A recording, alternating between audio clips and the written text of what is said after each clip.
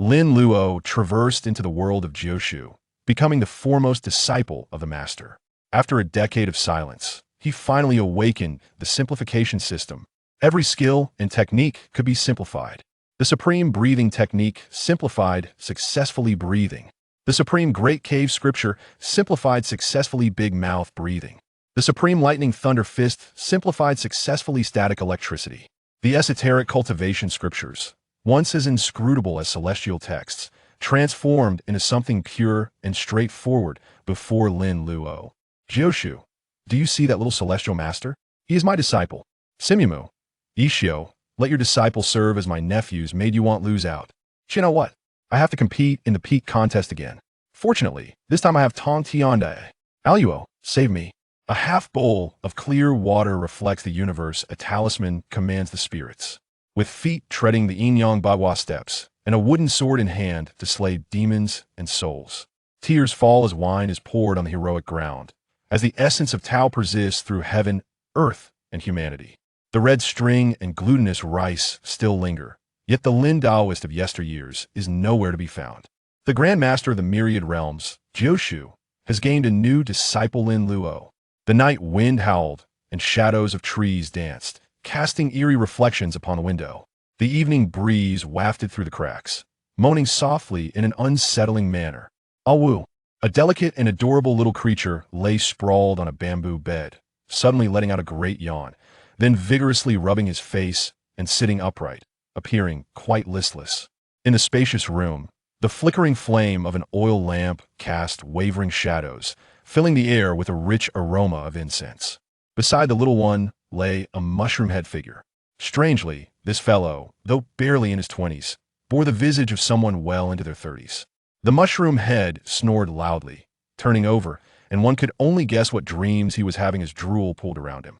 Such a deep sleeper. Who will watch the mortuary if you don't? With so many older brothers lying around, it was absurd that this fellow slept so soundly.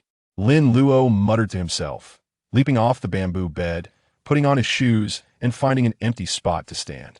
At your age, how can you sleep so soundly? Dear uncles, aunts, brothers, and sisters, your little brother is feeling bored and intends to stretch his limbs here. If anyone finds it noisy, please bear with me for a moment. His clear and languid voice echoed through the mortuary. After waiting for 2 seconds without any dissenting voices, Lin Luo nodded in satisfaction and began to move.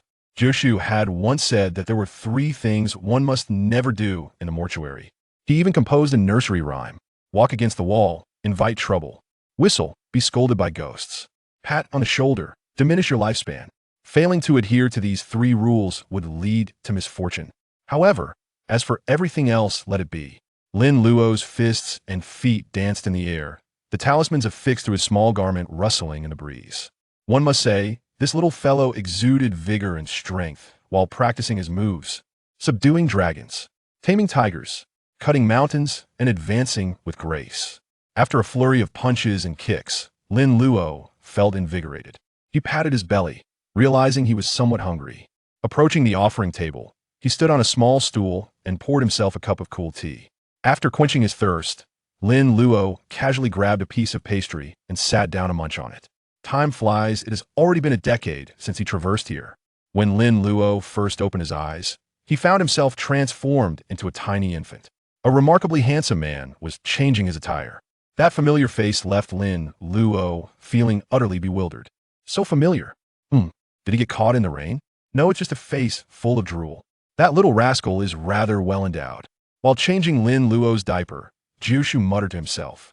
Later, Jiu recounted that Lin Luo's parents had perished at the hands of bandits, and he happened upon Lin Luo in the grass, rescuing him. At that time, Jiu was still young, having just descended from Maoshan to experience the world. From then on, the little one became Lin Jiu's disciple, with Jiu naming him Lin Luo. In the initial years, Jiu led a nomadic life, and Lin Luo followed him everywhere. Jiu dined at various homes, while Lin Luo feasted on the offerings. He was nearly sick of it. In recent years, Jiu finally secured stable employment, overseeing the mortuary in Rinjia town, and even took on 2 more disciples. One was the mushroom-head Wenkai, who slept soundly after a meal, appearing like a small bitter melon despite his youth. The other was Qiuxing, robust and strong, learning martial arts from Jiu, often helping his aunt at her shop in town. Lin Luo adored seeking him out to play, especially when he accompanied him to help at his aunt's shop. His small stature and adorable demeanor won the hearts of his aunt and customers alike. With his sweet words flowing freely, he charmed the customers to part with their money willingly. As a result, his pocket money far surpassed Kaixing's, making Qiuxin question whether Lin Luo was indeed his cousin. Having finished one pastry, Lin Luo took another sip of cool tea, resting his chin on one hand. In the dead of night, the mortuary was eerily quiet, save for Wen Kei's incessant snoring. Having been here for several years, Lin Luo, despite being by Jaishu's side, was still too young and had merely been honing the fundamentals without delving into the arts of Taoism. Jiu mentioned that Lord Ren of Rinjia Town had invited him for foreign tea. Wouldn't that mean Ren's father would soon appear? Recalling the Ren old man from the films, Jiu had expended great effort to eliminate him. Having lived in this world for a decade, Lin Luo understood that the portrayal in films was merely the tip of the iceberg. The depths of this world were profound indeed. My little arms and legs aren't even enough to fill the gaps of a zombie's teeth. Lin Luo gazed at his small hands. Though they were not large, they bore the calluses of hard work. Sigh.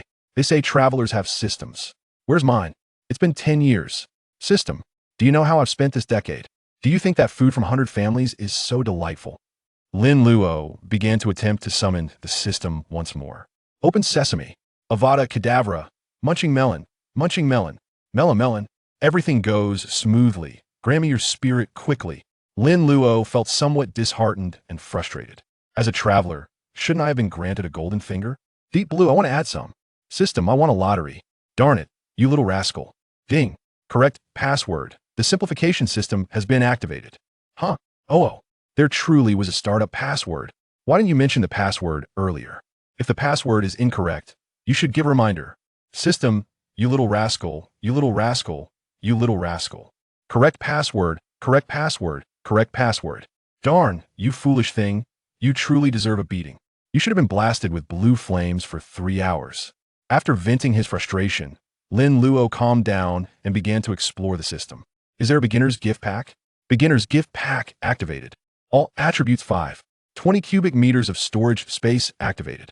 This 20 cubic meter space, a mobile backpack, was the coveted artifact that every dreamer yearned for. How convenient it would be for visiting the gold shop. And this all attribute 5 must also be an extraordinary boon. The body is the foundation, the essence. Cultivating the foundation is a process of forging strength. Thus, enhancing bodily attributes is immensely crucial. The higher the foundational attributes, the stronger the future power. He had been diligently honing his body with Jiu for these years, so he understood this well. Though the system came late, good things are worth the wait. System, tell me, what are your capabilities? The host can simplify cultivation through the simplification system. Simplification points, 100. 3 large black question marks slowly materialized above Lin Luo's head. Simplifying cultivation, Lin Luo pondered as he rummaged through the cabinet and unearthed a copy of the Shangqing de Dongjinjing. Detected remnants of Shangqing de Dongjinjing. True qi flows down to the dark passage, subduing spirits and sealing the source of death. The jade scripture illuminates the myriad deities, ensuring my true life endures. The 7 ancestors transcend the fetal realm, refining the 100 spirits into a singular essence. 5,000 simplification points required insufficient points. Guanlin, what on earth is this lack of simplification points? How does one acquire these simplification points? They can be obtained from extraordinary beings. Resigned, Lin Luo retrieved another book, Shangqing Tanishu. This served as the foundational text for the Shangqing de Dongjinjing. Detected Shangqing Tanishu. Conserve energy, cultivate spirit with spirit complete and energy ample. Refine essence into energy. 100 simplification points required. Shall simplification proceed? Simplify. Simplification successful. Shangqing Tana Shu simplified to breathing. Hiss. Translated, it means that simply breathing can enhance one's strength. The Shangqing Tana Shu is the most fundamental yet crucial method of breath cultivation in Maoshan. Upon mastering it, one becomes light and robust, increases strength, refines essence into energy, and extracts true qi. Whether practicing martial arts or pursuing the Tao, this method is universally applicable. Uncle Jiu once stated that once one enters the foundation of the Tongtian Talismans, further cultivation of the Tongtian Talismans becomes possible.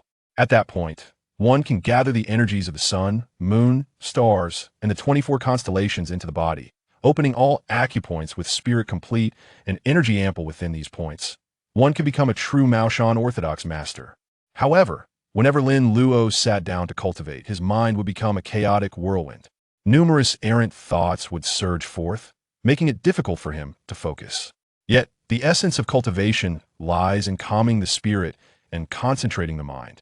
Thus, despite 2 to 3 years of practice, Lin Luo had yet to make significant progress in cultivation, though he had achieved modest results in martial arts training under Uncle Jiu's guidance. He was strong and agile, akin to a young leopard. With his talent, he could best 100 opponents. At that moment, Lin Luo attempted to take a deep breath and suddenly found himself entering a state of cultivation. His mind cleared, and his body felt weightless, as a gentle current of energy flowed within him. No specific posture was required, nor was there a need to empty his mind simply by inhaling and exhaling. Cultivation commenced. As long as he could breathe, he could cultivate. Given that he breathed 24 hours a day, at every moment, wasn't he perpetually cultivating? This was sheer ecstasy. Chapter 002, Uncle Four Eyes' Gift Cock-a-doodle-doo. The golden rooster announced the dawn, as sunlight pierced the clouds, showering the earth. Lin Luo opened his eyes, springing up with a nimble leap, feeling an unprecedented sense of ease and invigoration. Lin Luo's fair face was rosy and radiant, and he stretched languidly, awakening from his slumber. Every bone in his body tingled with a delightful, numbing comfort. Ugh! When Kai, who had slept like a log, finally stirred, his eyes still closed. He stretched his arms wide, his body suddenly tensing. Then, his right leg began to twitch stiffly, his whole body trembling on the bamboo bed, emitting strange sounds, reminiscent of the straining noises made while squatting in an outhouse. Lin Luo pinched Wen Kai's nose in disgust. Stop groaning. Wash up and hurry to prepare breakfast, or master will scold you again. Interrupted in his ritual, Wen Kai abruptly opened his eyes, glanced at the sky outside the window, and his face fell. Oh no. I'm late again. Senior brother, why didn't you wake me earlier? Wen Kai lamented. As soon as he spoke, the door to the room was pushed open. Uncle Nine, clad in a white undergarment, entered with his hands clasped behind his back. The sounds in the room ceased abruptly. Uncle Nine glanced at his 2 lazy disciples still in bed and said sternly, Wen Kai, what are you still doing in bed? Go offer incense to the ancestral master. Yes, sir. Wen Kai replied obediently, leaping off the bamboo bed, putting on his shoes, and scurrying out of the room. Common people offer incense on the 1st and 15th of the lunar month, but Taoist disciples offer incense during morning and evening rituals. There's an old saying, one who does not burn incense in ordinary times will clutch at Buddha's feet in times of emergency. If you're usually flippant and don't take the ancestral master seriously, and then seek his help in times of danger, demons and monsters will not only kill you, but the ancestral master will also want to get rid of you. Good morning, master. You look even more handsome today. Lin Luo winked and greeted Uncle Nine playfully. Wait. Uncle Nine raised an eyebrow, strode to the bamboo bed, grabbed Lin Luo's arm, and examined him intently. Lin Luo felt a warm current surge up his wrist. Uncle Nine's brow lifted with delight, and he released Lin Luo's arm, saying, You brat, you've mastered the Upper QIng Breathing Technique. Lin Luo nodded and chuckled, saying, Yes, master. I didn't expect to master it after waking up. Uncle Nine's mouth twitched. Is that humanly possible? Many people spend their entire lives without being able to enter the gate. And you master it after waking up. Aren't you asking for a beating? Uncle Nine composed himself and began to admonish him. Although you've entered the gate, don't be arrogant. The path is long and arduous. This is just the beginning. You must cultivate diligently in the future, understand? Don't worry, master. I'll definitely work hard in the future. Lin Luo nodded emphatically, speaking earnestly. He would strive hard without Uncle Nine's prompting. He wasn't like Qiu Sheng and Wen Kai, who had a good teacher but didn't work hard, muddling through life and always dragging Uncle Nine down whenever there was trouble. Your life is your own. If you don't care about it, do you expect to rely on others when danger strikes? Well, master knows you're the best. Go wash up. And remember to offer incense to the ancestral master. Uncle Nine said with rare gentleness, patting Lin Luo's head lightly. Got it, master. Lin Luo skillfully played cute and got out of bed. Only then did Lin Luo realize that his body seemed to have grown bigger. The shoes on his feet were too small. This must be the effect of the 5 to all attributes. Master, my clothes and shoes have shrunk, Lin Luo said, fiddling with his clothes. Seeing that Lin Luo's clothes and shoes didn't fit, Uncle Nine was surprised. This kid is growing so fast. The clothes only lasted a year before they became too small. After breakfast, Master will take you to buy clothes. Lin Luo made a heart with one hand, feeling delighted. Love you, Master. Disciple Lin Luo greets the ancestral master. Before the statue of the ancestral master, Lin Luo, wearing ill-fitting clothes, held incense in both hands. His expression full of respect. Although the heavenly court was not manifest in this world, the underworld was very real. Not to mention, Uncle Nine's master, who was also Lin Luo's grandmaster, was currently serving in the underworld. So, offering incense to the ancestral master could not be done carelessly. Otherwise, when the grandmaster came up to visit, there would definitely be trouble. Lin Luo piously offered incense, then got up and went into the house with Uncle Nine to eat. On the table were a plate of fried peanuts, a dish of pickled radishes, and fermented bean curd. All were simple foods that were easy to prepare. When Kai carried a pot of white porridge into the house, and seeing that Uncle Nine and Lin Luo were already seated, he hastened his steps and placed the porridge on the table. Master, the porridge is ready. Well, eat quickly. After breakfast, we'll go to town. Uncle Nine instructed. Ring, ring. Ring. As soon as Uncle Nine spoke, a crisp ringing sound suddenly came from outside the door, breaking the morning's tranquility. Uncle Nine glanced towards the door and then smiled faintly. Luo, go open the door. Your fourth uncle has arrived. When Kai, go prepare another set of bowls and chopsticks. Yes, sir. The two responded. Lin Luo got up to open the door. And when Kai went to get the bowls and chopsticks, Taoist Four Eyes was Uncle Nine's junior brother. He wasn't very old, in his early 30s, wearing a pair of nearsighted glasses and seemed stern, but he was actually a very humorous person.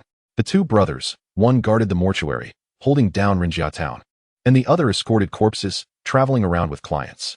However, compared to guarding the mortuary, escorting corpses earned much more money, but they were equally stingy. The clothes worn by Taoist Four Eyes' disciple, Jia Lu, were all discarded by Taoist Four Eyes long ago.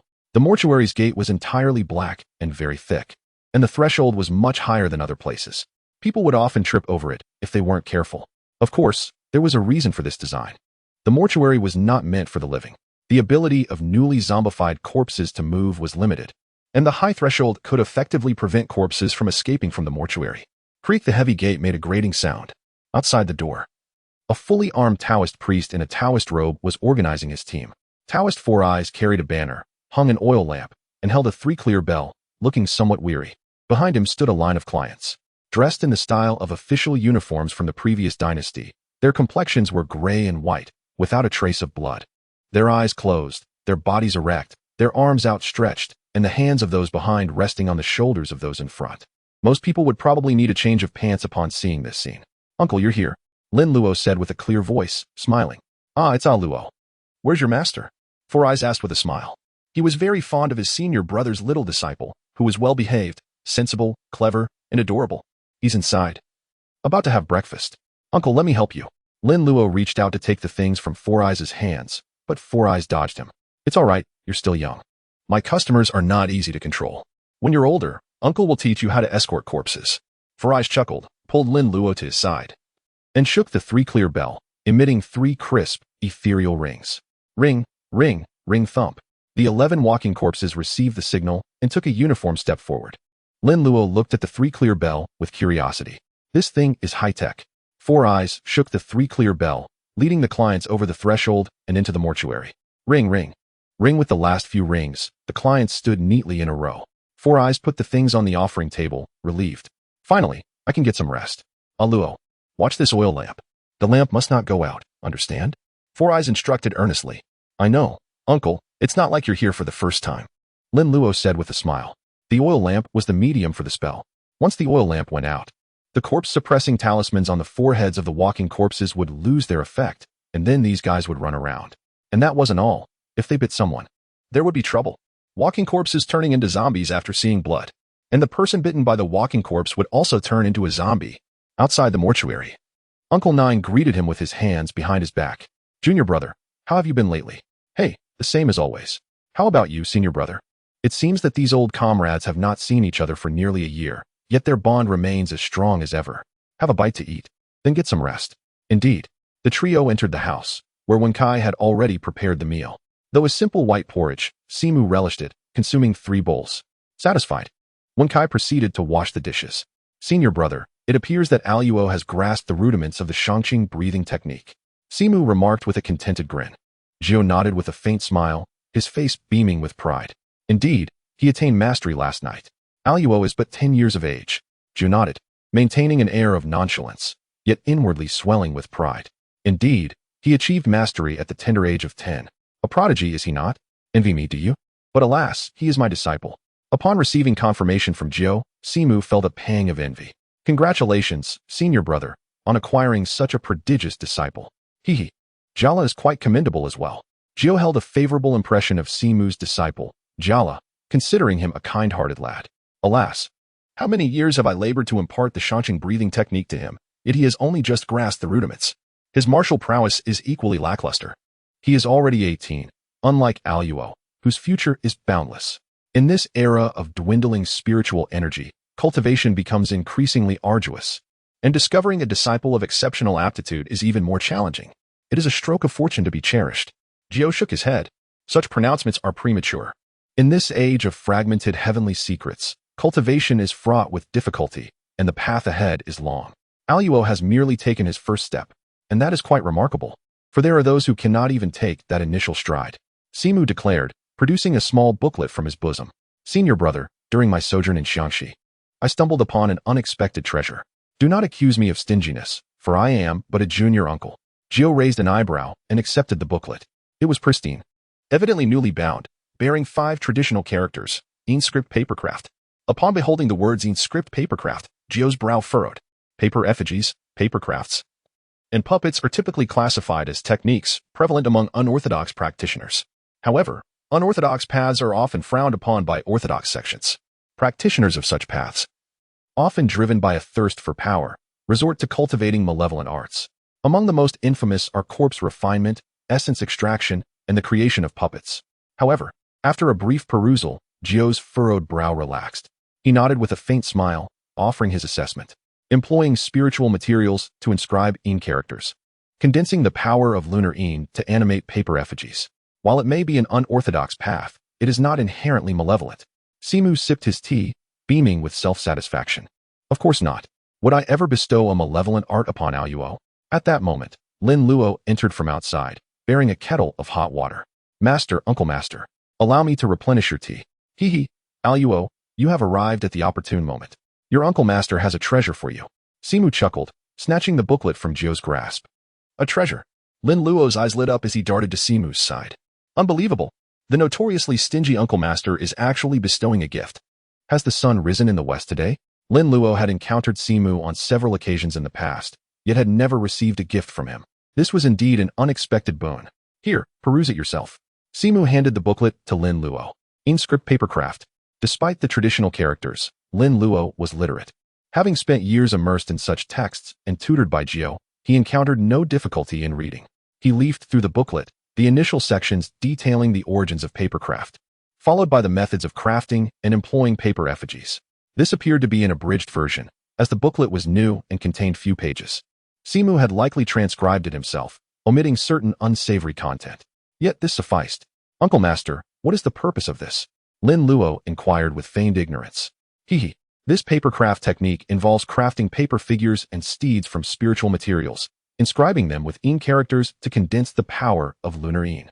By channeling this power, you can acquire a paper puppet under your complete control. This paper puppet can protect you from formidable foes in times of peril, ensuring your safety.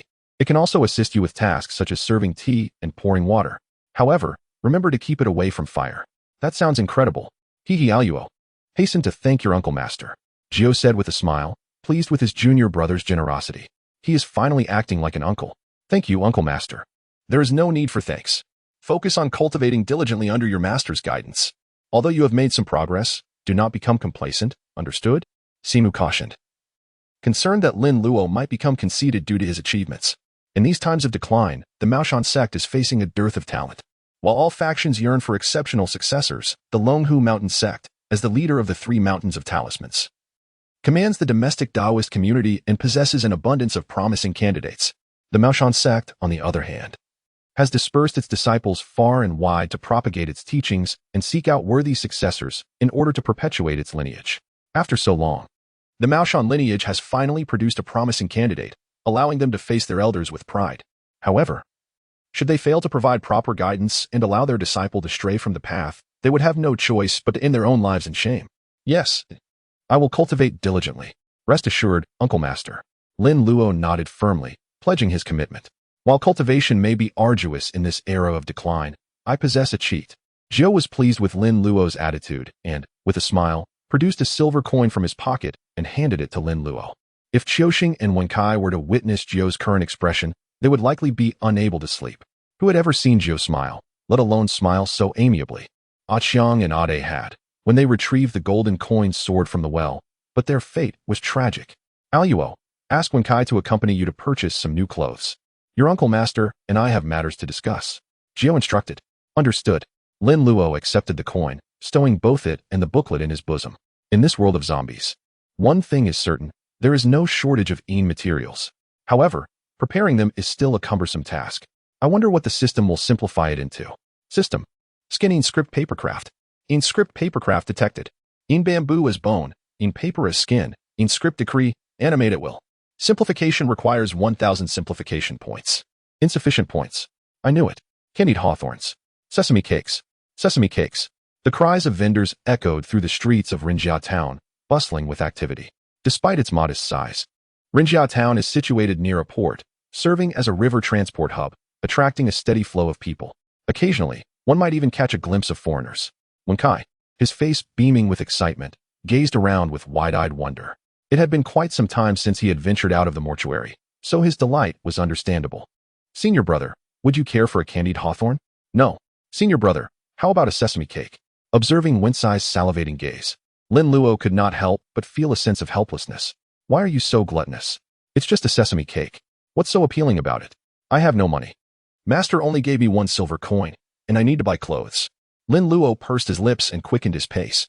The mortuary does not earn money easily, and expenses are high. Naturally, Jiu is frugal when it comes to his disciples' needs. However, he has never been stingy with my food and clothing. So stingy. Wenkai muttered under his breath, careful not to voice his thoughts aloud. If Lin Luo were to report him to Jiu, he would surely face dire consequences. Senior brother. Wait for me. Rinjia town was as lively as ever, except for one thing. There were too few attractive young women. Lin Luo had been searching all along, but had yet to find one that pleased his eyes. How I missed Douyin, with its beautiful young ladies showcasing their talents in singing, playing instruments, and various other skills. Lin Luo suddenly halted in his tracks. The crowd in front of him dispersed, revealing a young, beautiful, and fashionably dressed girl standing before a stall, conversing with the stall owner with a beaming smile. The young girl, adorned in a delicate pink dress, her hands gloved, held a purse in one hand and an umbrella in the other. The pearl necklace around her neck was perfectly positioned, exuding an air of affluence and generosity. Lin Luo instantly recognized her. In the town of Rinjia, such beauty and wealth could only belong to Rintingting. She had recently returned from the provincial capital, where she had been sent by her family to pursue her studies. Wenkai, upon catching sight of Rintingting, was utterly captivated, his mouth agape, his small eyes widening in astonishment. Really? Have you never seen a woman before? Drooling like that is truly embarrassing. Lin Luo shot him a disapproving glance and took a few steps away, feeling humiliated to be associated with him. Brother, you're still young. You don't understand that everyone has an appreciation for beauty, especially when such a stunning girl is so rare in Rinjia town. Wenkai chuckled, foolishly fantasizing about her becoming his wife. Despite the Rin family's decline in fortune, Rin Tingting remained an epitome of beauty, a true white, rich, and beautiful figure in the town. Wenkai's aspirations were nothing more than a frog dreaming of eating swan meat. Suddenly, Wenkai exclaimed in excitement, and Lin Luo could clearly hear the sound of him swallowing. Pathetic, he thought. Just then, he looked up to see Rin Tingting approaching after making her purchases. Upon noticing Wenkai, her lovely eyes hardened, revealing her disdain. Wenkai, oblivious to the situation, shamelessly cast a flirtatious glance in her direction. Is this guy really my junior disciple? What a disgrace! Lin Luo thought, unable to endure any longer. With a swift motion, he kicked Wenkai. Wenkai yelped as he was sent flying. Bystanders on the street, witnessing the commotion, stepped back in fear of being caught in the fray. Their curiosity piqued as they observed the spectacle.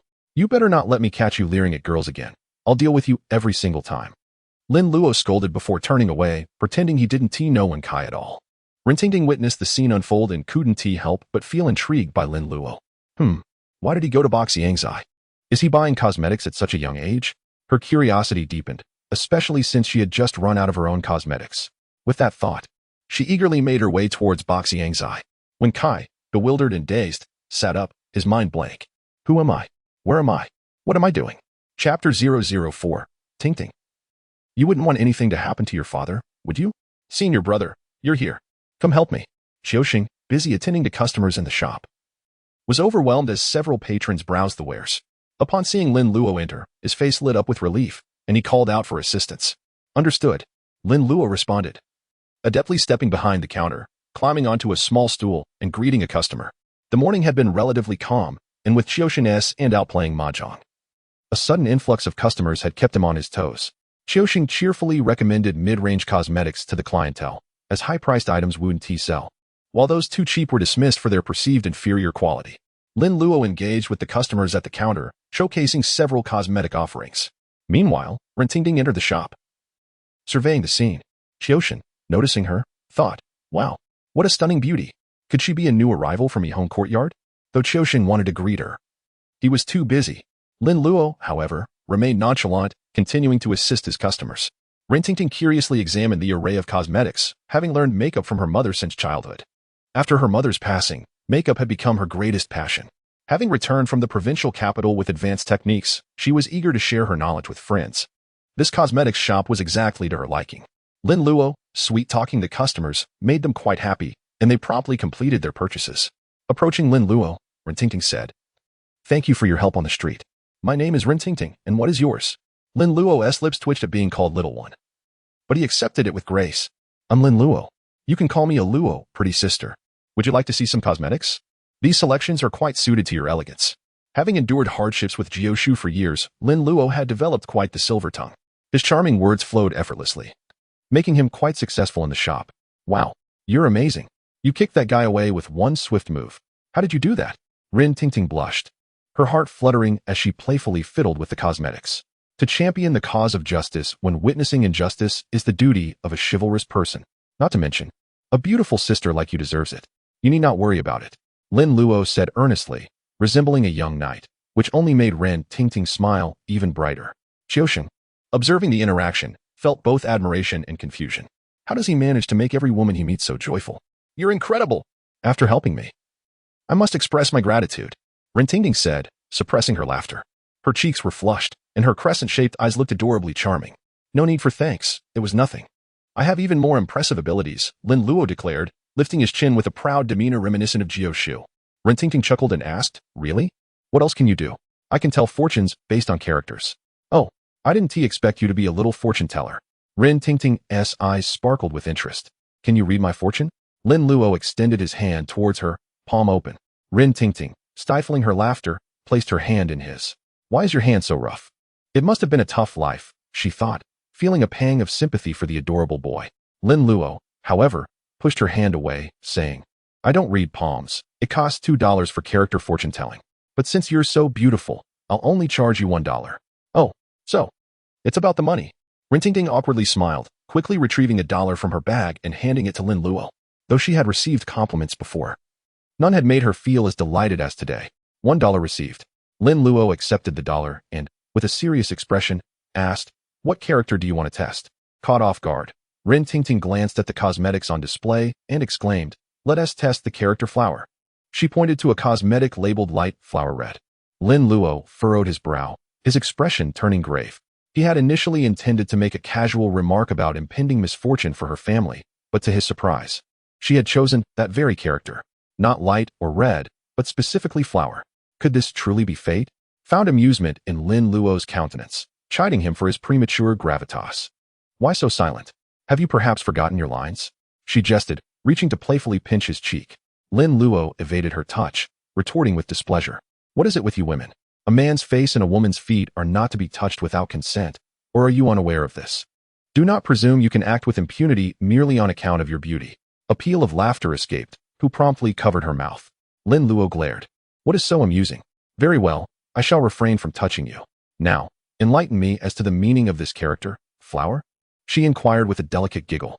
Lin Luo leaned against the counter, his young face drawing close to hers, his expression one of grave seriousness.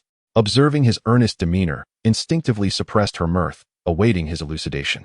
Though the character may signify a profusion of blossoms, a closer examination reveals a more troubling aspect. It is composed of the radical for grass above, a person below, and a dagger beside. Crucially, the character is rendered in small, red script, which portends great misfortune. While red is often associated with festivity, the presence of the dagger imbues it with the hue of blood. It suggests a villain concealed within the foliage, brandishing a bloodied blade. And as you point towards it, it implies that your family, not you, shall be the victim. Miss, I foresee an imminent calamity of bloodshed befalling your household.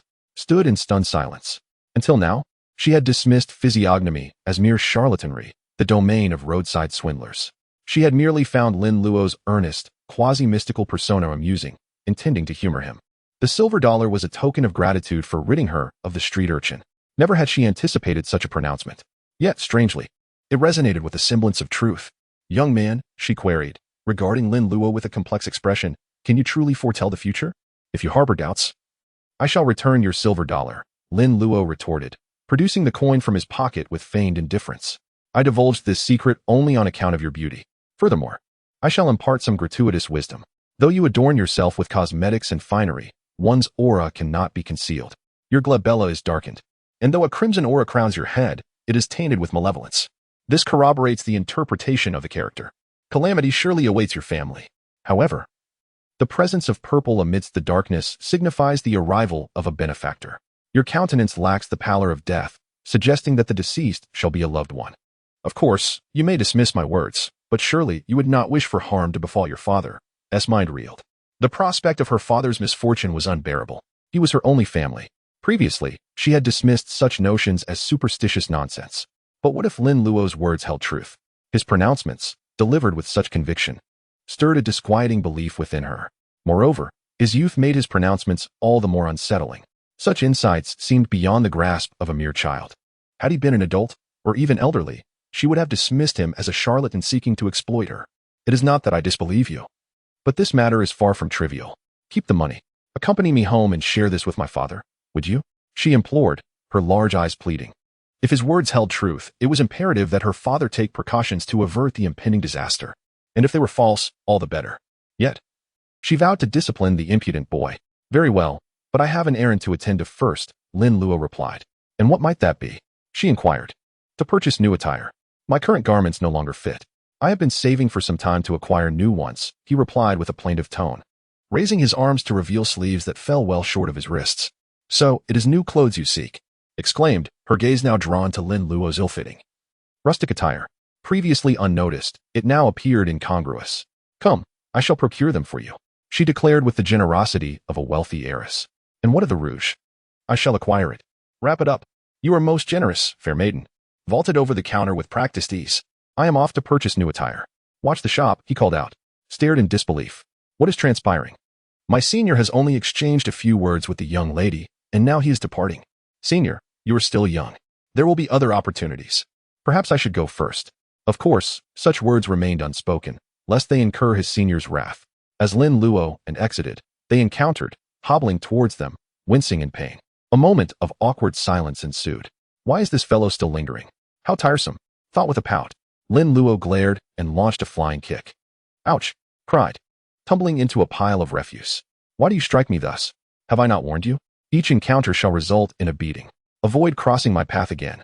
Forgive your senior. One must use bait to lure the fish. I am merely sacrificing a pawn for a greater gain. When I achieve success, I shall not forget you. He harbored no ill intentions, merely a desire to escape the hardships he had endured with. I am famished. Oh, you are so valiant, exclaimed, clapping her hands in admiration. It is nothing. I could defeat 100 like him. Enough talk. Let us purchase new attire, Lin Luo replied, tugging self-consciously at his ill-fitting clothes. The recent surge in his physical attributes had rendered his garments increasingly restrictive. He would need to purchase larger sizes. Very well. Let us proceed, replied, taking Lin Luo's hand and leading him towards a nearby tailor's shop. Though small, boasted a commercial street where shops catering to various needs were clustered. As Lin Luo departed, dejectedly picked himself up. His garments bore the imprint of small feet and were soiled from his falls. He felt no pain, for Lin Luo had employed skillful force, yet his appearance was disheveled. Senior, I never suspected such behavior. How egregious. I am your brother, your dearest friend. To kick me is one thing, but to withhold even half of the silver dollar our master bestowed upon me," lamented as he entered. The shop was deserted. Leaned against the counter, gazing absently towards the brothel across the street. Approached the counter and tapped it. "What are you staring at? The shop could be robbed for all you know." "Humph.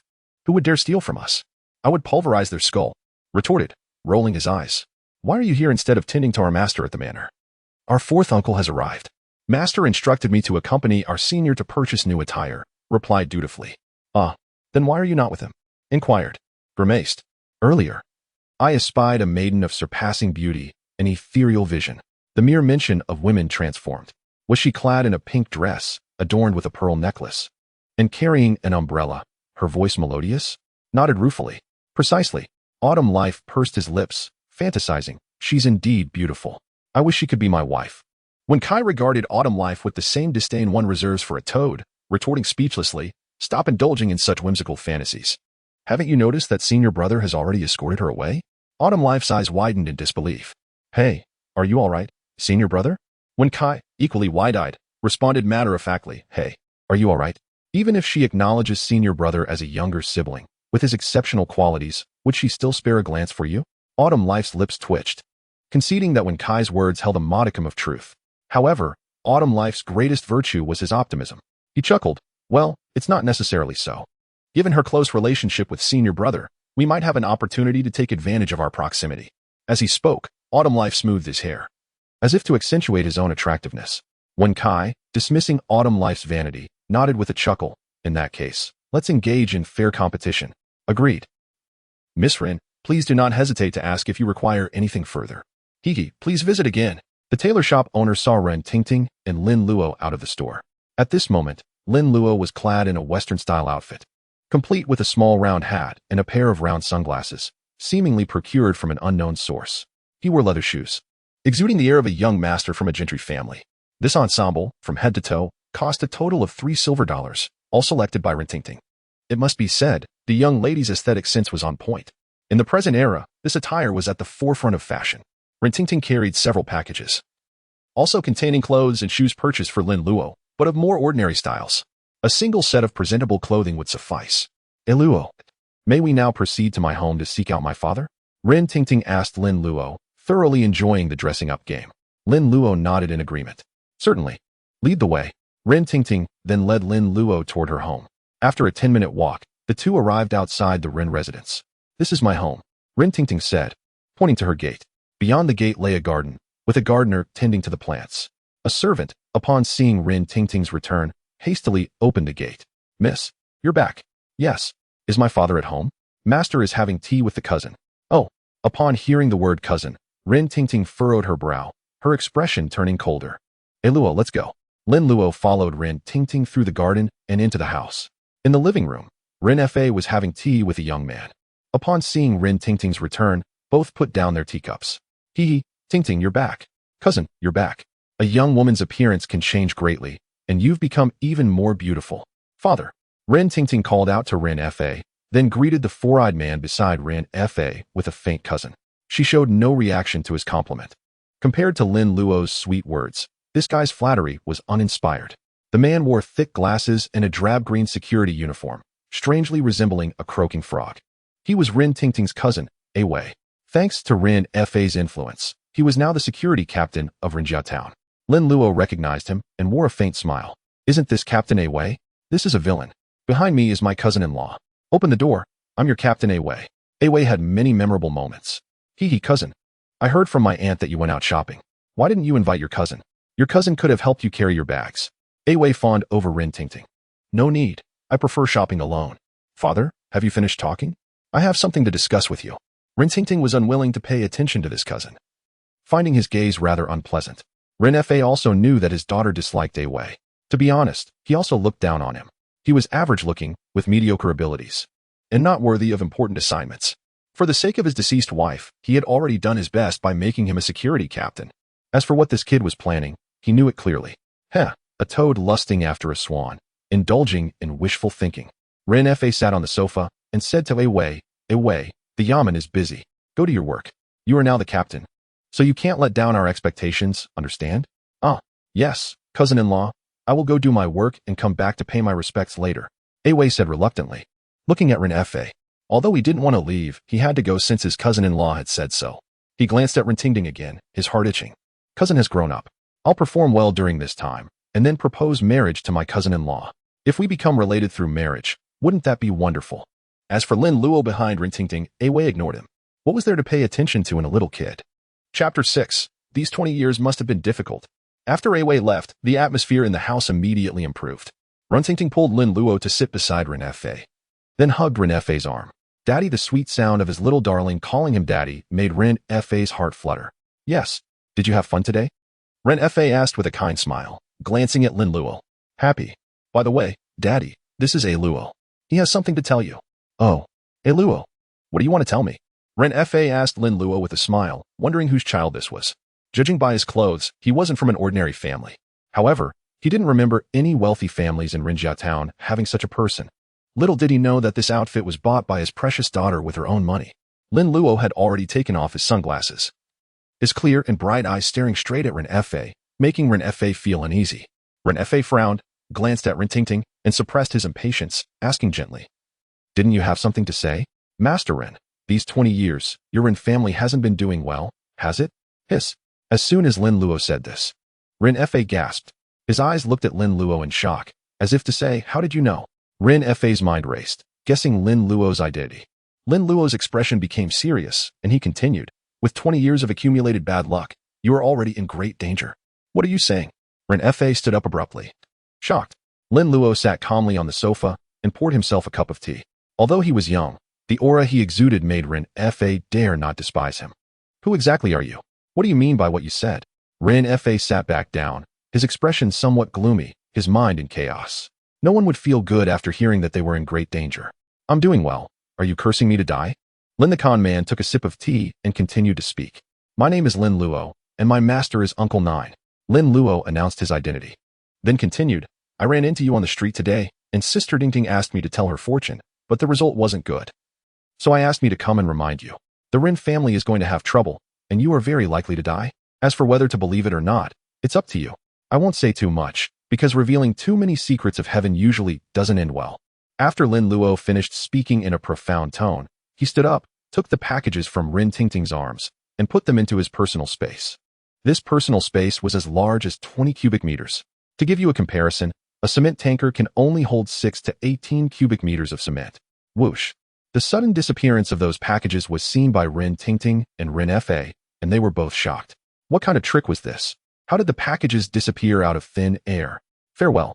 Lin Luo put his little hands behind his back and walked out, moving quickly, disappearing in a moment. Revealing the secrets of heaven would be punished by the heavens, but he hadn't really told fortunes, he just knew the plot of the movie. The celestial mandate did not decree divine retribution for spoilers. After Lin Luo departed, Ren Fa regained his composure, his brow furrowed, his expression fluctuating between gloom and brightness. Finally, he turned slowly towards Ren Tingting.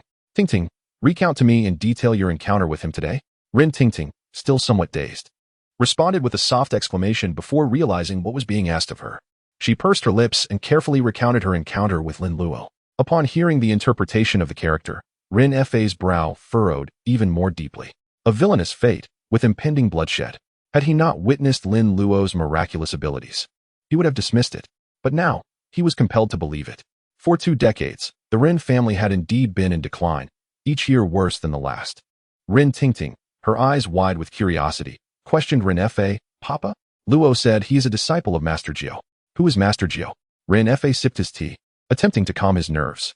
Hearing his daughter inquire about Master Jiu, he replied, Master Jiu is the master we hired to oversee the mortuary in our town. He is a Taoist priest from the Maoshan sect. Your father even intends to engage him to conduct your grandfather's reburial. Reburial. A spark ignited in Ren Fa's mind, as if he had been awakened. Indeed. Reburial. What? Ren Tingting, puzzled by her father's sudden reaction, inquired, How is this related to grandfather's reburial? Your grandfather has been buried for 20 years. Over these 2 decades, our Ren family's business has steadily declined. Luo mentioned earlier that 20 years of accumulated misfortune have brought me to the brink of calamity. Does this not align? Ren Fa's eyes gleamed brightly, as if he had grasped the crucial point. The calamity he speaks of must be related to your grandfather's grave. It must be so. Papa, what shall we do next? Will something untoward occur? Rin Tingting inquired with concern, gazing at Rin Fa. Lin Luo had stated that she would be unharmed, but her father would suffer a bloody tribulation. Rest assured, I have arranged to meet Master Jiu for coffee tomorrow. I shall seek his guidance on the matter. All will be well. Ren Fa reassured Rin Tingting with a smile. Only then did Rin Tingting feel somewhat relieved, nodding her head in agreement. Master, we have returned. The tranquil mortuary once again resounded with activity. Lin Luo, Qiuxing, and Wenkai entered from outside, laden with packages.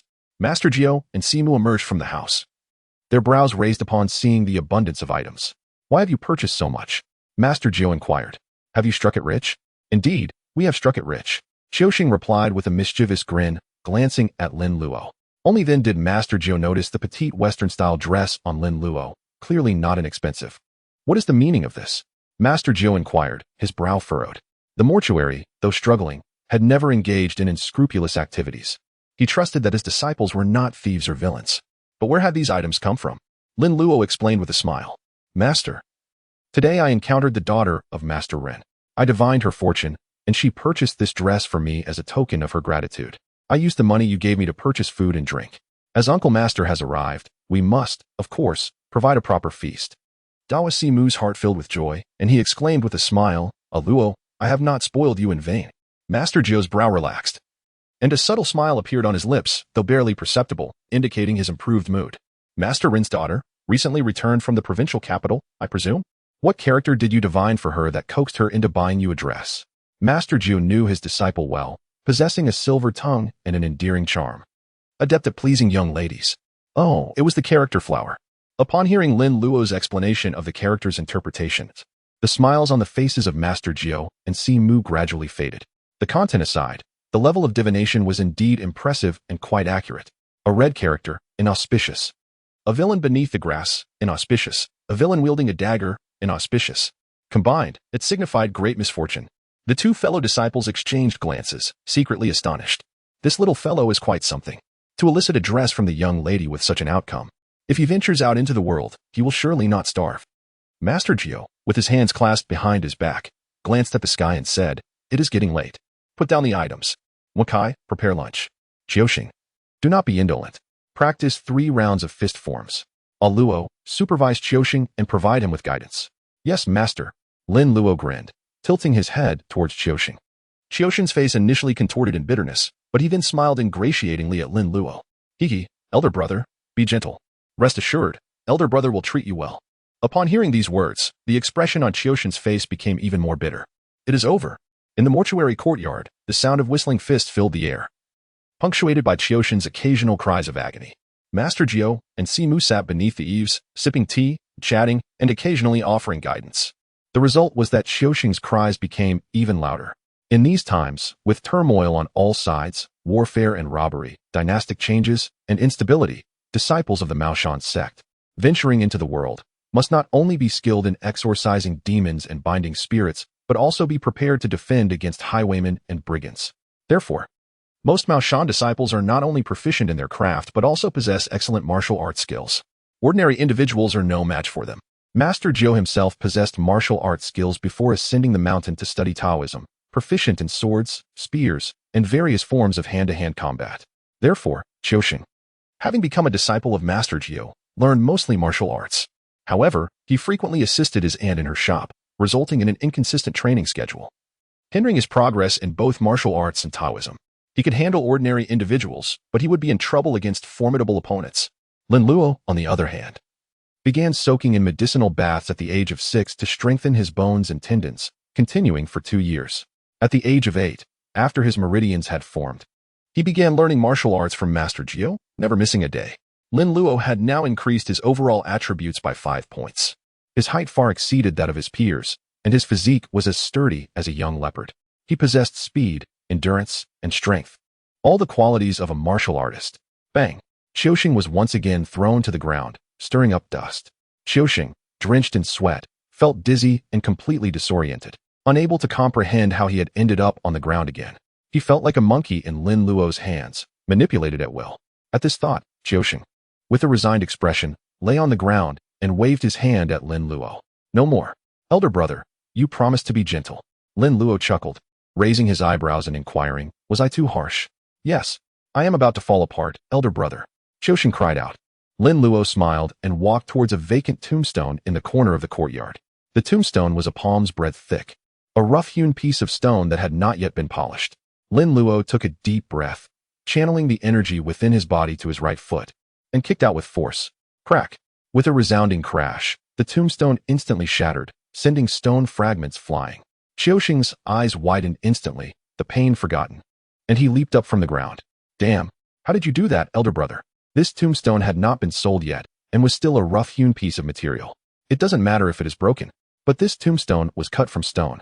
If a kick can shatter stone, what would happen if it landed on a person? Lin Luo turned around, raised his eyebrows at Qian with a smug grin, and asked, How about it? Could you withstand this kick? Qian, his mouth agape, shook his head, looking at the fragments of stone on the ground. No way. If that kick landed on me, what could I use to block it? However, the next moment, Master Jiu's exasperated voice echoed in the courtyard. You little rascal. Are you itching for a beating? If you have nowhere to expend your energy, go chop stones for me. Simu covered his mouth, stifling a laugh. This tombstone could be sold for $1. This little rascal, he doesn't know the value of things. Haha, the weather is truly pleasant today. Qian, clean this up. I will go help Kai prepare dinner. Lin Luo transformed into a wisp of smoke, giggling. Qian looked at the clouds in the sky, gave Master Jiu an awkward smile, and then hurriedly began to clean up. Can't afford to offend. Can't afford to offend. Master Jiu huffed and puffed, scolding the little scoundrel a few more times, before returning to his seat, picking up his teacup, and draining it in one gulp. The amiable Sammo Hung beamed at Master Gao, congratulating him. My brother. Felicitations on acquiring such an extraordinary disciple. Extraordinary? He's merely a scoundrel, conceited with the slightest progress. Despite his words, a hint of pride graced Master Gao's countenance, a true display of subtle arrogance. Ordinarily, upon mastering the initial stages of the Tongtian breathing technique, one would experience a sensation of qi within.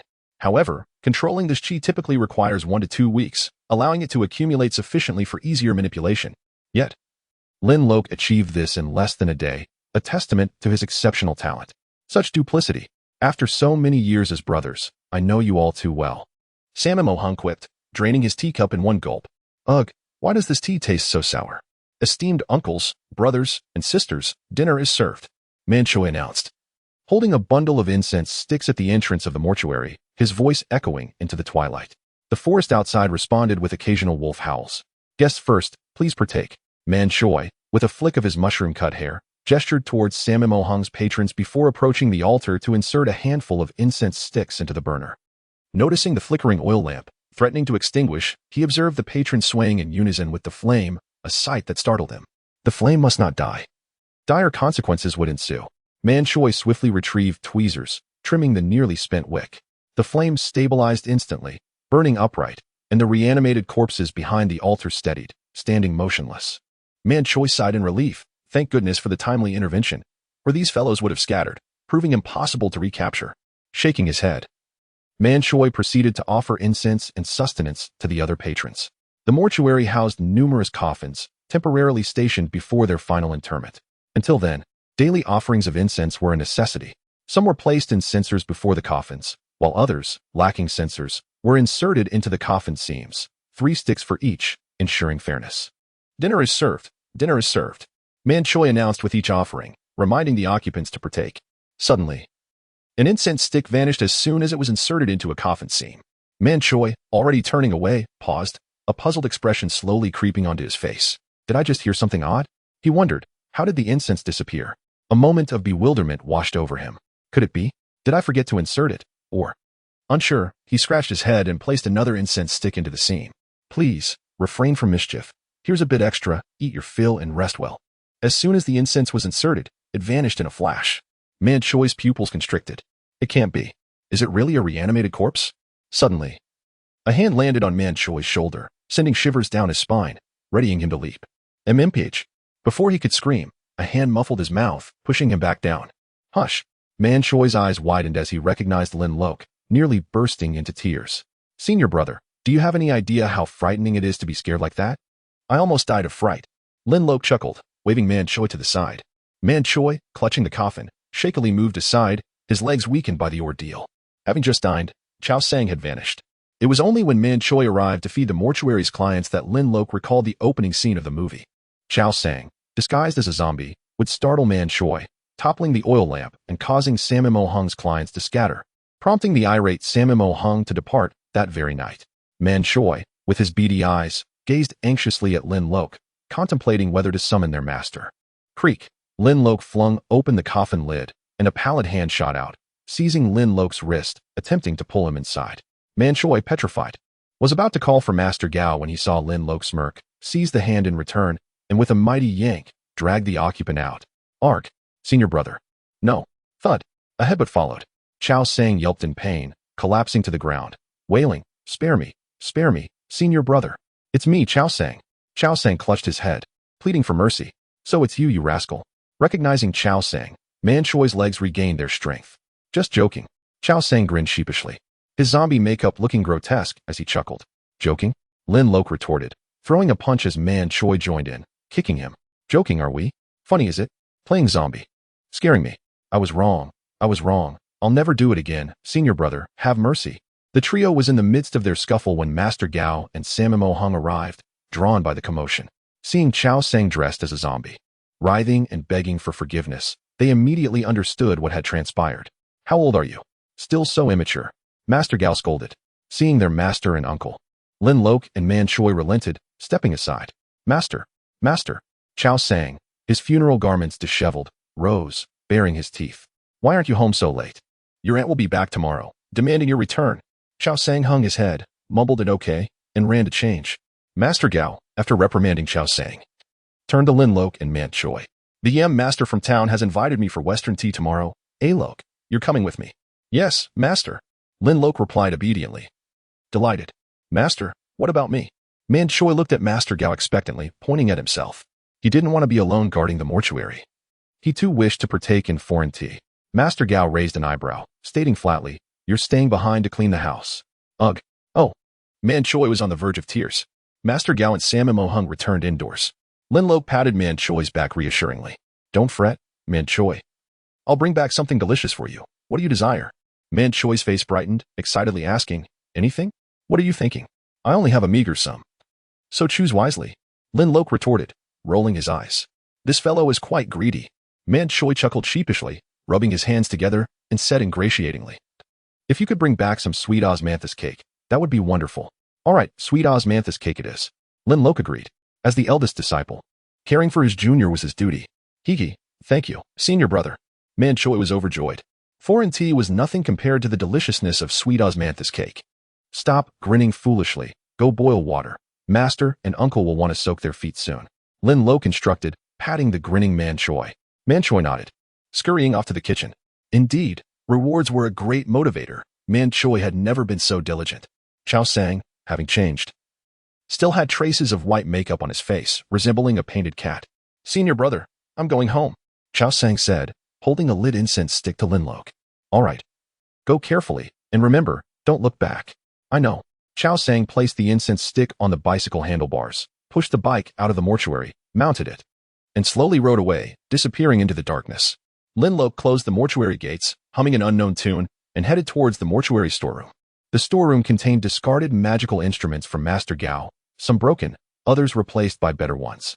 While the efficacy may not rival that of Master Nine's current methods, it suffices for Lin Luo's purposes. He intends to replenish his pocket dimension, ensuring preparedness for unforeseen circumstances. Chapter 8. My lord, I am yours henceforth. The night was still.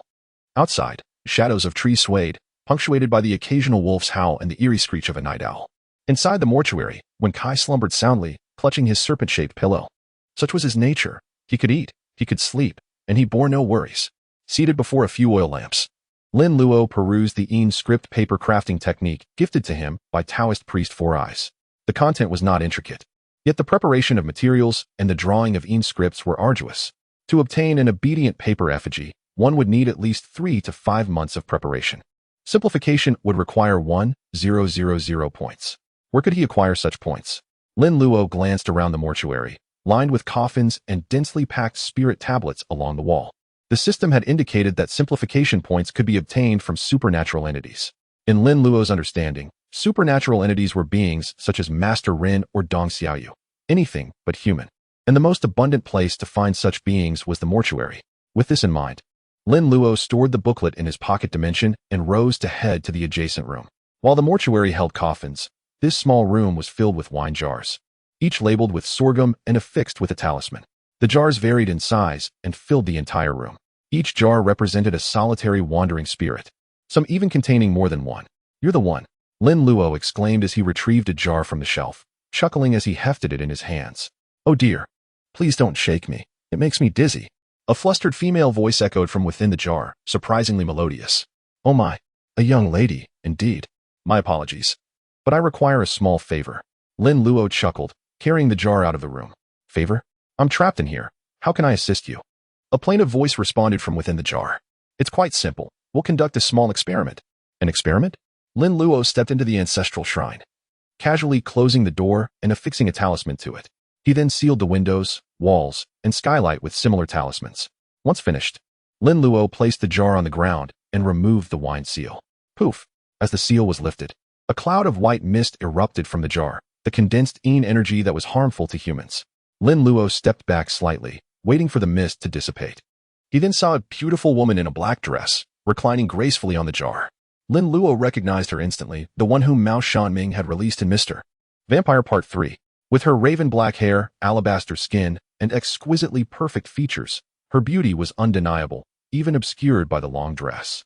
Her captivating side profile widened Lin Luo's eyes in admiration. "Wow, how beautiful." Dong Xiaoyu paled in comparison. It was a pity for her to be a ghost. She ought to have been a fairy. "My lord, thank you for freeing me. I am yours henceforth." The female ghost raised her eyes slightly. Her gaze as captivating as a painting, her demeanor as graceful as an orchid. Her moist eyes, filled with gratitude, met Lin Luo's, her voice ethereal and gentle, her presence otherworldly, like a celestial being untouched by earthly concerns. "Haha, very well. Since you are mine, I happen to need your assistance. You wouldn't refuse, would you?" Lin Luo chuckled, producing a 3 purities bell as if by magic. "Oh." The female ghost's expression shifted dramatically. "My lord, no, please don't." Ring-a-ling. "Ah." The female ghost covered her ears, her voice a piercing shriek. Simplification points 3. Huh? It works. Lin Luo's eyes gleamed, but he ceased ringing the bell. "Let me ask you something. If you're in the jar, will ringing the bell affect you?" Lin Luo inquired. The female ghost's captivating eyes welled with tears as she shook her head, her voice soft and tremulous. "I don't know." "Then go inside and find out." "Ah." The female ghost's eyes widened in surprise. How could this young man be so wicked? "What? Be obedient. It will be over quickly," Lin Luo coaxed. "Oh." The female ghost responded meekly, furtively assessing her surroundings. Her hopes quickly faded. The doors, windows, and walls were all sealed with talismans, and, most terrifyingly, a golden statue of a deity stood in the room. If she harbored any untoward thoughts, she feared she would perish without knowing how. The female ghost recoiled, wisely retreating into the jar. Lin Luo replaced the wine seal, affixing 2 more talismans to it, and then tapped the jar. "Can you hear me?" "My lord." "I can hear you. Can you come out?" "With the talismans, I cannot." Ring-a-ling. "Ah." Simplification points 3. It works. Lin Luo's eyes sparkled as a bold idea took shape. Swish. Lin Luo stored the wine jar in his pocket dimension and strode out of the shrine. Passing through the mortuary, Lin Luo returned to the small room, offering an apologetic bow to the wine jars. His face was etched with distress. "Esteemed elders, I have no other recourse but to resort to this expedient. Once I pass this novice stage, I will burn incense in your honor." With that, Lin Luo solemnly retrieved 4 3 purities bells from his pocket dimension, 2 in each hand. "My apologies." Ring-a-ling-a-ling. Ring-a-ling-a-ling. Heavens! What is that? Don't come near me. "Ah, stop it. Young sir, please." For a time, the room echoed with the cacophony of bells and the wails of ghosts.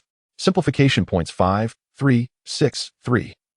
An hour later, Lin Luo, content with his gains, emerged from the small room. Simplification points 8,703, satisfying. Lin Luo had not anticipated that the 100-odd wine jars in the room could provide so many simplification points in just an hour. However, the longer the 3 purities bells were rung, the weaker the effect, and the slower the rate of simplification point accumulation. Nevertheless, Lin Luo was pleased.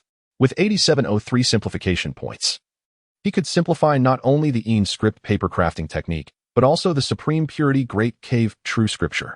Although the copy of the Supreme Purity Great Cave True Scripture in Lin Luo's possession was incomplete, it was the one Master 9 practiced. Something must have happened in the spiritual realm, as the lineages of various schools had been fragmented to varying degrees. The most well-preserved lineage was likely that of Dragon Tiger Mountain.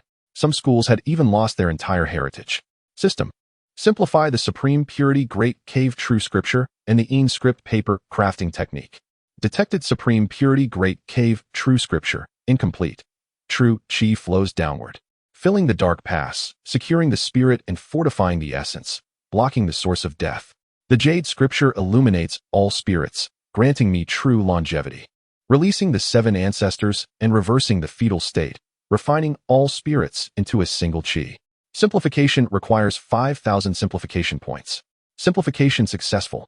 Supreme Purity Great Cave True Scripture. Incomplete. Simplified to deep breathing. Detected Script Paper Crafting Technique. Bamboo as bones. Paper as skin. Script decrees. Manipulation at will. Simplification requires 1,000 simplification points. Simplification successful. Script Paper Crafting Technique simplified to paper mache. The Supreme Purity Great Cave True Scripture, the foremost of the 3 Taoist marvels. Legend has it that one could attain immortality simply by reading it 10,000 times, without the need for golden elixir cultivation.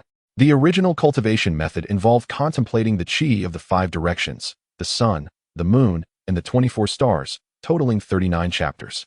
Each chapter involved contemplating a deity descending into a specific part of the cultivator's body, silently chanting invocations, invoking the deity's name, and beseeching their protection. However, the esoteric methods within the scripture could not be practiced without instruction, and even with guidance, cultivation required comprehension, which could be exceedingly difficult for those lacking talent.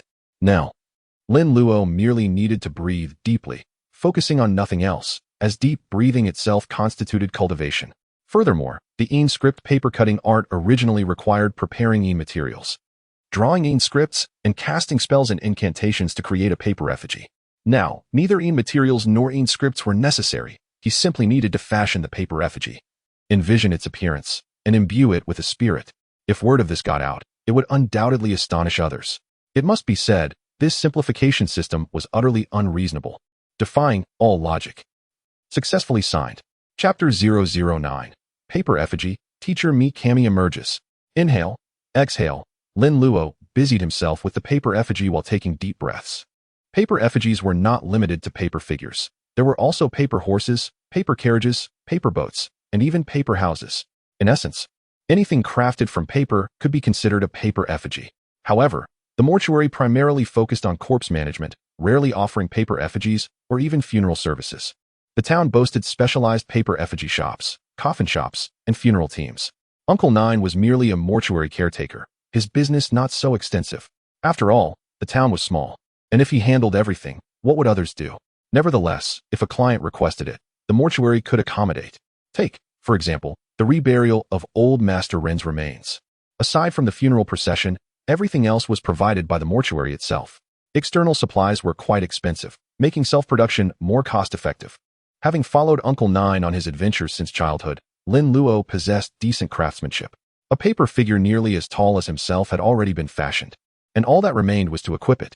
Paper swords, paper sabers, paper spears, paper bows, and paper armor. For his first attempt, he need not be overly meticulous. Simply sketching a rough outline and affixing it would suffice. Almost there, Lin Luo nodded contentedly, gazing at the paper figure he had created. Fully armed, the crucial step of imbuing it with a spirit by envisioning its appearance was next. Lin Luo pricked his finger, applying a drop of blood to the paper figure's eyes. Paper effigy, heed my will, teacher Mi Kami, manifest swiftly. Of course, the incantation was merely Lin Luo's jest. Imbuing with a spirit meant awakening the spirit. Paper figures typically lacked painted eyes. Before cremation, the owner's name would be affixed to the body, and holes would be poked into the eyes, allowing it to be used in the afterlife. However, Lin Luo's paper figure was intended for the service of the living, thus requiring the awakening of its eyes. Arise. In the next instant, the paper figure's body seemed to inflate, gradually expanding. The moonlight streaming through the window bathed the paper figure in a faint luminescence. Lin Luo watched intently, awaiting the outcome. After a moment, the luminescence faded, and the paper body became indistinguishable from a real person, save for its pallid complexion, which lent it an eerie appearance. A somewhat familiar, endearing face, clad in peculiar leather armor, with a saber and sword at its waist, a longbow slung across its back, and a spear in hand, resembled a fully armed female general.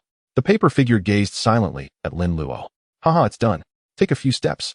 Lin Luo commanded the paper figure excitedly. The paper figure took 2 steps forward. Lin Luo's eyes gleamed with excitement. Crouch.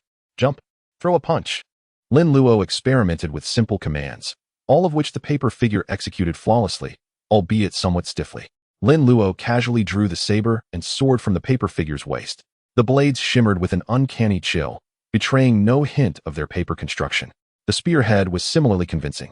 Swish. The blades were sheathed, and Lin Luo chuckled. Stowing teacher Mikami in his personal storage space. Gazing at the remaining materials, Lin Luo's eyes lit up once more. Which teacher shall I summon next? Oh, I've got it. It's you. Come forth, teacher Momo. The night swiftly passed. On the bamboo bed, Wen Kai slept soundly. When suddenly he felt as if he couldn't breathe. Ugh. Wen Kai opened his eyes wide, his terror vanishing instantly. Senior brother, you're teasing me again. Wen Kai lamented with a crestfallen expression.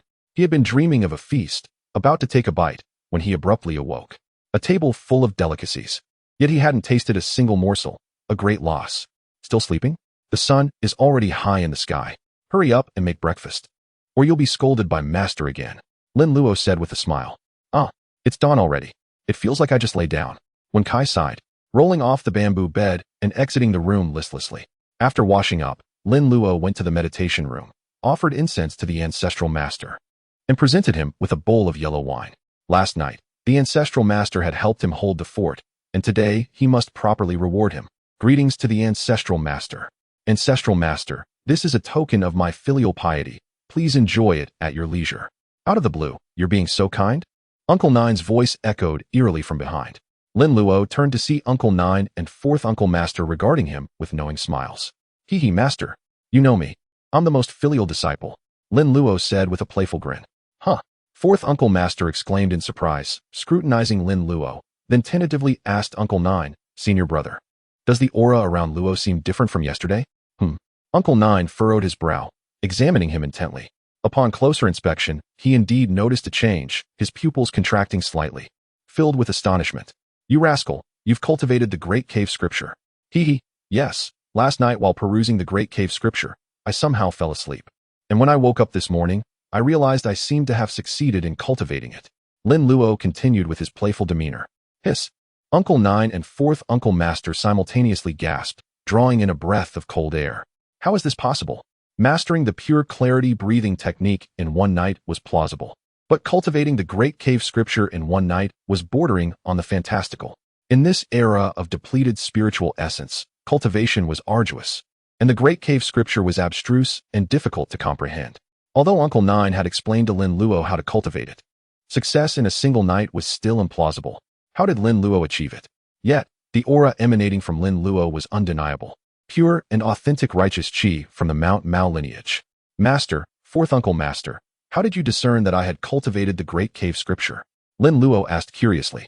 He had mastered the pure clarity breathing technique, and Uncle Nine had noticed, as transitioning from an ordinary person to a mage would naturally result in discernible changes. But how could they also detect that he had cultivated the Great Cave Scripture?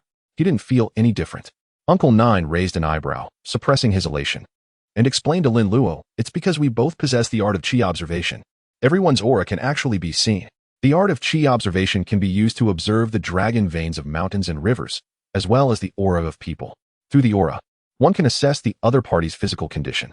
Since you just cultivated the Great Cave Scripture, your essence, energy, and spirit are exceptionally abundant, vibrant, and condensed.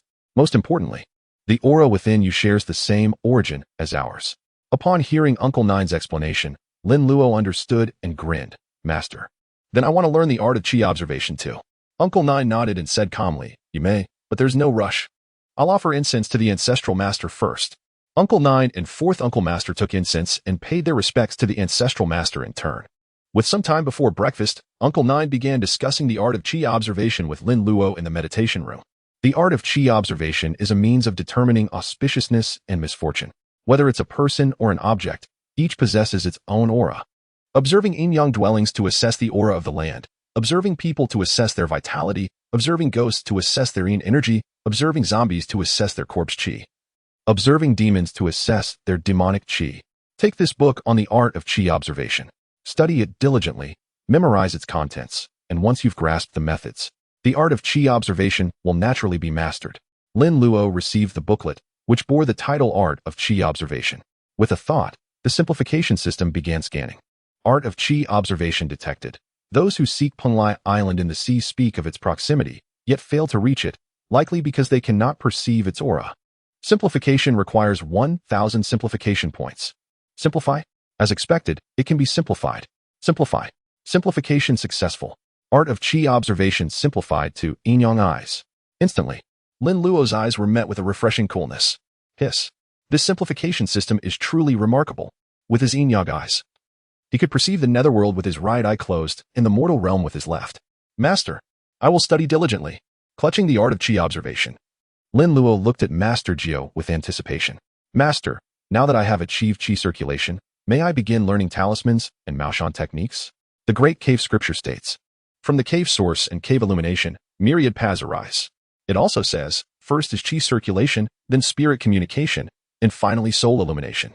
When all are achieved, one attains truth and ascends to the heavens. Qi circulation, spirit communication, and soul illumination correspond to refining essence into Qi, refining Qi into spirit, and refining spirit into emptiness, respectively. Each realm consists of 36 stages, totaling 108 stages, aligning with the celestial and terrestrial numbers. With each stage, the Qi within the body multiplies. The human body has 12 primary meridians and 8 extraordinary meridians, containing 52 single acupoints, 309 paired acupoints, and 50 extra acupoints, totaling 720 acupoints. When all 108 stages are completed, all 720 acupoints will be filled with true Qi. Furthermore, according to the Great Cave Scripture, one can visualize a deity descending into the acupoints, chanting incantations, invoking their names, and beseeching their protection. The 39 emperors of the supreme clarity oversee hundreds of deities, summoning the true and dispelling the false. These 39 true deities guard the 39 portals, and each acupoint can house a deity for protection.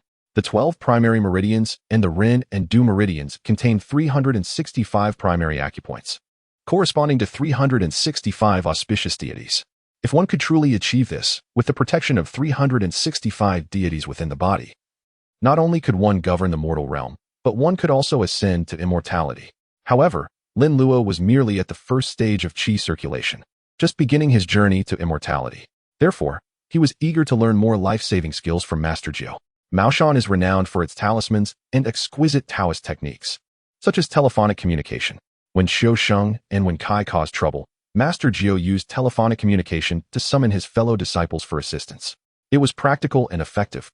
Now that the art of Qi observation had been simplified, Lin Luo had learned it instantly. What about Maoshan techniques? Master Jiu smiled and nodded. Why are you in such a hurry? Even if you didn't ask, I was going to tell you. From today onwards, I will teach you Maoshan talismans and techniques. Master Jiu was exceedingly pleased with Lin Luo's talent and hoped to personally cultivate a prodigious talent in Taoism.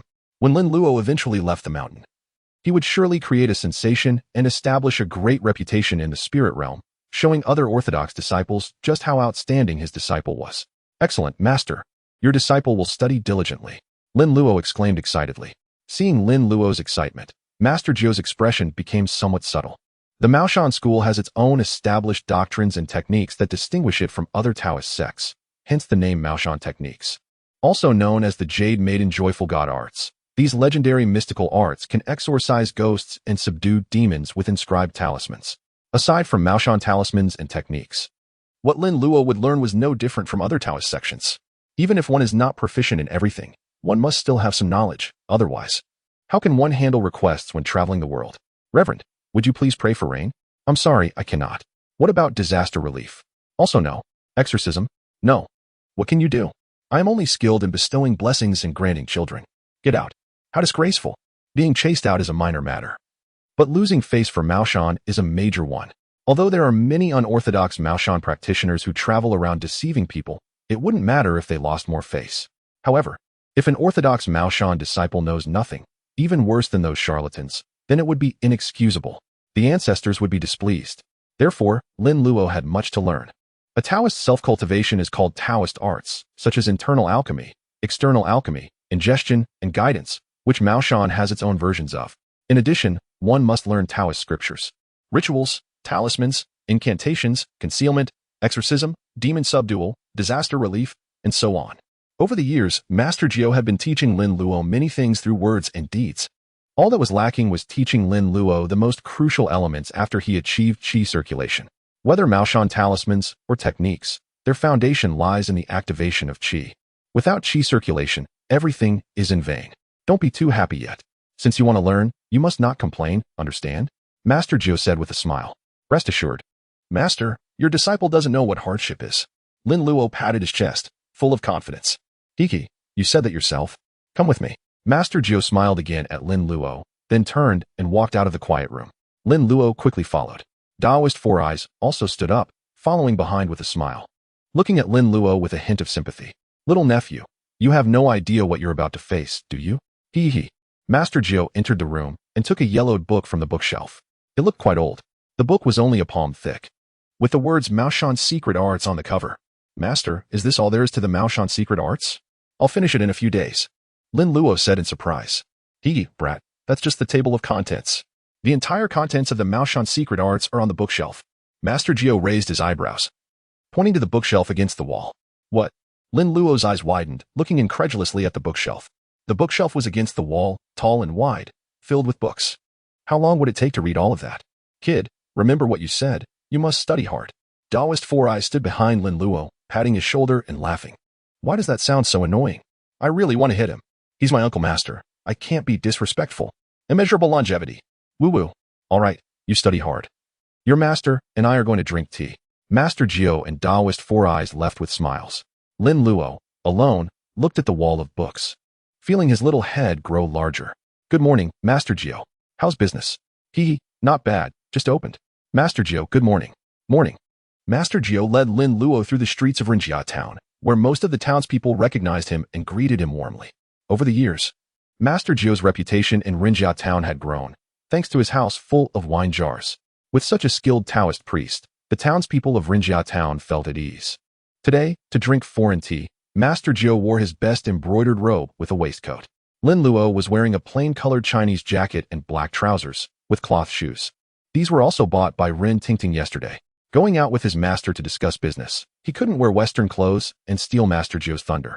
That would be asking for trouble. But even dressed modestly, Lin Luo's appearance in these new clothes was still striking and stood out in the crowd. The townspeople knew Master Jiu had a young disciple, who was not only young but also handsome. And they all said he would have no trouble finding a wife when he grew up.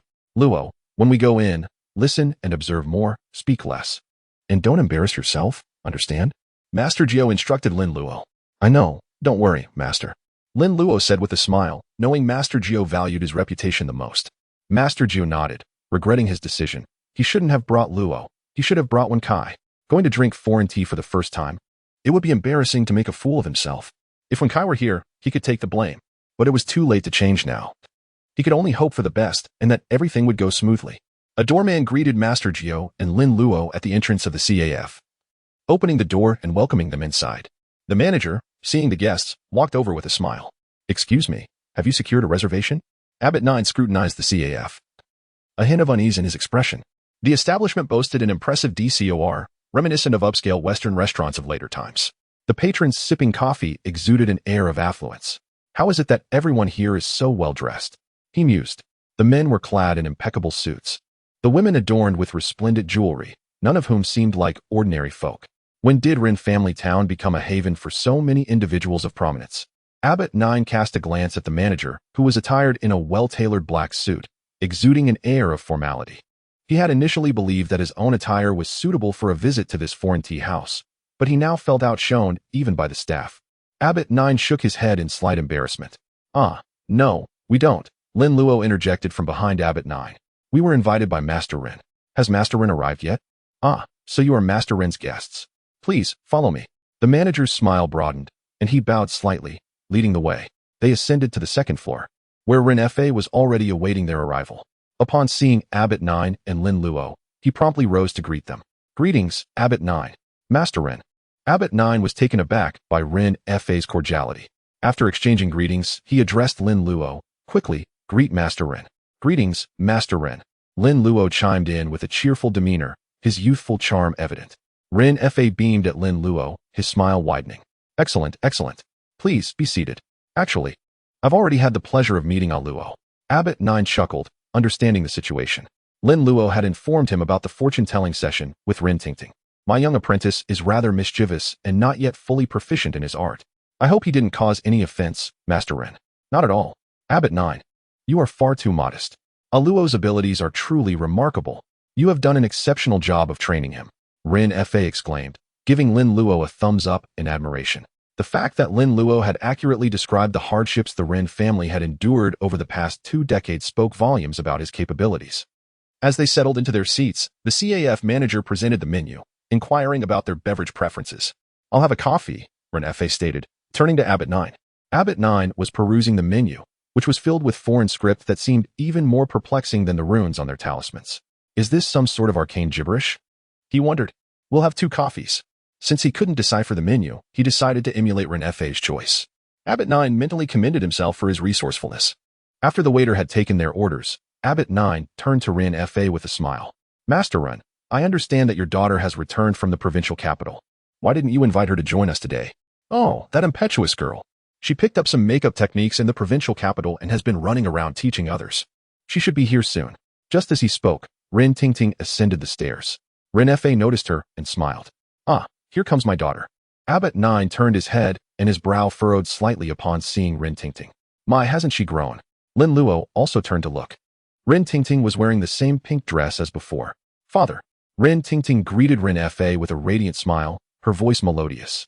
She then approached Rin Fa, scrutinizing Abbot 9 and Lin Luo. So this is Luo's master, Abbot 9. He doesn't seem particularly special, except for those rather peculiar eyebrows that seemed to merge into one. Seeing Lin Luo wearing the clothes she had bought for him, Rin Tingting's smile grew even sweeter. Rin Fa nodded with a smile, gesturing, quickly, greet Abbot 9. This is Luo's master. Greetings, Abbot 9. Rin Tingting offered. Ah, hello? My. The child has grown so much. Please, take a seat. Abbot 9 responded courteously, adding with a smile, thank you for buying clothes for my young apprentice yesterday, Miss Rin. It was very generous of you. Rin Tingting dismissed it with a nonchalant smile. Not at all. I should be the one thanking Luo. Rin Fa nodded in agreement, smiling. Indeed, it's the least we could do.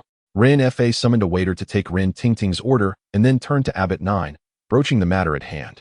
Abbot 9, regarding the exhumation and reburial of my late father, have you selected a date yet? Chapter 011. The exhumation in 3 days. Abbot 9 had indeed chosen a date. However, relocating a grave was no trivial matter, and it was generally best to leave it undisturbed.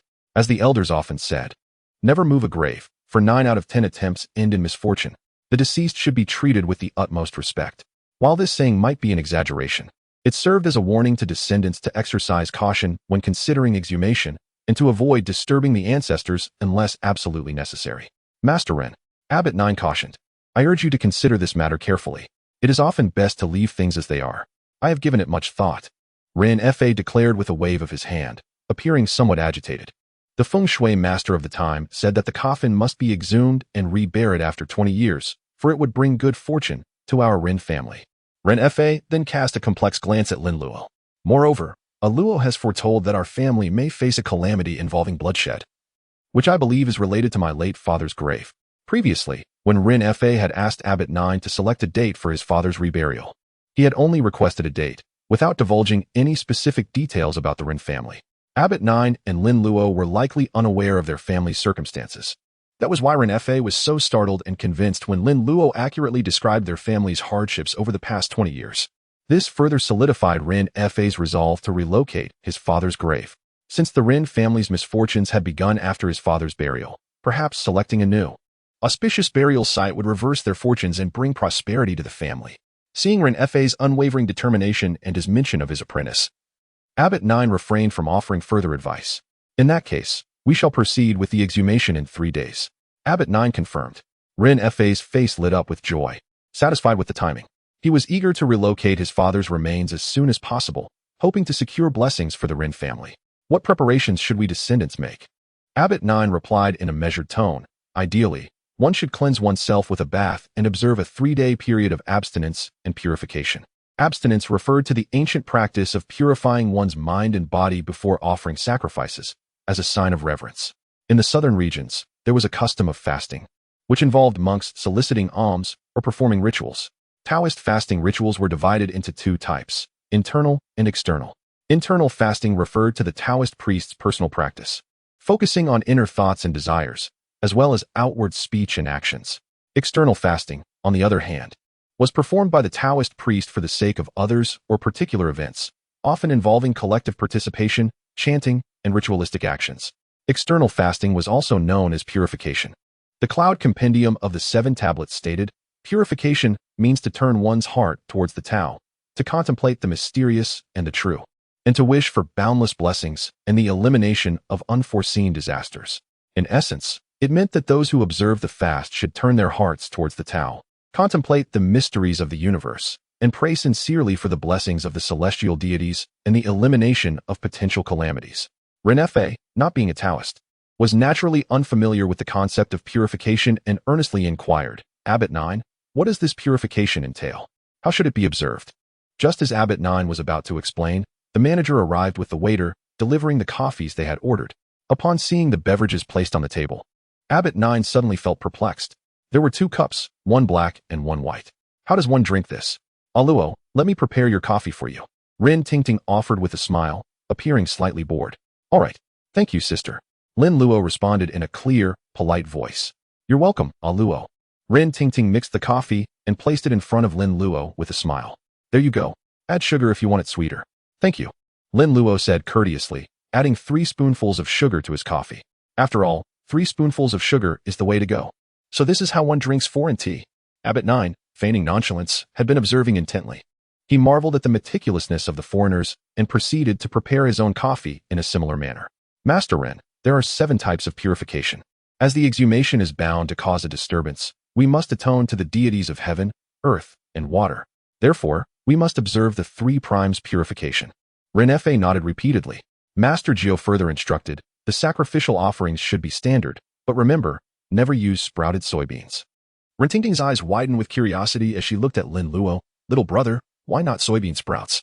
Lin Luo, sipping his coffee, was somewhat reluctant to engage, despite the wealthy lady's generosity.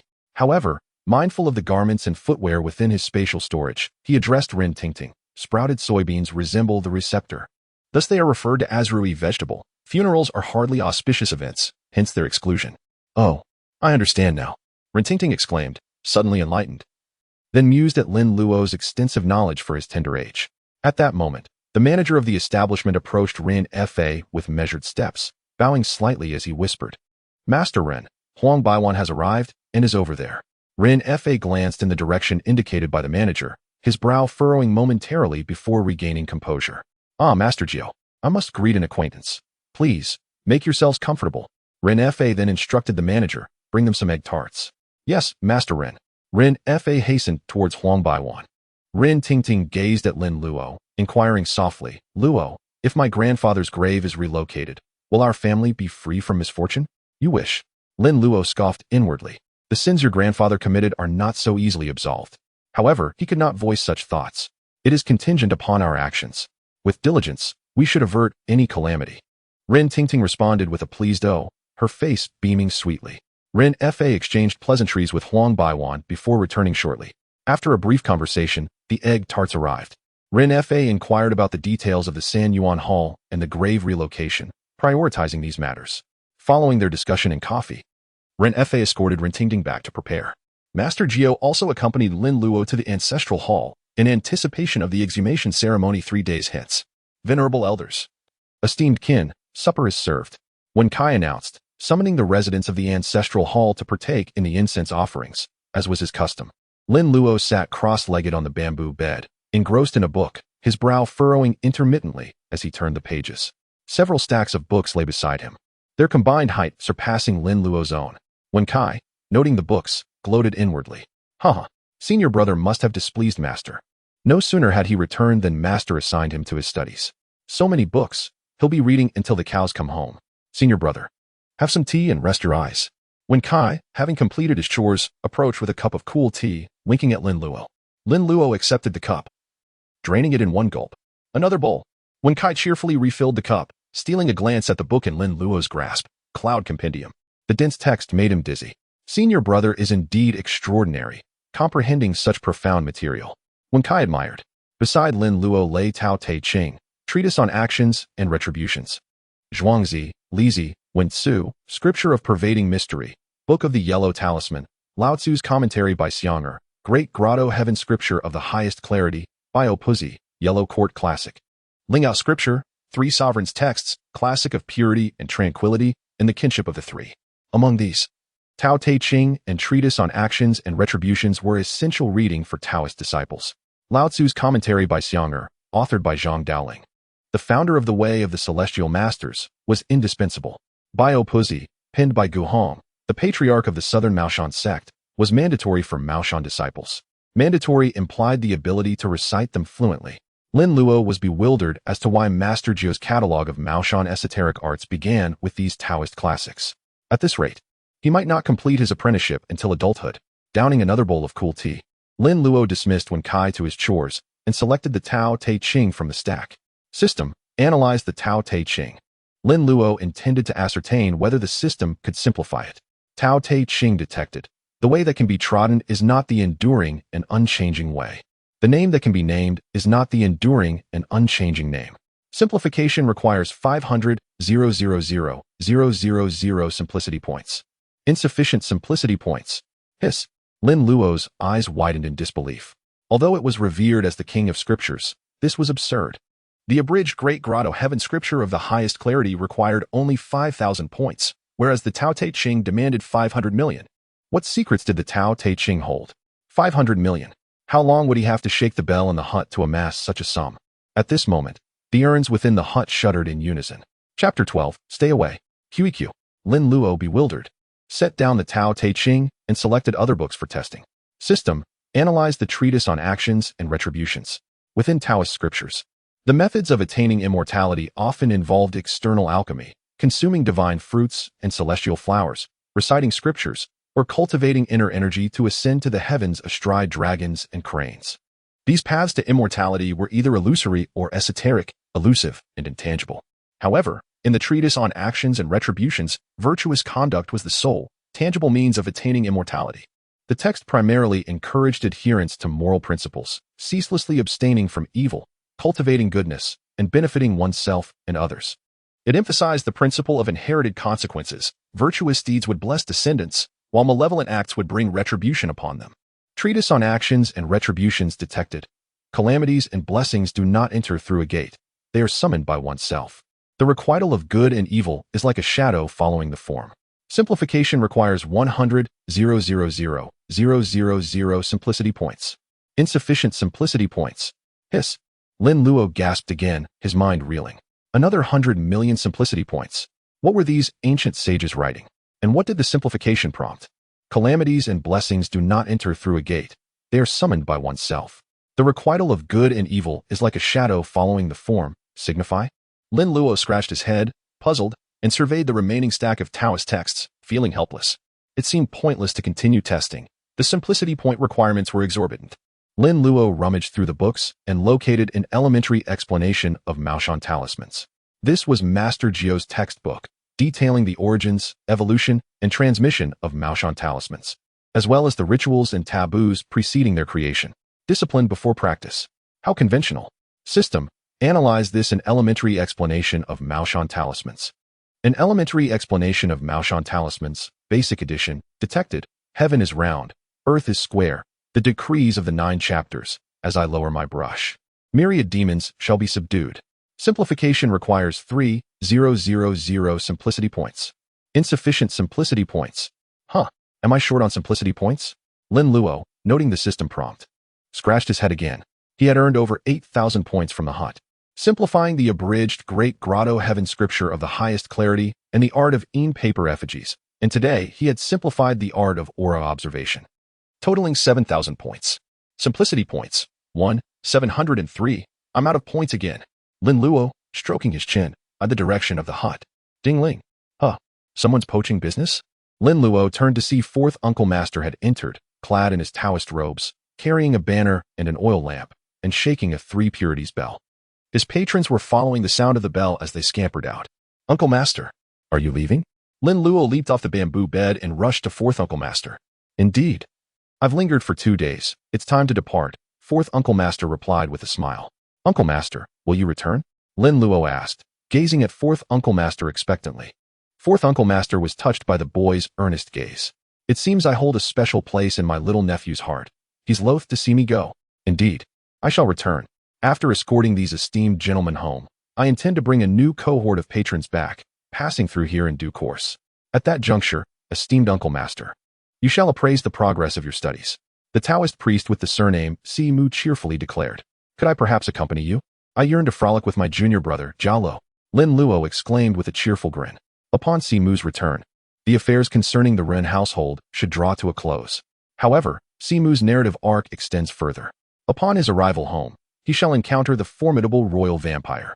Furthermore, those who succumb to the vampire's bite shall be transformed into ghouls. This necessitates a certain degree of simplification. Surely, there must be several thousand simplification points to be gained. Though the mosquito be small, its flesh is still of value and cannot be overlooked. Moreover, there is esteemed Uncle Master Qian He. He commences his appearance with a pinnacle match, only to find his teammates are all neophytes. As his nephew, it would be remiss not to extend a helping hand. Simu nodded with a smile. Indeed, of course, when the time comes, I shall confer with your master and arrange for you to embark on a journey to play.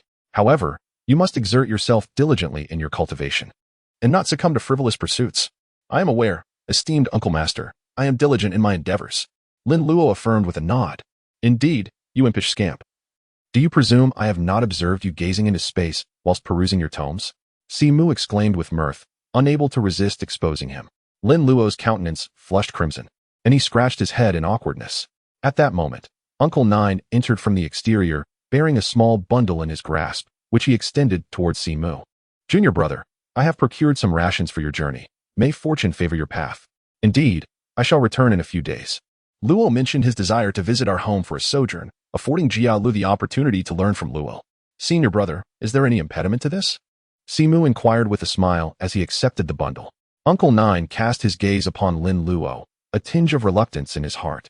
Ever since this young lad urinated upon his countenance. Nay, rather, since this young lad was adopted by him, from an infant in swaddling clothes to a half-grown boy capable of running and leaping, so many years have elapsed, and Lin Luo has never departed from his side. Indeed, there is no impediment. It is beneficial to broaden one's horizons. Uncle Nine steeled his resolve and nodded. Before proceeding to caution Si Mu, do not tarry for an extended duration. Return him after a sojourn of 1 or 2 months. Fear not, senior brother. Si Mu, upon witnessing Uncle Nine's consent, cheerfully guaranteed.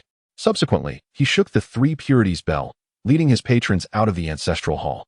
Uncle Nine and Lin Luo escorted Si Mu to the threshold of the ancestral hall, and after beholding Si Mu's departure into the distance, they returned indoors. Uncle Nine examined Lin Luo's studies, nodding with satisfaction, and instructed Lin Luo to retire early before proceeding to wash and rest. Lin Luo also soaked his feet, before reclining upon the bamboo bed, inhaling deeply.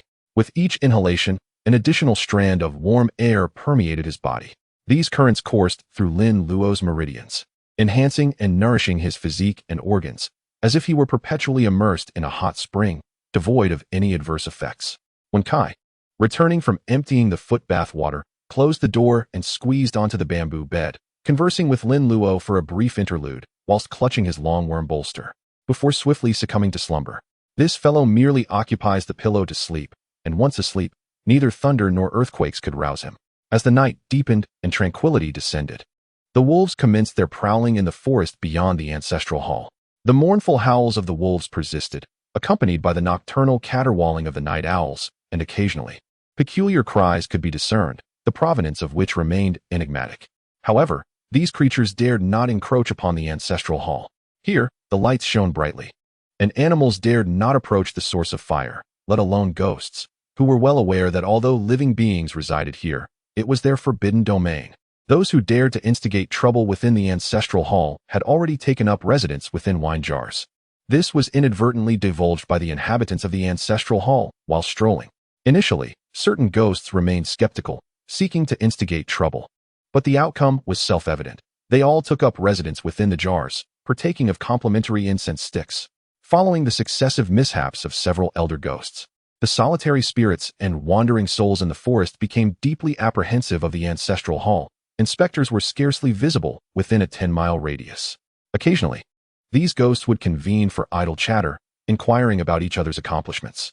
They would occasionally discuss those ghosts who had been imprisoned. Although devoid of freedom, they received daily offerings, spared from hunger and destitution, and were spared from wandering aimlessly as ownerless souls, which could be considered a form of enjoyment. Enjoy what? Ring, ring, ring, ring. Ah, do not approach. Have mercy, O venerable priest. I beseech you to withdraw your divine powers. A demon, he is a demon.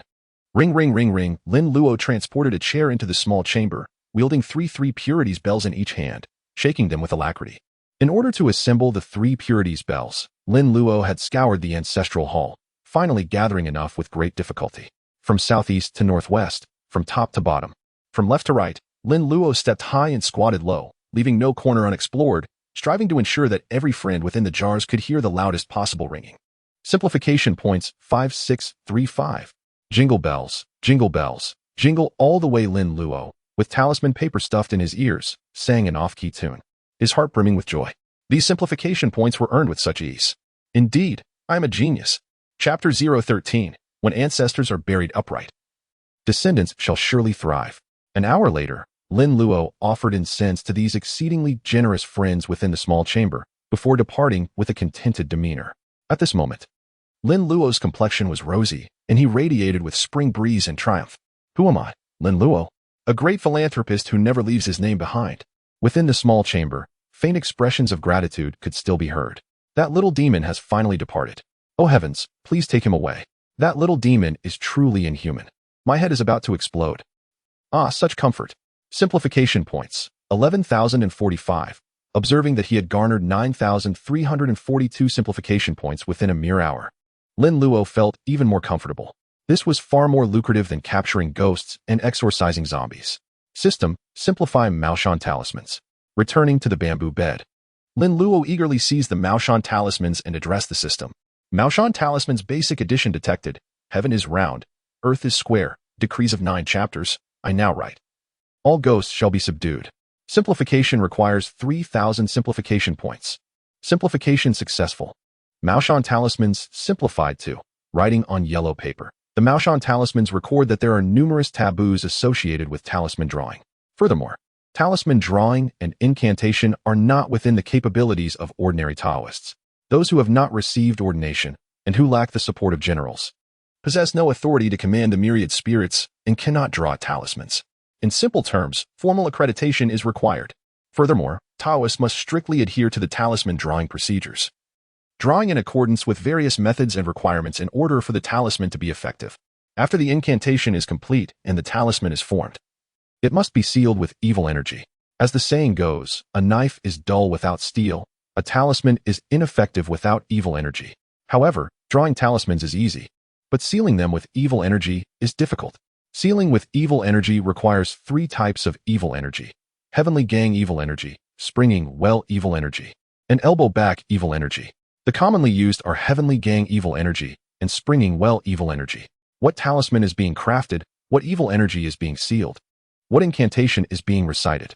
In summary, talisman drawing is an exceedingly meticulous and intricate endeavor. The slightest carelessness can lead to failure or even backlash. Now, following the simplification by the simplification system, Lin Luo no longer needs to undergo such cumbersome procedures when drawing talismans. As long as his heart remains steadfast, and he infuses his heart into the talisman during the drawing process, success is assured. Lin Luo's eyes gleamed brightly as he rummaged for several unused sheets of yellow talisman paper, procured a brush and ink, and commenced drawing talismans in accordance with the simplification prompts provided by the system. He had been with Uncle Nine for so long, witnessing Uncle Nine draw talismans countless times, and was familiar with numerous talismans, such as the Exorcism Talisman, Corpse Suppression Talisman, Evil Dissipation Talisman, Demon Slaying Talisman, 5 Thunder Talisman, and so forth. However, his mind claimed he had mastered it, while his hands retorted with utter nonsense.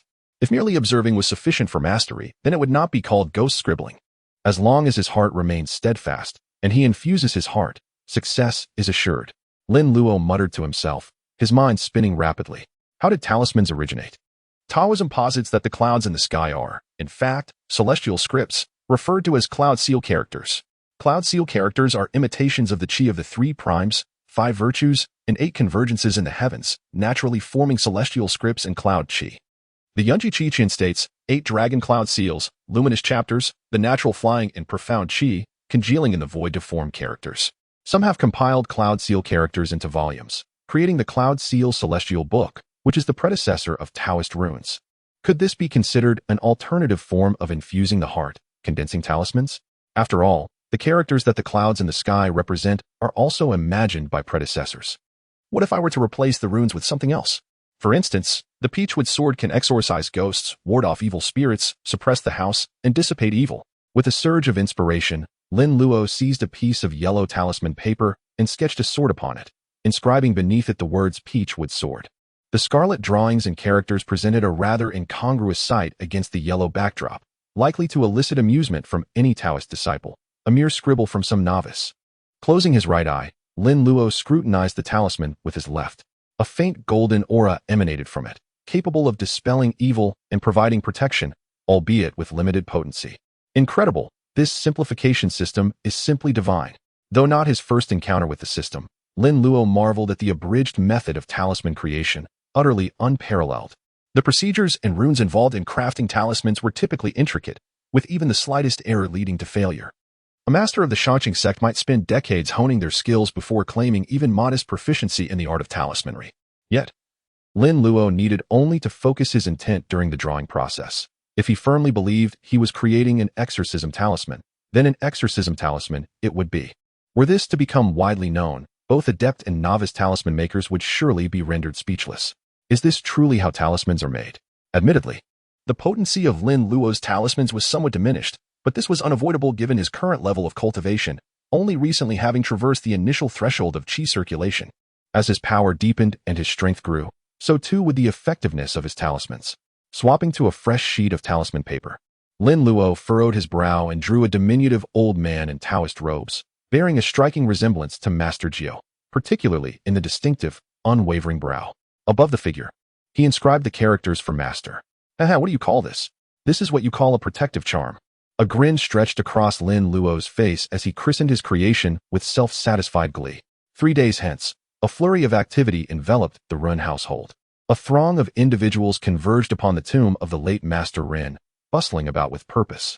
As dusk approached, the arrangement of the spiritual site neared completion. Servants employed by the Ren family scattered paper money around the graveyard, while simultaneously burning incense in solemn supplication. Master Jiu, clad in his Taoist robes, circumambulated Master Ren's tomb, his expression growing increasingly grave, much to the trepidation of Ren Fe. When Kai and Qiusheng stood beside the incense table, their gazes fixed upon Ren Tingting. As the day marked the relocation of Master Ren's grave, Ren Tingting had opted for a simple, somber attire, concealing her figure modestly. Nevertheless, true beauty could not be obscured.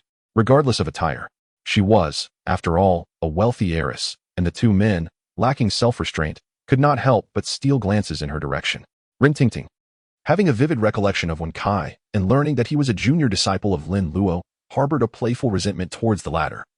Resolving to ignore the cheeky young man for the day, everyone must offer their respects with sincerity. Master Jiu instructed, after lighting the incense, before stepping aside. Ren Fa offered his incense, then approached, forcing a smile as he probed. Master Jiu, the feng shui master of yesteryear, claimed this land was exceedingly rare, an auspicious burial site? If it were indeed such a site, why had misfortune plagued the Ren family for 2 decades? He now desperately sought to know if his family had been deceived, even if it meant dying with clarity. Ren Tingting, having also offered incense, approached, accompanied by a young man, her cousin, Awei. As the day marked the relocation of her grandfather's grave, Awei had come to assist, and Ren Tingting could hardly treat him coldly, though she found his constant presence irksome, prompting her to stick close to Ren Fa, effectively ignoring Awei. Master Jiu, with his hands clasped behind his back, squinted as he surveyed Master Ren's tomb once more, nodding in affirmation. Indeed, this site is known as the Dragonfly Skimming Water Formation, a rare and auspicious burial ground capable of bringing prosperity to descendants and wealth to future generations. Master Jiu cast a profound glance at Ren Fa before continuing. This site, with a length of 34 spans, has only 4 usable spans and a width of 13 spans, with only 3 usable spans. Therefore, the coffin cannot be buried horizontally. It must be interred vertically. Remarkable, Master Jiu, Ren Fa exclaimed, giving a thumbs up. Merely by circling the tomb a few times, he could discern the secrets of the burial site and articulate its proper usage. Truly, Master Jiu was master, a person of great caliber. However, Ren Fa's doubts only deepened. If this was indeed an auspicious site, Why had it brought such misfortune to the Rin family? When Kai, standing behind Lin Luo, wore a bewildered expression. Having served his master for so long and attended numerous funerals, he had never heard of a vertical burial. When Kai, though often scatterbrained, possessed a commendable trait, a sporadic thirst for knowledge, unafraid to ask questions. Master, what is a vertical burial? Is it some kind of French burial? Master Jiu's face darkened at Wen Kai's impertinent question. His reputation was at stake. How could Lin Luo, a man of such renown, have such a foolish disciple? When Kai, startled by Master Jiu's expression, shrank back, his face resembling a bitter gourd. He had clearly caused trouble. Rin Fa mused inwardly. Is this truly Master Jiu's disciple? How vast is the chasm between him and A Luo? Rin Tingting could not suppress her laughter. A French burial? How could this mushroom head be so clever? Though she did not know the meaning of a vertical burial, she was certain it was not a French burial. Hearing Rin Tingting's laughter, Master Jiu's face grew even darker. He had managed to avoid embarrassment even when drinking coffee with foreigners, only to stumble here, a loss of face. Master, a vertical burial is simply burying the coffin upright, correct? Lin Luo interjected, pushing past Wen Kai with a smile. He, as the senior disciple, had to salvage the reputation Wen Kai had tarnished. All eyes turned to Lin Luo, and Master Jiu's expression softened, nodding with approval. Correct, it is burying the coffin upright. Remarkable, A Luo. Truly, you are Master Jiu's esteemed disciple. Rin Fa once again gave Lin Luo a thumbs up, praising him with a smile. Wen Kai, standing to the side, hung his head, muttering under his breath. With such a vast expanse of land, one can bury it however one pleases, yet they insist on burying it upright. Truly insane. However, no one heard his muttering, as they were all preoccupied with the mystery of Master Rin's tomb. Father, why must grandfather be buried upright? Rin Tingting asked, clutching Rin Fa's arm with curiosity. This was also the question on the minds of Qiu Sheng and Wen Kai, who all turned to listen intently. Rin Fa, recalling the hardships the Ren family had endured over the years, sighed and replied with resignation. The feng shui master said that if the ancestors are buried upright, their descendants will surely flourish. Master Jiu, with his hands clasped behind his back, asked faintly, and has it proven effective? Rin Fa's expression resembled someone who had swallowed something unpalatable but could not bring himself to vomit it out. Effective? Utter nonsense. At that moment, a worker approached to inquire. Master Jiu, the offerings have been made. May we begin to dig? Master Jiu nodded. You may. Upon receiving the order, the group gathered at the tombstone, preparing to break ground and exhume the coffin. Chapter 014. Ringong's valor reappears. With Master Jiu's permission to begin digging, the workers set about their task. Having offered incense and paid their respects, they no longer needed to be overly cautious. Two workers kicked at Master Ren's tombstone, sending it flying against the tomb wall with a resounding crash. The actions were simple and crude, causing Rin Fa's eyelids to twitch.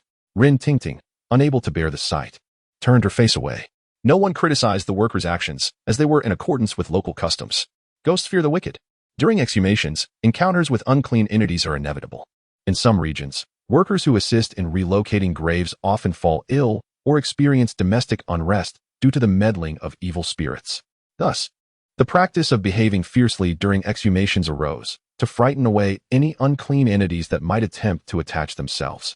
Since the implementation of this rule, instances of workers being plagued by malevolent forces have become rare. Lin Luo, standing behind Master Jiu, noticed the inscription on the tombstone, the tomb of Rin Gong, the Valiant. Born in the 4th year of Tongji, died in the 1st year of the Republic of China. Erected by his eldest son, Rin Fa. Lin Luo calculated that the 4th year of Tongji corresponded to 1865 and the 1st year of the Republic of China to 1912, making it exactly 20 years since his death. Thus, Master Rin had died at the age of 47. Rin Fa sighed deeply, turned to Master Jiu, and asked with a frown, Master Jiu, the feng shui master of yesteryear clearly stated that if this site were properly utilized, it would surely bring wealth and prosperity. Yet, over the past 20 years, our Rin family's business has steadily declined. The family's lineage was becoming increasingly sparse. Despite my attempts to find a suitable wife, I only have Tingting as my sole daughter. Master Jiu furrowed his brow, examined the earth beneath his feet, and lamented, it's due to an improper burial. Rin Fa was taken aback, surprised and perplexed. But we followed the geomancer's instructions meticulously. We buried at Yin hour to ensure prosperity at Mao hour. Head downwards without any deviation. How could there be an issue? Indeed, how could there be a problem? Away interjected from behind Rin Tingting. Rin Fa scowled at Away, rebuking him. Don't interrupt elders. Show some respect. Understood. Away meekly lowered his head.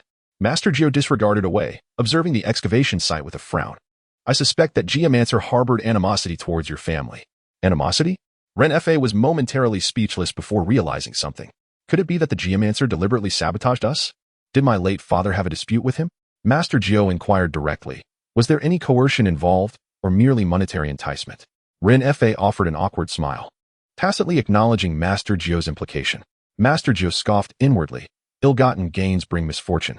The words of the treatise on actions and consequences spontaneously appeared in Lin Luo's mind.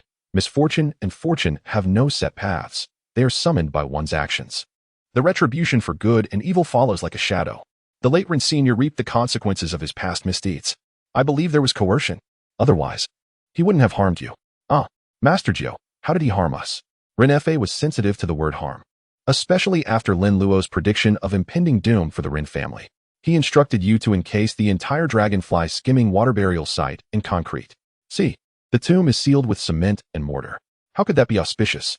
Master Jiu kicked aside a clump of earth, revealing the concrete beneath. Ren Fa frowned, his heart filled with trepidation and doubt. What should have been done?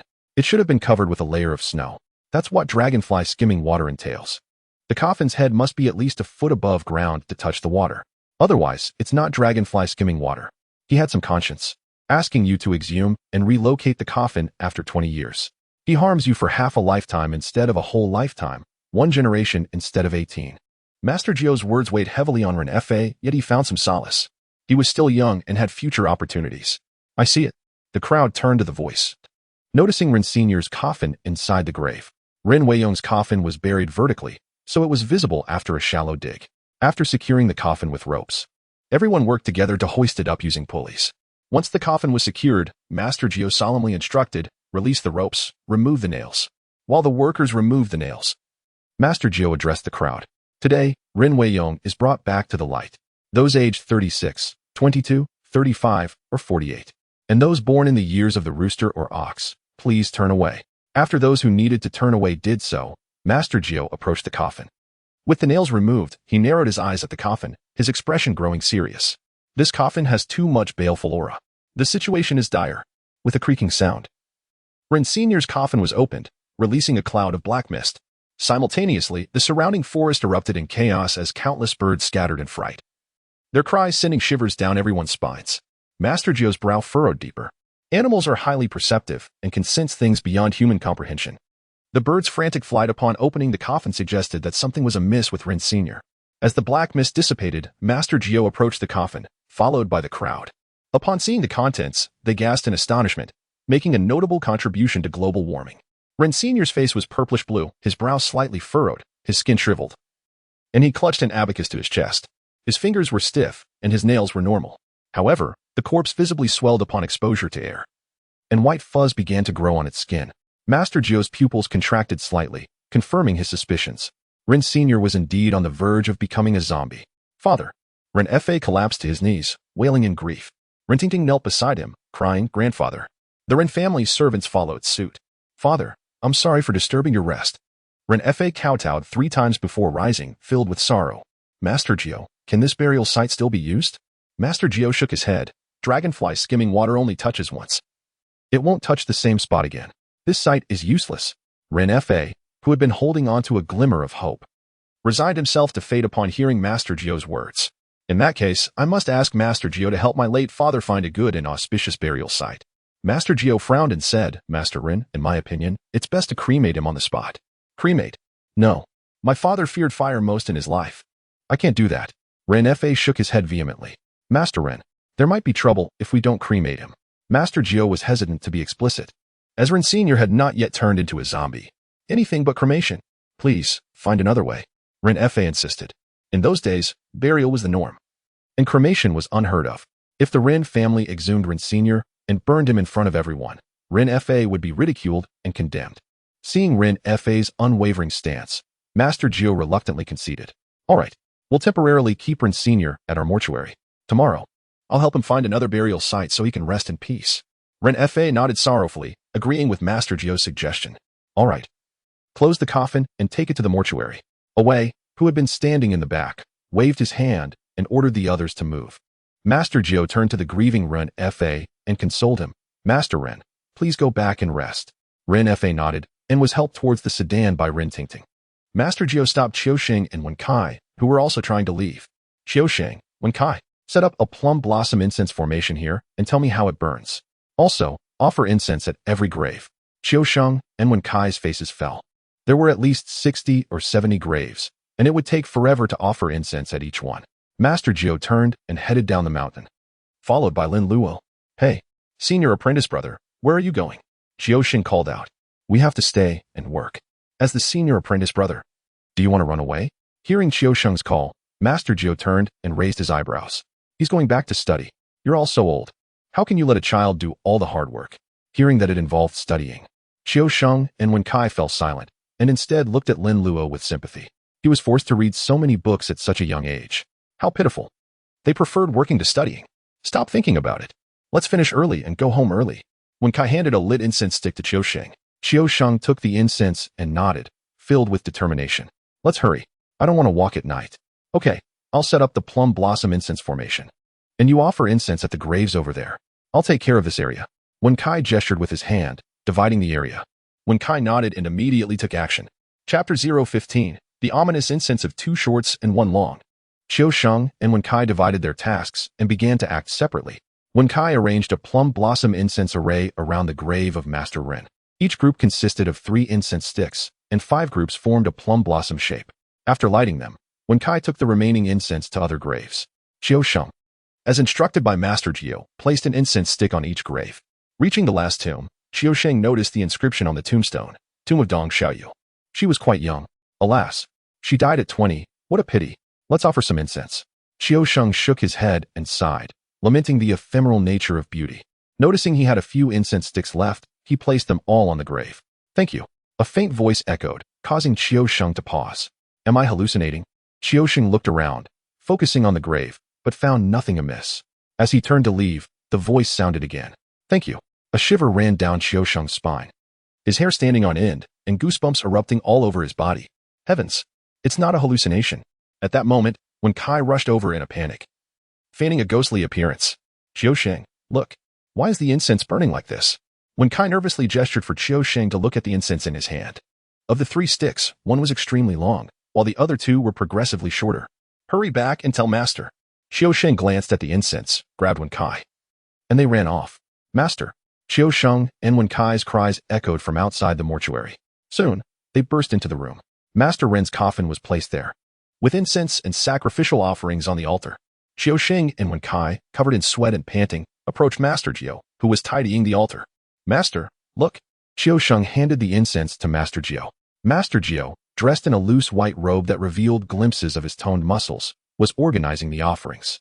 Lin Luo, engrossed in the Tao Te Ching, glanced at the incense in Master Jiu's hand, raised an eyebrow, and continued reading. Master, you said these incense sticks are for predicting fortune. What does this mean? Qiusheng wiped his forehead with his sleeve, asking Master Jiu. Wen Kai, both thirsty and hungry, poured himself a bowl of cool tea and gulped it down, but kept his ears open, waiting for Master Jiu's explanation. Master Jiu sighed, lamenting. I always tell you to read more. Now, when you encounter a problem, you're clueless. And you? Master Jiu glared at Wen Kai. You think French burial when I say fa zong. What exactly is in your head? Wen Kai swallowed the tea, looking aggrieved, and withdrew his hand from the sacrificial offerings on the table, acting like an obedient child, and gave Master Jiu a smile. Master, I'm always busy helping my aunt with the shop. I don't have time to read. Qiusheng said brazenly. Humph, Lin Luo. Do you know the meaning of this incense? Master Jiu asked Lin Luo. 2 shorts and 1 long. It's the incense of death. Master. Lin Luo replied without looking up. Exactly.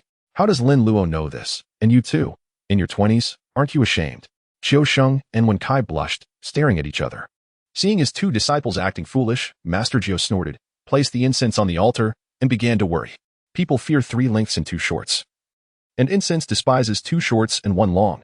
And that's how it burned. Master, what happens when it burns like this? Qiusheng asked curiously.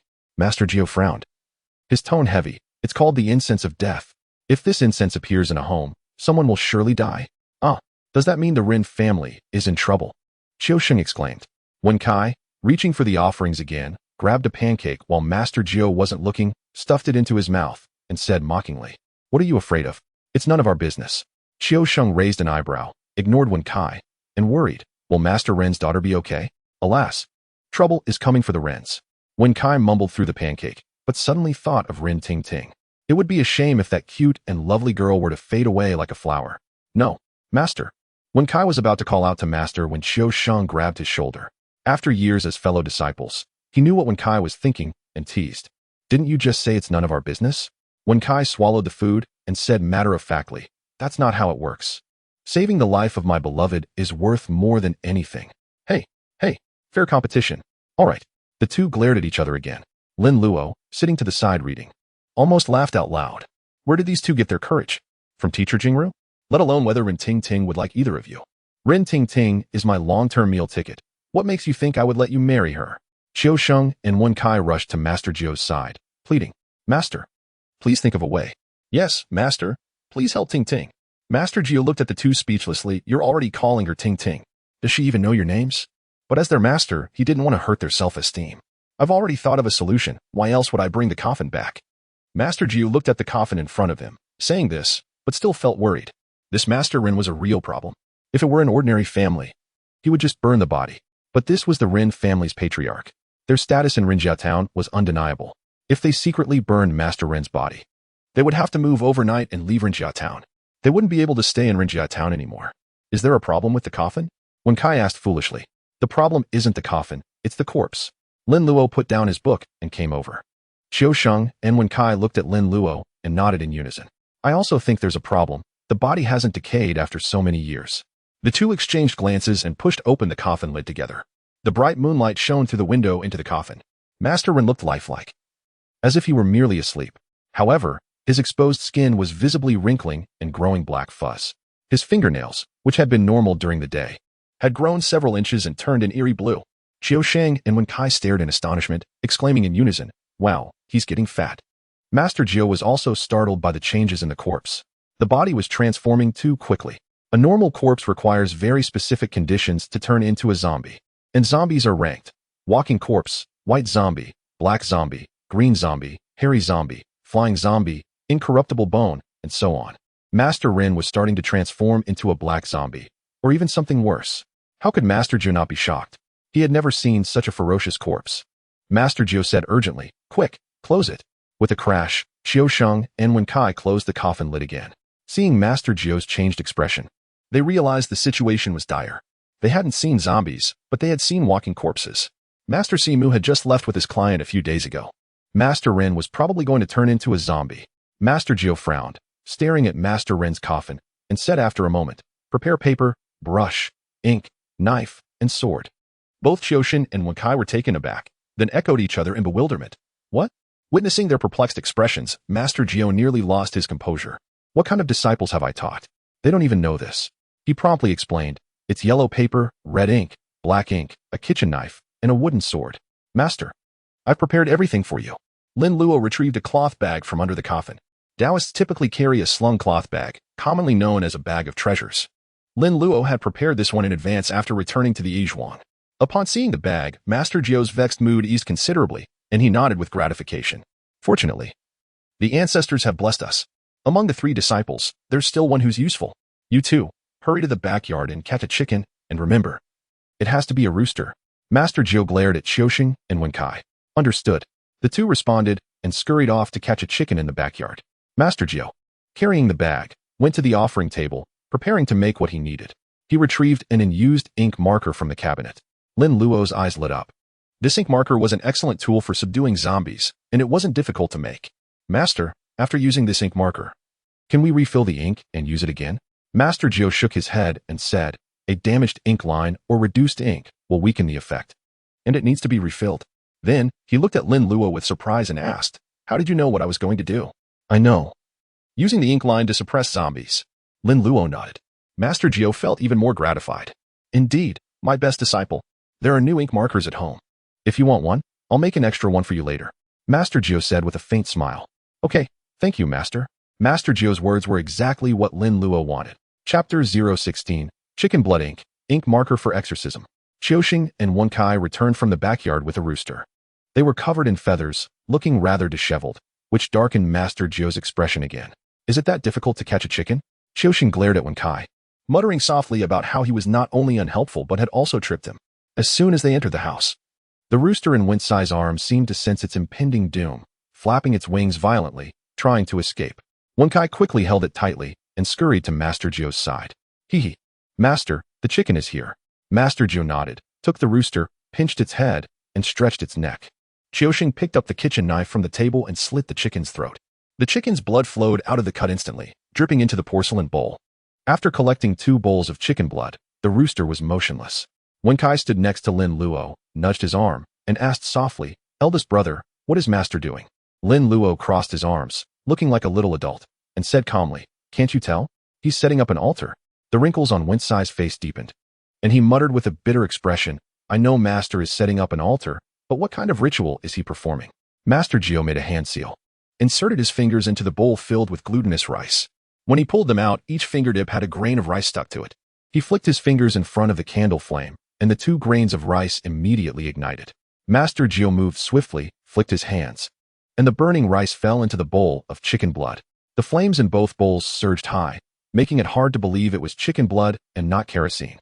Qiuxing and Wincai were seeing this kind of operation for the first time and found it quite novel. They used to burn talismans, but today they were burning chicken blood. Lin Luo had been traveling with Master Jiu since he was a child, and he was used to this kind of scene.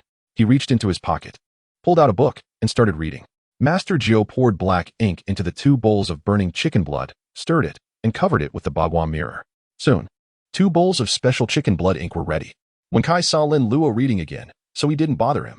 He moved closer to Qiuxing and asked softly, "What is Master doing?" Qiuxing only recognized the ink marker and gave Wincai a look of disdain. "Can't you see it's an ink marker? I know it's an ink marker. I want to know what Master is doing with it."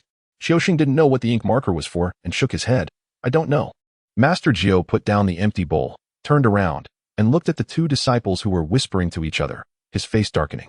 He glanced at Lin Luo, who was reading, and his mood improved a lot, and his expression softened. "Qiuxing, Wincai?" "Yes, Master."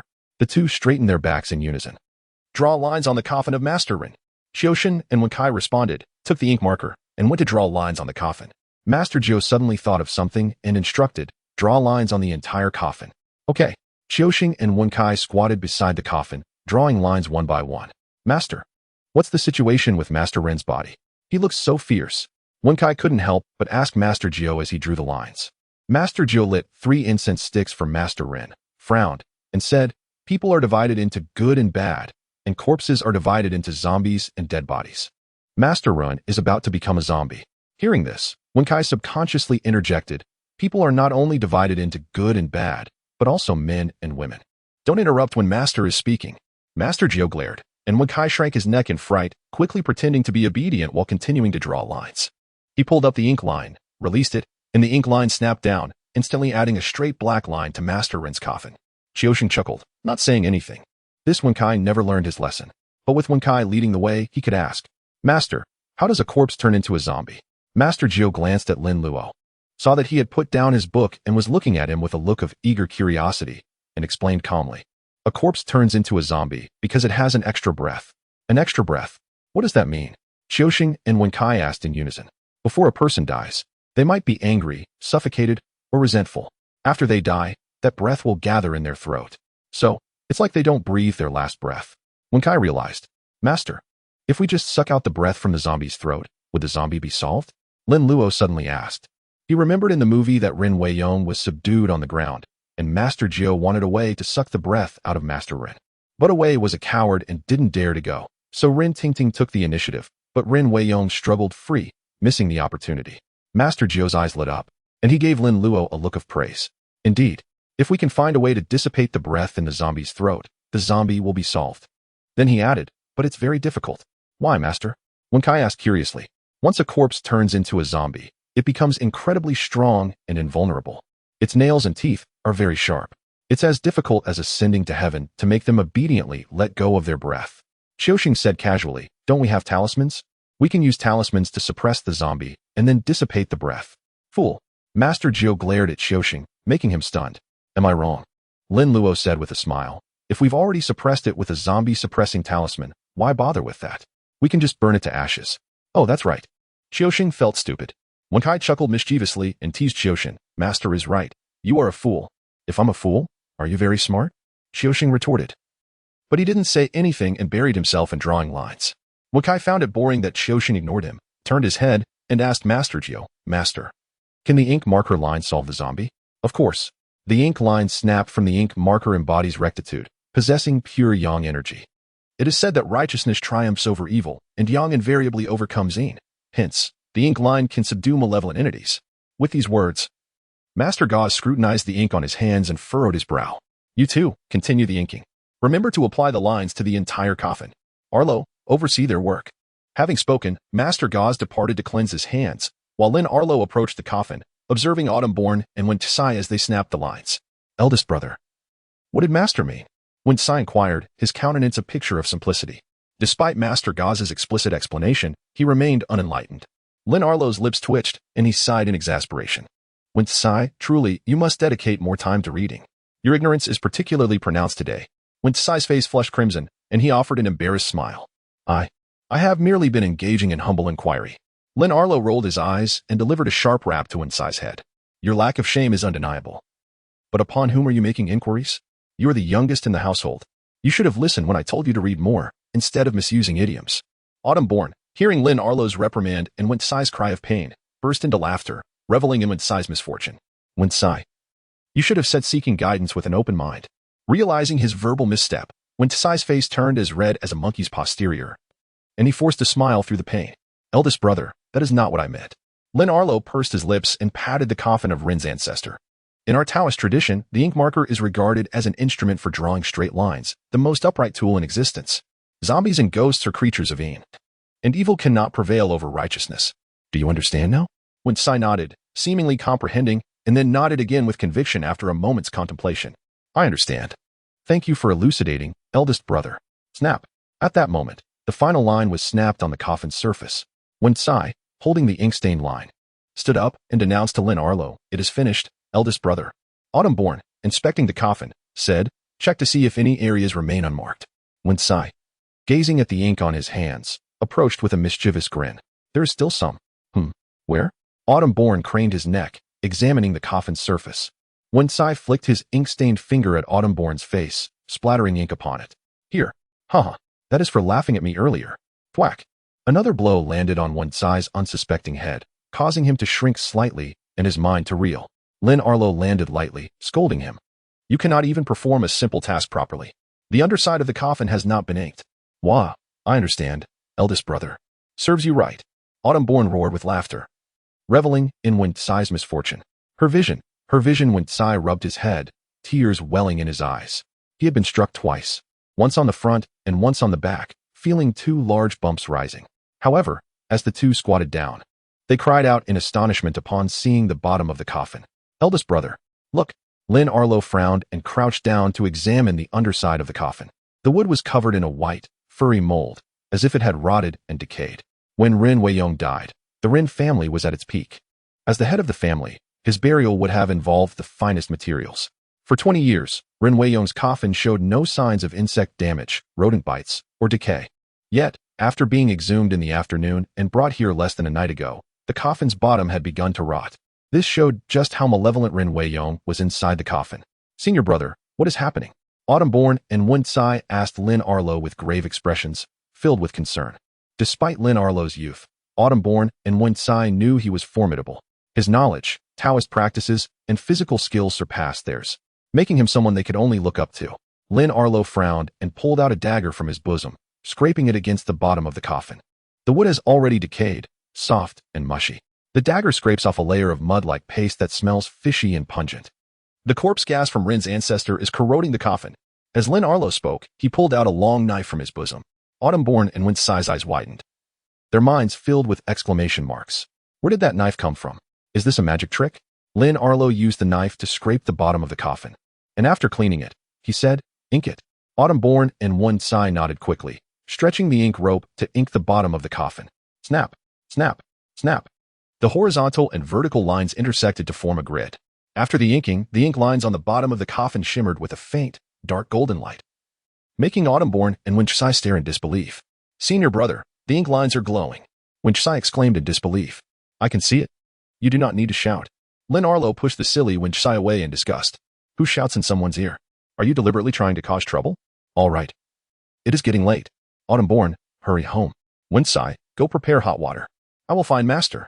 Lin Luo stood up, carrying the knife and dagger as he left the house. Winsai and Autumnborn looked at each other, bewildered. Little friend, do you have many questions? Stop gawking and go heat the water. I am going home. Autumnborn said to Winsai as he came back to his senses. Oh right. Winsai rubbed his head and got up to head out of the house. Autumnborn took a few incense sticks from the house, lit them, and left the house.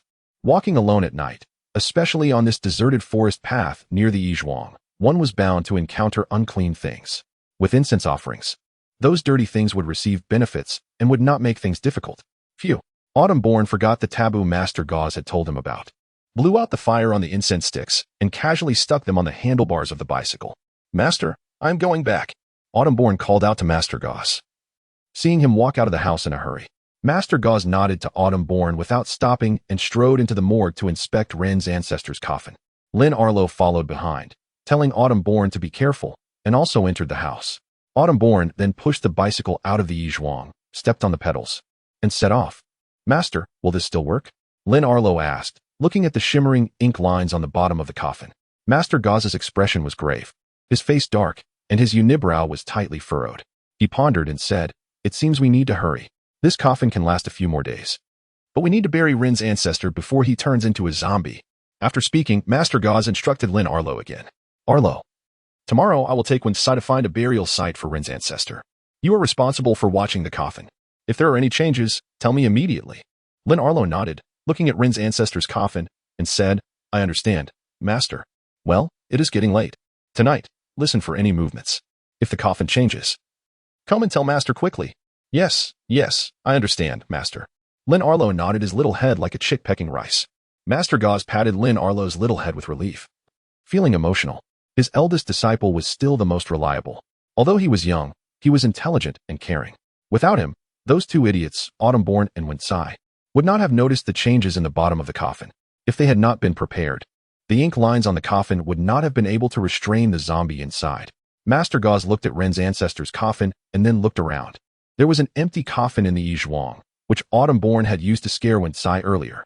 However, the wood material was no better than Ren's ancestor's coffin, and it would probably be corroded by the corpse gas soon. Thinking of this, Master Gauze looked at the extra ink marker on the offering table and immediately had an idea. Arlo, go call Winsai over. Lin Luo ran to call Winsai. After Winsai came in, Master Gauze taught him how to use the ink marker to weave a web of ink lines and placed it over the coffin. The ink rope was not that long, so the web was not large. It wrapped around the coffin 3 times, like 3 leather covers. Such reinforcements should augment the coffin's defenses somewhat. Given the material, it ought to endure for a few more days. A gentle night breeze caressed the land as the cool moonlight descended. Despite the late hour, the ground shimmered with an ethereal glow, as if blanketed in white frost. Illuminating the path ahead, Qiu Sheng, whistling a jaunty tune, pedaled his bicycle along the rugged forest trail, its uneven surface hindering his progress. Having traversed this route countless times, he could navigate it even with his eyes closed. As he continued his ride, the township of Ren loomed ahead. Suddenly, a chilling sensation enveloped Qiu Sheng, prompting him to shrink his neck and shudder involuntarily. The bicycle seemed to grow heavier, requiring greater effort to pedal. Strange, there's no incline here, he muttered. Spotting a low-hanging tree branch, he quickly ducked his head. Once clear, Qiu Sheng straightened up, only to hear a distinct thump. The sound, both real and imagined, made him glance around in bewilderment. Finding nothing amiss, he shook his head in confusion and continued on his way. Beside the road, within a humble earth shrine, the statue of the local deity abruptly swiveled, its gaze fixed upon the roadside thicket. An invisible spectral figure, adorned in an eerie red bridal gown, sat concealed within the foliage, vexed as it watched Qiu Sheng depart. Suddenly, sensing an anomaly, the specter warily scanned its surroundings and spotted the deity's statue within the shrine. Oh no! A violent rustling erupted from the thicket as the spectral figure vanished, leaving the foliage to gradually regain its composure. The deity's statue resumed its original position. The desolate night was punctuated by the occasional howl of wolves, while the hooting of owls echoed like ghostly wails. Within the ancestral hall, Uncle Jiu concluded his ablutions, offered incense to the ancestral master, and bid him good night before retiring to rest. Tomorrow, he would rise early to venture into the mountains to select a burial site for Master Ren, an endeavor that would undoubtedly involve traversing hills and valleys.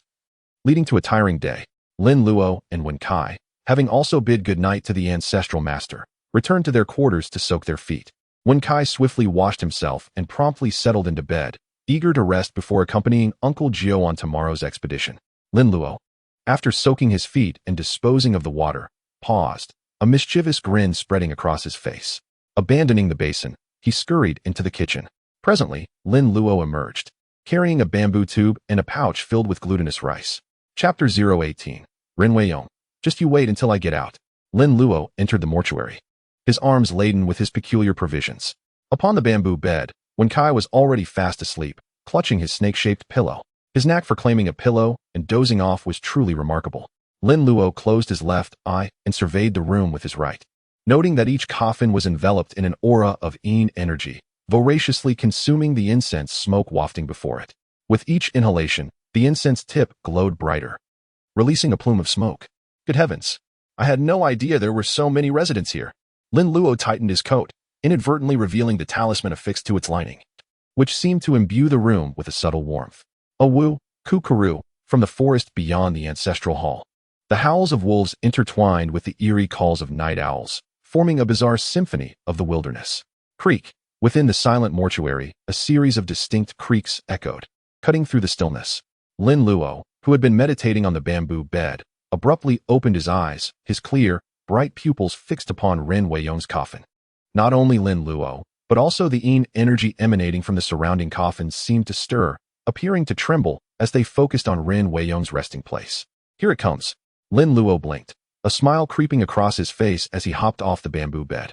Holding his breath, he tiptoed towards Ren Weiyong's coffin. The heavy coffin lid was being pushed upwards, and a withered, grotesque hand emerged from the gap in the bottom panel. The hand was stiff and contorted, its fingers unable to bend, and its nails were blackish purple, sharp, and menacing. With clumsy movements, it attempted to pry the coffin open. Lin Luo's lips curled into a sly grin as he inserted the prepared bamboo tube into the coffin, wedging it into the gap in the bottom panel. Swish! A peachwood sword, adorned with an exorcism talisman, materialized in Lin Luo's hand, and he lashed out at the zombie's hand. With a resounding crack, the peachwood sword struck the zombie's hand, unleashing a burst of pale golden light. Sizzling sounds filled the air, accompanied by wisps of white smoke. As if scalded, the zombie recoiled, retracting its hand abruptly. Simplification points 10. With the zombie's wrist no longer providing support, the heavy coffin lid crashed back into place.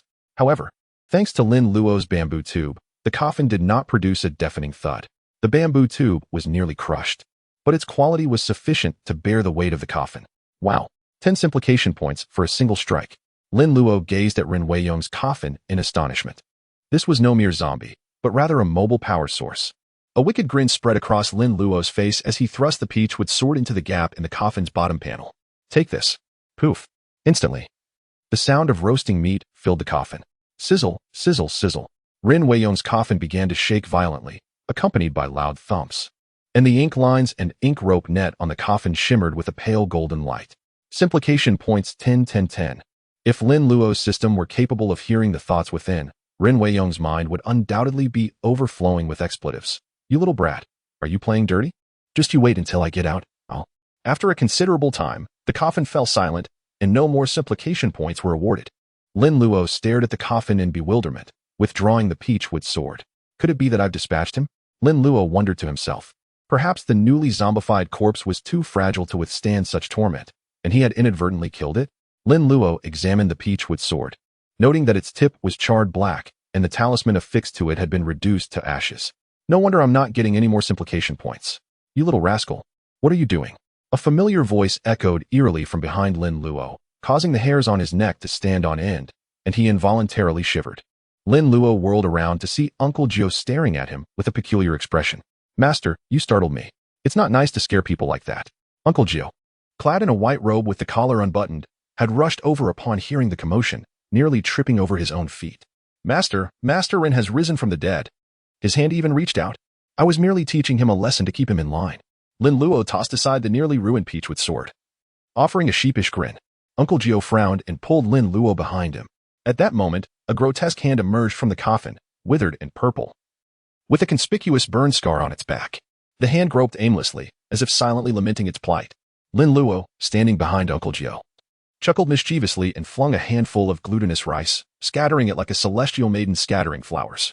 The rice struck the grotesque hand, erupting in a series of crackling explosions.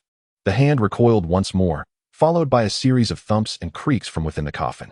Had the coffin not been so sturdy and reinforced with 3 layers of ink rope net, it would have surely fallen apart. Simplification points 10. Lin Luo was overjoyed, as another 10 simplification points had been added to his tally. Master Ren is such a kind soul. Even in death, he continues to benefit others. How touching. Uncle Jiu? Lin Luo? Master, is he going to escape? Lin Luo wiped the dust from his hands onto his clothes, tilted his head, and asked Uncle Jiu with an innocent expression. Uncle Jiu's lips moved, and after a moment, he finally said, if you don't torment him, he certainly won't escape. Master, I'm not tormenting him. Lin Luo shook his head, and upon seeing Ren Weiyong's hand reach out again, he retrieved another handful of glutinous rice from his pocket and flung it. Crackling. Simplification points 10. Bang bang. Inside the coffin, Ren Weiyong gnashed his teeth in fury, pounding on the coffin, only to strike the ink lines and be burned once more. Let me out, just let me out. Oh dear. Master. He's still not being obedient. Lin Luo pointed at the coffin, feigning indignation. Ninth uncle. A peculiar sense of empathy for the corpse within the coffin washes over me. With a shake of his head, ninth uncle retrieved the talisman from his robes, affixing it to the head of the coffin. A resounding thud echoed, abruptly silencing the sounds from within, and the mortuary fell into an eerie stillness. There, that should do it. Don't provoke him. If you push him too far, he might just dismantle the coffin, and that would be troublesome, ninth uncle cautioned Lin Luo, his brow furrowed in concern. Understood, master, Lin Luo replied, his gaze lingering on the coffin with a hint of regret. Such a source of simplification points. Lin Luo pursed his lips, then feigned a yawn, feigning weariness. Master, it's getting late. You should retire for the night. Ninth uncle tousled Lin Luo's hair, shaking his head with a smile, muttering, little rascal, though inwardly, he was quite pleased. Daring to poke a zombie with a peachwood sword at such a tender age, showing no fear, but rather excitement. A promising disciple indeed. As a disciple of the Maoshan sect, one is bound to encounter zombies and spirits. If one were afraid, there would be no point in continuing. Better to return home and till the fields. After offering a few words of caution, ninth uncle retreated to his chambers to rest. Tomorrow would bring a trek into the mountains in search of a tomb. A task that would not only demand physical exertion but also tax his mind with the use of geomancy. Rest was essential. Lin Luo returned to his small bamboo bed, where Wen Kai lay in deep slumber. The lad possessed an uncanny ability to sleep. Having remained undisturbed by the commotion that had even roused ninth uncle from several rooms away. Truly remarkable. Climbing onto the bamboo bed, Lin Luo nudged Wen Kai aside and lay down, contemplating the day's gains. Ren Weiyong had contributed 360 simplification points, a substantial amount from a single source, yet dwarfed by the potential of the jars in that room. Still, if merely injuring him yielded such a bounty, what would vanquishing him entail? Chapter 19. Cousin Tingting is all grown up. At the break of dawn, Lin Luo was awakened by the sounds of Wen Kai stirring. He squinted to see Wen Kai donning his attire, yawning wearily. Ninth uncle stood solemnly by the bedside, already dressed. It seemed only ninth uncle could rouse him at such an hour. Good morning, master. Lin Luo greeted, rubbing his eyes with a smile. Seeing Lin Luo awake, ninth uncle's stern expression softened slightly. Ah Luo, wake up, wash up, and offer incense to the patriarch. I'm taking Wen Kai into the mountains. Stay home and study diligently. Understood, Lin Luo replied, leaping from the bamboo bed, dressing, and tending to his ablutions with swift efficiency. Ninth uncle nodded approvingly, then turned to Wen Kai, who was still dawdling in bed, his brow furrowing once more. Hurry up. Your senior brother is already up. Stop dawdling. Wen Kai grimaced, offering no retort, but hastened his movements, inwardly lamenting, is senior brother never tired? Indeed, Lin Luo was not, though he had slept through the night. His very breath was a form of cultivation. His body was constantly growing stronger, so even with minimal sleep, he felt no fatigue, but rather a surge of energy. Having washed and dressed, Lin Luo made his way to the meditation room, where he retrieved 3 incense sticks and lit them from the candle on the altar. He gently waved the sticks to extinguish the flames, as one should never blow them out. Disciple Lin Luo pays respects to the patriarch. Lin Luo reverently offered the incense to the patriarch. Having paid his respects, Lin Luo emerged from the meditation room to find the sun already risen, bathing the earth in its golden light beneath a cloudless azure sky. Ninth uncle awaited Wen Kai in the courtyard, clad in a gray traditional robe, a satchel slung across his shoulder, and a bamboo staff in hand for support on the mountain trails. Ah Luo, While you're alone at the mortuary, refrain from disturbing the coffins and devote yourself to your studies. Understood? Ninth uncle cautioned Lin Luo once more. He had been startled awake by the commotion in the mortuary the previous night, only to find Lin Luo standing beside Ren Weiyong's coffin. The boy was far too audacious. Should the elder master Ren break free, Lin Luo's small stature would barely suffice as a morsel. Understood, master, Lin Luo replied. Though inwardly he wondered if Ren Weiyong could awaken in broad daylight and whether disturbing him would yield simplification points. At that moment, when Kai emerged. Having paid his respects to the patriarch, he wore his usual attire, but with a large bamboo basket laden with provisions, defensive weapons, a dragon-seeking compass for surveying the mountains, and ritual paraphernalia. When Kai approached Ninth Uncle with a weary expression, his gaze tinged with melancholy. Master. Ninth Uncle raised an eyebrow, feigning concern. Is it heavy? When Kai nodded, forcing a smile. Yes, master, very heavy. Heavy, you say? Let master relieve you of some of the burden. Ninth Uncle offered, feigning sympathy. When Kai's face lit up, his sorrow vanishing as he eagerly turned around, filled with anticipation. How thoughtful of master to consider his disciples' well-being today. Both when Kai and Lin Luo thought in unison. Ninth Uncle stepped forward, removing the dragon-seeking compass and a gourd from the basket, stowing them in his satchel. Then, with a nod, he declared, all right, let's go. With that, Ninth Uncle patted Wen Kai on the shoulder and strode towards the mortuary gates. Wen Kai? Lin Luo? Master, wait for me. Wen Kai exclaimed, scrambling after Ninth Uncle with the basket on his back. Lin Luo shook his head, remarking to himself. Master is indeed a master. With a gentle thud, the mortuary gates closed, and Lin Luo turned to re-enter the building. In the full light of day, no evil spirits dared to venture forth, instead cowering in the shadows. The mortuary was quiet, the corpses resting peacefully in their respective coffins. Lin Luo approached Ren Weiyong's coffin, hands behind his back, and rapped on the lid, producing a hollow sound.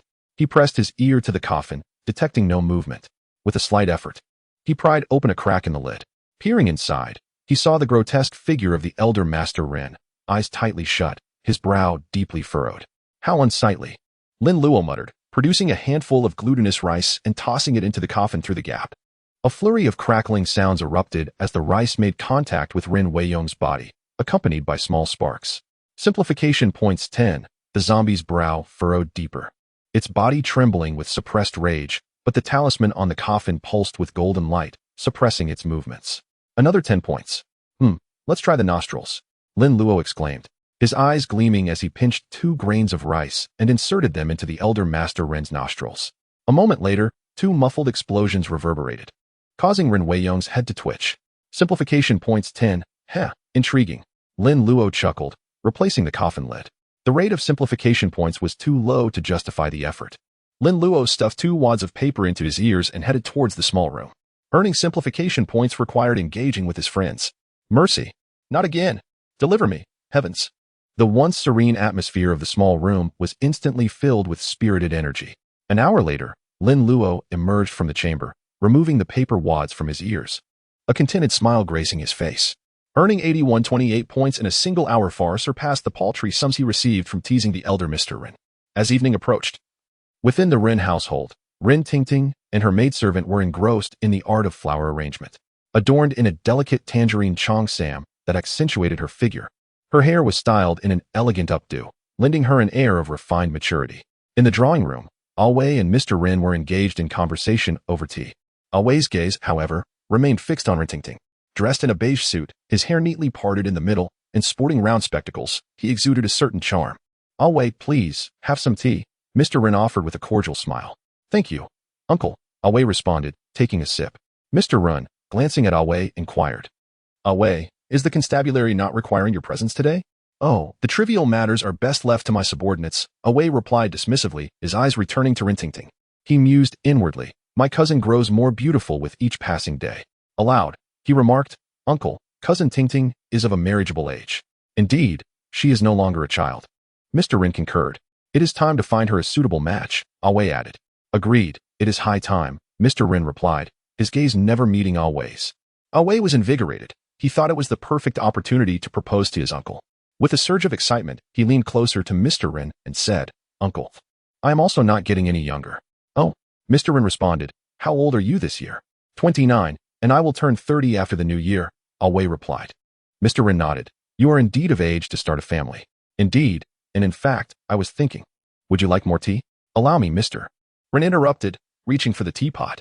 Just then, a servant entered the room and whispered to Mr. Rin, Master Cao has arrived.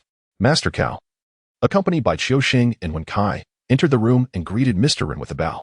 Mr. Rin rose to his feet and inquired, Master Cao, how fares the matter of my late father's coffin? I am pleased to report that the task is complete, Master Cao replied. He was visibly fatigued from a long day of searching the mountains for a suitable burial site. On their return, they had passed by Baoxiangjai. Qiusheng, upon learning that Master Cao and Wen Kai were visiting the Rin estate, was overcome with anticipation and insisted on accompanying them. Mr. Rin was delighted, impressed by Master Cao's dedication to his father's affairs. Although Master Cao had emphasized the urgency of the matter, Mr. Rin felt compelled to inquire about the specifics of the chosen site, lest it be unsuitable. Master Cao, Mr. Rin said with a smile, let us discuss this in my study. Master Cao was surprised to be invited to the study. Despite the Rin family's decline in fortune, their residence remained lavishly decorated, adorned with portraits of Mr. Rin's late father in his official attire, a testament to his former prominence. It was no wonder that the town was named Rin Town, for it had once been the Rin family's domain. As such, access to Mr. Rin's study was a privilege reserved for few. As Mr. Rin ascended the stairs, Wei, eager to seize the opportunity, attempted to broach the subject of his affections for Miss Tingting, only to be silenced by Mr. Rin's stern gaze. We shall discuss this later, Mr. Rin said firmly, causing Wei to retreat in dismay. Master Cao turned to Qiusheng and Wen Kai, instructing, behave yourselves while you are here. Qiusheng and Wen Kai nodded obediently. Master Cao's caution stemmed from his awareness of their mischievous nature. Their knowledge of Taoist arts often led them to forget proper etiquette, and they were prone to causing trouble. As Master Cao followed Mr. Rin to the second floor, Wei sighed in frustration, cursing the untimely arrival of the trio. He turned to Rin Tingting, only to find Qiusheng and Wen Kai vying for her attention. Miss Rin, I apologize for my past behavior. My senior brother has already reprimanded me, so please, do not hold it against me, Qiusheng pleaded.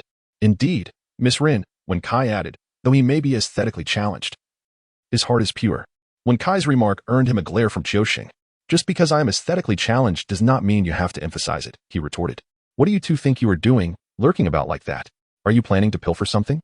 Wei exclaimed, rushing toward them. Qiusheng and Wen Kai were startled by his outburst. Rin Tingting, already in low spirits from her flower arrangement, was further dismayed by the scene. Are you trying to take advantage of my cousin? Wei rudely shoved Wen Kai aside, causing him to stumble.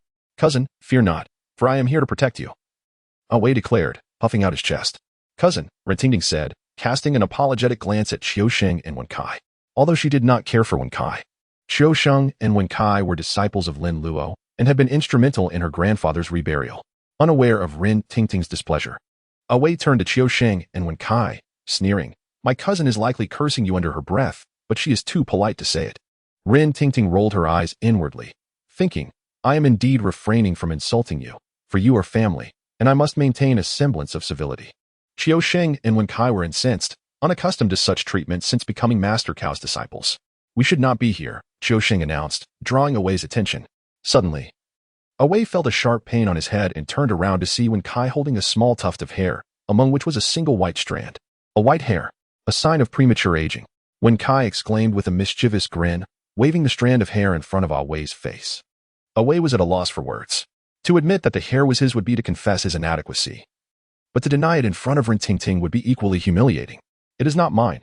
How could such a thing be found on my person? Wei stammered, shaking his head in denial. You two scoundrels, you have played me. Just you wait, I will get my revenge. Observing the scene with crystal clarity, suppressed a smile and settled into a chair, commencing the trimming of floral sprigs. A stern lesson was indeed warranted for him.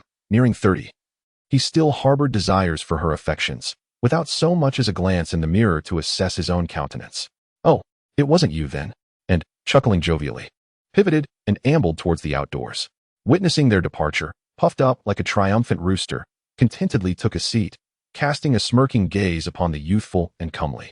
Cousin, you must have comprehended the exchange I had with your uncle. We've been companions since childhood, though you frolicked in your abode and I in mine. It still constitutes a tale of youthful friendship.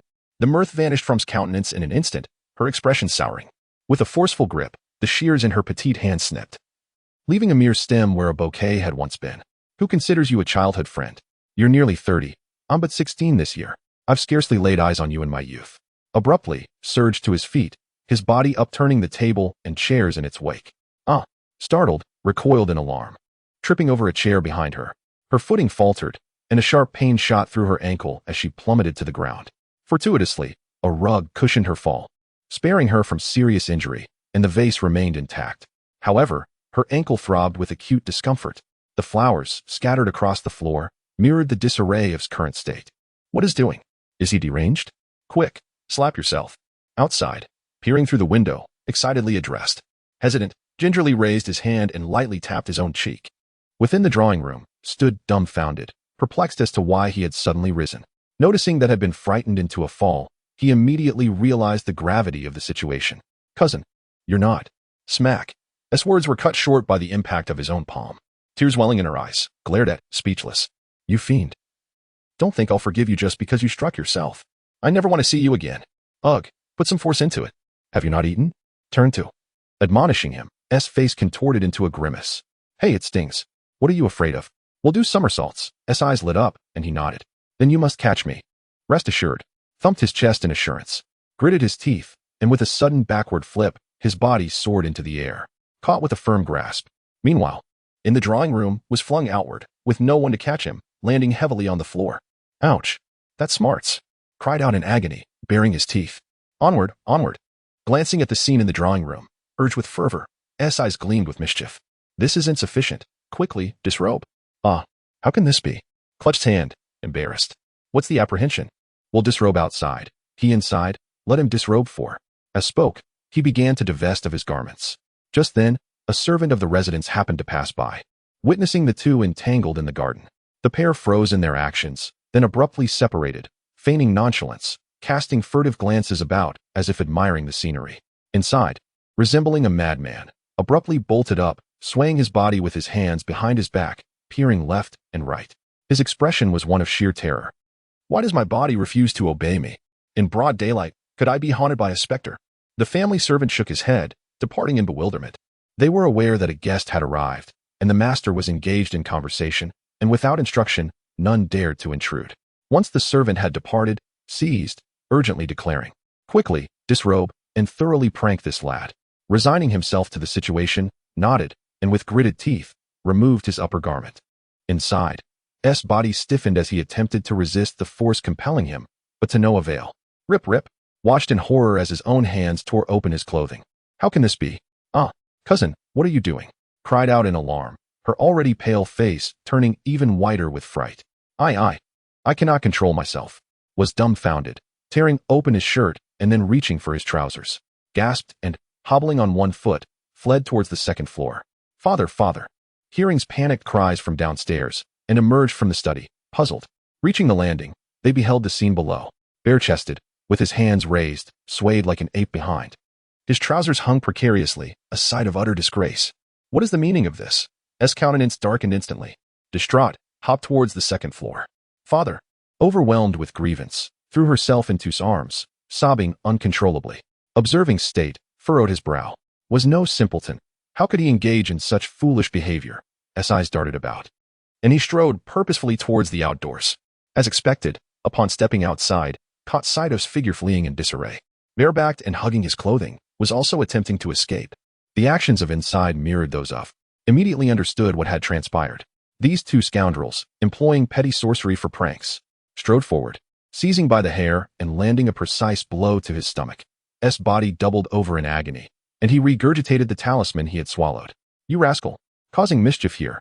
Return now, scolded him sternly. He had been instructed to behave properly at the residence, but his words had fallen on deaf ears. Wearing a mask of pain, stumbled towards the residence, clutching his clothing. You ungrateful wretch, abandoning your brother to flee. Just wait. In the drawing room, finally regaining his senses, collapsed to his knees, sobbing and lamenting to. Uncle, I desire tea. Gently patting shoulder, glared coldly at a loss for words. You desire tea. Return home and drink your fill. Servants. Escort back. Bellowed. Uncle, I did not. Attempted to explain that he had been possessed, his actions beyond his control. However, was in no mood to listen. Soon, the servants entered, hoisting the disheveled and escorting him towards the door. Father, cousin has gone too far. Sobbed aggrieved. Fear not, my dear daughter. Father will ensure he never troubles you again. Soothed, inwardly cursing for his deplorable conduct. Master, you cannot fathom how arrogant that scoundrel was. Indeed, master. He accused us of skulking about to steal, but we accompanied you to the residence. He called us thieves, thus insulting you. And, squatting in a horse stance in the corner, tugging at their ears, spoke in unison.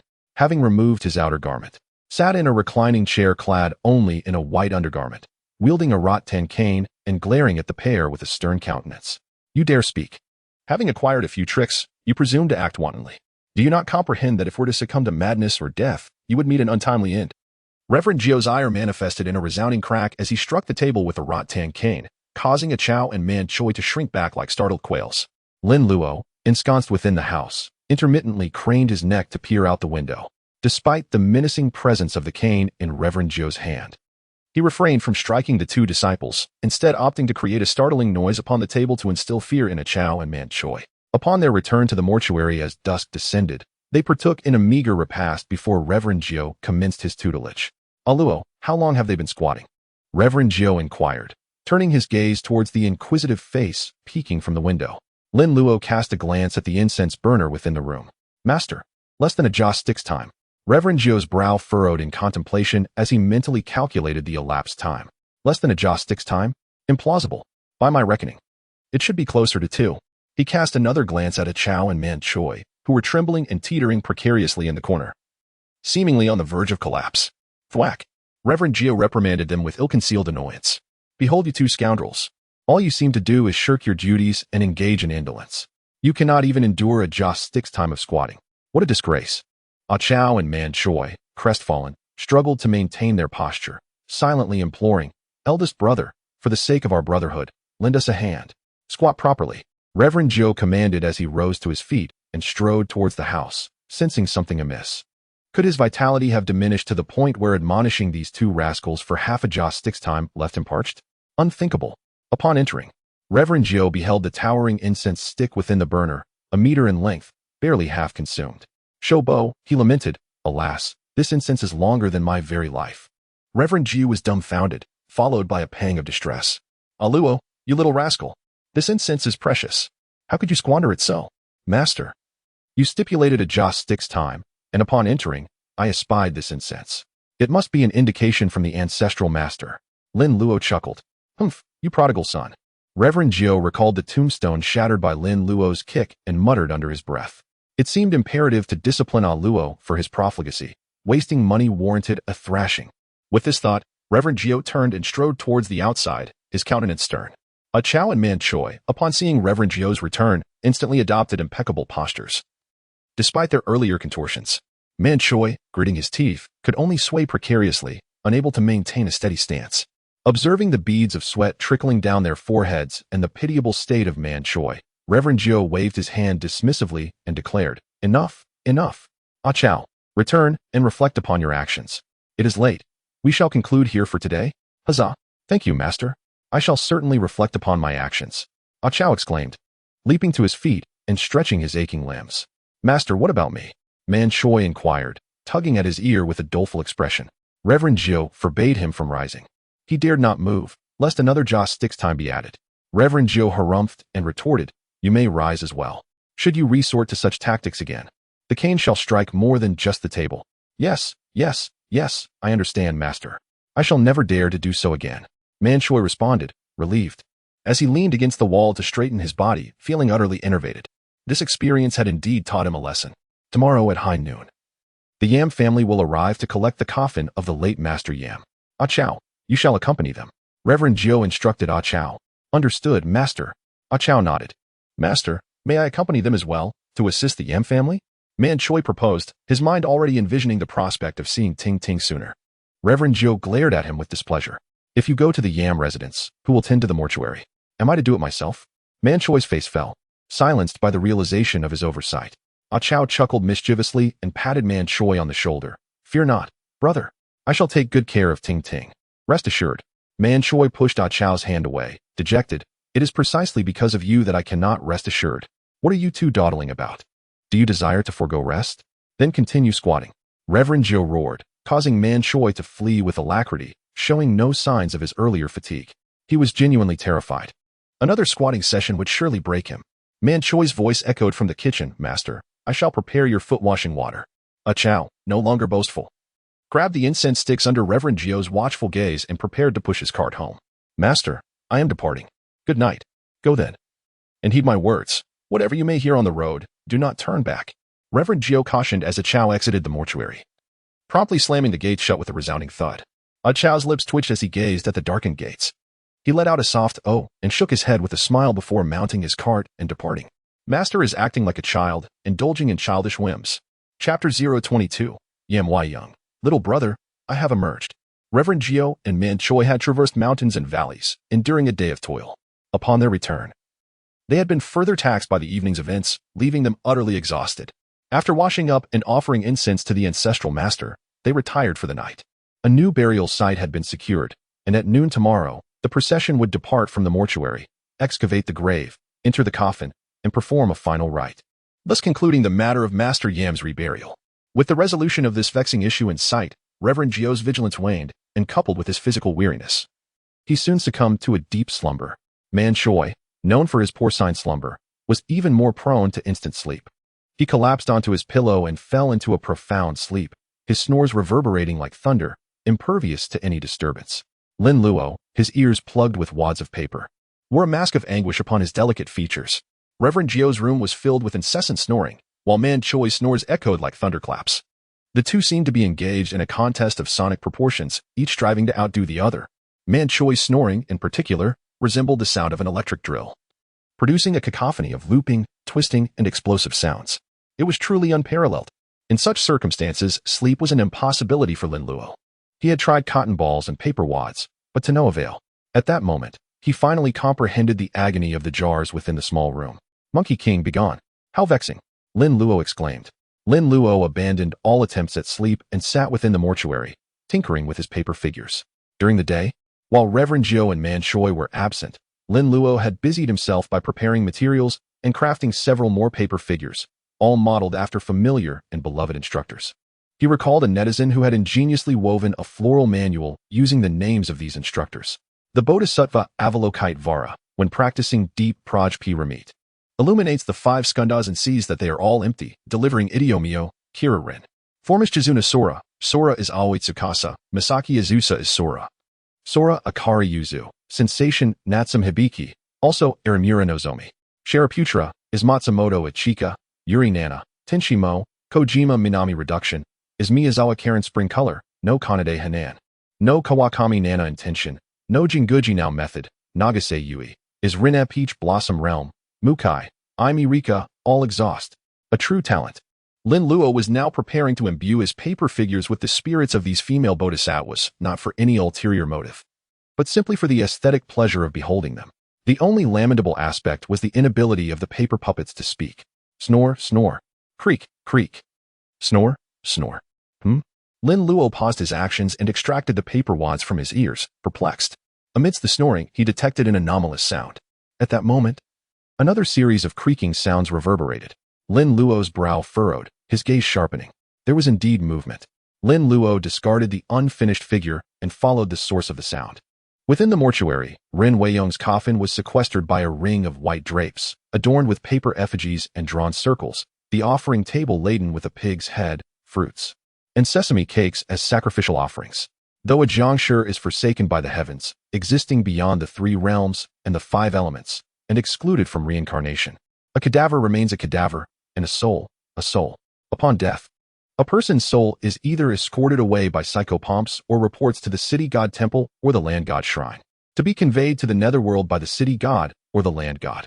However, some souls, yearning for the mortal realm and burdened by profound attachments, escape to become wandering, disembodied spirits, eventually transforming into vengeful specters. Ren Weiyong's soul should have long departed, unless the geomancer performed some ritual upon Ren Weiyong before burial. His soul would be trapped within his body, sealed within the tomb, enduring torment day after day for 2 decades. Yet, if this were the case, these offerings would be utterly inconsequential to Ren Weiyong. Creak. Lin Luo parted the white drapes, observing the scene within. The sound emanated from Ren Weiyong's coffin. The inked lines drawn upon the coffin's base had dissipated. Were it not for the 3 inked rope nets ensnaring the coffin, it would have disintegrated by now. The inked rope nets emitted a faint golden radiance, which grew increasingly dim as it suppressed the Jiangshi, indicating that they could not endure much longer. Just then, the coffin emitted another creaking sound. In the next instant, the coffin convulsed violently, splintering apart. Boom, the coffin shattered. And the inked rope nets that had bound it were instantly severed by the heavy coffin wood. Lin Luo held his breath, his eyes widening as he beheld the old master Rin leaping from the coffin.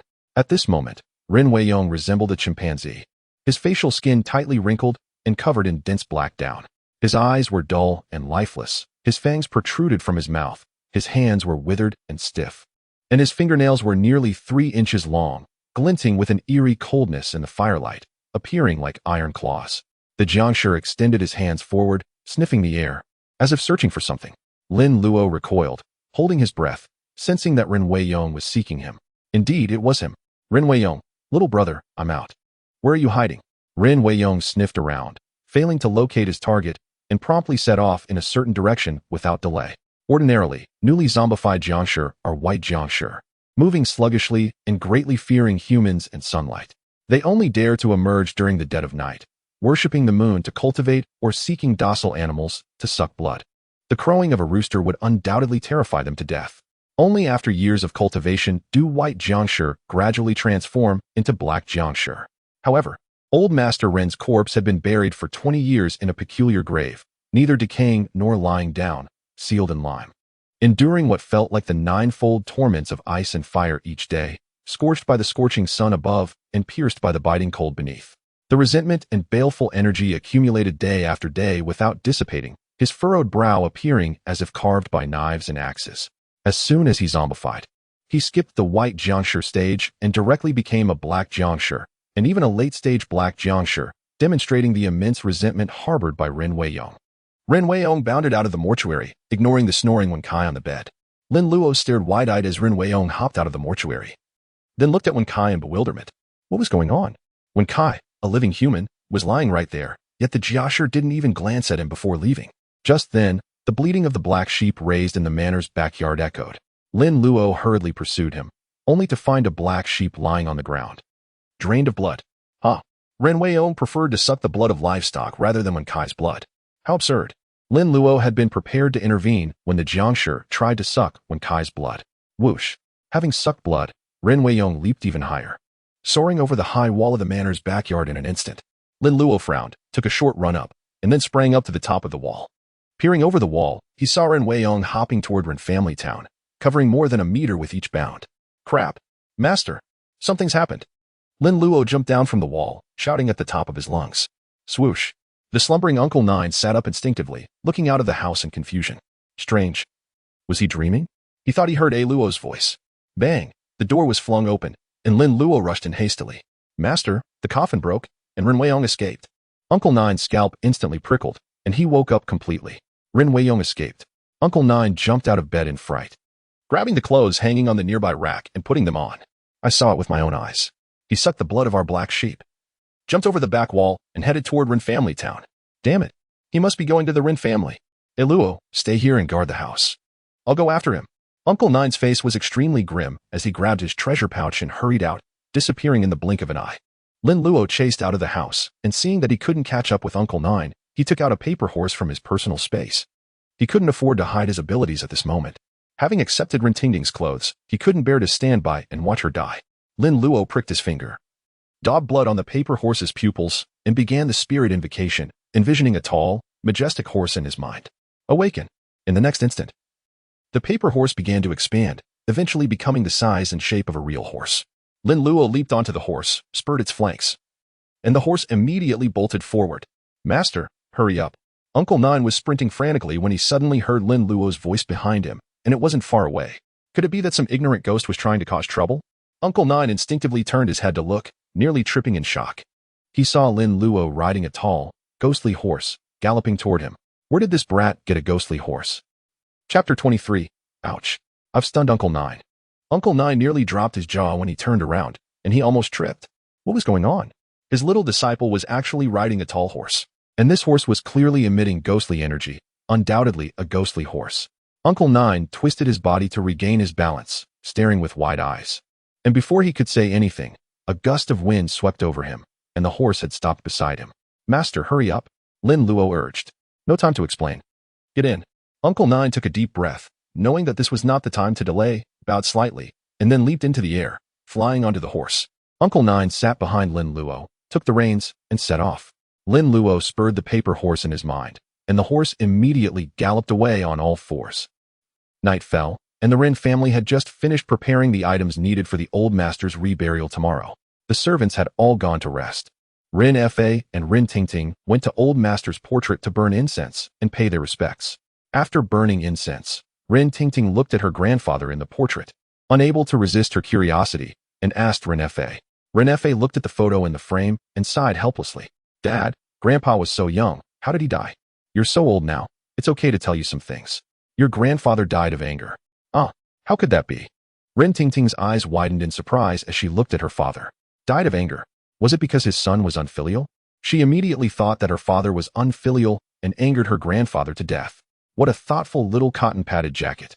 After so many years, Ren Fa had let go, but he still sighed when he thought of his deceased father. Seeing wealth vanish like water, he died of anger. Ren Tingting oed and became even more curious. Seeing wealth vanish like water, what does that mean? Back then, your grandfather knew that the price of salt would rise sharply. So he bought 300 stones of salt from the salt merchant and paid for it all at once. He never expected that the salt merchant didn't protect the salt properly, and it rained heavily on the way, and all 300 stones of salt were gone. Your grandfather went to reason with the salt merchant, but the salt merchant refused to admit it. Not long after he came back, your grandfather died of depression. Ah, that salt merchant is too cunning. No wonder Grandpa's expression was so tense when the coffin was opened. It turned out that he was angered to death. Ren Tingting stuck out her little tongue and said angrily, Hush, it's getting late. We must rise early tomorrow. Return to your rest. Ren Fa sighed, feeling it somewhat inappropriate to discuss the elder's demise before his portrait. Ren Tingting stuck out her tongue playfully, nodding obediently. Then, Father, you should also retire early. I'm going back. Ren Tingting hobbled back to her room. Ren Fa turned, gazing at his father's portrait, a faint sorrow rising within him. Business is always unscrupulous, and one should never dabble in unfamiliar ventures. He had been too hasty with that deal back then. Ren Fa noticed that of the 3 incense sticks he had placed in the censer before the portrait, 2 had extinguished, while the remaining one was burning rapidly. What? Ren Fa's heart trembled. How could the incense burn like this? Observing the bizarre manner in which the incense was burning, Ren Fa looked up at his grandfather's portrait and felt an inexplicable sense of sinister mirth in the old man's smile. A sudden gust of cold wind swept through, causing Ren Fa to shiver. He shook his head, forcing a wry smile. I must be tired. My eyes are playing tricks on me. Ren Fa rubbed his face and returned to his room. He had been preoccupied with his grandfather's reburial these past few days, neglecting the family business. He needed to thoroughly examine the account books. Lin Luo sat upon the horse, cradled in the arms of Master Jiu. The paper horse galloped swiftly, its hooves moving soundlessly. Master, Ren's residence is just ahead, Lin Luo exclaimed, spotting the gates of the Ren household. Lin Luo then guided the paper horse to gradually decelerate, and it soon arrived before the gates of the Ren residence, coming to a steady halt. Master Jiu dismounted, and Lin Luo, supporting himself on the horse's back, leaped down as well. Master Jiu rapped urgently on the door. Lin Luo, fearing trouble, took a running start and vaulted over the wall. The 2 or 3 meter high wall might deter most petty thieves, but it posed no obstacle to Lin Luo. Lin Luo landed in the courtyard and opened the iron gates from the inside. Master Jiu, realizing this was not a time for rigid adherence to protocol, rushed towards Ren Fa and Ren Tingting's rooms. Master, you check on Master Ren. I'll check on Tingting, Lin Luo said, following behind Master Jiu. Be careful and stay safe, Master Jiu cautioned before leaping through the window into the house. Ren Fa was in his bedroom, poring over the account books, the abacus clattering. Suddenly, he heard someone calling his name. Master Ren. Ren Fa turned his head slowly, wondering if he was too tired and experiencing both hallucinations and auditory illusions. But in the next moment, Master Jiu leaped through the window, startling Ren Fa. Master Jiu, what brings you here? Ren Fa was bewildered, glancing at the clock in the room. It was past 1 in the morning. Why had Master Jiu suddenly arrived, and why through the window? None of the servants had announced him. Master Ren, dire news. Master Ren's father has escaped, Master Jiu said gravely, his brow furrowed. What? My father has escaped. Ren Fa was momentarily bewildered. His father had been dead for 20 years. How could he escape? Before he could make sense of it, there was a loud crash, followed by Ren Tingting's scream. Tingting! Ren Fa exclaimed in alarm, rushing out.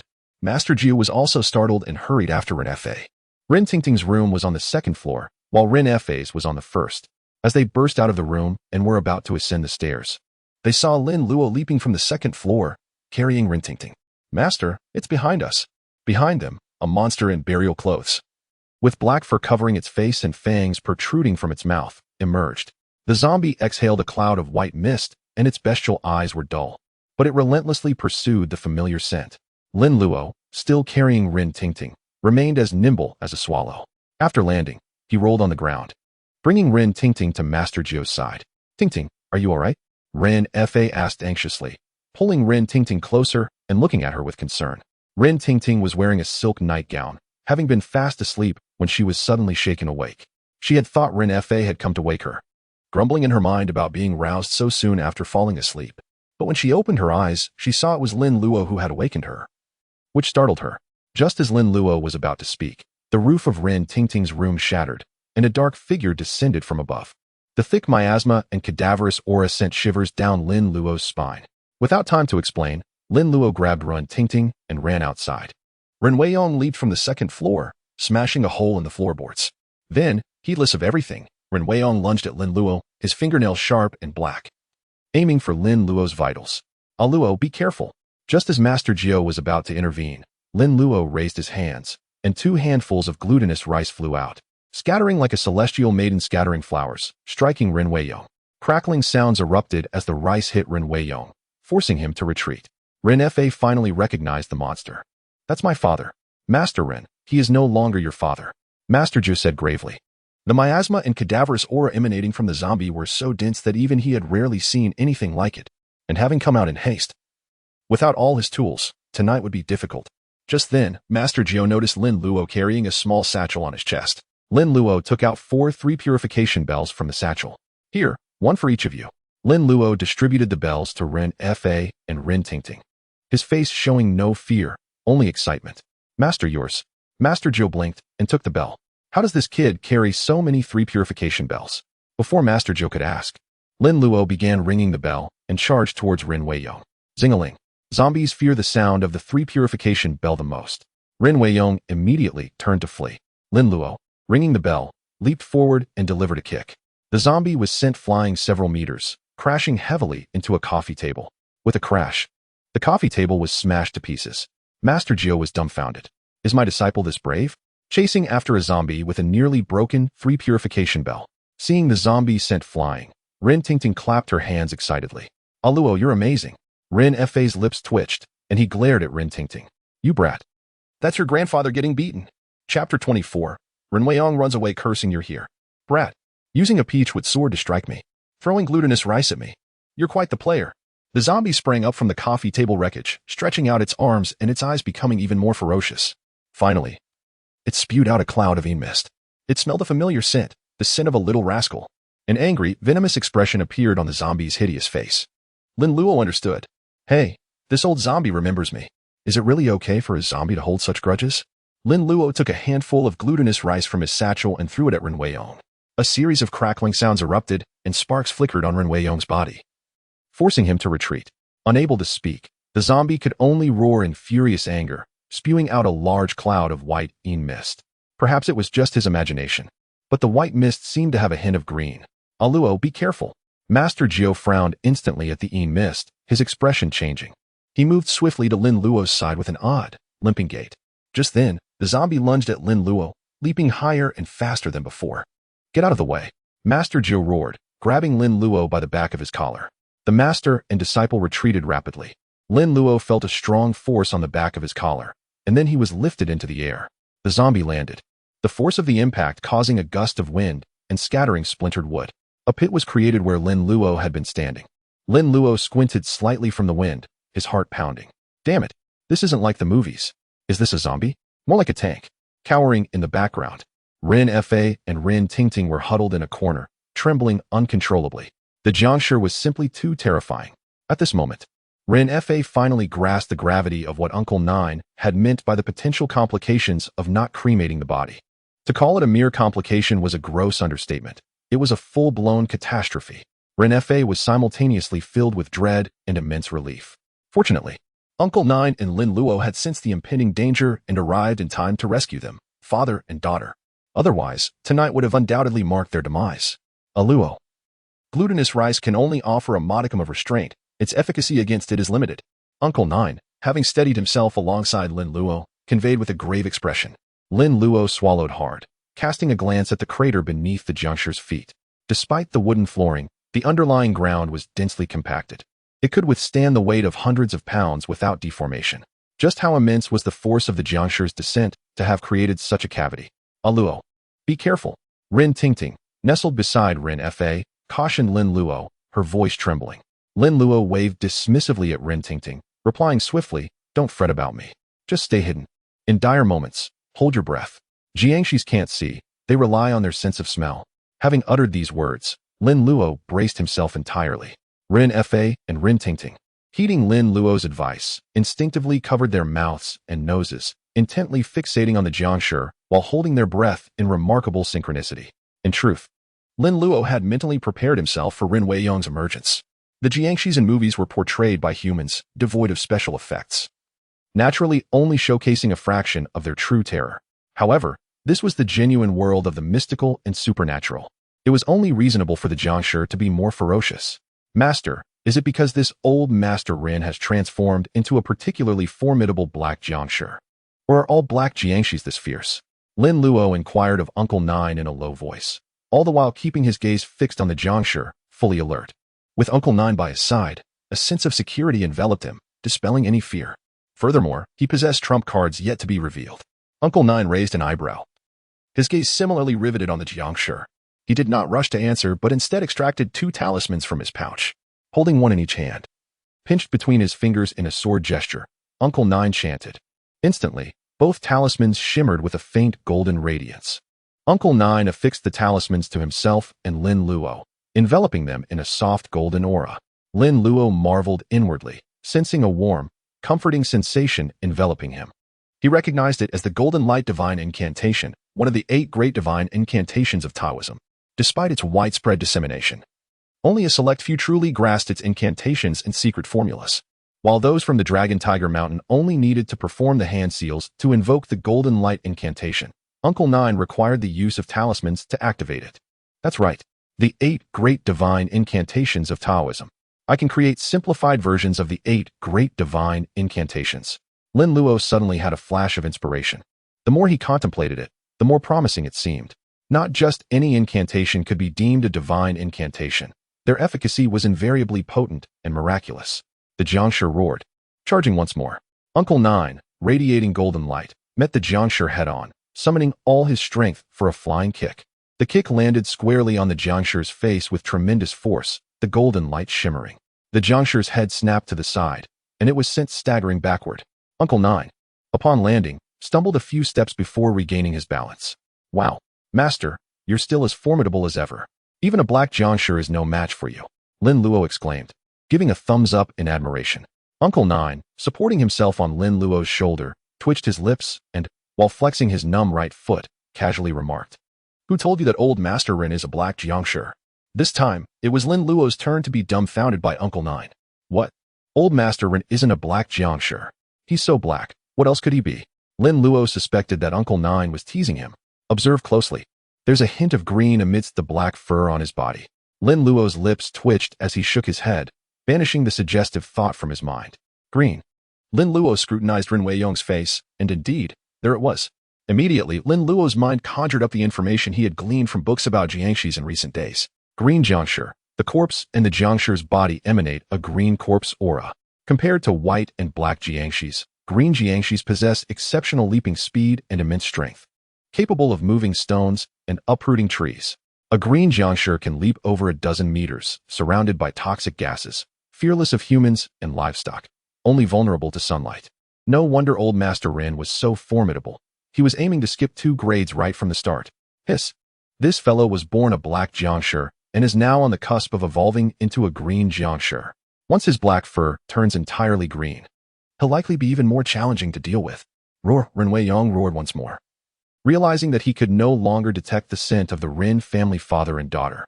It was the scent of his own blood relatives, and by consuming their blood, he could advance even further. They had been right here just moments ago.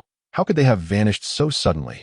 This filled Rin Weiyong with intense fury, and as he roared, the white mist expelled from his mouth contained a greater proportion of green mist.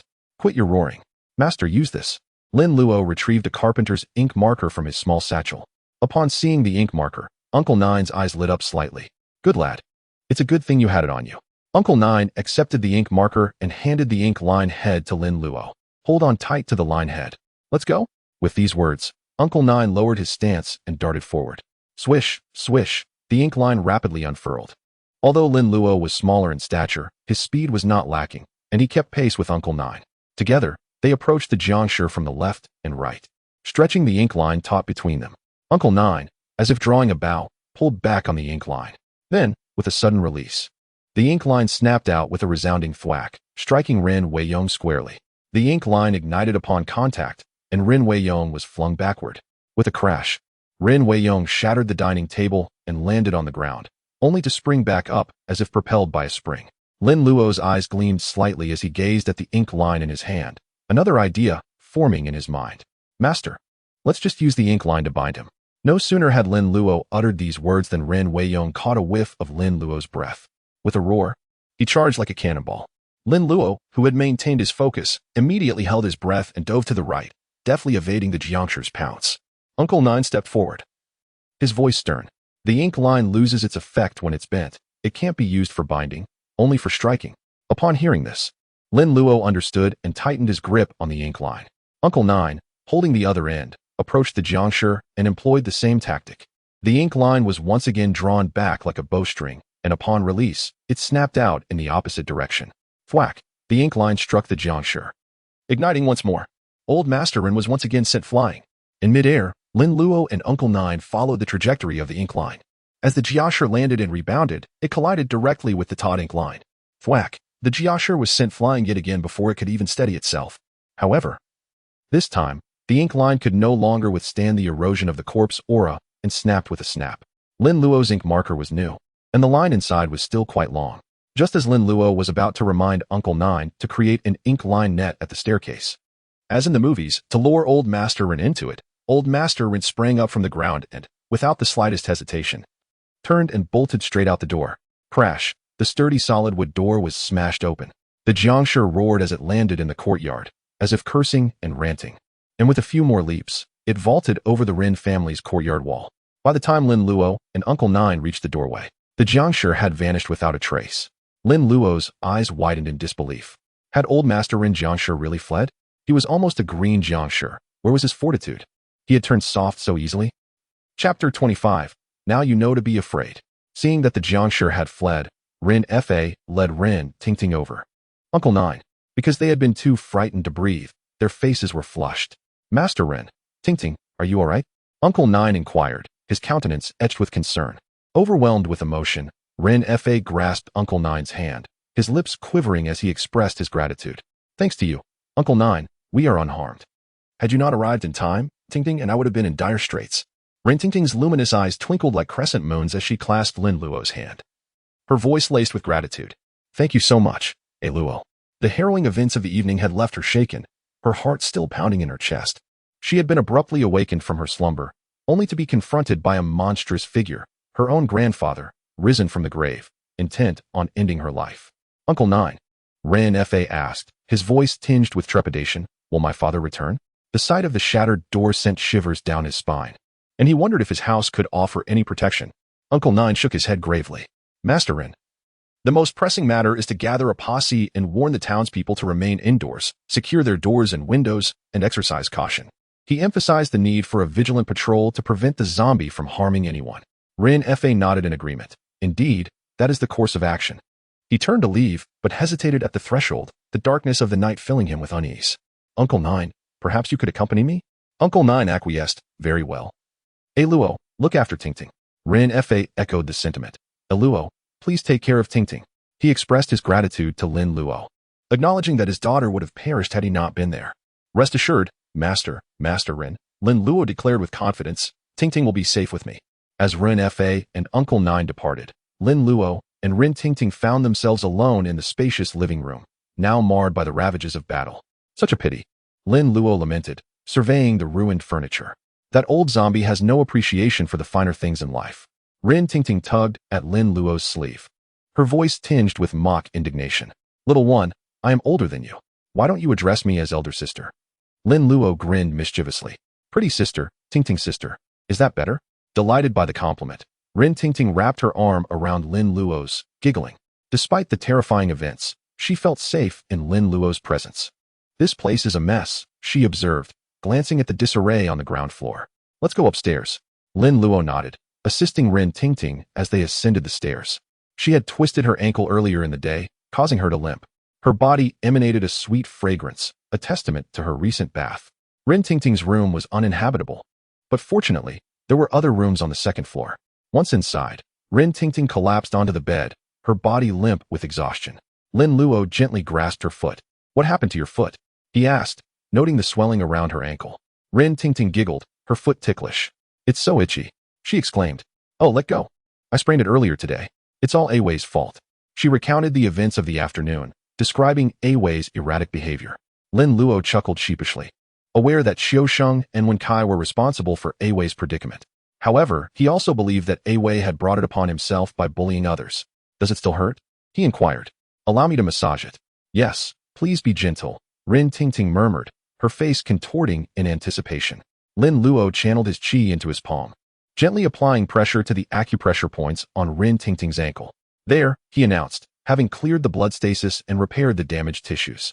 Rin Tingting's eyes widened in astonishment. Hey Luo, how did you do that? My foot doesn't hurt anymore. Lin Luo shrugged, a sly grin on his face. I am a Taoist priest, after all, he replied. Manipulating qi is nothing remarkable. He settled onto the bed, reflecting on the events of the evening. He realized that he had been underestimating his abilities, such as his knowledge of Taoist incantations, his control over qi, his martial arts skills, and his mastery of paper effigies. Rin Tingting leaned in, grasping Lin Luo's hand. Hey Luo, thank you again for everything, she whispered. I forgive you for what happened earlier. Lin Luo tilted his head, understanding that she was referring to his earlier attempt to gain her attention. If you truly wish to express your gratitude, treat me to something delicious. Of course, Rin Tingting replied cheerfully. Let's go tomorrow morning. I know a place in town that makes excellent. I will treat you to delicious food in exchange for your protection for a few days. That one breakfast is not enough. You have to be my servant for a day. Rin Tingting pursed her lips. Being a servant is a small price to pay for my life. Fine. No problem. No problem. Are you tired? Do you want to sleep now? Lin Luo asked, raising his eyebrows. He wanted to study the 8 great divine spells. Rin Tingting yawned gracefully. I am indeed tired, but are you sure you will be all right on your own? Perhaps I should stay up with you. Lin Luo smiled confidently. Rest assured, you can sleep soundly with me here. Reassured by Lin Luo's confidence, Rin Tingting nodded and drifted off to sleep. Finally, I can study the golden light spell. Meanwhile, the town of Rinjiao was abuzz with activity. The residents had been roused from their slumber and instructed to lock their doors and windows. Some of the able-bodied men had been conscripted into a patrol, led by Awei, who grumbled under his breath as he searched the streets with his men. A jest is being made. Zombies are implausible. My uncle by marriage is truly muddled. To place credence in the likes of Master Jiu, that charlatan, and his disciples are a disreputable bunch. In his estimation, Master Jiu and his ilk warrant supervision, branded as treacherous. As Awei's mind conjured images of the instruments of torture within the jail, a subordinate abruptly approached him. Captain, is there any veracity to the existence of zombies? Indeed. To summon us under the cloak of night to apprehend zombies, is it veritable? I have heard tell that zombies imbibe blood, devour flesh, possess Herculean strength, and are impervious to blades and projectiles. I wonder if these tales hold any truth. I have also been informed that zombies are capable of flight, their eyes emerald, their gaze capable of inducing a trance, and before one can regain composure, they commence the exsanguination. A cacophony of murmurs regarding the veracity of these claims ensued, instilling trepidation in Awei, who had previously been devoid of fear. These scoundrels, why speak of zombies at such a juncture? Is this a deliberate provocation? The surroundings were enveloped in tenebrosity, particularly the areas beyond the reach of the torchlight, which were frighteningly obscure. Fear stems from the unknown. Could zombies genuinely exist? Awei furrowed his brow, unconsciously decelerating his pace, retreating from the vanguard to the midst of the throng. Aha! Security. In the event of a sudden zombie emergence. Ensconced in the center, I shall not be the first to be bitten. At that moment, the radiance of torches materialized at the fore of the thoroughfare. Captain. Brethren engaged in the search are approaching from the front. Awei cast a sidelong glance, retorting acerbically, I am cognizant of that. I am not bereft of sight. The individuals opposite also discerned Awei's contingent, quickening their pace, hastening to converge. Observing their panting visages and expressions of disquietude, Away's heart skipped a beat. Could something untoward have transpired? Away parted the throng, stepping forward to seize one of them, his brow furrowed as he inquired urgently, "Why such haste? Have zombies been discovered?" "Huff, huff, Captain, huff, huff." The man gasped for air, his breath coming in ragged intervals. Alas, so ineffectual. Away pushed the man aside with ill-concealed annoyance. Seizing another to interrogate, "Speak you, Captain, we have discovered the watchman's corpse ahead. There are sanguineous perforations upon his neck. His demise was ghastly. He was undoubtedly bitten by a zombie." "What? Zombies are genuine. The watchman has been bitten to death." Upon hearing that someone had fallen victim to a zombie bite, the constabulary were seized with alarm, their spines chilled, their bodies drenched in cold perspiration. In that instant, the queries of veracity that had previously circulated in their minds resurfaced, causing their legs to tremble uncontrollably. Such terror, should we not retreat? However, what if one were to become separated from the group, encountering a zombie? Away swallowed hard. His countenance contorted in an unsightly manner. I had not anticipated that the old charlatan spoke veraciously. Zombies do exist. Could these scoundrels' earlier pronouncements be true? "Captain, what is to be done now? I am the sole member of my family. I am loath to meet my end. Captain, let us retreat." Away glared, delivering a resounding slap to the individual, sowing discord. He was the captain. At this juncture, others may succumb to disarray, but he must not. As the captain of the constabulary, Away possessed this modicum of awareness. Should those around him descend into chaos, who would safeguard him? "Fear not, brethren. Our numbers lend us strength. Zombies dare not emerge. We shall persist in our patrol, ensuring the safety of the denizens of Rinjia town," Away proclaimed in a stentorian voice, genuinely evincing some semblance of a captain's responsibility. His words achieved a degree of efficacy, stabilizing the minds of the assembled, who, observing the multitude present, were somewhat less apprehensive. "Very well, we shall consolidate into a single unit and resume our patrol."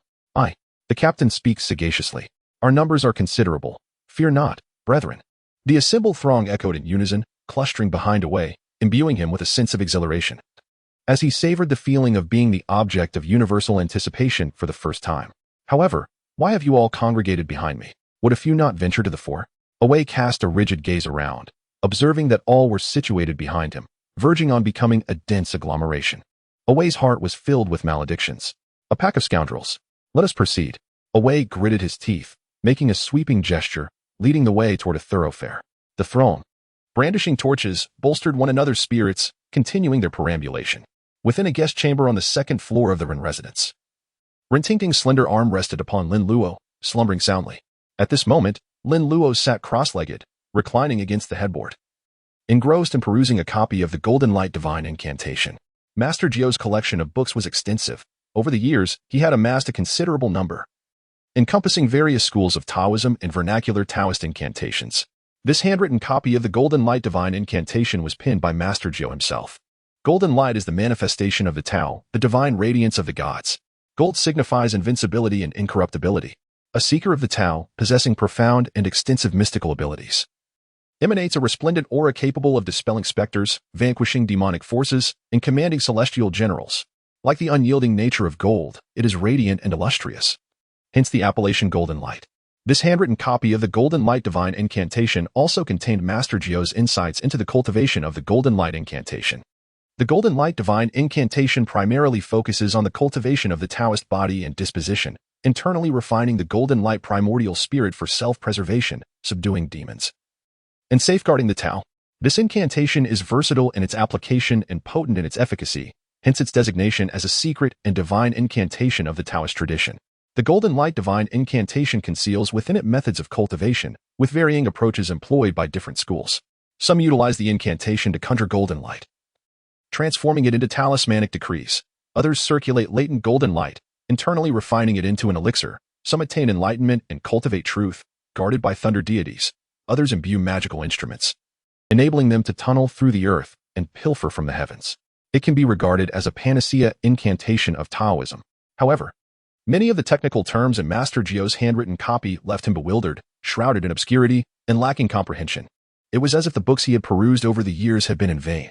Without the guidance of a qualified instructor, this book would be an enigma to the average person. Enough, I shall not exert myself further. System, skin the Golden Light Divine Incantation. Why bother exerting oneself when one possesses a system? Lin Luo abandoned his efforts. Golden Light Divine Incantation has been detected. A divine light incantation. Objects exist within the void. Recite the golden light incantation, and all deities shall bow in obeisance. Simplification requires 15,000 simplification points. Simplify? Yes, yes, yes. Lin Luo unhesitatingly selected yes. Golden light divine incantation has been simplified to photosynthesis divine incantation. Lin Luo was initially taken aback, but an explanation soon manifested in his mind.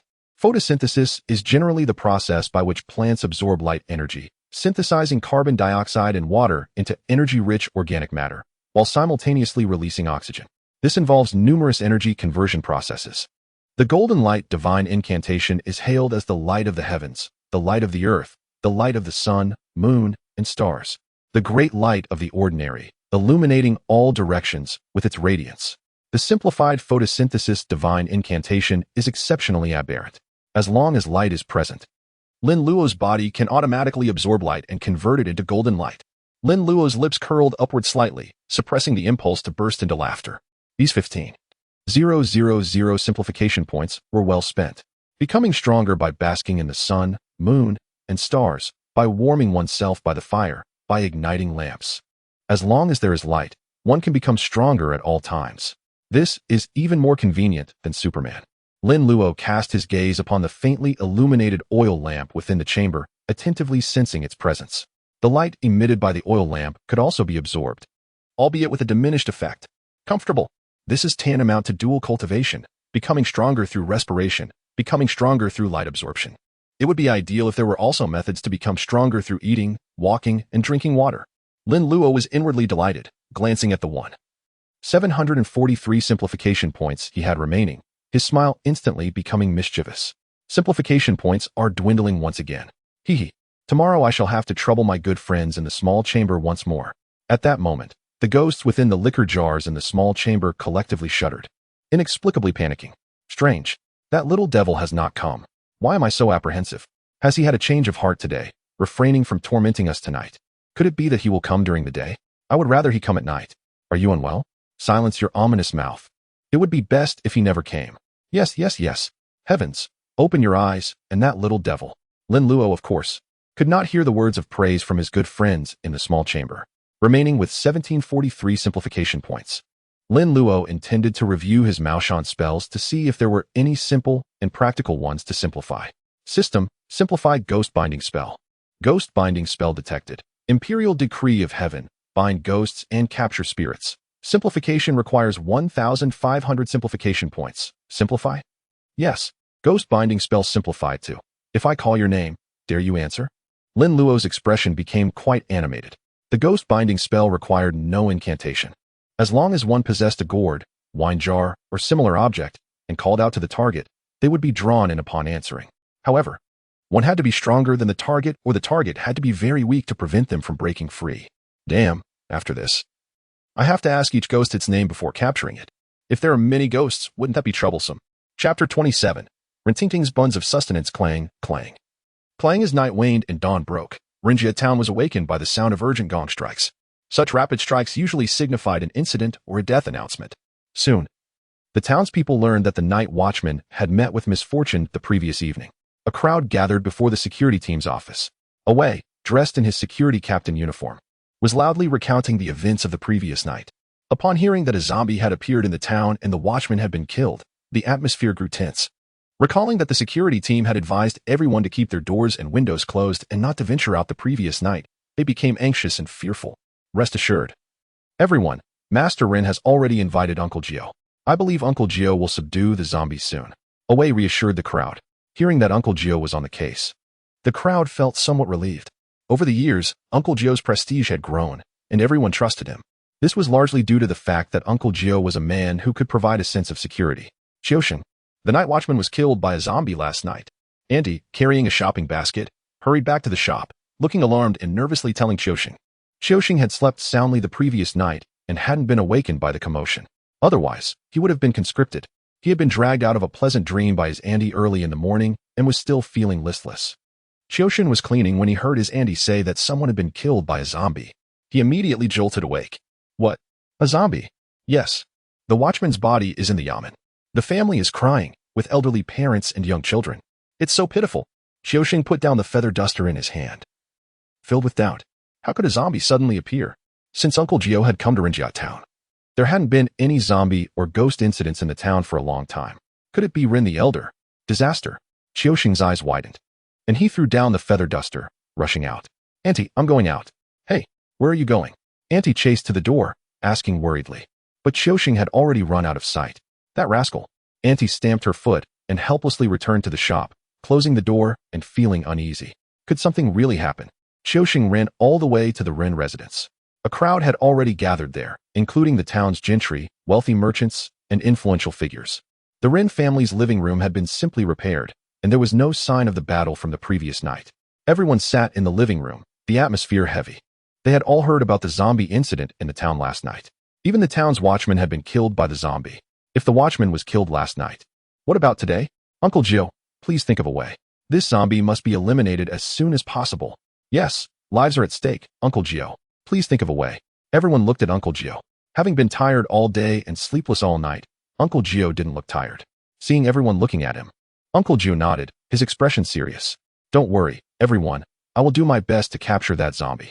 At that moment, Qiuxing ran in from outside, looking concerned. He saw Uncle Jiu and Rin Fa sitting in the room, but Rin Tingting was nowhere to be seen. He couldn't help but feel a chill in his heart. Could Tingting have been hurt? Master Rin. Uncle Jiu nodded to Qiuxing. Qiuxing, you've come at the right time. Go to the Yizhuang and have Wenkai bring all the equipment over. Qiuxing said oh, and glanced at Rin Fa. Seeing Rin Fa's solemn expression and slightly furrowed brow, he seemed very sad. His heart skipped a beat. It's over. Tingting has really been killed by the zombie. My sweetheart, my first love. Is it going to end before it even begins? Qiuxing. Uncle Jiu frowned and called out to Qiuxing, seeing that his expression was off and he was in a daze. Ah, master, I'm going. Qiuxing straightened his expression, but his tone was very low. He turned and trotted out of the Ren residence. Uncle Jiu raised his eyebrows, looking at Qiuxing's disappointed back, feeling speechless. What's wrong with this rascal?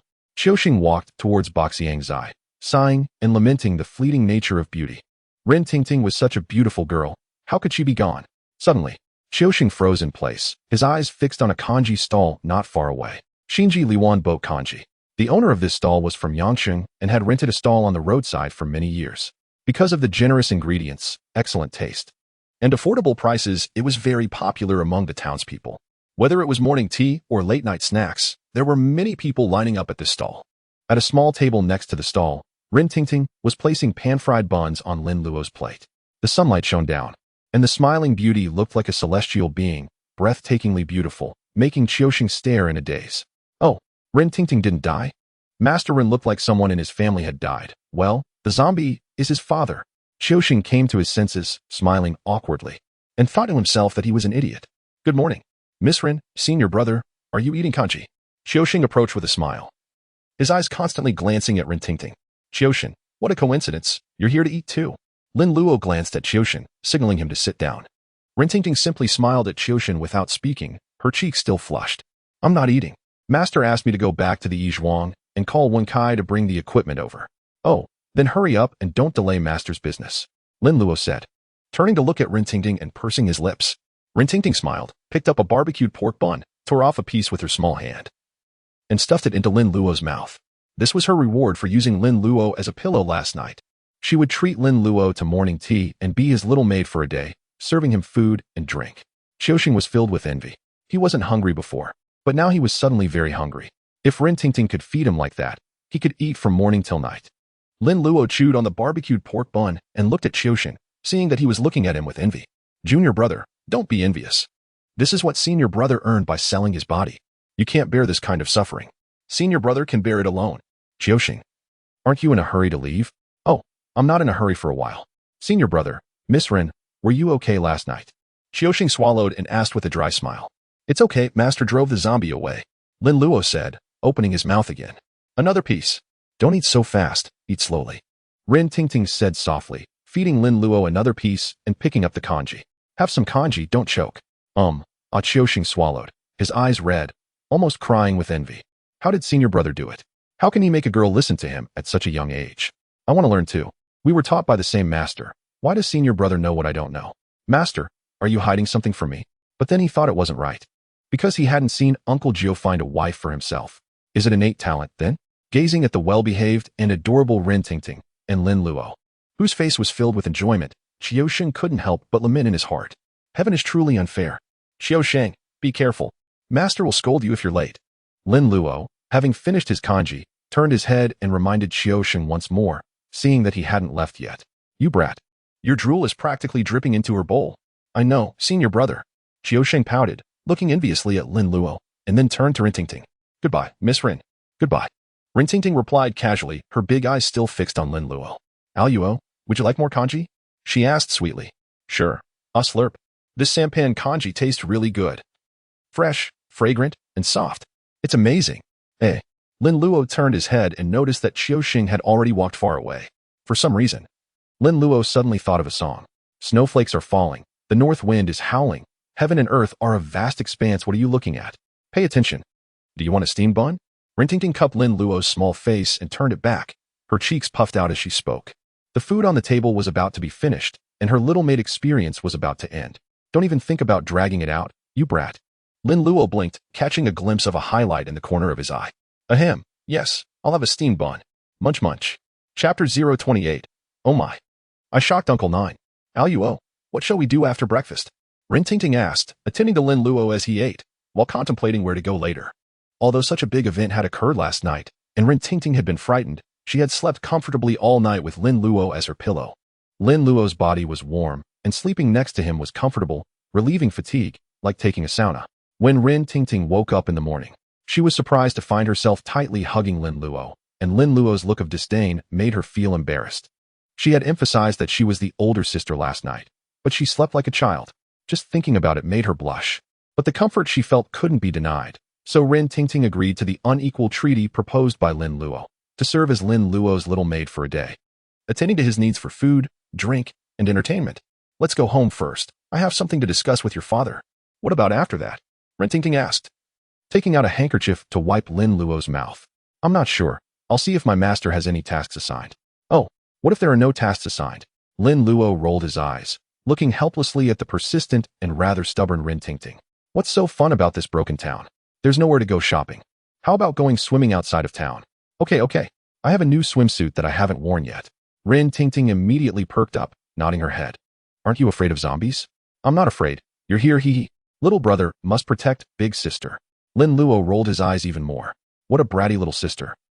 After Rintingting and Lin Luo finished their breakfast, they returned to the Rin residence. In the Rin family's living room, everyone had already dispersed, leaving only Rin Fa and Uncle Nine. Dad, we're back. Rintingting's voice rang out, and Rin Fa and Uncle Nine looked over together, smiling faintly as they saw Rintingting holding Lin Luo's hand as they walked over. How was it, Luo Tingting? Did you eat well? Rin Fa asked with a smile. Uncle Nine had already told Rin Fa the specifics of what happened last night. If Lin Luo hadn't been the first to discover Rin Weiyong running out of the coffin and woken up Uncle Nine, he and his daughter would have been goners. In addition, Lin Luo had saved his daughter last night, so Rin Fa felt very affectionate towards Lin Luo at this moment. We ate well. Rintingting and Lin Luo said in unison. Rintingting's small face was puffed up like a steamed bun, glancing at the smug little rascal. She had fed him kanji, and her arm was sore. Dad, I have something to tell you. Rintingting said sweetly to Rin Fa. Wait a moment. Uncle Nine, you worked hard last night. I've had a room prepared for you. Please go and rest. Someone will bring you food at noon. I'll still need to trouble you tonight. Rin Fa said to Uncle Nine very respectfully.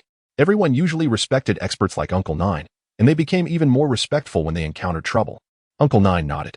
He had taken the time to meditate for a while at dawn to restore his energy, and he still looked energetic, but his body was still very tired. And he also had some things he wanted to ask Lin Luo, so he nodded in agreement. Don't worry, Master Rin. I'll bow. Rin Fa called out to the outside. And soon, the family's servant walked in. Master, what is it? Take Uncle Nine to his room to rest. Yes, Master. Uncle Nine, please. Bao bowed respectfully and gestured for him to follow. Uncle Nine nodded, glanced at Lin Luo, and motioned for Lin Luo to come with him. Lin Luo followed with a smile, and under Bao's guidance, they arrived at the guest room. There were some tea and pastries on the table in the room. The bed had been made with new bedding, and the window was open for ventilation. Uncle Nine sat down at the table, and Lin Luo approached him obsequiously, pouring a cup of tea for Uncle Nine with a grin. Master, have some tea. Uncle Nine's unibrow twitched slightly, and he looked at Lin Luo with a smile that wasn't quite a smile, then picked up the teacup and took a sip. The tea was just the right temperature, so Uncle Nine drank it all in one gulp. As soon as he put the cup down on the table, Lin Luo refilled it. This time, Uncle Nine didn't rush to drink, but looked at Lin Luo with raised eyebrows and asked calmly, "You brat, tell me, what exactly was going on with that Qian horse?" "Here it comes." Lin Luo knew that Uncle Nine would ask about this, and he had already thought about how to answer. He chuckled and put down the teapot. "Master, I've learned all the Qian paper crafting techniques that Junior Uncle gave me. When you took Wen Kai out, I tried making them at home, and I actually made one."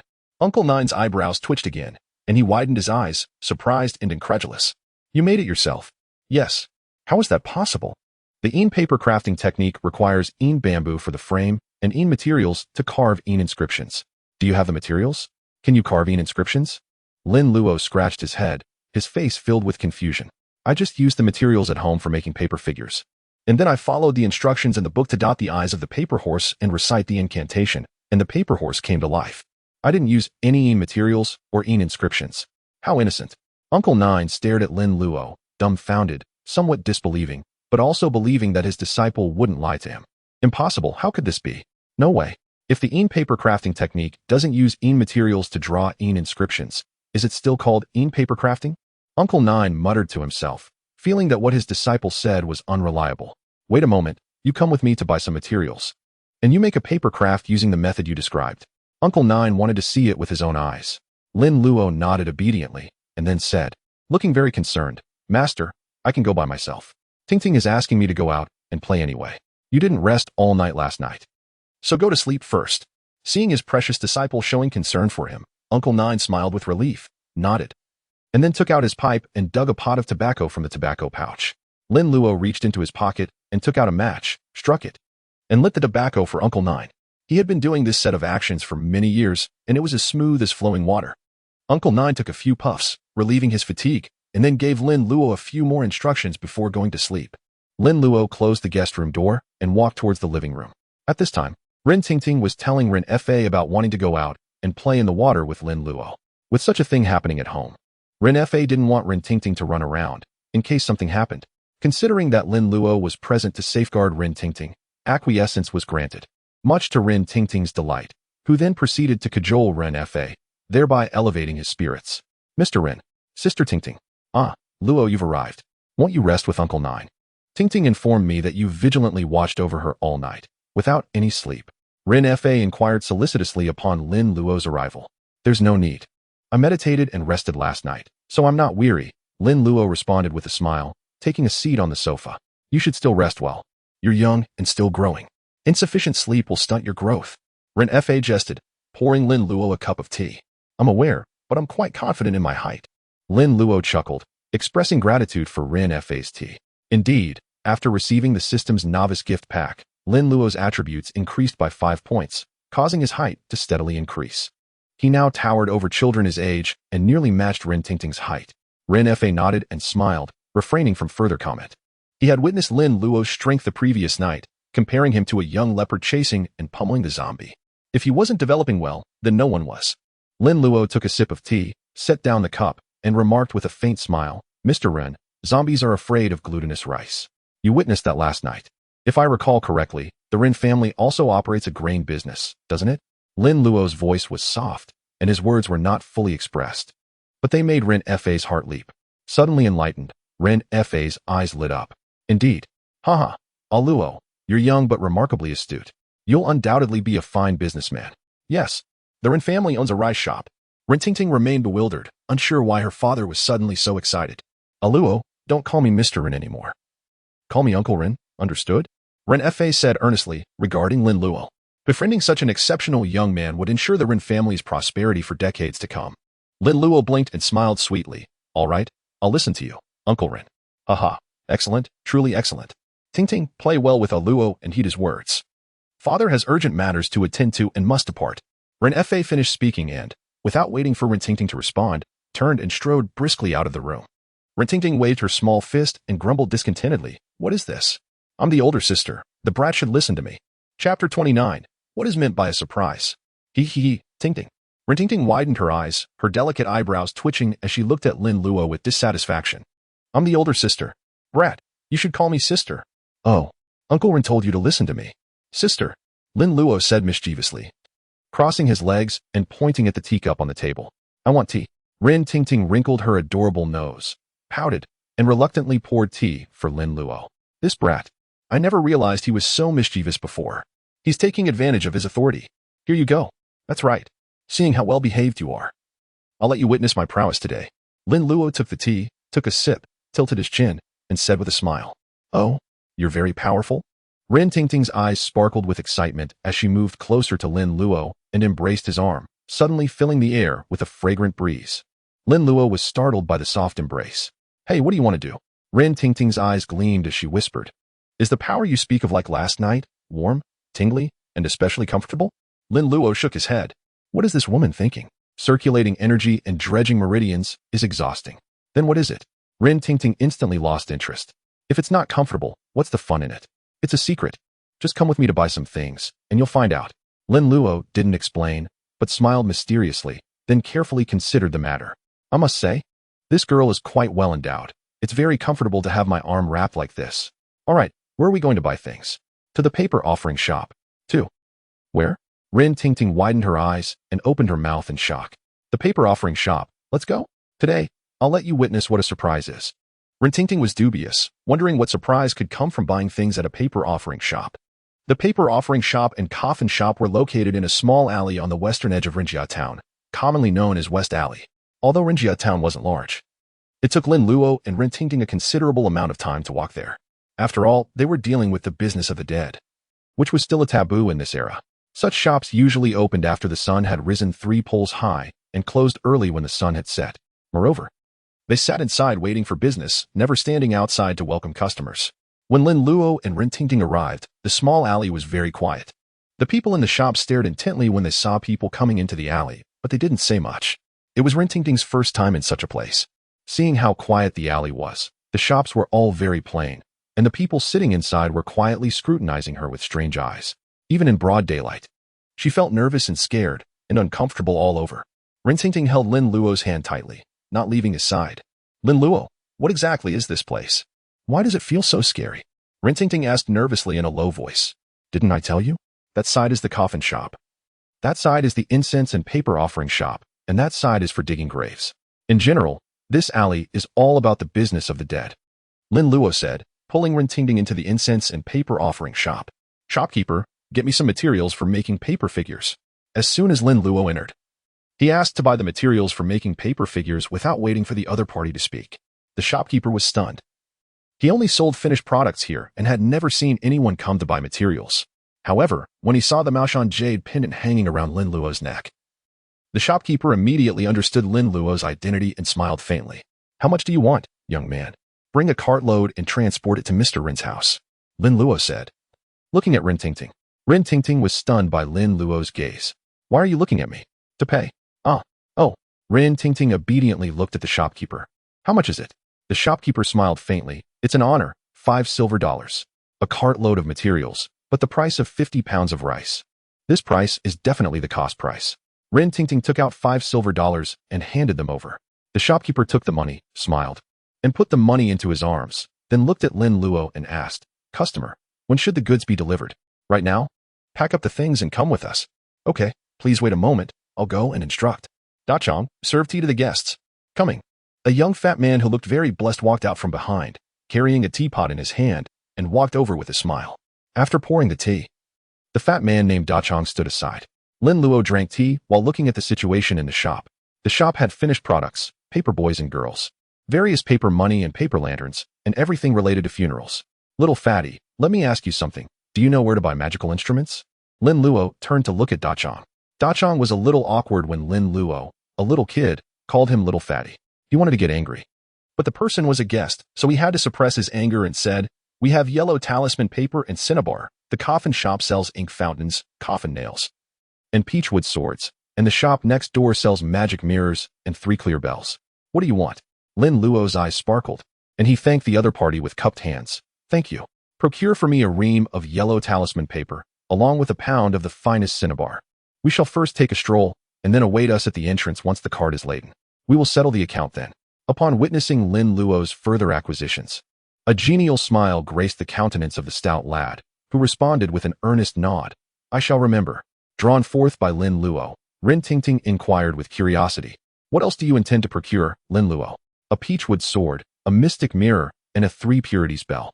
Cinnabar serves as the medium for inscribing talismans, and the efficacy of the talisman hinges upon the quality of both the paper and the cinnabar. The mystic mirror is an invaluable instrument for contending with specters and jiangshi.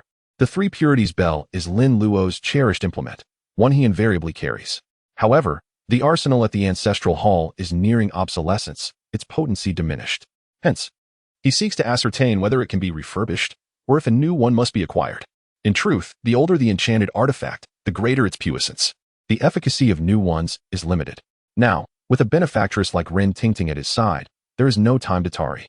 As per the stout lad's counsel, Lin Luo assembled a peachwood sword, a compass, a mystic mirror, and a 3 purities bell, the quintessential quartet of implements for a Maoshan Taoist, most frequently employed during rites. Upon returning to the incense shop, the materials had already been loaded onto the cart. A ream of yellow talisman paper and a pound of superior cinnabar amounted to a considerable 10 silver dollars. Ren Tingting, however, did not begrudge the sum and promptly settled the debt. Yellow talisman paper is of little worth. It is the cinnabar that commands a high price. The cost of good cinnabar is exorbitant. With the transaction complete, the cart was drawn by none other than the stout lad, Da Chang. Lin Luo, accompanied by Ren Tingting, trailed behind, proceeding at a leisurely pace back to the Ren household. The Ren family's servants assisted in unloading the items into the storeroom. Lin Luo inquired as to the whereabouts of Uncle Nine, who was still in repose. Aluo, what is this surprise you speak of? Ren Tingting was growing restless. The weather was clement, ideal for a swim in the river. She could scarcely contain her anticipation. Patience, you shall soon see. Lin Luo responded with a smile. Busying himself with the assortment of paper effigy materials, Ren Tingting, with resignation, seated herself upon a small stool, resting her chin in her hands, observing Lin Luo's endeavors. Lin Luo's movements were deft, and soon the framework of a paper effigy was fashioned. Next came the refinement, the application of paper skin, the delineation, and the arrangement. Finally, a somewhat rudimentary paper effigy was completed. Ren Tingting observed that the effigy bore a resemblance to her cousin, brandishing an object akin to a fire poker. She parted her lips in astonishment, inquiring, Aluo, is that paper effigy my cousin? Indeed. What do you think? Does it resemble a way? Lin Luo, steadying the effigy by its shoulders, inquired with a smile. Ren Tingting grew more dispirited, pouting her lips. This is what you call a surprise? How tedious. It bears little resemblance. Ren Tingting shook her head, her voice languid. Nay, it shall soon bear a closer resemblance. Now, behold a moment of transformation, Lin Luo proclaimed, raising his voice. Then, with a gentle touch, he extracted a droplet of crimson blood from his fingertip.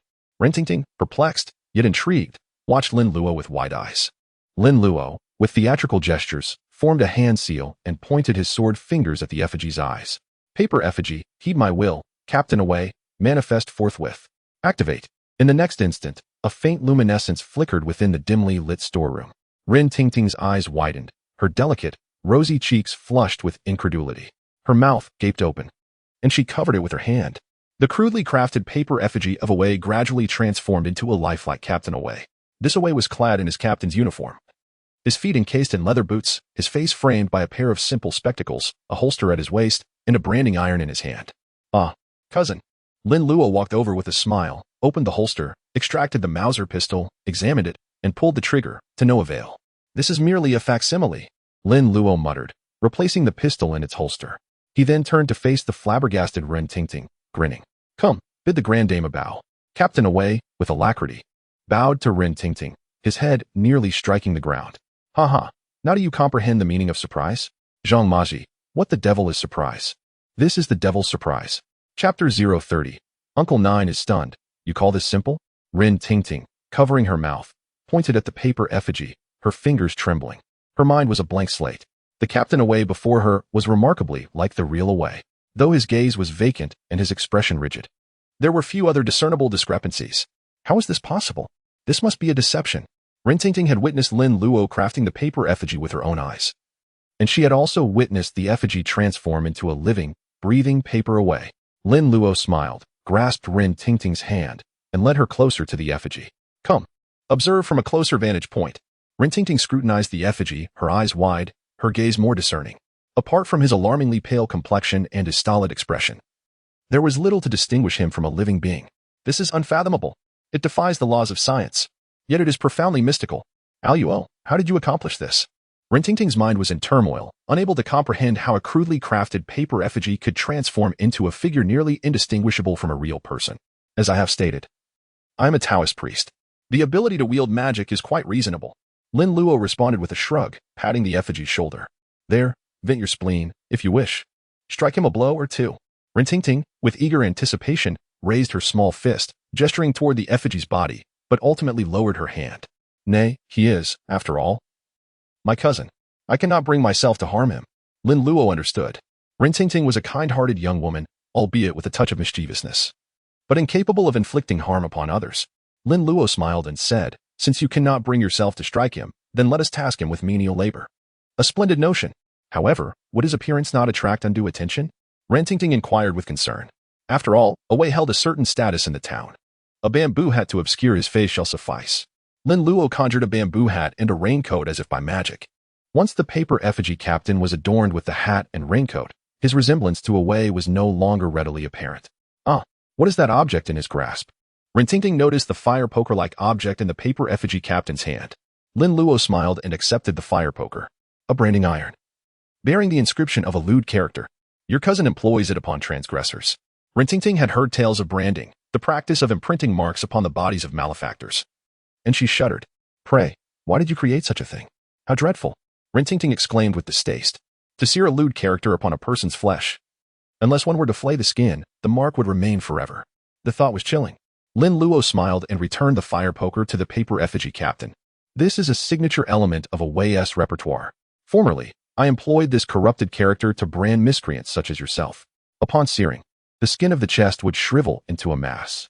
Now, I have substituted this character, with fewer strokes and greater clarity. However, the pain remains the same.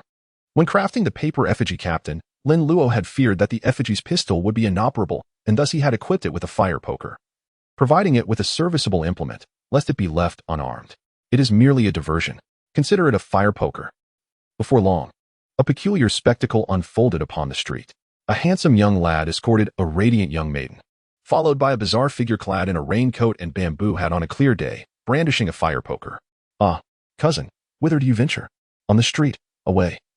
Leading a patrol, espied Rintingting and Lin Luo, and approached with alacrity. Ah, cousin. Rintingting's expression and tone were peculiar. We are off to frolic beyond the town. Continue with your patrol. Awei, with a fawning smile, said, to frolic beyond the town? How perilous. Allow me to serve as your protector, with your esteemed cousin safeguarding you. Your safety is absolutely assured. Who is this fellow? Awei scrutinized the figure in a conical hat and raincoat behind Rintingting, who was also holding a fire poker. This fire poker seems somewhat familiar. Oh, he's just a servant from our household. We were concerned about rain, so we had him wear a raincoat, Rintingting said with a hint of impatience. Cousin, could you refrain from wasting time? We're off to have some fun. Perhaps you should resume your patrol. Awei chuckled awkwardly, not daring to persist. Nodding, he said, all right, just be careful. Rin Fa had already cautioned him against pursuing Tingting, and had it not been for the incident at the Rin residence, he would have been transferred to another town by now. Thus, he dared not entertain any further infatuations with Rintingting. However, as Awei stepped aside, observing the figure in the raincoat, he couldn't shake the feeling that he was somewhat familiar. Captain, this person bears a striking resemblance to you. Indeed, look. Even the shoes are the same. Several officers standing behind Awei whispered. Awei narrowed his eyes, examining the other person's shoes and then his own. They were indeed quite similar. Impossible, absolutely impossible. That's merely a crude and clumsy servant. How could he possibly resemble your brilliant, brave, and beloved Wei? Awei tilted his chin, nostrils facing upward. Yes, Wei is the most formidable. A mere servant could never resemble Wei. Wei is far too modest. Brilliant. Brave is utterly insufficient to encapsulate your might. Wei? Haha, is that so? I thought so too. Awei chuckled triumphantly, feeling quite pleased. See, the eyes of the masses are discerning. My subordinates are all so honest and sensible. Let's go inspect the House of Pleasures. That place is most likely to harbor filth and corruption. I suspect the zombie is concealed there. Hee, with your competence, Wei, you'll surely inspect too. Precisely. Wei is Wei. Amidst the chorus of Wei, Awei gradually lost himself, his gait becoming increasingly airy. It seems I am truly exceptional. Nestled within the woods outside Rinjiao town was a serene pool of water. The water was exceptionally clear, and Rintingting, having changed into her swimsuit, frolicked with Lin Luo in the pool. The sky was azure, adorned with drifting white clouds. Verdant mountains and clear waters, the melodies of birds and the fragrance of flowers. Within the shimmering pool, a fair-skinned, sleek mermaid frolicked, a scene that Lin Luo enjoyed exclusively. At midday, Lin Luo and Rin Tingting dined beside the pool. Lin Luo gathered some mushrooms and wild vegetables, and also caught a few plump fish, which he roasted by the water's edge. Lin Luo's personal space contained a plethora of items, ensuring no shortage of provisions. Rin Tingting was experiencing her first outdoor picnic, which she found quite novel. After they had eaten their fill, they extinguished the fire and prepared to return home. The situation in Rinjia town was precarious, with zombies on the loose. So they couldn't return too late, lest their families worry. Upon arriving at the Rin residence, Uncle Jiu had just finished lunch with Rin Fa. Seeing Lin Luo and Rin Tingting return, Rin Fa inquired with a smile where they had been. Uncle Jiu, however, noticed the figure in the raincoat behind them. In broad daylight, it emanated a faint aura of Yin. This was no living person, yet it lacked any ghostly presence. The conclusion was obvious. It was a paper effigy. Uncle Jiu glanced at Lin Luo, who returned a smug grin. Who is this? Rin Fa also noticed the figure in the raincoat behind them. The figure seemed somewhat familiar, holding a fire poker. What's this person doing? Dad, guess what this is? Rin Tingting said with a mysterious smile. Rin Fa narrowed his eyes, slowly shaking his head. It looks somewhat like Awei, but isn't Awei on patrol? Rin Tingting giggled playfully and lifted the raincoat. Uncle Jiu and Rin Fa were both taken aback. Awei, Rin Fa exclaimed, but quickly realized something was amiss. This Awei seems rather strange. Luo, how did you accomplish this? It was Uncle Jiu who spoke, his eyes wide with disbelief. Lin Luo was taken aback. What do you mean? How did I accomplish this? He pointed at the paper Awei, raising an eyebrow. Didn't I create this using the Yin script paper cutting technique that Martial Uncle gave me? It was quite simple to make. Uncle Jiu's lips twitched as he examined the paper Awei, which was almost indistinguishable from the real thing. He was dumbfounded. A Taoist or a rogue cultivator would require at least half a year, or even several years, to gather the necessary materials and expend a great deal of effort to create a Yin puppet. Yet you call this simple. Chapter 31. The Zhong Kuei Paper Effigy Manifests. Simple. Does this brat have some misunderstanding of the word simple? Uncle Jiu thought, flabbergasted. Rin Fa was equally astonished, making sounds of amazement. He approached the paper captain and even poked him, discovering that the skin was as lifelike as a real person's, except for its coldness and lack of warmth. Luo, what exactly is this thing? How is it so similar to Awei? Rin Fa was being modest. It wasn't just similar, the face was practically identical. Had it not been for some subtle differences, Rin Fa wouldn't have been able to tell the difference. Even so, Rin Fa was utterly astonished. The world is vast, and there are countless wonders. The methods of these extraordinary individuals are truly remarkable. This is just a paper effigy. With a little magic applied to make it resemble a real person, Lin Luo explained. He then continued with a smile, I made this morning at the Rin residence. The materials are still in the warehouse. Uncle Jiu's eyes lit up, and he eagerly said, Come, make another one for me to see. All right. I was planning to make a few more anyway, so they can protect the Rin residence at night. They'll be a help if zombies come, Lin Luo said.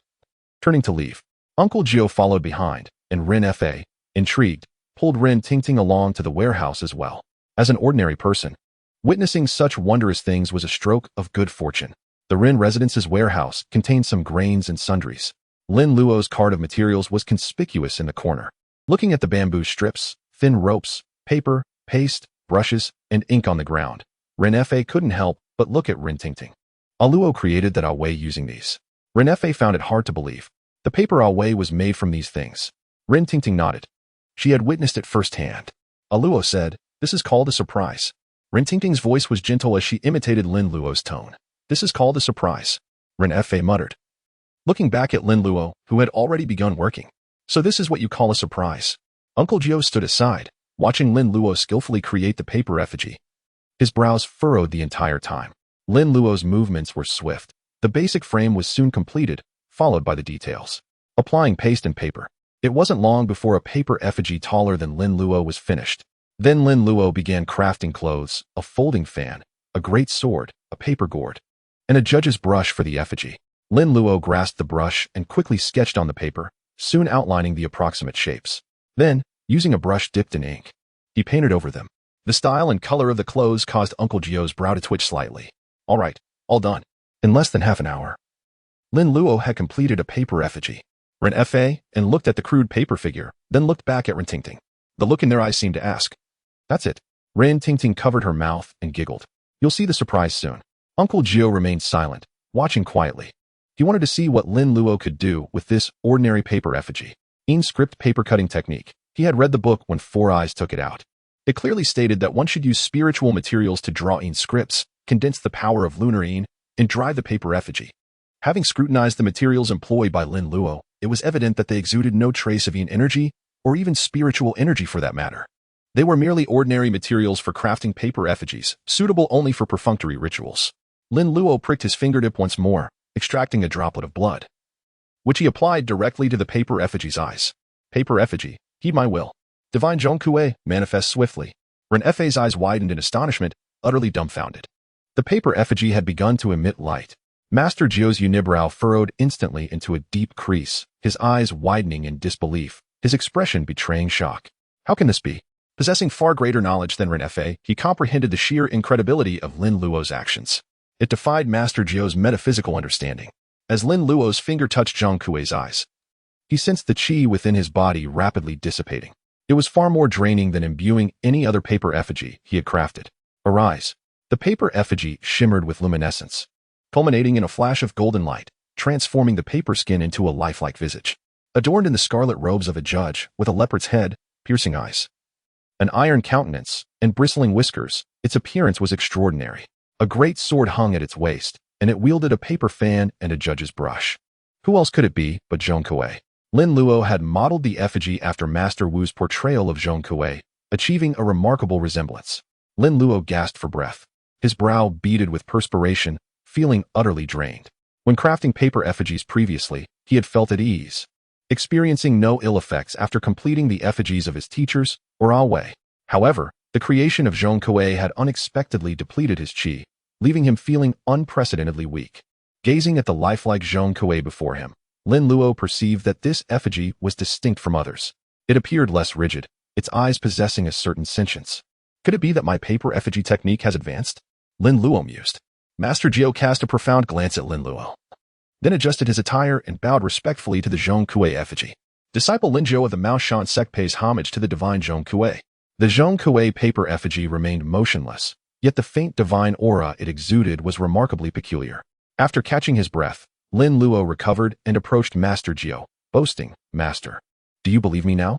Master Jiu, observing Lin Luo's pallid complexion, playfully ruffled his hair. "You impudent rascal! How reckless! To dare embody a deity! Had the divine Zhongkue not shown you mercy, you would have been utterly exhausted, at best a cripple." Master Jiu grew increasingly apprehensive, never having imagined that Lin Luo could transform the inscript paper effigy technique to such an extent. What was this? Puppet necromancy? A unique form of spirit invocation, albeit one that imbued a paper effigy with divinity. Among unorthodox practices, there existed the art of divine possession, wherein a deity was invoked to inhabit the body. Numerous branches of the Mao Shan sect also practiced earth-stamping spirit invocation, using the stamping as a signal for a deity to possess the body, borrowing divine power to exorcise evil. However, such spirit invocation techniques invariably left indelible damage to the body and could potentially harm descendants. Consequently, practitioners of divine possession and earth-stamping spirit invocation typically refrained from marriage and procreation. Lin Luo wiped the sweat from his brow, gazed at the Zhongkue paper effigy, and patted its arm. How could the divine Zhongkue hold a grudge against a mere disciple like me? Right, brother Zhong? The Zhongkue paper effigy turned its head, regarded Lin Luo, and nodded slowly. Whoa! Lin Luo, startled, leaped back in alarm, like a cat whose fur had been ruffled. What was going on with this Zhongkue paper effigy? Master Jiu glared at Lin Luo, exasperated. Now you're afraid, you impudent rascal. After scolding Lin Luo, Master Jiu hastily bowed and paid his respects to the Zhongkue paper effigy. My disciple is young and ignorant. Please forgive his transgression. The Zhongkue paper effigy reverted to its motionless state, ignoring Master Jiu. Master Jiu remained unfazed, for deities possess their own temperament. However, he grew even more curious about Lin Luo's modified inscript paper effigy technique. How had this impudent rascal accomplished it? Ren Fei approached Master Jiu and inquired cautiously. Master Jiu, could that really be the divine Zhongkue? He had overheard everything clearly, hearing Master Jiu address the effigy as the divine Zhongkue and bow to it. Master Jiu nodded. Master Ren, quickly prepare an altar and offer incense and tributes to the divine Zhongkue. Yes, I'll go immediately. Ren Fei nodded eagerly and scurried out of the warehouse to arrange for the altar and offerings. You impudent rascal, Come and pay your respects to the divine Zhong Kuei. Master Jiu, noticing Lin Luo hiding far away, curiously scrutinizing the Zhong Kuei paper effigy, promptly reprimanded him. Yes, coming. Lin Luo smiled sheepishly, approached, and retrieved a small gourd from his satchel, removing the stopper. He, Uncle Zhong, have a drink. The Zhong Kuei paper effigy reacted once more, beaming and gazing at the gourd of wine in Lin Luo's hand, inhaling deeply. In the following moment, the wine from the gourd transformed into a slender stream, flowing into the paper effigy's mouth. Ah, the divine Zhong Kuei has manifested. The wine in the gourd was swiftly depleted by the Zhong Kuei paper effigy. A faint golden light emanated from the effigy's body, flickering momentarily before the sense of sentience vanished. The Zhong Kuei paper effigy became as rigid and lifeless as the paper effigy captain. Lin Luo keenly observed the change in the Zhong Kuei paper effigy and grimaced. He drank and left without a word. Lin Luo replaced the gourd stopper and turned to Master Jiu. Master, Uncle Zhong has departed. Master Jiu cast an exasperated glance at Lin Luo. You impudent rascal, how dare you call him Uncle Zhong? Even your grandmaster would address him as Judge Zhong. Lin Luo chuckled, nonchalantly stowing the gourd. I'm just a child, innocent and endearing. Uncle Zhong is so youthful, it's perfectly acceptable for me to call him uncle. Master Jiu glared, but said nothing further. The divine Zhong Kuei himself did not seem to mind. Moreover, the ancestors of his sect had enjoyed amiable relations with the divine Zhong Kuei in the netherworld. The divine Zhong Kuei would not deign to concern himself with a mere child. Very well, you impudent rascal. Consider yourself fortunate this time that the divine Zhong Kuei did not take offense. Show the divine Zhong Kuei greater respect in the future. Don't be so disrespectful. Master Jiu earnestly cautioned Lin Luo, then paused, furrowing his brow. Remember, never create effigies of deities again. It is disrespectful to the divine. Do you understand? Oh, Lin Luo responded, stroking his chin, his eyes flickering.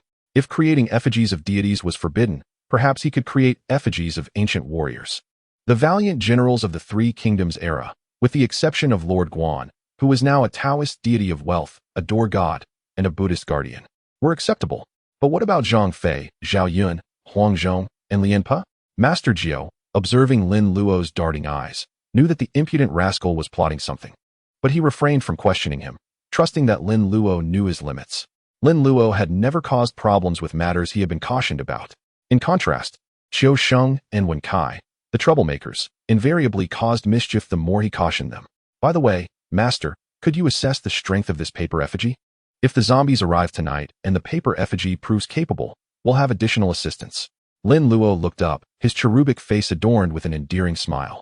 Appearing as an innocent and adorable young boy, what harm could a child possibly harbor? At that moment, a group of men grumbling passed by. Master Jiu glanced at the paper effigy captain, particularly at the fire poker in its hand, and nodded. Very well, control the paper effigy to attack. And I'll gauge its strength. Wait, not that one. It's useless. Lin Luo interjected, noticing Master Jiu eyeing the paper effigy captain. Master Jiu was taken aback, and Rin Tingting, who was watching the spectacle in the warehouse, couldn't help but giggle, marveling at her cousin's ineptitude and the feebleness of the puppet crafted in his image. Jiu nodded in agreement, suggesting Lin Luo create another one.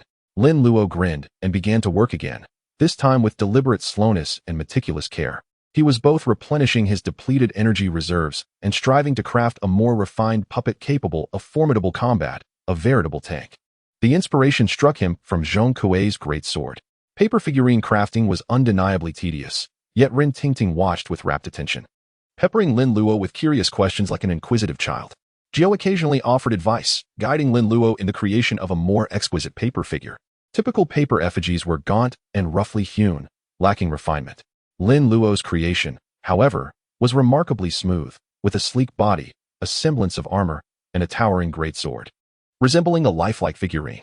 Luo, what is this you're making? Jiu asked, raising an eyebrow at the somewhat bulky warrior before him, whose armor seemed foreign. This is the might of Dalmatia, the strength of the empire, Garen with the greatsword. Lin Luo replied with a grin, stepping back to admire his creation, nodding with self-satisfaction. I am indeed a genius, with unparalleled practical skills. Dalmatia? Garen? Jiu was perplexed, unable to decipher his disciple's riddle, and Rin Tingting was equally bewildered. All right, now it's time to imbue it with spirit, Lin Luo declared, taking a few deep breaths to replenish his energy, feeling invigorated. Paper figurine, heed my will. Garen of the bushes, manifest. Awaken. In an instant, Lin Luo felt the familiar sensation of imbuing Zhong Kui with spirit, though the effect was milder.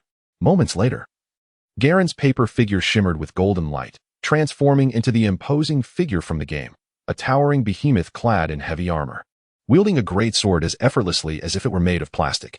Though Garen's expression remained stiff, it possessed a hint of animation absent in the paper captain. Garen. Away, let's have you two spar. Lin Luo commanded the two paper figures, eager to witness the outcome. The two paper figures simultaneously received the command, their eyes flashing with light. With a muffled thud, the paper captain was sent flying, crashing into the wall with enough force to create cracks. Ooh, Rin Tingting gasped, covering her mouth in astonishment. This big guy is amazing. He sent my useless cousin flying. Garen, meanwhile, stood firm, his great sword planted in the ground, unyielding as a mountain. Not bad, Lin Luo said, pleased with Garen's combat prowess, turning to Jiu with a smile. Master, this paper puppet is quite formidable. Why don't you give it a try? Huh. Master, where are you going? Jiu was already at the warehouse door, 1 foot out. Rin Tingting turned back, murmuring in confusion as she watched Jiu's retreating figure. How strange, when did Master Jiu go over there? Caught in the act, Jiu chuckled dryly, glancing back at the towering paper Garen. I suddenly remembered an urgent matter I need to attend to. Your paper puppets are quite impressive. Make a few more, they'll be useful. With that, Jiu darted out the door and vanished. No way am I going to test my skills against such a hulking puppet with the strength of hundreds, even thousands, of pounds. I'm a Taoist priest. I specialize in ranged attacks. Close combat is only a last resort. This rebellious disciple of mine wants to see me embarrassed, but he's mistaken. I'm out of here. Hurry, hurry, move faster. Rin Fa's voice echoed from outside as he entered with a group of people carrying offering tables laden with various items. Luo, I've prepared the incense table and offerings. Take a look and see if anything is missing. Rin Fa asked with a smile. Lin Luo glanced over the items, finding them sufficient for offering to Zhong Kui. It's all good.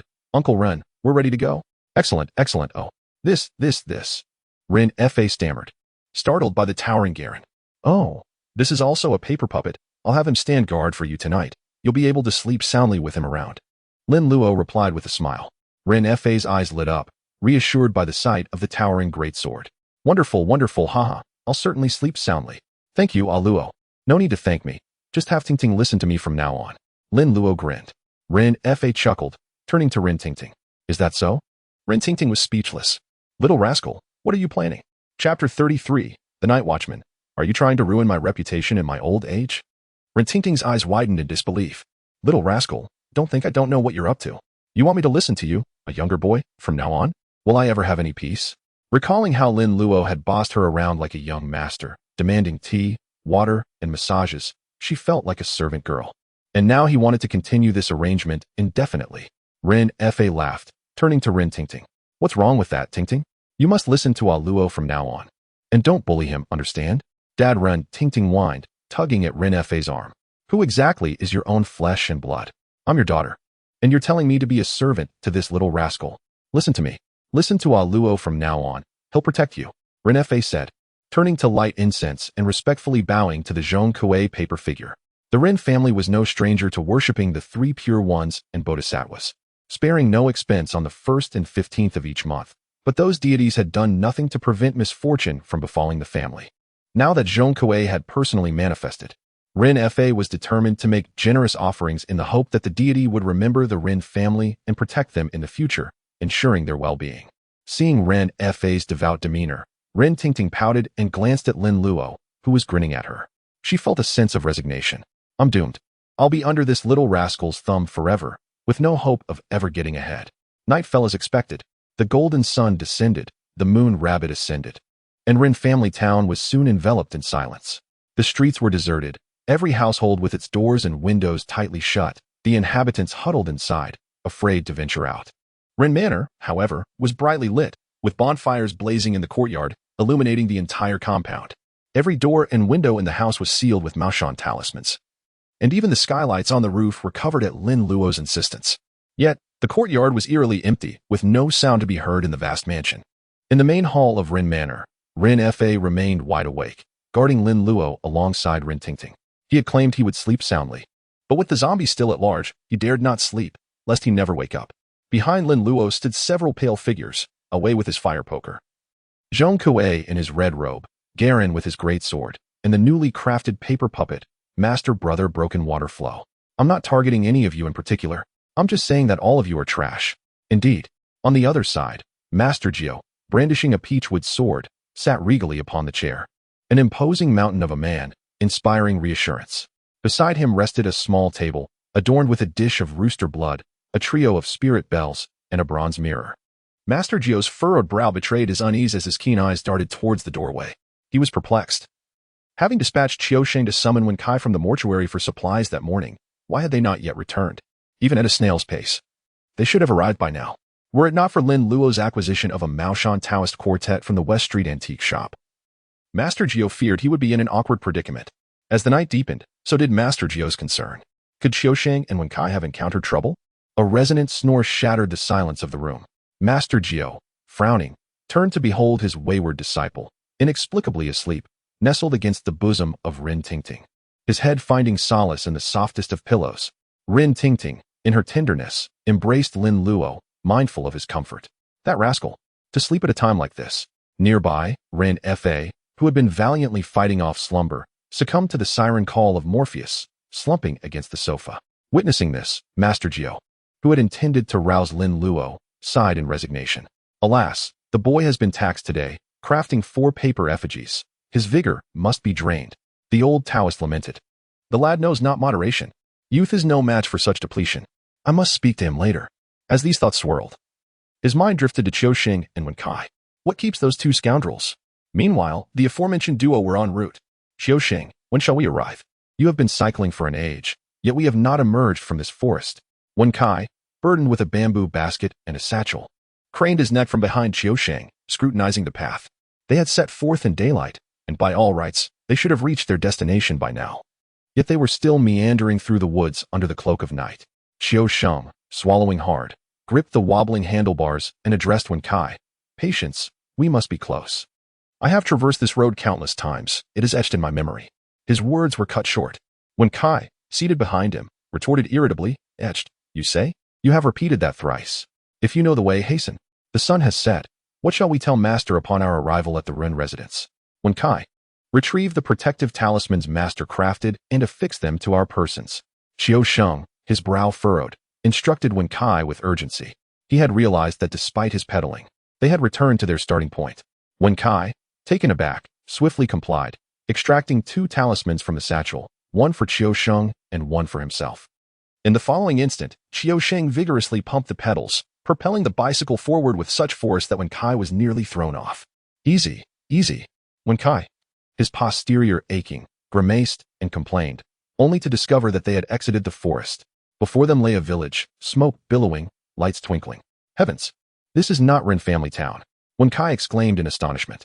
Qian, his face pallid, weary from cycling with Wen Kai for what seemed like an eternity, confessed.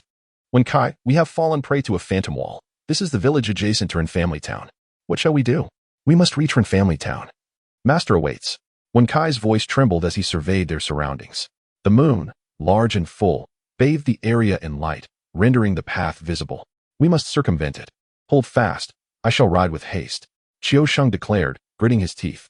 The fruits of his daily horse stance were now evident as his legs propelled the bicycle forward with remarkable speed. As the first watch approached, a watchman, pipe clenched between his teeth, lantern in hand, struck the night watch gong. Suddenly, he felt a gust of wind, sending a chill down his spine. He turned, but saw nothing. Upon turning back, he was confronted by a young woman. Ah! The watchman cried out, stumbling backward, his pipe falling to the ground.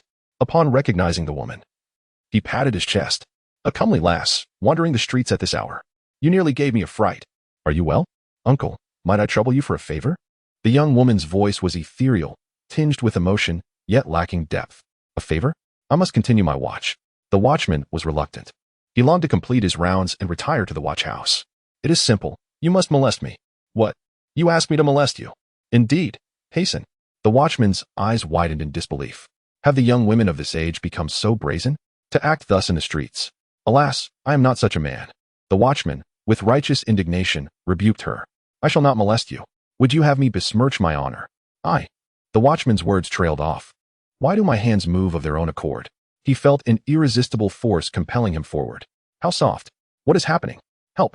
The young woman cried out in distress. Cease your cries. I do not wish this. Help! Did you hear something? Wen Kai, seated behind Qiu Sheng, tapped his back, peering forward inquisitively. Indeed, someone cries for help. Qiu Sheng replied, gritting his teeth as he accelerated.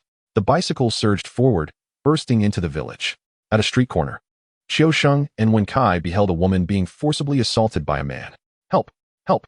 The woman struggled, her cries echoing. Yet no one emerged from the houses to assist. This is outrageous. Qiu Sheng and Wen Kai exclaimed in unison. They halted the bicycle and charged towards the woman. At that moment, a gust of wind swept through the street, scattering their talismans. Oblivious, they pressed on to rescue the damsel. With a synchronized punch and kick, Qiu Sheng and Wen Kai swiftly subdued the old watchman. Are you unharmed? Wen Kai inquired, his eyes gleaming with excitement. I am a hero. Will I find a wife? As in the stories? The woman, clutching her head, feebly replied, then collapsed into Qiu Sheng's arms. Awake. Are you well?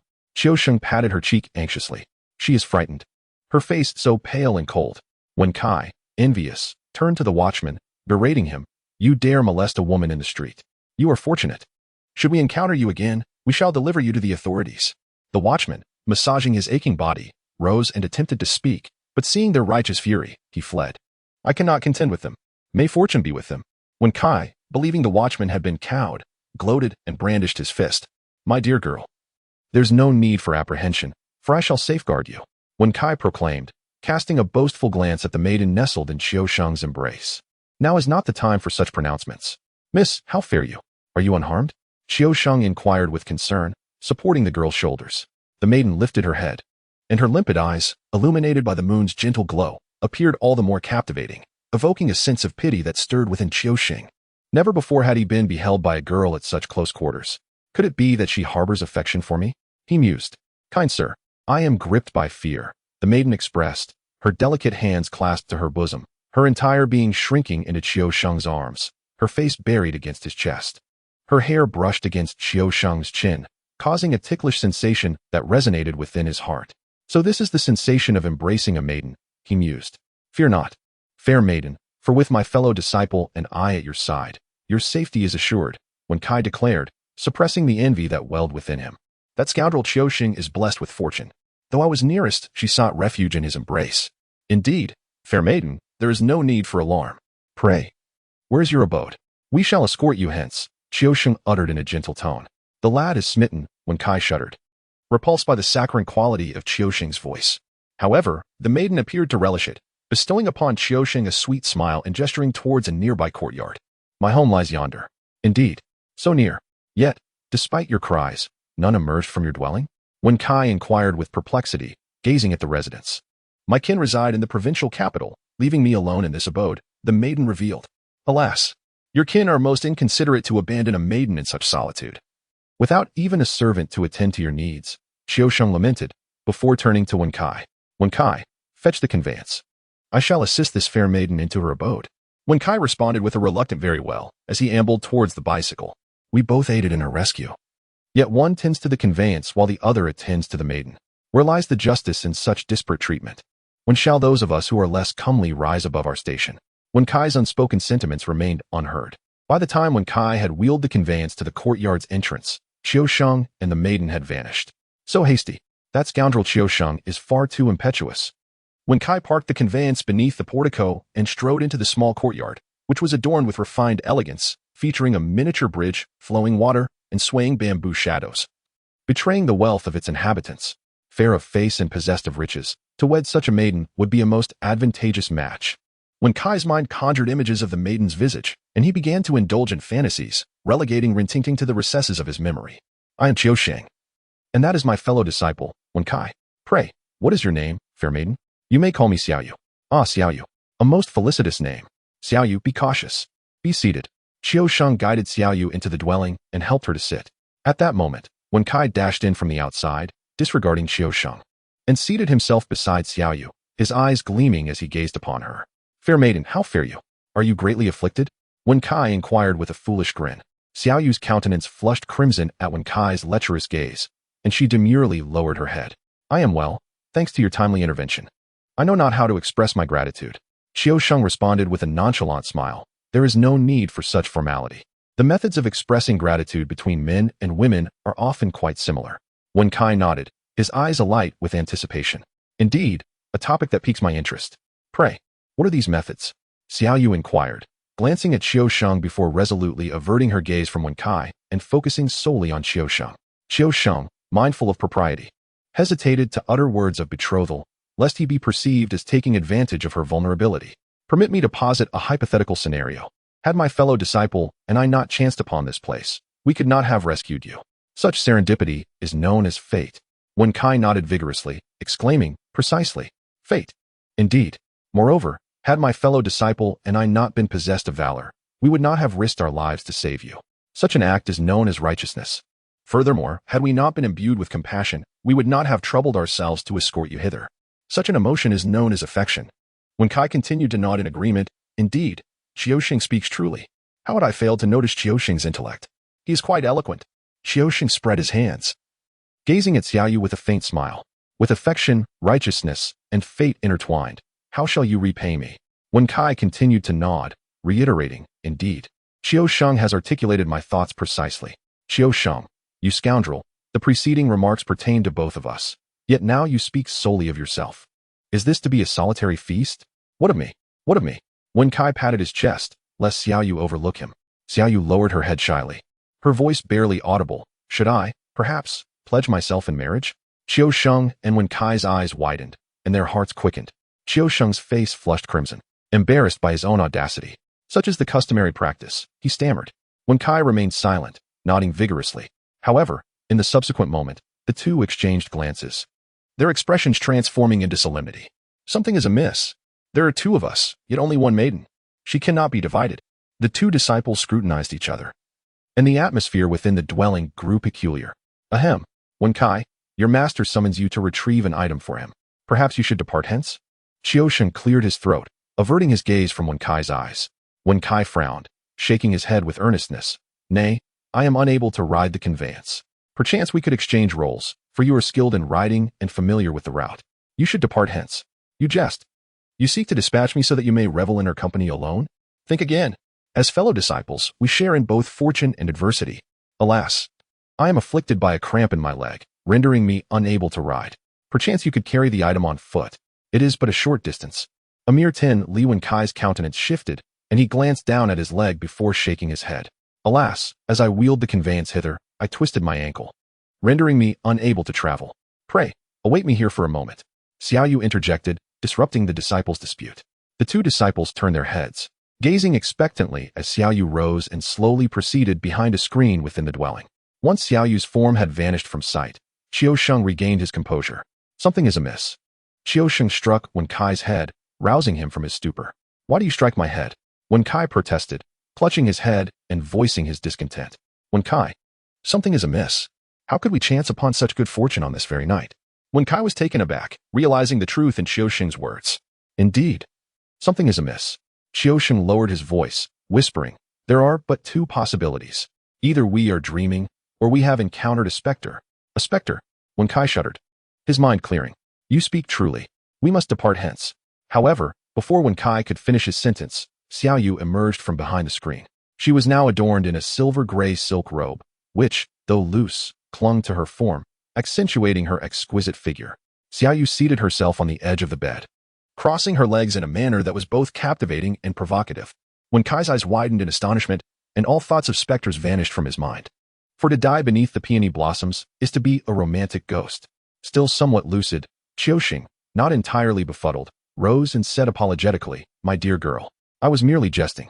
We would never take advantage of you. We truly have pressing matters to attend to, so we must depart. If fate allows, I shall seek you out again. Having spoken, Qiusheng, without waiting for Xiao Yu to reply, seized Wen Cai's ear and began to drag him outside. Ouch! Why are you tugging at my ear? Release me, release me. Wen Cai protested, grimacing as he was hauled from the room. Finally extricating himself from Qiusheng's grasp, he grumbled. What's the rush? A few more glances wouldn't have hurt. Qiusheng glared at Wen Cai, retorting acerbically, you are incorrigible. You'll regret it when trouble arises. Whatever, Wen Cai muttered, pouting as he trudged outside. Suddenly, thunder roared and lightning flashed across the heavens. A torrential downpour ensued, drenching Qiusheng and Wen Cai in the courtyard. Wow! How did it start raining so heavily? Our clothes are soaked. Qiusheng and Wen Cai scurried back to the shelter of the eaves. lamenting their misfortune as they watched the rain batter the courtyard, causing the water in the pond to churn.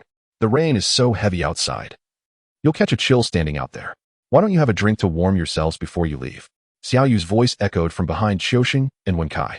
Turning, they beheld Xiao Yu, her hair and clothing fluttering in the breeze, her fair skin intermittently visible. Both men, somewhat embarrassed, averted their gazes, unable to look directly at her. However, a cool breeze was indeed blowing, and their clothes were thoroughly soaked, making them quite cold. Well, shall we go in? Wenkai inquired in a low voice, seeking Qiuxing's counsel. He was indecisive, and in the presence of others, he invariably deferred to their judgment. Qiuxing furrowed his brow, gritted his teeth, and nodded. Very well. A drink won't kill us. We'll depart once the rain subsides. Very well, let's have a drink. Having reached an agreement, Qiuxing and Wenkai stepped into the house. A pot of wine and 2 small cups had been placed on the table. The cups were already filled with wine, and the aroma permeated the room. Qiuxing and Wenkai were no strangers to pilfering Uncle Jiu's wine and were both fond of it.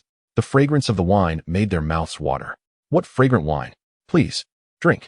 Then I shall not stand on ceremony. Hee, this wine is so fragrant. It must be delectable. Qiuxing and Wenkai chuckled as they raised their cups and drained them in one gulp. Ah, it feels as though my body is floating. How can wine be so exquisite? However, in the next instant, Wenkai appeared to succumb to the effects of the alcohol, his body slumping as he slid under the table and fell asleep. Qiuxing swayed, his gaze unfocused as he looked at Xiao Yu. How did I become intoxicated? Qiuxing felt as though he were soaring, drawing ever closer to Xiao Yu. It all felt like a dream. Hiss, Uncle Jiu hissed, shifting his numb buttocks, causing the chair beneath him to creak. He felt vexed. What time is it already? What are those 2 rascals, Qiuxing and Wenkai, doing? Why haven't they arrived yet? Do they even consider me their master? They're failing me at this crucial moment. Master, are you hungry? Shall I prepare some noodles for you? Lin Luo's voice suddenly came from behind Uncle Jiu. Uncle Jiu turned to see that Lin Luo had awakened. Looking at him with bright eyes, Uncle Jiu's heart warmed. Those 2 fellows, Qiuxing and Wenkai, are unreliable, but at least there's one who is dependable and sensible. No need. Master is not hungry. Boom, crash. A deafening crash reverberated, emanating from the ruined residence's gate. Master and disciple turned to see the Ren family's iron gate, sent flying several meters. A verdant figure bounded through the opening and landed in the courtyard. Hiss, Uncle Jiu gasped, staring incredulously at the figure, his eyes widening in astonishment. Impossible. How has he already become a green zombie? It was none other than Master Ren. Without even having imbibed the blood of Ren Fa and his daughter, he had turned green. Lin Luo closed his left eye, peering at Master Ren in the courtyard with his right eye. The dense, malevolent aura shimmered with an eerie green light, particularly unsettling. What did this fellow do? His upgrade is so rapid. Inside the house, Ren Fa and Ren Tingting were awakened by the commotion. Hearing the noise, they looked outside and were terrified. Heavens! The zombie is here. Uncle Jiu, Luo. Ren Fa looked at the 2 men anxiously, knowing that they were the only ones who could save him and his daughter. Master Ren, hide inside and don't come out. Very well. Lin Luo followed closely behind Uncle Jiu, with the paper doll puppets trailing behind him. Master, let them go first. Lin Luo said to Uncle Jiu. Uncle Jiu stopped and nodded, whispering, it's worth a try. Lin Luo turned to face his paper doll puppets. Minions, attack. Lin Luo pointed his right hand at Ren Weiong. The paper doll Garen, paper doll Zhang Kuei, paper doll Away, and paper doll Broken Water Flow acted on his command. Swarming forward. Vile creature, prepare to die. Will you confess or not? I see you're just trash. Lin Luo excitedly provided sound effects for his paper dolls. Alas, they cannot speak. I must do it myself. The great sword cleaved down, Zhang Kuei's sword gleaming with a cold light under the moonlight, piercing toward Master Ren's heart. Away's branding iron thrust toward the zombie's back, his movements skilled, nimble, and somewhat lewd. Eldest brother was the most valiant, barehanded, performing a flying 360-degree aerial kick, aiming for the zombie's face. Uncle Jiu stood beside Lin Luo, listening to Lin Luo's sound effects and watching the 4 paper doll puppets. He understood who Lin Luo was imitating. However, what does trash mean? Boom! The great sword struck the zombie's head, shattering the zombie's top knot, revealing steel-like strands of hair on his head. Then came a series of sizzling sounds. Captain Away's branding iron suddenly glowed red-hot, branding the character for adultery onto the zombie's back. Zhang Kuei's sword struck the zombie's heart, only piercing his clothes. Eldest brother Broken Water Flow's flying kick struck the zombie's face, causing the zombie's head to tilt backward. A cracking sound could be heard. Simplification points 5355. The paper doll puppets round of attacks concluded, and the number of simplification points acquired appeared in Lin Luo's mind. It seems the effect is not significant. Especially paper doll away.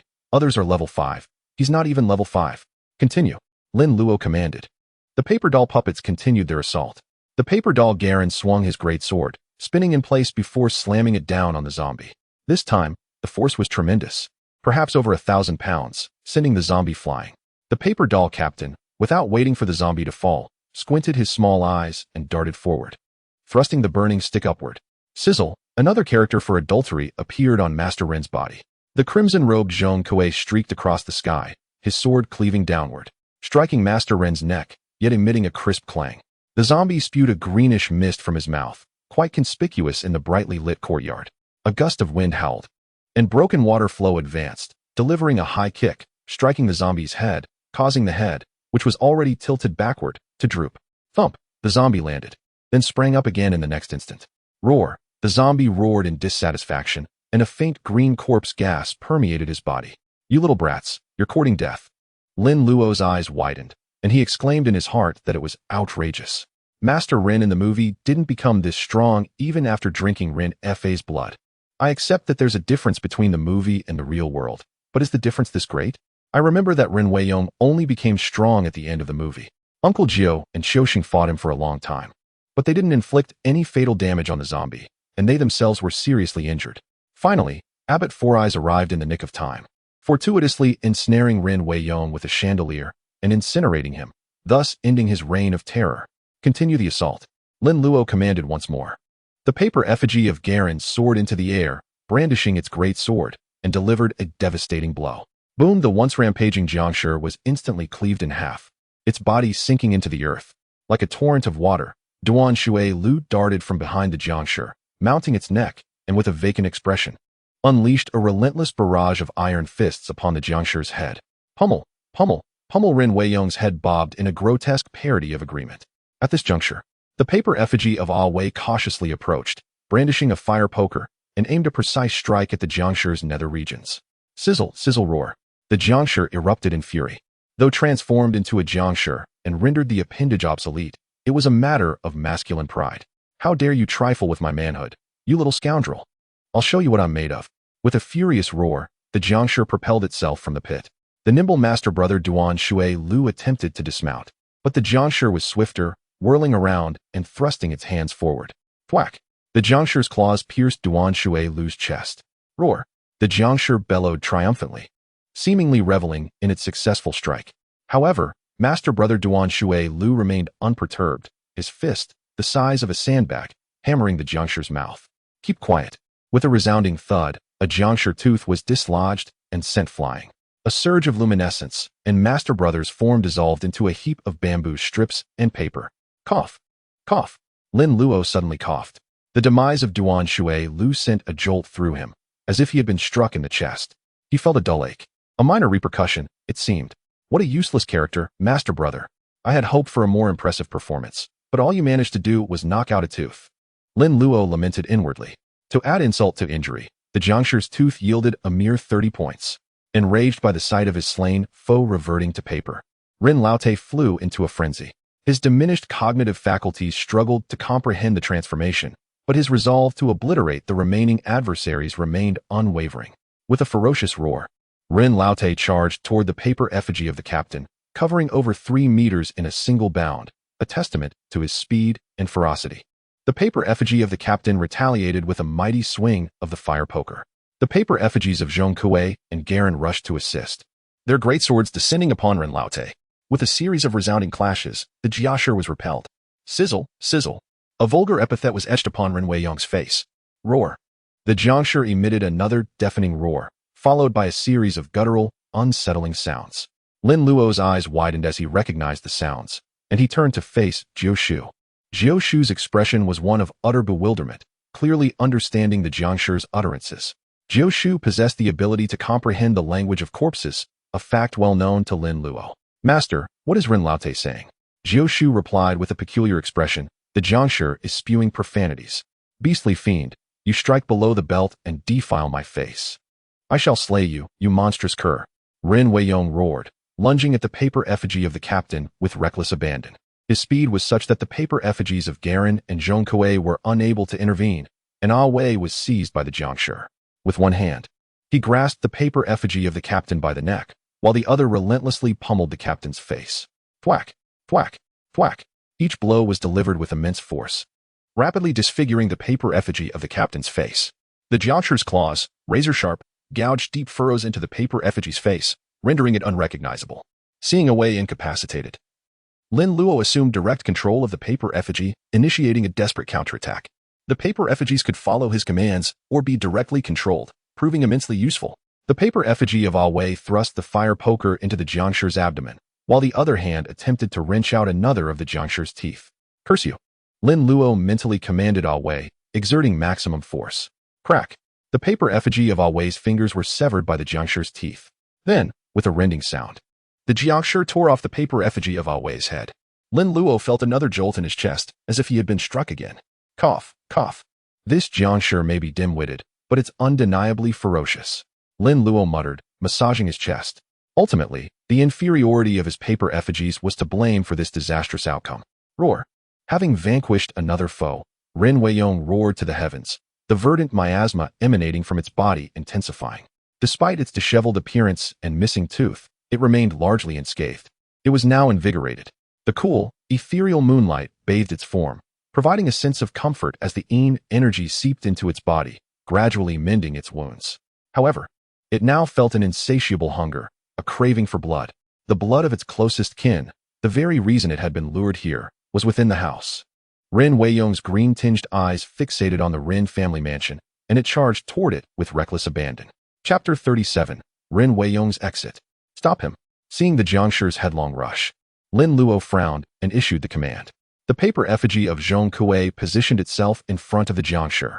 The towering, tank-like paper effigy of Garen once again swung its great sword, delivering a devastating blow to the jiangshi's body. The unsuspecting jiangshi was sent hurtling through the air like a projectile. With a deafening crash, the small flower pond in the Ren family's courtyard was shattered. The jiangshi's body was impervious to conventional weapons, rendering the attack inconsequential, serving only to delay it momentarily. As the dust settled, the jiangshi emerged from the flower pond, its eyes fixated on the paper effigy of Garen. The sheer size of Garen and the imposing armor gave the jiangshi pause, its limited cognitive abilities recognizing the threat. Roar! Ren Weiyong roared at the paper effigy of Garen, then pivoted and leaped over 4 meters into the air, hurtling toward the Ren family mansion. Lin Luo's eyes lit up as he seized a scroll of inked netting from his personal space, while Jiu Shu was preoccupied with the jiangshi. Master! Jiu Shu glanced down, his face lighting up at the sight of the object in his disciple's hand. Well done, you came prepared. Lin Luo smiled, unfurling the inked netting, resembling a large scroll. 2 bamboo poles served as supports, ensuring the netting remained taut. Jiu Shu grasped one pole, while Lin Luo took the other. They retreated a few steps, stretching the inked netting taut.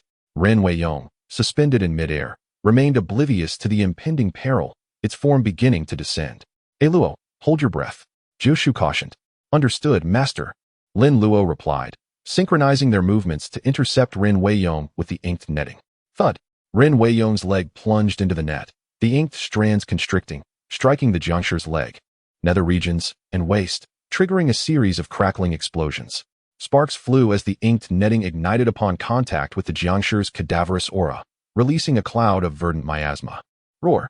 The master and disciple held their breath, watching Ren Weiyong thrash and scream in agony. Despite the jiangshi's contortions, its leg remained ensnared, rendering it unable to escape. The more it struggled, the more the inked strands lacerated its flesh. Unfortunately, the inked strands were too thin, and under the corrosive influence of the cadaverous aura and the jiangshi's frantic struggles, they began to snap. Jiu Shu and Lin Luo retreated, watching Ren Weiyong hobble free from the inked netting. Roar! Ren Weiyong roared to the heavens, accelerating its absorption of lunar yin energy, driven by an insatiable thirst for blood. Only by imbibing the blood of one's closest kin can its wounds mend and its power ascend to a higher echelon. Seeing the zombie hobbling towards the main house, Master Jiu instructed Lin Luo, Luo, employ the paper effigy to restrain the fiend. Yes, master. Garen, subdue the zombie. The paper Garen sprang into action, a veritable land tank, tackling Ren Weiyong to the ground. Roar! Ren Weiyong thrashed wildly, his hands pinned by Garen, resorting to biting the paper effigy. Garen's thick armor bore the brunt of the zombie's ferocious bites, each leaving a tooth mark, a testament to the zombie's formidable dentition. Yet Garen remained unscathed, relentlessly suppressing the zombie. Roar.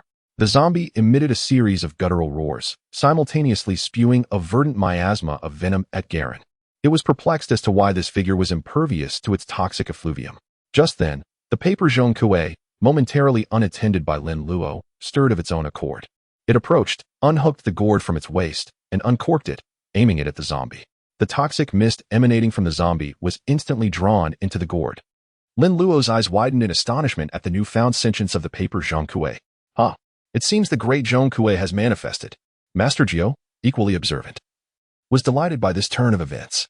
Seeing the toxic mist being siphoned away, he swiftly retrieved the talisman of suppression from his satchel, advanced, and with opportune precision, affixed the charm to the zombie's forehead.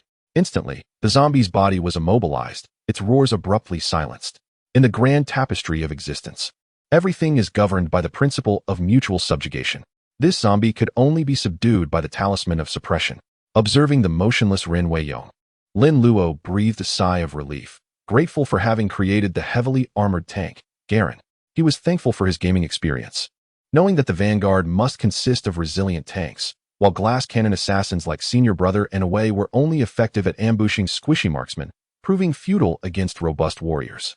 The Ren family, father and daughter, concealed within the house, cautiously opened a window upon noticing the cessation of commotion outside, peering out to assess the situation. The terrifying zombie lay prostrate on the ground, while the hulking figure relentlessly pinned it down. Master Jiu and Lin Luo stood nearby, their expressions betraying a sense of ease. Master Jiu, has everything been resolved? Ren Fa inquired tentatively. Upon hearing the voice, Master Jiu turned to Ren Fa, nodding and smiling. We have not failed in our mission. The zombie has been subdued. Phew. Ren Fa exhaled deeply, nearly collapsing had he not been supporting himself against the wall. Finally, it was over. The night's events had been profoundly jarring for him. How had his own father transformed into such a monstrosity? Had it not been for Master Jiu and Lin Luo, he and his daughter would have surely perished. Even the Iron Gate could not deter it. Hiding within their home would have only prolonged the inevitable. Even if they fled to another region, it would have tracked them down by scent. Moreover, the current state of affairs was precarious, and the Ren family's ancestral holdings were rooted here, precluding any long-distance escape for the father and daughter. Arise. Lin Luo commanded the paper Garen. The paper Garen released the zombie and stood up. Its heavy armor bore numerous scratches and bite marks, but remained largely intact. Otherwise, it would have been rendered as obsolete as Senior Brother and the paper Away. Ren Fa and Ren Tingting emerged from the house, their countenances reflecting a mixture of terror and sorrow as they gazed upon the motionless Ren Weiyong.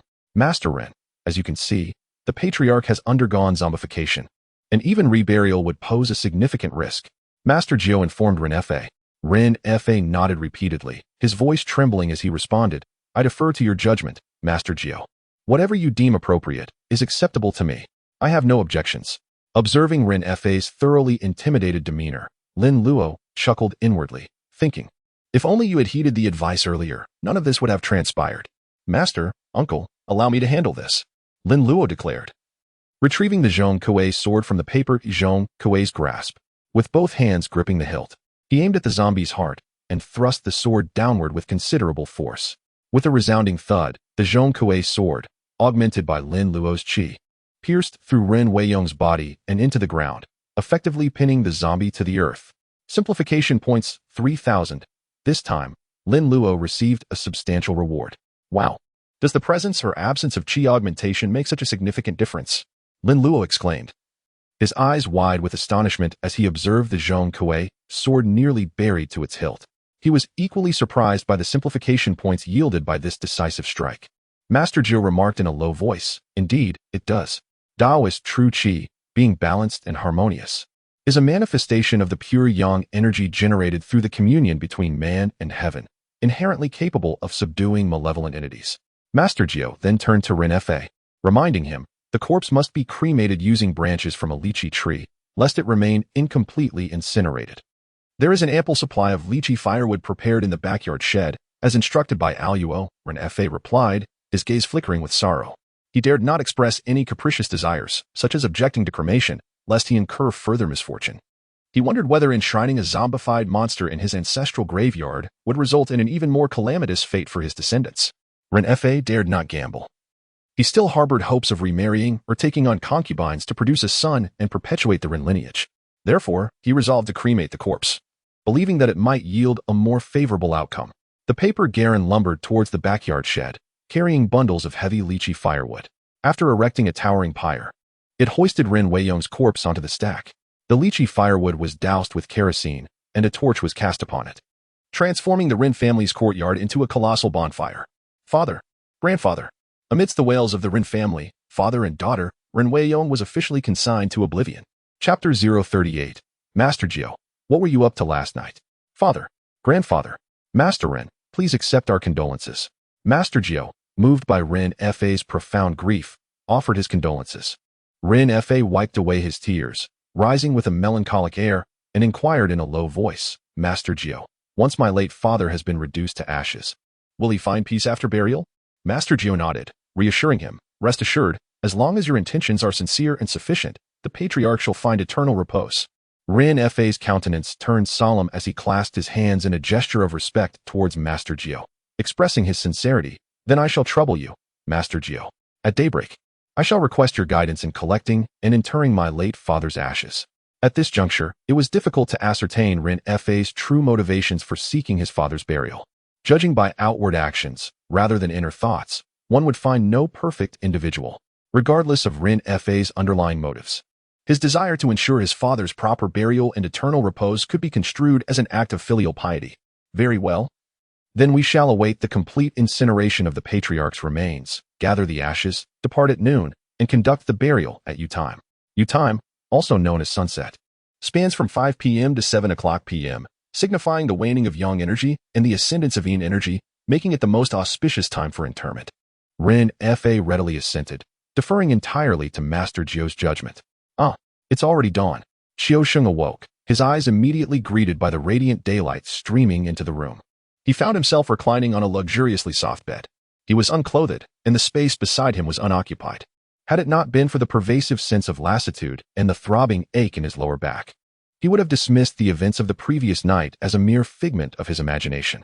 I never imagined that I, too, would experience a stroke of romantic fortune. Recalling the exquisite pleasures of the previous night, Qiusheng's face lit up with a satisfied smile, breaking into a silly chuckle. Oh no!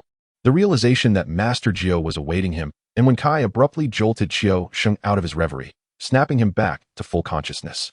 Has something untoward transpired during the night? Qiusheng hastily rolled out of bed. Upon landing on his feet, Qiusheng's legs buckled, nearly causing him to collapse. What's happening? My legs are so weak. Why am I so fatigued?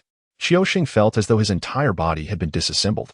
The physical sensation served as a stark reminder of the previous night's tempestuous passion, the thunderous climax, and the electrifying aftershocks. Qiusheng could not help but chuckle to himself. I wonder how Xiaoyu is faring. Qiusheng, concerned for Xiaoyu, scanned the room, perplexed by her absence. Where's Wenkai? Akise failed to catch a glimpse of Xiaoyu, but instead, he discovered Bunsei lying sound asleep beneath the table. A wave of embarrassment washed over Akise, tinged with shame. He had spent the night in bed while his junior apprentice had been relegated to the floor. It was truly inconsiderate of him. He should have offered him the room next door. With a surge of effort, Akise donned his attire and footwear before settling at the table. He nudged Bunsei with his foot.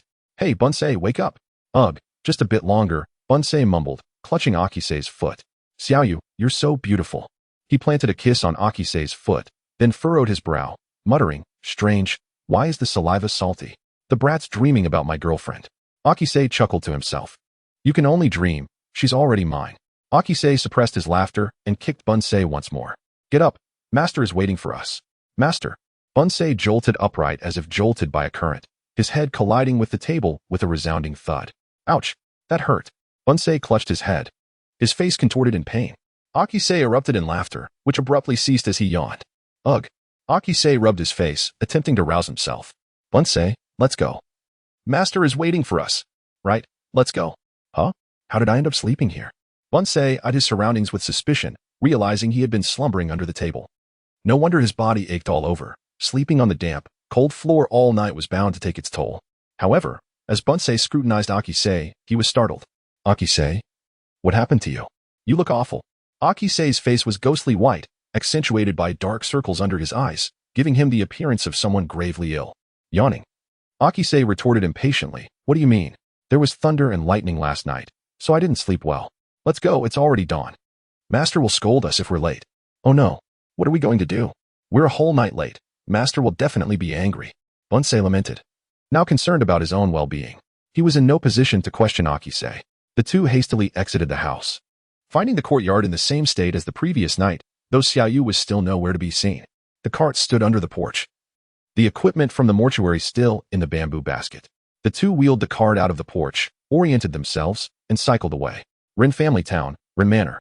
The servants were bustling about, preparing for the reburial of old Master Rin after 20 years, a matter that had spread throughout the town.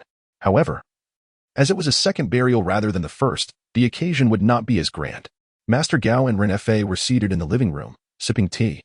Lin Luo sat beside Rin Tingting, listlessly resting his chin on his hand as he watched her arrange flowers.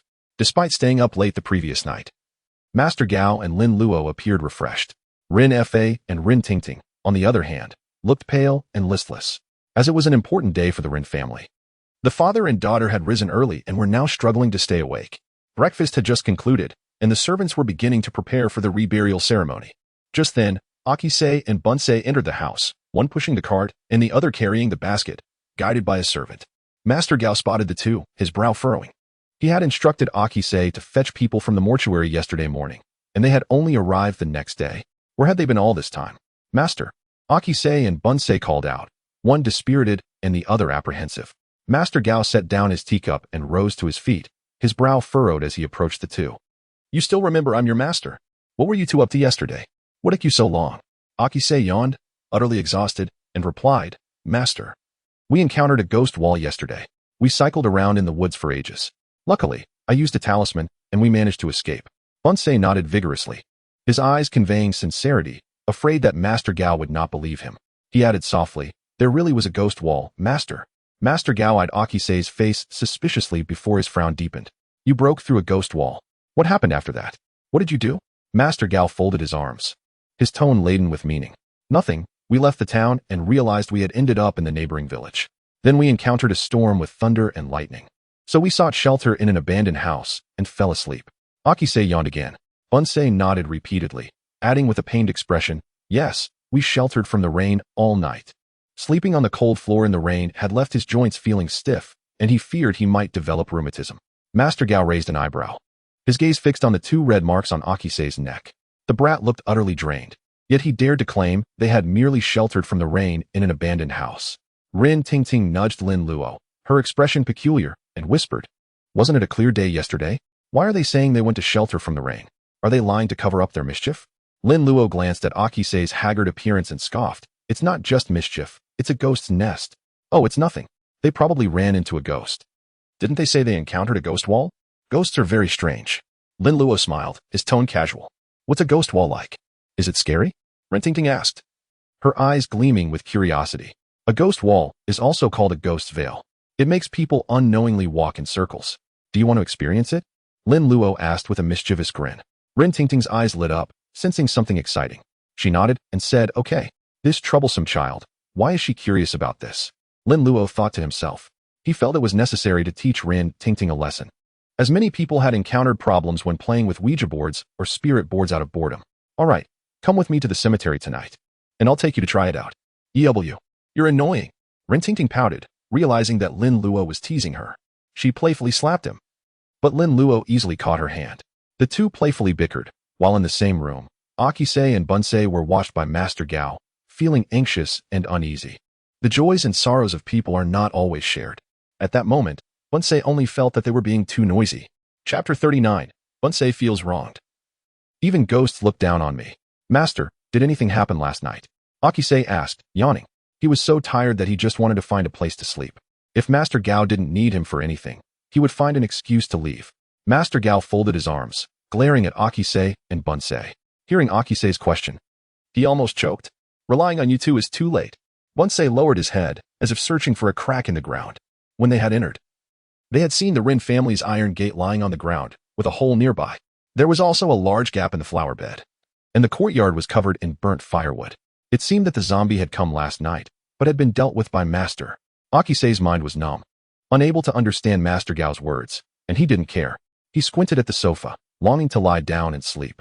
Without hesitation, Akise staggered over and collapsed onto the sofa. His actions startled Rin Fa, who wondered if the child was unwell. His face was pale, and his dark circles were sunken, making him look weak. Master Gao, what's wrong with Akise? Rin Fa asked, standing by the sofa, his voice filled with concern. Rin Fa and Master Gao both looked at Akise. At this juncture, Qiuxing was sprawled on the sofa, snoring like a lump of mud. His master, Uncle Jiu, wore a somber expression, though he couldn't reveal his vexation to Rin Fa. It's nothing, he said. I suspect he was haunted, his vital energy drained. Uncle Jiu's inner turmoil intensified. To think you're a disciple of Lin Luo, to be in such a wretched state after a haunting. If Luo had encountered that ghost, it would have met a dire end. He recalled the image of Lin Luo brandishing a peachwood sword at Ren Weiyong, and his prudent nature of carrying several 3 purity bells. Any ordinary imp or demon would be fortunate to escape unscathed from Lin Luo. How could this be? Wen Kai exclaimed, his eyes widening in disbelief upon hearing Uncle Jiu's words. Uncle Jiu could no longer contain himself. He raised his hand and delivered a heavy blow, causing Wen Kai to yelp in pain, clutching his head as he squatted on the ground. Woe is me. At this moment, Uncle Jiu disregarded the potential scandal and hauled Wen Kai to his feet. Wen Kai, confess. What exactly did you do yesterday? If you don't want Qiuxing to die, don't hold anything back. Tell me everything, down to the last detail. Terrified by Uncle Jiu's fierce demeanor, Wen Kai recounted the events of the previous day, embellishing and omitting certain details. He explained that they had encountered a ghost wall in the forest and, after escaping, came across someone harassing a virtuous woman in the street. Subsequently, they acted valiantly, rescuing the damsel and escorting her home. The woman then offered herself in gratitude. Sensing that something was amiss, they attempted to leave, but were met with thunder and lightning. Helpless, they returned to the house and drank the woman's wine. Wen Kai claimed to have no recollection of what happened afterward, only waking up under the table, roused by Qiuxing. At that point, Qiuxing was already in his ghastly state. Wen Kai cowered, speaking in a low voice like a quail. You 2 scoundrels. Knowing something was wrong, you still dared to drink her wine. Uncle Jiu scolded, his anger somewhat abated. His 2 disciples were kind-hearted and acted righteously. But that female ghost was simply too cunning. The Ren family, inside the main hall, overheard Wen Kai's account, which improved their perception of Qiuxing and Wen Kai. Their brave act of chivalry indicated that they were of sound character and possessed a sense of justice. It's strange, Rin Tingting mused, her face flushed. If that female ghost intended to harm people, why is Wen Kai unharmed?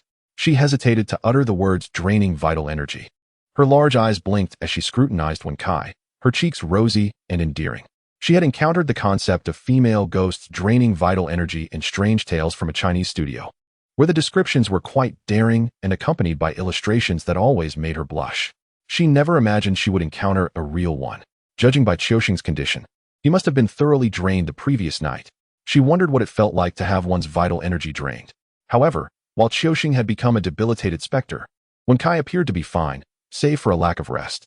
This suggested that something was amiss. If the intention was to drain vital energy, why did the female ghost only drain one of the 2 men? Wen Kai noticed the inquisitive gazes of Uncle Jiu and the others, as if they were asking why he was unscathed. He shook his head vigorously, looking bewildered. Why are you all looking at me like that? How am I supposed to know what the female ghost was thinking? In truth, Wen Kai felt rather aggrieved. The female ghost was quite beautiful. So why did she drain Qiuxing and not him? It was utterly unfair. Lin Luo pinched Rin Tingting's hand and chuckled. It's simple. It just means the female ghost wasn't attracted to Wen Kai. A hush fell over the main hall. Uncle Jiu and Rin Fa glanced at Wen Kai's gaunt frame, their expressions a mixture of amusement and discomfort. Rin Tingting couldn't suppress her laughter. Wen Kai felt on the verge of tears. He suddenly felt a sense of grievance and sadness. Senior brother, don't joke around. Maybe the female ghost was full after draining Qiuxing and didn't drain much from me. Or perhaps my body is strong, so I appear unaffected. Wen Kai spoke earnestly, but even he didn't believe his own words, let alone Uncle Jiu. Uncle Jiu could tell from his complexion that he had only been affected by Yin energy and was slightly weakened. As for his virginity, it was still intact. How could a virgin have his vital energy drained? Nonsense. You're still a virgin. How could a female ghost have drained you? Uncle Jiu scolded, dismissing the crestfallen Wen Kai, and turned towards Qiuxing. Wen Kai wore a bitter expression, his eyes vacant, his mind reeling. Uncle Jiu's and Lin Luo's words echoed in his mind, and his eyes welled up with tears. The female ghost wasn't attracted to Wen Kai. You're still a virgin. Woe is me. If even Tingting doesn't like me, and now even a female ghost rejects me, am I destined to be a bachelor for life? Uncle Jiu, will Qiuxing be alright? Rin Fa asked, concerned. Observing Qiuxing's pale face and weary demeanor, he was determined to get rid of a Wei who had gone mad in his house and harassed Tingting. He couldn't keep a dog that bit its owner, let alone a person. Therefore, Ren Fa was already searching for a replacement for the captain's position. After careful consideration, Qiuxing seemed like a good candidate. He was strong, decent, and skilled, far superior to the incompetent Wei. Moreover, the Ren family now had a good relationship with Uncle Jiu, and supporting Qiuxing's advancement would help to curry favor with Uncle Jiu, ensuring the Ren family's future prosperity. But who could have foreseen this incident? He hoped Qiuxing wouldn't become a cripple. Uncle Jiu glanced at Qiuxing, sighed helplessly, and shook his head. That rascal had a much better time than you last night. He'll be fine. He just needs to rest and get some sun. Hearing Uncle Jiu's assurance, Ren Fa nodded with a smile. That's good. It's almost time. I'll go see if lunch is ready. Ren Fa headed out. Wen Kai followed Uncle Jiu and whispered, Master, will Qiuxing really be all right? Uncle Jiu glared at him. What? Do you want him to be in trouble? No, Master, his face looks so scary. Wen Kai lowered his head dejectedly. That rascal was fooling around too much last night. Losing too much essence. Even a human couldn't handle it, let alone a ghost. Uncle Jiu sighed helplessly. His two disciples were all grown up, and he knew what they were thinking. However, as their master, he was financially constrained and couldn't afford to help them find wives, which was why he had been procrastinating. But this time was different. He had helped the Ren family immensely, and the reward would surely be substantial. He would then find wives for these two rascals and help them start a business, which would be better than them living a life of obscurity with him at the mortuary. Yes, that's what I'll do. Once these two rascals were married, he would take in 2 more disciples. Uncle Jiu pondered. The new disciples must be carefully selected. They couldn't be as mischievous and troublesome as these 2 rascals. If he had fewer worries, he could live a few more years. Chapter 40. Berry on the Slope. Not the peak bearing a bamboo basket laden with items, he trailed behind Master Jiu, panting laboriously, utterly exhausted. Master Jiu was deliberately chastising him, aiming to impart a lesson, lest he forget his identity and purpose upon encountering a comely maiden. As a disciple of Mao Shan, to be trifled with by a female specter was utterly disgraceful. The shame was secondary to the peril. Master Jiu was loath to retrieve and bury Wen Kai's remains, a heartbreaking reversal of the natural order. The mountain path was treacherous, with frequent arboreal obstructions necessitating clearance. Lin Luo's paper effigy, Garen, functioned as a veritable trailblazing juggernaut, relentlessly forging ahead. Trees, regardless of their girth, succumbed to 3 strikes of its greatsword. The onlookers were dumbfounded, perplexed as to the origins of their employer's humanoid behemoth, possessing such prodigious strength. With Paper Garen in the vanguard, the funeral cortege advanced at a pace exceeding Master Jiu's expectations. Upon traversing the final segment of arduous mountain forest, an expanse of open terrain came into view. This was a mid-mountain locale, a recessed, gently sloping area preceding an ascending, majestic mountain body. Verdant foliage abounded, and a stream meandered along the nearby incline. Master Ren, this is the designated spot. Master Jiu declared to Ren Fa, standing upon the chosen burial site. Ren Fa surveyed the surroundings, and while lacking understanding, he found the verdant, picturesque locale pleasing. Master Jiu, why not opt for the summit, but rather the mountainside? Is there a specific rationale for this selection? Ren Fa inquired with curiosity. During Master Jiu's explanatory visit, Ren Fa had intended to delve into specifics, but a Wei's disruption thwarted his efforts, and the subsequent zombification of his father further distracted him. Although irreversible at this juncture, Ren Fa still sought enlightenment. Ren Tingting clung to Lin Luo's arm, leaning against him for support. After hours of trekking, she felt on the verge of collapse and sought respite. Intrigued by her grandfather's new tomb, she softly queried Lin Luo, Luo, what are your thoughts on the feng shui here? She had previously dismissed feng shui, but her grandfather's unforgettable lesson had instilled a profound respect. Lin Luo surveyed the area, nodding and smiling. My master's feng shui selections are invariably impeccable. Observe the surroundings, embraced by mountains and water, concealing wind and gathering qi. A natural choice for an ancestral burial ground. Ren Tingting responded with a radiant smile and a nod. Master Jiu, oblivious to their interaction, elucidated to Ren Fa, it is said that one buries on a mountain, not its peak. One inters on a slope, not its crest. This pertains to tomb site selection, ideally avoiding mountain summits. Grave placement should adhere to the principles of a supportive rear and encompassing embrace from the left and right. The feng shui of a burial site hinges upon the presence of protective mountains in the front and rear. Auspicious locales are typically encircled by mountains, with a spacious center, forming a cupped posture. Master Jiu gestured and expounded as he spoke, highlighting the alignment of the location with his criteria. The ancients believed that burying the deceased on a mountainside as if in swaddling clothes, surrounded by mountains, afforded optimal protection and facilitated the absorption of the sun and moon's essence. Conversely, interment on a mountain peak was deemed susceptible to lightning strikes and portended ill fortune for descendants. This alone sufficed to elicit Ren Fei's approval, rendering him highly satisfied with the location. While not a top-tier dragonfly skimming water auspicious sight, the majestic mountain backdrop and the formation of a recessed nest facing a crescent-shaped stream were highly favorable. A nest aligned with a lunar mouth signifies that the descendants will undoubtedly amass vast fortunes. Ren Fei's eyes gleamed with delight, thoroughly pleased with Master Jiu's selection for his father's resting place. Excellent, truly excellent. The Ren family shall indeed become immensely wealthy. Master Jiu, if I were to be interred here upon my demise, would the effect be amplified? Ren Fei inquired, his excitement palpable. He sought to compound the auspicious effects. Master Jiu's lips twitched, marveling at his business acumen and penchant for advantage. Burial is indeed feasible, provided a new site is established slightly beneath the patriarchs. However, whether the effect would be enhanced is uncertain. Each individual typically occupies a separate burial site, and no dynasty has seen emperors interred within a single mausoleum. Upon hearing this, Ren Fei chuckled, having already resolved to be buried there upon his death. He would bestow blessings upon his descendants, ensuring their boundless wealth. Now that Master Ren is content with the location, I shall commence the ritual. Excellent. Master Jiu, please proceed.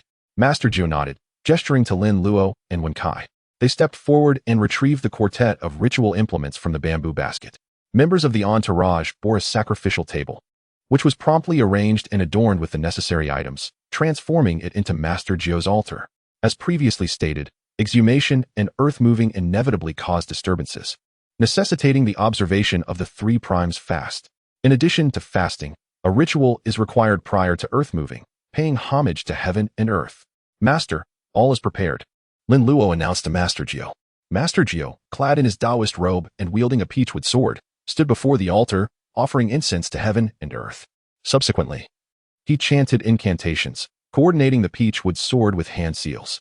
Primal origin is at peace, universally proclaiming to myriad spirits, mountain and river deities, and local spirits. Left society, right grain, do not rashly alarm. Revert to the righteous path, purify within and without. Each secures their position, guarding the altar court. The Supreme has decreed to search and capture evil spirits. Dharma protectors, safeguard the recitation of scriptures, take refuge in the great Tao, Yuan Hong Li Zhan. This is one of the Taoist 8 great divine spells, the earth-pacifying divine spell. Lin Luo proactively introduced it to Ren Tingting. Hearing Lin Luo's words, Ren Tingting's curiosity abated slightly, and she attentively observed Master Jiu's ritual. With a poof, the candle flames on the altar surged upward, and the incense in the burner combusted rapidly, visibly diminishing. Such marvels naturally astonished the onlookers, who marveled at the wonder. After a brief interval, the incense and candles were consumed, and Master Jiu sheathed the peachwood sword, turning and instructing, earth-moving may commence. Upon receiving Master Jiu's authorization, the laborers eagerly stepped forward, wielding shovels and initiating the excavation according to Master Jiu's designated area. Master Jiu, much obliged. Ren Fei approached Master Jiu, cupping his fist in genuine gratitude. Had it not been for Master Jiu's assistance, the Ren family would have been utterly ruined. It is my duty, Master Jiu stated blandly, his gaze fixed upon Lin Luo and Ren Tingting. Ren Tingting leaned against Lin Luo, whispering intimately, appearing quite affectionate. While his disciple was still young, his appearance was comely, and he possessed a knack for endearing himself to young ladies. Notably, while assisting Qiuxing's aunt at the Baoxiang Jai, many sisters from the Yihang courtyard became his regular customers. Master Jiu was well aware of this. Moreover, he had personally experienced his disciple's proficiency in sweet talk and eliciting joy. It now seemed that among the 3 disciples, the youngest was the least of his concerns regarding marriage. Of course, Master Jiu merely entertained this notion and did not contemplate Lin Luo's marriage. The lad had much to learn, and his primordial essence was precious and inviolable. Marriage could wait. On the other hand, Qiusheng and Wen Kai, despite addressing Lin Luo as their senior, failed to emulate his diligence or his prowess in wooing women. Such matters required their master's, attention. Master Jiu furrowed his brow in silent exasperation, resolving to seek disciples with prearranged marriages in the future. This would alleviate his headaches regarding his disciples' matrimonial prospects. Chapter 041. Ren Tingting's profound curiosity. Ren Weiyong's cremated remains were interred. With the ceremony concluded, dusk approached. The day's exertions had fatigued everyone considerably. Fortunately, The return journey was unencumbered by the coffin, rendering it far easier and swifter. By the time they reached Rin family town, night had fully descended. Rin Fa instructed the steward to settle the laborers' wages, while he ushered Master Jiu and his entourage into the manor for tea. Qiu Sheng slumbered soundly on the sofa in the manor's hall. Last night, that fellow's vitality was almost extinguished, leaving him utterly drained. Fortunately, he possessed a robust constitution, allowing him to recuperate from the depletion. However, he cannot withstand such ordeals repeatedly. Numerous occurrences would inevitably lead to his demise. Uncle 9, let us confer in the study. As the sofa was occupied, Rin Fa deemed it inappropriate to displace Qiu Sheng. Thus, he cordially invited Uncle 9 to converse in the study. Uncle 9, with a somewhat embarrassed smile, nodded and followed Rin Fa to the second floor. Lin Luo commanded the paper effigy of Garen to dislodge Qiu Sheng and place him elsewhere. The paper Garen, with ponderous steps, emitted a crisp resonance from its heavy armor with each stride. Upon reaching the sofa, it lifted Qiu Sheng as if he were a mere chick and gently deposited him onto the carpet. The sofa now vacant, Lin Luo, with an air of authority, seated himself and beckoned to Rin Tingting. Come, pour me some tea. Rin Tingting initially felt delighted, presuming that Lin Luo, her dear younger brother, was concerned about her weary feet from traversing the mountain paths all day, desiring her to rest. Alas, it turned out he was merely tasking her to serve as a tea-pouring maidservant. What, disobedient now? Lin Luo raised an eyebrow, provoking Rin Tingting's helplessness. Where had the amiable youth who addressed her as a beautiful sister and showered her with sweet words vanished? Return him to me, she inwardly implored. Naughty boy brat. Rin Tingting seated herself beside Lin Luo, pouting, her discontent palpable. Nevertheless, she poured Lin Luo a cup of tea.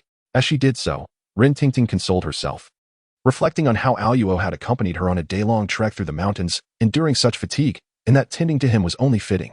Wen Kai seated himself on the adjacent armchair, grinning foolishly at Rin Tingting, anticipating her to pour him tea as well. However, Rin Tingting poured 2 cups, offering one to Lin Luo, while she herself sipped from the other. Noticing Wen Kai's gaze, Rin Tingting experienced a sudden realization that another person was present. Pour it yourself. Wen Kai, don't stand on ceremony. Wen Kai, observing Rin Tingting's expression, felt a pang of hurt. Rin Tingting's expression seemed to convey surprise at his presence. Had she not noticed him earlier? Was he so devoid of significance? Wen Kai began to question his existence once more. Am I superfluous? Luo. Qiu Sheng has been asleep for an entire day. Uncle 9 assured us that he would be fine, so why has he been slumbering for so long? Rin Tingting inquired, voicing her concerns after sipping her tea and glancing at Qiu Sheng, who was snoring soundly on the carpet. Lin Luo, having savored his tea, felt his throat soothed. He languidly reclined upon Rin Tingting's lap, stretching comfortably. Rin Tingting naturally raised her delicate hand and gently massaged Lin Luo's head. Wen Kai's eyes widened, his tea-drinking motion momentarily suspended. What is happening? Eldest brother, Miss Rin, when did they become so intimate? Lin Luo, in blissful contentment, narrowed his eyes and hummed softly before uttering. When one indulges in dissipation, the body deteriorates considerably, let alone engaging with a female ghost, as Qiu Sheng did. Not only has he had a significant portion of his vital energy drained, but he has also allowed sinister forces to invade his body. Were it not for the years of martial arts training he undertook with Master, which fortified his vitality beyond that of ordinary individuals, last night would have sufficed to send him to the netherworld. Is it truly that grave? Wen Kai exclaimed, his body trembling in disbelief. Lin Luo and Rin Tingting simultaneously turned their gazes upon him. Something is amiss. Lin Luo abruptly sat up, scrutinizing Wen Kai with a peculiar expression. Hey, Wen Kai, you're not envious of Qiu Sheng's romantic fortune, are you? Rin Tingting's cheeks flushed crimson. Naughty boy, how does he know so much at such a young age? How unscrupulous. Rin Tingting attempted to pinch the soft flesh on Lin Luo's waist, but to no avail. Lin Luo's waist muscles were surprisingly firm. Wen Kai, oblivious to Lin Luo and Rin Tingting's subtle gestures, was caught off guard by Lin Luo's words. His countenance flushed with embarrassment as he sheepishly scratched his head. Eldest brother, I was merely contemplating it.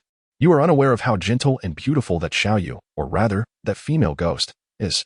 Although Lin Luo was the eldest brother, they were all of the same generation. Qiu Sheng and Wen Kai felt at ease in his presence, and they would confide in Lin Luo with matters they dared not discuss with Uncle 9. After all, they were fellow disciples, equals in status. Respect was warranted, but fear was unnecessary. Ha! Lin Luo, without ceremony, darted forward and delivered a sharp blow to Wen Kai's head. Let you be gentle, let you be beautiful. Let you contemplate consorting with a ghost. You scoundrel, infatuated with lust. Wen Kai felt his head swimming. Eldest brother, that hurts. I was merely thinking about it. I didn't actually do anything. Wen Kai's eyes welled up with tears. This time, eldest brother had struck with genuine force. It serves you right. Let it be a lesson. If master were to discover your thoughts, he would surely punish you with a year of squatting in a horse stance. Lin Luo sneered, standing before Wen Kai, and continued. Qiusheng's constitution is far superior to yours, yet he was reduced to a weakling overnight. At most, 3 more times, and he will meet an untimely demise. You, as frail as a chick, wouldn't even last a single night. Do you know why that female ghost doesn't want you? Wen Kai, bewildered, instinctively shook his head in regret. I don't know. Lin Luo nearly struck him again. Because you are a weakling. You would die before even reaching the halfway point. Failing to satisfy her would not only cause the death of a person, but also incur karmic retribution for committing murder, leading to divine punishment in the future. Lin Luo's words were exceedingly blunt. Wen Kai's face flushed crimson. Being told directly that he was inadequate, yet unable to refute it, especially with the girl he admired sitting nearby, was an incredibly delightful experience. Where are the 3 bedrooms, 2 living rooms, 2 bathrooms, and 3 basements that someone carved out of the ground? I just want to crawl into a crack in the floor. Remember, Lin Luo, gazing at Wen Kai, spoke with utmost seriousness. Ghosts are the embodiment of poverty, meanness, decay, sorrow, calamity, shame, cruelty, foulness, pain, death from illness, premature death, loneliness, lewdness, delusion, misfortune, disease, ill fate, and the suffering of an evil spirit possessed by 18 calamities. When encountering such entities, flee as far as possible. To be attracted to them simply because they are beautiful is to court death without even realizing how you died. Wen Kai swallowed hard, feeling somewhat frightened by Lin Luo's words. Is it truly that exaggerated? He thought, finding it hard to believe. However, seeing Lin Luo's solemn expression, he dared not voice his doubts. Despite his silence, his eyes betrayed his disbelief. Lin Luo, having known him for so many years, was well aware of his thoughts. Judging from Wen Kai's gaze, he had not taken his words to heart. Heh, if you don't believe me. Tonight, I will allow you to witness the true nature of that Xiao Yu you speak of. Lin Luo reclined back on the sofa, crossed his arms, and curled his lip. Wen Kai and Rin Tingting both turned their attention to Lin Luo. What do you mean? Wen Kai inquired, perplexed. Qiusheng has been bewitched by the female ghost, his mind consumed by her. You too are in a similar state, albeit to a lesser extent because you are not her primary target. Whatever I say now, you will perceive the female ghost as innocent, even contemplating how to take advantage of her. Don't deny it. Your face practically screams. I want that female ghost to ravage me. Wen Kai and Rin Tingting's faces flushed crimson. Once Qiusheng awakens, he will seek out that female ghost again. At that time, we will follow him to observe the true appearance of that female ghost. Wen Kai was rendered speechless by Lin Luo's words. Rin Tingting tugged at Lin Luo's sleeve, appearing somewhat excited and anticipatory. Luo, may I also come and see? Lin Luo glared at her. Why are you joining in the excitement? Oh, please let me go, dear Luo. Please grant my request. Rin Tingting embraced Lin Luo's arm, swaying her body and pleading coquettishly. Ugh, it's not entirely impossible, but what's in it for me? Lin Luo inquired, raising an eyebrow, unable to resist her charm. Here, you can have me do anything you want. I will obey you in all things. For one day? Rin Tingting raised a slender finger. It's just taking Lin Luo out for food, drinks, and entertainment, and acting as his bag carrier and tea server. I'm going all out. Make it 2 more days. Lin Luo was being rather audacious, extending 2 fingers to indicate his agreement. Excellent, a deal. Wen Kai, standing nearby, was utterly perplexed by this exchange. Unable to fathom how his senior apprentice brother managed to get a young lady to comply so readily. He wondered if, out of the kindness of their shared apprenticeship, his dear brother could impart his secret. Chapter 42. Uncle Nine was astounded. You call that a talisman? Hee, it's settled then. You'll take me. Upon Lin Luo's agreement, Rin Tingting beamed with joy, wriggling with excitement. Lin Luo couldn't comprehend why this young woman was so fascinated by ghosts. It was rather unnerving, as such an interest could easily lead to illness. How shall we travel then? Qiusheng possesses a vehicle. Wen Kai inquired softly. Fear not. Lin Luo replied with a smile, reaching into his ever-present satchel.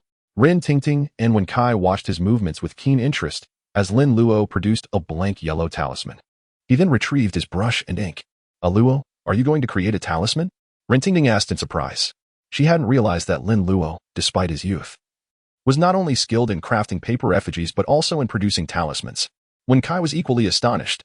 He had often seen Lin Luo ask Uncle Nine for talismans to wear inside his clothing, but he had never witnessed his senior apprentice brother create one himself. Senior apprentice brother, when did you learn to create talismans? Lin Luo, having saturated his brush with ink, smiled and proceeded to draw a small square on the yellow paper. Wen Kai frowned, and Rintingting's expression grew peculiar. Both were visibly puzzled. Rintingting, despite her limited exposure to talismans, had never seen one with a drawing on it. Lin Luo, disregarding their astonishment, inscribed 2 small characters beneath the square: location. His calligraphy was impeccable, a testament to his years of practice. As he finished, Lin Luo noticed a faint golden glimmer emanating from the talisman, confirming its success. Done, Lin Luo exclaimed with a smile, before retrieving another talisman. On this one, he drew a circle, adding dashed lines within and a dot at the center. He then wrote 2 more characters below, tracking. The talisman flashed with golden light, indicating its completion. The 2 talismans were now linked, forming a set. Excellent. This talisman will be affixed to Qiu Sheng, allowing us to follow him without losing his trail. Lin Luo declared, beaming with pride at his creations. Wen Kai, gazing at the peculiar talismans on the table, hesitated before finally asking in a low voice, "Senior apprentice brother, I actually know the way." Lin Luo paused. "Are you certain? What if the ghost leads Qiu Sheng elsewhere?" Lin Luo's words caused Wen Kai to waver, and he shook his head with a troubled expression. "I'm not certain, but senior apprentice brother, can these talismans of yours truly be effective?" Wen Kai found the talismans on the table rather disconcerting. He felt they should be shown to their master, wondering if they might provoke his ire. Even someone like him, who couldn't create talismans, could tell that these were pure fabrication. A proper talisman consisted of a talisman head, presiding deities, a talisman body, talisman legs, and a talisman core. For instance, a corpse-suppressing talisman would feature a command, General Bai, and the phrase "arrive here at once." Lin Luo's talismans, however, resembled a child's scribbles more than genuine talismans. "Do you doubt me?" Lin Luo retorted, causing Wen Kai to cower and quickly appease him with a flattering smile.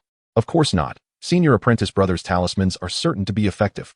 That's more like it," Lin Luo said with a smile, aware that Wen Kai remained skeptical. However, he chose not to waste his breath explaining, knowing that Wen Kai would recognize his own short-sightedness once the talismans proved their worth. Lin Luo grabbed the location talisman and approached Qiu Sheng, lifting his clothes to affix it to his body.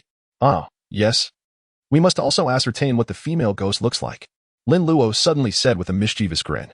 He turned back, retrieved another yellow talisman, and began to draw with focused intent, envisioning the eye of heaven and guiding his brush to create a peculiar eye with a double pupil. He then added the inscription, "Eye of Heaven," activated by incantation. In ancient times, the double pupil was considered a sign of a sage, indicating innate divine abilities. Individuals with double pupils were believed to be extraordinary beings, such as Songjie, Yushun, Chong'er, and Xiangyu. Thus, Lin Luo imagined the double pupil as the Eye of Heaven, capable of seeing ghosts and spirits. However, given Lin Luo's limited skill in creating talismans, he knew that his creation would not be able to perceive the netherworld, but it should be able to see ghosts and spirits. This talisman would not function simply by being affixed. It required an incantation. Lin Luo intended to let Qiu Sheng discover the truth himself, so that he would realize the extent of his error. Lin Luo simply enjoyed being a helpful individual. His request was modest. Once Qiu Sheng found his beloved Xiaoyu, and they were engaged in their intimate moments, Lin Luo would secretly chant the incantation outside the room, granting Qiu Sheng the Eye of Heaven. The resulting scene would undoubtedly be quite amusing. At that moment, Ren Fei and Uncle Nine emerged from the study, engaged in cheerful conversation. They both appeared pleased, indicating a successful discussion. As they descended the stairs, Uncle Nine noticed Lin Luo squatting beside Qiu Sheng, fiddling with his body. Wen Kai and Rin Tingting stood nearby, curiously observing Lin Luo's actions. Uncle Nine frowned at this sight. Was the mischievous boy planning to prank Qiu Sheng? "Luo, what are you doing?" Ren Fei asked curiously. "Oh, nothing. I'm just afraid he'll encounter a ghost, so I'm affixing a few talismans to him," Lin Luo replied, standing up with a pure and innocent smile, resembling a simple and adorable young boy. Uncle Nine nodded in satisfaction, having intended to do the same himself. He was ashamed to have suspected Lin Luo of pranking Qiu Sheng. How could he have thought such a thing of Luo? Suddenly, Qiu Sheng, who had been fast asleep on the ground, began to groan, indicating that he was about to awaken. He stretched and then began to convulse on the ground, resembling a twitching fish. Qiu Sheng opened his eyes, first noticing the dim light in the room and the figures standing around him. "Strange. Why am I sleeping on the ground?" he wondered. "Ah, it's already dark." Qiu Sheng instantly awoke in alarm and sat up abruptly. He stared in disbelief at the darkness outside the mansion and asked Lin Luo, "It's already dark? How long have I been asleep?" He was too preoccupied to worry about sleeping on the ground. He had been away from Boxiang's eye all day, and his aunt was likely to be furious. Wen Kai, Putting on a show, mocked Qiusheng with a laugh. You sure can sleep. You've been out for a whole day. No. I've been away from the shop all day. My aunt will kill me, Qiusheng exclaimed, scrambling to his feet. After a full day of rest, his body finally felt somewhat recovered. Although his lower back was still sore and achy, it was no longer as weak and exhausted as it had been in the morning. Uncle Nine walked over with his hands clasped behind his back, his expression indifferent and his tone sarcastic. You still remember your aunt? He said. Your aunt, who has no children of her own, has raised you, an ungrateful wretch, only for you to sleep with female ghosts and court death. Hee. Master, is there anything else you need me to do? Qiusheng grinned sheepishly and approached Uncle Nine, assuming that his master was angry about him slacking off and sleeping all day. Uncle Nine shook his head and turned away, his words laced with double meaning. Do things? It would be good enough if you didn't cause me any trouble. Not only had Qiusheng and Wen Kai failed to assist in capturing Ren Weiyong, but they had also attracted a female ghost. Now, he had to find a way to subdue the ghost, or Qiusheng's life would be in danger. What else could this be but trouble? The worst part was that there was no money to be made this time. I know I was wrong, Master. I promise not to cause you any more trouble in the future. If there's nothing else, I'll head back now, Qiusheng said tentatively. So, you finally admit you were wrong, Uncle Nine said, frowning but keeping his back to Qiusheng. All right, go back and get some rest. Okay, I'll head back now. Upon hearing Master Zhou's directive, Qiusheng hastily departed, neglecting to acknowledge Lin Luo and Wen Kai. Ordinarily, Qiusheng would bid farewell to them before leaving the mortuary. Observing Qiusheng's departure, Wen Kai and Rin Tingting directed inquisitive gazes toward Lin Luo. Lin Luo leisurely retrieved a bagua mirror from his satchel and affixed the tracking charm to its surface. Under the supreme decree, locate and trace with utmost haste. As Lin Luo's sword fingers touched the tracking charm, it shimmered with a faint golden radiance. And a rudimentary navigation map materialized within the mirror. Wen Cai's eyes widened in astonishment. By Jove, this contraption actually works. Master Jiu, initially intrigued by Lin Luo's actions, was perplexed by the emblem on the charm. However, upon witnessing the emergence of the map and the pulsating red dot, he comprehended its purpose. The red dot represented Qiusheng. The seemingly unremarkable charm affixed to the mirror was, in fact, a tracking talisman. Master Jiu marveled at Lin Luo's ingenuity, which had breathed new life into age-old techniques. Enough gawking, let's depart, Lin Luo urged, noticing the bewilderment on the faces of those around him. How shall we travel? Rin Tingting, who possessed the least knowledge of talismans, inquired with curiosity. Lin Luo smiled and whistled. A magnificent black steed galloped into view, startling Rin Fa and Rin Tingting, who had arrived in a Yin carriage. We shall ride. Though Lin Luo possessed only one Yin horse, the Rin household had others. Master Jiu rode, carrying Wen Kai, who was unable to ride, while Rin Tingting shared a mount with Lin Luo. Initially, Rin Tingting reveled in the novelty as they traversed the town at a leisurely pace. However, her delight soon turned to alarm as the speed increased beyond the town's limits. Slow down, she cried. Please be more cautious. Do you doubt my skill? Lin Luo retorted, spurring the horse to greater speeds. Rin Tingting's face paled with fear as she clung to the bagua mirror. Lin Luo, grasping the reins, encircled her waist with his arms. Fear not. Hold the mirror securely. Rin Tingting stiffened in his embrace. Mind your grip on the reins and avoid distractions. The rhythmic beat of the hooves echoed through the air. The moon cast an ethereal glow upon the land, as Lin Luo's clairvoyance allowed him to navigate the darkness with ease. After a considerable pursuit, they closed in on Qiusheng, who was now within sight. They reduced their speed, following him at a distance. Qiusheng traversed the deserted streets and parked his vehicle before a dilapidated house. He eagerly pushed open the door and called out, Xiaoyu, are you home? Xiaoyu, attired in the same garments as the previous day, sat demurely on the bedside. You've arrived. She greeted him, embracing him tenderly. The scent of a man. How delightful. Did you miss me? Xiaoyu's voice was honeyed, and Qiusheng felt as though he were dreaming.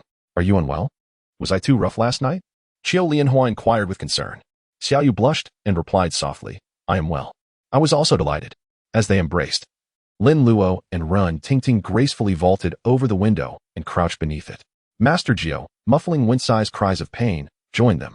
Rin Tingting's cheeks flushed crimson as she nudged Lin Luo and gestured toward the interior, as if to inquire, are you not going to intervene? Master Jiu frowned and retrieved a handful of pomelo leaves from his pouch. Let us unveil your true countenance. Pomelo leaves were prized for their ability to ward off evil spirits. Lin Luo grinned. Qiusheng, you shall thank me later. Lin Luo intoned an incantation, capturing Master Jiu's attention. Heaven is clear, earth is bright, yin is turbid, yang is clear, Open your Dharma eyes. Distinguish yin and yang. Hasten as the law commands. As Lin Luo's fingers pointed toward Qiuxing, the latter felt a tickling sensation in his eyes. What is it? Xiaoyu asked. Nothing, just an itch, Qiuxing replied, turning back to Xiaoyu. However, as he gazed upon Xiaoyu, her countenance underwent a ghastly transformation. A half of her face was disfigured, as if by acid. With a protruding eyeball, Master Jiu recoiled, his pomelo leaves falling to the ground. Wen Kai, bewildered, peered into the room and then affixed the leaves to his eyelids. I shall see what Xiaoyu truly looks like. He cried out in anguish, clutching his eyes. Why did I persist? Alas, what troubles you, Qiuxing? Xiaoyu exclaimed. Her gaze filled with alarm. She scrutinized Qiuxing, perplexed by his sudden display of agony. Why such a tormented expression? Outside the window, Rentingting observed Master Jiu and Wen Cai's reactions. Her brow furrowed in bewilderment as she turned to Lin Luo, as if seeking an explanation. Lin Luo merely shrugged, a playful grin spreading across his face as he retrieved a pomelo leaf from the ground. He pantomimed the act of placing it over his eyelids, then raised an eyebrow at Rentingting in a knowing manner. Rentingting accepted the pomelo leaf, mimicking Master Jiu's actions with a hint of suspicion.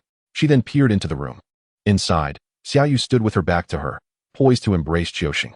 The earlier barrage of firecrackers had partially dissolved the seal upon Xiaoyu, revealing her mesmerizing figure and silken skin, which Rentingting regarded with envy. Most captivating of all was her cascade of raven hair, reaching down her back in a smooth, lustrous flow. How does she maintain such exquisite hair? Rentingting wondered.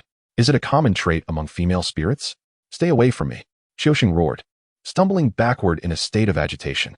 He couldn't reconcile the image of the celestial beauty he once knew with the grotesque apparition that now stood before him.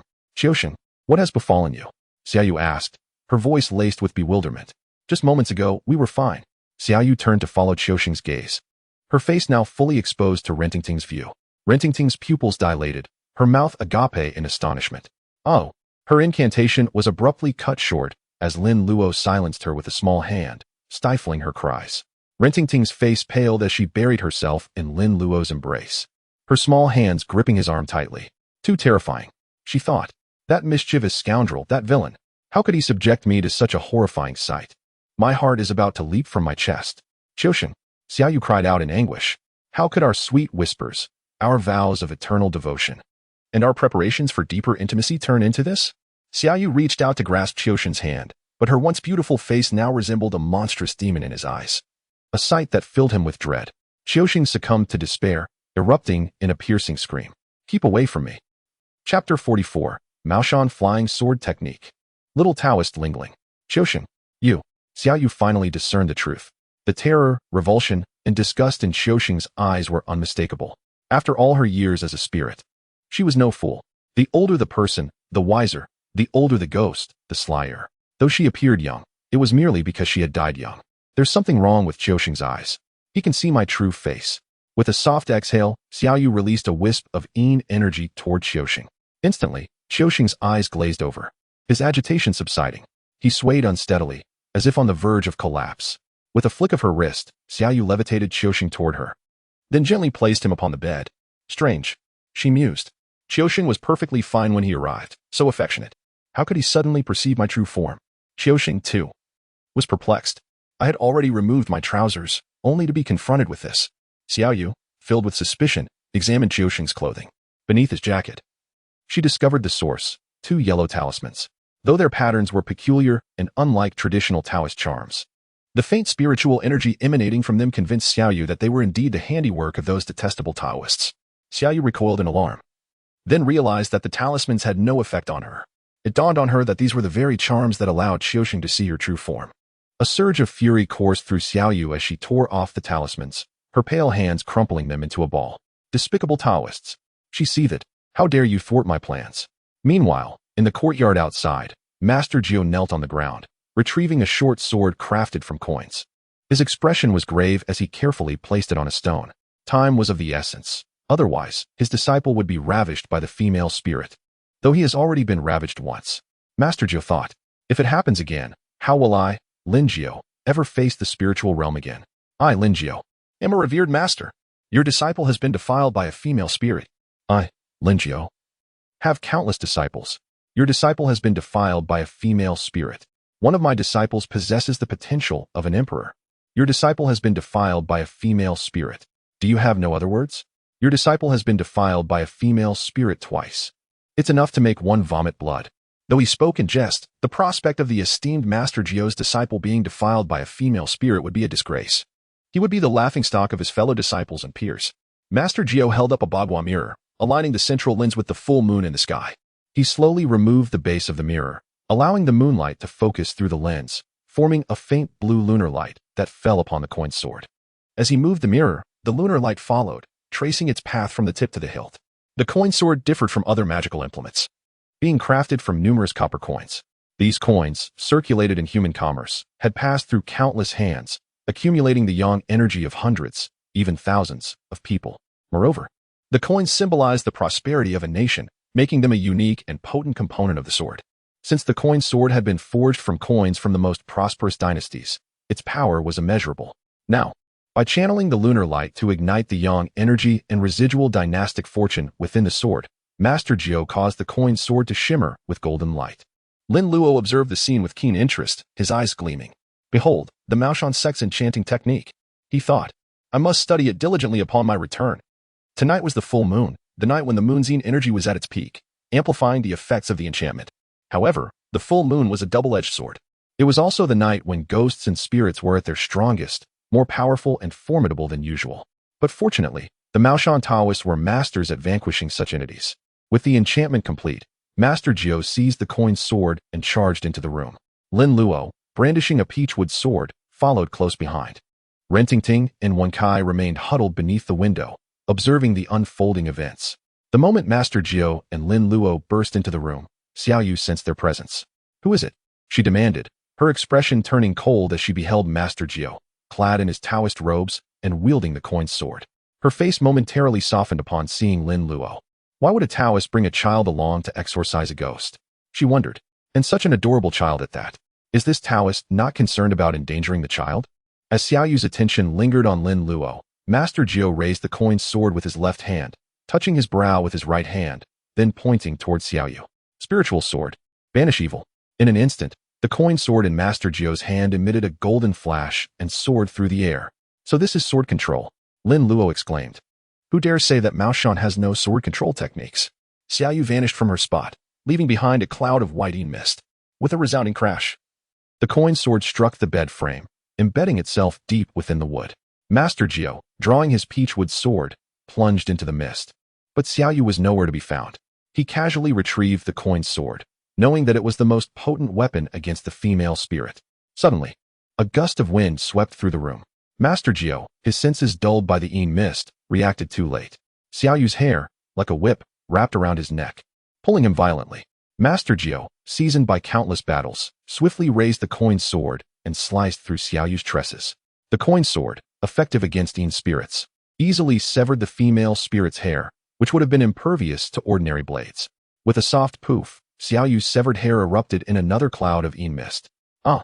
She shrieked as her remaining hair transformed into an explosive mass, each strand standing on end like a steel needle, casting eerie shadows in the candlelight. Infamous Taoist. Jade's tone was frigid as she glared venomously at Master Jiu, whom she perceived as the villain who had tarnished her image in Qiuxing's eyes. Master Jiu retorted with a disdainful snort, brandishing his peachwood sword and coin sword as he lunged towards the female specter. With a sweeping motion, he aimed the coin sword at Jade's neck. However, to his astonishment, Jade's head abruptly detached from her body, hurtling menacingly towards him. Her hair, sharp as needles, threatened to pierce him. Master Jiu swiftly twisted his waist to evade the attack. The disembodied head of the female specter hovered in the air, its grotesque visage contorted with hatred as its solitary eye bore into Master Jiu. Both parties remained oblivious to the presence of a young lad within the room. Aside from the prone Qiuxing on the bed, Lin Luo was in the process of affixing talismans to the final window. With these protective seals in place, the female specter would find escape impossible. Lin Luo was acutely aware of his own limitations. Having merely grasped the rudiments of extraordinary power, he was but a fledgling in the realm of the supernatural. His immediate priority was to accumulate simplification points to augment his strength. Engaging in direct confrontation was not an option at this juncture, especially with Master Jiu present. To outshine his mentor would be an act of insubordination. Profiting from his master's endeavors was the prudent course of action. Master, watch out behind you. Lin Luo's voice reverberated through the room. Instinctively, Master Jiu swung his sword backward, only to discover that the headless specter's body retained mobility and was advancing towards him. Should the specter seize control, the impending collision with her head would indeed pose a formidable challenge. With a resounding crack, the Peachwood sword struck the specter's chest, sending her reeling backward. Ah, you shall meet your demise. The female specter, Jade, shrieked in agony as her piercing head veered towards Lin Luo. It's all the fault of this little brat. I hesitated to harm you because of your endearing appearance, yet you aid the odious Taoist in opposing me. Lin Luo, with a sardonic smile, nonchalantly observed the approaching specter's head, his hands clasped behind his back. Luo, be cautious. Master Jiu urgently cautioned. That imp must be petrified. Why does he remain motionless? All my previous praise was in vain. Act now. As Master Jiu mentally beseeched him and surged forward to rescue Lin Luo. The latter extended his hands from behind his back, each grasping 3 Qing bells. Master Jiu's expression momentarily faltered, and he halted in his tracks. The female specter, Jade, was equally taken aback, yet she was unable to arrest her momentum. Ring-a-ling-a-ling, ring-a-ling-a-ling. The resonant sound of the Qing bells reverberated directly upon Jade's visage. The once melodious chimes now resonated with a cacophonous and piercing timbre. Yet, to Lin Luo's ears, it was akin to celestial music. Henceforth, address this young Taoist as the bell-ringing paragon. Ah, simplification points 555. Don't flee, Miss Hedgehog. Let us frolic together for a while. Do not approach me. Ring-a-ling-a-ling-a-ling. Ah. Chapter 45. Dare to answer if I call your name? Within the confines of the room, Lin Luo, wielding 6 Qing bells, pranced about, pursuing the disembodied head. Master Jiu, observing this spectacle, was visibly unnerved. Outside the window, Wen Kai and Rin Tingting, peering in, wore expressions of utter astonishment. Is such a tactic even feasible? Jade was on the verge of insanity. Little brat, cease the infernal ringing. 1 bell was inadequate. So you brandish 6. You are a veritable rogue. The Qing bell, an indispensable instrument employed by Taoists during rituals, also known as the Emperor's Bell or Dharma Bell, serves to invoke the divine and exorcise malevolent entities. The Tai Ching Jade Scroll attests, wield the Emperor's Bell, cast fire 10,000 miles, and let the chimes resonate in all directions. When the Dharma Bell is vibrated, even deities and demons shall show reverence. Thus, the Qing bell is not only effective against zombies, but also against ghosts. When the cultivation is insufficient, quantity compensates. Is there any issue with wielding 6 Qing bells? There is none. Ring-a-ling-a-ling-a-ling. Ah, Jade shrieked, her orifices threatening to hemorrhage. With a desperate surge, her head hurtled towards her body, seeking reunification in a desperate attempt to escape. This place was no longer habitable. However, as her head drew near, Master Jiu's Peachwood sword struck with lightning velocity. Take this. With a flash of golden light. The Peachwood sword elicited a resounding explosion, engulfing Jade's head in a cloud of spectral mist. Jade emitted another agonizing cry, propelled by the force of the blow. Ring-a-ling-a-ling, an opportune moment. Lin Luo exclaimed as he approached, shaking the bells with frenetic energy, even breaking into song. Her gaze, resembles the shimmering starlight. When I see, my heart flutters with trepidation. Ah, a fiend, he is a fiend. Jade's body, flailing wildly, lunged forward, clutching her head and reattaching it with a resounding crack. As she reassembled her head, she made a beeline for the door. The room's modest dimensions allowed her to reach the door and windows with minimal movement. However, the instant Jade's hand made contact with the door, the talisman affixed to it emitted a radiant golden light, unleashing a surge of force that sent her reeling backward with a pained shriek. Ring-a-ling-a-ling, still attempting to flee? I anticipated your intentions. Lin Luo sneered as he shook the bells, delivering a swift kick to Jade's airborne form. Master Jiu, wielding his Peachwood sword, struck the specter once more, sending her hurtling backward. The master and disciple coordinated their efforts with seamless precision. With each volley, Jade's corporeal form diminished, becoming less substantial than before, until she crashed heavily near the bed. At this juncture, Jade was disheveled, her hair askew, blood streaming from her orifices, and her eyes reflecting a mixture of terror and despair. She had naively assumed that her years of spectral cultivation had rendered her formidable, impervious to the threats posed by an elderly Taoist and a mere child. However, she had underestimated the ferocity of the old Taoist and the sheer audacity of the child. The cacophony of 6 Qing bells ringing incessantly near her ears was an unbearable torment. Qiuxing, succor me, Qiuxing. With a determined resolve, Jade sobbed as she collapsed onto the bed. Qiuxing, who had been lying unconscious, stirred at Jade's summons and abruptly sat up. As Jade's sleeve brushed across his face, His eyes fluttered open, revealing a dazed expression, as if he had just awakened. Qiusheng, succor me, Qiusheng, Jade implored, burying herself in Qiusheng's embrace. Jade, Qiusheng exclaimed as he embraced her, his heart aflame with indignation at the sight of her mistreatment. Who dares to bully my beloved? Qiusheng turned his gaze towards Master Jiu and Lin Luo, but in his eyes, he beheld the detestable Away and his lackeys. Ah, it is you again, daring to disrupt my beloved's abode. Filled with righteous indignation, Qiusheng rose to his feet, rolling up his sleeves as he charged towards Away, Master Jiu. You four-eyed scoundrel. I shall teach you a lesson today. Qiusheng, you are insane. Master Jiu retorted, his teeth clenched in anger. That reprobate is once again bewitched by a ghost. I shall disabuse you of your enchantment. With a resounding smack, Master Jiu struck the onrushing Qiusheng, sending him spinning. I shall fight you to the death, Qiusheng cried, enduring the pain as he tackled Master Jiu to the ground. You impudent wretch, striking your master. I shall not permit you to harm Jade. Witnessing Qiusheng's valiant efforts on her behalf, Jade's lips curled into a subtle smile. With someone to shield her, she could conserve her energy to confront the younger adversary. Jade's frigid gaze locked onto Lin Luo. A mere child, he would have been no match for her had he not possessed so many magical implements. However, as Jade's eyes met Lin Luo's, her expression faltered. Lin Luo, clutching a gourd, wore a mischievous grin. Tongtian, dare to answer if I call your name? Ah? Tongtian responded, gazing blankly at Lin Luo. How does this child know my name? In the ensuing moment, a beam of golden light erupted from the gourd's opening, snaring Dong Xiaoyu's neck with remarkable speed. In that instant, Xiaoyu felt her body weaken and lose its power. Ah, no, Xiaoyu cried out in anguish. Yet she was powerless to resist. The ghost-binding incantation, even in its simplified form, remained potent. No ghost could defy it. Though Dong Xiaoyu possessed considerable cultivation, she had been severely weakened by the previous onslaught. Thus, even with Lin Luo's limited magical prowess, he was able to subdue her. Be bound. With a sharp rebuke, Lin Luo channeled all his inner energy into the gourd. Instantly, the golden light emanating from it contracted sharply, pulling Dong Xiaoyu back inside. A deafening explosion echoed through the room, accompanied by a surge of eerie wind and swirling ghostly mist, terrifying Rin Tingting and Wen Kai outside. Master Jiu, reacting swiftly, kicked Qiusheng aside and shielded Lin Luo, burying his head in his wide Taoist robe. Moments later, the tempest subsided. The once luxurious house was now dilapidated, covered in dust and cobwebs, a clear indication of long abandonment. Dust-covered, Wen Kai and Rin Tingting cautiously entered the house after the commotion ceased. Master Jiu, after ensuring Qiusheng was unharmed, turned to Lin Luo. Are you all right, Luo? Lin Luo, though his clothes were soiled, grinned, his face remarkably clean under Master Jiu's protective robe. I'm fine, Master. Master Jiu's instinct to protect him first warmed his heart. Their bond transcended mere mentorship, akin to a father and son. Master Jiu, Master, Tingting, and Wen Kai approached. Master, is Qiusheng all right? Wen Kai asked, concerned. He's fine. Check if he's awake. Master Jiu retorted.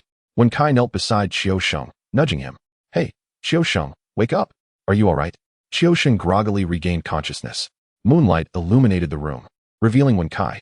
Wen Kai, Qiusheng exclaimed, sitting up and surveying the familiar surroundings. Relieved, Wen Kai said, he's awake. He's fine. What happened? Was I dreaming? Qiusheng muttered, bewildered. Dreaming. Master Jiu glared. You were possessed by a ghost. Startled, Qiusheng noticed the others. Master, senior brother, Tingting, what are you all doing here? Rin Tingting, amused by Qiusheng's disheveled appearance, stifled a laugh. However, the image of him embracing the grotesque female ghost resurfaced, sending shivers down her spine. A lingering trauma. Rin Tingting playfully nudged Lin Luo's arm. It's all your fault, you little rascal. You should have stopped him. Lin Luo, unrepentant, retorted, serves you right for being so curious. Learn a lesson. Curiosity killed the cat. Master Jiu, restraining himself, chided Qiusheng. What are you doing here? If we weren't here, you'd be drained dry by that ghost. Qiusheng, still dazed, recalled the intense tenderness he experienced with Xiaoyu, eliciting a foolish grin. Master, you wouldn't understand. Such bliss is worth being drained for. Master Jiu, enraged by his reminiscence, slapped Qiusheng, snapping him back to reality. Damn it, I was out of my mind to say such things. Lin Luo, Rin Tingting, and Wen Kai exchanged awkward glances. Hadn't he seen the ghost's true face? Wen Kai shuddered, grateful for his deliverance. Master Jiu, his face darkening, shoved Qiusheng towards the exit. I should have taught you a lesson earlier. Qiusheng, crestfallen, followed, clutching his cheek. Wen Kai remained obediently by Lin Luo. Fearing Master Jiu's wrath, Outside the dilapidated house, Lin Luo helped Ren Tingting onto the horse before leaping onto its back himself. Master Jiu followed suit, glaring at Wen Kai, who retreated to join Xiao Sheng. Be gentle on the way back, Luo. Ren Tingting whispered, dreading another breakneck ride. Don't worry, we'll take it slow, Lin Luo assured her. Good, Ren Tingting responded, satisfied. Let's go then. But as the Yin horse bolted forward, Ren Tingting's scream echoed in the night. Returning to the Ren residence late at night, Ren Tingting pouted, her lips pursed. You promised to go slow, but you rode so fast. Liar. Cheat. Jerk. She muttered, clinging tightly to Lin Luo's hand. We're home now. Let go, Lin Luo said, shaking his hand in vain. Ren Tingting only tightened her grip. No way. You're protecting me tonight, Ren Tingting declared. Why? There are no zombies tonight, Lin Luo protested, eager to resume his studies. With Ren Weiyong vanquished and Xiao Yu contained, his simplification points had increased to 3,543. Ren Tingting, her eyes wide with fear, said, You made me see that ghost's face. How can I sleep alone? Lin Luo chuckled, relieved he hadn't succumbed to the temptation to look at Dong Xiaoyu's face. Knowing the real world was far more terrifying than the movies, he had wisely refrained. What's there to fear? She's trapped in here, Lin Luo said, patting the gourd on his waist. Still no? Ren Tingting insisted, clinging to Lin Luo. Fine, fine. 2 days. Lin Luo conceded, holding up 2 fingers. What? It was only 1 day before. Ren Tingting protested. That was then. This is now. This is a necessity. And necessities cost more. Lin Luo replied. Dare to haggle, and I'll add another 50 square meters to your share of communal space. Ren Tingting pouted and said, You're wasted as a Taoist, Luo. You should be in business. Lin Luo shrugged, uttering with a serene smile. Well, it's been 2 days. I'll count to 3. And it'll be 3. Little rascal, I promised you 2 days. Ren Tingting hastily interjected, her visage contorted in a grimace. Previously, her curiosity piqued by the prospect of beholding a female ghost, she had implored Lin Luo to accompany her in tailing Qiu Sheng, incurring a debt of 3 days as a servant. The ghastly specter had left her too frightened to sleep alone at night. Now, with the addition of 2 more days, she would be clinging to Lin Luo's side for nocturnal solace. Truly, curiosity had ensnared her in a web of her own making. Ren Fa emerged from his study on the 2nd floor, drawn by the commotion below. Upon witnessing the return of Uncle Jiu and his entourage, he descended the stairs. Uncle Jiu, how did it go? Was the matter resolved? All settled, Uncle Jiu affirmed, nodding to Ren Fa, his countenance betraying a hint of embarrassment. The facade of a formidable figure had crumbled, revealing the vulnerability of his disciples to the machinations of a female ghost. Ren Fa, however, remained unfazed by this minor setback. His respect for Uncle Jiu undiminished. From the outset, he had discerned the potential of Uncle Jiu's 3 disciples. Lin Luo, a prodigy of youth, possessed boundless prospects. Qiu Sheng, with his vigor and competence, was deemed serviceable. Wen Kai, on the other hand, was relegated to menial tasks, unlikely to achieve greatness. It's getting late, Mr. Ren. We shouldn't impose any further, Uncle Jiu announced, intending to depart immediately after escorting Ren Tingting home. Ren Fa, displeased by this proposition, vehemently protested, his hospitality unwavering. What are you saying, Uncle Jiu? As you yourself have noted, it's quite late. Spare yourselves the trouble and stay another night. Indeed, Uncle Jiu, please don't leave today. Return tomorrow morning. Ren Tingting chimed in, a smile gracing her lips as she grasped Lin Luo's arm. Ren Fa and Uncle Jiu exchanged glances, their gazes converging on the young lad, who wore an expression of resignation. With a shake of their heads and a shared smile, Uncle Jiu acquiesced to Ren Tingting's entreaty. In that case, we shall accept your kind invitation. Nonsense. I've already instructed the servants to prepare the rooms. Allow Bao and Sheng to escort you to your quarters, Ren Fa declared, summoning the household staff.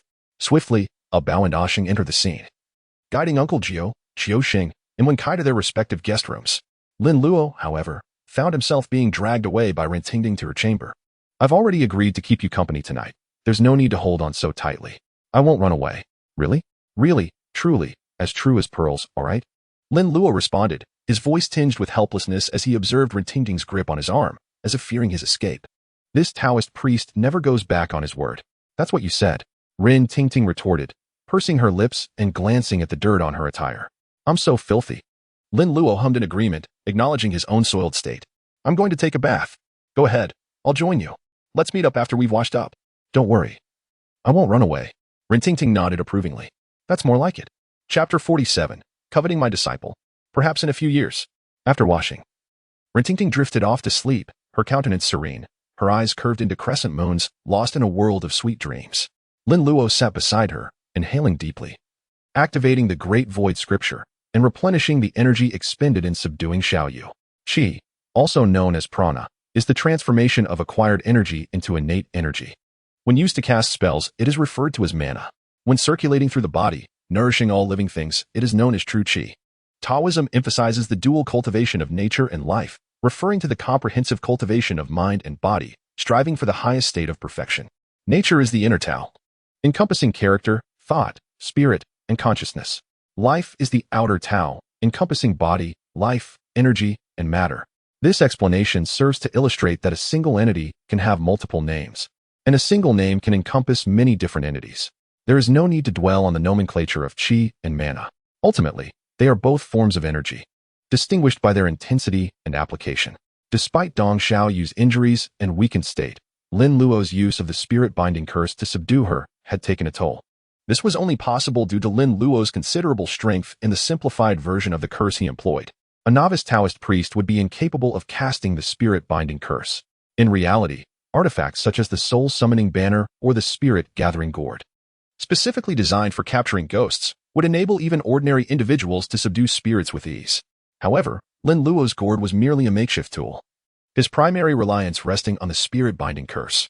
By the decree of the celestial worthy, bind the spirits and capture the souls.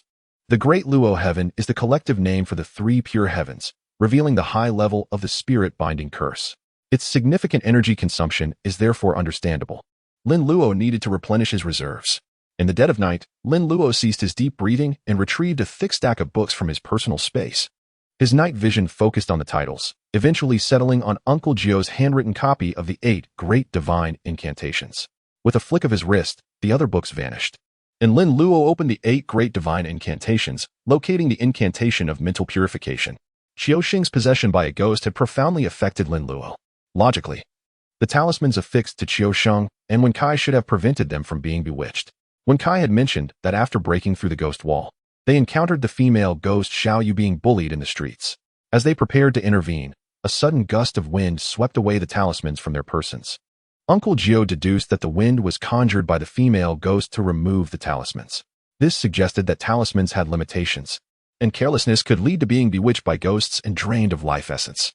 In such situations, the incantation of mental purification, the foremost of the 8 Great Divine Incantations of Taoism, could prove invaluable. Taoist practitioners invoke the incantation of mental purification during morning and evening rituals, as well as when studying and practicing talisman techniques to purify their minds and bodies, dispel distracting thoughts, and calm their spirits. The incantation enables one to transcend mundane thoughts, reflect upon the Taoist heart, and enter a state of tranquility while also safeguarding the soul. Therefore, the incantation of mental purification is essential for regular cultivation, resisting the bewitchment of ghosts and preventing the intrusion of inner demons. Previously, Lin Luo had regarded the incantation of mental purification as a mere mantra, a form of psychological suggestion to force himself to calm down. Its effects were minimal. Before the system was activated, Lin Luo was unable to quiet his mind. Now, Lin Luo intended to explore the true potential of the incantation of mental purification. System: simplify the incantation of mental purification. Incantation of mental purification detected. Supreme Lord of the Stars, respond without ceasing. Expel evil and bind demons. Protect life and safeguard the body. Illuminate wisdom and purify the mind. Tranquilize the spirit. Preserve the 3 souls eternally. Prevent the loss of the bodily spirits. Simplification requires 20,000 simplification points. Insufficient simplification points. Damn it, I was too hasty. Lin Luo lamented, closing his eyes in frustration as he stared at his meager 3,543 simplification points. He leaned back, realizing the futility of his desire. It was like preparing to spend money only to discover a single dollar in his wallet. Health is wealth, but money is essential. Lin Luo once again felt the sting of poverty. However, 20,000 points were not insurmountable. He already possessed 3,500 points. A visit to his generous friends in the haunted house would surely yield the necessary simplification points. Never mind, time to sleep. Cock-a-doodle-doo. The crowing of roosters in the town grew increasingly discordant. One crowed, and then another, until the entire town was filled with their cacophony. The Ren family town rooster voice competition had officially begun. Lin Luo awoke from his slumber, momentarily disoriented. Something's not right. This isn't my room. Lin Luo jolted awake, realizing that he had once again served as Rin Tingting's bodyguard throughout the night. He had been cultivating in a meditative posture and had unknowingly fallen asleep. He glanced at the still sleeping Rin Tingting and shook his head. Sleeping so soundly. You're well suited to watch over the mortuary. Lin Luo glanced out the window. Noticing that although dawn had broken, it was still early, he tiptoed out of the room. In the Rin family mansion's living room, Uncle Jiu and Rin Fa were seated together, enjoying tea. They seemed to be in good spirits, conversing and laughing early in the morning. Seeing Rin Fa, Lin Luo felt a twinge of awkwardness. Master, Uncle Ren, good morning. Lin Luo greeted them politely. Hearing Lin Luo's voice, they turned to face him. Upon observing Lin Luo's early rise and courteous greetings, they were all delighted. Such an amiable child, remarked with a smile, how could anyone not adore him? Why are you up so early? Why not indulge in a bit more slumber? Lin Luo, adjusting his sleeves, proceeded towards the courtyard, stating, I couldn't find sleep any longer. So I decided to engage in some activity. Please, continue with your tea. There's no need to concern yourselves with me. Witnessing Lin Luo's hurried departure. Eager to commence his exercises, admiration for Lin Luo deepened. A young prodigy, yet devoid of arrogance or complacency. Diligent in his studies and training, he doesn't squander his talents. With proper nurturing, his future prospects are boundless. Is truly fortunate to have such an intelligent, studious, and industrious disciple like. He's bound to reap great rewards in the future. Extended a thumbs up towards, offering sincere praise. Responded with a modest smile, you flatter me. Still has many areas where he falls short. Such as the way of the people, he mused, polite and modest. What are your thoughts on my proposition from earlier? Chuckled, refraining from elaborating further, and instead steered the conversation back to their previous topic. Pondered for a moment before shaking his head. I fear that abilities are insufficient. He lacks prior experience as a constable, and handling cases is not something to be taken lightly. I advise you to reconsider. Countered with a shake of his head. No need. My mind is made up. Among the young talents aside from, stands out. It's a shame that is still rather young. Discerning the true intent behind words and expression, maintained a composed demeanor and replied with a smile, is indeed still young, not of age. Since you're so confident in, I'll take it upon myself to agree to his appointment as the security captain. A man of intelligence, grasped the underlying meaning in his words and chuckled. Age is no barrier. He'll mature in time. Rest assured, I'll find someone to assist. Nodded, a sense of foreboding washing over him. As if his cherished possession was about to be lured away with false promises. However, had resolved that Lin Luo would not be released until he reached the appropriate age. In this era, towns lacked towering structures, consisting mostly of one- or two-story dwellings. The family's courtyard was quite spacious, resulting in excellent natural light. Early in the morning, the radiant sunlight streamed down, creating a warm and inviting atmosphere. Lin Luo practiced his martial arts in the courtyard, taking deep breaths. The sunlight enveloped Lin Luo, gradually being absorbed by him. Breathing deeply enhances strength, as elucidated in the basking in the sun enhances strength, as elucidated in the practicing both concurrently yields remarkable results, surpassing the training speed of others by several fold.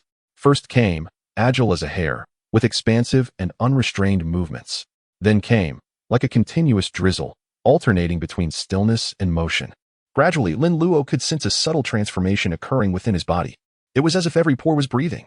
Minute particles of light transformed into energy, entering his body through his pores and spreading throughout. Without Lin Luo's conscious guidance, it automatically traversed a wondrous path. This was Lin Luo's first time cultivating in conjunction with after simplifying it, and the results were unexpectedly remarkable. After an indeterminate amount of time, Lin Luo slowly concluded his practice. The second stage was breached. Ordinarily, under the guidance of a master, it would take a minimum of 3 months to advance from the first to the second stage of. Only those with exceptional talent could achieve a breakthrough in a month or so. Yet, Lin Luo had accomplished it in just 5 days. Lin Luo exhaled a breath of stale air, slowly raising his hand. With a thought, his right hand was immediately enveloped in a cluster of golden fluorescent light. This was only when the body is replete with can it manifest externally. When a cultivator's heart is devoted to the Tao is not far from reach. Thus, the body embodies the Tao, and the Tao embodies the body. At this moment, Lin Luo could be considered to have entered the realm of, capable of freely manipulating the within his body from now on. As for the effects of, they were quite satisfactory. Namely, the elimination of all chronic ailments throughout the body, the descent of heart fire, the ascent of kidney water, clarity of mind and vision, coolness of the 5 viscera, harmony of the 6 entrails, overall comfort, and ample energy. After all, this was merely the true art of but that gathers the upright chi of heaven and earth and refines the essence of the sun and moon. Hey, stop daydreaming and come wash your hands for breakfast, as clear and lovely voice echoed.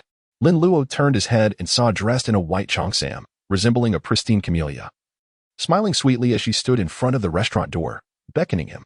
After a night of embracing a pillow for sleep therapy, seemed to have forgotten the nightmarish face of and now appeared radiant. Perhaps due to the restful sleep, her skin had improved significantly, appearing lustrous and even more fair in the sunlight. Lin Luo smiled faintly and dispersed the from his hand. Coming, my little fairy sister. Giggle. You know how to talk. S eyes crinkled into crescent moons with delight. No matter the occasion, girls always enjoy hearing flattering words, and so was overjoyed. Lin Luo's face also displayed a smug smile. Having a little fairy as my maidservant, serving tea and water, providing me massages, and even warming the bed. It's quite exciting to think about. Of course, for a lecher like me, there's only ever one thing that matters. He. Lin Luo was led by to the sink, where he washed up and dried his hands. Then, the two of them proceeded to the dining table and sat down, and were already seated. Upon seeing and Lin Luo arrive, they all turned to look. Asked curiously, Senior brother, what were you doing outside just now? You were standing there blankly for quite a while, not responding to anyone who called you. Yes, and master wouldn't let us disturb you. Also asked curiously. Remained silent. But his eyes were gleaming as he watched Lin Luo, his excitement barely contained. He had forcibly suppressed his emotions, but his unibrow and beard were twitching uncontrollably. It was evident that heart was far from calm at this moment, and he was even a bit comical. This rascal actually broke through. His aura is sustained, and the chi within his body is even more potent and solidified. Indeed, the second stage of Lin Luo smiled and was about to speak when suddenly interrupted him. Ahem. All right, let's eat first. Don't delay everyone else's meal. After speaking, glared at and the two disciples immediately fell silent, obediently burying their heads and preparing to eat. I apologize for delaying your meal. Replied warmly, not at all. Please don't stand on ceremony. Make yourselves at home. Come, everyone, let's eat. Dig in. Following's invitation, picked up his chopsticks and began to eat. Only then did and dare to start eating, as they were afraid of being punished by for causing trouble. So they were now behaving like well-behaved children. The breakfast at the residence was much more refined than at the Yijuan. Although the ingredients were all ordinary, there were more dishes and the taste was better. Now and then, Rin Tingting would tenderly place victuals into Lin Luo's bowl, occasionally even offering morsels directly to his lips. Her ministrations were reminiscent of one cherishing a precious gem. The ardent and attentive service ignited envy in the hearts of Qian and Wen Kai. Indeed, their esteemed senior apprentice was unparalleled. Even Rin Fa was not immune to a twinge of jealousy. Could his daughter harbor such affection for Luo? Had she always yearned for a younger sibling, and was she now treating Luo as such? Should he consider bestowing upon Tingting another brother? Little did Rin Fa surmise that his daughter's actions stemmed from her impending 5-day servitude to Lin Luo. The repast concluded with Lin Luo experiencing considerable awkwardness. While the sensation of being a pampered young master, with sustenance delivered directly to his mouth by a beautiful maiden, was not unpleasant, the scrutiny of his master and the maiden's father rendered the meal flavorless. He resolved to exercise greater discretion in the future. With the matter of the Rin family resolved, Jiu proposed their departure. Rin Fa did not demur, but rather, with a smile, escorted Jiu and his disciples to their doorstep. Luo, Rin Fa said with a genial smile, Tingting seems quite fond of you. Do visit us frequently. Rin Tingting, initially reluctant to bid farewell, blossomed with delight upon hearing her father's words, exclaiming, Indeed, young one, do come and see me often. Lin Luo waved in response. Understood, Uncle Rin. Even without your invitation, I would avail myself of your hospitality. Turning to Rin Tingting, he added, Sister Tingting, do not forget our agreement. Lin Luo brandished his right hand, displaying 5 fingers. I shall not. Rin Tingting retorted, her cheeks flushed, as she stamped her foot in feigned indignation. Do you imagine I would renege on my obligation to serve as your handmaiden for 5 days, fetching tea and water? You possess a petty mind, though small in stature. Your heart is even smaller, humph. Ren Fa and Jiu exchanged bewildered glances, their eyes fixed upon Lin Luo's diminutive hand. 5? What could this signify? Could it be 5 years? Is it possible that these two youngsters have pledged themselves to one another, with a wedding slated for 5 years hence? Rin Fa regarded Lin Luo with suspicion, then turned his gaze upon Rin Tingting. These children harbor secrets. Jiu entertained similar thoughts, inwardly exclaiming, Well done, lad. You have surpassed your master in the art of courtship. Qian and Wen Kai, crestfallen, lowered their heads even further, their faces etched with dejection. Was there no justice in the world? Their senior apprentice, despite his tender years, had already captured the affections of a maiden. While Qiu Xing's sole romantic entanglement was with a female specter, when Kai lamented his fate, at least Qiu Xing had a ghostly admirer, while he himself was bereft of even a spectral suitor. A failure, a complete and utter failure. Chapter 49. Jiu disciplines his disciples. The creaking of the gates of the ancestral hall cleaved the deathly silence that pervaded the premises. Qiu Sheng and Wen Kai, their heads bowed, entered the hall, followed by Jiu and Lin Luo. Luo, secure the gates. Jiu commanded, his voice ominous, sending shivers down the spines of Qiu Xing and Wen Kai. Their doom was at hand. Understood. Lin Luo responded, dutifully bolting the gates. Master, I shall retire to my chambers to study. Very well, Jiu replied, his hands clasped behind his back. Lin Luo grinned, casting a sympathetic glance at Qiu Sheng and Wen Kai, and then scampered back to the mortuary. Smack. Ouch. Master, I beg your forgiveness. Spare us, master. Halt. You two scoundrels. Do not attempt to flee. Only a fool would remain. The courtyard erupted in a cacophony of commotion. The sound of bamboo striking flesh mingled harmoniously with the cries of anguish and pleas for mercy from Qiu Sheng and Wen Kai, a display of fraternal affection. Lin Luo chuckled as he entered his humble abode. While Jiu was occupied with disciplining Qiu Sheng and Wen Kai, Lin Luo would seize the opportunity to reunite with his cherished companions. Ah, my friends, how I have missed you. The little devil has returned. Have mercy. Someone deliver us. Jiu, restrain your disciple. I yearn for oblivion. Someone end my suffering. Jingle, jingle, jingle. Lin Luo, impervious to the clamor of the urns, retrieved his newly acquired 3 purities bell. Come on, babies, everybody go. Jingle, jingle, jingle. Having acquired a new 3 purities bell, coupled with Lin Luo's execrable singing, he amassed 566 simplification points within an hour. Simplification points, 109, excellent. Lin Luo exclaimed, contentedly removing the wads of paper and cotton from his ears. Thank you, everyone, for your diligent efforts. The urns retorted, you son of a. Now, I am not ungenerous. Lin Luo, unperturbed, extracted a bundle of incense sticks from his interdimensional space. No need to scramble, there is enough for all. As the incense sticks were ignited, their ethereal fragrance permeated the air, instantly pacifying the urns. That's the spirit. I do not exploit you without recompense. Lin Luo proceeded to insert an incense stick in front of each urn. Once the final stick was in place, he dusted off his hands. I shall return this evening. The urns retorted, you son of a. An hour was not a precisely defined interval. But Lin Luo was mindful of the potential for the spirits within the urns to become overwhelmed. He understood the principle of sustainable development and the folly of killing the goose that lays the golden eggs. Moreover, these spirits had been captured by Jiu, who intended to gradually diminish their malevolence and, upon the expiration of their natural lifespans, guide them toward reincarnation. These were acts of merit. Should Jiu pass away after a century, these merits would ensure him a comfortable afterlife, perhaps even a minor officialdom. With the support of his elders, his post-mortem existence would be far more serene than his earthly one. If Lin Luo were to eradicate these spirits, Jiu cane would undoubtedly find its mark upon his posterior. Jiu entered from without, and upon beholding Lin Luo engrossed in study, a smile of contentment graced his features. Luo. Lin Luo, having completed his collection of simplification points, was perusing the incantations of the Maoshan sect. He was now capable of drawing talismans upon yellow paper, imbuing them with his intent, akin to bestowing life upon paper effigies. However, he needed to familiarize himself with the repertoire of available talismans: corpse-suppressing talismans, baleful energy-dissipating talismans, evil-banishing talismans, protection talismans, consecration talismans, and so forth, as well as the Maoshan spells, demon-subduing spells, fiend-suppressing spells, wind-manipulating spells, evil-dispelling spells, and the like. Only with this knowledge could he subsequently replicate them. Hearing Jiu summons, Lin Luo looked up, offering a sweet smile. Master, what tongue do you pour over, you scamp? Oh, merely the incantations of our Maoshan sect. Lin Luo casually set aside the book and poured a cup of tea for Jiu. Master, partake of some tea. Jiu seated himself opposite Lin Luo, nodding in appreciation, and took a sip of the beverage. The exertion had indeed left him parched. Luo, where is your gourd? Within my treasure sack. Lin Luo feigned a search for the sack, extracting the gourd therefrom. In truth, the gourd had been residing within his interdimensional space.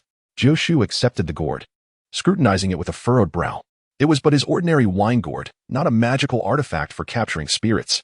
Then, by what means had Luo ensnared the female spectre the previous night? Luo, what incantation did you employ to capture the female spectre? A spirit-binding incantation, Lin Luo replied forthrightly. Without prevarication, Jiu inhaled sharply, inwardly. While he had been aware of his disciple's exceptional talent, a gift from the patriarch himself, he had underestimated his abilities. To wield the incantations of Luo Tian implied the mastery of the incantations of the three purities. It seems my preparations were indeed correct. The time has come. Good lad. Uncle Nine commended with delight, gently patting Lin Luo's shoulder. Excellent. However, avoid complacency. Maintain humility and a thirst for knowledge. Never hesitate to inquire. As he spoke, Uncle Nine produced a small booklet from his robes. Behold, this is a reward bestowed upon you by your master. Lin Luo's eyes gleamed as he accepted the booklet.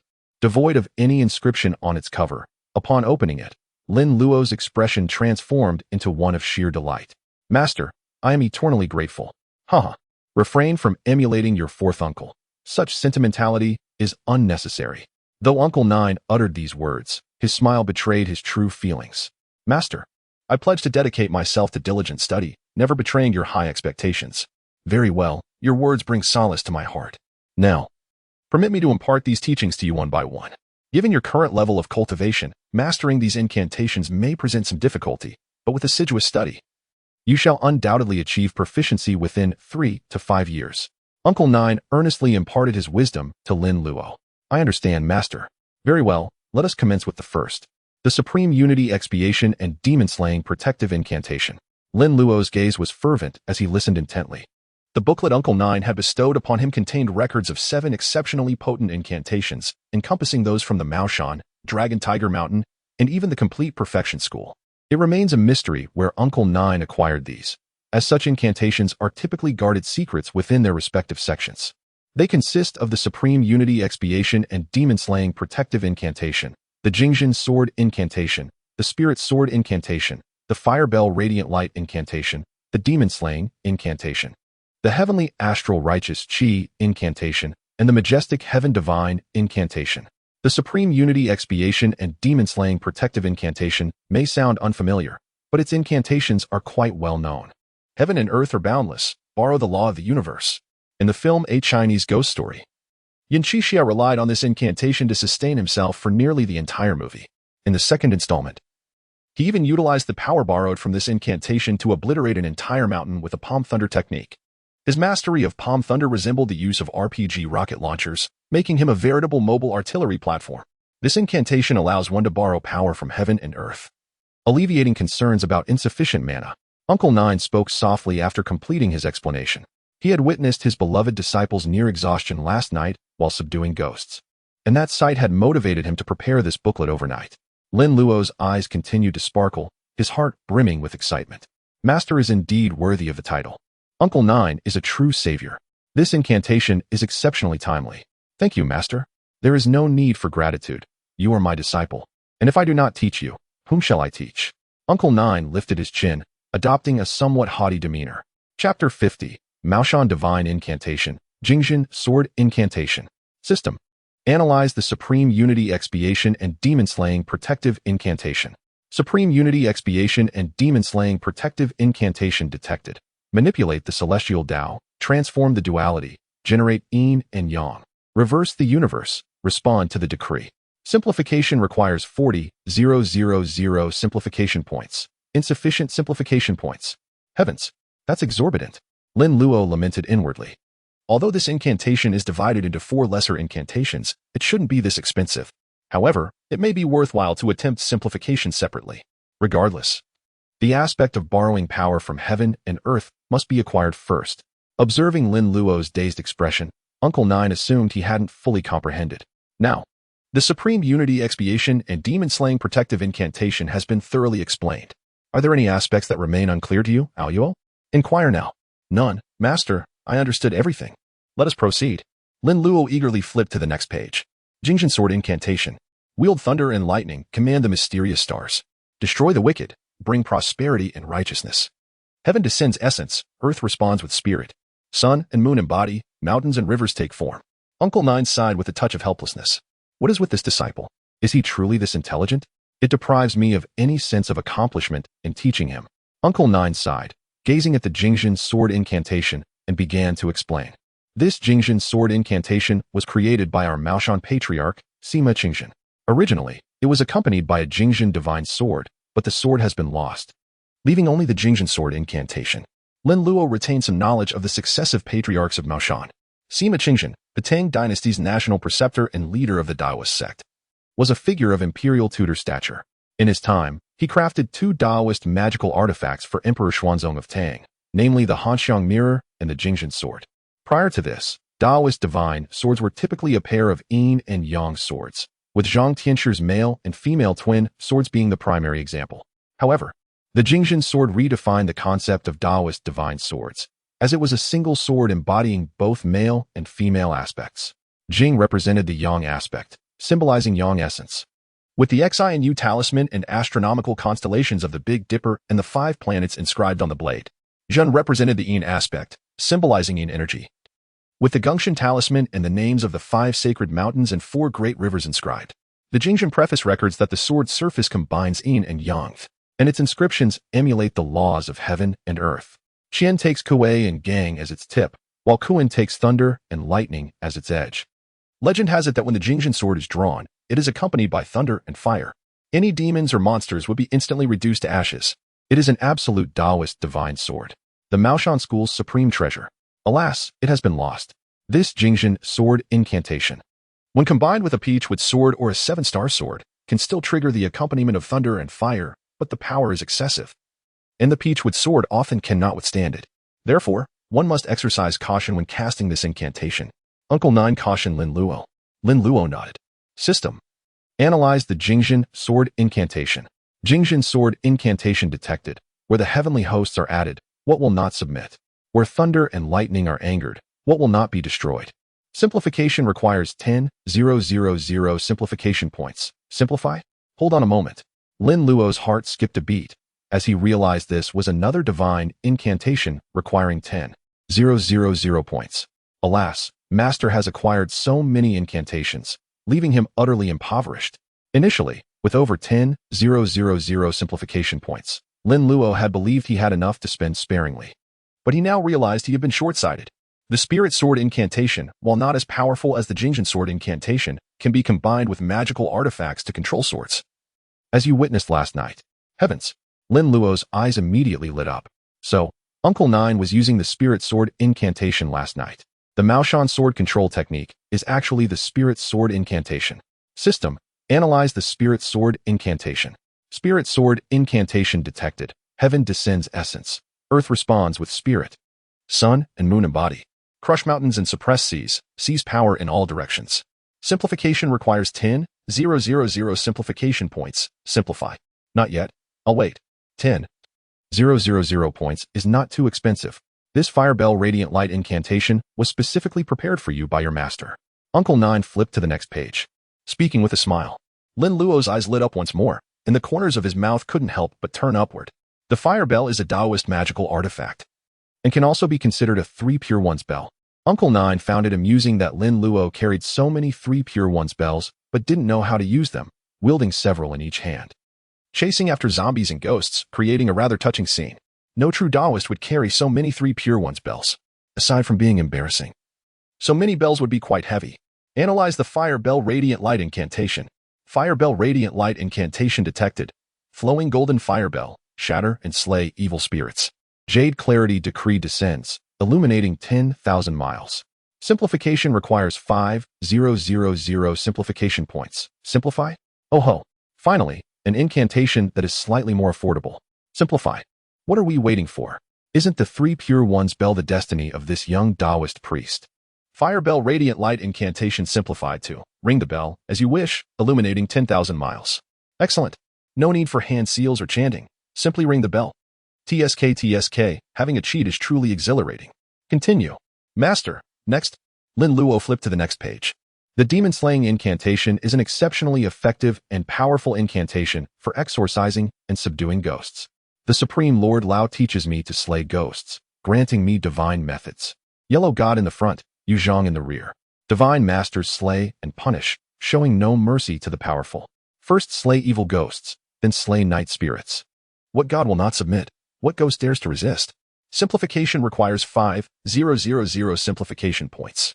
The majestic heaven divine incantation can exorcise demons and suppress evil, commanding deities and dispatching generals. In Lin Luo's opinion, this incantation is truly overblown, nearing the point of absurdity. I invoke majestic heaven, rivers, sun, moon, mountains, seas. Stars are in my palm. 33 heavens of deities are under my law. Looking at these incantations, it's almost as if it's saying, I am invincible, and the entire world is mine. Upon analysis, heavens, 100,000 simplification points, leaving Lin Luo utterly stunned. The incantation is potent enough to overwhelm even the Western deity, who proclaimed, let there be light. Uncle Nine declared solemnly, Luo, the majestic celestial spell is presently beyond your comprehension. While it may seem bombastic, know that when your cultivation reaches its zenith, you might truly ascend to the 33rd heaven and descend to the 18th hell, unimpeded. Spirits and demons will heed your command. Lin Luo nodded, his young face etched with bewilderment. Uncle Nine sighed, affectionately tousling Lin Luo's hair. Your master knows you doubted, as I once did. Until one fateful day. But enough, let's proceed to the next. Lin Luo's lips twitched, casting a glance at Uncle Nine without uttering a word. 10,000 simplification points, the most exorbitant price he had encountered, save for the Tao Te Ching and the treatise on response and retribution. Even the purification spell cost a mere 15,000. Master, I assure you, I believe. Perhaps you could elaborate on the events of that fateful day? The Heavenly Dipper Righteous Qi spell is, in essence, a method for cultivating Heavenly Dipper Righteous Qi, the Heavenly Dipper Righteous Qi true art. Both the Divine Firmament sect and the Heavenly Heart sect cultivate this technique, though the Heavenly Heart sect refers to it as the Three Lights Righteous Qi. It differs somewhat from the Divine Firmament sect's Heavenly Dipper Righteous Qi. Lin Luo blinked, inquisitively asking, Master, what is the Heavenly Dipper Righteous Qi true art? The Heavenly Dipper Righteous Qi true art is the cornerstone, the linchpin, the initiatory key to cultivating thunder techniques. Without mastering the Heavenly Dipper art and cultivating Heavenly Dipper Righteous Qi, one cannot practice thunder techniques. Lin Luo stroked his chin, refraining from interrupting Uncle Nine. The Golden Light Divine spell can also be used to cast thunder techniques. The heavens possess the Heavenly Dipper stars, and humans possess the Heavenly Dipper acupoints. By aligning the cultivator's Heavenly Dipper acupoints with the Heavenly Dipper stars, internally and externally merging them within the meridians, one achieves a protective aura of Dipper Qi, warding off evil, severing barriers, opening orifices, and filling oneself with spiritual energy, thus attaining union with the Tao. Isn't that similar to the Golden Light Divine spell? Indeed. It is quite similar. After all, the Golden Light Divine spell also absorbs starlight. As Uncle Nine spoke, he commenced elucidating the Heavenly Dipper art and the Heavenly Dipper Righteous Qi spell to Lin Luo. System. Analyze the Heavenly Dipper Righteous Qi spell. Heavenly Emperor's decree. Adorned with the Heavenly Dipper, evil spirits of the five directions, why not vanish? With a swift ray, myriad ghosts subside. Simplification requires 10,000 points. Insufficient simplification points. TSK, still penniless. I've explained everything. Do you have any questions? Your master is here to enlighten you. Uncle Nine turned to Lin Luo, raising an eyebrow inquisitively. Thank you, master. I think I've grasped most of it. I'll delve into it further. You should rest. Oh, you've truly grasped most of it. Don't start boasting at such a tender age. Uncle Nine gazed sternly at Lin Luo, continuing, in that case, I shall assign you a task. Your fourth uncle is due to arrive soon. If you fail to master the Fiery Bell Majestic Light spell, you shall not accompany fourth uncle. Lin Luo chuckled, thinking it was nothing. Shall I ring the bell for you now? Very well, master. So readily agreed. Uncle Nine's brow arched, impressed by his disciple's confidence. Very well, lad. But if you fail, don't blame your master for being unyielding. How could that be? Master is the best master in all the world. I adore master the most. Empty flattery costs nothing. Though his face remained impassive, Uncle Nine's heart fluttered with delight. You rascal, always so glib, so adept at pleasing others. No wonder you're so popular with the girls. All right, then focus on your studies, and I shall not disturb you further. Uncle Nine patted Lin Luo's small shoulder, then rose and tiptoed to the door, peering out cautiously. Lin Luo, what's going on with master? Why is he acting like a thief? With a resounding crash, Uncle Nine flung open the door and strode out. Oh ho! Lin Luo's eyes lit up as he hurried to the doorway to observe. A spectacle is about to unfold. In the courtyard of the ancestral hall, Qiu Sheng and Wen Kai were squatting haphazardly, slacking off as usual. Little did they anticipate Uncle Nine's sudden emergence, which startled them into hastily correcting their posture. But it was too late. You two rascals, slacking off. Add another incense stick. Please, master. We dare not, master. Have mercy on us. The courtyard echoed with Qiu Sheng and Wen Kai's lamentations. Even adding a moment was an unbearable endurance test for them. Humph. Unless I teach you a lesson, you'll never know your place. Uncle Nine, with his hands clasped behind his back, turned and ambled towards the reclining chair in the courtyard. Qiusheng and Wen Kai, in a horse stance, wore masks of agony, struggling to straighten their backs, their legs trembling uncontrollably, sweat trickling down their faces, yet daring not to relax. To slack off under their master's watchful eye was nothing short of lunacy. No slacking. Stand properly. After settling into the chair, Uncle Nine retrieved his pipe and leisurely scooped tobacco from the pouch. With a scratch, he lit a match, ignited the tobacco, and took a satisfying puff, exhaling clouds of smoke. Wen Kai's contorted posture snapped back to attention. Master, I wasn't slacking. Oh humph. Stand properly. If you slack off again, I'll give you a French funeral. Wen Kai's face contorted even further in agony. Indeed, the master's petty grudge still lingered. If only he hadn't been so quick-tongued back then. Qiusheng. Uncle Nine exhaled a puff of smoke, glancing at Qiusheng. Qiusheng's legs trembled even more violently. Under normal circumstances, he could maintain a horse stance for 2 incense sticks without faltering, his lower body as solid as a rock. But the problem was, he had been drained the night before, his body severely depleted, and a mere 2 nights' sleep was insufficient to recover. Master, I can't control it. Qiusheng was on the verge of tears. His legs were disobedient. What could he do about it? Oh, weren't you enjoying your amorous escapades? No enjoyment. Master, I'll never enjoy them again. Qiusheng cried out loudly. Silence. Your brother is reading in the house. If you disturb him, you'll both add 3 incense sticks. Hiss. Qiusheng and Wen Kai simultaneously held their breath, fearing that even the slightest sound would disturb Lin Luo's reading. Observing the pathetic state of his 2 disciples, Uncle Nine couldn't help but feel exasperated. They were simply beyond redemption. Look at you two, one unlearned and disgraceful, the other infatuated and indulging in amorous escapades. I've been cursed for 8 lifetimes to have you two as disciples. Master, I may be a bit slow, but I'm not unlearned. Wen Kai retorted softly. Yes, I was merely bewitched by a female ghost. It wasn't intentional. Qiusheng also defended himself in a low voice. You still think it's not enough? You've made me lose all face. It's bad enough to be disgraced at home, but you insist on dragging it out into the world. Humph. I think I'll find you something to do soon, to prevent you from embarrassing me further. Qiusheng and Wen Kai were both taken aback. What does that mean? Is Master planning to kick them out? Master, don't scare me. What do you mean by that? Qiusheng asked nervously. Uncle Nine glared at Qiusheng, grumbling. What do I mean? Your primordial yang has been depleted by a female ghost. There's no future for you on the path of cultivation. What should I do? Although Qiusheng was aware that he lacked any talent for cultivation, he was still saddened by Uncle Nine's words. It sounded as if his condition was incurable and he was simply waiting to die. I discussed it with Master Ren, and we've decided to send you to Ren Family Town security team as the captain. What? Qiusheng jumped up, his eyes gleaming. Such a fortunate turn of events. This time, it shouldn't involve ghosts, right? Is it really true? I'd be the captain. Wen Kai stared with disbelief. What are you shouting about? Stand properly. Qiusheng and Wen Kai hastily resumed their stance. Qiusheng, no longer trembling, asked excitedly, Master, is this true? Don't tease me. It is preferable for me to be the one playing with you rather than the other way around. Master Ninth glared at Qiusheng, causing him to shrink back. This matter has been settled with Master Ren. He will take care of the arrangements, and you can simply await the news. After saying this, Master Ninth took another puff of his pipe, then gazed at Wen Kai, who was looking on with envy. Upon seeing Master Ninth's gaze, he became excited. Could there be something for me as well? Master, what about me? You. What could you possibly do? Just dutifully guard the mortuary from now on. It will eventually be yours, Master Ninth said, raising his eyebrow and exhaling smoke. Can I even be a squad leader? Qiusheng is a captain. Qiusheng couldn't help but gloat, saying, Wen Kai, don't flatter yourself. Can you defeat local ruffians or capture notorious criminals? You can't even kill a chicken. What would you do in the security team? Wen Kai retorted, who says I can't? Haven't you eaten enough of my chickens?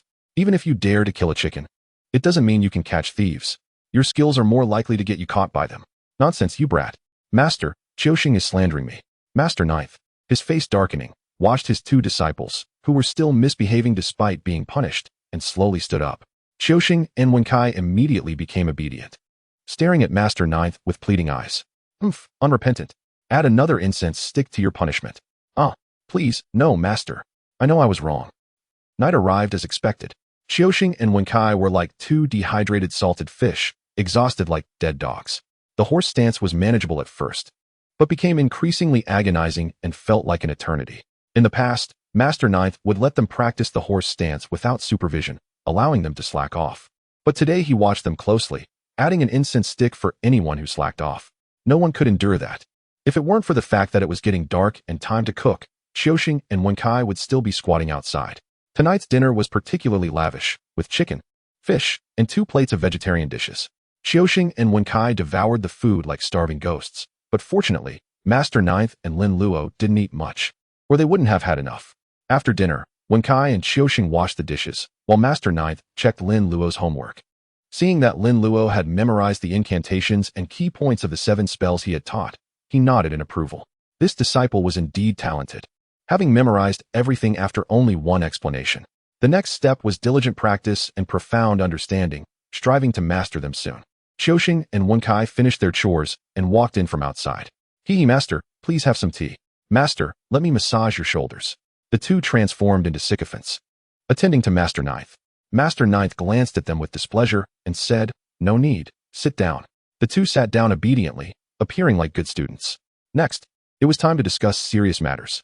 This time, the Rin family's affair was quite troublesome, so Master Rin was very generous. Master Ninth said, taking out a small money bag, untying it, and pouring out the contents. Clatter, a total of 50 silver dollars. The public gets half. Master Ninth pushed away $25. The rest is mostly mine. Master Ninth pushed away another $10. Logically, the 3 of you should split it evenly, $5 each. Qian and Wencai's eyes had already lit up. 5 silver dollars could allow them to live well in Rinjia Town for a long time. However, you two know what you did. I am very fair. You two were absent from work overnight, almost causing a major problem, and were haunted by a female ghost. Thanks to Luo, who took on the responsibility alone in a crisis, each of you will only receive 1 silver dollar. These 13 silver dollars are for Luo. Master Ninth distributed the money. Qian and Wenkai looked at the pile of silver dollars on the table, then at the single dollar in front of them, and fell into contemplation. What? You don't want it? Master Ninth raised an eyebrow. Qian and Wenkai acted quickly, stuffing the money into their pockets in a flash. Yes. How could we not want it? Thank you, Master. Just kidding. Try saying you don't want it, and you won't even keep that $1. I really envy senior brother. He gets 13 silver dollars. Qian and Wenkai looked at Lin Luo with envy. Lin Luo saw the envy in Qian and Wencai's eyes. Higi, your envy is too soon. Lin Luo smiled sweetly at Master Ninth and obediently pushed the money in front of him. Master, my money is your money. Besides, what would a child like me do with so much money? I'll give all this money to you as a token of my respect. Master Ninth looked at the money on the table, deeply moved, and felt like tearing up. As expected of the precious disciple I raised since childhood, so filial. He even said he would keep the money for Lin Luo to use for marrying a wife in the future. He thought of leaving a silver dollar for the child to spend, but Lin Luo took the initiative to hand it over. Good child, truly a good child. Unlike those 2 brats, who don't even know how to be proactive. Luo, Master will keep this money for you to use for marrying a wife in the future. Keep these 2 silver dollars as pocket money. Buy whatever you want. Lin Luo took the 2 silver dollars and said obediently, "Thank you, Master. No need to thank me. Just strive to cultivate diligently in the future. That will be your way of thanking Master." "I know, Master." "Just kidding. Once the money is in Master Ninth's hands. You still want it back. Do you think I haven't watched the movies?" At most, he would only give himself 1 silver dollar. Now I'll hand it over proactively. Say a few nice words, and look, I've got 2 silver dollars. I'm on another level. Junior brothers, you still have a lot to learn. Chapter 52. 4th uncle arrives. Master Ninth gets cocky. At this moment, the atmosphere in the house was much more comfortable. Qian and Wenkai, having received their money, were all smiles, feeling no pain and full of energy. Although they received less, senior brother only got 2 silver dollars. Master is really fair. Master Ninth, feeling very comfortable with Lin Luo's filial piety, didn't find the 2 brats Qian and Wenkai as annoying as before. Master, let's put the female ghost in this gourd back into the jar. Lin Luo brought the gourd containing the female ghost Xiaoyu and said to Master Ninth. Master Ninth nodded in agreement. Yes, although gourds can contain ghosts, without being made into a magic tool, they are not as sturdy as wine jars. Over time, the ghost might escape. Qian, save me, Qian. From within the gourd, Xiaoyu's voice was heard again, mournful and plaintive, softening Qian's heart. Even though Xiaoyu was a ghost, he couldn't bring himself to be ruthless. One wonders what Qian's reaction would be if he remembered Xiaoyu's true appearance. Master Ninth glared and scolded, "Silence. If you dare to make noise again, I will make your soul dissipate and never be reincarnated." Xiaoyu immediately fell silent. Qian's heart trembled, feeling a little sorry. And he couldn't help but say to Master Ninth, "Master, please don't. Although she is a female ghost, she hasn't harmed anyone." "Hey, Qiuxing, are you crazy?" Wen Kai stared wide-eyed, looking at Qiuxing in disbelief. "Hasn't this kid been punished enough today? Great ancestor, please bless me. Master should punish this brat. Don't involve me." Lin Luo was also quite surprised to see Qiuxing. This guy, could he have developed feelings while sleeping? Although men have a special affection for their first woman. She's a female ghost. Master Ninth furrowed his brow and looked coldly at Qiuxing. "What, are you itching for another beating?" "No, master." Qiuxing shrank his neck, explaining fearfully. "I just think it's pitiful that she died so young. If she is never allowed to be reincarnated, it would be too inhumane. Why don't we help her reincarnate? That would be a good deed." "Humph. It better be." Master Jiu cast a stern gaze upon the gourd. His brow furrowed as he addressed the spirit Xiaoyu within. "The realms of mortals and spirits must remain separate. Your attachment to him will only bring him misfortune. Should fate truly bind you, you shall meet again in a future reincarnation." A sob echoed from within the gourd. "I understand, venerable master. My gratitude." "Then it is settled," Jiu replied, turning to Lin Luo. "Aluo, fetch a wine jar." Lin Luo retrieved the jar and a talisman. Jiu opened the gourd, guiding Xiaoyu's spirit into the vessel and sealing it with the charm. Despite the seeming simplicity of his actions, subduing a female ghost within a gourd was no ordinary feat. "Place it carefully within the house. When the gates of the underworld open once more, I shall guide her towards reincarnation." Jiu entrusted the jar to Lin Luo. Qiuxing breathed a sigh of relief, heartened by the prospect of Xiaoyu's rebirth. To live as a human was surely preferable to existing as a ghost.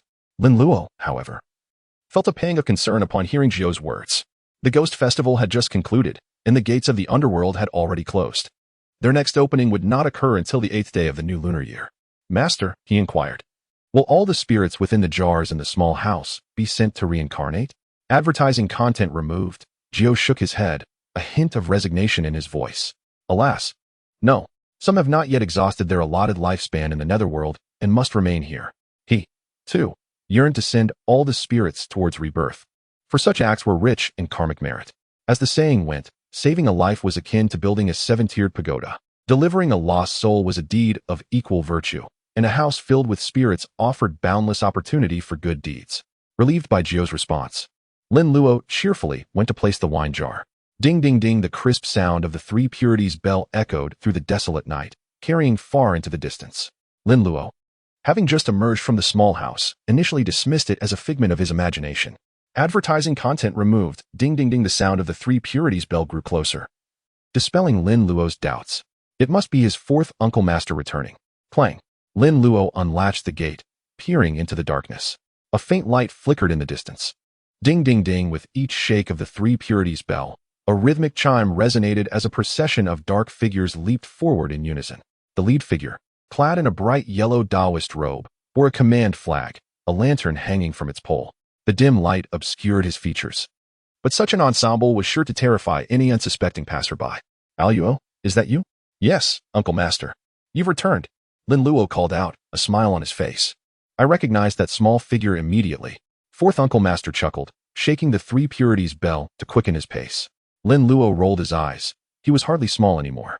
He had grown considerably in recent days, and he was fortunate to have purchased larger-sized clothing. Jiu, having heard Lin Luo's greeting, emerged from the house, donning his robe. Upon seeing 4th Uncle Master, he approached to welcome him. Brother, come in quickly. Aluo, guide them inside." Jiu instructed Lin Luo.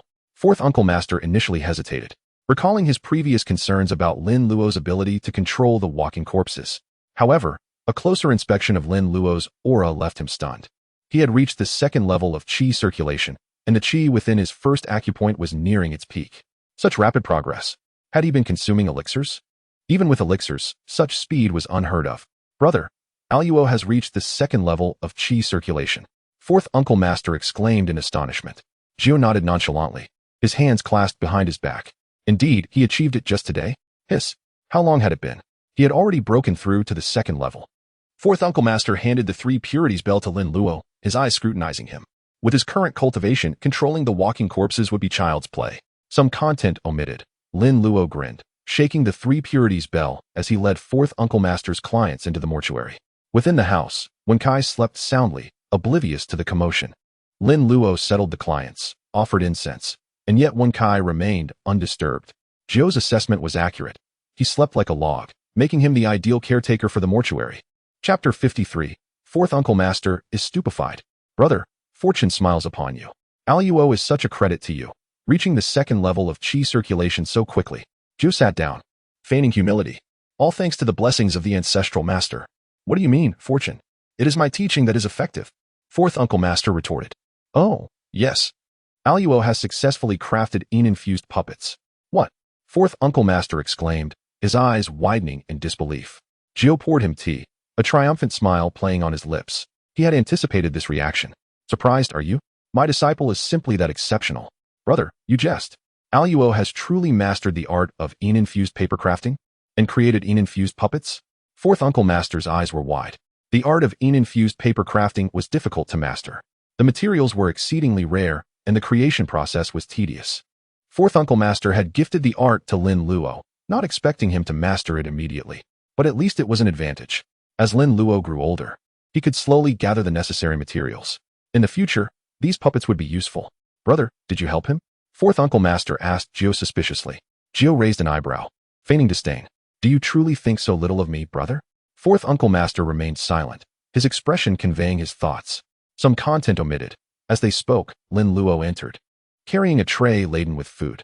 Fourth Uncle Master must be hungry after his long journey. Some content omitted. Ah, Lin, your arrival is opportune. Your master mentioned your proficiency in crafting infused puppets. Is this indeed the case? Master Four Eyes inquired directly upon Lin's arrival. Indeed, I've fashioned not only figures, but also steeds. Heavens, such a multitude. How did you accomplish this, Lin? Master Four Eyes exclaimed, his astonishment palpable. Are materials so readily obtainable? Surely, not all the materials your senior brother has amassed over the years have been expended. He mused indeed. My brother is generous towards Lin, considering the exorbitant value of materials on the spiritual market. I simply crafted them. Lin replied. It's quite straightforward. Even though Master Jiu had previously heard such pronouncements from Lin, he still felt a pang of exasperation. Much more so Master Four Eyes. Heavens! This impudent lad is even more pretentious than his master. A student surpassing his teacher. Master Four Eyes scrutinized Lin, then turned to Master Jiu, back to Lin, and finally to Master Jiu again. Master Jiu grew uneasy under Four Eyes' gaze. Four Eyes, what are you staring at? Four Eyes' lips twitched slightly before he grinned. I observe that Lin bears little resemblance to you, yet his infuriating manner of speech is a perfect imitation. Master Jiu's eyes widened in response. What sort of remark is that? Lin is my disciple. Should he resemble you, his uncle master? Furthermore, where is my speech infuriating? Lin merely speaks truthfully. Why is that infuriating? Speaks truthfully. The papercraft technique is simple. Can you honestly claim that? Master Jiu's eyes widened further. Indeed, it is quite simple. What of it? I refuse to believe it. You disbelieve me? Very well, Lin, demonstrate for him and let him witness its simplicity. Observing his master and uncle master bickering like children, Lin felt a sense of helplessness. They are close to 80 years old combined, yet they still squabble. So be it. I shall see just how simple the papercraft technique is. Master Four Eyes proclaimed defiantly. He then seized a sword from the side. Lin, should you succeed in crafting a figure puppet, this sword, you see, shall be yours. Master Jiu's eyes lit up instantly, recognizing the provenance of his junior brother's sword. Four Eyes, you've said it. My disciple is in need of a proper magical artifact. Humph, unlike you. A master who fails to provide his disciple with even a few magical artifacts. Master Four Eyes retorted, eager to outdo Master Jiu. Indeed, I am a rather unsuccessful master, considering my disciple has only attained the second level of qi cultivation. Heavens, you are dishonorable. Master Four Eyes was livid, his lungs about to explode. Lin warmly poured Master Four Eyes a cup of wine, hastily attempting to placate him. There are benefits. Time to be more attentive. Uncle Master, the journey must have been arduous. Please, have a drink while I fetch the materials. Humph, for the sake of my nephew-disciple Lin, I shall overlook your behavior. Master Four Eyes declared, downing the cup of yellow wine in one gulp. The fatigue from his journey slightly dissipated, along with some of his anger. Master Jiu calmly poured himself a cup of wine, but the smile playing on his lips made Master Four Eyes uneasy. Heavens, my brother's smile suggests he's plotting something. After so many years, Four Eyes knows Jiu well. Whenever Jiu intends to deceive someone, he wears that sly smile. But I am the only one here. Is my brother plotting against me? Wait, I merely stated that Lin could craft it. What if Lin fails? Master Four Eyes questioned Master Jiu. Should he fail, I shall give you my coin sword so you won't suffer any loss. How does that sound? Master Jiu replied with a smile. His coin sword was forged during his travels, painstakingly collecting coins one by one. All were well preserved, filled with yang energy, and from prosperous eras, woven together. Their power is astonishing. It is an exceptional magical artifact in the spiritual realm, a treasure among magical artifacts. Playing for such high stakes. Four Eyes exclaimed in surprise. His sword is a replica of the Tongtian's sword. Although its quality is not lacking, having been consecrated for many years and used to slay demons and exorcise evil. Its mere presence in the home can ward off evil spirits and ensure excellent home protection. But it cannot compare to Jiu's coin sword woven from the 5 emperors and lesser 5 emperors coins. Master Jiu chuckled, taking a sip of wine. I told you to prepare for a surprise. Humph. Then I shall watch closely. Uncle Master, Lin announced, carrying a bamboo basket filled with materials for crafting paper figures. Master Four Eyes scrutinized the contents of the basket. Bamboo strips, thin ropes, paste, paints, paper. They all seemed ordinary, with no materials. Master Four Eyes looked at Lin suspiciously. Lin, are you using these to crafting figure puppets? Are you two treating me, Four Eyes, as a fool? Indeed. Lin nodded, dragging over a small bamboo stool and sitting down to begin his work. Master Four Eyes frowned. If these items can be used to crafting figure puppets, I'll eat my hat. Master Jiu, with his keen ears, overheard Four Eyes muttering. He, Four Eyes, you will eat your words. Lin worked swiftly, creating a simple framework for the paper figure before pasting the paper. Master Four Eyes watched intently, not wanting to miss a single movement. Master Jiu, meanwhile, picked up chopsticks, occasionally adding a peanut to his mouth, chewing a few times, and taking a delightful sip of wine, utterly at ease. Brother, don't just watch. Have some food. Have some wine. Master Jiu advised with a smile. He feared that if Four Eyes didn't eat now, he wouldn't be able to later. Four Eyes waved his hand, frowning. Eat yourself. Don't bother me. You don't appreciate kindness. Four Eyes glared at Master Jiu. You have no kindness, comparing yourself to Patriarch L and me to Go Yao. Shameless. All right. Almost done, Lin announced, standing up with a smile. You're finished already. Master Four Eyes shot to his feet, carefully examining the paper figure Lin had crafted. Its quality was quite crude. Even an apprentice in a paper offering shop would frown upon seeing it. Just this? Not yet, Lin replied with a smile, pricking his middle finger and squeezing out a drop of blood, which he dabbed on the paper figure's eyes. Paper figure, heed my will, Grandfather Rin, manifest swiftly. Activate. As Lin chanted the incantation in a theatrical manner, a faint white glow emanated from Lin's body, flowing through Lin's fingers into the paper figure. Master Four Eyes' eyes widened further. Then, he watched as the crude paper figure gradually transformed into a wrinkled, green-haired zombie. Master Jiu sprayed wine all over Four Eyes' face. This impudent lad. He summoned Rin Weiyong. Four Eyes stared blankly at the zombie, completely numb. He really did it. Chapter 54, Four Eyes' Gift, Tongtian's Sword, Orange. Master Four Eyes wiped the wine from his face, staring incredulously at the zombie. This is a zombie. Figure puppet with a wrinkled, hideous face covered in green hair, vacant eyes, and exposed fangs. It looks like a fierce zombie no matter how you look at it. No, this is the figure puppet I created, Lin declared, addressing Rin Weiyong before him. Don't be shy. Dance for everyone. The paper zombie immediately began to twist smoothly. This guy would be a lead dancer if he joined the Axe Gang. Master Jiu's expression was peculiar, and seeing Master Four Eyes' stunned state, he nearly burst out laughing. Four Eyes, quickly. Eat your words. Renefe, I really thank you. I never knew my father could dance. This truly is a figure puppet. The venerable Master Simu rose, seemingly in disbelief, and strode towards the paper effigy zombie to examine it. This had been created right before his very eyes. With its sharp fangs and claws, it appeared to be a zombie without a doubt, if not for the absence of corpse energy and only a faint trace of energy. Simu would have been hard-pressed to distinguish it from a puppet. Uncle Master, you witnessed its creation. You can't go back on your word, can you? Lin Luo remarked, raising an eyebrow. Simu's lips twitched. What kind of talk is that? I am your Uncle Master. Would I renege on my word? Brat, this sword is yours. Venerable Master Simu seized his sword and handed it to Lin Luo, appearing nonchalant and unconcerned. However, inwardly, Simu was on the verge of tears. My Tongtian sword. Lin Luo accepted the sword with both hands, hefting it in his grasp. It feels just right. He then scrutinized it meticulously. The sword was quite weighty, with a scabbard and hilt crafted from metal, seemingly bronze alloyed with other metals.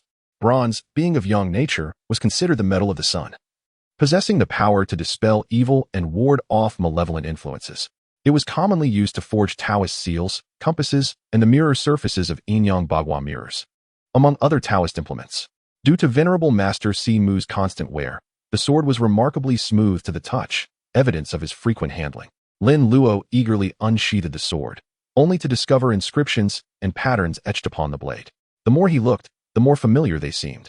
One side of the sword was inscribed with Jingyang, while the other bore Jinin. The Jing side of the blade featured inscriptions in seal script. Qian Talisman Sun Moon, O Spring, O Summer, O Season, O Autumn, O Winter, Big Dipper. Interspersed among the characters were 6 circles, representing with Jupiter, Fire, Mars, Earth, Saturn, Metal, Venus, and Water, Mercury, corresponding to the 5 elements in the 5 seasons. Water, corresponding to winter, was represented by 2 circles. Below these were the 7 stars of the Big Dipper. The Jin side of the sword featured inscriptions in seal script. Tongtian Talisman, Wu Ji Dai Hui Hung Jiang Song, He Hua Ji Hung Wind, Cloud, Thunder, Lightning. Wu and Ji represented Earth, while Dai, Hui, Hung, Jiang, Song, He, Hua, Ji, and Hung represented the 5 sacred mountains and the 4 great rivers.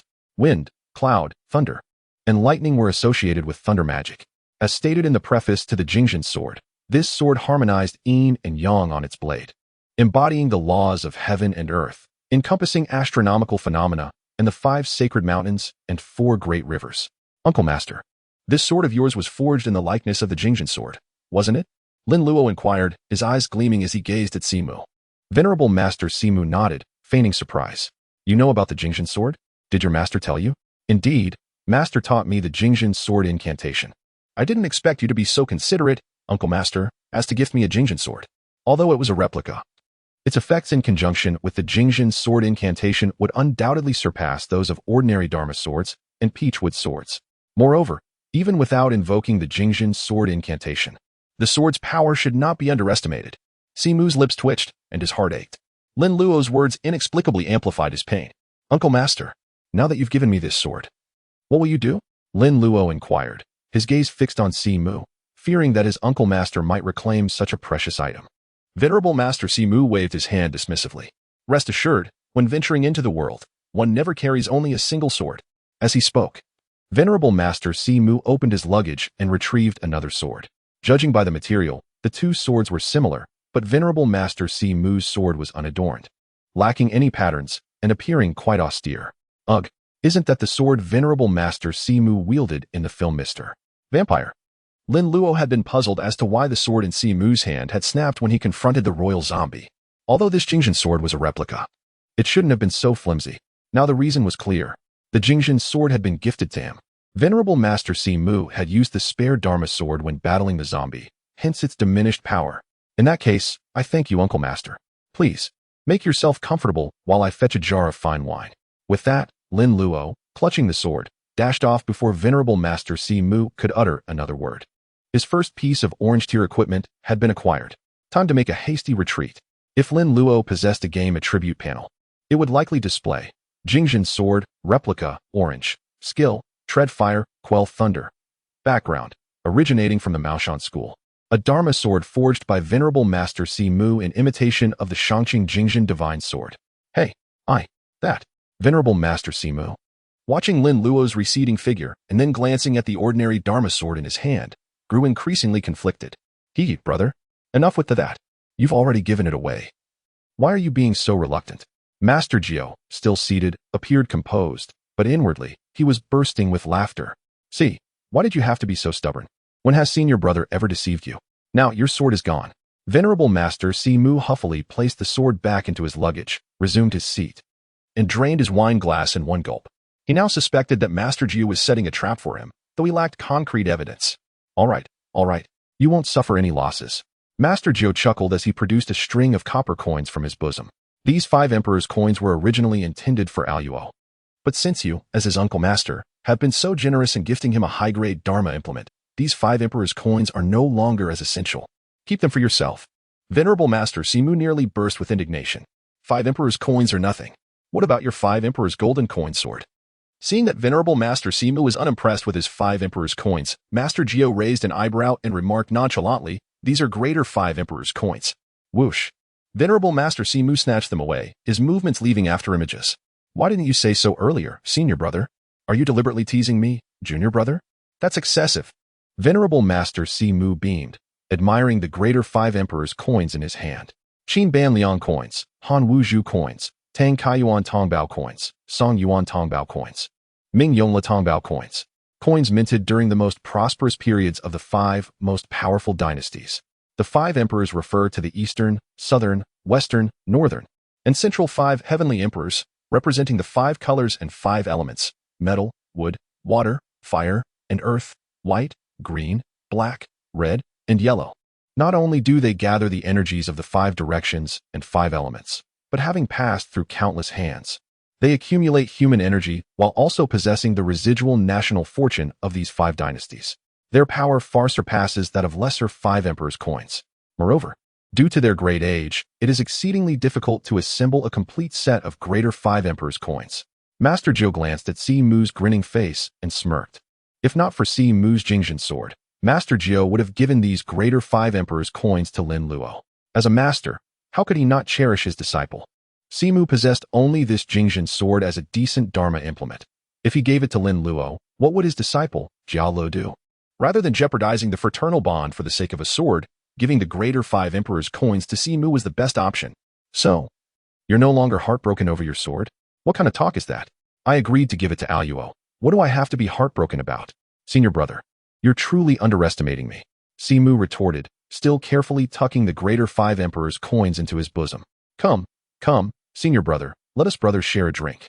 Master Jiu chuckled dryly, his eyes drifting towards the empty wine glass. Si Mu chuckled obsequiously, grabbing the wine jar and filling it to the brim. Senior brother, allow me to pour you a drink. Not bad. Si Mu, you're quite the accommodating one. What, Si Mu? Senior brother, my name is Si Mu. Didn't you say that if Aluo could create a Yin puppet, your name would be read in reverse? Senior brother, you must have misheard. I said that if Aluo could create a Yin puppet, my name, Si Mu, would be read vertically. Reading it vertically would still be Si Mu. Venerable Master Si Mu declared, his face unblushing and his breathing steady. He, after all these years, you're still the same old you. Of course. And you, senior brother, are no different. We're all the same. The 2 brothers exchanged glances, burst into laughter, and then raised their glasses in a toast together. Chapter 55. My 2-dimensional wife starts with Paimon inside the house. Master Jiu and Si Mu were drinking and reminiscing about the past, the atmosphere quite lively. Lin Luo returned, carrying a small jar of wine and 2 plates of stir-fried dishes. Uncle Master, I've prepared 2 dishes. Please, have some more. Venerable Master Si Mu smiled as he gazed at the stir-fried cured pork and scrambled eggs on the table, nodding. I didn't expect Aluo to be so skilled at such a young age. Uncle Master is in for a treat today. Master Jiu glanced at Lin Luo with a smile. Teasing him, you rascal, I never see you cooking for your master. I learned from one Kai. I don't know if it's delicious. Today your master and uncle are drinking. There must be hot dishes, so I'll give it a try. Lin Luo chuckled, helping Master Jiu pour a cup of wine. Master, let me pour you some wine. Master Jiu raised an eyebrow, smiling. Luo, you have a heart. Of course, I'm most filial to my master. Lin Luo finished speaking, commanding the paper figure zombie in the empty space of the room. Come over, from now on, serve your master and uncle with wine, listen to your master and uncle. The paper figure zombie walked over, standing blankly beside Master Jiu and Taoist Si Mu. Master, uncle, let this guy serve you wine. Serving tea and pouring wine is no problem. Lin Luo relinquished control of the paper figure with a smile. Master Jiu and Si Mu looked at the paper figure Ren Wei Yong with his hideous face, and then at Lin Luo's innocent expression.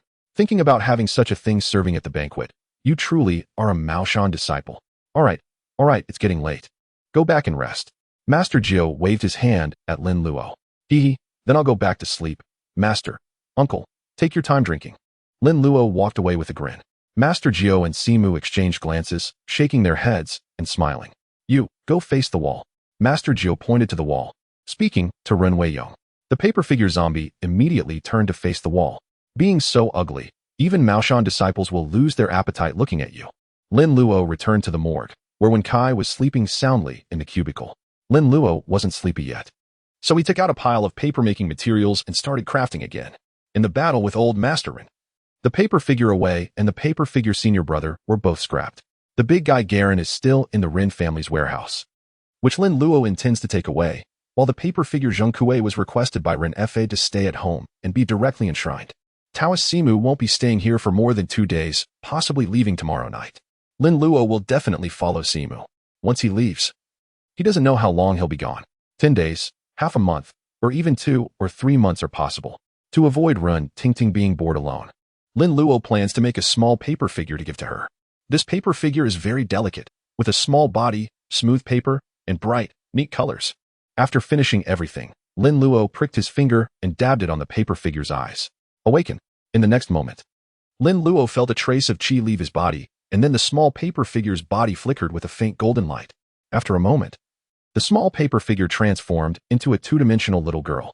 White hair, wearing a peculiar crown, a cute round face, and bright, sparkling eyes. Tilting her head, she stared at Lin Luo expectantly, as if saying, "Hello, traveler." "Hello, Paimon." Lin Luo's eyes lit up as well. It was his first time creating a two-dimensional character.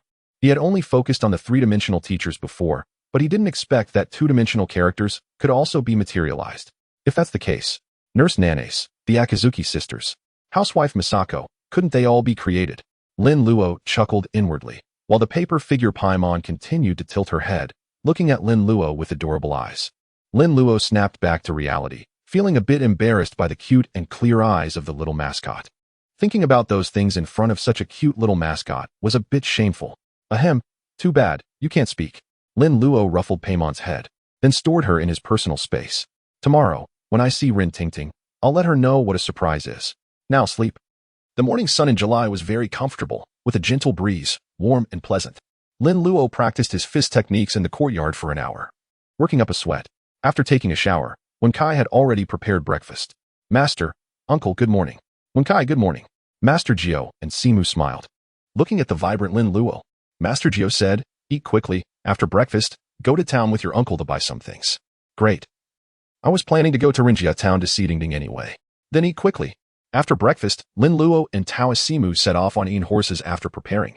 The Yin horse was very fast, and they arrived at Rinjia town in no time. Taoist Simu dropped Lin Luo off in front of the Rin family's house, then headed straight for West Street. He came to Rinjia town to replenish materials. "Young Master Luo, you've arrived." The Rin family's servant greeted Lin Luo warmly. "Yes. Is Tingting home?" "Miss is arranging flowers inside." "Where's Uncle Ren?" "Master is also inside, drinking tea." Lin Luo nodded, and without waiting for the servant to report, he walked straight into the house. As soon as he entered, he saw Ren Fa sitting with his back to the door, drinking tea, holding an account book in his hand, and an abacus on the table, seemingly calculating accounts. Ren Tingting noticed the change in light at the door, turned her head and saw Lin Luo, and immediately smiled. "Ah, Luo, you're here." Ren Fa heard the movement, turned around, and when he saw it was indeed Lin Luo, he stood up with a chuckle. "Ah, Luo, you're here. Didn't Master Jiu come?" "No. I'm accompanying my uncle to town to buy things today. He left me to take care of his own business, so I came to see Uncle and Tingting." Lin Luo explained with a smile. "Oh, hee. You came at the right time. I have something to tell you." Ren Fa smiled and warmly pulled Lin Luo to sit on the sofa. Rin Tingting stopped arranging flowers and ran to the sofa, squeezing next to Lin Luo. "Tingting, pour tea for Ah Luo." The smile on Rin Tingting's face didn't fade, and she happily poured tea for Lin Luo. She was bored at home alone. She wanted to go out and play, but her father wouldn't let her. "Here, young master. Drink tea." Lin Luo raised an eyebrow, looking at Rin Tingting suspiciously, so enthusiastic. "Something's not right." "Thank you, Sister Tingting, Uncle Rin. What do you want to talk to me about?" Rin Fa's smile became even warmer, and Rin Tingting was also delighted by Lin Luo's address of Sister Tingting. It wasn't easy to get this kid to call her sister. "Thanks to your reminder, Ah Luo." The Rin family's grain store imported a large batch of glutinous rice from outside, cleared out most of it, and the reputation of the surrounding towns has also opened up. So it's a small profit. "Take this, Ah Luo." Rin Fa took out a red envelope from his pocket and handed it to Lin Luo. The red envelope contained 200 silver dollars. It was Rin Fa's reward for Lin Luo's tip about the glutinous rice business. It was also Lin Luo's share. If it weren't for Lin Luo, this glutinous rice business wouldn't be his turn. The Rin family's store acquired glutinous rice from several surrounding towns, and then, after the news of the zombie outbreak spread, they promoted that glutinous rice could restrain zombies, and the price of glutinous rice was higher than usual, selling like crazy. The Rin family bought and sold, without selling at high prices, but slightly increased the price, earning a difference, making a small profit. "Then I won't be polite, thank you, Uncle Rin." Lin Luo didn't decline, smiling and accepting it without even seeing how much money was inside, and directly stored it in his personal space. Before, when Lin Luo mentioned to Rin Fa that zombies were afraid of glutinous rice, he didn't expect to get any benefits from Rin Fa. He didn't want to make money from glutinous rice. After all, He didn't have the capital or the channels. Tossing around a small amount wouldn't earn much money. And he couldn't get a large amount, and selling it expensively would easily damage his reputation and violate the rules. The most important thing was that he didn't have time. Moreover, Rin Tingting took care of his usual expenses, so why bother making money? The more money the Rin family made, the more his money would increase. He didn't expect Rin Fa to be so conscientious, knowing to share a portion with him after making money. It wasn't a waste to save his life. Rin Fa saw Lin Luo's reaction and couldn't help but raise his evaluation of Lin Luo even more. Capable, visionary, not valuing money, and also affectionate. Such a good child will definitely be a dragon among men when he grows up. Maybe, the Rin family's future success depends on this child. Chapter 056. The Fire Bell Majestic Light Incantation. It's quite elementary. Uncle Rin, Sister Tingting, the purpose of my visit is to bid you farewell. Farewell? What do you mean? Where are you going? Rin Tingting inquired, seizing Lin Luo's hand with fervent concern. Rin Fa raised an eyebrow, postulating, are you accompanying your uncle on a journey? Lin Luo grinned, shaking his head. It is not my master, but my uncle who intends to take me out to broaden my horizons and gain worldly experience. I may be absent for a month or two. Oh, I see. Rin Fa chuckled, nodding. This is indeed auspicious. Rinjia town is but a small place. Prolonged residence here can narrow one's perspective. It is prudent to venture forth and explore. A man's ambition lies beyond the confines of his home. To remain ensconced in a small town would hinder his future prospects. Rin Fa declared with support. Rin Tingting pouted, clinging to Lin Luo's arm, murmuring, must you be gone for so long? Who will accompany me in my amusements while you are gone? It will be unbearably dull to remain in the town alone. I foresaw this predicament and have prepared a surprise for you. Lin Luo declared. At the mention of a surprise, Rin Tingting's thoughts immediately turned to the paper doll puppets. Her inept cousin had suffered a grievous defeat at the hands of a zombie. Ah Luo, have you crafted another paper doll? Lin Luo nodded, patting Rin Tingting's leg. In the next instant, a small, fair-haired girl materialized upon Rin Tingting's leg, none other than the petite signboard maiden, Paimon. Ah, the moment Rin Tingting beheld the adorable Paimon, she succumbed to unbridled delight. Releasing Lin Luo, she embraced Paimon. How can such a darling girl exist? Rin Tingting's eyes sparkled with giddy excitement as she clutched Paimon, as if fearing her imminent disappearance. Lin Luo, the once cherished and handsome young boy, was now entirely eclipsed. Rin Fa, observing Rin Tingting's reaction, erupted in hearty laughter. He had not witnessed such a response from his daughter since her early childhood. This little girl is undeniably endearing, evoking affection from the depths of one's heart. Her name is Paimon, and I present her to you as a source of amusement. Remember, keep her away from fire.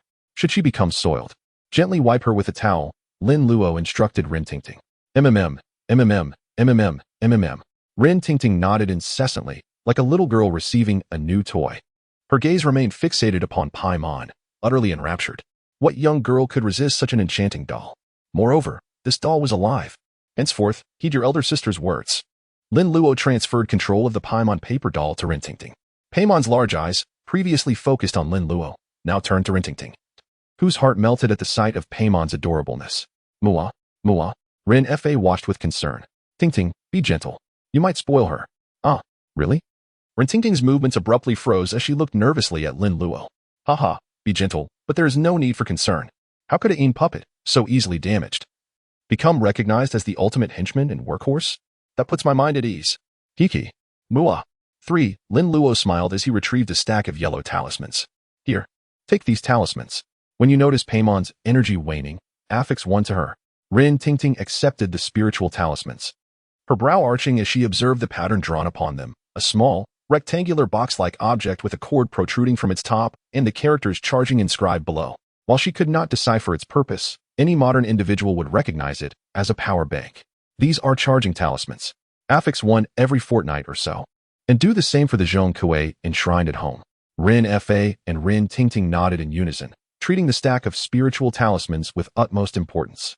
These charging talismans had been hastily drawn by Lin Luo earlier that day, prior to his arrival in Rinjia town. Noticing that the Qian horses appeared sluggish, Lin Luo had sensed something amiss and attempted to infuse them with a small amount of his internal energy. Upon receiving the energy, the Qian horses had instantly perked up. Subsequently, Lin Luo had created these charging talismans and tested their efficacy on the Qian horses, with remarkable results. It was then that Lin Luo realized that Qian puppets also required charging. Contemplating the myriad of instructors within his personal space, Lin Luo felt a burgeoning headache. He needed to devise a solution to the charging issue. Otherwise, he would have to draw hundreds of talismans each time, which would be exceedingly troublesome. He would have to experiment with solar-powered charging talismans in the future. As dusk approached, Lin Luo and the four-eyed Taoist returned to the mortuary. The towering Garen, wielding a greatsword, stood prominently in the mortuary courtyard. Packages of various sizes lay upon the table, indicating a shopping spree. Junior brother, tarry for a few more days. Why the haste to return?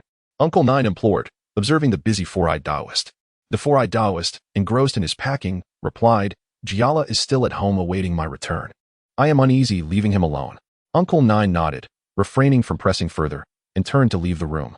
Inside the kitchen, Lin Luo was conversing and jesting with Wen Kai. Wen Kai, while preparing dinner, chimed in, engaging in light-hearted banter. Luo, master, Uncle Nine, with his hands clasped behind his back, regarded Lin Luo and inquired, your uncle will be departing shortly after dinner. Luo, have you mastered the Fire Bell Majestic Light incantation? Oh, I have long since mastered it, Lin Luo declared, lifting his chin in a display of pride. You have mastered it? Uncle Nine exclaimed, his eyes widening in astonishment. A mere 2 days had elapsed since he had imparted the incantation to Lin Luo. Yet Lin Luo claimed to have mastered it. Indeed, I have mastered it. It is quite elementary, Lin Luo affirmed, retrieving a 3 purities bell from his ever-present bag. Master. Observe. Is this correct? Flowing gold fire bell, shattering evil essence. Jade purity decree, illumination for 10,000 miles. Lin Luo, holding the 3 purities bell, gently shook it. Jingle. Jingle, jingle, accompanied by the crisp and melodious sound of the 3 purities bell, it emanated a faint blue radiance. Instantly, a ball of azure flame enveloped the 3 purities bell. At Lin Luo's mental command, the azure flame shifted and contorted, obediently assuming various forms, transforming into a whip one moment and a sword the next. Wen Kai was dumbfounded. Senior brother, at such a tender age, is already capable of casting incantations. While I have yet to learn anything, the disparity is immense. Should I perhaps devote more time to my studies? Uncle Nine's eyes grew wider and wider, his entire being numbed. Lin Luo's talent for cultivation had once again surpassed Uncle Nine's comprehension. This was a 3 purities level incantation. Incantations were categorized into grand celestial incantations, 3 purities incantations, supreme purity, jade purity, highest purity, and ordinary incantations. Were it an ordinary incantation, mastering it in a day or 2 would not be surprising. But this was a 3 purities incantation. How long had it taken him to master the Fire Bell Majestic Light incantation? Half a month? Or perhaps a month? Executing hand seals and reciting incantations was an intricate process, requiring the precise alignment of finger gestures with the incantation and the channeling of energy. Hence, incantations were notoriously difficult to cultivate. Master, how fares my mastery of the incantation? Is it satisfactory? Lin Luo inquired with a smile. Ahem, not bad. It is on par with my own proficiency in my youth. I deem you qualified. As you accompany your uncle, remember to be obedient and refrain from mischief. Uncle Nine said. Rest assured, master. Are you still unfamiliar with my nature? I am the most obedient of all. Uncle Nine is truly Uncle Nine. I required the aid of a cheat to match Uncle Nine's cultivation speed.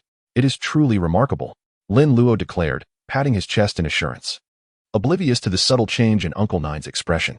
Very well, continue with your cooking. Uncle Nine waved his hand and exited the kitchen, encountering the hulking figure of the paper doll Garen in the courtyard. The imposing physique, exceeding 2 meters in height, the towering greatsword, and the thick armor inspired confidence. Embarking on a journey with such a Qian puppet would undoubtedly ensure safety. With that thought, Uncle Nine relinquished his final concerns. As for reluctance, though present, it did not unduly trouble Uncle Nine. As fledglings mature, they inevitably venture out to explore the world. Exposing Lin Luo to new experiences and broadening his horizons can only benefit him. Moreover, his return is imminent, so there is no need for excessive sentimentality. Chapter 57, Simplification. Heart-cleansing mantra. The aftermath. Following dinner, Taoist Simu donned his ceremonial robes and proceeded to the mortuary. Uncle Jiu retrieved a brand new garment from his residence and sought out Lin Luo. Luo, on this journey, heed your Uncle Master's counsel, observe attentively, and speak sparingly. This robe was prepared for you by your master. It is the attire of a Maoshan disciple. Lin Luo accepted the garment and donned it. The fabric resembled that of Uncle Jiu's robe, but it lacked sleeves, resembling a bright yellow waistcoat. Lin Luo put it on, and the size was a perfect fit. Thank you, master. Lin Luo expressed his gratitude with a radiant smile, adjusting the robe with evident satisfaction. There's no need for thanks. Prioritize your safety. Refrain from excessive revelry. Remember to diligently cultivate and immerse yourself in reading.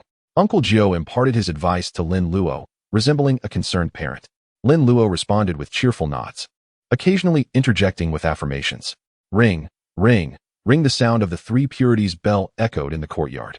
Taoist Simu had already escorted his clients from the mortuary. Luo, it's time to depart. Coming. Lin Luo dashed from the room. His luggage had been prepared in advance and was secured to the horse. Uncle Jiu and Wenkai also emerged into the courtyard, observing as Taoist Simu led his clients from the ancestral hall. Junior brother, prioritize your safety on the road. And remember to bring Luo back soon. Uncle Jiu reiterated his concerns to Simu. Despite his words of nonchalance, he already anticipated his junior brother's swift return with his disciple. Oh, rest assured, senior brother, nothing will happen. Return and rest. Taoist Simu waved farewell to Uncle Jiu. Lin Luo mirrored the gesture with his small hand. Master, take care of yourself. I'll be back in a short while. Uncle Jiu reciprocated Lin Luo's farewell, his heart overflowing with reluctance. You rascal, take care of yourself. Senior brother, return soon. Wenkai watched Lin Luo depart, feeling a pang of loneliness.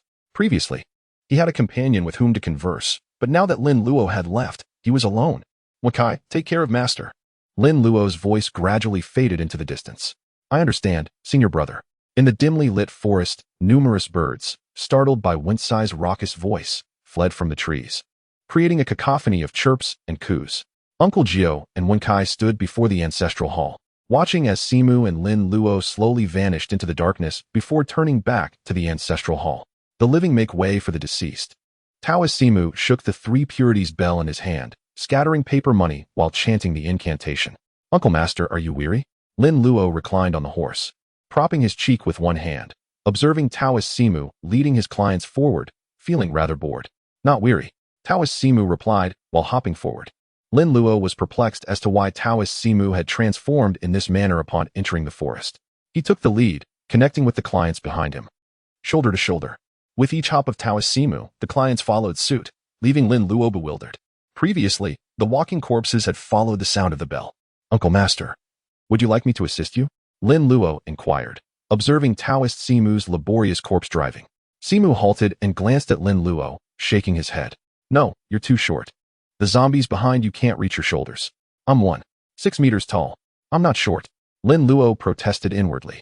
As a determined young boy, Lin Luo firmly believed that 1.57 meters was practically 1.6 meters, rounded up to 1.8 meters. What about him? Lin Luo gestured towards Ren Weiyong, who stood beside Garen. Indeed, Lin Luo had brought not only Garen but also Ren Weiyong. Being so unsightly, he was unwelcome at home, so he was simply brought along. Taoist Simu's eyes lit up upon seeing Ren Weiyong. Excellent idea. Luo, you're truly astute. How did I not think of that? Come, stand here. Taoist Simu beckoned Ren Weiyong to step into his position, replacing the locomotive. Taoist Simu removed the small talisman from the oil lamp, affixed it to Ren Weiyong's head, stomped his foot on the ground, and soared into the air, eventually settling onto the walking corpse's arm. The clients linked arms, shoulder to shoulder, as if playing a train game, their arms resembling a sedan chair capable of accommodating a person. Comfortable. Taoist Simu stretched languidly, feeling as if he had unlocked a new world. Corpse driving could be done this way. Hop forward. Ren Weiyong promptly began hopping forward, the clients behind him moving in unison, bounding forward in tandem. Luo, it truly works. Taoist Simu exclaimed to Lin Luo with childlike excitement. Lin Luo pursed his lips and urged the horse to follow. The speed had finally increased. At Simu's previous pace, it was uncertain how far he could hop in a single night. Another wolf's howl echoed through the distant mountains. Lin Luo yawned and retrieved a handful of melon seeds from his pocket, cracking them open. Uncle Master, have you ever encountered troublemakers while corpse driving at night? Taoist Simu removed the bamboo tube and took a sip of water. Of course, but they were all slain by my Jingzhen sword. As soon as the words left his mouth, Taoist Simu realized that the Jingzhen sword was no longer his. He glanced at Lin Luo, who was carrying the Jingzhen sword on his back, and pursed his lips. You rascal, you don't even offer your Uncle Master some of your snacks. You're eating them all yourself. Lin Luo smiled and urged the horse to approach Simu, sharing a bag of melon seeds and peanuts. Simu hung the bag in front of himself, grabbed a handful, and was about to eat when he suddenly noticed something on the road ahead and exclaimed in surprise. A large tree had fallen across the road, completely blocking it. Ordinary people could simply crawl underneath, but Simu's clients were walking corpses, capable only of hopping. Lin Luo glanced at the tree and turned to Garen. Garen, clear the path. Upon Lin Luo's command, Garen raised his great sword and strode forward, his heavy footsteps resounding. With a resounding crash, the obstructing tree instantly shattered. Taoist Simu opened his mouth, but ultimately swallowed his saliva. This Yin puppet possesses such domineering strength.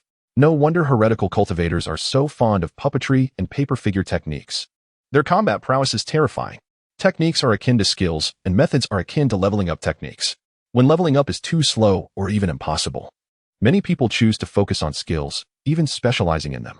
My level may not be high, but my attack damage is. And the more powerful the skills that don't require high levels are, the more heretical they become. Corpse refinement, ghost control, life essence extraction, curses, voodoo, and so on. Some even harm the living to refine corpses or malevolent spirits. Inhumane. Therefore, they are known as demons. These heretical practitioners will not let go of any technique that can enhance their strength. As long as they can become stronger, what do human lives matter? Even ceasing to be human is acceptable. It is precisely because of this that these heretical practitioners gradually become neither human nor ghost. Some refine themselves into zombies. Others transform themselves into corpse demons, and still others refine themselves into vengeful ghosts, attempting to become ghost immortals. All are delusions. These heretical practitioners cannot enter the underworld after death and cannot be reincarnated. They can only become malevolent spirits, ultimately annihilated by righteous cultivators. Luo, with your exceptional talent, remember not to become too distracted by unorthodox paths in the future. Ultimately, external forces are supplementary. Self-cultivation is paramount. Henceforth, immerse yourself in the canonical texts of the orthodox schools. That is the true path. The Taoist priest, with grave sincerity, imparted his counsel. He feared that this exceptionally gifted disciple would be led astray by unorthodox practices, and he would have to atone for it with his own life. Seeing as he was the one who gifted Lin Luo the art of crafting paper effigies, Lin Luo chuckled, understanding the source of his uncle's apprehension. Rest assured, Uncle Master, I dedicate myself to the study of the Tao Te Ching and the Great Cave True Scripture daily. Hearing this, the Taoist priest nodded in approval. That is most excellent. The Tao Te Ching warrants diligent study. In these times, cultivation is arduous, and the path is fraught with obstacles, but such is the case for others, not for Lin Luo. He now cultivates automatically with each breath, growing stronger under the sun, moon, and even the stars. The only thing that requires attention is his state of mind. Speaking of his state of mind, Lin Luo recalled his mind-cleansing divine incantation. System, simplify the mind-cleansing divine incantation. Mind-cleansing divine incantation detected. Supreme Terra Star, respond without ceasing. Expel evil and bind demons. Protect life and guard the body.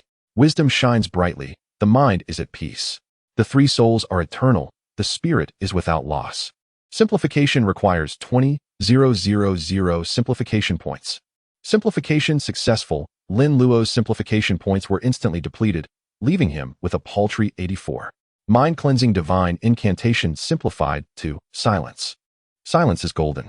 As long as one remains silent and still, the mind-cleansing divine incantation will activate automatically, expelling evil, binding demons, protecting life, and ensuring the eternity of the three souls and the preservation of the spirit. Hiss. Worthy of consuming 20,000 simplification points. The effects are truly remarkable. However, this sensation feels somewhat familiar. Silence, stillness. It bears a striking resemblance to the post-coital clarity. This, he was intimately acquainted with in his previous life. Chapter 58, Shirley Town. Wanfu Mortuary, Taoist priest flying crane. The night swiftly passed, and dawn gradually illuminated the horizon. Thanks to Ren Weiyong's assistance in transporting goods, their progress was swift. The Taoist priest mentioned that, on his own, this journey would typically take him 5 days. As daybreak approached, the Taoist priest skillfully led Lin Luo to the front of a mortuary. There, we've arrived. Shirley Town, Wanfu Mortuary. This is the place.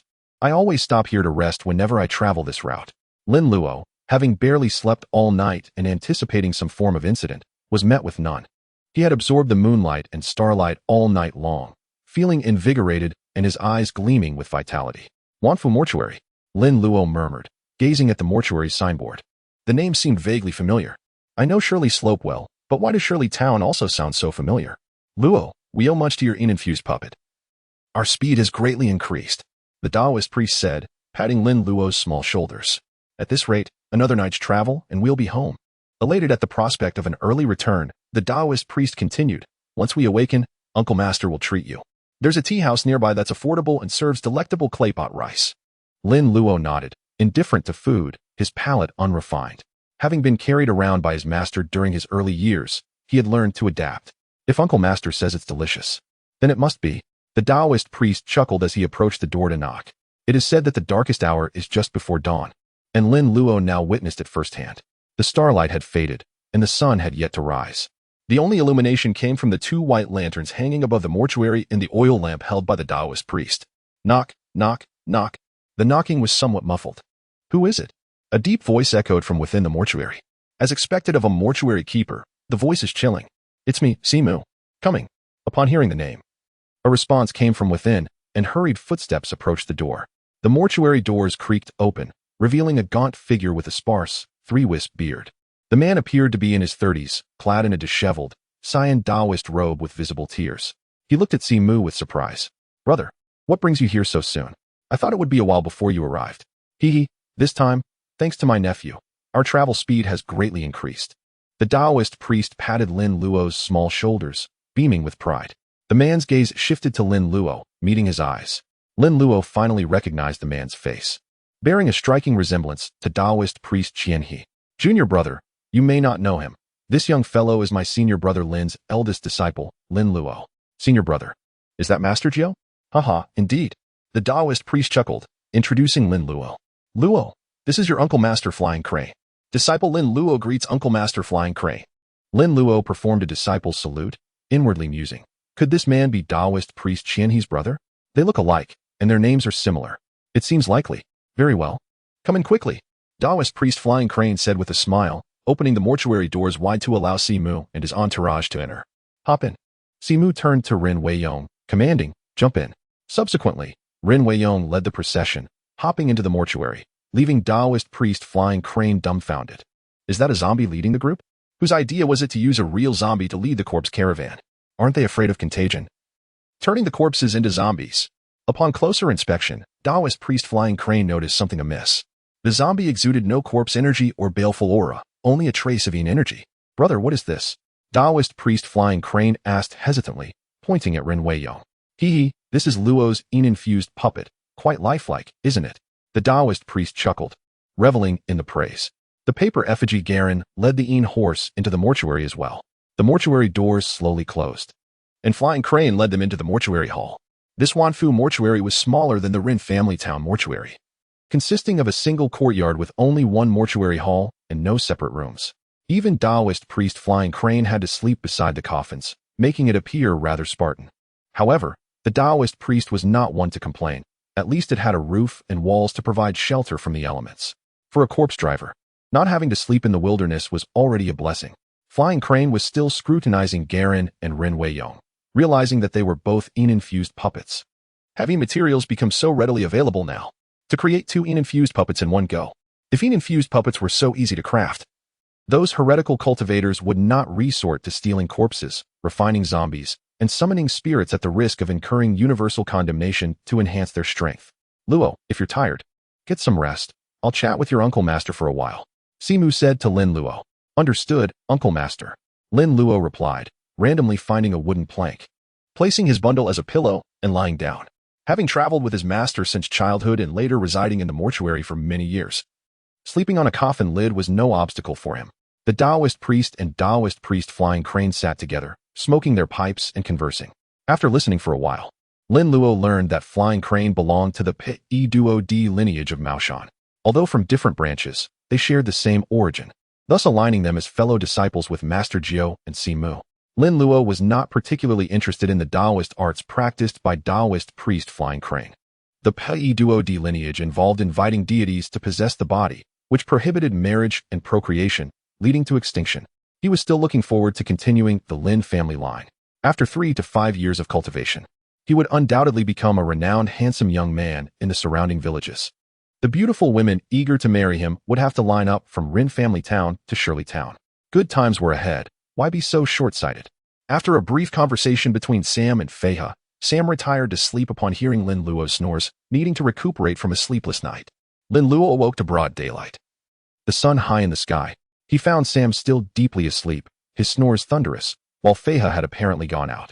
Lin Luo, not wanting to disturb Sam, left the manor and practiced several rounds of martial arts in the open space outside, stretching his muscles.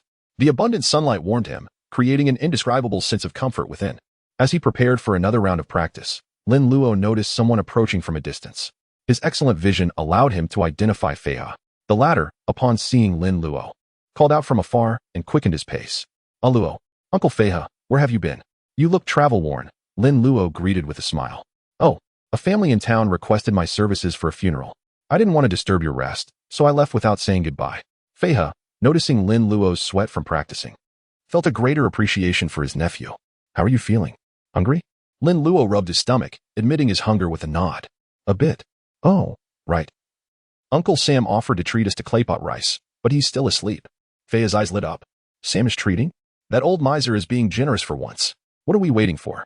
Let's wake him up. It's outrageous for him to be sleeping in while his nephew is already up. Without waiting for a response, Fei He eagerly entered the manor. Soon after, he dragged a yawning Sam out. Hey, I said I'd treat Luo, not you. Why are you so eager, Fei He? Fei He held on to Sam, unrelenting. You've passed by my place countless times without offering a meal, while I've treated you to claypot rice several times. If you're treating Luo, you have to include me. All right, I surrender. I'm the older brother, after all. Let's go, I'm starving, Sam said, rubbing sleep from his eyes, unconcerned with his appearance. He was willing to treat his junior to a meal, as long as he could get home a few days earlier. That's more like it. Luo, let's go. Remember to eat plenty. The trio, chatting and laughing, headed to a tea house not far from town.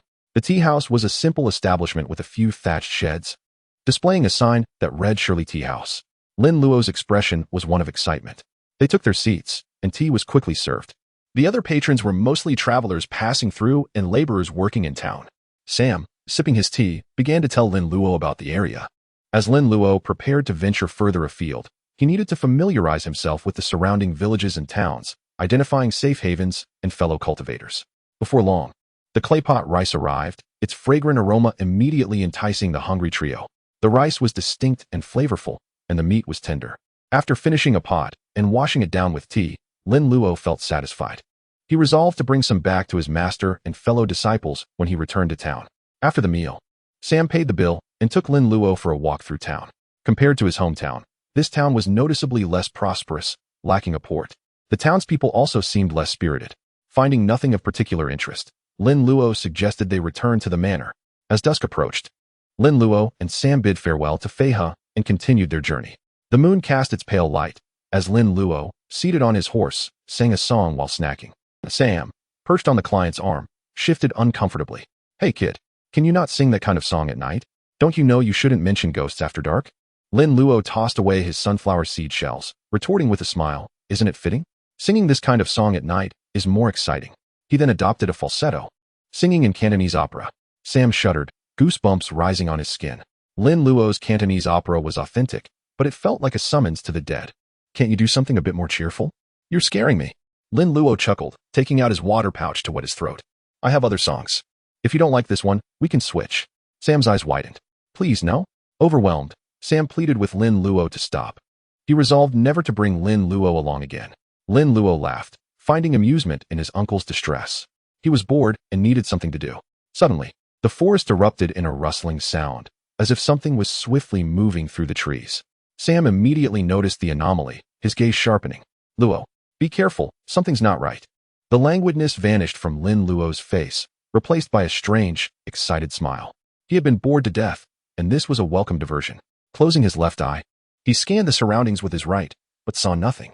Using his left eye, he surveyed the surroundings. This time, he discerned residual malevolence within the adjacent woods. The yang eye perceives the living, while the yin eye perceives the deceased. Absent were the cadaverous miasma in the spectral effluvium. Nor did he detect the violent demonic energy described in the texts. Lin Luo surmised that this energy emanated from a bestial entity. Good heavens, he exclaimed. Could it be a vixen spirit? In cinematic portrayals, Taoist Four Eyes encountered a vixen spirit pilfering a corpse amidst the chaos while escorting a client home. He wondered what purpose a vixen spirit would have for stealing a corpse, as they could scarcely absorb the yang energy of the deceased. As Lin Luo reminisced about the plot, a streak of luminescence erupted from the forest, its velocity astonishing. With a whoosh, a beam of light soared over Four Eyes' head, seizing the unfortunate soul at the rear of the procession and hoisting him aloft. Astonishment, bewilderment, dismay, and fury contorted Taoist Four Eyes' countenance in rapid succession. He could scarcely believe such an event could transpire before him. In broad daylight, a brazen theft of his cadaver, Taoist Four Eyes bellowed indignantly, pressing down on a client's cranium and propelling himself skyward. With a swift kick against the client's head, he pursued the thief with extraordinary speed, resembling a gust of wind. Lin Luo blinked, then erupted in unrestrained laughter. Taoist Four Eyes' expressions were a spectacle, shifting 8 times in a single second. Not even a seasoned face-changer could achieve such fluidity. And that final expression reminded Lin Luo of Tian Wenjing. Vixen spirits lack the power of flight, at best gliding through the air for a brief interval sustained by their demonic energy. Now burdened with a corpse, their gliding distance would be even shorter. The enervated vixen spirit was forced to alight upon a towering tree. There exists an idiom, deadweight, suggesting that corpses become heavier after death. However, this is not the case. Experiments have demonstrated that a corpse loses approximately 30 grams, giving rise to the legend that the human soul weighs 30 grams. Rather, upon death, the body relaxes entirely, lacking any leverage, thus appearing particularly cumbersome to transport. The same principle applies to an individual inebriated to the point of insensibility, whom even 2 people struggle to move. Taoist Four Eyes seethed with incandescent rage, a blatant attempt to abscond with his client. Did they mistake Four Eyes for a pushover? And before his very disciple. Throughout the journey, Taoist Four Eyes had boasted of his formidable prowess, claiming that malevolent entities dared not provoke him. Now, a theft under his very nose, a resounding slap in the face. Taoist Four Eyes moved with alacrity, his feet executing the steps of Yu, treading the dipper, his gait uneven as he gave chase. Reaching the base of the tree, he launched himself upward, forcibly wresting the animated corpse from its perch. You scoundrel! Daring to steal my corpse, I'll turn you into an imbecile. The vixen spirit glared menacingly, emitting an eerie cry. Strangely, the sound possessed a bone-melting quality, resembling a woman's coquettish shriek, a bewitching and licentious sound. You wretched Taoist! You possess so many corpses, why begrudge me just one? Why be so petty? If you desire a confrontation, then so be it. These supernatural creatures, due to their limited cerebral capacity, often exhibit irrational behavior. Take, for instance, those seeking validation. Obstructing people's paths, seeking validation, no problem. Borrowing fortune to cultivate into human form, no problem. But to become enraged when unsuccessful is nothing short of thuggery. Unreasonable. And with impaired cognitive function. Encountering such beings, one should emulate Taoist Four Eyes. To hell with you. What are you screeching about? I'll beat you until you can't utter a sound. Taoist Four Eyes drew the magical sword from his back and soared into the air, cleaving toward the vixen spirit. The vixen spirit flailed her arms, her sleeves billowing, the supple ribbons effortlessly deflecting the sword's trajectory. Figures intertwined. Upon landing, the 2 combatants resumed their struggle. Taoist Four Eyes' swordsmanship was exquisite, his movements agile and swift, the blade infused with righteous energy, a bane to all that was evil, effortlessly overwhelming the vixen spirit, forcing her into a purely defensive posture. Taoist Four Eyes' sword missed its mark, his eyes flashing with cold light, his body whirling, the sword in his hand growing ever swifter. The blade sliced through the air with a piercing shriek, radiating a chilling gleam, unnerving the vixen spirit, causing her to pale in terror, seeking to retreat. Trying to escape, Taoist Four Eyes roared, launching a swift, devastating kick. With a resounding thud, the vixen spirit was sent flying. Ah, bravo. Excellent skill, Uncle Master. Lin Luo clapped his hands, praising loudly. What a spectacle to behold on this late night. His vigil alongside Taoist Four Eyes was not in vain. After such a long wait, he finally witnessed the vixen spirit being pummeled. Yesterday, upon seeing the tree blocking the road, Lin Luo had anticipated the vixen spirit's arrival, only to be disappointed. Today, she finally appeared. The vixen spirit shrieked and crashed to the ground, her panicked, alluring eyes fixed upon Lin Luo, who sat astride his horse, reveling in the spectacle. Humph, seeking to kill me? I shall slay you, young Taoist. Swoosh, the vixen spirit's countenance hardened, and she transformed into a streak of white light, arriving before Lin Luo in an instant. Taoist Four Eyes was startled by the vixen spirit's action. You little fiend, attempting to harm my disciple, he exclaimed. Not on my watch. Come and challenge me if you dare. What kind of skill is it to harm my disciple? Luo, be careful. A fragrant breeze wafted over him. Lin Luo heard Taoist Four Eyes' words, and the next moment, he felt his face collide with a soft, fleshy mass. Then, his body was lifted into the air. Ooh, softer than Tingting's. Lin Luo exclaimed inwardly. You bastard, release my disciple. Taoist Four Eyes gave chase, enraged and somewhat panicked at the sight of Lin Luo being abducted. "Uncle Master, save me. I can't breathe." Lin Luo's face was pressed against the mass, yet he still managed to cry out to Taoist Four Eyes for help. Hearing Lin Luo's muffled cries for help, Taoist Four Eyes felt a surge of panic. It seemed Lin Luo was truly suffocating, his voice barely audible. "Ah Luo, fear not. Uncle Master will save you." The vixen spirit held Lin Luo with one hand, pressing his head with the other, her vulpine eyes glaring fiercely at Four Eyes. After a long moment, she uttered a word in a strange, halting tone. "Retreat, retreat, retreat." "Very well," she repeated a word 3 times. "Fine, I'll retreat. Release my disciple." Taoist Four Eyes retreated a few steps, rebuking her sternly. Seeing that she had successfully intimidated Taoist Four Eyes, the vixen spirit became smug. She pinched Lin Luo's cheek, twisting his tender face into the shape she desired. "This little Taoist is quite handsome. Perhaps I'll take him back as a pet." Lin Luo, his face contorted into a smile, rolled his eyes at the vixen spirit. "Why don't you seduce me, tempt me, torture me, play with me? Everyone else gets seduced by vixen spirits, but you just make faces at me? Is this how you test cadres? What cadre could withstand such a test?" The next moment, Lin Luo's body erupted in golden light. The vixen spirit felt an unbearable heat emanating from the young Taoist in her arms, searing her very essence. "Ah!" The vixen spirit shrieked in agony, abandoning Lin Luo and retreating frantically. Taoist Four Eyes' eyes widened in shock, startled as well. He was both surprised and relieved. Good heavens! This young man! It's the Golden Light Divine Incantation. How could it be the Golden Light Divine Incantation? How old is Ah Luo? Did senior brother give him a Golden Light Talisman? But that's not right. It looks like he cast the Golden Light Incantation instantly. Lin Luo landed safely, shaking his head at the vixen spirit, who was screaming in pain. "I gave you a chance, but you were useless." Chapter 60. Lin Luo's Talisman Techniques. Taoist Four Eyes' mind on the verge of collapse. Four Eyes strode to Lin Luo's side, squinting as he patted him. "This Golden Light Divine Incantation is too bright." Lin Luo retracted the Golden Light Incantation, chuckling. Four Eyes' expression seemed to say, "Brother, turn off the high beams." Four Eyes now saw clearly that Lin Luo's clothes were not even torn, and he was greatly relieved. He had brought Lin Luo out, and if he were injured on just the second day, all his years would have been wasted. "Ah Luo, are you all right?" Taoist Four Eyes inquired. "I'm fine, better than ever."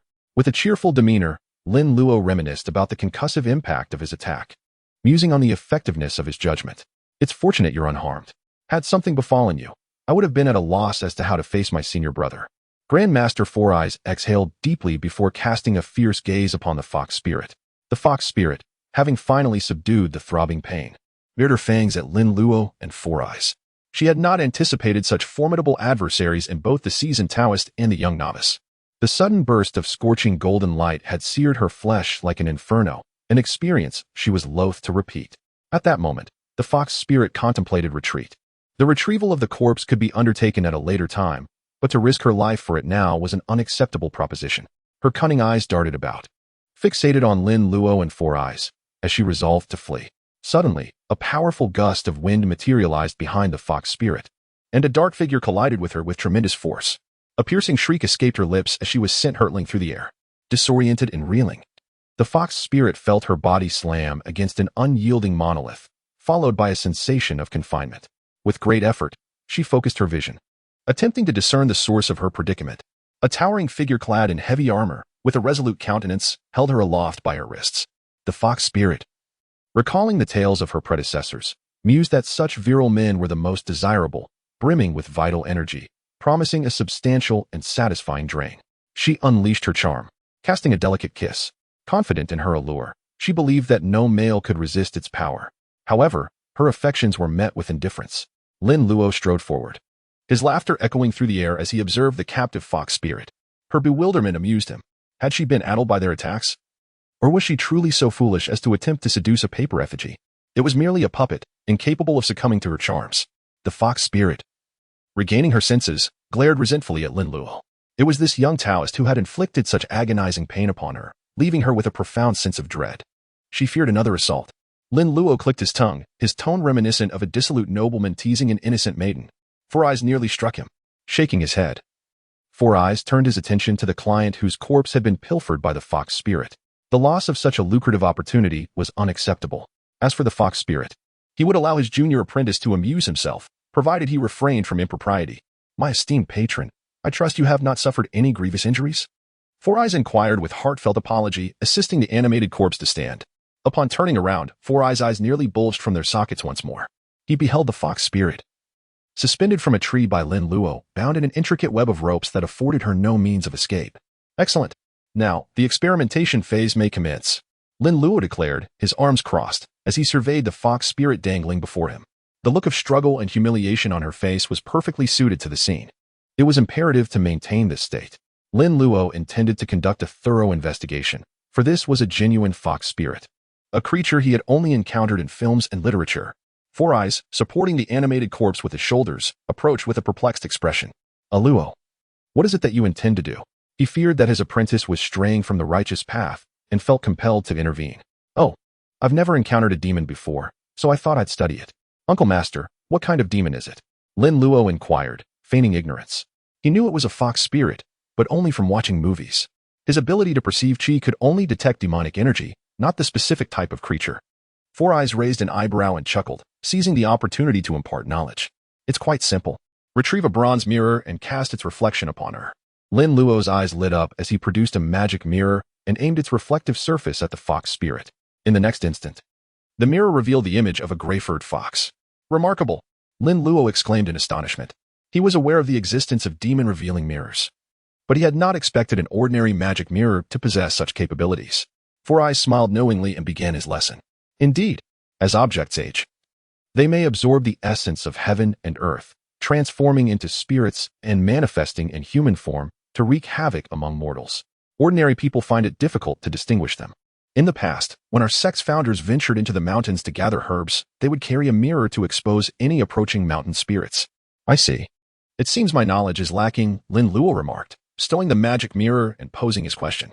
Uncle Master, why would this fox spirit steal your corpse?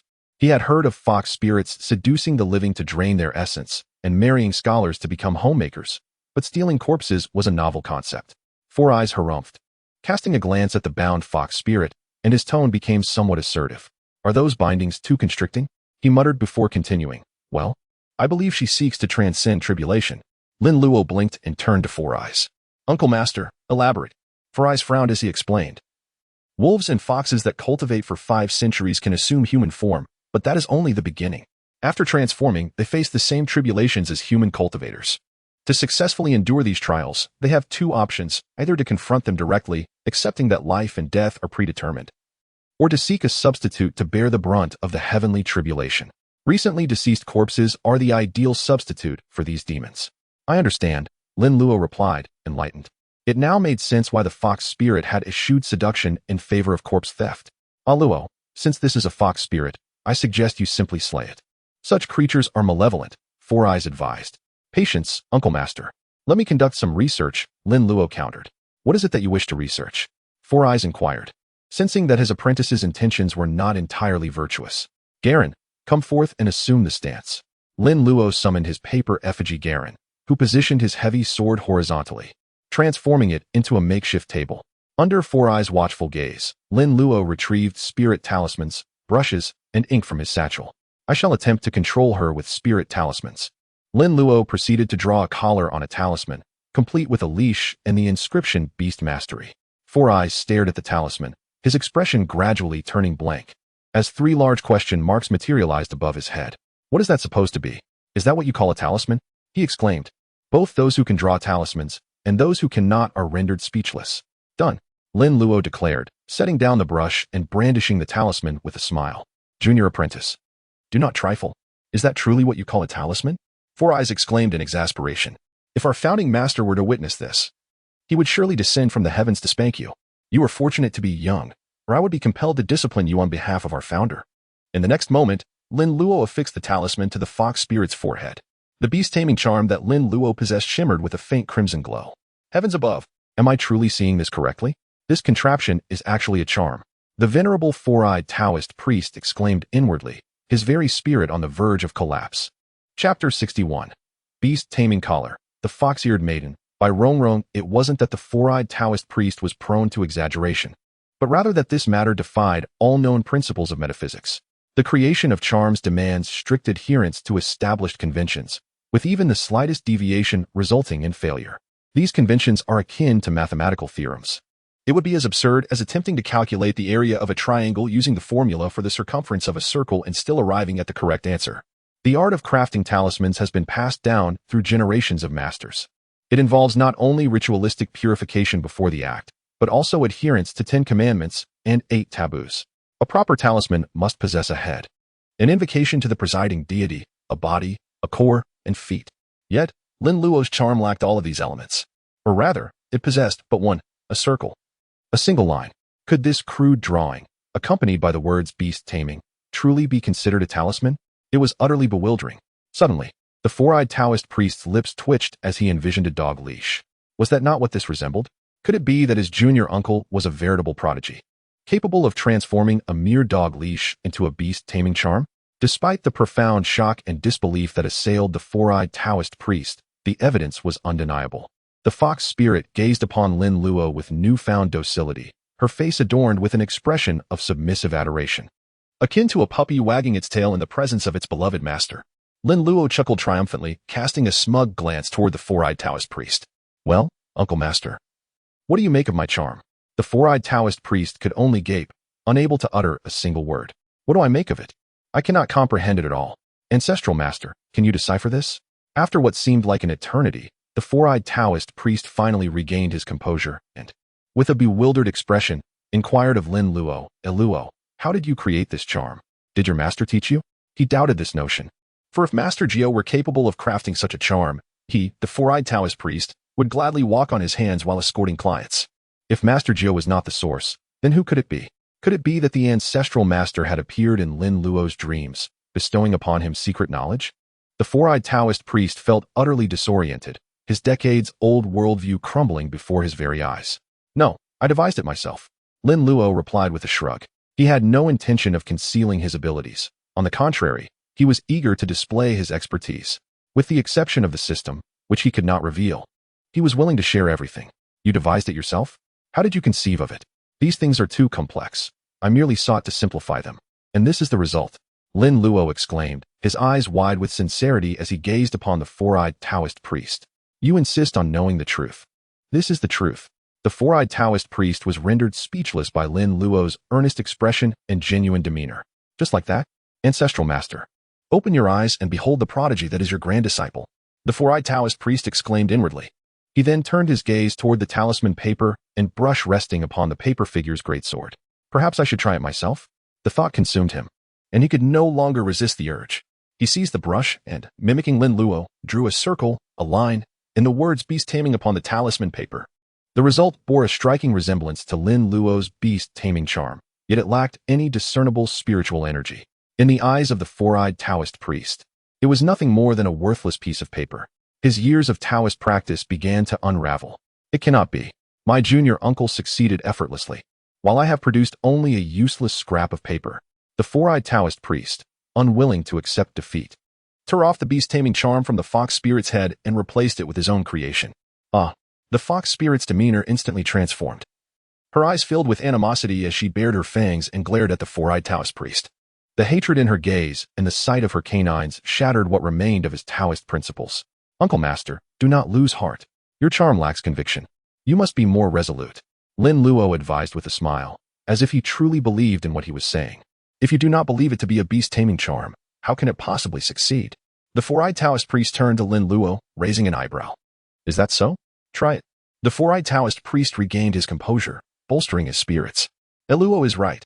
I shall try again. He grasped the brush and began to draw. Chanting inwardly, this is a beast-taming charm. This is a beast-taming charm. Soon, a beast-taming charm with a lively design emerged. However, it appeared to be nothing more than an ordinary piece of paper, its crude drawings unworthy even of a child's scribbles. Snap!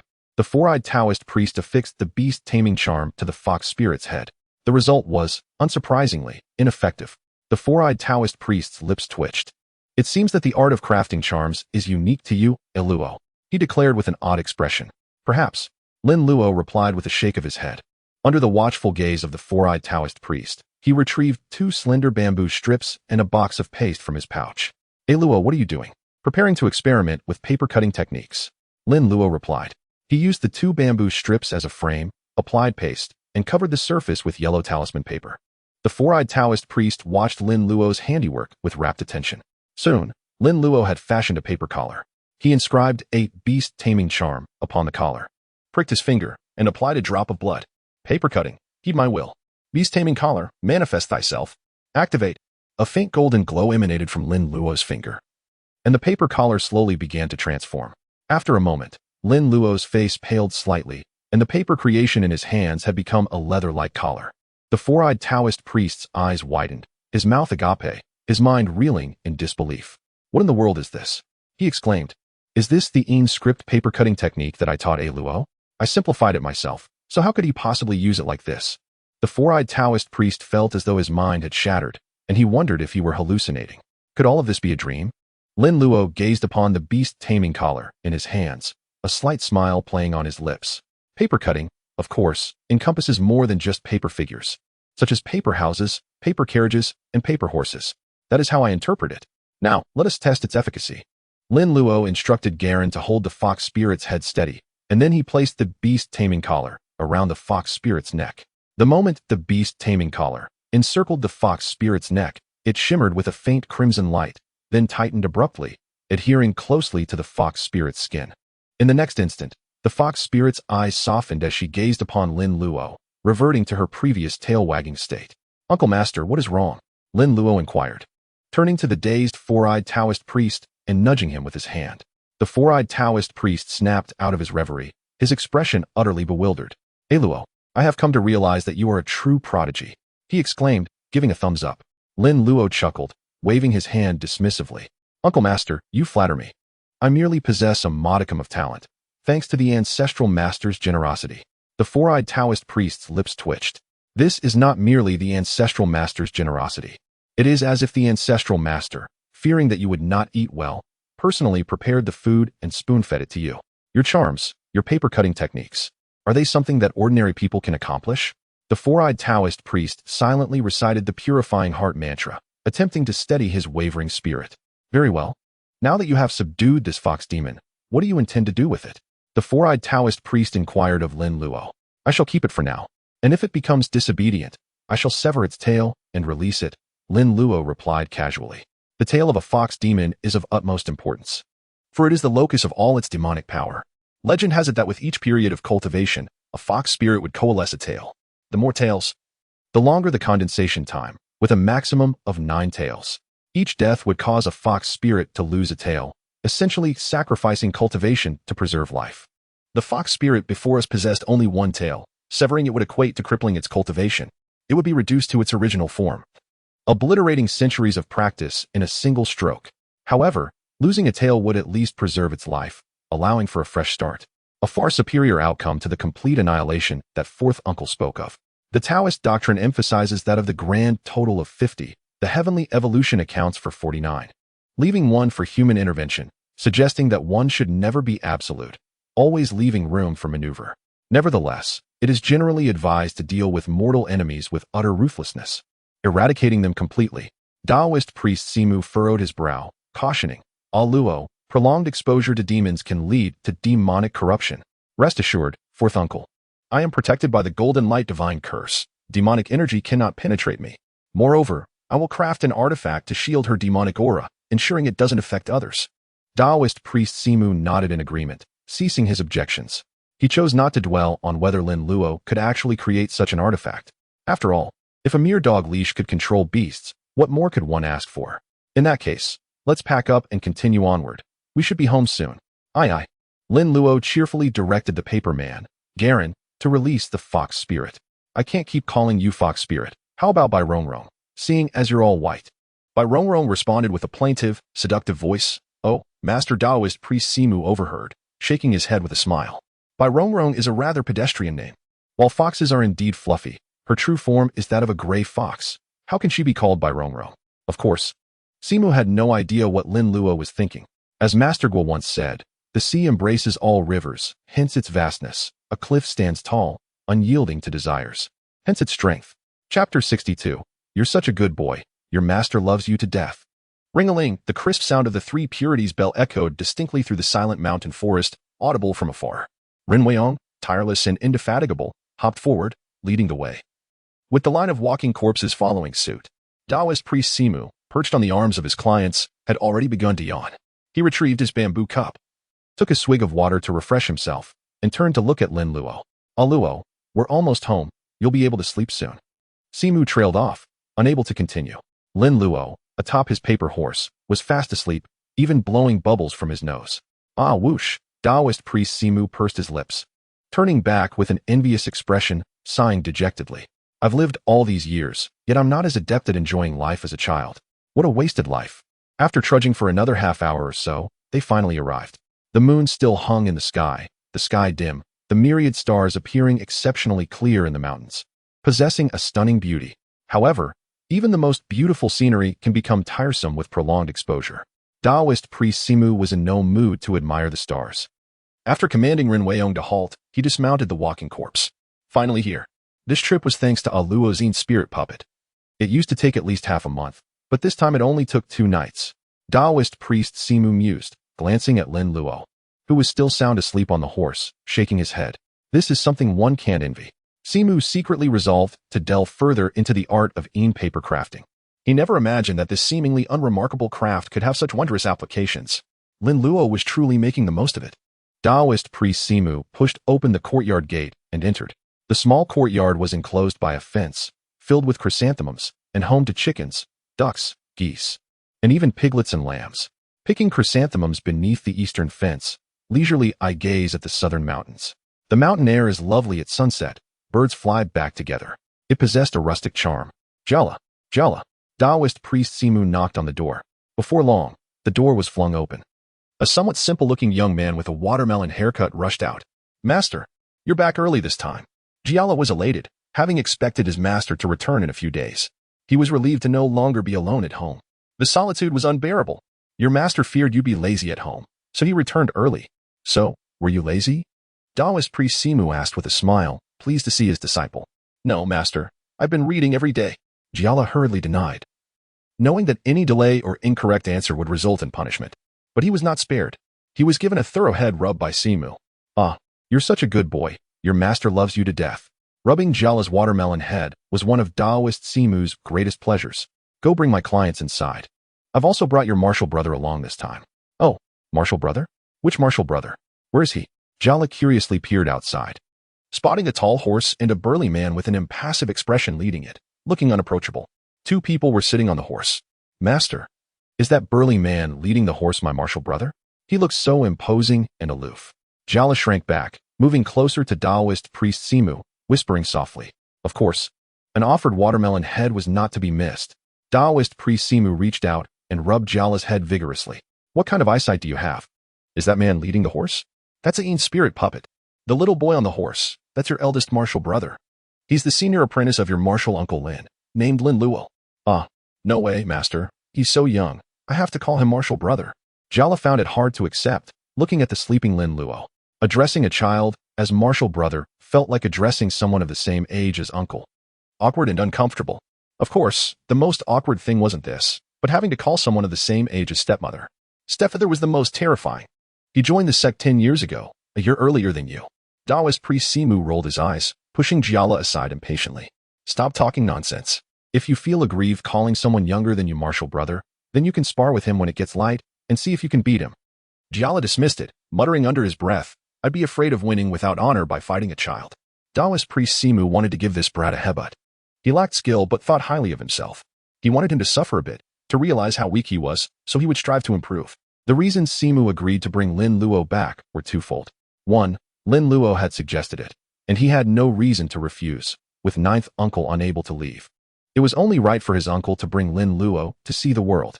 The other was to bring Lin Luo back to put some pressure on his foolish disciple, to make him realize that there was always someone better, so that he would be motivated. If he couldn't even compare to a child, how shameful. Perhaps a little stimulation would spur him on. Jiala walked to the front of the walking corpse line, taking a special look at Lin Luo, who was asleep on the horse. However, when he saw Bai Rongrong embracing Lin Luo at close range, Jiala couldn't help but feel envious. What a beautiful girl. Is this girl the little martial brother's nanny? Martial Uncle Lin is too generous, even providing his martial brother with a nanny. Jiala mused, filled with admiration. Wow. Jiala turned his head and noticed Ren Weiyong at the head of the walking corpse line, immediately screaming in fright. Why does this guy look so scary? Lin Luo, who was asleep on the horse, immediately woke up. He followed the sound and saw a watermelon head running away quickly, darting into the courtyard. What happened? Before long, Taoist priest Simu dragged Jiala back by the ear, looking annoyed. You useless brat, getting scared like that by a Qian spirit puppet. Master, what's a Qian spirit puppet? That's clearly a zombie. It looks so scary. And it doesn't even have a talisman on its head. Jiala bent over, closely following Simu. Knowing that if he slowed down, his ear would be pulled painfully. Martial uncle, this must be junior brother Jiala, perched on horseback. Lin Luo rested his chin on his hand, a cheerful smile playing on his lips. Indeed, this is that good-for-nothing rascal, your junior disciple, Jialo, Master Four Eyes said, exasperated, as he took the oil lamp and 3 purities bell from Ren Weiyong's hands. Greet your senior. Jialu, hiding behind Master Four Eyes, hastily bowed to Lin Luo. Senior brother. Lin Luo returned the greeting. Junior brother. Only then did Master Four Eyes command Ren Weiyong, step aside. Ren Weiyong obediently moved to the side. And Jiala stared, dumbfounded. It's really not a zombie. It's a Qian puppet. Zombies don't walk on their own. This Qian puppet walked away by itself, just now. You blockhead. Don't you even recognize a paper puppet? Haven't I taught you about them before? Seeing Jialu staring blankly at Ren Weiyong, Master Four Eyes grew even more irritated. He thrust the 3 purities bell and oil lamp into Jiali's hands. Go, take these back inside. Oh. Jialu nodded eagerly, shaking the 3 purities bell as he skipped towards the mortuary with the procession. Once all the clients were inside, Jiala stopped ringing the bell and approached the table. To command the walking corpses, one must perform a ritual. To make them forget the commands, the same applies. Silence is the command, forget the sound of the bell. Holding the 3 purities bell, Jialu ignited a spirit talisman. As the talisman shattered the ceramic bowl on the table, the fire extinguished upon contact with the water, and all the walking corpses stood unmoving in their places. Even if the 3 purities bell were shaken again, they would not budge. Of course, this was contingent on the oil lamp on the table remaining lit. With silence as the command, all the clients stood quietly. Jiala moved them to the partitioned areas along the wall. 2 clients per partition, it resembled a public bathhouse, save for the absence of a showerhead. In front of each partition, a long bench was placed, upon which incense burners and sacrificial offerings were arranged. Incense was to be lit in each burner. After completing this entire procedure, Jialu exited the mortuary. Finding the courtyard empty, Jialu scurried into the house. Inside, Master Four Eyes was paying respects to the ancestral master. He mimmed grasping chi from the void, swallowing it. Then grasping another handful and patting it onto the back of his head. Lin Luo stood behind, dumbfounded, his eyes twitching at Four Eyes' flamboyant antics. Although cultivation in the Maoshan sect emphasized absorbing chi and preserving the spirit, was he truly ingesting handfuls of air? After finishing his obeisance, Master Four Eyes made way for Lin Luo. Holding 3 incense sticks, Lin Luo knelt respectfully on the prayer mat. Disciple Lin Luo bids good night to the ancestral master. May the ancestral master live for 10,000 years. After dutifully offering incense with a touch of playful reverence, Lin Luo rose and walked to Master Four Eyes' side. Uncle Master, weren't your actions just now a bit too theatrical? Master Four Eyes raised an eyebrow and grinned. You wouldn't understand. I'm sensing the ancestral master's aura and absorbing his chi. What good does that do? Hee, you'll find out in due course. Master Four Eyes mysteriously kept his secret. Lin Luo raised an eyebrow, musing. Surely he's not inviting the ancestral master to possess him. At that moment, Jialu approached, smiling sheepishly and whispering, Master, the clients are all settled. Well, it's getting late. Everyone should rest early. Tonight, you'll sleep on the floor. Your bed is for A Luo. Master Four Eyes instructed. Okay, sure. Jialu nodded in agreement. He didn't find anything amiss with this arrangement. Lin Luo was his senior brother, so it was only natural for him to have the bed while he slept on the floor. Having grown up in the mountains, Jialu was pure of heart. Master Four Eyes turned to Lin Luo and said, A Luo, the room is quite small, so you'll have to make do tonight. Tomorrow, I'll have Jialu make a bed for you. Not at all. This is already wonderful, Uncle Master. I can help tomorrow as well. Lin Luo replied, smiling sweetly.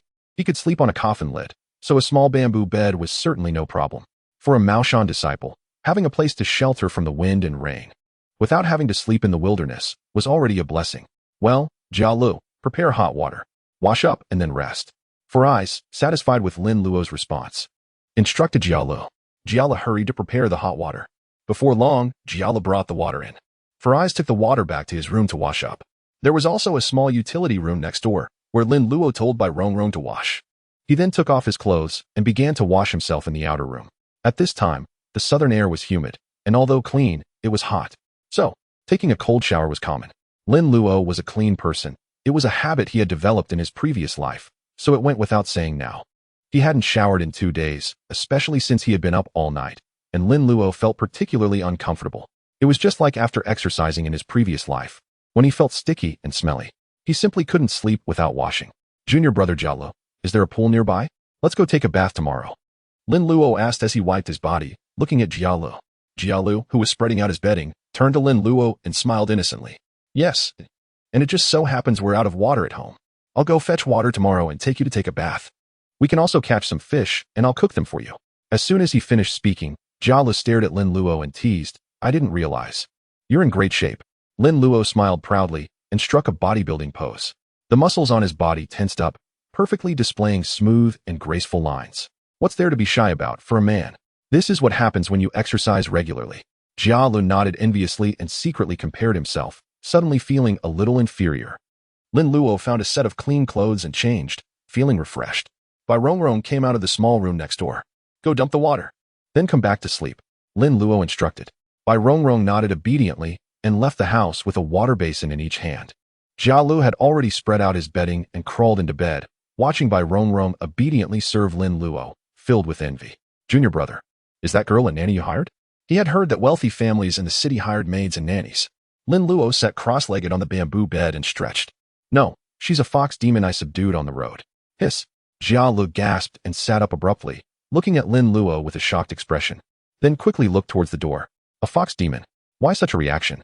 Lin Luo asked, smiling. It's a fox demon. How did you subdue her, senior brother? Jiao never imagined that the woman was actually a fox demon. How could she be so obedient and work as a nanny for his senior brother? He had only heard of fox demons in stories, and the fox demons and strange tales from a Chinese studio had left a deep impression on him. He never expected to actually see one today. Beat her if she's disobedient, and then use some tricks, Lin Luo said as he took out his treasure sack and pretended to take out brushes, ink, and paper-making materials. Jiao stared, still shocked, and became curious when he saw Lin Luo take out these things. Junior brother, what are you doing? Making a kite? Bamboo strips, white paper, paste. These are indeed the materials for making a kite. Lin Luo smiled. Do you want one? I can make one for you. Great. If the weather is good tomorrow.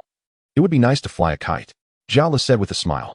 After Master Four Eyes left, Jiao had been alone in the mountains, without anyone to talk to, and he was very bored all day. Now that he was no longer alone, Jiao's playful side had come out, and he was thinking that it would be nice to fly a kite while taking Lin Luo to bathe and catch fish tomorrow.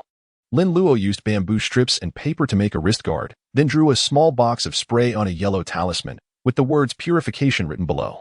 Although the drawing was a bit abstract, Lin Luo was certain that it was an air purifier. After the simplification of Tongtian Talismans, they became yellow talismans with writing. And as long as Lin Luo believed it was a certain talisman, it was that talisman. This, purification talisman, serves to expunge malevolent energies, encompassing demonic, cadaverous, and infernal auras, among other sinister emanations. Of particular import is its efficacy against the pungent odor emanating from foxes. Lin Luo affixed the talisman to his bracer, then extruded a droplet of blood upon it, initiating the art of papercraft. Activate. A subtle luminescence emanated from Lin Luo's fingers, transforming the paper bracer into an apparent leather counterpart. Surveying his handiwork, Lin Luo grinned, inwardly congratulating himself. Could this be considered an unorthodox form of artifact crafting? Papercraft enchantment? Jiao beheld Lin Luo's transmutation of a paper ring into a leather bracer, his eyes widening in disbelief. Lin Luo's actions once again defied his comprehension. Paper into leather. How did his junior brother accomplish this feat? At that moment, Jiao recalled his master's words. Though young in years, Lin Luo possessed considerable skill. It seemed he had not been deceived. Bai Rongrong entered from outside, securing the door behind her, and approached Lin Luo. Lin Luo clasped her hand and placed the bracer upon her wrist. The bracer, adorning her alabaster wrist, appeared not cumbersome but rather imbued with a peculiar aesthetic allure. Lin Luo closed his right eye, scrutinizing Bai Rongrong with his left. The demonic energy emanating from Bai Rongrong's form was swiftly being neutralized by the purification bracer. The malodor had also dissipated. Thus, there was no longer a concern that Bai Rongrong's exuded demonic fox scent would adversely affect others' well-being. Perfect. This humble Taoist was indeed a prodigy. Very well, let us retire for the night. Lin Luo, with eyes closed, nestled comfortably. Jiao, envious, reclined upon the makeshift bedding. Let us seek repose early, for tomorrow we must rise betimes. Chapter 064, Master Ikkyu returns. Lin Luo and the fourth Master Taoist arrived home in the late hours of the night. Consequently, they had scarcely laid down to rest when dawn broke. The heraldic rooster in the courtyard crowed at the sun. Awakened by the clamor, Lin Luo observed that Jiala had already donned his attire. "Senior brother, good morrow." Jiala, upon seeing Lin Luo arise, greeted him with a guileless smile. "Good morrow. Are we to depart anon?" Lin Luo inquired, stretching languidly. Jiala nodded, replying, "Indeed. The water supply is depleted. I shall fetch 2 pails of water forthwith. You retired late last night. Would you not prefer to tarry a while longer? I can manage this task alone. Nay, I shall accompany thee." Lin Luo, disinclined to indulge in sloth, promptly dressed and descended from the bed. Bai Rongrong had already stirred upon Lin Luo's awakening. Serving as Lin Luo's bolster, she had evidently not slumbered soundly. Lin Luo's restlessness in sleep was well known to Rin Tingting. However, with the master now awake, how could the pet remain recumbent? Naturally, she too arose. The fourth Master Taoist was utterly exhausted. While Lin Luo could recline in Bai Rongrong's embrace and pilfer moments of repose, he was compelled to remain vigilant, guiding their path. Thus, he was presently ensconced within. Snoring thunderously, Lin Luo and Jiala refrained from disturbing him, and after completing their preparations, they departed, bearing the carrying pole and water buckets. At this juncture, the sky was tinged with the faint light of dawn, the sun yet to fully ascend. The mountain air was laden with humidity, the forests enveloped in mist, presenting a vista akin to a celestial realm. Lin Luo was followed by Galen and Bai Rongrong, an assemblage of peculiar composition. The morning light pierced through the mountain's mist, bestowing a balmy warmth. A corpulent monk, attired in voluminous monastic robes and wielding a wooden staff, led the way, followed by a twin-tailed maiden bearing a bamboo basket. The monk possessed distinctive features, his countenance exuding benevolence, with elongated eyebrows and a mole at the glabella, resembling a venerated Buddha statue within a temple, utterly imbued with Buddhist affinity.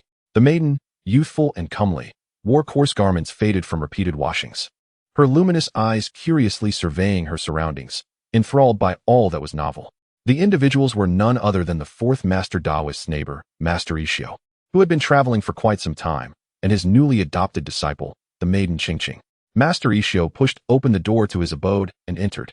"Qingqing, this is my home, and henceforth it shall be thine as well. Dost thou find it agreeable?" Qingqing's eyes, seemingly capable of speech, sparkled with delight as she nodded and replied, "Indeed, it is preferable to perpetual wandering." Qingqing espied lotus pods within the house, exuding the delicate fragrance of lotus seeds. "Master, are there others residing here besides yourself?" "Ha. Nay, I am the sole occupant. What troubles thee?" "Then these." Qingqing gestured towards the lotus pods. "These lotus pods assuredly require frequent tending, lest they wither and perish." These are for medicinal purposes. Before my departure, I entreated the young man next door to water them daily." Master Ikkyu replied with a smile, unburdening himself of his baggage. "Qingqing, thou mayest commence tidying the house. I shall fetch some water." "Very well." Qingqing nodded, casting her gaze about the dwelling. Having been uninhabited for an extended period, the house was coated in a layer of dust, rendering its cleaning a considerable undertaking. Observing Qingqing diligently commence cleaning, Master Ikkyu chuckled and departed to fetch water, bearing the empty buckets. To ascertain the habitability of a locale, the water source is of paramount importance. It must be neither too remote nor too proximate. Consequently, Lin Luo and his entourage soon arrived at a water pool. This was living water. The water flowed along the mountain's riverbed, forming a pool at this location. Below lay subterranean river channels, the pool abutting a low cliff, with the undulating mountains as a backdrop. The pool's water was limpid, imbued with a hint of chill. At a glance, numerous fish could be discerned swimming within. "Fetch water." Lin Luo commanded the paper garron. The paper garron approached the riverbank, bearing the wooden buckets, and swiftly filled them. Then, bearing the water buckets, he returned to Lin Luo's side.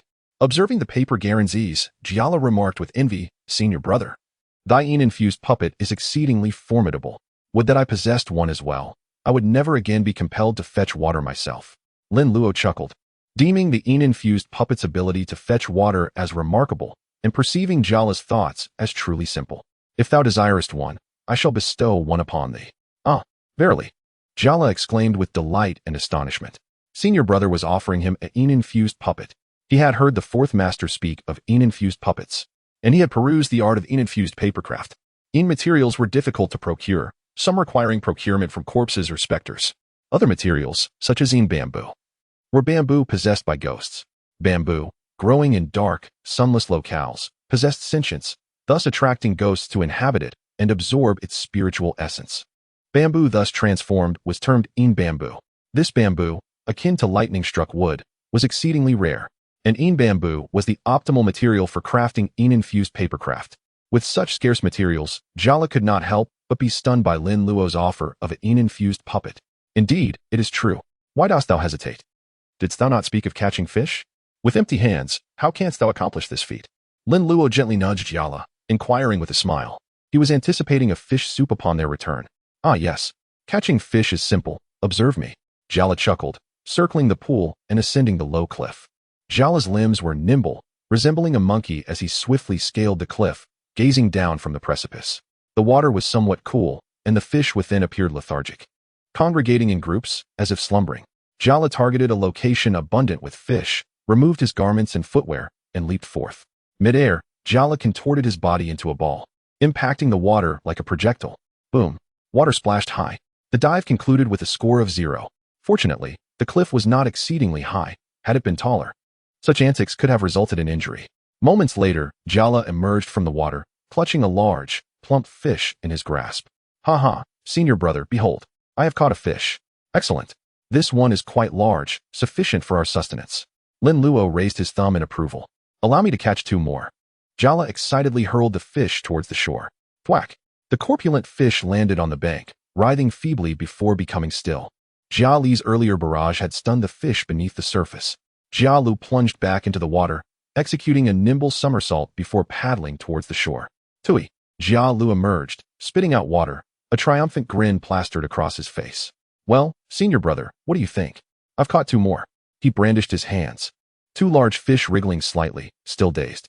Lin Luo chuckled, divesting himself of his garments and diving in. Splash! A larger wave erupted. If I were grading, I'd have to give myself a failing mark. Lin Luo was a proficient swimmer, having dabbled in snorkeling previously. Swish! He surfaced, treading water, arms aloft. He, too, clutched 2 fish, flaunting them at Jia Lu. See, I caught some too, and mine are bigger. Impressive indeed, Jia Lu exclaimed, his mirth unrestrained. He was overjoyed. Having someone to frolic with was a novelty. Even a simple activity like fishing filled him with delight. Jia Lu! A voice called from behind a thicket on the bank. Lin Luo and Jia Lu turned in unison, spotting a portly monk in saffron robes emerging, carrying buckets. It truly is you, Jia Lu. Master. Jia Li's elation soared upon seeing Abbot Ikkyu. He splashed towards the shore. Master, you've returned. Ikkyu chuckled, glancing at the fish in Jia Li's hands, and then at Lin Luo in the water. His attention was also drawn to the stalwart man standing motionless on the bank and the alluring woman. Who are these people? Demonic entities in the mountains often assume human form to cause harm. The sudden appearance of these strangers put Ikkyu on high alert. Jia Lu was like a son to him. He would never allow him to come to harm. Maintaining a serene facade, Ikkyu inquired with a gentle smile. I arrived this morning. Jia Lu, where is your master? What serendipity, master? My master arrived last night, and you returned this morning. You two are truly destined. Jia Lu chirped, inwardly groaning. Those old adversaries are back together. No more peaceful days for me. Simu and Ikkyu were age-old rivals, constantly bickering, yet stubbornly remaining neighbors. Oh, Simu is back, is he? Heh, and who might these individuals be? Ikkyu's gaze settled on Lin Luo, the paper golem, and by Rong, his expression shifting oddly. The child in the water is harmless, full of vigor and human essence. But these 2 on the bank, they are not human. Abbot, allow me to introduce them. This is my senior brother. Despite his youth, he is incredibly skilled. This is the Yin-infused puppet he crafted. And that is the fox spirit he subdued. Jia Li's admiration for Lin Luo was now boundless, his initial reluctance to address him as senior brother completely gone. Ikkyu was taken aback, his expression growing even more peculiar. An Yin-infused puppet and a subdued fox spirit.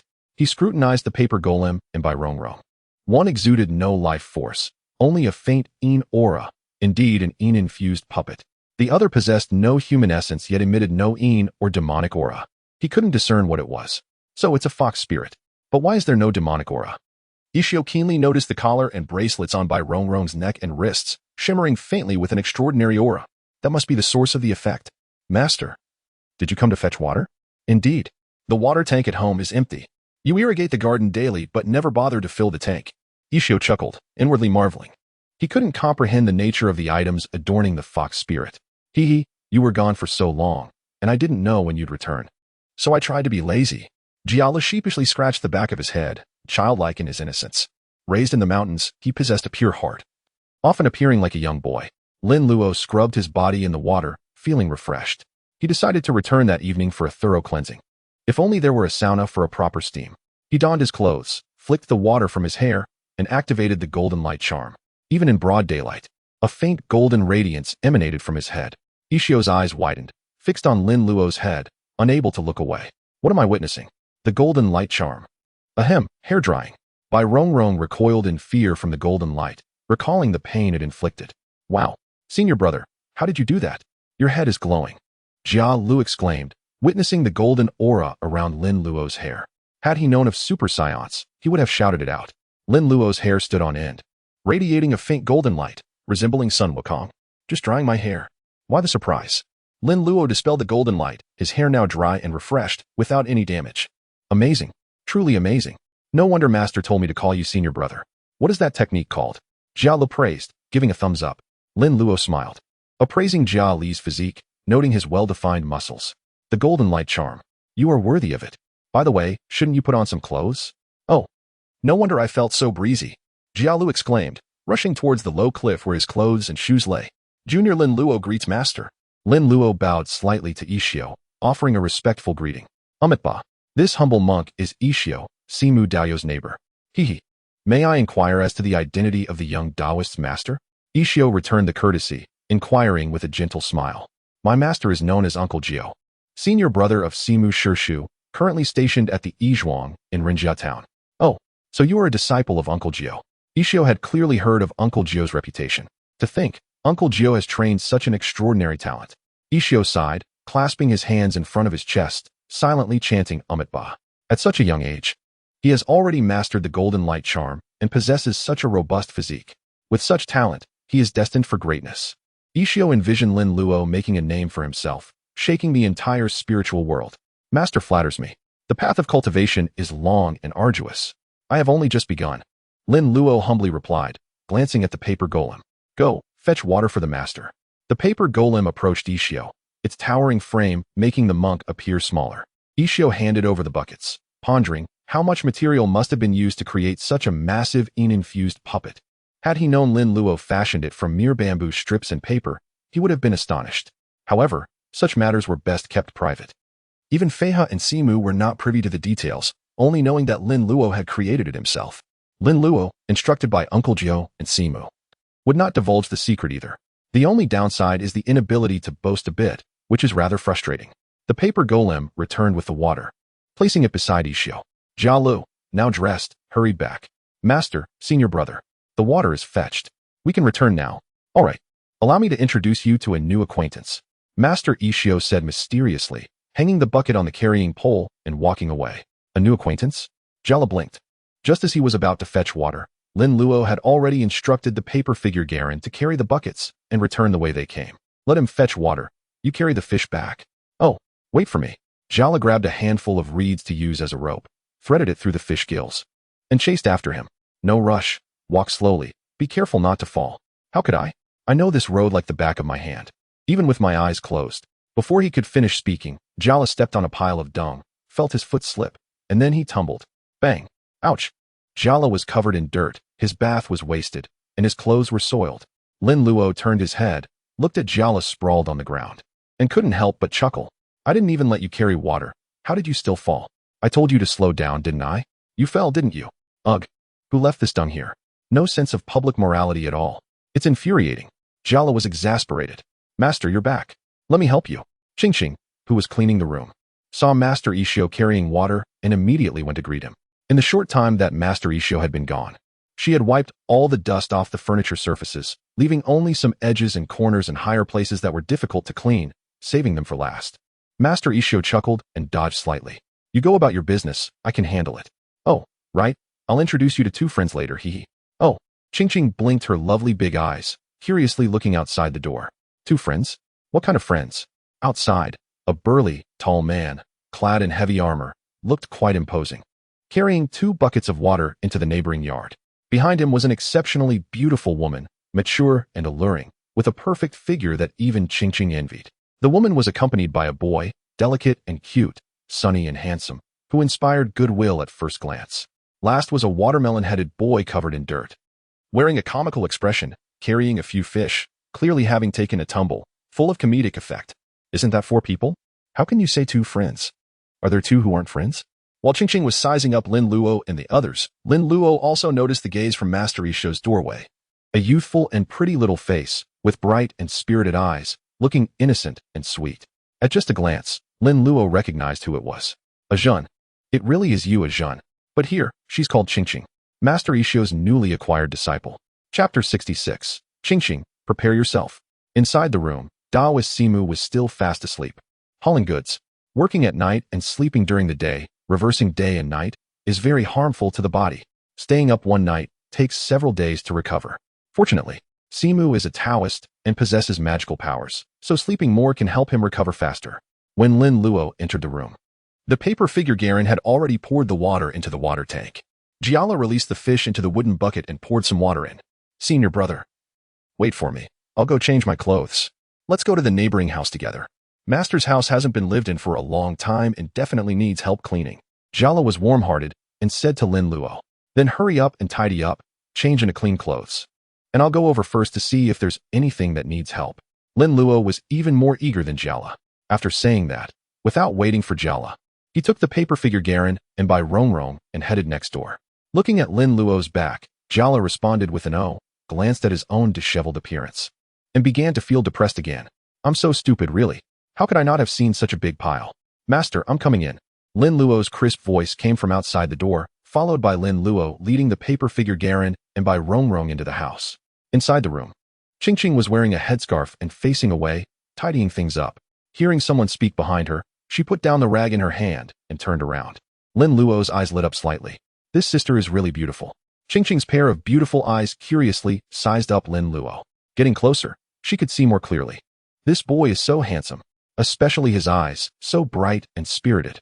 Master Issho also heard the noise and walked out from the inner room. Seeing Lin Luo and Qing sizing each other up, he smiled slightly, his expression kind and benevolent. Luo, you've arrived. Why didn't Jiala come? Oh, Jiala fell and got his clothes dirty. He's cleaning up. Lin Luo said with a smile, looking at Qing. Master, is this the sister you said you'd introduce me to? That's right, it's her. Master Issho nodded. Sister, what's your name? You look like a fairy. Your smile is so sweet. Qing's lips unconsciously curved upward. He said I look like a fairy. He's good-looking and speaks so nicely too. Truly rare. Master Issho chuckled and then introduced the two. This is my newly acquired disciple. Qing, this is Taoist Simu's martial nephew from next door. You can call him Luo. Qing, let me help you clean. Look, I even brought 2 helpers. Lin Luo said with a grin, walking to Qing's side. Naturally, Qing was happy to have someone helping with the cleaning. She looked at the tall figure of the paper figure Garen and smiled even sweeter. That's wonderful. There are a few cabinets with things on top that I can't reach. Qing said happily. The mountains are humid, and there are many mosquitoes and insects, so to prevent dampness, even the houses are stilt houses. Some easily damaged items also need to be placed in high places.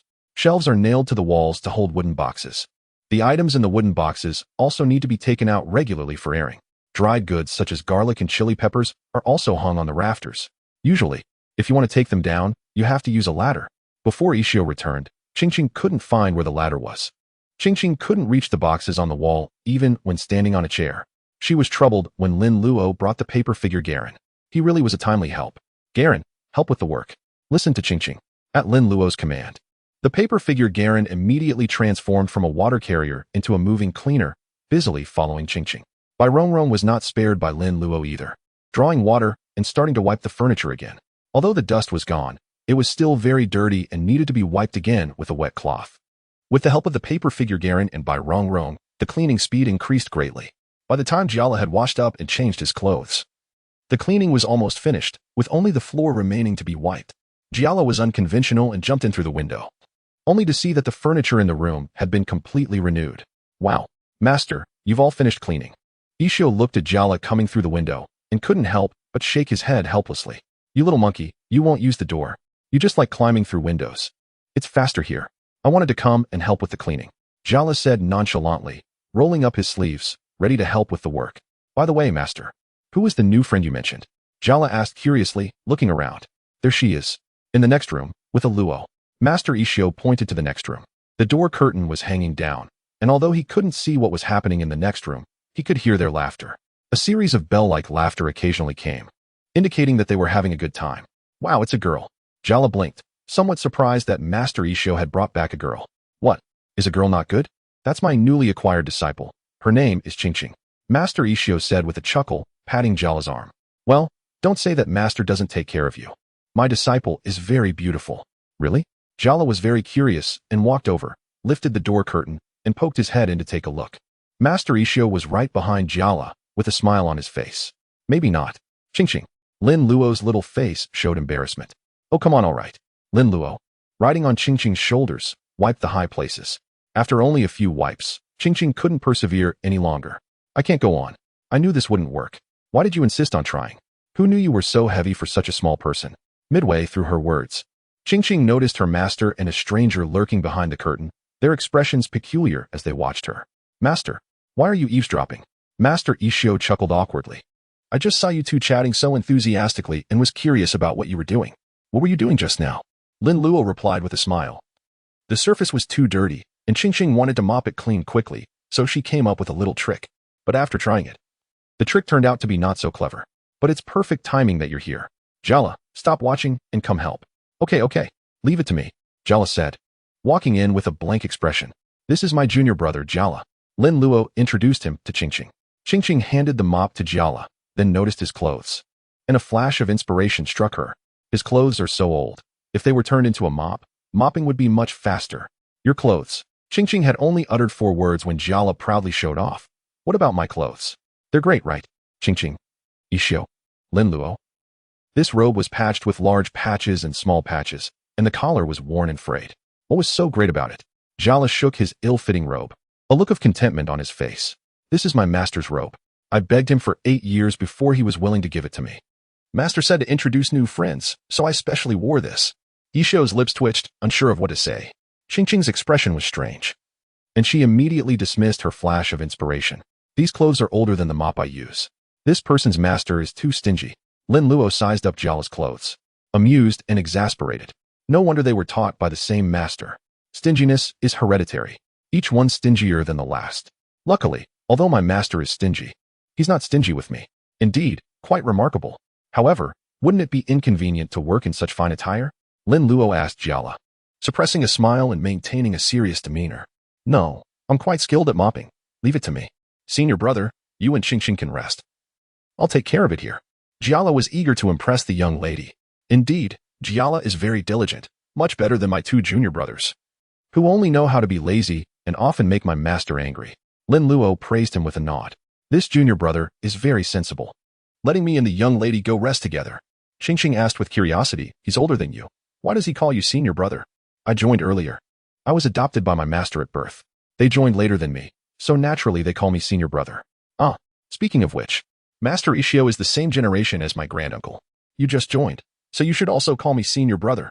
Lin Luo put his hands behind his back, puffed out his chest, and acted as if he wanted to be flattered.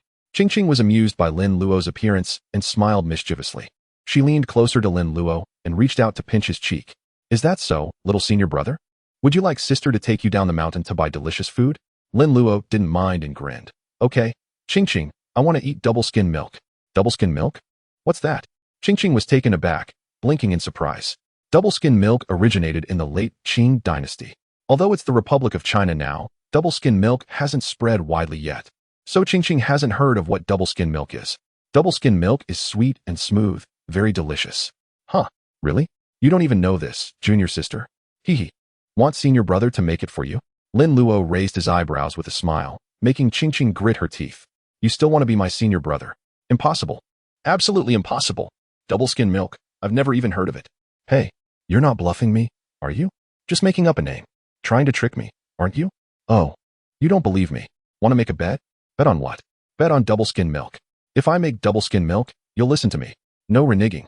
And if you don't, then I'll listen to you. Anything you say? Excellent. It's a bet. No reneging. Qing agreed to the bet, hands on her hips, very assertively. I don't believe there's really any double-skim milk. If you can't make it, you'll call me sister from now on and listen to me. You'll do whatever I tell you to do. Despite Qingqing's gentle, cute, obedient appearance and petite stature, she had a very strong-willed personality. She wouldn't be happy to call someone younger than her senior brother. Okay, come with me. Let's go. The two spoke as they left the room, heading towards the kitchen. Inside the room, Jala and Ikkyu looked at each other after the two left. What are you looking at me for? Mop the floor. Master Ikkyu pointed to the ground. Disappointed. I gave you a chance, but you didn't seize it. Mop the floor. Jala looked at the rag in his hand, then at his senior brother and Qingqing, who had left. The girl is gone. Do you still want to show off? Master, help out too. Me. I'm old. It's hard to bend over. Ouch. Master Ikkyu patted his lower back, looking old and frail, sighing as he walked outside. Master. Jala called out a few times. But Master Ikkyu acted as if he didn't hear and walked faster and faster. He's acting very well, as if I don't know you can beat 5 of me. I'll mop the floor. Jala sighed, took off his wide robe, and began to prepare to mop the floor. Without a mop, he could only use a rag. After washing the rag clean, he wrung it out slightly, stretched it into a long strip, and began to mop the floor in the room, sticking his butt out. Although Master Ishiyo's room wasn't as big as Daoist Simu's, there was a lot of floor to mop. Jala mopped the floor while trying to find joy in the hardship. Singing a song. Misfortune finds me, I always have to bow my head. After singing one line, he had already mopped from one end of the room to the other. Turning around, he continued singing. I just never ask why.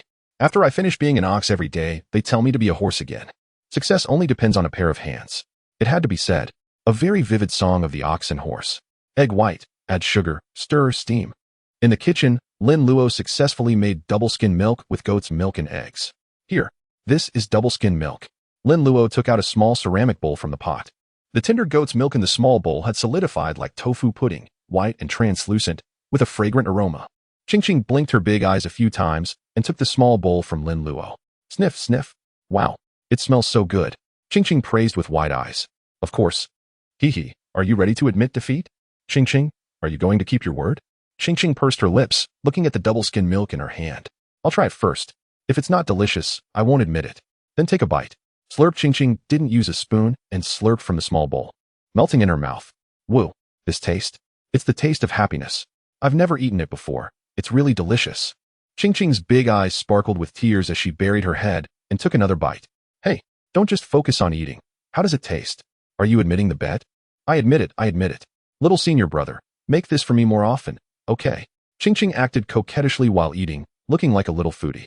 Lin Luo chuckled. Little junior sister, I can handle you. Daoist Simu yawned loudly as he came out of the room. He awoke feeling remarkably refreshed, albeit with a famished stomach that urged him to rise. Surely it's time for breakfast, he muttered, making his way towards the kitchen. As he approached the doorway, the sweet, milky aroma intensified, further exacerbating his hunger. Luo, what are you doing in the kitchen? Where's Jie Locke? He inquired, surprised to find Lin Luo tending to the stove. Oh, Jie Locke is sweeping at the abbot's residence next door? I'm just whipping up a quick bite. Lin Luo responded with a cheerful smile. What? That rascal is sweeping at that old monk's place? Four Eyes exclaimed, his temper flaring. The boy goes off to sweep floors without so much as preparing a meal for his master? Does he intend to starve me? And to sweep someone else's floors? No less. He paused, his expression shifting to one of suspicion. Why would he suddenly be sweeping over there? Could it be that the old monk has returned? Indeed. The abbot did return this morning, and he brought a disciple with him. So it is him. That confounded monk. There'll be no peace with him around, Four Eyes grumbled, his stomach punctuating his words with a loud rumble. Embarrassed, he rubbed his belly and eyed the pot on the stove. Luo, what are you making? It smells divine. Oh, it's steamed milk pudding. It'll be ready in a moment. Just then, a flurry of footsteps echoed from outside, and a young girl in a vibrant floral dress burst into the kitchen. Is it ready yet, senior brother?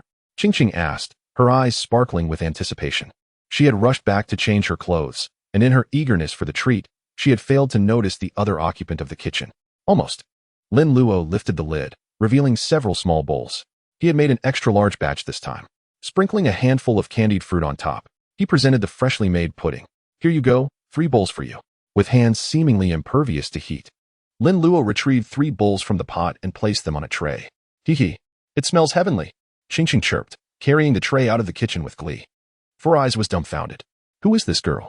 Her eyes are glued to the pot. Can't she see a living soul standing right here? Uncle Master, here's yours.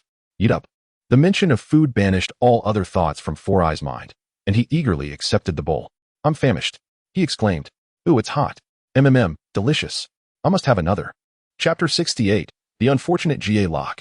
Master of mopping in the southern regions, soybean curd is a beloved delicacy. Cart drivers, in particular, relish a bowl while awaiting passengers, savoring its smooth, tender texture that can be enjoyed sweet or savory. Companions would gather, sharing stories and gossip, their faces lighting up with each new tidbit. A bowl of bean curd would bring joy to their hearts, setting them in high spirits for their labor. The steamed milk pudding resembled soybean curd in appearance, but possessed a more delicate consistency. Four Eyes devoured it so quickly that he nearly swallowed his tongue. He was ravenous, consuming the entire pot's contents in one go. Had Lin Luo not anticipated this and reserved a bowl for himself, Four Eyes would have left nothing for anyone else. Am I really this skilled? Lin Luo mused, gazing at the empty bowls on the table. Luo, excellent craftsmanship. The milk elevates the texture of this bean curd. Four Eyes exclaimed, a milky aftertaste lingering in his mouth. Lin Luo's lips twitched. Uncle Master, it's steamed milk pudding, not bean curd. After eating so much, you didn't detect the absence of beans? Burp, I ate too fast to notice. Four Eyes confessed with an embarrassed chuckle. But what is steamed milk pudding? I've never heard of it. Like a pig consuming a ginseng fruit. You swallow it whole, without savoring. Lin Luo remarked, placing his empty bowl on the table. Uncle Master, what's on the agenda for today? Will you be escorting those clients home? Four Eyes rubbed his belly and nodded. Indeed. The sooner I deliver them to their families, the sooner I'll receive payment. Thanks to Lin Luo's assistance, Four Eyes had returned several days earlier than expected. Otherwise, he would have been utterly exhausted. Typically, he would need to rest and recuperate for a few days after a delivery before embarking on another journey. However, after a sound sleep, he had recovered his energy and was ready to escort his clients home. The sooner he returned them to their families, the sooner their loved ones could find peace of mind. The belief in returning to one's roots was deeply ingrained in the hearts of the people of the Middle Kingdom, and it was the mission of the corpse herders to fulfill this desire. Would you like me to lend a hand, Uncle Master? Lin Luo inquired with a smile. Four Eyes considered the offer for a moment, then raised an eyebrow and nodded. That would be most welcome. We'll depart tonight, and you and Jie Lok will accompany me. Lin Luo understood his Uncle Master's intentions to train Jie Lok. Four Eyes was a corpse herder, and naturally, his disciple would follow in his footsteps. Previously, he had been too protective of Jie Lok, deeming him too young to take on such responsibilities. However, he now realized that Jie Lok, at the age of 18, was less capable than his younger nephew. Four Eyes knew that this could not continue. If Jie Lok was already lagging behind, he would be even further behind as Lin Luo matured. It would be a disgrace if his disciple was incompetent. He decided to take advantage of Lin Luo's presence to guide and train Jie Lok, showing him the vastness of the world and the existence of individuals more talented than himself. This would inspire him to strive for improvement. Excellent. It'll be nice to have someone to talk to on the road, so I won't be bored. Lin Luo replied with a grin. Very well. I'll go check on that rascal. Leave those bowls here. Jie Lok can wash them later. Four Eyes announced, turning to leave the kitchen. Lin Luo followed close behind, a mischievous grin on his face. Coincidentally, their thoughts aligned perfectly. Washing dishes was out of the question. It was something he would never do in this lifetime. Phew. Finally finished mopping. Jie Lok exclaimed, straightening up and stretching his aching back. He surveyed his handiwork with satisfaction. The house had been unoccupied for years, and the floors had not been cleaned in quite some time. A thick layer of dust had accumulated, making it difficult to mop thoroughly. After a rough first pass, he had to change the water and mop a second time. It was as if he had mopped the floors twice. Jie Lok, take a break and come have something to eat. The abbot called out with a warm smile. Jie Lok tossed aside the mop, massaged his lower back, and made his way over. Wow, it smells amazing. What is it? He asked, eyeing the small bowls on the table, which emitted a tantalizing aroma. The contents resembled bean curd. Oh, it's steamed milk pudding made by your senior brother. Qing replied, savoring each small spoonful. She intended to savor every morsel of this delicacy. So this is steamed milk pudding. It looks a bit like bean curd. Jie Lok picked up a bowl, inhaled the fragrance, and took a tentative sip. Delicious. Jie Lok's voracious consumption mirrored that of Four Eyes. Like master, like disciple. Phew, it's so good, he exclaimed after finishing his bowl, smacking his lips in satisfaction. Did my senior brother make this? Indeed. I didn't expect senior brother Luo to be so skilled at cooking at such a young age. Qing replied, her eyes sparkling with delight. The delicious treat had transformed her delicate face into a radiant flower. Jie Lok's attention, however, was fixated on the small bowl in Qing's hands. Hey, what do you think you're doing? That's mine. Get your own. Senior brother Luo made plenty. Qingqing clutched her bowl protectively. Don't even think about stealing my treat. Jie Locke offered an embarrassed smile and scratched his head. Just as he was about to speak, his master strode in, his sleeves billowing in the wind. Lin Luo followed behind with a knowing grin. Master. Jie Locke's smile faltered as he sensed that something was amiss. The abbot and Qingqing also noticed Four Eyes. Four Eyes, it's been a while. I truly wish I hadn't seen you. Four Eyes retorted, his face stern and his greeting to the abbot lacking warmth. Master Y paid no mind and chuckled, addressing Qingqing beside him. Quickly, pay respects to the Taoist priest. Greetings, Taoist priest. Qingqing said sweetly. Humph. Four Eyes responded impassively, inwardly musing. So this stinky monk has brought back a disciple. And a girl, no less. What's he up to? Trying to get his disciple to elope with Jia Luo? Humph. Four Eyes felt he had uncovered the truth, his nose practically crooked with indignation. No wonder this brat Jia Luo has been so enthusiastic. Neglecting his chores at home to come sweep the floors here. So that's the root of it. You sly monk, trying to undermine me, are you? Just you wait. I'll pull the rug out from under you. Master, is he the four-eyed Taoist priest you often speak of? Qingqing inquired, her large eyes curiously taking in Four Eyes, adding softly. So this is Jia Li's master. His clothes are rather tattered. Wearing the same outfit for 8 years, how frugal. Four Eyes, with his keen ears, immediately retorted. What did she say about me? That stinky monk can't possibly have said anything good. He's certainly slandering me in front of his disciple. Master Y, disciple. Think carefully before you speak. Qingqing, rest assured, master, watch me work my magic. Oh, my master says you are kind-hearted, upright, and have dedicated your life to vanquishing demons and evil spirits, never letting one escape by mistake. Four Eyes narrowed his eyes, casting a suspicious glance at Y, his expression gradually softening. Did that stinky monk really say that about me? He also mentioned that you were incredibly considerate of your disciples, never resorting to physical punishment. Instead saying, Master loves you to death. Qingqing finished, flashing a small wink at Master Y. Master Y gave a subtle thumbs up. Well done, my disciple. The frosty demeanor on Four Eyes' face completely thawed, and the anger he had when entering the house dissipated. Master also said that your meetings are like the joyous reunions of brothers. Four Eyes glanced at the beaming Y, pursing his lips. Me and him, a brotherly reunion? What a joke. What do reunions even look like? Reunions are like traversing lifetimes, a mixture of sorrow and joy, rendering one speechless. Isn't that right, Master? Qingqing's skillful maneuvering instantly eased the tension in the room. Master Y chuckled. Indeed, I am rendered speechless when I see him. Four Eyes scoffed. Rendered speechless. You mute. After retorting to Y, Four Eyes' tone softened considerably, praising Qingqing, you are such an obedient and adorable child. Seeing that his master was no longer angry, Jia Luo sidled up and whispered, Master, why don't you and Master Y have some tea and chat while I prepare breakfast for you? Four Eyes' face instantly darkened. Wait for you to cook, and your master will starve. What breakfast? Isn't the double-layered milk enough? Go wash the dishes, and then mop the floor at home 10 times. One less time, and you'll have no dinner or sleep tonight. Ah, please, no, Master. Oh, you enjoy mopping, don't you? Today, you'll mop to your heart's content. What your master says, you must do. Still not leaving. Okay. Chapter 69. Four Eyes. It's my blessing to have Jia Luo. Four Eyes. 10 times is a bit excessive. Seeing Four Eyes punishing Jia Luo with 10 rounds of mopping, why couldn't bear it? You're an old man, and just because we're bickering, you're making things difficult for a child. You're becoming more childish as you age.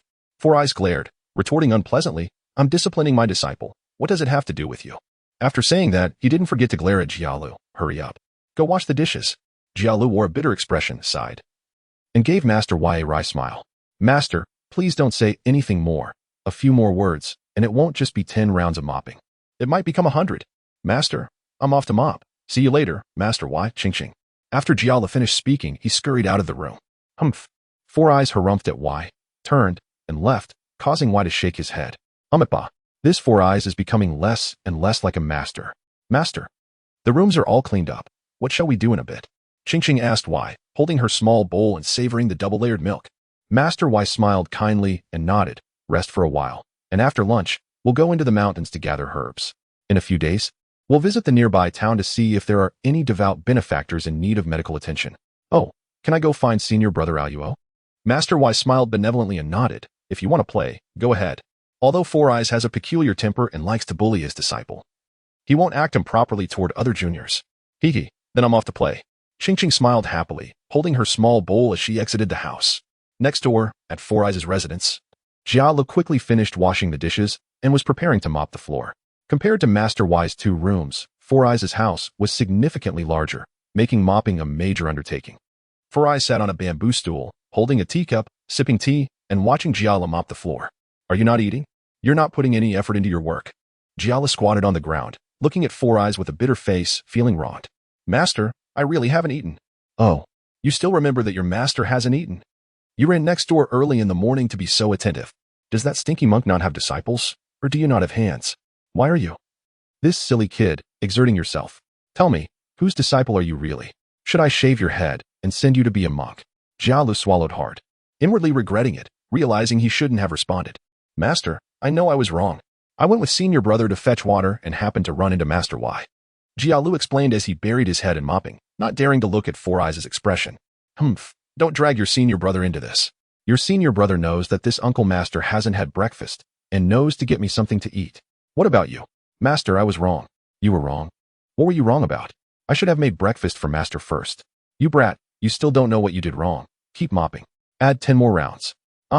Please, no. Master, Lin Luo sat on a bamboo stool at the entrance, listening to Four Eyes scolding his disciple inside, unable to suppress his laughter. If you're jealous, just admit it. No need to beat around the bush. Jialu is so simple-minded. How could he understand? Senior brother Aluo, are you making a kite? Qing ran over from next door, still holding half a bowl of double-layered milk, her big eyes sparkling with excitement as she looked at the things Lin Luo was tinkering with. Bamboo strips, thin ropes, paste, paper, paint, brushes. Are you making a kite? A 15-year-old girl is at the age where she loves to play, but there are no entertainment activities here. She was even planning to make clay figures to play with tonight. Oh, I promised Jialu a paper effigy last night, so I'm making one for him. Qing blinked her curious eyes, looking at the materials on the ground. What is a paper effigy? That tall guy who helps you carry boxes is a paper effigy. To put it another way, he's not human. In broad daylight, Qing suddenly felt a chill. Not human? Could it be a ghost? She quickly ate a mouthful of double-layered milk to calm her nerves. Senior brother Aluo, after you finish the paper effigy, can you use the remaining materials to make a kite? This afternoon, when Master goes up the mountain to gather herbs, we can go fly a kite. Sure. Lin Luo agreed readily. Qing giggled, sat on the stool next to Lin Luo, and watched Lin Luo make handicrafts while eating. Lin Luo was already skilled at making paper crafts. He quickly made the main body of the paper figure, and all that was left was to paste the paper and add color. After 10 minutes or so, Lin Luo put down the brush in his hand, looking at his work with satisfaction. A paper figure about the same height as Lin Luo, with clothes painted almost identically to those on Jialu. Isn't this just a paper figure? Qing couldn't help but ask Lin Luo with confusion. Yes, it's a paper figure now, but it won't be in a moment.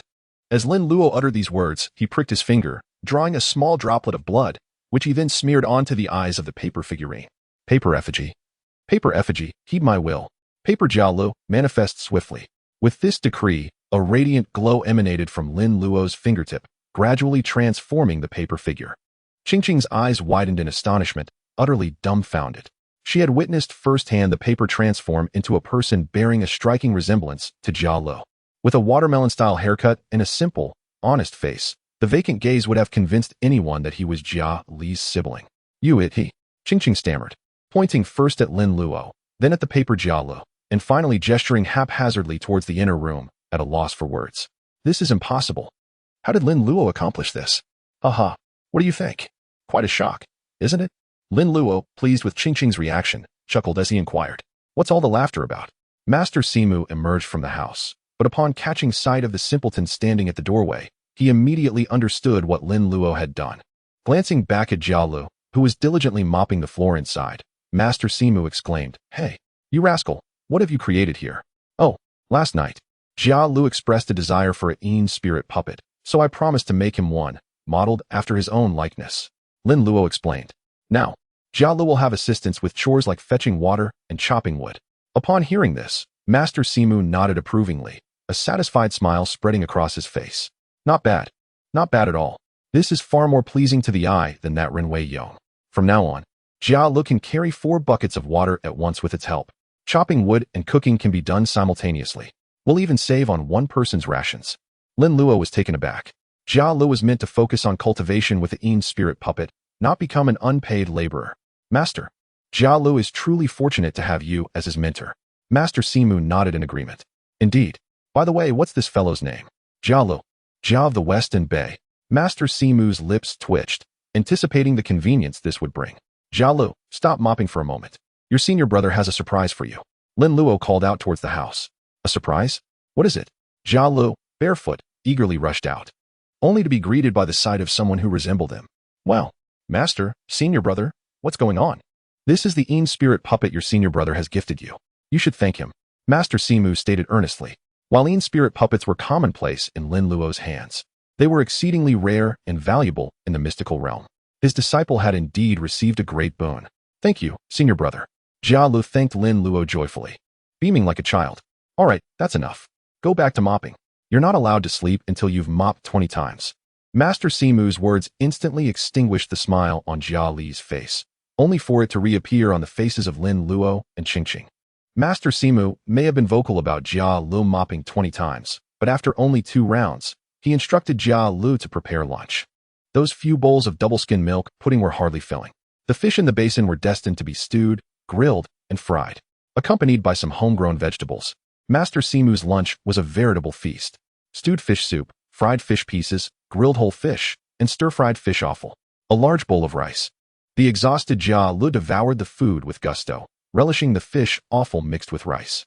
Lin Luo, after a few bites of rice, would occasionally add a piece of fried fish for Bai Rongrong. Bai Rongrong ate heartily. She skillfully separated the flesh from the bones of the fried fish, leaving behind a pile of fish bones. It was surprising to discover that foxes also enjoyed eating fish.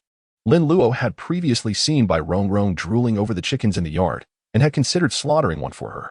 After all, one should pamper one's pet. Master Simu also ate quickly, finishing his bowl of rice and gesturing for the Jia Lu puppet to refill it. Lin Luo, not having a large appetite, put down his chopsticks after 2 bowls. Master, after lunch, I plan to take Qingqing to the mountains to fly kites, Lin Luo informed Master Simu. Master Simu raised an eyebrow, but before he could respond, Jia Lu, who was engrossed in eating, looked up with shining eyes. Fly kites? Senior brother, please take me with you. I want to fly kites too. You're not allowed to go. Stay home and mop the floor. Master Simu retorted. Jia Lu immediately deflated, muttering an okay as he continued eating. If Master forbade it, then it was forbidden. Master, why won't you let Jia Lu go? Let him have some fun. Lin Luo whispered into Master Simu's ear. Master Simu's eyes narrowed, filled with suspicion. He snorted softly and explained, that neighboring monk is up to no good. He wants to use his disciple to lure Jia Lu away. I will never let him succeed. Oh, really? Master, are you sure you're not overthinking this? Lin Luo asked with a strange expression. Did Master Simu suffer from paranoia? Jia Lu may have been sturdy and honest, but there was no need to resort to such drastic measures. Master Simu snorted again, retorting, you don't understand. That monk is very cunning. I've seen through his scheme. You should also be careful and prevent Jia Lu from getting too close to his disciple. Okay, but what about Master Ikkyu? I can't stop them. Master Simu squinted, replying nonchalantly, it doesn't matter, I'll intervene. Lin Luo nodded, his expression growing even stranger. Had Master Simu always been like this?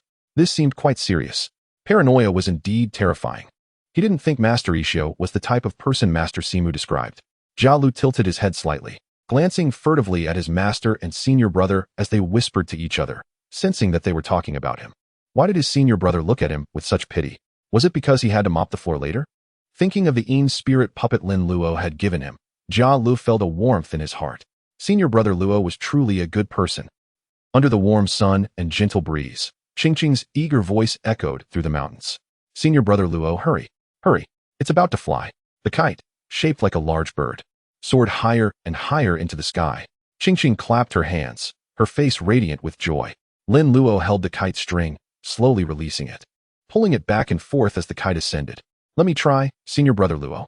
Qingqing ran to Lin Luo's side, looking expectantly at the kite string in his hand. Here, take it. Lin Luo handed the kite string to Qingqing with a smile. Giggle, senior brother Luo, you're amazing. The kite flew up right away. It's easy once you master the technique. Teach me. All right. By the way, is there anything you want? Lin Luo asked suddenly. Want? What? Qingqing looked at Lin Luo, puzzled. Jia Lu and I are going out for a while. If there's anything you need, tell me and I'll buy it for you. Lin Luo explained with a smile. I see. Qingqing smiled and shook her head, unable to think of anything she needed at the moment.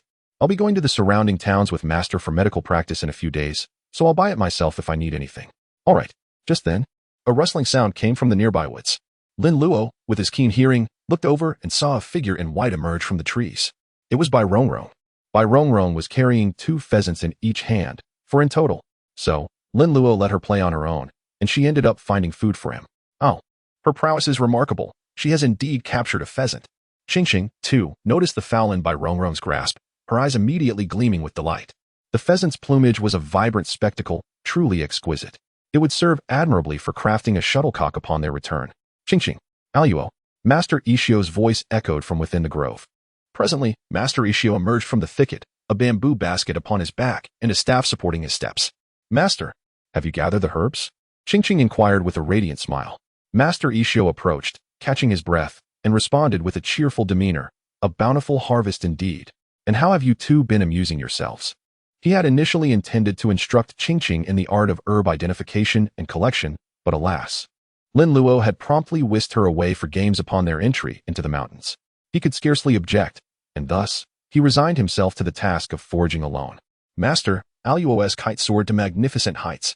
Behold, Qing gestured towards the sky, where the kite danced, responding with subtle undulations to her manipulation of the string. Suddenly, with a sharp snap, the kite string severed, and the avian-shaped kite, now liberated from its tether, drifted ever further into the expanse. Ah, the kite has escaped. Qing exclaimed with dismay, casting aside the severed string in vexation. What a nuisance! The string broke after such a brief dalliance. Amitba. The blossoming and withering of flowers are but fleeting moments, while the cycle of causes and effects is infinite. Perhaps the severance of the kite string is a fortuitous event. Master Ikkyu gently consoled, his countenance serene. Qing, do not dwell on it excessively. Qing pouted endearingly, her cheeks puffed out, as she retrieved the discarded kite string. Master, you speak rightly. Aluo, might you fashion another for me? Assuredly, and next time, I shall craft one of grand proportions. It shall bear you aloft to the heavens. Lin Luo affirmed with a smile and a nod. Nay, I desire it not. How would I descend from the heavens? Qing responded with a bright smile. Shaking her head. You shall know once you have ascended. It is an exhilarating experience. Even then, I would decline, unless you accompany me. Indeed, we shall fly together. Lin Luo resolved to attempt the construction of an exceptionally large paper MCH wyvern. Such a creation was neither a deity nor a supernatural entity, merely an extinct prehistoric creature. If Paimon of the second dimension could be fashioned, this should prove relatively straightforward. Master Ikkyu, with his bamboo basket, observed his disciple and Lin Luo in amiable exchange. Their gestures intimate and inwardly intoned, Amitba. The situation seemed somewhat amiss. It struck him that Qing and Aluo were excessively familiar. Was it merely his perception? Amitba. Jala. Master, that is the 20th repetition. Is it sufficient? Jala, weary to the point of collapse, lay prostrate upon the polished floor, casting a pitiable gaze towards the four-eyed Taoist. His voice weak. He was truly spent. Master, I implore you, have mercy. The four-eyed Taoist cast a glance at the floor, nodding in satisfaction. Your attitude is acceptable. Will you continue to assist that odious monk with the sweeping? Nevermore. Master, I would sooner perish. Jala hastened to avow. That is more like it. Arise, cleanse yourself. Change your attire, and after supper, you shall deliver goods to clients, accompanied by Aluo. The exhausted Jala, anticipating respite, was nearly undone by Four Eyes' pronouncement. Must I deliver goods? Master, might it not wait until tomorrow? I am utterly weary. Nay, Four Eyes retorted, his gaze sharp. Your senior apprentice's sojourn here is limited. You must seize the opportunity to learn from him. You squander your days in idle amusement. You are devoid of ambition. Alas. As you wish, master. Jala conceded, his heart heavy.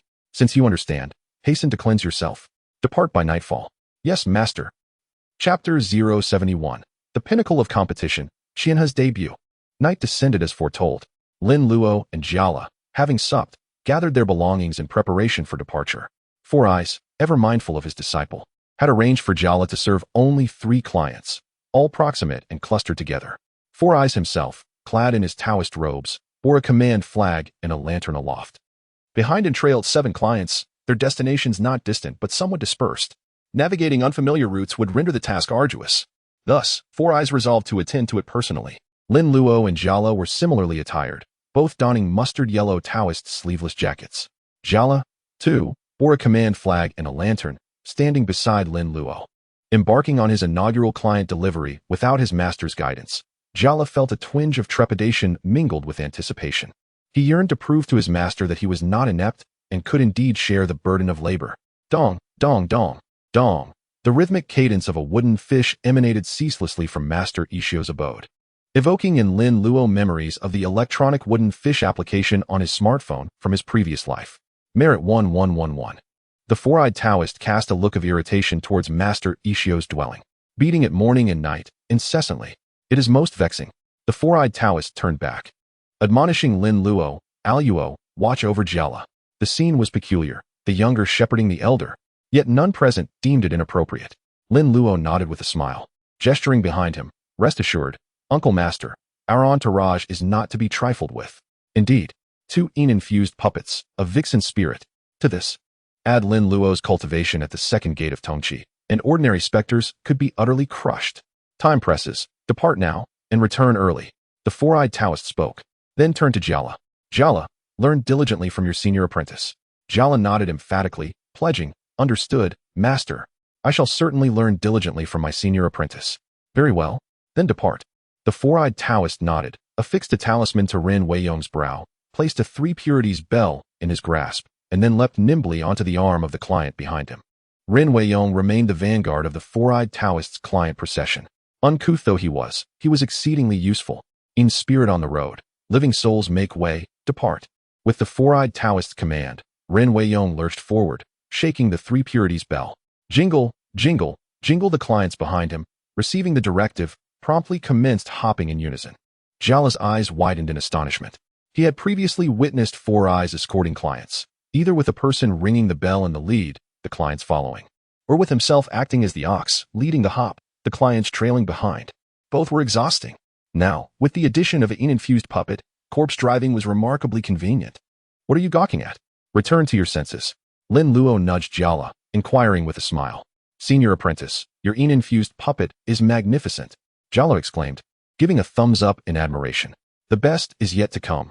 Cease loitering and mount it. Lin Luo gestured towards the client's arm. Oh, Jiala, eager to try, made several attempts but failed to ascend.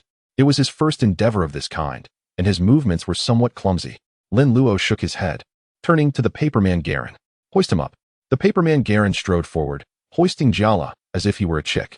Senior apprentice, you must mount it as well. Jiala exclaimed from his perch on the client's arm, brimming with excitement.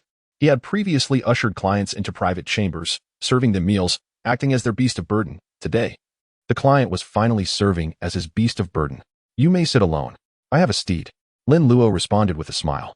As Bai Rongrong led over the in-horse, Lin Luo mounted it, Bai Rongrong seated behind him, serving as his backrest as usual. By now, the four-eyed Taoist had led his procession far ahead. Lin Luo instructed Jiala to affix a talisman to Jiala's forehead, emulating Ren Weiyong, and activated the special autopilot mode. In spirit on the road, living souls make way. Jiala, somewhat exhilarated, scattered paper money, imitating the four-eyed Taoist cry, reveling in the moment.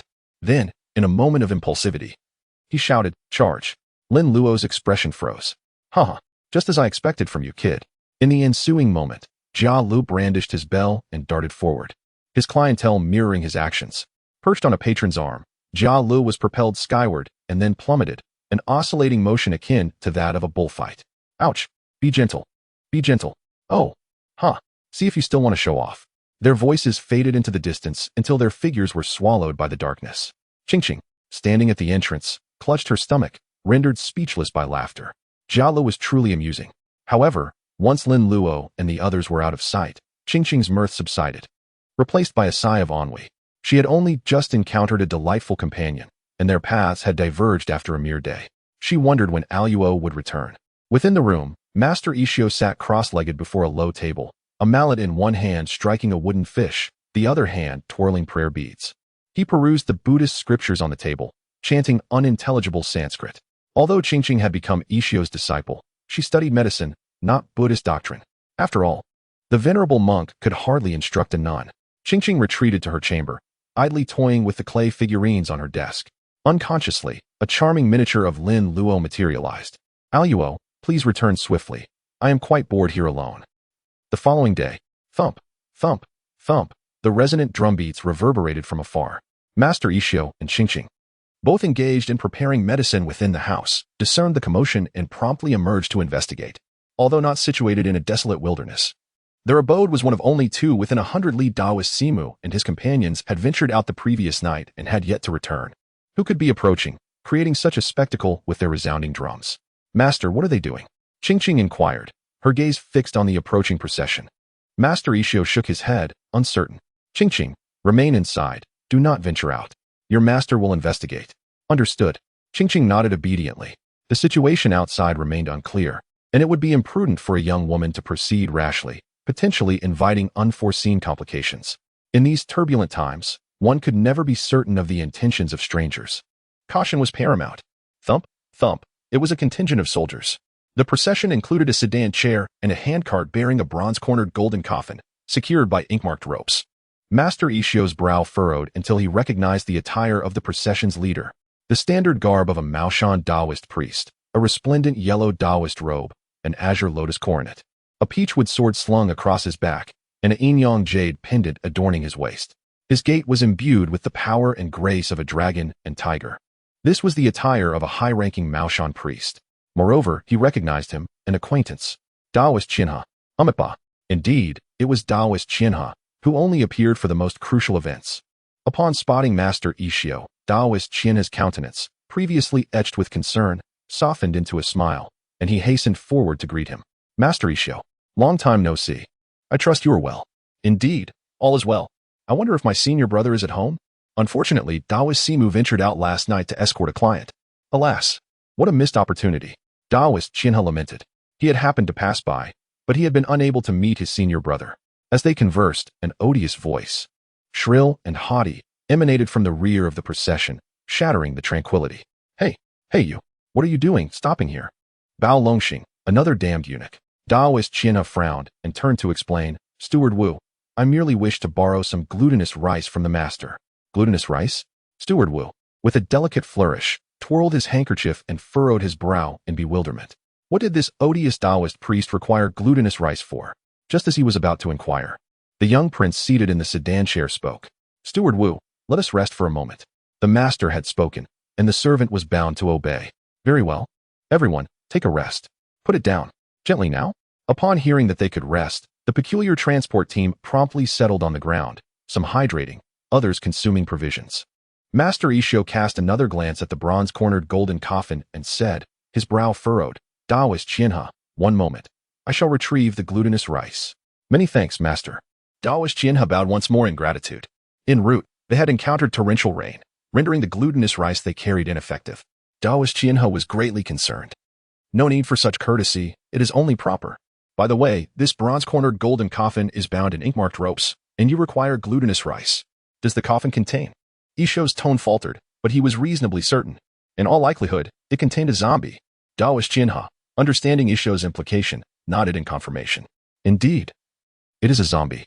Then why not cremate it? Taoist Qian He shook his head in distress. He, too, desired cremation, but he was not permitted.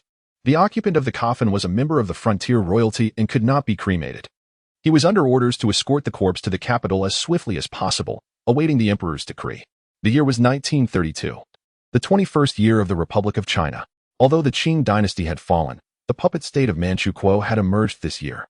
The capital they spoke of was the new capital of the puppet state of Manchukuo, Changchun. Master Ikkyu frowned. This was a troubling matter. Master Ikkyu observed the sun high in the sky and noticed the tent shielding the coffin from the sun. He then proposed, indeed, cremation is not an option. However, why not dismantle the tent, allowing the coffin to absorb more sunlight and diminish its corpse aura? Ah, indeed. Taoist Qian He exclaimed, enlightened. He bowed in gratitude. Many thanks for the guidance, master. Umitba. Master Ikkyu shook his head gently, indicating that no thanks were necessary. A zombie transported in a bronze-cornered golden coffin suggested that it was exceptionally ferocious, likely impervious even to corpse-suppressing talismans. May the glutinous rice I provide to Taoist Qian He never be needed. East, south, west, north. Present. The 4 disciples of Taoist Qian He responded. Their names were cleverly chosen, representing the cardinal directions. Dismantle the tent. Understood. The 4 disciples bowed in acknowledgement and moved to dismantle the coffin's awning. Hey, why are you dismantling the tent? The odious voice resurfaced. Steward Wu brandished his handkerchief, creating a blur, and demanded an explanation. Oh, Steward Wu, allowing the coffin to absorb more sunlight will diminish the corpse aura. That is why I wish to dismantle the tent. Steward Wu, with a delicate flourish, twirled his handkerchief. If that is the case, then dismantle it, but be careful. Understood. Taoist Qian He nodded in agreement. Turning away, he waved his hand at his 4 disciples with a grim expression. Dismantle it. The 4 disciples removed the cotter pins, dismantled the tent, and placed it aside for disassembly. Once the tent was disassembled and packed, the odious Steward Wu began to clamor again. Hey, it is time to depart. Enough talk. Depart. Master Ikkyu frowned slightly. The Steward Wu did not appear to be long for this world. Master Ikkyu pressed his palms together and offered a salutation. Amaba, Taoist Qian He. May your journey be smooth. Taoist Qian He returned the courtesy with a smile. Master, take care, and may we meet again. Thump, thump, the resounding drumbeats resumed, and the corpse transporting procession continued on its way. Master Ikkyu stood in place, watching them depart, his brow furrowing ever deeper. Why did they all seem to be marked for an early demise?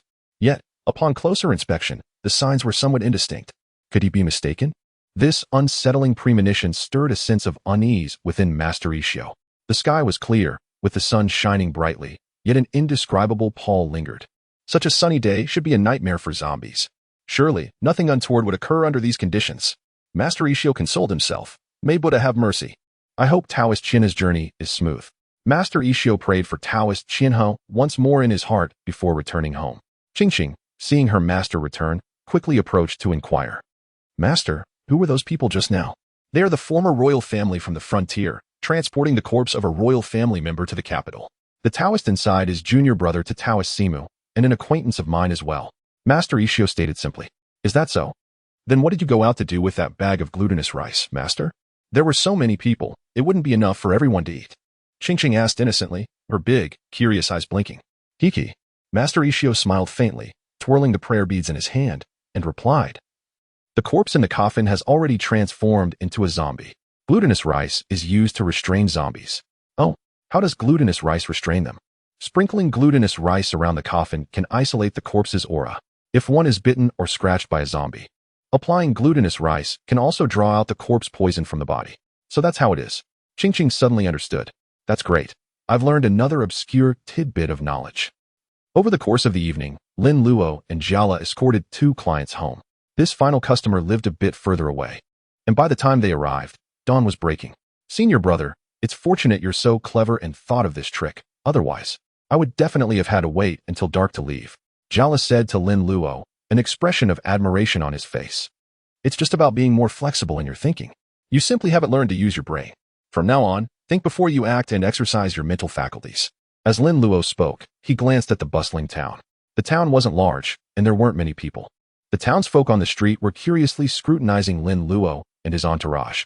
The paper figure Galen, bearing his great sword and clad in heavy armor, strode down the street with a dragon's gait and a tiger's pace, making him quite conspicuous.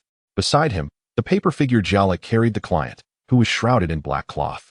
Bai Rongrong, in a white dress, led the paper horse and followed beside Lin Luo, her foxy eyes also curiously observing this human town. She had never openly strolled through a human town before. It's just ahead. Once we've delivered the client, we'll grab a bite to eat and head home, Lin Luo said, pointing to a household ahead adorned with white. Upon hearing Lin Luo's words, Jiala nodded joyfully. The previous 2 clients had been quite generous, and upon seeing that their family members had been returned whole and unharmed so early, they had given a substantial sum of money. Jiala felt as though he was now a wealthy magnate and could indulge in a bit of extravagance. Jiala patted his chest, making a resounding thump. Senior brother, what would you like to eat? Don't hold back. This junior brother will foot the bill. All right, you said it. Lin Luo and Jiala arrived at their destination as they spoke. After explaining their purpose, the family welcomed them inside.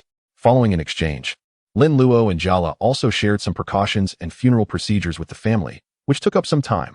The family was very hospitable and insisted they stay for a meal. Jiala, who had previously wanted to play the part of a wealthy magnate, immediately refused to leave upon hearing there was a free meal to be had, pulling Lin Luo along to dine with the family. After eating and drinking to their fill, the 2 collected their payment and departed. Hiccup senior brother. They were so hospitable, they prepared a lavish meal with chicken, duck, fish, and meat. Jiala had eaten his fill, his stomach bulging, his face still smeared with grease, and a fishbone in his hand as he picked his teeth. Most of the food on the table had ended up in the bellies of Jiala and Bai Rongrong. Lin Luo's appetite had always been small, Perhaps because he was constantly absorbing the spiritual energy of heaven and earth and the essence of the sun, moon, and stars to strengthen himself. He hadn't eaten much earlier. Some Qi refinement experts could eventually subsist on Qi alone and no longer needed to eat, which was the legendary state of Bigu or abstaining from grains. Indeed, it was quite good. Now that we've eaten and drunk our fill, let's find a place to nap for a while, recharge our spirits, and then head home.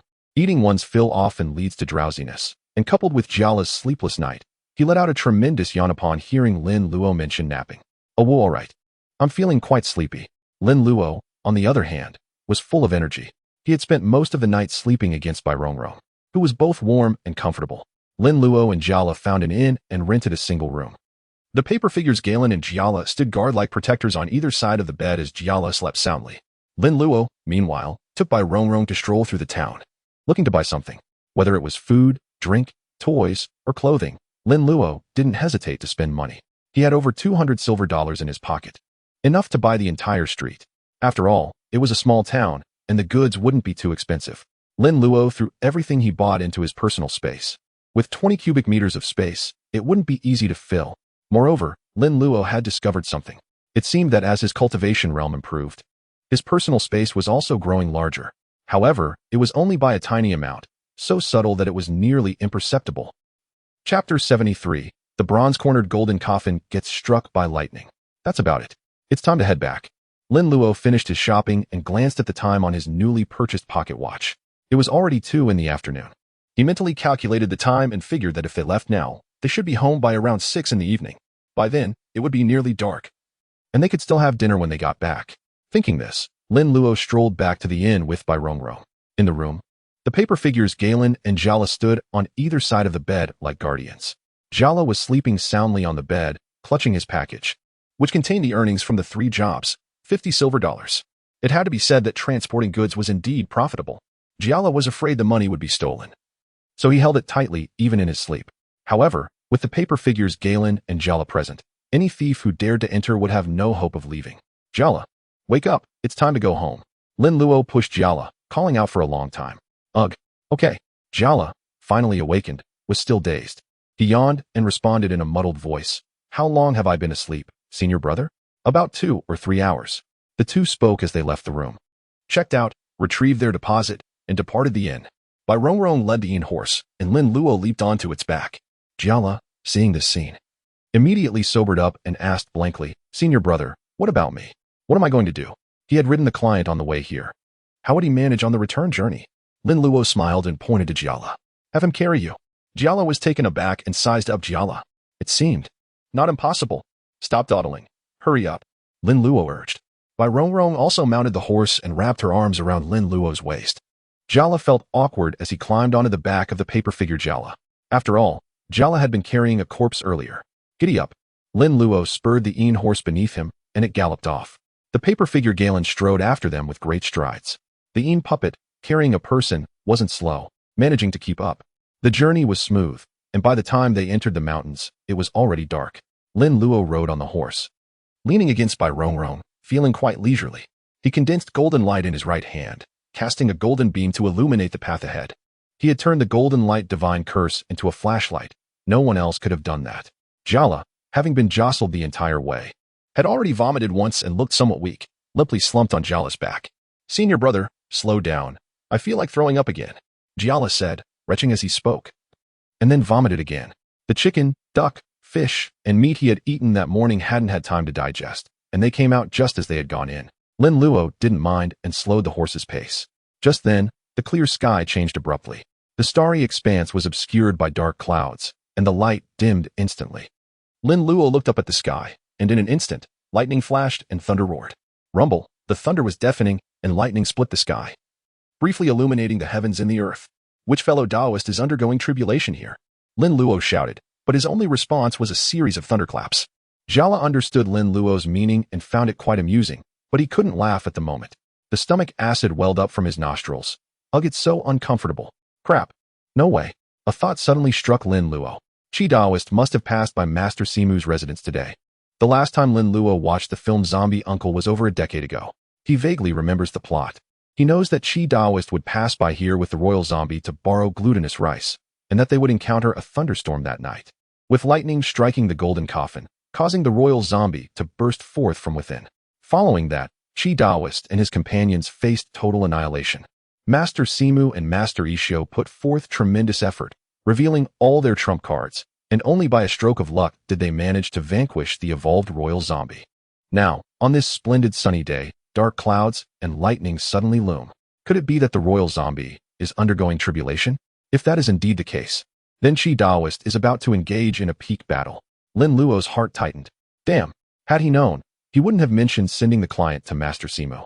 Triggering the plot at home would have been far better. Altering the storyline signifies unforeseen changes. The feeling of losing control instilled a profound unease within Lin Luo. Jala, you and Jala should head home first. Galen, come with me. Go. Lin Luo commanded, spurring his horse forward, while the paper figure Galen swiftly followed suit. Jala, resting on Jala's back, was just dozing off when he suddenly realized he had been abandoned. Hey, senior brother. Suddenly, a torrential downpour began, drenching Jala like a wet chicken. Hurry up, you all. Deputy Wu directed a group of clumsy soldiers, struggling to set up a tent in the pouring rain. The downpour came so abruptly that there was no time to erect the tents. Soon, everyone was soaked, and Qi Daoist watched as the tents went up only to collapse. His mood fluctuating just like the tents. The copper-cornered golden coffin lay exposed in the downpour, and was beginning to lose its color. Yet, everyone was busy erecting tents, completely neglecting this side. Qi Daoist was at a loss. If the coffin continued to be drenched, trouble would surely follow. Hurry, hurry. Frustration bubbled within him. At that moment, finally, one tent was raised.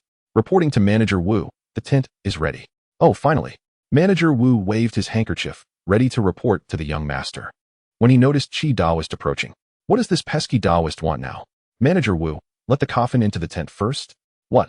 Is this person out of his mind? The young master is still in the rain. Why are you concerned about that broken coffin? Once dead, it holds no value. Only the living are worthy. Such ignorance. Truly foolish. Why? The began to melt. This. What a ridiculous reason. No way. However, wait a second.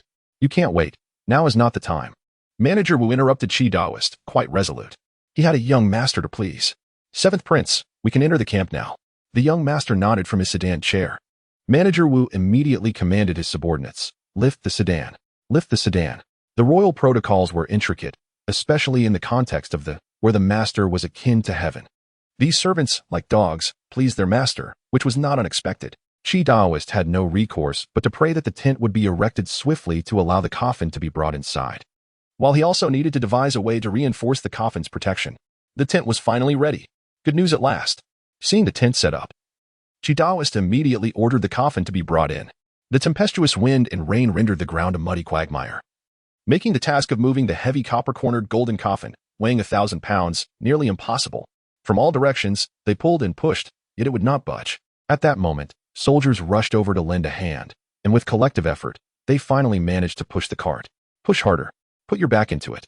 They exerted every ounce of strength, as if they were expending every last bit of energy. Just as the coffin was about to enter the tent, the torrential rain abruptly ceased. Oh, the rain has stopped. Quickly, get the coffin inside. United in purpose, they pushed the cart once more. Just then, a bolt of lightning suddenly sliced through the sky, striking down upon the copper-cornered golden coffin. The 4 soldiers pushing the coffin were instantly thrown into chaos, their bodies transforming into charred remains in an instant. With a thunderous boom, flames erupted, and the 4 soldiers were flung away like ragdolls. As they fell to the ground, they were unrecognizable. This scene left everyone around in shock. Qi Daoist's heart skipped a beat, a foreboding sense of dread surging within him. Something terrible was about to happen tonight. What is happening? The previously sheltered Deputy Wu rushed out with his men, thinking there was an assassin, but upon emerging, he was confronted with the sight of charred remains surrounding the coffin. This was alarming enough, but when he lifted his gaze, he saw the copper-cornered golden coffin emitting a creaking sound. The coffin lid began to rise, inch by inch. The golden coffin flickered with a dim golden light, starkly visible in the dark of night. Oh, you scared me to death, Deputy Wu exclaimed, retreating behind the royal guards, trembling as he watched the unfolding situation with the coffin. Naturally, Qi Daoist also observed the abnormality of the copper-cornered golden coffin, his expression turning grave. The torrential rain had washed away much of the chicken blood ink within rendering it unable to hold. Bring me the ropes, quickly. Qi Daoist, unfaltering in the face of crisis, issued a command and then leaped onto the coffin lid. With a resounding thud, the lid slammed down once more. Chapter 074, Battling at the Pinnacle with the Bronze Sixth. Dongnan and Shibei had studied under Qi Daoist for many years, and having lived in the frontier, they had indeed acquired genuine skills. They had dealt with ordinary ghosts and zombies before, exhibiting abilities and bravery beyond the average person. Now, with the unforeseen event unfolding, none of the four were afraid. Upon hearing Qi's demand for ropes, they swiftly retrieved them. A thick hemp rope was secured around the copper-cornered golden coffin. However, before Qi Daoist could breathe a sigh of relief, a tremendous force surged from the coffin beneath him. The rope snapped instantly. Qi cursed inwardly, realizing the gravity of the situation. The coffin lid, along with Qi Daoist, was propelled away by the immense force. Qi Daoist landed heavily on the ground, just as the coffin lid came crashing down. With a start, Qi Daoist instinctively spread his legs. Bang! The heavy lid crashed down, and Qi Daoist let out a pained cry, breaking into a cold sweat. Although he had reacted quickly, a part of his flesh was still struck. Thankfully, it wasn't the most vital area. Otherwise, the consequences would have been dire. Hearing Qi's cry of anguish, Dongnan and Shibei were taken aback and hurried over to help move the coffin lid. "It's risen!" one soldier cried in terror, pointing at the golden coffin. Everyone turned to look, and to their shock, the body of the prince floated out from the coffin. Having just been drenched in rain, the corpse felt even colder. The royal zombie had emerged from the coffin. Dressed in genuine ceremonial robes, the royal zombie was a sight to behold. In the context of emperors and nobles were permitted to wear embroidered dragon garments. The distinction lay only in the color of the attire and the number of claws on the dragon. The emperor wore the dragon robe adorned with 9 5-clawed golden dragons, while the nobles donned the ceremonial robes, regardless of whether they had 4 or 5 claws. At that moment, all eyes were fixed upon the zombie. The royal zombie was unlike ordinary zombies. It bore no hair, its skin wrinkled and pallid. Its bright eyes and sharp nose resembled a Voldemort with an extra nose. Qi Daoist sensed the impending trouble. The royal zombie stood atop the golden coffin, its pitch-black gaze slowly turning towards Qi Daoist. "You all, help my master." Adong drew forth a peachwood sword, calling out, and charged towards the zombie. He aimed to buy Qi some time. Otherwise, with Qi pinned by the coffin lid, if the zombie jumped down, there would be no escape. It would be certain death. With the master's demise, the junior disciples were left vulnerable. However, Adong underestimated the sheer terror of the royal zombie. As he approached the coffin, the royal zombie swiftly pounced, its sharp nails effortlessly piercing his chest. Overwhelmed by excruciating pain, Adong cried out in agony, his mind reeling. The royal zombie's body tensed, dragging Adong closer. The scent of blood ignited the zombie's hunger. Its mouth agape, revealing rows of jagged teeth, sent shivers down Adong's spine. In an instant, the zombie sank its teeth into Adong's neck. Blood spurted as the zombie voraciously consumed its victim. Adong's agonizing screams echoed through the forest as his lifeblood rapidly drained away, his grip on the peachwood sword weakening. Master Qian He, supported by his other 3 disciples, witnessed the gruesome scene, his eyes burning with rage. "Save him!" he roared, charging towards the coffin. However, the royal zombie pulled Adong backward, slamming him into the golden coffin. The impact shattered the cart's axle, causing it to overturn. The golden coffin tumbled to the ground, trapping the zombie and Adong inside. Adong's cries of anguish emanated from within the coffin, filling Qian He's heart with sorrow. The 4 disciples attempted to lift the coffin, but it proved impossibly heavy, defying their combined strength. Inside, the royal zombie reveled in the blood, its power surging. Its instincts screamed for more sustenance. But Adong was already drained. Outside, more potential victims awaited. With a guttural roar, the royal zombie propelled itself upward, sending the golden coffin flying. The force knocked Qian He and his disciples off their feet. The royal zombie's eyes locked onto its next prey. "Blood! I need blood!" it hissed. Adong lay on the ground, reaching out as if grasping for life. His face contorted in terror and despair. Qian He swiftly regained his footing and launched a flying kick, sending the royal zombie reeling. "Binding ropes! Quickly!" he commanded. Anan, Shi, and Bei scrambled to their feet, unwinding the binding ropes they carried. These ropes, soaked in chicken blood ink, were potent against zombies. However, the earlier downpour had diluted much of the ink, diminishing their effectiveness. As the royal zombie regained its footing, the 3 disciples encircled it, forming a triangular formation and casting the binding ropes. The ropes tightened, ensnaring the zombie. The remnants of chicken blood ink caused the ropes to glow, and the attached bells chimed, further unsettling the zombie. Seizing the opportunity, Qian He unsheathed his peachwood sword, imbuing it with spiritual energy. The blade glowed with golden light as he lunged at the zombie, aiming for its heart.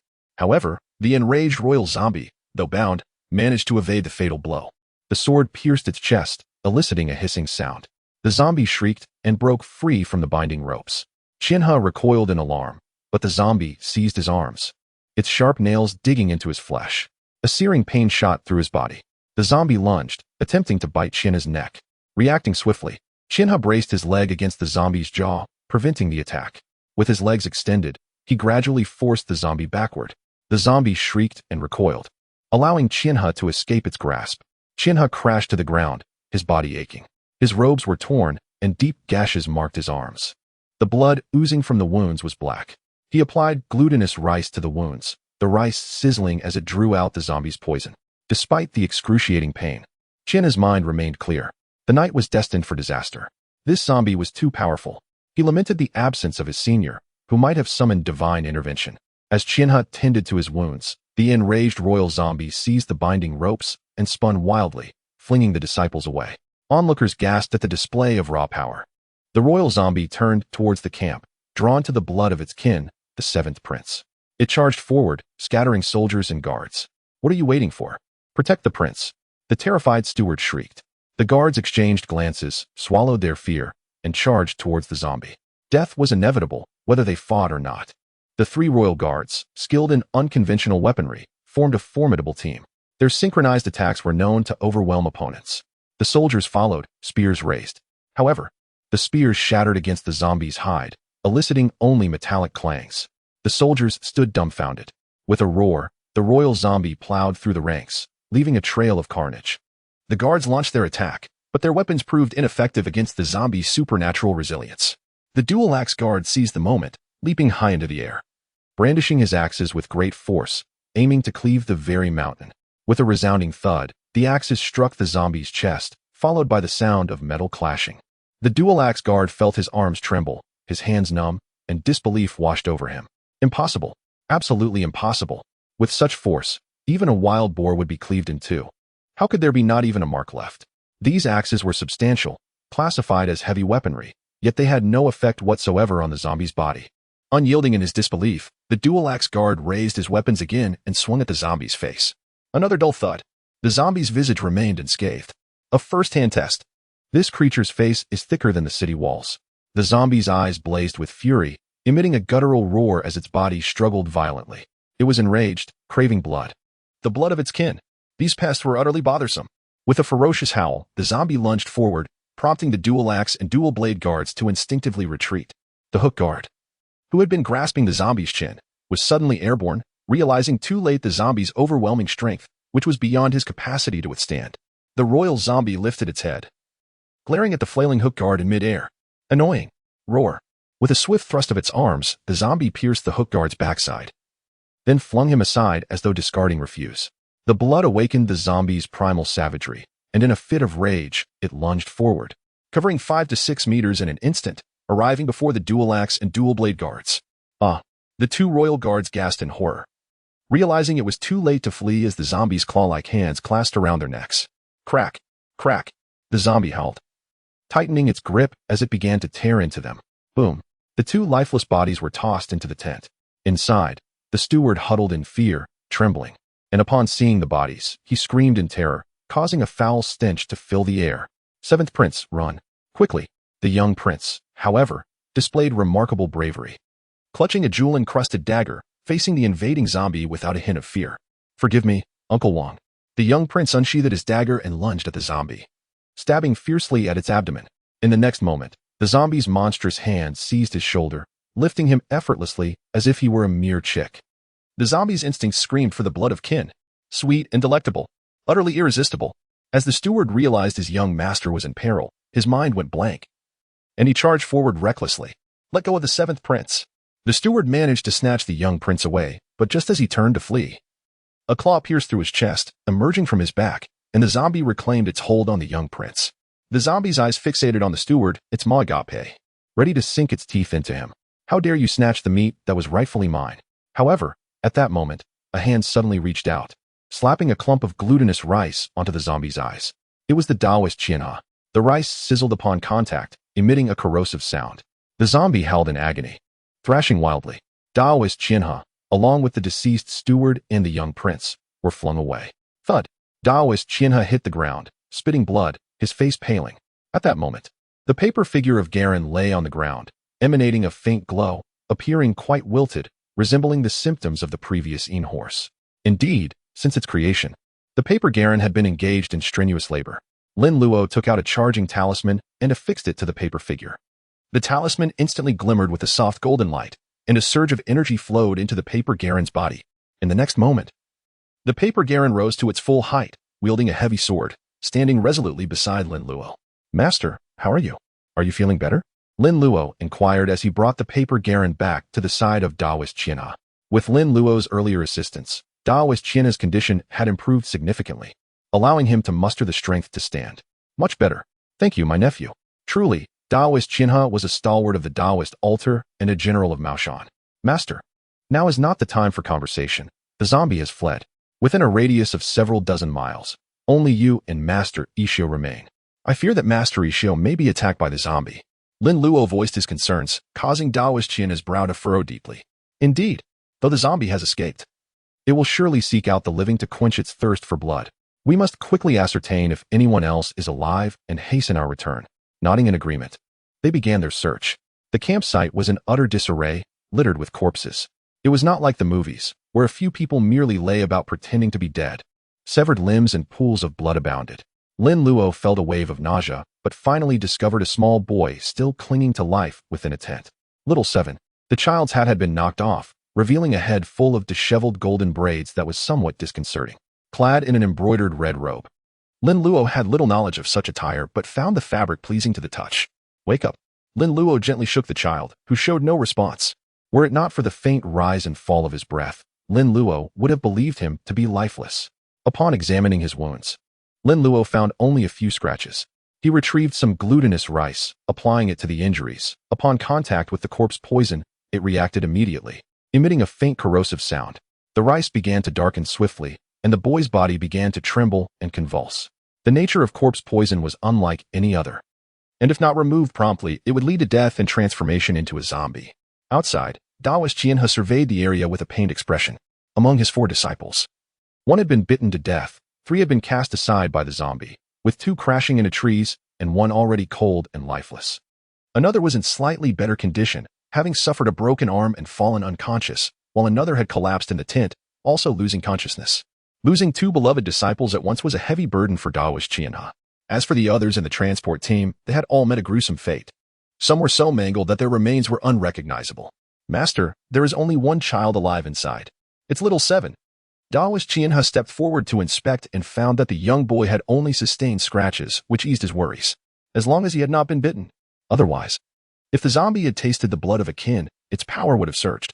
Given the current difficulties, if it were to grow even stronger, it would be far more challenging to deal with. There's no time to waste. We must hurry back." Daoist Qian He instructed Lin Luo. After a moment of contemplation, he frowned instinctively. "How shall we return? 2 adults and a child are unconscious, and I am injured and can barely move, with only 1 Qian horse. Our journey back to Daoist Simu's home will be painfully slow. If we delay, it could spell trouble. Let Garen carry the 2 disciples back, while we take this child on horseback. As for Bai Rongrong, she can make her own way back."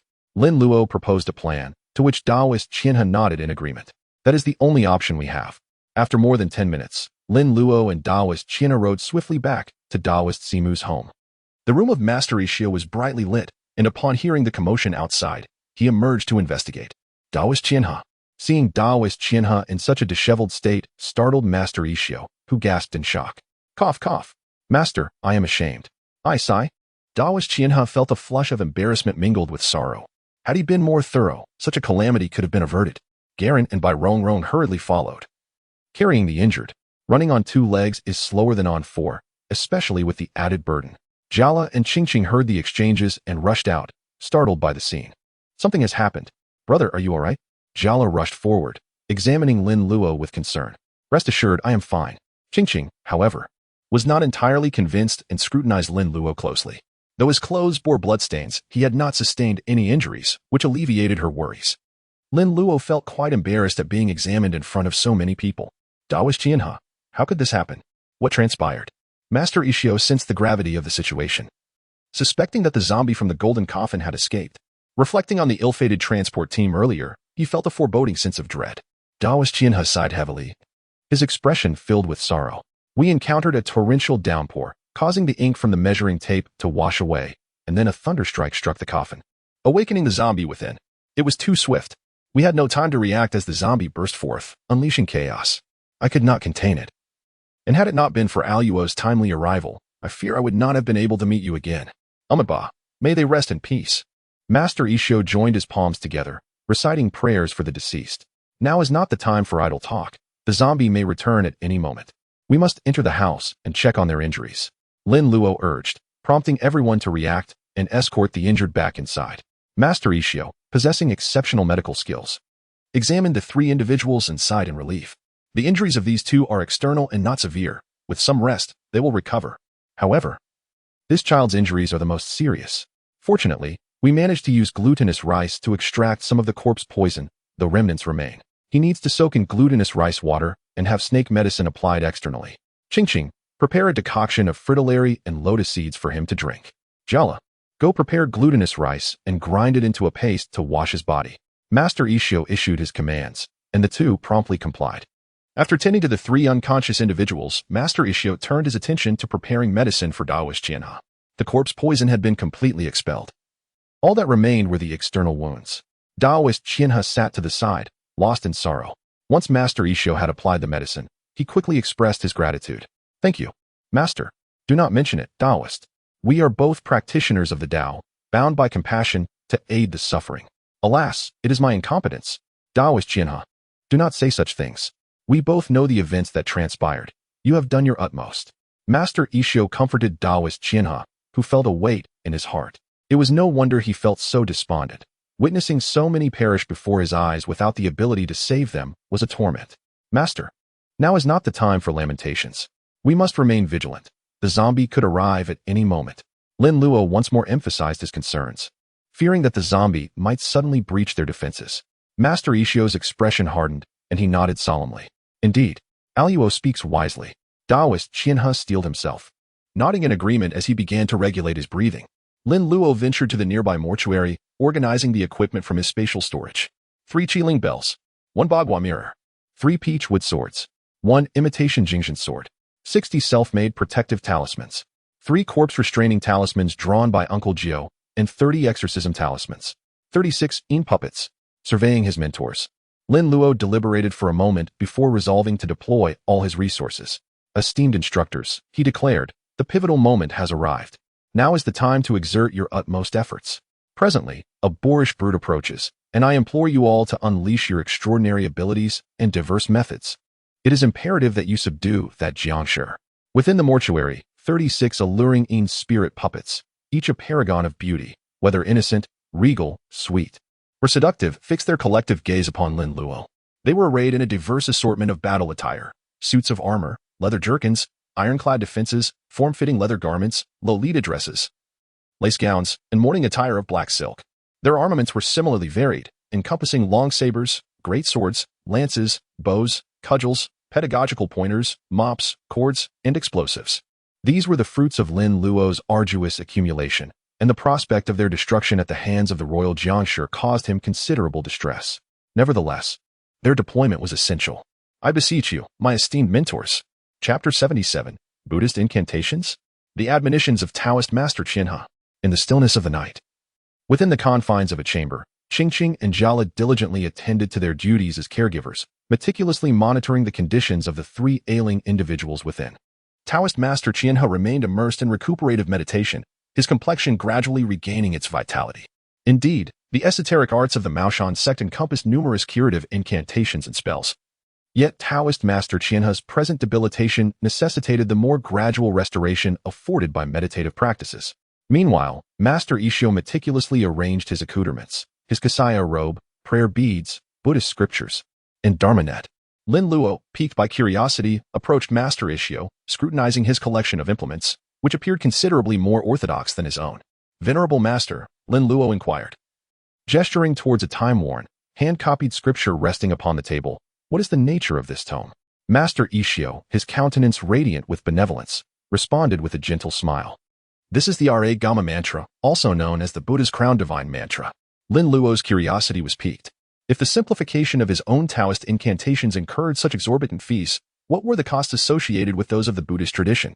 System. Analyze the Ra Gamma Mantra. Ra Gamma Mantra detected. Safeguarding the world with intrepidity, bestowing upon beings transcendental wisdom, subjugating demons and vanquishing heretics. Its merits remain inexhaustible throughout eons of culpas. Simplification requires 15,000 simplification points. Insufficient simplification points. 15,000. Lin Luo mused inwardly. The same price as the golden light divine curse. He lifted the scripture, perusing its contents. The initial passages were inscribed in Sanskrit, succeeded by a Chinese translation. In essence, the text conveyed that the diligent recitation of this mantra, coupled with adherence to moral precepts, would expunge the sins and tribulations of past and present lives, rendering one impervious to the malevolent influences of ghosts and demons.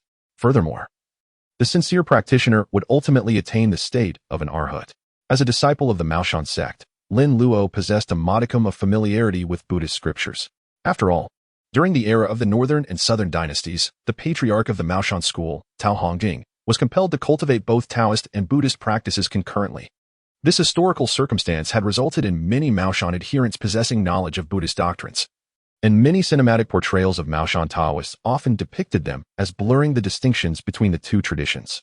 Regardless of whether it originated from Taoism or Buddhism, anything efficacious and beneficial was to be embraced. Indeed, this reflected the unique characteristics of religious belief within the divine continent, rejecting inefficacy while embracing efficacy. Anything that proved beneficial was adopted for practical application. One could expound upon celestial wonders, but without tangible benefits, one would be summarily disregarded. And what of this volume? Lin Luo inquired. What do these words signify? This is the Vajrakalaya heart mantra, Master Ikkyu elucidated. When one perceives oneself to be afflicted by misfortune or ill luck, the recitation of this mantra can dispel karmic obstructions, thereby bestowing health and tranquility. Lin Luo's eyes gleamed with interest. Does this mantra augment one's fortune? He inquired. System. Analyze the Vajrakalaya heart mantra. Vajrakalaya heart mantra detected. Destroying all evil karma, disease, misfortune, decay, and demonic obstacles, ensuring the success of all endeavors and the fulfillment of all aspirations. Simplification requires 10,000 simplification points. Insufficient simplification points. Lin Luo's eyes brightened. This is not exorbitant, he exclaimed. Only 10,000 points.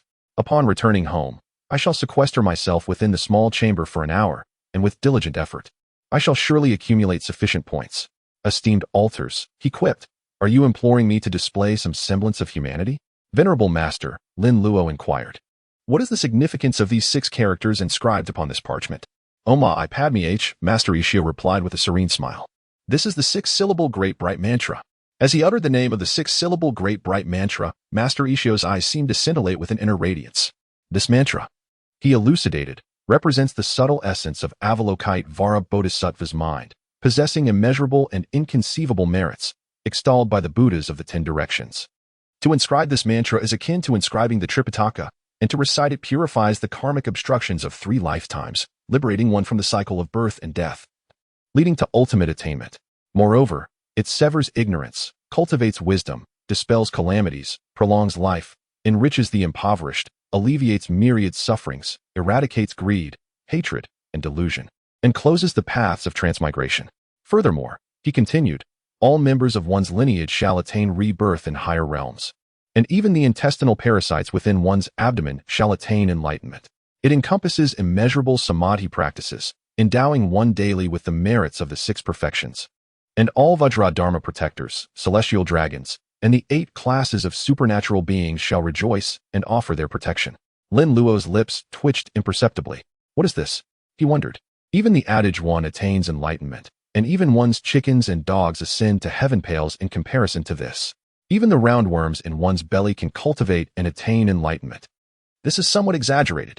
System. Analyze the 6-syllable Great Bright Mantra. 6-syllable Great Bright Mantra detected. Oma I Padme H. Simplification requires 10,000 simplification points. Insufficient simplification points. Another divine mantra requiring 10,000 simplification points. Lin Luo mused. It seems its level is comparable to that of the Taoist divine incantations. Ah Luo, Taoist Master Qian He suddenly called out, beckoning Lin Luo to approach. Esteemed nephew, I have a matter to discuss with you. Reverend Uncle, Lin Luo responded, rising and approaching him. What is the matter? Ah, Luo. Taoist Master Qian He replied with a benevolent smile. You have saved your uncle today, and as this is our first encounter, I cannot be parsimonious. He extended a scroll towards Lin Luo. Accept this incantation of consecration. Oh, Lin Luo responded, accepting the scroll with a bewildered expression. Why am I suddenly being gifted with this? System, analyze the incantation of consecration. Incantation of consecration detected. The universe possesses Tao, and the precious sword is consecrated. Golden light is bestowed, vanquishing demons and slaying evil. Simplification requires 100 simplification points. Simplify. Oh ho! Lin Luo exclaimed inwardly, a smile spreading across his face. Finally, something that can be simplified. Simplify. Lin Luo commanded inwardly, selecting the simplification option without hesitation. Incantation of consecration simplified to true Qi infusion or application of gold paint. Simplification points. 4. Only 4 simplification points remain, now in single digits, Lin Luo noted. However, my focus is not on this. This simplification has yielded 2 results. True Qi infusion and application of gold paint. No wonder it only requires 100 simplification points. This is far too simple. Henceforth, I can procure bamboo swords and wooden blades, apply gold paint to them, and store them within my personal space, thereby transforming them into a veritable arsenal of divine weaponry capable of vanquishing demons and exorcising evil spirits. Ah, Luo, Taoist Master Qian He inquired with a jovial demeanor. What books have you been perusing recently? Ah, Lin Luo responded. I have been studying the Tao Te Ching and the treatise on the response of the Tao. Ah, that is commendable. Taoist Master Qian He replied with a smile, gesturing towards Lin Luo. But you must study diligently. Do not allow yourself to be distracted. Taoist Master Qian He's deliberate elongation of the phrase, do not allow yourself to be distracted, immediately alerted Lin Luo to the underlying meaning. Is he referring to my surreptitious glances at the Buddhist scriptures? He wondered. Surely, that is not worthy of such concern. Rest assured, Reverend Uncle. I am most diligent in my studies. That is well. Taoist Master Qian He responded. Oh woo, oh woo, oh woo. How peculiar, Qingqing remarked, directing her gaze towards the exterior. Why is there the sudden sound of wolves howling? I heard nothing of the kind last night. Those are not the howls of wolves. Taoist Master Qian He declared, his countenance undergoing a dramatic transformation, his tone heavy with gravity. Those are the cries of corpses. The cries of corpses? Qingqing and Jiala exclaimed in unison. Lin Luo approached the window, pushing it open. He could clearly discern several figures moving erratically in the distant darkness, their bodies contorting as they advanced towards their location. As they moved, they emitted eerie howls directed towards the moon and the sky. Qingqing and Jiala approached Lin Luo's side, but could only perceive a mass of darkness. Unable to discern anything else. Where are they? Qingqing inquired, her large eyes blinking with concern. Senior brother Luo, can you see them? The unknown breeds fear, Lin Luo mused. In encounters with the supernatural, the unseen is often more frightening than the seen. He raised his hand, pointing towards the distance. They are there. I cannot see anything. Qingqing exclaimed. Only a mass of darkness. Indeed, it is all black. Jiala concurred. Qingqing and Jiala strained their eyes, attempting to discern the figures, but could only perceive an amorphous mass of darkness. Mortals are limited. They cannot perceive extremes of light and darkness. It's right over there, Lin Luo declared, his right palm facing outward, directed towards the distant obscurity. His fingers were slightly curved, as if grasping a large, round object. Golden radiance manifest. In the subsequent instant, a golden orb materialized in Lin Luo's palm. With a surge of mental energy, the golden sphere unleashed a brilliant beam of golden light. Swoosh. As darkness receded, a group of ragged, bizarre-moving half-human, half-corpse figures were exposed to view. Reverend Qian He and Abbot Ikkyu were dumbfounded, staring incredulously at Lin Luo. Golden light, divine, incantation. They recognized it. But could it be employed in such a manner? Chapter 78. A modest windfall. The peak tournament rekindles. Oh woo. Oh woo. The half-human, half-corpse creatures, now illuminated by the golden light, emitted miserable wails. These beings were in the nascent stages of zombification, having been recently afflicted by corpse poison. Lin Luo's eyes gleamed with excitement. Oh ho, what a stroke of luck. Swoosh. The golden light vanished from Lin Luo's hand. I'll handle these creatures outside. You all stay inside and remain safe. With that, Lin Luo leaped out of the window, his movements nimble and swift. Aluo, be careful, Reverend Qian He called out. I know. Martial uncle, you and the abbot must protect the child. The royal zombie will undoubtedly come to feed on this little brat. Guarding him is the only way to lure him out. Lin Luo's voice echoed from afar, his figure already swallowed by the darkness. Why is this lad so thrilled when he sees zombies? Reverend Qian He muttered suspiciously. The approaching half-corpses were only newly zombified, not yet possessing immense strength or invulnerability. They were easy prey. Soldiers, guards, and a dong, one of Reverend Qian He's disciples. Lin Luo counted. 9 half-corpses in total. This wave of half-corpses has already yielded 27 simplification points. Lin Luo thought. Killing them outright would be wasteful. I'll exploit them to farm more simplification points. With a thought, Lin Luo conjured 3 more Qiling bells in each hand. As he moved, the 6 bells chimed melodiously. The originally crisp and pleasant sound was now chaotic and discordant due to the sheer number of bells. Lin Luo, however, relished it, deeming it celestial music. Ring-a-ling, ring-a-ling. As the bells rang out, they shimmered with a faint blue luminescence, followed by the emergence of blue flames. Flowing gold fire bells, vanquish evil spirits. By decree of jade purity, let there be light. The fire bell radiant light incantation was simplified to bell ringing. Lin Luo could trigger the incantation simply by ringing the bells. 6 Qiling bells unleashed 6 blue fire ropes. With a thought, Lin Luo manipulated them, binding the legs of the 9 half-corpses together. Their legs restricted, the already awkwardly moving half-corpses stumbled and fell to the ground. Poof! A blue fire rope pierced the chest of the half-corpse Adong, rupturing his heart, and he instantly ceased to move. He was a fellow disciple in life. I grant him a swift end in death. The screams of the remaining 8 half-corpses reverberated through the forest. The bells were piercing, and the flames were scorching. The half-corpses writhed and wailed on the ground, presumably begging for mercy, but Lin Luo couldn't understand them. He simply watched the simplification points increase, a smile never leaving his face. Indeed, my true destiny as a bell-ringing immortal lies in the Qingling bells. Merely ringing them is enough to subdue these half-corpses. Inside the house, Qingqing and Jiala strained their necks by the window, peering into the darkness where blue light flickered. The bells rang incessantly, accompanied by incessant, ghostly howls. However, they could not hear Lin Luo's voice or see the scene clearly. Qingqing longed to get closer for a better view. Martial uncle, what is senior brother doing? Why is he ringing the bells constantly? Jiala turned to Reverend Qian He for answers. Reverend Qian He was also staring blankly out the window, lost in thought. Jiala didn't understand, and neither did he. The sound of the bells didn't seem like it could be produced by just one Qiling bell. But no proper Taoist priest would carry so many bells on their person, and that blue light must be the fire bell radiant light incantation. But he didn't hear Luo chanting. Could it be that Luo could cast spells without incantations, like he could with the golden light divine incantation? Hearing Jiala's question, Reverend Qian He frowned, then offered a plausible answer. Zombies fear the Qingling bells the most. Ringing the bells can frighten them, which is why Luo is ringing them constantly. Oh, I see. Jiala and Qingqing exclaimed, enlightened. But is it necessary to ring them for so long? The others listened to the dense, chaotic ringing, feeling increasingly uneasy. How long has it been? Why is he still ringing the bells? An hour later, Abadishio emerged from the inner room. He had just examined the young prince's body. He had a high fever. Although the corpse poison had been removed, his internal organs were damaged, and the future was uncertain. Reverend Qian He took a sip of tea and continued to draw talismans with concentration. Jiala scratched his ear, yawning as he looked out the window. In the darkness, the blue light persisted, and he had grown accustomed to the dense, chaotic ringing. Qingqing emerged from the kitchen with a pot of glutinous rice porridge. Master, Reverend, have some porridge to warm yourselves. Buddhist monks traditionally abstain from food after noon, as a precept. However, the situation was dire, and a major battle might be imminent. They needed to eat something to replenish their strength. Reverend Qian He, in particular, had barely eaten all day and had been bullied by the royal zombie. His stomach was growling incessantly. Hearing that there was porridge, he didn't hesitate to take a bowl and slurp it down. Ring-a-ling. The ringing outside abruptly ceased. The occupants of the house paused, turning to look out the window. It's finally stopped. In the darkness, Lin Luo's figure gradually emerged.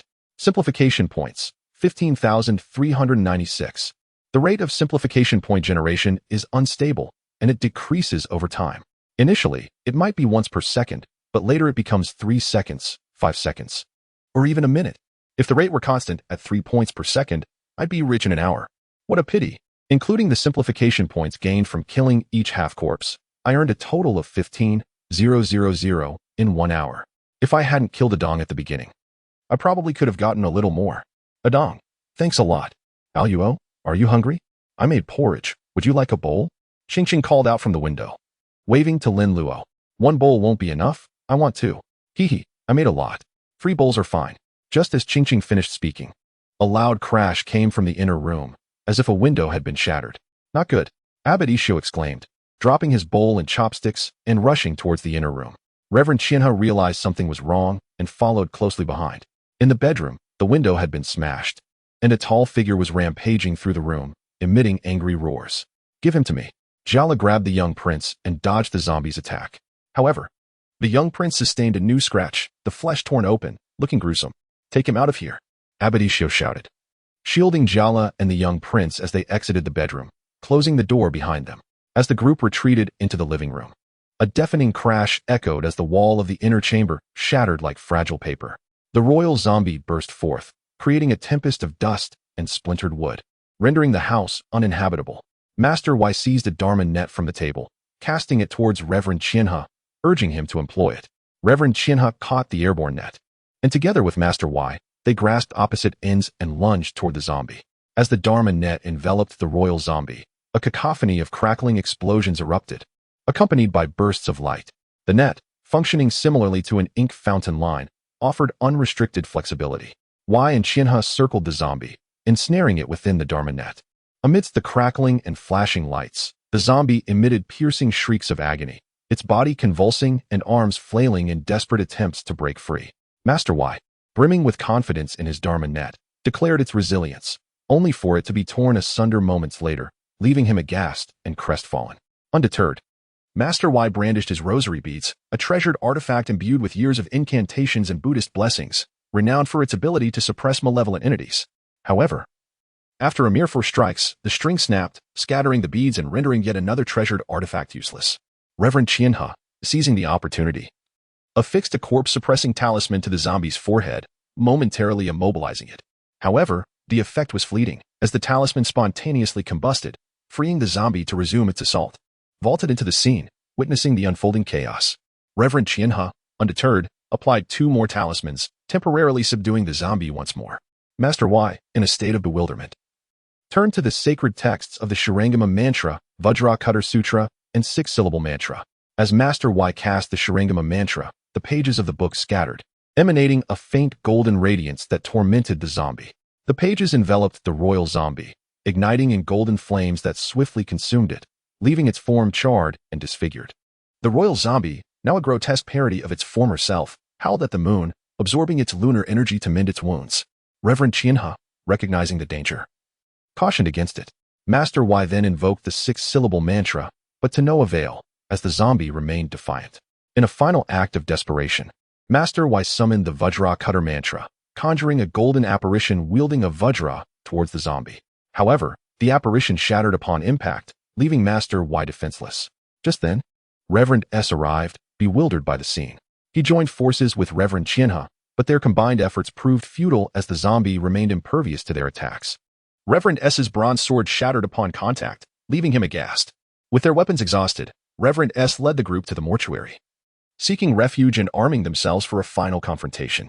Prompted by the urgency, Aichi and Chizuru hastened their pace, tailing behind Sammo Hung. There was no need for telepathic communication. Aichi was resolute in his intention to visit the morgue, where his trump cards awaited deployment. Upon entering, Sammo Hung seized a peachwood sword from the weapon rack and tossed it to Chizuru, leaving only a solitary dagger. He retrieved the dagger and presented it to Aichi, saying, "Here, this is for you." Aichi Master accepted the dagger, his gaze then settling on Sammo Hung's empty hands, a wave of emotion washing over him. "Sammo Hung," he began, "despite our constant bickering in this crucial moment, you've entrusted me with the last weapon." Aichi continued, "We're armed, but what about you?" "Ah, anything will do for me." Sammo Hung waved dismissively, casually retrieving a great sword from behind the rack. Aichi scrutinized the dagger in his grasp, then cast a sidelong glance at the great sword in Sammo Hung's possession. "The design is similar, but the size difference is rather significant, wouldn't you agree?" Aichi Master's lips twitched imperceptibly, a silent expression of speechlessness. "Sammo Hung, only you could pull this off." Had he known better, he would have exclaimed, "You truly are a scoundrel." Chizuru was equally bewildered. "Senior brother, after all these years, you haven't changed a bit." Sammo Hung, gripping the sword with both hands, disregarded their expressions and strode towards the exit. "Let's go. We'll hack it to pieces." Aichi and Chizuru exchanged a look, their faces mirroring the same speechless sentiment, before hastening to follow. "Yours is the biggest, so we'll defer to your lead." The morgue door slammed shut, and Jialu secured it with the latch behind it. Overwhelmed by anxiety, His breathing grew rapid, fearing that the zombie might burst in before the door was fully secured. Upon confirming that the door was sealed, Jialu breathed a sigh of relief. Safe for now. Jialu turned to face Aichi and the others, his eyes widening in disbelief. His gaze was fixed, his eyes gleaming. He was utterly overwhelmed. A gathering of beauties, a convocation of celestial beings. This was no morgue. This was paradise. Ah, senior brother Aichi. What are all these? Qing, pointing at the array of puppet teachers standing in the morgue, wore a peculiar expression, her tone laced with complexity. Aichi discerned envy in her eyes, pure, unadulterated envy. Qing's gaze towards Aichi took on an odd quality. I never imagined you were this kind of person, senior brother Aichi. Ahem. Aichi cleared his throat. Qing, these are puppets I've prepared for the zombies. As the saying goes, all warfare is based on deception. I'm planning a honey trap for the zombies. Aichi stated with utmost seriousness. Observing Aichi's solemn demeanor, Qing stroked her chin with suspicion. Is that so? I'm not convinced. It felt somewhat unreliable. Is senior brother Aichi trying to deceive me? Aichi folded his arms, offering no response, instead gesturing with a nod for Qing to turn around. Qing, puzzled, turned her head and beheld Jialu, his eyes ablaze, the corners of his mouth glistening. He stood motionless, captivated by the sight of the beautiful puppet teachers. Disgusting. Such a disgrace. Aichi nodded, wholeheartedly concurring with Qing's assessment. Senior brother Aichi, can they really subdue the zombies? I think it would be better to make a few more Garen. Qing remarked disdainfully. These puppets appeared delicate and frail, hardly reliable. Why not make dozens of hulking figures instead? Qing still felt safer with the towering Garen standing nearby. Sturdy, powerful, and armored. Surely they can defeat the zombies. Aichi immediately corrected her. Strength isn't determined by size. Some may be smaller, but they're resilient and enduring. Others may appear large, but they're flabby and weak. Qing pouted, finding her senior brother Aichi's words dubious. Don't think I'm naive, trying to fool me. Surely the burly and tall ones are better. Aichi surveyed his array of puppet teachers. Their appearances impeccable, a result of his extensive viewing and vivid recollections. During their animation, he had meticulously crafted them to resemble their most flawless, filtered, and beautified selves. They're even more stunning than real people. It's just a pity they can't speak. If they could, they'd be invincible. Aichi's mind conjured a scene of a vibrant chorus of voices, each vying for attention. Halt. Supreme Taishang, respond without cease. Expel evil and bind demons. Protect life and safeguard the body. Wisdom clear and pure, spirit at peace. 3 souls intact, essence undiminished. As Aichi's mind wandered, conjuring bizarre, lewd images, the recitation of the purification mantra suddenly echoed in his mind, instantly clearing his thoughts and banishing the colorful, fantastical scenes. Phew, that was close. I almost succumbed to danger. It seems the old master was right. Beauty is like a ravenous beast, eroding one's will. Not only should one not touch it, but one shouldn't even entertain the thought. The old master also said that beauty is a form of evil. If one harbors no such thoughts, one will naturally remain unmoved. Aichi shall emulate the old master in the future. Zombie, where do you think you're going?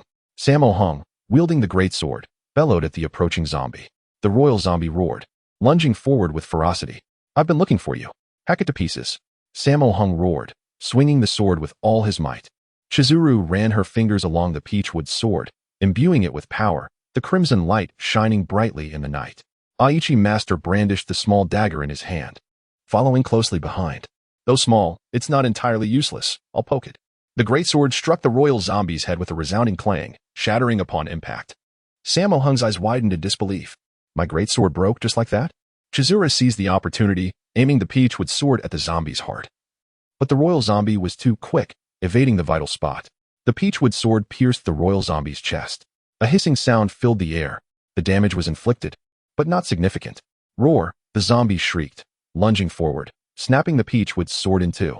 Clang. Aichi master's dagger struck the zombie's body, meeting the same fate. Oh my.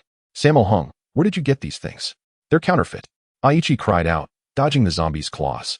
Chizuru delivered a flying kick, landing 3 powerful blows on the zombie's face. True to her reputation as a formidable warrior of the Maoshan sect, she remained agile despite her injuries. Sammo Hung swung the broken sword, striking the zombie's arm, causing the remnants of the sword to disintegrate. How would I know? I watched them being forged. Who knew the blacksmith would mix in substandard materials? Stop arguing. Let's figure out what to do. Chizuru landed on her feet, sweeping her leg at the zombie's legs, but to no avail. The zombie's body remained stiff and unyielding. Instead, Chizuru's leg throbbed with pain. Lam Qinging, get him! Sammo Hung shouted, a dark figure darting out of the darkness, colliding with the royal zombie. A loud crash echoed, followed by both the royal zombie and the dark figure being sent flying. What is this? Aichi Master and Chizuru were startled by the sudden appearance of the zombie. With its grotesque face and exposed fangs, it was clearly not to be trifled with. This is the Yin puppet Aichi gave me. Lam Qinging, attack! Sammo Hung waved his hand, and Lam Qinging lunged forward once more. Roar! Roar! Roar! Traitor! Lackey! Zombie traitor! The two grotesque figures clashed once again, resembling bumper cars.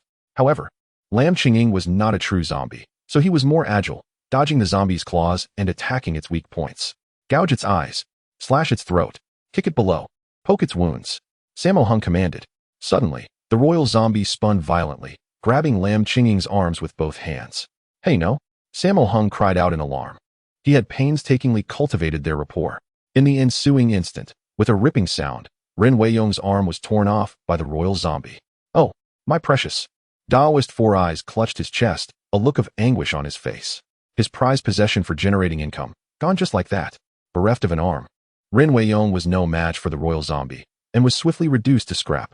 Aluo, send in Garen.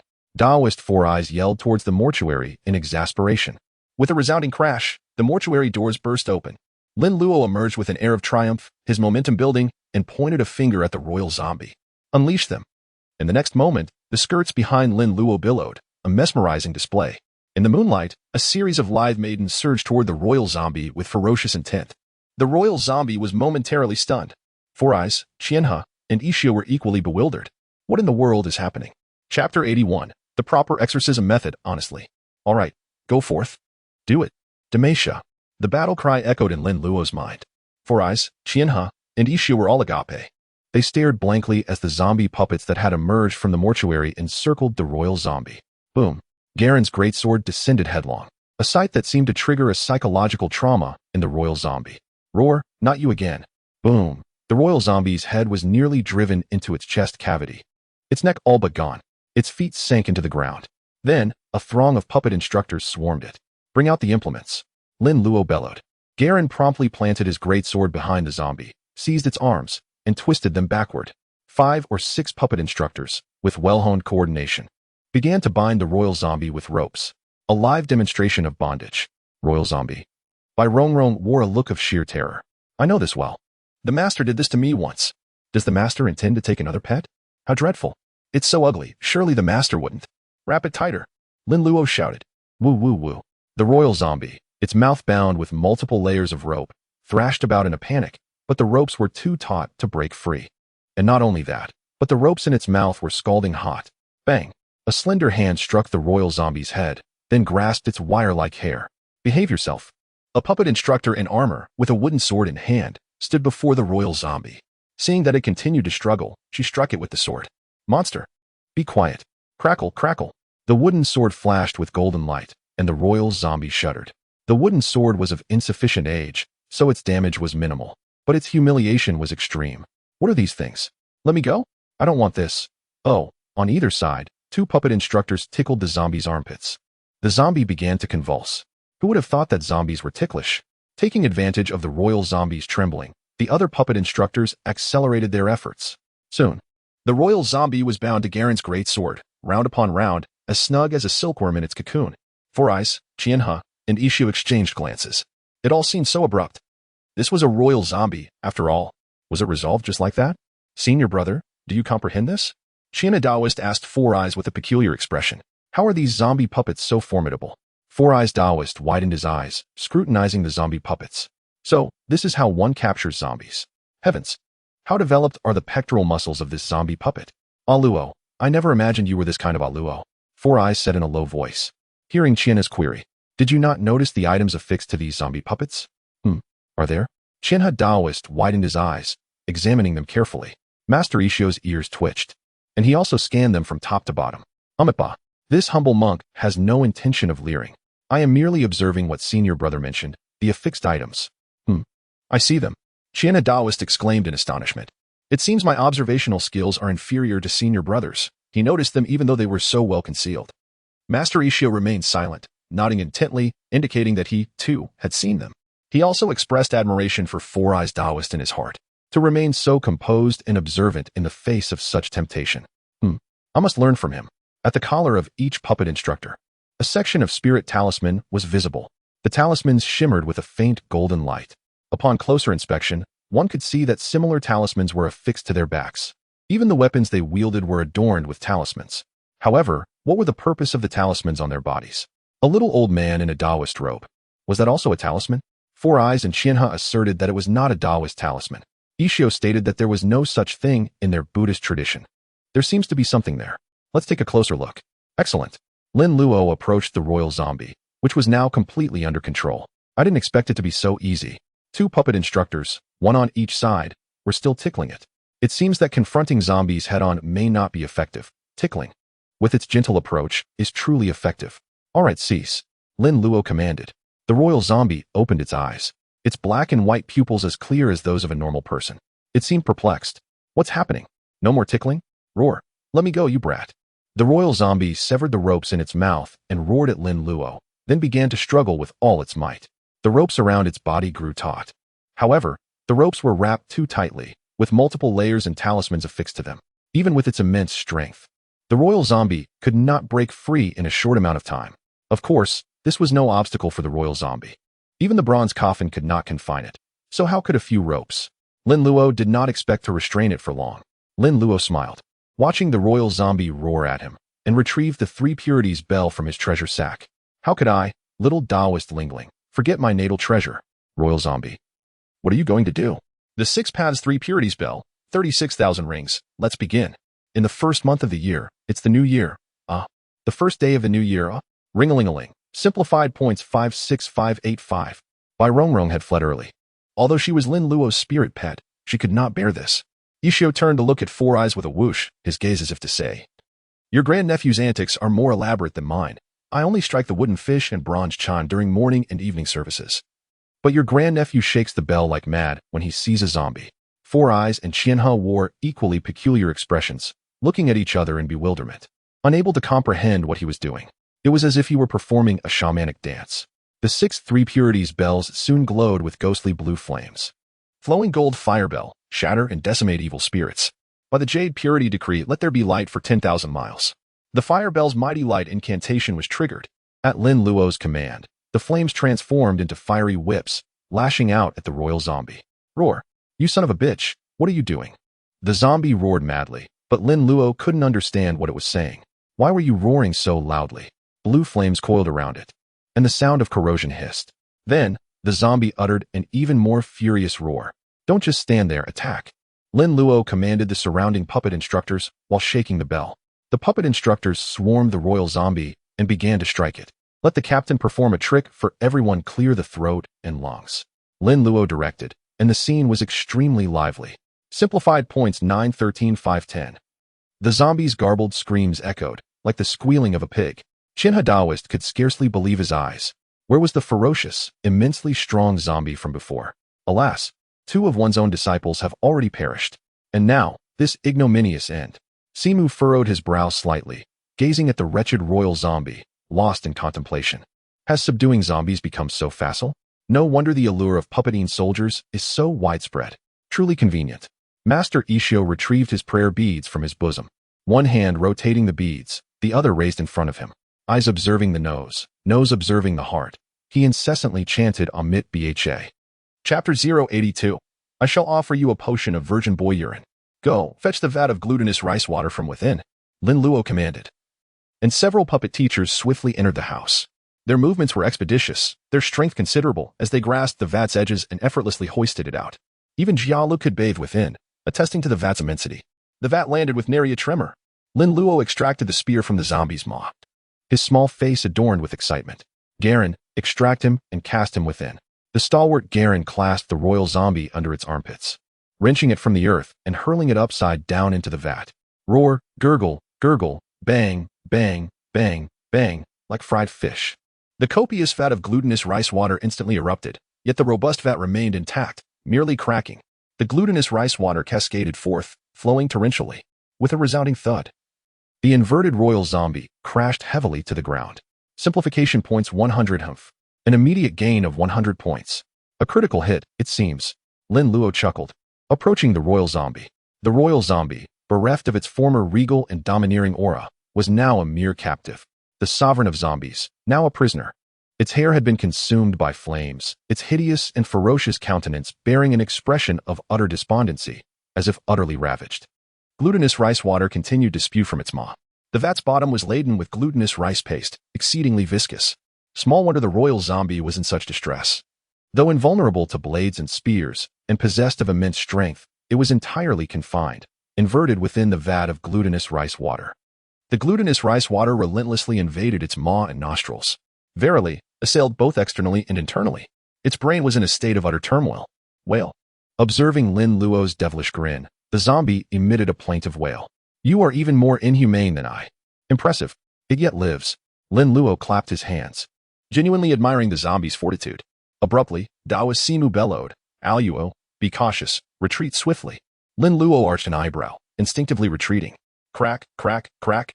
The ropes binding the royal zombie snapped asunder, emitting a crisp sound. Roar. The royal zombie, consumed with rage, sprang from the ground, roaring madly. It would repay all the humiliation it had endured. You roar, roar, roar, roar at your mother's head. Lin Luo plugged his ears, then retrieved the 3 purities bell. Dingling, dingling, dingling. The frenzied little Taoist priest with the bell was back online. The fire bell divine light incantation was triggered, and 6 tendrils of azure flame extended from the 3 purities bell. Well, that thing again. This royal zombie had become sentient, possessed of some intelligence. In the film, Daoist Simu, with the ancestor's possession, was thoroughly thrashed. Upon seeing Daoist Simu, the royal zombie cowered in the corner, trembling like a grandson. Had Daoist Simu not been so careless as to tread upon a shard of porcelain, puncturing his chi, the royal zombie would have been obliterated. Observing the whips conjured from azure flames, the royal zombie recalled the experience of being lashed while exploring caves. Truly one of the darkest moments in zombie history, second only to the long spear and short club. In all of zombie history, it alone had enjoyed such treatment. Roar. The royal zombie, intending to strike first, lunged at Lin Luo with frenzied speed, like an arrow unleashed. Aluo, be cautious. Daoist Simu and Daoist Qian He cried out in alarm. Just as they were about to intervene, the 6 azure flame tendrils instantly formed a net, and the royal zombie, like a foolish fish, dove headlong into it. Poof. The azure flame tendrils only held for a moment before shattering. The 3 purities bell in Lin Luo's hand snapped. Damn. Previously, it was Simu's and the others' magical artifacts that were ruined, and now it was Lin Luo's turn. A royal zombie that had become sentient was indeed formidable. Garen. Demetia.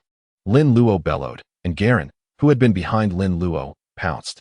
The heavy armor protected Garen's entire body, and he clashed head-on with the royal zombie like a human tank. With a resounding boom, the royal zombie was knocked backward, and Garen likewise. Hiss. Garen's body began to flicker with fluorescence, a sign of insufficient energy. It seemed that the collision with the zombie had expended a great deal of his power. Lin Luo hurried over and affixed an energy rune to Garen's body. Drawing closer, Lin Luo noticed that the breastplate on Garen's chest was deformed, bearing several deep claw marks. TCH. Roar. The royal zombie charged once more. It no longer desired to drink blood. Bloodlines and kinship were inconsequential. It now only sought to slay this little scoundrel. Either it would kill him, or be killed by him. Observing the onrushing zombie, Lin Luo's body gleamed with golden light, and in an instant, he transformed into a miniature golden man. Golden light Qi Gong wave swish. A beam of golden light instantly engulfed the royal zombie.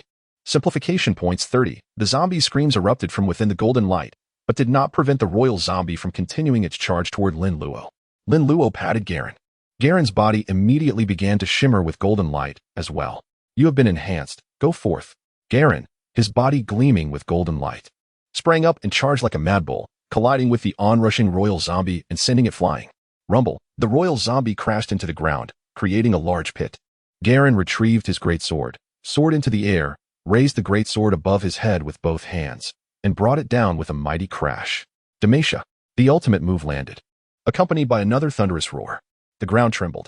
Simplification points 400. With this single blow, Lin Luo felt at least half of the golden light within his body dissipate. Truly remarkable that the golden light incantation could also empower others. It was indeed a versatile divine incantation of Taoism. Bang! Garen was sent flying by a tremendous force. The royal zombie leaped out of the pit, one of its arms broken and dangling. Its face appeared even more ferocious. Garen crashed heavily to the ground. The great sword in his hand ruined, reduced to a heap of waste paper. Lin Luo frowned, glancing at his puppet teachers. All of you attack together, Lin Luo bellowed. Garen took the lead, followed by a group of delicate women. Rumble. Garen executed a chokehold. Then, the 36 puppet teachers restrained the royal zombie's limbs, some hugging its legs, others its arms, completely immobilizing it. The royal zombie's body was suspended in midair, its limbs and head firmly restrained. Though the puppet teachers were all women, their strength was considerable, especially when so many attacked together. Even the most formidable man could not withstand them for 3 minutes. At first, one might endure and perhaps even enjoy it, but afterward, it would simply be waiting for death. Roar. No martial ethics. A one-on-one fight. Lin Luo could not understand what the royal zombie was roaring. He had not yet learned corpse language from Uncle Nine. However, Daoist Simu, who dealt with corpses year-round, should know some corpse language. Senior uncle, what is this old thing shouting? Daoist Simu frowned and said, Luo. It is saying that you lack martial ethics and demanding a one-on-one fight. Truthfully, he thought so too. This zombie might lack humanity, but its words were quite reasonable. Damn. This little Daoist priest has no shortage of martial ethics. Today, this little Daoist master will show you what it means to be replete with martial ethics. Lin Luo soared into the air and landed lightly on the zombie's belly. Compared to the burly royal zombie, Lin Luo could be described as quite petite. All eyes were riveted on Lin Luo, watching his next move with immense curiosity. Simu exclaimed, wow, could it be? Qian He wondered, is it possible? Ikkyu remarked, impressive. Jala cheered. Awesome. Qing, on the other hand, covered her face, peeking through her fingers to observe. Lin Luo, whistling nonchalantly, unleashed a torrent.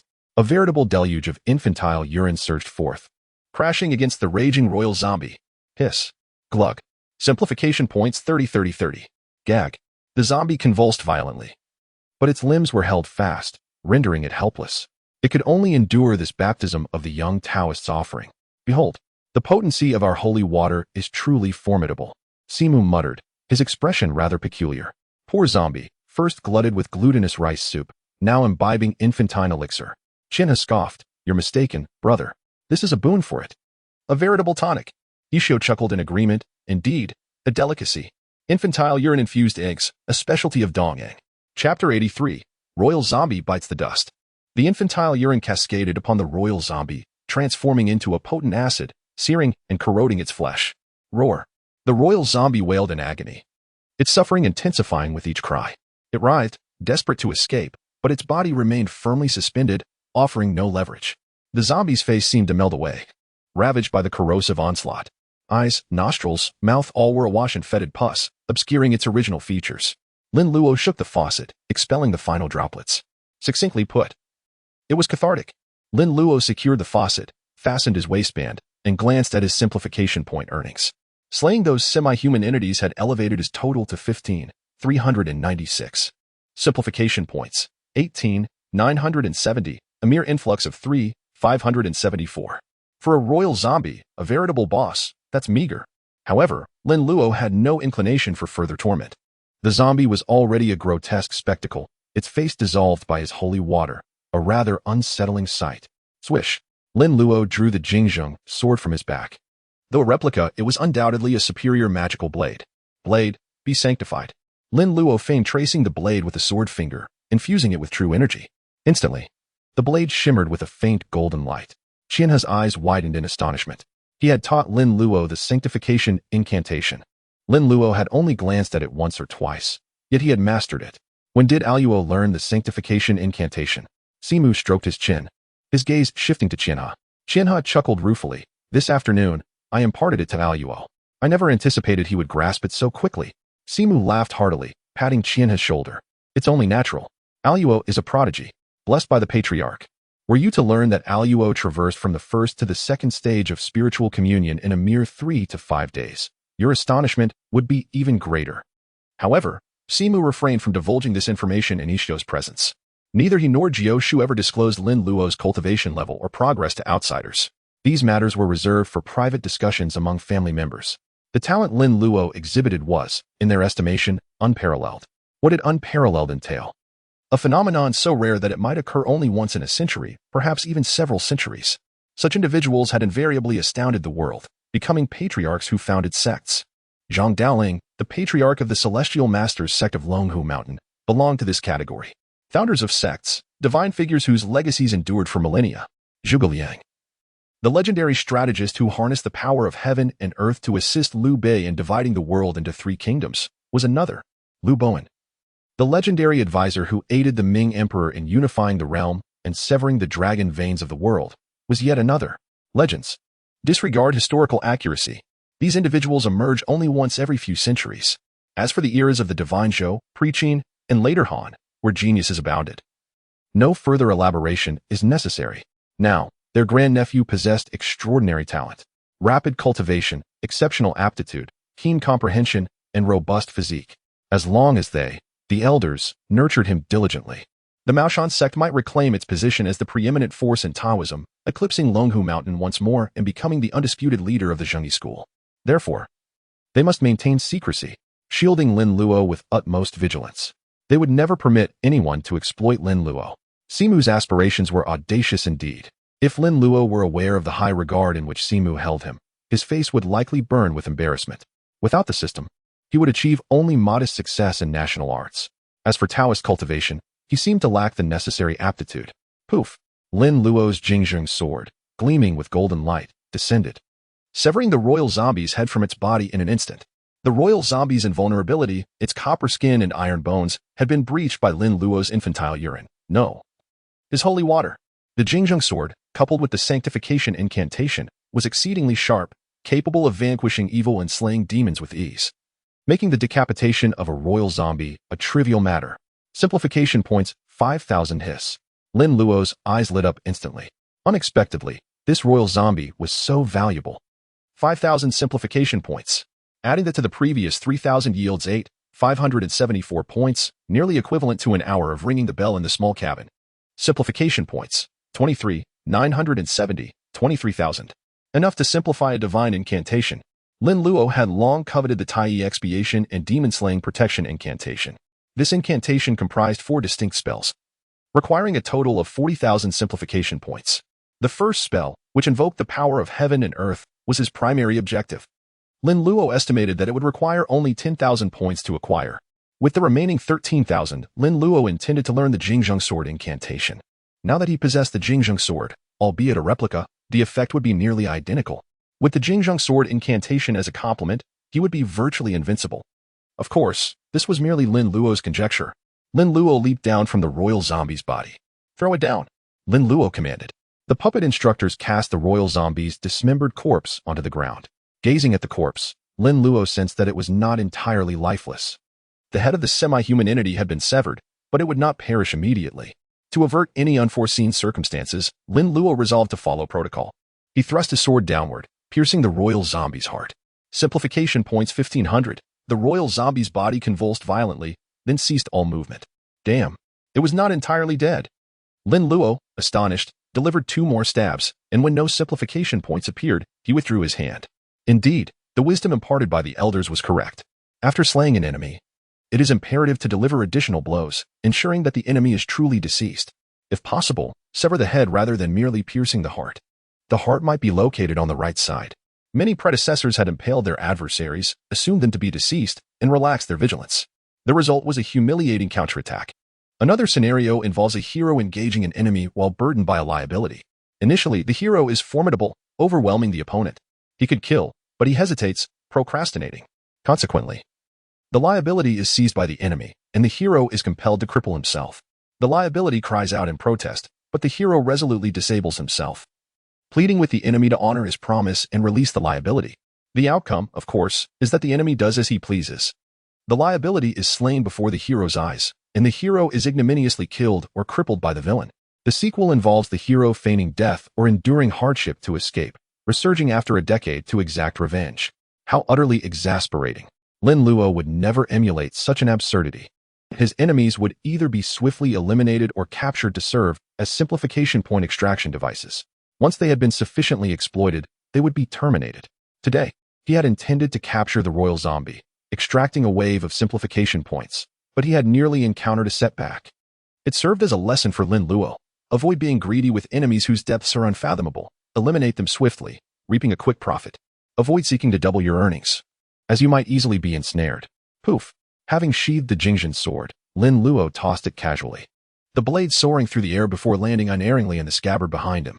This Qilong enters the aperture technique, honed over years, was executed with panache.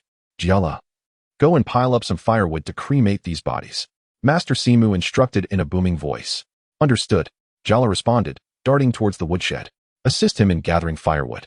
Lin Luo directed the puppet instructors. They dispersed, heading for the nearby woods. The corpses of the zombies had to be incinerated, laden as they were with toxins. Should animals consume them, the consequences would be dire, potentially triggering an eastern variant of a biohazard outbreak. The conflagration raged, the crackling of dry wood punctuating the otherwise still air of the dense forest. This locale marked the emergence of the royal zombie from its coffin. With his residents also engaged in cremation, Lin Luo had volunteered to manage the aftermath here. 2 pyres burned nearby, one from Master Qian's disciple, who had met his end by collision, and the other for the unfortunate soldiers who had been charred by lightning or dismembered by the royal zombie. The intact tents had been collected by Lin Luo, valuable assets for future outdoor excursions.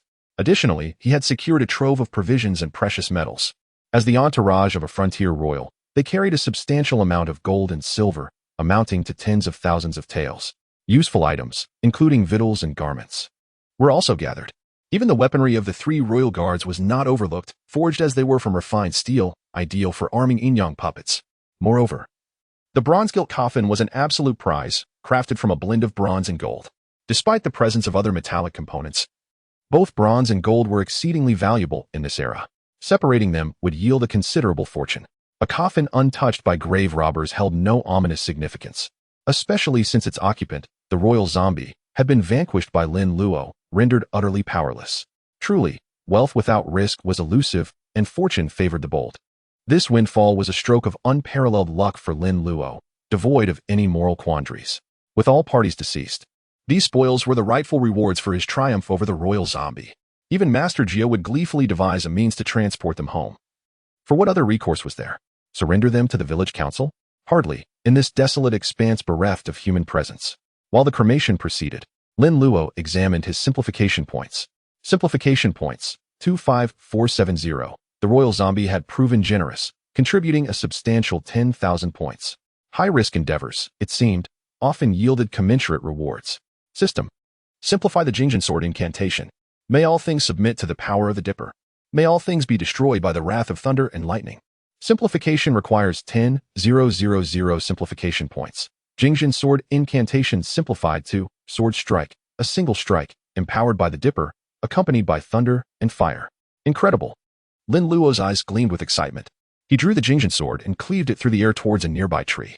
The blade crackled with thunder and fire, accompanied by resonant booms. In an instant, a gaping hole was rent in the trunk of the tree. Lin Luo noted a significant depletion of his internal power, but otherwise felt unscathed. From now on, my basic attack is a major move. Who can withstand that? A bell in one hand, a sword in the other, blue fire tentacles for control on the left, thunder and fire sword for output on the right. Offense and defense integrated. Invincible. Now all that's lacking is a potent body refinement technique to enhance my physical prowess. Previously, after years of systematic training with Master Jiu, including medicinal baths and skeletal exercises, Lin Luo had cultivated a resilient physique akin to a young leopard. With the system's augmentation of 5 points to all attributes, his physical strength had increased manifold. Not only had he grown taller, but also more robust. This newfound strength had emboldened him to pursue Ren Weiyong while brandishing his bell. System. Simplify the first minor incantation of the Supreme Oneness Atonement and Demon-Slaying Protection Incantation. Heaven and earth are boundless. Borrow the power of the universe. Magic arises from the heart. Endlessly regenerating. Simplification requires 10,000 simplification points. Simplification successful. Borrowing the power of the universe simplified to magic arises from the heart. With magic in the heart, regeneration is endless. Ambient spiritual energy automatically replenishing oneself until depleted. Lin Luo was astonished. Unbelievable. This is formidable. Heaven and earth are boundless. Borrow the power of the universe. Lin Luo proclaimed in a manner reminiscent of Yan Qixia. Then brandished the Tongtian sword repeatedly. Thunderbolt streaked forth, flame sword, a veritable dance of fire and lightning. As the Tongtian sword incantation was unleashed, The adjacent tree suffered a grievous fate, collapsing amidst a cacophony of explosions. Its trunk was riddled with charred craters. Lin Luo assessed his condition, finding that his expended power was rapidly replenished, indeed endlessly regenerating. He could continuously wield the Jingzhen sword incantation until the spiritual energy in the surrounding area was exhausted. Remarkable. It's akin to unlimited firepower. This borrowed power incantation can be sustained indefinitely, allowing the qi within to grow ceaselessly during combat, thereby increasing the power value. It's like carrying an external power bank. Use the charger first, then draw upon personal reserves. However, such power was external, true strength resided within. For what if the borrowed power was depleted before victory was achieved? When Yin Qixiao ventured into the underworld with Ning Kaichen to rescue Nie Xiaoqian from the Black Mountain Demon, the battle was cataclysmic, and Yin Qixiao's power was depleted. Fortunately, Yin Qixiao possessed formidable strength and the Xianyuan sword, which proved unfailingly effective in vanquishing demons. Otherwise, doom would have been certain. With 5,000 simplification points remaining, Lin Luo decided to expend them all, indulging in a bit of extravagance by simplifying the demon-slaying incantation, which conveniently required precisely 5,000 points. System: simplify the demon-slaying incantation. Divine Masters slay without regard for the powerful. First slay evil spirits, then vanquish nocturnal apparitions. Simplification requires 5,000 simplification points. Simplification successful. Demon-slaying incantation simplified to strike. Strike? Is that not the fundamental action of a swordsman? A forceful blow is a strike. Wielding the sword is the action. Landing the blow is the strike.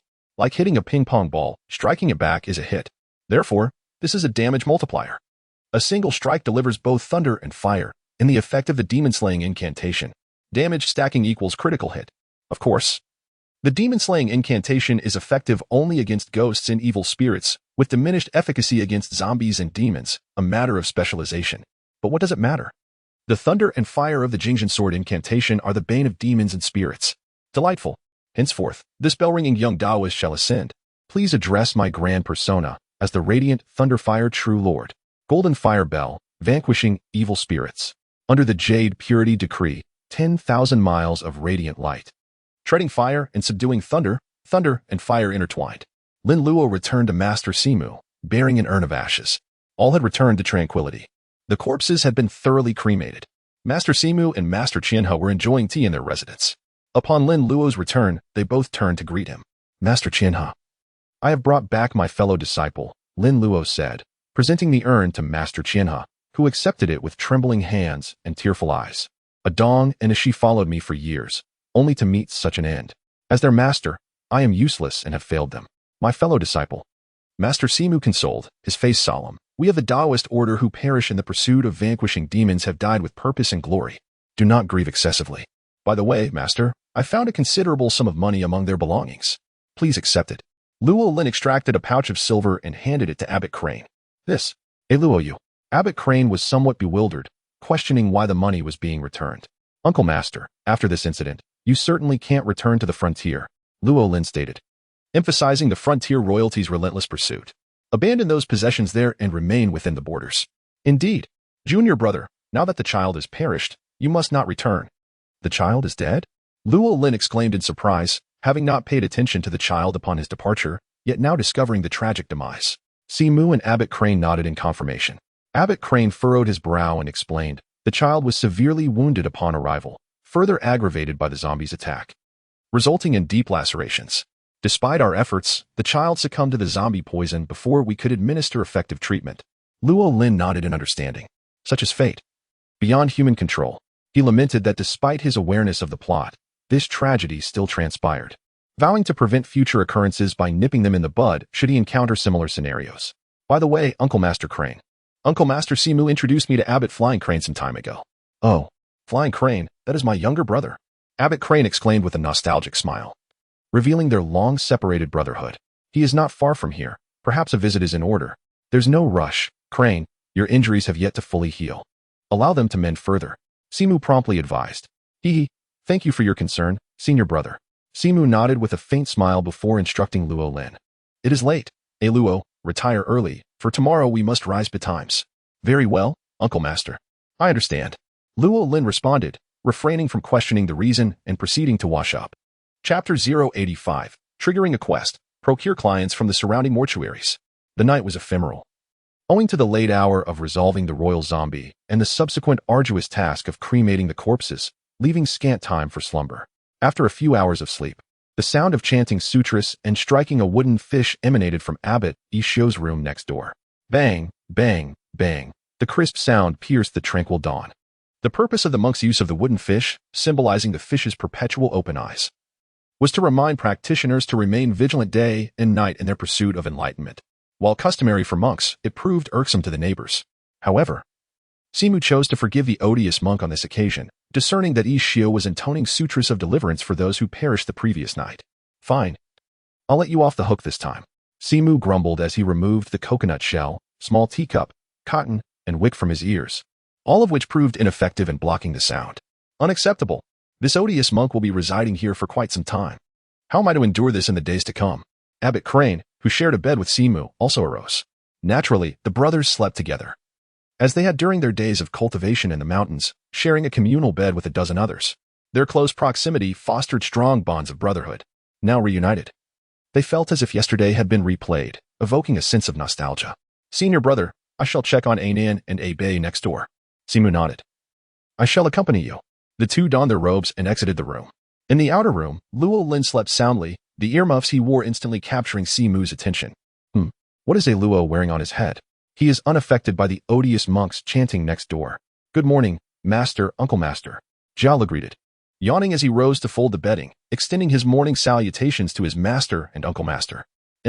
Pay respects to the patriarch and prepare breakfast. Remembering to stew a pot of fish soup. It will nourish your two senior brothers. Simu instructed. Jiao assented and proceeded to carry out his master's instructions. Allow a Luo to continue sleeping. He toiled diligently last night. Abbot Crane suggested to Simu, who concurred, nodding and accompanying Abbot Crane next door. As for Luo Lin, he continued to sleep soundly, embracing his fox demon pillow. Bang, bang, bang. As Abbot Ikkyu concluded his sutras of deliverance, the sound of the wooden fish ceased. Ching emerged from her room, clutching several freshly prepared herbal remedies, and approached the stove to decoct medicine for the patients in the room. At that moment, Simu and Abbot Crane pushed open the door and entered. Simu. Abbot Crane, you have arrived. Abbot Ikkyu greeted, rising to meet them. We have come to check on Anan and Abe. Abbot Ikkyu nodded and led them into the inner room. Fortunately, Jialu had cleaned the room, or it would have been uninhabitable. Previously, the room contained only one bed, which Abbot Ikkyu had ceded to Ching, while he himself slept on the floor in the outer room. Now, with the addition of two patients, Ching, being kind-hearted, had relinquished the bed to them and slept on the floor the previous night. Abbot Ikkyu briefly summarized the condition of the two men, alleviating Abbot Crane's concerns. Thank you for your assistance, Master. Amitba. It is the compassion of a monk to alleviate suffering. It is what this humble monk ought to do. The two exchanged respectful bows, observing all due courtesies. Simu, disinclined to stand on ceremony with Abbot Ikkyu, stated frankly, Great monk, thank you for your assistance this time. In the future, if you strike the wooden fish in your home, I shall not complain about it. Abbot Ikkyu chuckled, knowing that Simu's displeasure stemmed largely from his morning and evening recitations.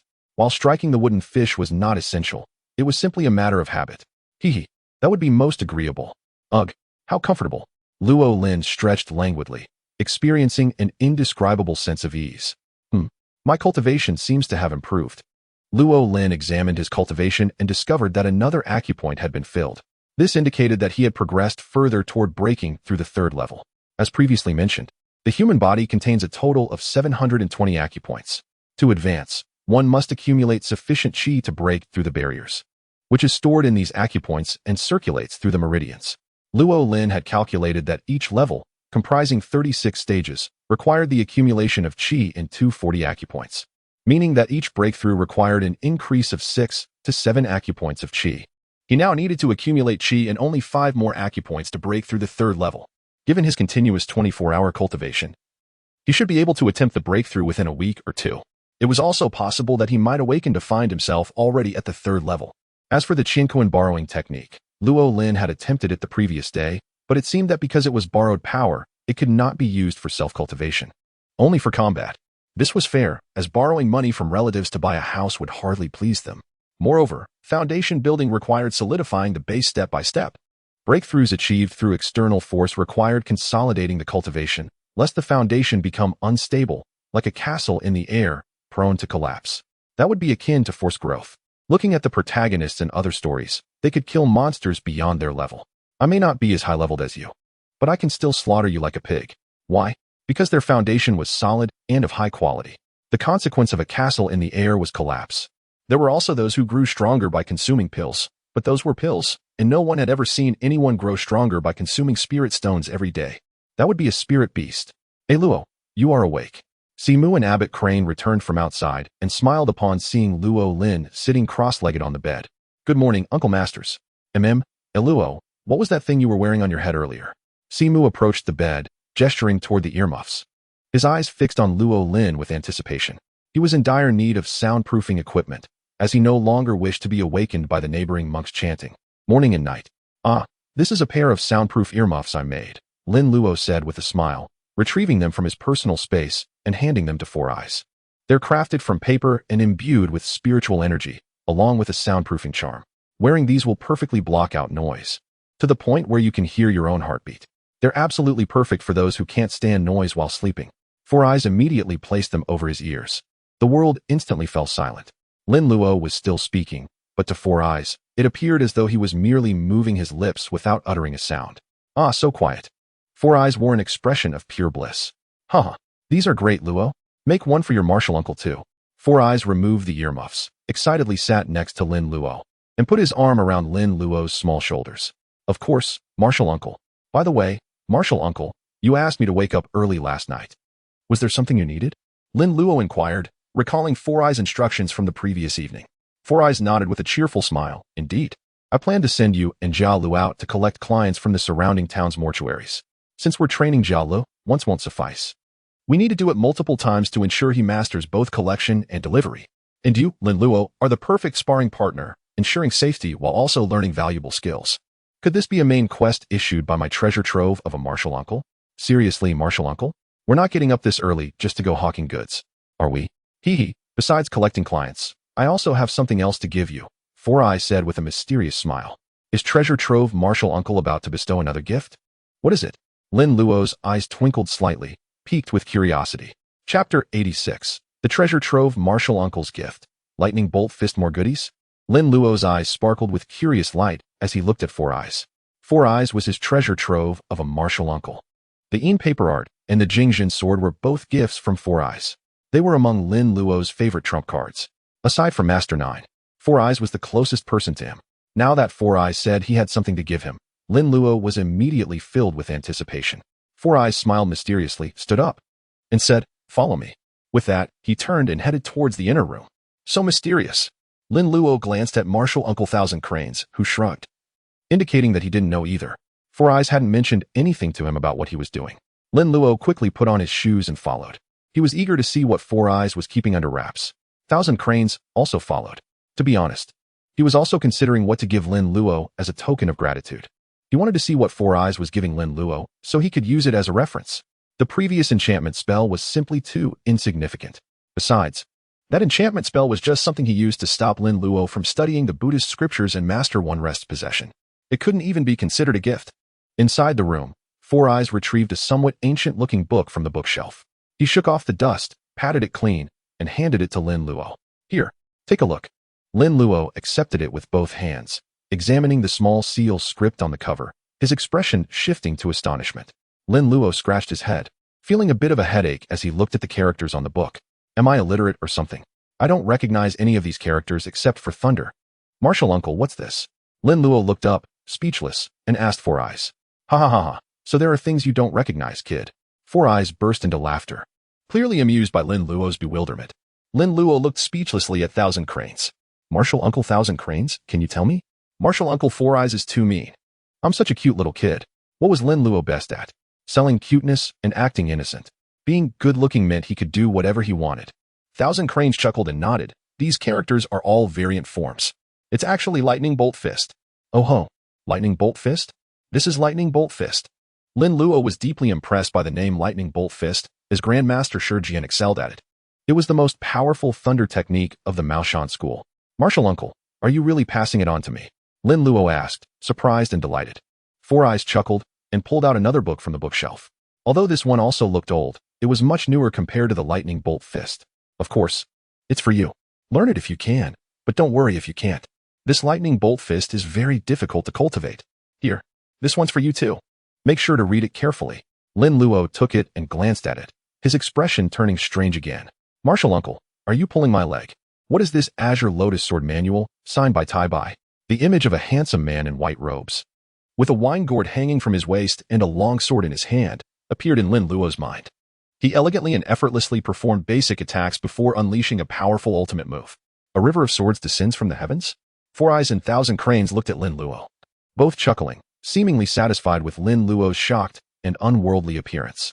Being watched and amused by his two martial uncles made Lin Luo feel inexplicably overwhelmed. Indeed, although Li Bai was also a member of the Tongtian school, I've never heard of him writing an Azure Lotus Sword Manual. Li Bai had a close friend that everyone knew, Yuan Danqiu. Master Tsin, Scholar Danqiu, bring in the wine, don't stop the cup. Yuan Danqiu, who had lived with the poet Li Bai for many years, became famous for this poem. Of course, Yuan Danqiu himself was also very talented. He was a brilliant genius who had gained a great reputation at a young age. Yuan Danqiu's master was Hu Ziyang, the 14th generation disciple of the Tongtian school. Master Ziyang's master was Li Hongguang, the 13th generation grandmaster of the Tongtian school. The previously mentioned Sima Qingzhen was Li Hongguang's master. Sima Qingzhen had met Li Bai once and praised him as having the spirit and bearing of an immortal, capable of traveling the 8 extremes in spirit. This made Li Bai feel that he had quite the talent for cultivation. Later, Li Bai and Yuan Danqiu studied Taoism with Master Ziyang, who imparted all the essential Tongtian school cultivation techniques. So, in that sense, Li Bai was actually considered the 15th generation disciple of the Tongtian school. Li Bai's title as a banished immortal was not just for show. And Li Bai learned swordsmanship at the age of 15 and became a master of writing at the age of 30. His swordsmanship was inherited from General Pei Min, the sword saint of the Tang dynasty. As a disciple of the sword saint, Li Bai's swordsmanship was naturally extraordinary. Later, a game even created Li Bai as a sword immortal. So, could Li Bai have really written a sword manual? Lin Luo ignored the snickers of his two unscrupulous martial uncles and opened the sword manual. The contents were indeed sword techniques, and the sword moves were exquisite, elegant, and full of immortal aura. It matched Li Bai's romantic, elegant, and pretentious personality. However, some of the sword moves looked as if they were performed while drunk. That's right. Li Bai was a drunkard. It was reasonable for him to dance with a sword after drinking too much. All right, stop teasing him. Thousand Cranes said with a smile to Four Eyes. Four Eyes chuckled and explained, Hiki, this Azure Lotus Sword Manual was created by a senior of our sect in the past, who was inspired after watching Li Bai's sword dance. Although it wasn't created by Li Tai Bai himself, it originated from him. No wonder it's called the Azure Lotus Sword Song. And the signature is just Tai Bai. This sword technique is elegant, incorporates the steps of the Big Dipper, and is a good introductory sword technique for a newcomer to swordsmanship like you. Lin Luo blushed. He was indeed a novice in swordsmanship. He knew how to use the peachwood sword, and he had also mastered the 7-star sword technique and the Big Dipper sword technique. He could also perform them during rituals. He also knew and was proficient in the steps of the Big Dipper. It was just that he had practiced more fist techniques in the past, and he had used sword techniques less often. If he were to fight someone and purely compete in swordsmanship, he might be brutally defeated by old Master Tan. Echoes of the supernatural. El Dongbin's possession of Master Tan. A display of swordsmanship both exquisite and ethereal, utterly overwhelming the red boy-possessed Zhang Di. My deepest gratitude, esteemed uncle. I pledge to dedicate myself to diligent study. Lin Luo's countenance was illuminated by a radiant smile, akin to a miniature sun, imparting warmth to the soul. Receiving favor necessitates expressing profound appreciation, lest one be perceived as an ungrateful wretch, devoid of gratitude, who would consider bestowing future benefits. Upon witnessing Lin Luo's demeanor, both Four Eyes and Thousand Crane chuckled softly, their hearts swelling with contentment. Their affection and trust for Lin Luo were genuine. For the sincerity and warmth emanating from the child's gaze were undeniable. Given his solemn vow, Lin Luo would undoubtedly apply himself earnestly, never betraying their heartfelt intentions. Very well. Let us find a place to sit, and we shall elucidate the cultivation methods of the lightning rush fist. The four-eyed Taoist declared, leading the way to a suitable spot. Once seated, Lin Luo unfurled the tome, beckoning the four-eyed Taoist to commence his exposition from the initial page. After absorbing a few sentences, Lin Luo felt his head swimming. The text shrouded in obscurity. While individual passages appeared coherent, their amalgamation birthed contradictions, defying comprehension. Alas, I am no prodigy, merely an ordinary mortal relying on the system. Lin Luo lamented inwardly. Yet, What could be amiss with being an ordinary individual empowered by a system? System, simplify the lightning rush fist. Lightning rush fist detected. Wield the celestial thunderbolt, traverse the realms, unleash the lightning's fury, and cleanse the cosmos. Simplification requires 20,000 simplification points. Insufficient simplification points. Alas, Lin Luo shook his head in resignation. His coffers were nearly bare, containing a mere 470 simplification points. The lightning rush fist, for the present, remained unattainable. Chapter 087, The Maiden in the Jar. My husband's heart is tainted. After expounding upon the contents of the lightning rush fist, the four-eyed Taoist turned to Lin Luo, his gaze brimming with anticipation. Well, Luo, did you grasp it? Yet, upon beholding Lin Luo's somewhat despondent visage, Four Eyes divined the outcome. Even his prodigious nephew was unable to comprehend it. Verily, the lightning rush fist remained profoundly esoteric. Among their cohort of fellow disciples, only their esteemed elder brother, Qian, had mastered the lightning rush fist. None knew how the elder brother had accomplished this feat. It was merely known that during one of the elder brother's sojourns down the mountain, upon his return, Qian had mastered the lightning rush fist and brought back a disciple named Xiaojian. According to the elder brother, the young disciple had been discovered by the roadside, sharing a similar background with Lin Luo. However, since that time, Qian's temperament had grown increasingly eccentric and irascible. Should his junior brothers displease him in the slightest, they would be subjected to reprimands and punishments. On several occasions, when junior brothers sought instruction in the cultivation methods of the lightning rush fist, Qian curtly refused, never divulging even the slightest hint. Their master had never censured Qian for this behavior. Each individual possessed their own unique destiny, and the ability to cultivate the lightning rush fist was Qian's fortune. The inability of others to learn it was also their fate. What is destined shall come to pass. What is not, should not be pursued. However, upon the master's passing, while all had initially presumed that the mantle of leadership would fall upon the shoulders of the esteemed elder brother, Qian, this was not to be.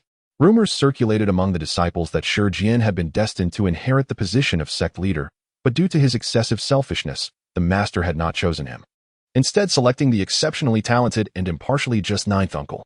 Yet, for reasons unknown, ninth uncle had declined the position. It was due to this rumor that Uncle Jiu and ninth uncle had remained at odds to this very day. Whenever Qian encountered ninth uncle, he would feign courtesy and fraternal affection, yet the demeanor of an elder brother was ever present, as if constantly seeking to overshadow ninth uncle. Esteemed uncle, is it possible that the content you imparted was inaccurate? Lin Luo inquired, propping his cheek with one hand as he gazed at the four-eyed Taoist. The four-eyed Taoist's expression faltered. The thousand-crane Taoist, who was standing nearby, was also taken aback. They had never contemplated this possibility. Indeed, could it be that their understanding was flawed? If their understanding were correct, why had they been unable to cultivate it? Luo, what do you mean by this? Do you possess any unique insights? The eyes of the four-eyed Taoist and the thousand-crane Taoist gleamed with excitement as they turned towards Lin Luo. Not precisely, but I believe that with diligent study over a period of time, I may be able to unravel it. Upon hearing Lin Luo's words, the four-eyed Taoist and the thousand-crane Taoist exchanged glances, then shook their heads and chuckled wryly. They had initially harbored similar thoughts. Yet, after years of contemplation, they had failed to decipher the mysteries of the lightning rush fist. Very well, Luo, you speak with reason. Take the lightning rush fist and the azure lotus sword manual and study them diligently, striving to master them both. We, these two old fogies, shall refrain from misleading the youth. The four-eyed Taoist declared, his spirits dampened as he shook his head and chuckled self-deprecatingly. If they themselves could not comprehend it, how could they impart it to their nephew? What if they were to misguide him or utter inaccuracies? What if he were capable of learning it, but their words prevented him from doing so? Would that not be misleading the youth? Nay, esteemed Uncle Four Eyes, the lightning rush fist undoubtedly harbors some hidden secrets. Your years of research possess immense value. Once I have gleaned some understanding, we shall convene and exchange insights, and perhaps we shall discover the cultivation method. Lin Luo exclaimed with a cheerful demeanor, stowing away the lightning rush fist and the azure lotus sword manual. Ha, we shall await your good news, then. The thousand-crane Taoist responded, his tone sincere rather than jocular. The four-eyed Taoist's spirits were lifted by Lin Luo's words, and his smile grew more radiant. Luo, your words are truly soothing, easing my heart immensely. Verily, you are the new generation's prodigious disciple of the Maoshan sect. Your uncle is utterly enamored with you. Rest assured. Pour over your books here, and we shall venture out to see if Jiao has returned. Indeed, study diligently, and we shall summon you for dinner later. The Four Eyes and Thousand Crane Taoists instructed Lin Luo before rising and heading towards the outdoors. Lin Luo had no other pressing matters at hand. So he opened the Azure Lotus Sword Manual with keen interest. System, simplify the Azure Lotus Sword Manual. Azure Lotus Sword Manual detected. The sword's lotus blooms. Its light escapes the scabbard. The dragon of clouds and the tiger of wind return in unison. Simplification requires 500 simplification points. Insufficient simplification points. Only 500 simplification points. This is simplicity itself. I currently possess 470 points, so I merely need to procure 30 more points to simplify it. Lin Luo's eyes gleamed as he conjured a wine jar. Clang, clang, clang. Lin Luo tapped the wine jar, his voice gentle and affectionate. My dear, have you awakened? Husband, why do you summon me? A mellifluous, ethereal female voice emanated from the wine jar, seemingly bewildered by Lin Luo's sudden tenderness. I request a small favor. Lin Luo produced the 3 purities bell with a hint of embarrassment. A favor? The female ghost within the jar recalled the time when Lin Luo had released her from the jar, also claiming to seek her assistance. Could it be? Jingle, jingle, jingle. Husband, please desist. Husband, spare me. Simplification points, 5. With 5 points accumulating at a time, the required 30 points were swiftly amassed, and Lin Luo promptly ceased ringing the bell. Within the wine jar, the female ghost sobbed softly, unable to bear her plight. How wretched was her fate. She had died unmarried in life, and as a green ghost, she was unable to reincarnate. She had sought a husband with all her heart, hoping for solace and eventual reincarnation. Yet, after many twists and turns, she had fallen into the clutches of this young scoundrel, only to be subjected to such abuse. Had she known the fate that awaited her neighbors in that room, she would never have wept. Very well, my darling, I am sorry. Husband promises. There shall be no next time. Lin Luo patted the wine jar, then retrieved an incense burner and placed it before the jar, inserting 3 burning incense sticks. Subsequently, Lin Luo placed a white candle on either side of the incense burner. Seeing the incense and candles offered, the female ghost within the wine jar ceased her weeping and began to partake of the offerings. Confined within that somber chamber, devoid of companionship, she languished in tedium and hunger. Not a single incense stick had Lin Luo offered her. Observing the incense and flanking candles emitting wisps of azure smoke that spiraled into the wine jar, Lin Luo discerned that the specter was partaking in sustenance. The incense and candles diminished at a perceptible rate, soon expiring. It is with some chagrin that I confess, my name is Lin Luo. Yet I remain unacquainted with your appellation, my lady. Lin Luo replenished the incense and candles, reluctant to leave the female spirit famished after so many days within his pocket dimension. My family name is Xiao, though I am commonly addressed as Hongmei. A melancholic undertone crept into Hongmei's voice as she spoke of her kin, suggesting a longing for them. The first blossom from the southern ridges, its fragrance congealing dewy shadows, Hongmei. A most felicitous name indeed. Hongmei savored the incense offerings Lin Luo had provided, and though she could not presently behold his visage, her recollections of him were vivid. For was he not the man she had recognized as her spouse? A single glance had sufficed to etch Lin Luo's countenance into her memory upon her initial release. The subsequent events had only served to deepen that impression. The rogue possesses a certain eloquence, yet alas, despite his comely features, his heart is sullied. Unaware of Hongmei's assessment, Lin Luo waited until she had finished her repast before returning her to the pocket dimension. The time for observation has arrived. Henceforth, I shall endeavor to bring you out to admire the scenery with greater frequency. Lin Luo uttered with a cheerful mien as he retrieved the Azure Lotus Sword Manual from the table. System, simplify Azure Lotus Sword Manual. Simplification successful. Azure Lotus Sword Manual simplified to grasp sword. With a blade in hand, each strike manifests as a lotus of azure. A gasp of admiration escaped him. Truly exceptional. My gratitude knows no bounds for you, my cherished simplification system. The swordplay within the Azure Lotus Sword Manual was ethereal, imbued with the essence of Tao. The simplified version merely required Lin Luo to wield the sword to execute the techniques. He was now eager to put it to the test. For what man does not harbor an affinity for blades? As a youth, Lin Luo had been captivated by period dramas, fostering a yearning for the life of a wandering swordsman. To roam the land, unburdened, to indulge in hearty meals and potent spirits, to find solace in the company of alluring women, and to be hailed as a benevolent elder brother by a band of loyal companions. Swords, sabers, spears, and bows had been instinctively incorporated into the design of his first puppet, teacher Mikami. Now that he had mastered swordsmanship, his eagerness was palpable. In the courtyard, Jia Lu was scaling fish with a honed cleaver. Good morrow, senior brother. Jia Lu greeted Lin Luo with a genial smile. Good morrow to you, Jia Lu. Lin Luo responded with a smile as he exited the courtyard, sword in hand. Jia Lu craned his neck, observing Lin Luo's graceful departure with curiosity. I wonder what senior brother is up to, brandishing a sword so early in the day? Reverend Simu and Reverend Qian He also took note of the scene, exchanging amused glances. My brother, how long do you reckon it will take Luo to master the Azure Lotus Sword Manual? Reverend Qian He queried with a smile. Reverend Simu sipped his tea and raised 2 fingers. I wager 2 days. Reverend Qian He shook his head earnestly. I believe a single day shall suffice. A prodigy capable of grasping the incantation of opening a blade with but a glance would surely require no more than 2 days to learn a sword technique. Shall we wager? Reverend Simu's eyes lit up, piqued by the prospect of a wager with his junior. Reverend Qian He's expression was enigmatic, suppressing a chuckle. My brother, fortune has never favored you. Are you certain you wish to wager with me? Reverend Simu raised an eyebrow, retorting defiantly. I refuse to believe I am as devoid of luck as our master claims. Reverend Qian He nodded. Very well. Since you insist, let us wager. And what shall be the stake? Reverend Simu stroked his chin, replying with a smile, let us wager the spirit guiding lamp technique. Should you lose, you shall impart it to Luo and Jiao. And what shall I receive should I prevail? Reverend Qian He inquired with a smirk. Reverend Simu responded without hesitation. Should you prevail, I shall bestow the spirit guiding lamp technique upon Luo. Reverend Qian He rolled his eyes. What manner of wager is this? It is akin to removing one's trousers to break wind. You must select a different stake. Reverend Simu spread his hands in a gesture of helplessness. What am I to do? Luo has already drained me dry. I have imparted to him all that I can, and I have provided him with that which you lack. I, as his uncle, am equally bereft. Reverend Qian He shook his head with a smile. Then you shall wager a magical artifact. I have observed that Luo possesses naught but that passable sword. He is in need of more presentable artifacts. Reverend Simu scoffed. What do you mean by passable? That is my Jingzhen sword. However, upon further reflection, he conceded that his junior nephew was indeed lacking in noteworthy artifacts. The previous night, Lin Luo's 6 pure bells had all been rendered useless. How could a young Taoist priest such as Ling Ling function without his 3 pure bells? The thought of procuring magical artifacts caused Reverend Simu to furrow his brow.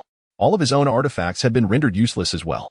He would seize this opportunity to replenish his own stock while acquiring artifacts for Luo. Very well, should I lose, I shall procure a set of magical artifacts for Luo. Reverend Simu declared emphatically. Excellent. Let us observe Luo's progress. Reverend Qian He slapped the table, rising to his feet and heading towards the exit. I am too impetuous. I had forgotten the wound on my arm. It stings.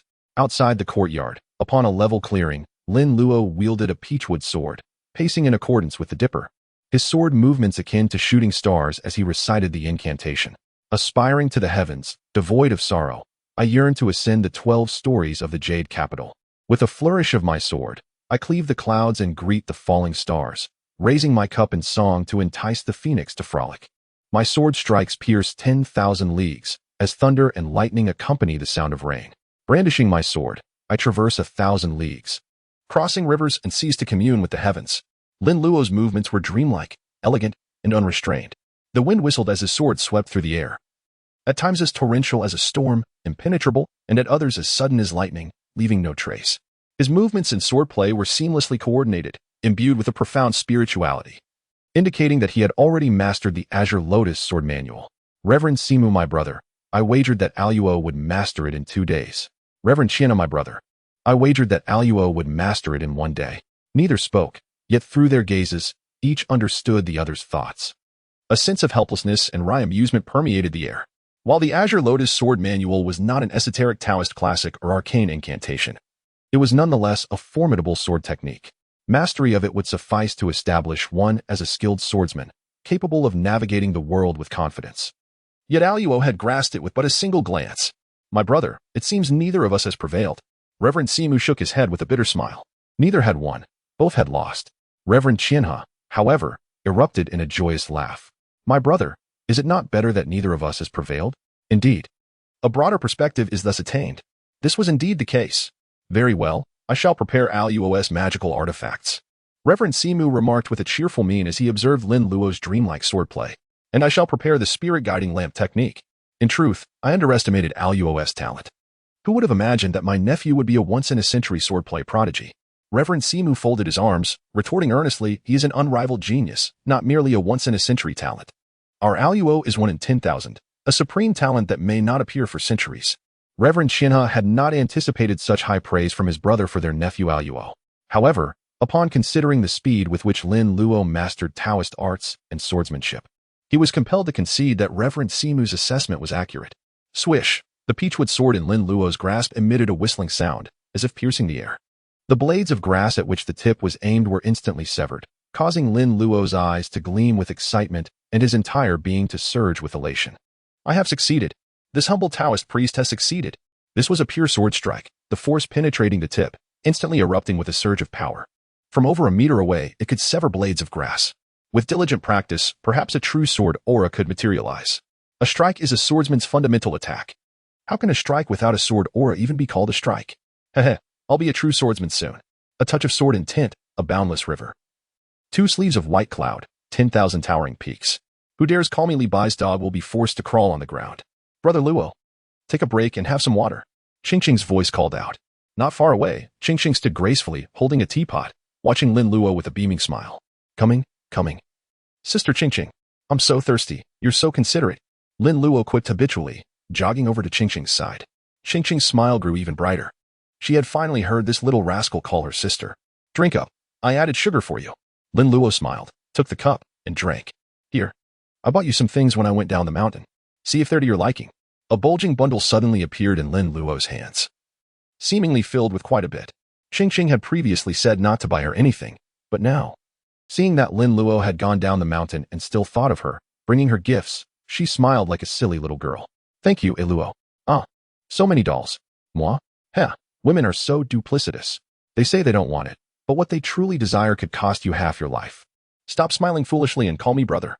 Also, come over here. Lin Luo pointed to his right cheek. One on each side is balanced. Hiki, you little rascal. A reward for you, moi. Qingqing kissed Lin Luo again, hugged the bundle, and giggled as she ran off to arrange her gifts in her room. Dare to call me a little rascal? One day, you'll regret it. The not at all vengeful little Taoist priest furtively pulled out his little notebook. On this day of this month of this year, offender Qingqing referred to this little Taoist master as a little rascal. Unforgivable. Punishment. 1,000 strikes with a rod. Suspended for 8 years. Chapter 89. To become a vanguard of the Taoist altar, a great general of Maoshan. Breakfast was ready. Jiala had stewed fish soup. As he often made fish for Master Simu, the soup was exceptionally delicious. It contained some medicinal herbs, but the flavor didn't detract from its deliciousness. Master Qian He's 2 disciples, Anan and Abai, were already able to walk. After drinking the fish soup, their complexions looked much better, according to their time of entry. They also had to call Lin Luo brother. Seeing the strange expressions on their faces as they addressed Lin Luo as brother, Jiala couldn't have been happier. Finally, he wasn't the only one feeling awkward. Seeing that they had recovered well, Master Qian He had them move to Master Simu's side to recuperate. It wasn't right to keep bothering Master Ikkyu. After breakfast, Master Simu called Lin Luo and Jiala into the room. Master, what is it you wanted to see me and my brother about? Jiala poured Master Simu a cup of tea, trying to curry favor, and asked with a smile. His smile made him look even more simple-minded than usual, causing Master Simu to shake his head inwardly. This silly boy looked all right when he was young, with a spirited and lovable appearance. How did he become so foolish when he grew up? He was nothing like his master. Intelligent, diligent, exceptionally talented, wise, and broad-minded. Master Simu sat in his chair, assumed a dignified posture, took a sip of tea, and then looked at Lin Luo and Jiala. Jiala sat up straight, watching his master intently, waiting for him to speak. Lin Luo already knew what Simu was going to say, but he still played along, acting like a good student. Sitting obediently on the stool, waiting to trigger Master Simu's main quest. Jiala, you've tried taking clients home before, and you did well. So this time, Master has decided to let you try transporting them on your own. You find the clients yourself and safely deliver them to where they need to go. Hearing Master Simu's words, Jiala immediately became nervous. Master, will I be alone? Jiala glanced at Lin Luo. Will brother go with me? Master Simu nodded, speaking calmly, of course. Your brother will go too. This is a trial for both of you. Find 10 clients, then send them home. When you return after sending these 10 clients home, I will have a reward for you. Upon hearing the word reward, Lin Luo and Jiala's eyes lit up. There was even a quest reward. Jiala looked excitedly at the robe Master Simu was wearing and said, Master, is it this robe you're wearing? Lin Luo? Lin Luo looked at Master Simu's old robe, patched with large and small pieces, his expression gradually perplexed. Did Jiala have some misunderstanding about the word reward? And a deep one at that. Simu was also rendered speechless. Why was this brat fixated on his clothes? He had worn the previous robe for 8 years. And this brat had been asking for it for 8 years. If you wanted new clothes, wouldn't Master buy them for you, loving you as he does? Master, Jiala likes your clothes so much, Just give them to him. I don't need them. Hee. Thank you, brother. Master, if brother doesn't want them, then give them to me. Simu's lips twitched, and he resisted the urge to rub Jiala's head. What clothes? Did I say the reward was my clothes? You brat, can't you be more ambitious?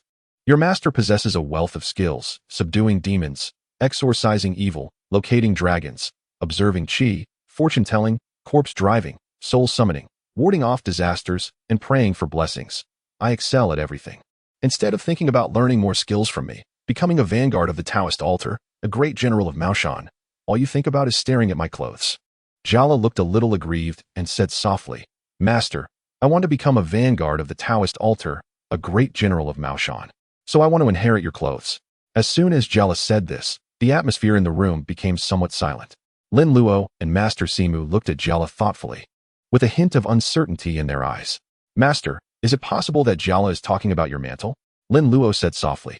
Master Simu's expression immediately became interesting.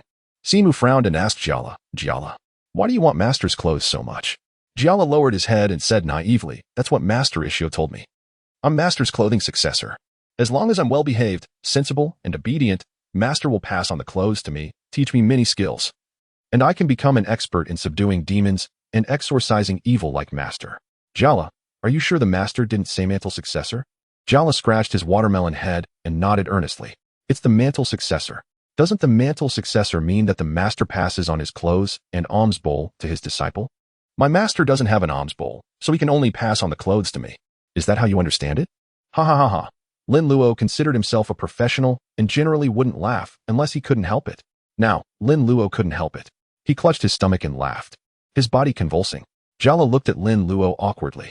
Was he wrong? Why was brother laughing so happily? Master Simu supported his forehead, becoming somewhat weak. Jiala, take a few more books with you when you leave. In the future, when you're free, read them carefully. A lack of education is truly terrifying. Luo, take care of your junior brother. This child has never been very bright. When you come back, Master's reward will definitely not disappoint you. In the movie, Jiala could think of disguising himself as a half-corpse and mixing in with those half-corpses, which was indeed a talent. Lin Luo stopped laughing, nodding his little head. Don't worry. Master, I will take good care of Jiala. Even without Master Simu's assurance, Lin Luo was already interested in the reward that Master Simu had mentioned. The treasure master had never let him down. After luncheon, Jia Lu packed his belongings, ready to depart with Lin Luo. In the courtyard, Lin Luo was bidding farewell to Qing, who, knowing of his afternoon departure, had prepared some items for him, forgoing her own meal. See if this jacket fits. Qing draped the garment over Lin Luo. Surprisingly, it was a perfect fit, meticulously crafted despite being made of coarse cloth. Having grown up wearing such material in this world, Lin Luo was accustomed to it. Thank you, Qing, it fits perfectly. Lin Luo stretched his arms, habitually sweet-talking. Surely, the goddess Enhua favored you, sculpting you so beautifully and granting you such nimble hands. Qing giggled, amused by the novel compliment. Lin Luo had always relied on his looks and smooth tongue to get by. Even the most cliché lines sounded fresh in this era. Qing, innocent as she was easily charmed and began adjusting his buttons. This jacket is thick. It can serve as a blanket if you have to camp outside. I also prepared some pastries, made with my own hands, for you to eat on the road. And I made a clay doll for you. Qing handed Lin Luo a large bundle and then produced a clay doll, modeled after herself, with braided pigtails tied with red string, a red floral blouse, and blue floral pants.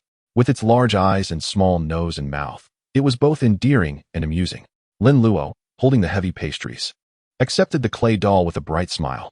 It's adorable. I'll treasure it. It's getting late. Pack your things and leave soon. Qing urged, noticing Taoist priest Simu and the others approaching. Lin Luo chuckled as he placed the doll in his satchel, slinging the bundle over his shoulder. Taoist priest Simu and Taoist priest Qian He approached. Luo, here's a map of the nearby towns, with the locations of the righteous lodges and fellow disciples marked. Seek them out if needed. Taoist priest Simu handed over a map. Lin Luo accepted it with both hands, storing it in his satchel. It's getting late, Uncle Master. If there are no other instructions, Jia Lu and I will depart. Simu nodded, glancing at the fully equipped legion of puppet instructors, his lips twitching slightly. Very well. Be careful on the road. With such a group of puppets at their side, it was unlikely that Lin Luo and Jia Lu would be the ones in danger. Understood, Uncle Master Qian He, Uncle Master Simu. Jia Lu, let's go. Yes. Master, Uncle Master, I'm leaving. Go. Taoist priest Simu waved dismissively. Master, farewell. Master Ikkyu also came to see them off, watching as Lin Luo and Jia Li's vast entourage gradually disappeared into the distance. Umaba, safe travels. Chapter 90, Man has three fires. Don't look back at midnight. The night was ominously gloomy. Dark clouds obscured the moon, offering little light. The night wind howled, carrying a slight chill. Lin Luo rode the yin horse, comfortably leaning against by Rong Rong, eating Ching Ching's heartfelt pastries and occasionally sipping the herbal tea by Rong Rong offered. Living like a young master, Jia Lu, perched on Jia Li's back, also nibbled on the pastries but found it hard to swallow. Senior brother, slow down. Jia Lu can't keep up. Jia Lu called out to Lin Luo. Lin Luo slowed the yin horse, glancing back at the lagging Jia Lu. Hurry up. We'll be in town soon. You don't want to spend the night in the wilderness, do you? It's too bumpy, senior brother. Make another yin horse tomorrow. I want to ride too. Jia Lu caught up with Lin Luo, pleading with a wry smile. No problem. I'll make one for you tomorrow. Seeing Jia Li's discomfort, Lin Luo slowed down as the town wasn't far. The yin puppet instructor team they had started with now consisted only of Galen and Jia Lu. In the evening, the puppet instructors had run low on energy. While Jia Lu was relieving himself, Lin Luo had attached charging talismans to them and returned them to his personal space. It was too conspicuous to bring such a group of beauties into town, so it was better to keep them hidden. Upon Jia Li's return, he was surprised to find the puppet instructors gone. Lin Luo casually dismissed it, claiming their energy was depleted and they were all scrapped. His personal space was still a secret, and he would explain it later when the opportunity arose. Jia Lu, though disappointed, believed him. Senior brother, do you think we'll encounter that in the middle of the night, with the surroundings so desolate and eerie? With the pace slowed, Jia Lu felt more comfortable. Reclining on Jia Li's back, eating, and chatting idly with Lin Luo. Encounter what? Lin Luo asked casually. Ghosts. Speaking of ghosts, Jia Lu grew nervous, looking around as if afraid someone might overhear. Seeing nothing amiss, he turned to Lin Luo. His master had warned him not to speak of ghosts late at night, as it could easily attract unwanted attention. Lin Luo expressionlessly grunted in acknowledgement and then shouted into the surroundings. Ghosts. Ghosts. Where are you, ghost brothers? He called out several times, but there was no response, only the sounds of insects and birds, and the distant howls of wolves. Jia Lu shrank back, whispering nervously. Senior brother, don't shout. You might attract wolves. Look at your timidity. Your senior brother is a swordsman. Not just wolves, even bears and tigers. I'll turn them into bear paws and tiger penises to quietly accompany my wine. Lin Luo said proudly, lifting his chin. Jia Lu watched his senior brother sitting high on the horse, leaning on the beautiful spirit pet, feeling envious. He wished he could be as powerful as his senior brother. Senior brother, were you always this powerful? Not afraid of ghosts? Jia Lu asked curiously. Lin Luo replied matter-of-factly, what's there to fear about ghosts? They're so friendly. And even though I wasn't always powerful, I was never afraid of ghosts. Why? Jia Lu widened his eyes in curiosity. Senior brother, are you that brave? Because I have a master. Lin Luo looked at Jia Lu as if he were an idiot and said even more proudly. My master is a true vanguard of the Taoist altar, a great general of Maoshan. Wherever he is, the ghosts within dozens of miles have either moved away or are cowering in their graves. Anyone who dares to cause trouble has been captured by my master and put into small jars. Speaking of the small jars, Lin Luo missed them. If he had them by his side, he wouldn't have to worry about scraping together a few tens of thousands of simplification points. My lightning rush fist. It's not expensive. Only 20,000 simplification points. Those good friends could gather it for him in 2 hours. They were all collected in increments of 3 or 5 points. That's how simple, enthusiastic, and helpful those good friends were. Small jars. Yes, yes, this little rascal is right. Beep beep. Jia Lu said admiringly, so Uncle Master is so powerful. I wish my master were as powerful, so I wouldn't be afraid of ghosts. Lin Luo smiled smugly, shifting to a more comfortable position, leaning against by Rong Rong, stretching, and humming comfortably. No need to envy, Uncle Master Simu is also very powerful. The things he taught you are enough to deal with ordinary little ghosts. What do you have to fear? Jia Lu smiled sheepishly, embarrassed to admit that his learning was somewhat superficial. Apart from the professional knowledge of corpse driving, he had somewhat returned everything else to his master. In the movies, Jia Lu couldn't even defeat a half-corpse. Dealing with semi-corpses doesn't necessitate a peachwood sword. A cleaver suffices. Dispense with reliance on makeup when you possess talismans. You even emulate furniture war god, Brother Long. In contrast to Ikkyu and Bunsbai. This fellow surpasses Bunsbai, but falls short of Ikkyu.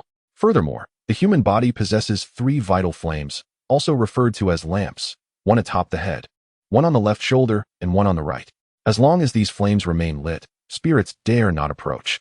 You've studied martial arts with your uncle for so long that your vital energy is robust and your yang energy overflows. Why fear ghosts? Haven't you noticed me shouting here for the better part of the day without so much as a spectral apparition? Any who dare approach us are doomed. Lin Luo concluded and tossed another piece of pastry into his mouth. Qing not only possesses tailoring talent but also culinary aptitude. This pastry is neither too sweet nor too greasy, quite delectable. Jialu, somewhat excited, curiously touched his head and shoulders, muttering about a fire on the left and a fire on the right. Senior brother, why can't I feel them?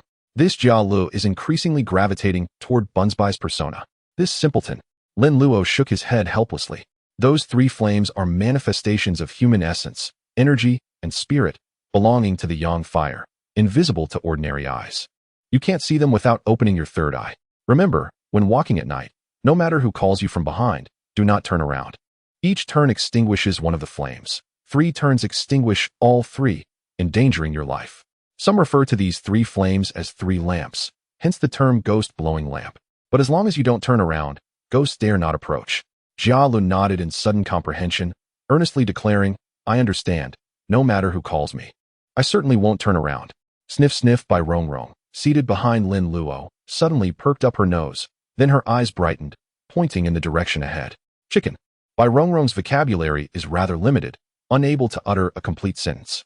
However, she speaks several words most fluently. Master, hungry, eat, chicken, sleep. Oh, and also mercy, pain, tired.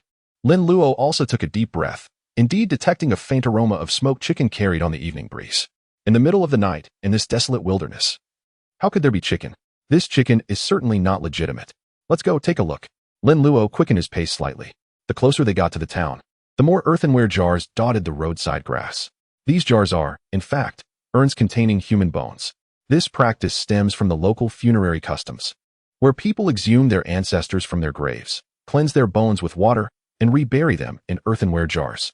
In some places, perhaps due to unfavorable feng shui or issues with the ancestors below, exhuming and reburying can cause problems.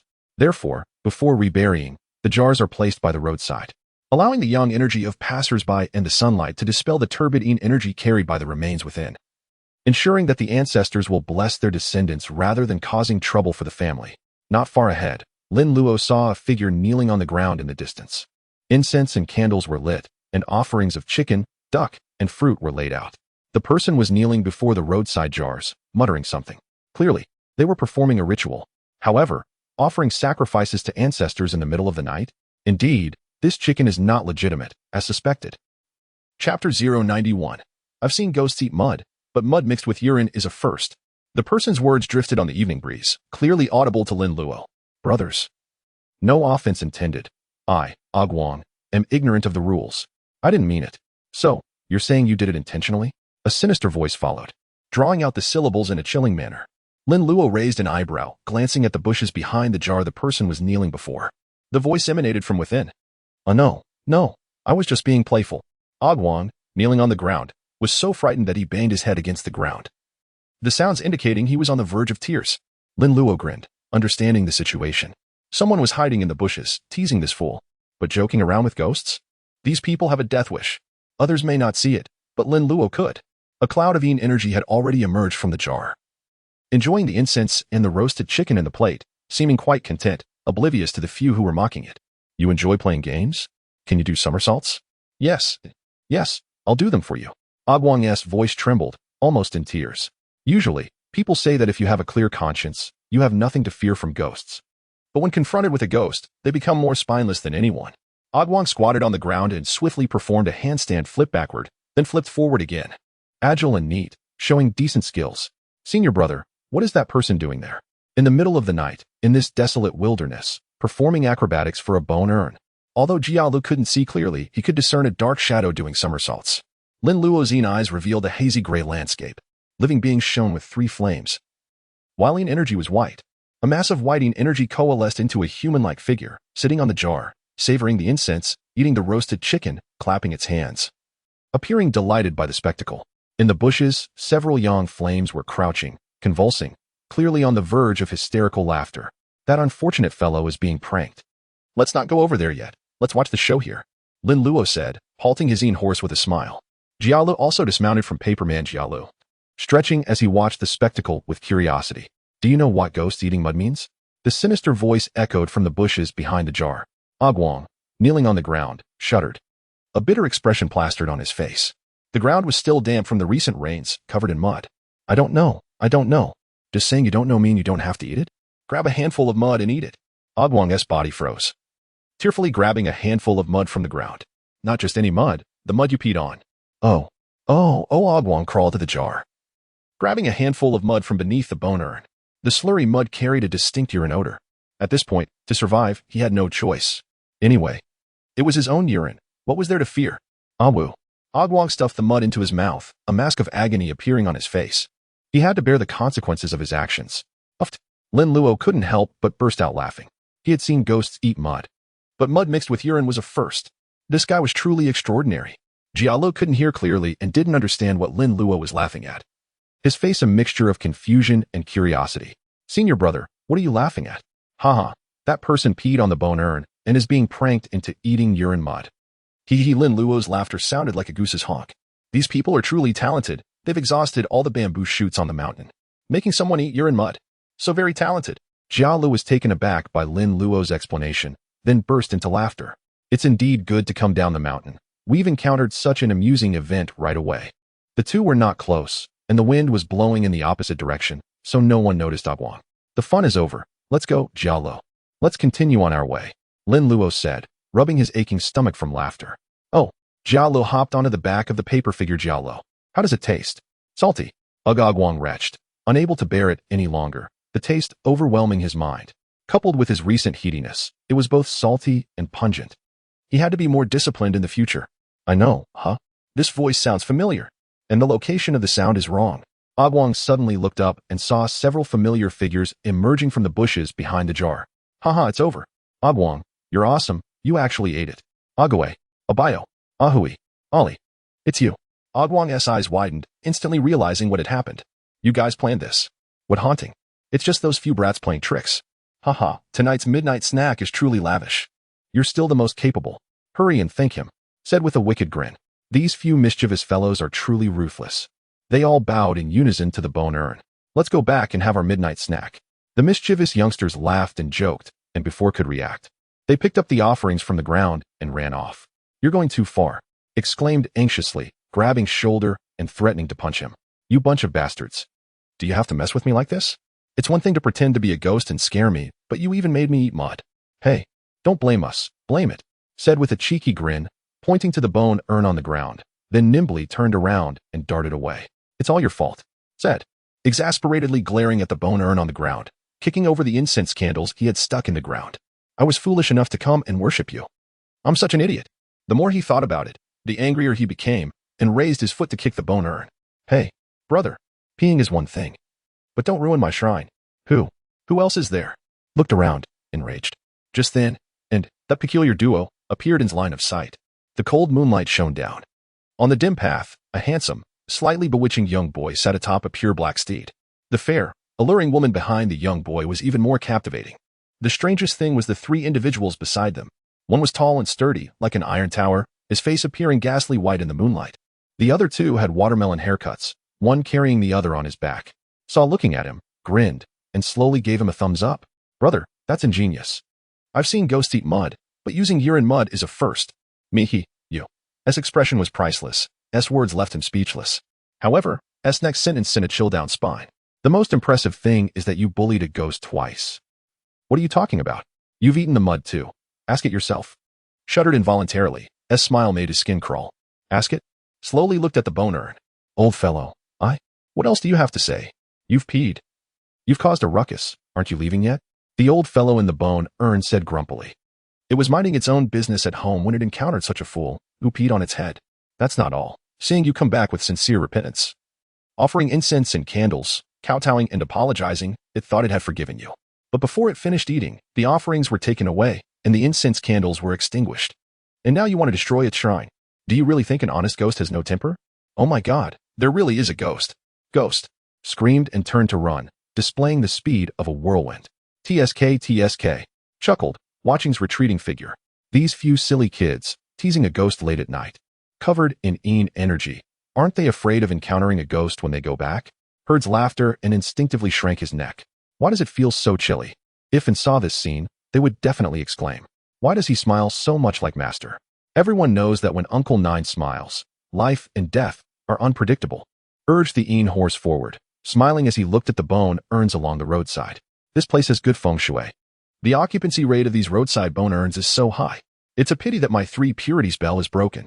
Otherwise, this little Taoist priest would definitely hold a concert here. But it's okay. I'll find an incense and paper shop tomorrow. The 3 purities bell is a hard currency. They'll definitely have it for sale.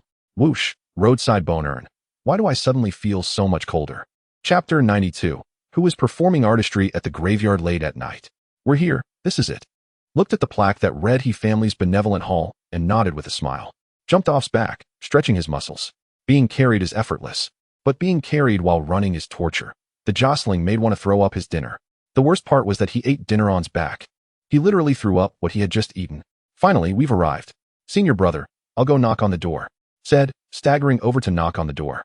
Jumped off the horse and followed him to the front of the benevolent hall. In this era, benevolent halls were not all government-run. Many villages were actually gatherings of large families. The entire village shared the same surname. This was a clan. The clan members naturally had both rich and poor.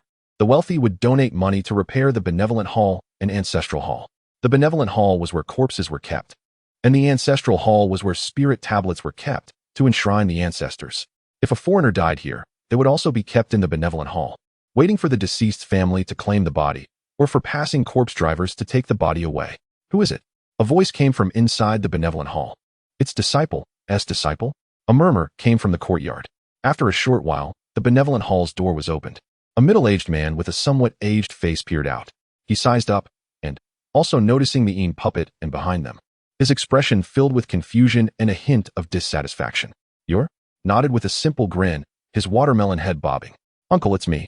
My master sent me down the mountain to transport goods. And this is? Oh, this is my senior brother. He's accompanying me. Introduced, then gave another simple smile. Cupped his hands in greeting, smiling sweetly. Hello. Looked at and nodded.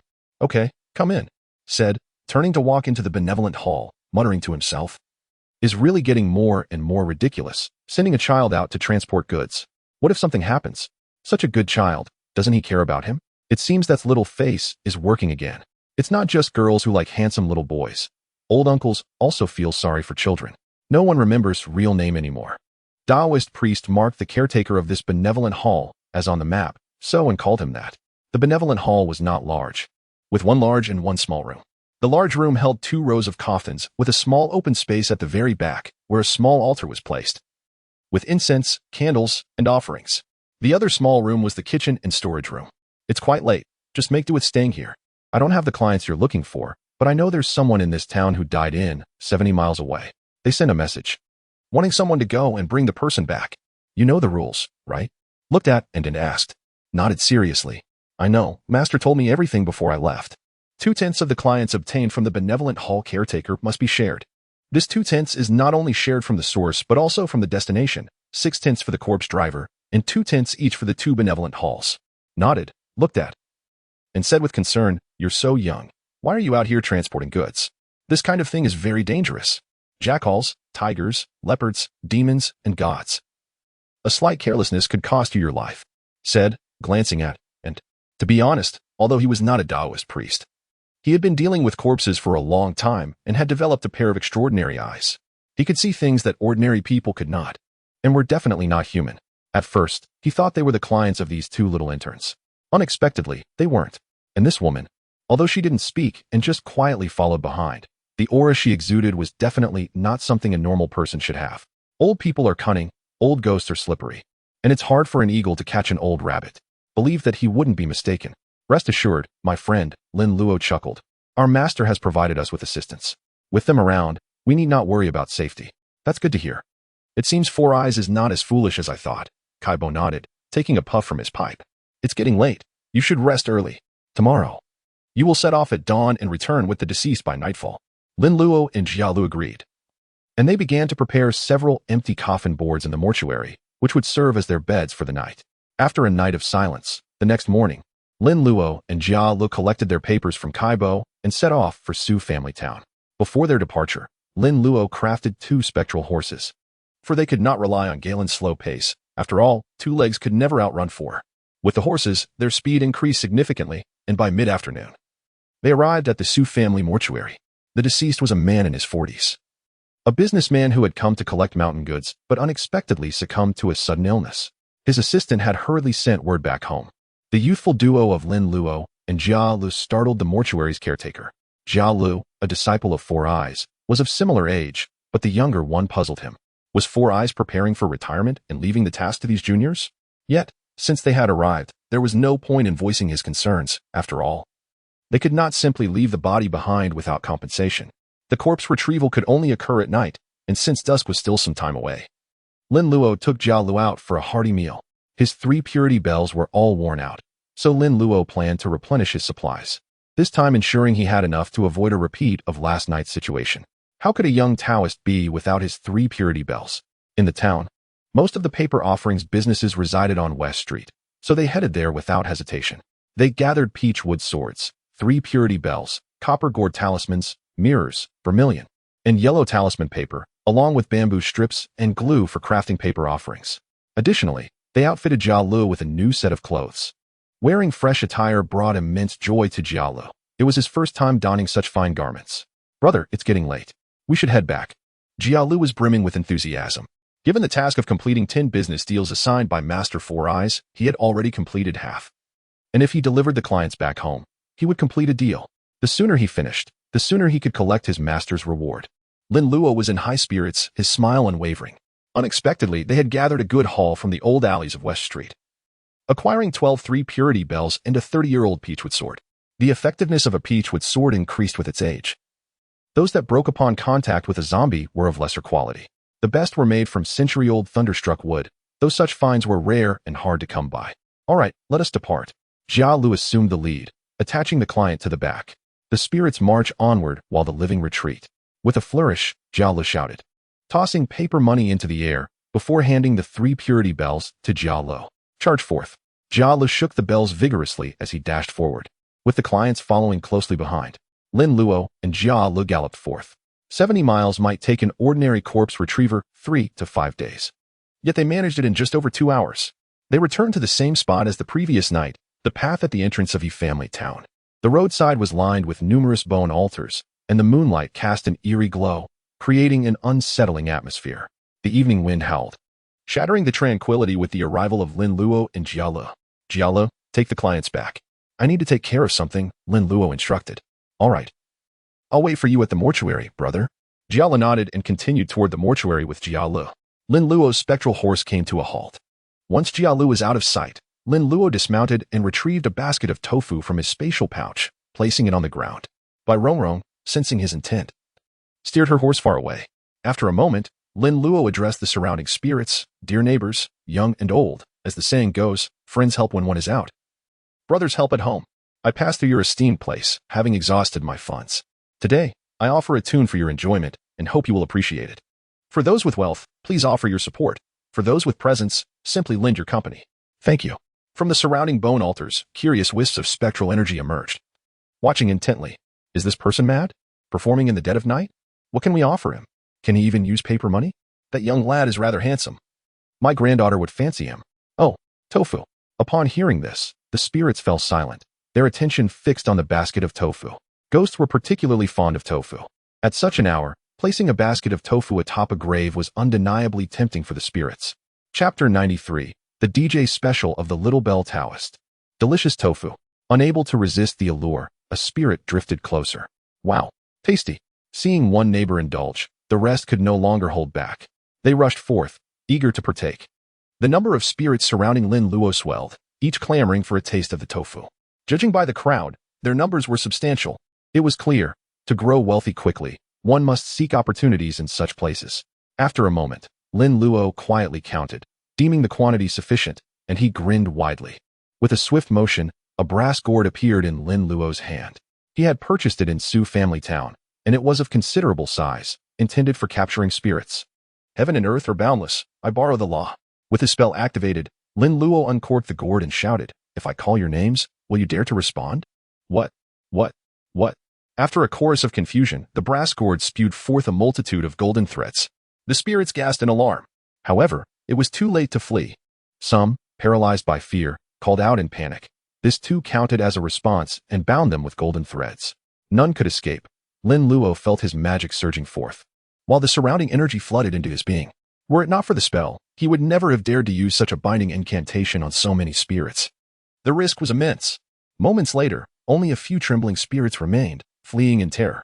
These wisps of energy were among the weakest of spirits, unable to stray far from their altars or even transform into human forms to cause harm.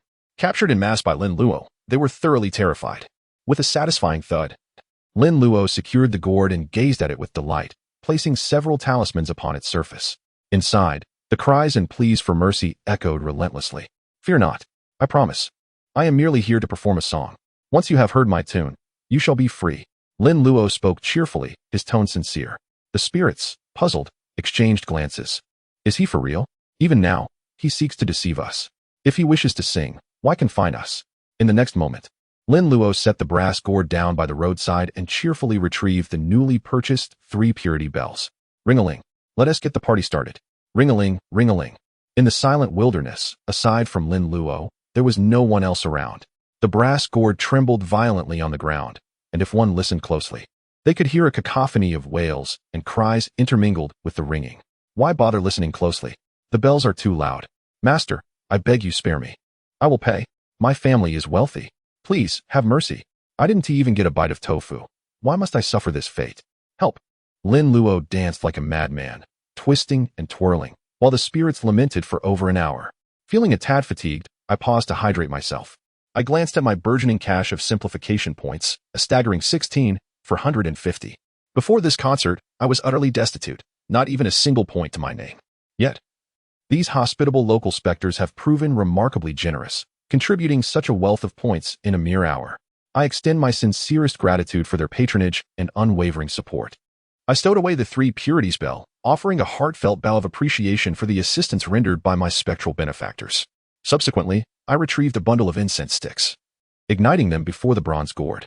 The cacophony of wails and lamentations emanating from within gradually subsided, replaced by a collective resignation as the denizens of the gourd inhaled the offered incense, replenishing their spectral energies.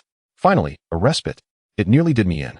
After dwelling here for so long, with my spectral lifespan nearing its end and reincarnation within reach, this fellow arrives. It almost sent us all packing. Second Master, does your granddaughter truly have a penchant for such individuals? Nonsense. I shall disown any future granddaughters. I remained oblivious to their grievances, unable to decipher their incessant chatter. Presuming it to be expressions of gratitude, I waited until the incense had been sufficiently absorbed before opening the bronze gourd. This delay was to ensure their emotional equilibrium, preventing any instability following such an intense performance. Thank you all for attending. This concludes the Hejia Town DJ set by the Ringing Bell Taoist Priest. If you enjoyed the performance, please consider liking and subscribing to show your support. As I muttered these words, I observed the spectral orbs eagerly emerging from the bronze gourd. No need to jostle, there's enough for everyone. Who desires an autograph first? With a collective whoosh, the spectral orbs scattered in all directions, seeking refuge within the ossuaries, never to emerge again. Autographs, indeed. Such brazenness. Do your family know of this? Mother, the outside world is terrifying. I shall never venture out again. You deceitful scoundrel. Devoid of virtue, attempting to deceive a century-and-a-half-year-old ghost. From this day forth, I shall abstain from tofu. It defies logic.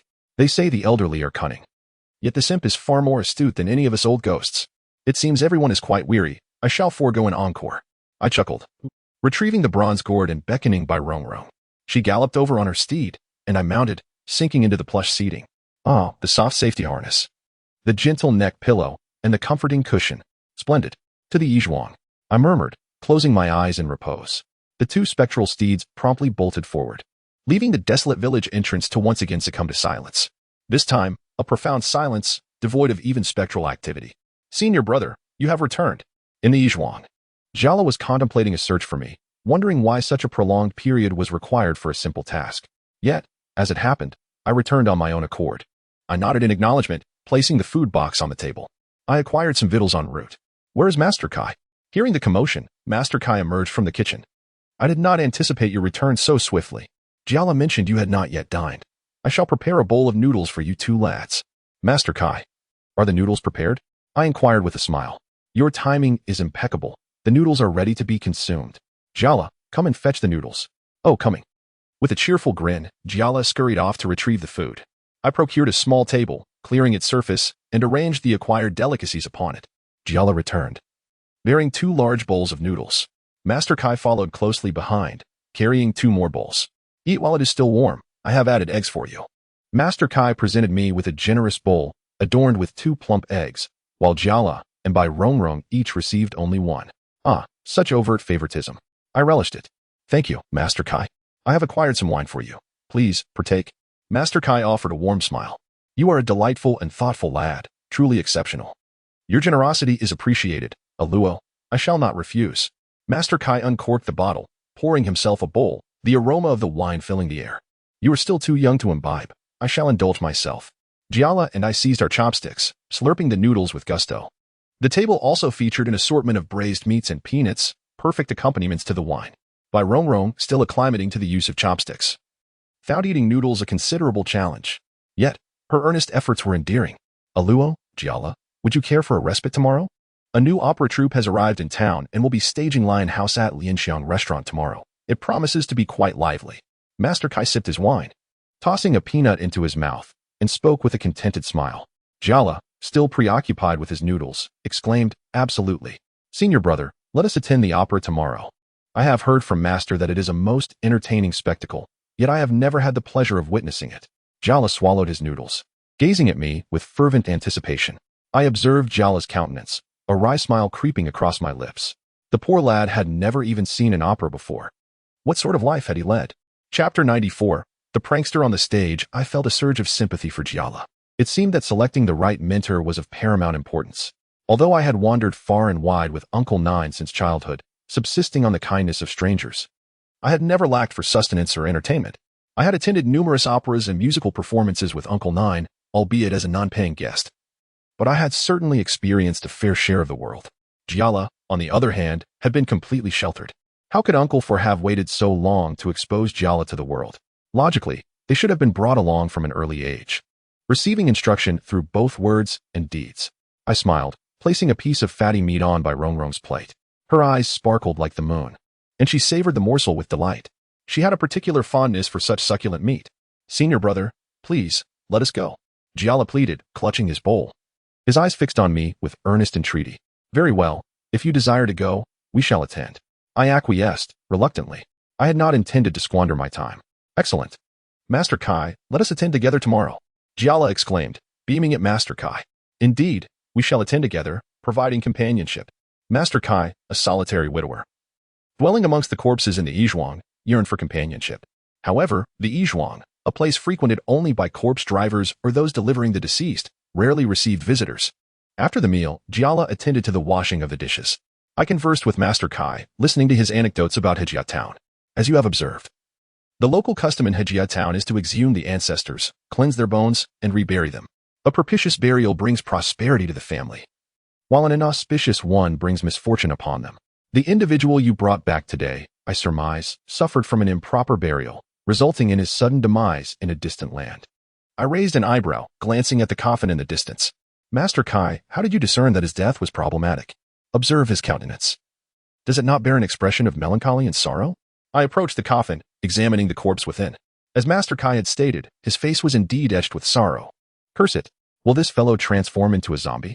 Such phenomena typically occur in cases of violent or suspicious deaths. Prior to your return, I had already examined him. There were no wounds upon his body, nor any signs of poisoning. The skin of the corpse was healthy, indicating that he did not succumb to a sudden illness. Master Kai explained, gesturing at the corpse as he lectured me. Ah, he is commencing his instruction. Lin Luo listened attentively, nodding occasionally. Although he had followed Uncle Jiu since childhood and had lived in the ancestral hall for a few years, Uncle Jiu had never discussed such matters with him. Typically, it was Wen Kai who dealt with clients related to corpses. In Uncle Jiu's words, individuals like Wen Kai were naturally suited for overseeing the ancestral hall. But what if the death wasn't due to ancestral issues? Lin Luo curiously inquired further. The expression on Kai Bo's face momentarily faltered. Then he furrowed his brow and replied solemnly. If it wasn't due to ancestral feng shui problems, it might be that someone cast a curse, leading to their demise. However, Regardless of how they passed, it doesn't concern us, nor is it our place to intervene. Kaibo shook his head and pushed the coffin lid back into place. By the way, he turned to Lin Luo and said earnestly, when you venture into the world, remember never to casually share your name, birth date, or personal belongings with others. Though I'm not part of this profession, I've heard of some sinister practices. These things can be used to harm people. He took a liking to Lin Luo, feeling a natural affinity for the young boy, prompting him to show more concern. I understand, Kaibo. I will be cautious. Lin Luo replied with a slight smile, taking his words seriously. The birth date, year, month, day, and hour of birth. He was an orphan, and no one in this world knew his birth date. Thus, it was only his personal belongings he needed to safeguard. In the future, if he no longer needed these items, he would dismantle or burn them, ensuring no one else could take them. As for his name, when navigating the world, he could adopt a pseudonym if he didn't trust someone. Lingling the Little Taoist or Master Guangming Leihua would suffice. Or perhaps Lin Lingling. Would that sound a bit effeminate? Or Lin Leihua. A tad too shocking, perhaps. Maybe I should just go by Lin Xiaojiu. The night passed without incident. The following day, Kaibo took Lin Luo and Jiala to Lianxiang Tower in Hejiao Town early to secure seats. They had hoped for a front row spot but arrived to find most of the seats already occupied by eager spectators awaiting the grand performance. During this era, entertainment was scarce, and operas served as the popular music of later generations, drawing large crowds. Soon, the audience swelled, with people crowding in from behind, barely leaving room to stand, as if some were ready to lie on the floor or dangle from the rafters. This reminded Lin Luo of the scene described in a comedic skit by Teacher Gua and Uncle Qian, titled Selling Hanging Tickets. It seemed people truly were this passionate about watching performances. The theater appeared somewhat worn, yet this did not dampen the enthusiasm of the audience. Qian He Theater, celebrating Mid-Autumn Festival. Lin Luo read the sign hung by the troupe, glancing around at the decorations, feeling an uncanny sense of familiarity with the scene.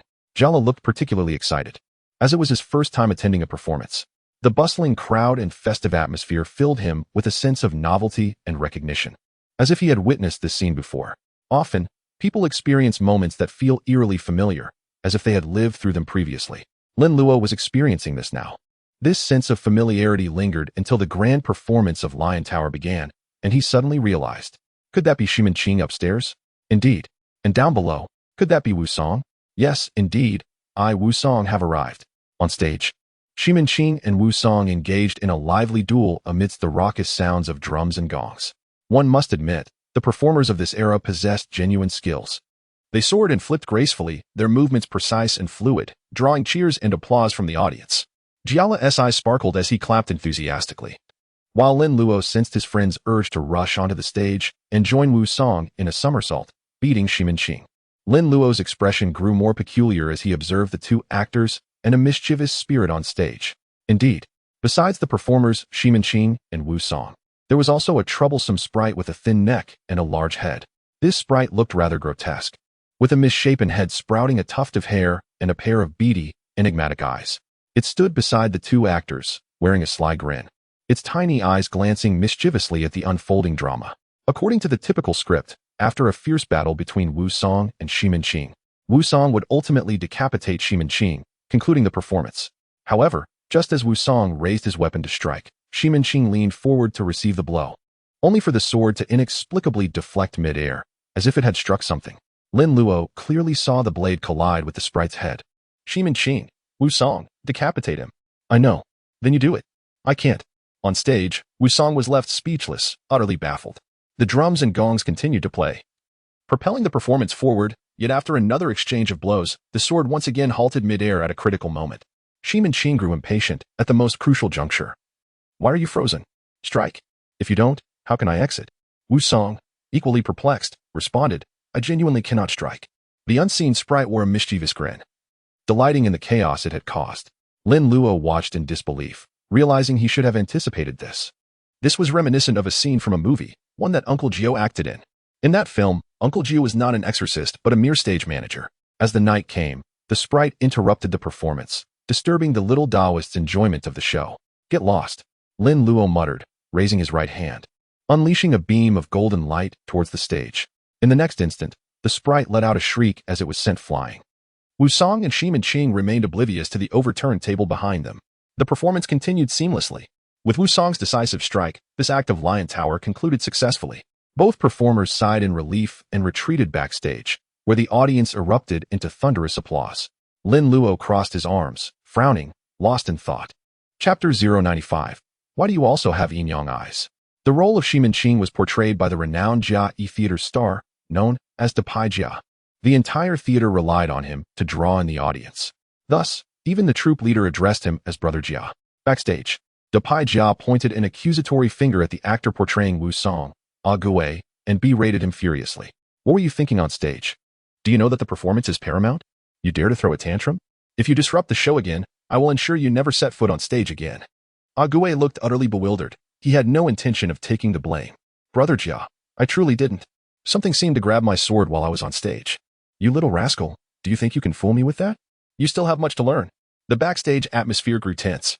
Just then, someone returned from the stage carrying props. Boss, show Shu. This table seems on the verge of collapse.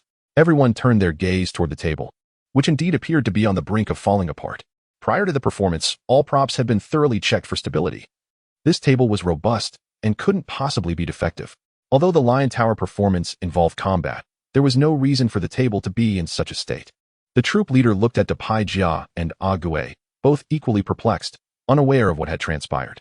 I saw a flash of golden light on the stage, and then the table just flipped. Suddenly, a voice piped up. Hiss. The atmosphere backstage turned eerie. All right, let us not dwell on this matter any longer. Prepare for the curtain call. At that moment, Shoshu stepped forward, raising his voice in the theater, where we portray gods, ghosts, and characters. It's not uncommon to encounter strange and uncanny occurrences. In matters such as this, everyone tends to maintain a prudent silence, preferring to avoid discussion altogether, if it arises. They treat it as if it never occurred. Once it passes, all is well. Upon hearing Uncle Jiu speak, the crowd fell silent and dispersed. Even the prominent Jia Yi refrained from expressing his displeasure, instead furrowing his brow at the seemingly damaged wooden table. Could it truly be haunted? Alas, let us depart. The jovial Kaibo beckoned Lin Luo and Jia Lu, his spirits lifted by the company accompanying him to the theater. As they exited Lianxiang Tower, the night had already enveloped the sky. Wow, I suddenly feel a bit hungry. Kaibo, shall we go grab a bite? Lin Luo inquired, rubbing his stomach. Kaibo shook his head in refusal. I shall not accompany you. The ancestral hall cannot be left unattended, lest those old fellows cause a ruckus. Besides, there are some leftovers, and the wine you purchased remains plentiful.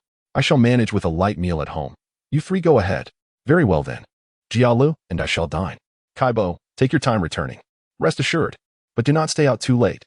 After parting ways with Kaibo, Jialu followed Lin Luo as they strolled through the town, which was already shrouded in shadows at night.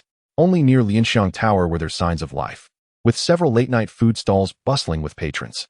Jialu, still in high spirits from witnessing his first play today, was exhilarated by the thrilling performance of Wu Song defeating Xi Minqing. After a leisurely walk, Lin Luo chose a small stir-fry stall and settled down. Waiter, please bring me one of everything on your menu. Lin Luo directed, gesturing to the small blackboard hanging in front of the stall. Certainly, please hold on a moment. The waiter hurried to inform the chef. Upon learning that a significant customer had arrived, the chef's movements became even more nimble. Senior brother, attending the play today was truly delightful. Let us set out tomorrow. Once we complete another task, I yearn to see another performance. Jialu exclaimed enthusiastically. Already feeling a bit addicted. Tomorrow is not feasible. We must stay another day. Lin Luo sipped his tea, responding nonchalantly. Stay another day? Are you more eager than I? We shall return to Lianxiang Tower tomorrow. Jia Li's eyes sparkled, brimming with anticipation, reminiscent of someone who had just discovered a new world and wished to indulge in it daily. Senior brother, shall we return to Lianxiang Tower to watch a play tomorrow?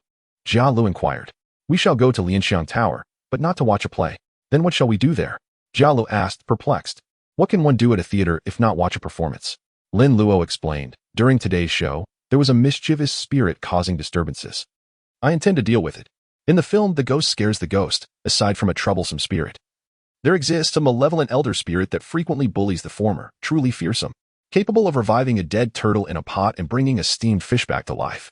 It could merely be a trick of the light or an illusion, or perhaps it possesses genuine supernatural abilities. Adhering to the principle that real life is often scarier than movies, Lin Luo had provisionally assessed this elder spirit as a ghost king level. Now, he sought a simplification, having been so impoverished that he resorted to hosting concerts and forcefully selling tickets. Such a formidable spirit must not escape his grasp. Even the ordinary folk in the film managed to vanquish this elder spirit, albeit at a great cost. Yet they succeeded. as a legitimate heir of the Maoshan lineage. Ling Daoist, the true monarch of brightness, thunder, and fire, he had every reason to conquer it. Ah, there is a ghost on the stage, Jialu exclaimed in astonishment, having perceived the performance as entirely normal, without any indication of the supernatural. Lin Luo smirked, you. A novice at the first level of qi manipulation, with your eyes still unopened, diligently watching the play, would only see a ghost if one truly existed. Having attained the second level of qi manipulation, Lin Luo himself had only noticed something amiss when Wu Song and Shimin Qing revealed their true natures at the end of the play and had to use his yin eye to discern a spirit on stage. Just as Lin Luo was about to speak, several figures approached from behind Jialu, raising an eyebrow in surprise. He recognized them as familiar faces, the mischievous group that had pranked a Guang 2 nights prior. A Gue, a Biao, a Guang, a Hui, and Ali stood behind Jialu, their expressions a mix of suspicion and curiosity directed at Lin Luo and Jialu. Upon noticing Lin Luo glancing back, Jialu turned around and recognized a Guang. Oh, it's you. Aren't you the one who eats mud? Jia Li's comment immediately disarmed the group, causing them to burst into laughter. A Guang's face flushed crimson as he lowered his head, embarrassed. Brother, you need not speak of such things. It's quite undignified. These individuals were mere extras from the theater troupe, and today marked Gui's debut performance as Wu Song. Once the grand performance concluded and the audience dispersed, they had finished tidying up backstage and were free to pursue their own affairs. This tight-knit group of extras had decided to venture out together for a meal. While they were still discussing the strange occurrences from the stage, what transpired during the show was indeed peculiar, especially with a Gue claiming that his sword was inexplicably controlled by a mysterious force, rendering it impossible for him to strike. A chill ran down their spines. Then, they heard Jia Li's loud proclamation that there was a ghost on stage, which instantly drew their attention. All right, enough laughter. Let us focus on the matter at hand, a Gue urged, pushing a few of his companions. The group, quite familiar with each other, pulled up chairs to sit beside Lin Luo. Brothers, we just heard you say there's a ghost on stage. How did you come to know this? A Gue inquired curiously, while the others gazed at Lin Luo and Jialu, their expressions tense as if eager to hear a ghost story. Naturally, we saw it. Lin Luo replied with a calm smile. The expressions of a Biao and his companions shifted awkwardly. What? You possess Yin-Yang eyes as well? Lin Luo raised an eyebrow, surprised at their knowledge of such a hidden matter. Humph. Another one of you who claims to be a mystic. A Gue retorted, if you truly have Yin-Yang eyes, why couldn't you see anything on stage? Indeed, we thought you were impressive, able to see ghosts. A Biao and a Hui teased a Gue, causing him to blush with embarrassment. Initially, he had boasted of his abilities, claiming to possess Yin-Yang eyes, capable of seeing ghosts and understanding feng shui. He had spun tales that left this group of novices regarding him as their elder brother. Unbeknownst to them, he was merely a charlatan, and when confronted with a ghost, his facade crumbled completely. However, a Guang's expression was different. He had experienced it firsthand. The young man before them was indeed a formidable figure. Chapter 096. Your amulet is not proper. Lin Luo chuckled at the group before closing his left eye. With his right eye, he gazed into the underworld, and the surroundings instantly transformed into a murky haze. The yang energy surrounding a Gue and his companions diminished significantly, and they were enshrouded in yin energy. No wonder their complexions appeared so poor. If they had not encountered a ghost, who would? Jialu, displeased that they doubted his senior brother, exclaimed, Hey, do not speak carelessly. We are disciples of Maoshan. If my senior brother says there is a ghost on stage, then there is certainly a ghost. Disciples of Maoshan. A Gue and the others exchanged glances, re-evaluating Lin Luo and Jialu. Jia Li's watermelon haircut and innocent face seemed deceptively naive, hardly resembling that of a Taoist. As for Lin Luo, his youthful and charming appearance seemed too delightful to be associated with ghost-hunting sorcerers. Is it true? Are you really disciples of Maoshan? They were incredulous. Lin Luo chuckled softly, casually producing an amulet in his hand. Here, you lot are out at this hour, fooling around near the bone altar. And with yin energy clinging to you, it is easy to encounter ghosts while walking at night. Take this amulet. It will protect you in critical moments. We currently reside at the He family ancestral hall outside the town. Seek us if you need assistance. After speaking, Lin Luo tossed the amulet onto their table and paid them no further mind. There was little point in explaining. Once they encountered a ghost, they would naturally discern the truth. A Gue and his companions stared at the amulet on the table, exchanging glances of disbelief. He still claims he is not a fraud. Is this even a talisman? The yellow talisman paper is indeed correct. But what does this figure in a robe signify? The prominent single eyebrow of the figure, wielding a sword and a bagua plate, vividly illustrates that this is a Taoist priest. Is this a protective charm? Are we encountering a con artist? Let's be confident and remove the uncertainty. How foolish must one be to fall for such a trick? In all my years, I have never witnessed such a pathetic scheme. Only Guang remains skeptical. Hey, if you don't want it, I'll keep this talisman. Guang cautiously suggests. The others, nonchalant, respond, if you want it. Take it. I certainly don't. Whatever. Let us just order. I'm starving. They exclaim in unison. Seeing this, Guang tucked the talisman into his pocket, recalling the scene from 2 nights ago when he met Lin Luo and Jia Lu in the wilderness. The memory still sent shivers down his spine. You've been deceived. Just ask him yourself. The casual tone, along with the discontent of the spirit in the urn, clearly indicates that this is a person of genuine skill. Though the talisman seems rather dubious, it might indeed be useful. They did not ask for money, so if it proves useful, it's a gain. If not, there is no loss. The dishes began to arrive. Lin Luo and Jia Lu enjoyed their meal, finding the roadside stalls' offerings surprisingly delicious. Such flavors often elude even upscale restaurants. Bai Rongrong was equally delighted, devouring chicken heads without discarding the bones, creating a delightful crunch with each bite. Her fingers occasionally licking clean, swaying in delight. The overlord's farewell is ready. A waiter brought a large plate of food to Gui's table before returning to serve others. The dish, also known as Phoenix Head Medley, essentially translates to stir-fried chicken heads with assorted chicken parts. Initially, Gui and his friends had not ordered this dish, but seeing Bai Rongrong enjoy it so much, they couldn't resist trying it as well. Everyone dug in, and while the taste was indeed delightful, why was no one else crunching with such vigor as the girl? The sound of crunching was simply delightful, with 5 people sharing the dish. It was nearly gone in just a few bites. The plates were soon empty, and Gui wiped his mouth, inquiring, "Are we all full?" "Oh no, this is bad." Biao suddenly stood up, looking alarmed. The others were unfazed. "What's wrong? Do you need to pee? Didn't he bring money? Left something behind?" Gui teased, as this was his usual demeanor whenever it was time to settle the bill. Biao awkwardly chuckled, defending, "Gui, this time it's true." "Oh, so the past instances were false?" "Hee, some were true, some were false, but this time it's definitely real. I forgot my hammer in the backstage. I must go." Without waiting for a response, the hefty fellow dashed away. What a cheapskate. He always does this. Every time it's time to pay, he bolts, never taking his turn. Let us play a prank on him. Hui suggested with a mischievous grin. The others immediately chuckled conspiratorially. They excelled at scaring others. On their first day here, they had frightened a prominent figure into a faint. Although they were beaten the following day, it was worth it. Without hesitation, the group settled the bill and took a shortcut to the Lianxiang building. Lin Luo and Jia Lu had also nearly finished their meal, having indulged a bit too much. Jia Lu's belly was round. Burp. Bai Rongrong let out an adorable belch, prompting a smile from Lin Luo. Since adopting this little vixen, she often found herself in humorous predicaments, adding much joy to his life.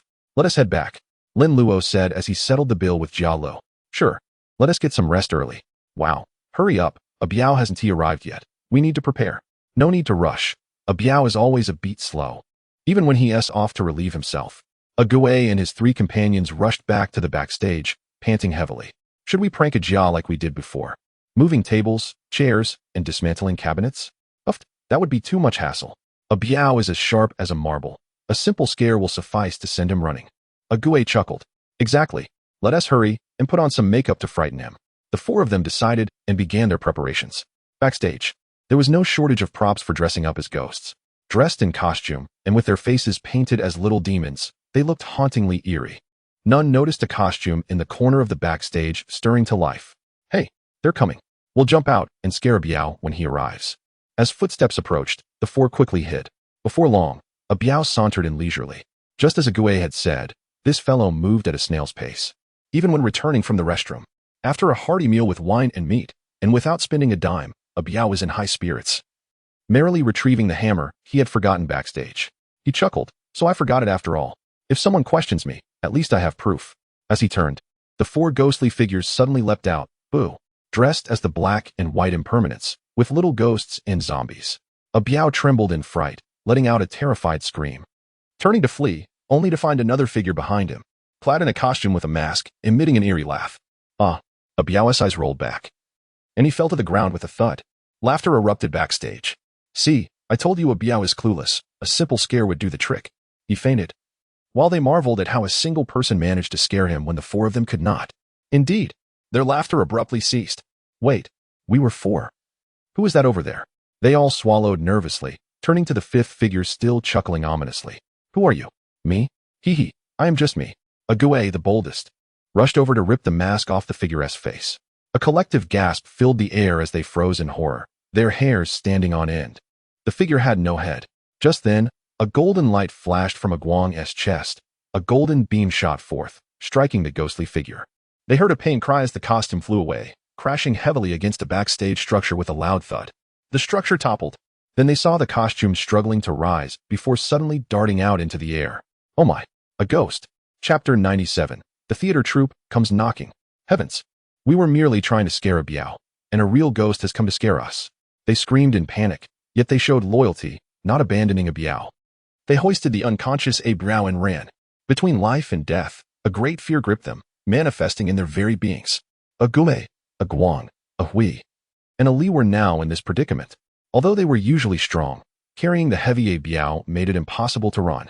Upon exiting backstage, they bore a Biao on their shoulders and sprinted toward the place where Uncle Shang resided, their minds blank, only thinking of finding the elder to explain the situation. Goodness. In front of them stood the black and white impermanents, and behind them were little ghosts and zombies, with the specter of a coffin bearer looming over them. In the dead of night, the streets were shrouded in darkness, with the faint glow of the moon barely illuminating the way as several figures dashed through the streets. Occasionally, townsfolk hurrying home would catch sight of them and be frightened out of their wits, crying out, "Ghosts!" Hearing the cry of ghosts, Ikkyu and his companions, already on edge, joined in the terrified screams, running even faster in a cacophony of wails. Uncle Shang, do you think there really were ghosts on the stage tonight? The troop leader asked, while playing chess with Uncle Shang in his room, discussing the eerie events that had occurred on the stage that evening. The opera troupe often dealt with the supernatural, dressing up as gods, ghosts, and villains, so tonight's incident wasn't the most terrifying they had encountered. However, the near disruption of the main performance was a serious matter, as the show must go on. Their livelihood depended on the leading actor, Jia. Without ticket sales, the entire troupe would disband, each member forced to seek their own fortune. The reason why renowned performers were once addressed as teacher or boss was because they provided sustenance for a whole group of people, like Master Mei or Boss Shang. Tonight's performance of Lion Tower featured Jia as the lead and Ikkyu as a supporting actor, but the near failure threatened the lead's reputation, which explained Jia's anger backstage. A tarnished reputation meant fewer ticket sales and hardship for everyone. Uncle Shang moved a pawn, declaring checkmate. He then frowned and said, "I believe a ghost was indeed at work. Didn't you hear?" There was a flash of golden light, and the table overturned on its own. It was clear that a powerful individual intervened, repelling the ghost, which caused the table to fall. Only then was the performance of Lion Towerable to proceed smoothly. The troop leader studied the chessboard, his brow furrowed deeply, and casually moved a piece. The general sits in the center. If it were just ghosts causing trouble, that would be one thing, but I fear those youngsters are playing pranks. Forget about those youngsters, let's get some sleep, Uncle Shang advised. Let's call it a draw. Uncle Shang glanced at the time, noting it was late, and suggested ending the game. A draw it is. The troop leader, observing that his own general was the only piece remaining, surrounded by Uncle Shang's pawns, relented. All right, a draw it is. I'll give you a break, and we'll resume our battle tomorrow. By the way, you're practically Ikkyu's mentor. Find some time to have a word with him. If he continues to act foolishly, I won't be so lenient. The opera troupe is a place for hard-working people to earn a living, not a playground for mischief. A newcomer trying to challenge a star performer must be lacking something upstairs. Just as the troop leader finished speaking, Uncle Shang's door was violently thrust open with a loud crash. Both the troop leader and Uncle Shang were startled. What's going on? Another bandit attack? Upon closer inspection, both Uncle Shang and the troop leader were on the verge of cursing. What are you four doing, dressed like ghosts? The troop leader scolded, clearly annoyed. Look at yourselves. It's not that, troop leader, Uncle Shang, we encountered a ghost. Yes, a ghost. There really is a ghost. The four of them, panting and covered in sweat, supported an unconscious Biao, babbling about their ghostly encounter. The expressions on the faces of the troop leader and Uncle Shang grew increasingly serious. Troop leader, Uncle Shang, what should we do? Ikkyu, wiping the grease paint from his face, creating a mask of colors, anxiously asked the two elders, hoping they knew what to do. The troop leader looked at Ikkyu, words of reprimand on the tip of his tongue, but he swallowed them back. Are you saying that a golden light shot out from Ikkyu, driving the ghost away? Yes, a golden light. Ikkyu touched his chest, finding nothing. The troop leader and Uncle Shang exchanged glances. Someone had also mentioned seeing a golden light on stage tonight, followed by the overturning of the table. Could the two events be related? Guang, how did you emit a golden light? The troop leader and Uncle Sheng inquired. Ah. Guang's sudden yell startled everyone in the room, causing them to flinch. What are you shouting about? I remember. The talisman. The talisman. Guang tore open his shirt and retrieved a talisman. Everyone stared in disbelief. This thing is really a talisman? Uncle Sheng and the troop leader approached. Taking the yellow talisman from Guang's hand, their expressions becoming increasingly peculiar. You call this thing a talisman? They asked. Their faces darkening as they cast questioning glances at Ikkyu and the others, causing them to tense up. Uncle Sheng and the troop leader were about to explode. Troop leader, Uncle Sheng, it's true. When we were eating, we met two Maoshan disciples who said we were surrounded by yin energy and had encountered a ghost on stage. They gave us a talisman. Yes, it's this amulet, and only Guang carried it. The group chattered, recounting their encounter with Lin Luo and Jia Lu during their meal. The troop leader and Uncle Sheng examined the talisman and then looked at Ikkyu and the others. They didn't seem to be lying, but the talisman didn't look like any they had ever seen. Regardless, we'll go to his funeral home tomorrow morning to investigate. Uncle Sheng said, looking at the troop leader, who nodded, his expression grave. Good, we need to get to the bottom of this. All right, you little devils. Dressing up like this in the middle of the night, you're practically inviting ghosts. Take off those costumes and go back to rest. We'll go to his funeral home early tomorrow morning. Okay. The group nodded repeatedly, removing their costumes and helping Biao back to his room. All right, troop leader. You should rest as well. I'll take these youngsters to the funeral home tomorrow to inquire about the situation, Uncle Sheng said, casually handing the dubious-looking amulet to the troop leader. The troop leader nodded, examining the talisman, still skeptical. Is this thing really effective? Awakening with the sunrise, embracing the sun, and filling one's body with its radiant light, that was Lin Luo's daily routine. After his morning exercises, he would climb onto the roof of the funeral home, where Muzi lay basking in the sun's rays, receiving its cleansing energy. The golden light divine incantation had transformed into the photosynthesis divine incantation, with all light serving as a source of Lin Luo's golden energy. Bai Rongrong lay beside him, acting as a soft pillow, enjoying the sun alongside Lin Luo in perfect contentment. Her languid demeanor was truly irresistible. Indeed, one should always keep such an obedient and well-behaved fox spirit, guaranteeing both physical and mental pleasure. Of course, not those kinds of fox spirits that drain both the body and the wallet. It wasn't worth it. Just as Lin Luo was dozing off, enjoying the smooth warmth of the sun, a voice called out from outside the funeral home's courtyard. Excuse me, are the two Maoshan Taoist priests inside? Lin Luo sat up, able to see the situation outside the courtyard from the rooftop. Leading the group was a small elderly man who bore a resemblance to Uncle Jiu, possessing a similar calm and composed aura. Being around such a person always brought a sense of reassurance. Behind him were 5 people, the same 5 troublemakers from last night. Seeing the increasing energy surrounding them, Lin Luo knew they had encountered ghosts again last night. Arriving early in the morning meant they must have been severely frightened. They're here. Just a moment. Lin Luo had been waiting for them. The Lotus Fragrance restaurant had been rented by the opera troupe, and dealing with the ghosts inside would inevitably involve them. Moreover, Lin Luo wasn't one to work for free, even if it was just a meal. Cause and effect couldn't be disregarded. Meanwhile, in the backstage area of the Lotus Fragrance restaurant's opera troupe, Pai Jia was in a fit of rage. Who did this? Who knocked over my costume trunk? Jia's trunk lay on the ground, its contents scattered everywhere, crushed beneath the shelves. Not only was Jia's trunk overturned, but others' trunks had also been damaged, leaving the backstage in a state of chaos. Pai Jia, however, only cared about himself. These were his tools of the trade. Without them, how could he perform? Unable to perform on stage, could he still remain as carefree and joyous as he is now? Suddenly, the parrot hanging on the wall flapped its wings and squawked, "Ghost." Upon hearing this, Jia's anger flared up even more. You again, Ikkyu, you rascal, messing with my costume trunk, trying to sabotage my livelihood. Today, I shall make sure you pay. Come out, you scoundrel. The onlookers, witnessing Jia's furious outburst, dared not utter a word, fully aware of his formidable reputation. Just then, while cursing Ikkyu, Jia's body stiffened abruptly. He straightened up, his eyes glazed and wide open. His entire demeanor shifted in an instant. The surrounding crowd noticed Jia's strange behavior. What's wrong, Jia? Are you all right? Jia collapsed forward with a thud, hitting the ground hard, his face bouncing a few times. Jia. The crowd erupted in chaos, rushing to check on Jia. He was the one selling tickets. He couldn't fall. Jia was helped up, but his eyes were vacant, showing no response to the concern around him. Could it be a stroke? It's possible. Jia was out drinking until the early hours last night. Oh no. We need to help him. Press his Tongtian point. Hold his Renjong point. Where's the Tongtian point? Oh dear. There's a dip near the tailbone. Do we have a silver needle? Just poke him. Wei Chunhua.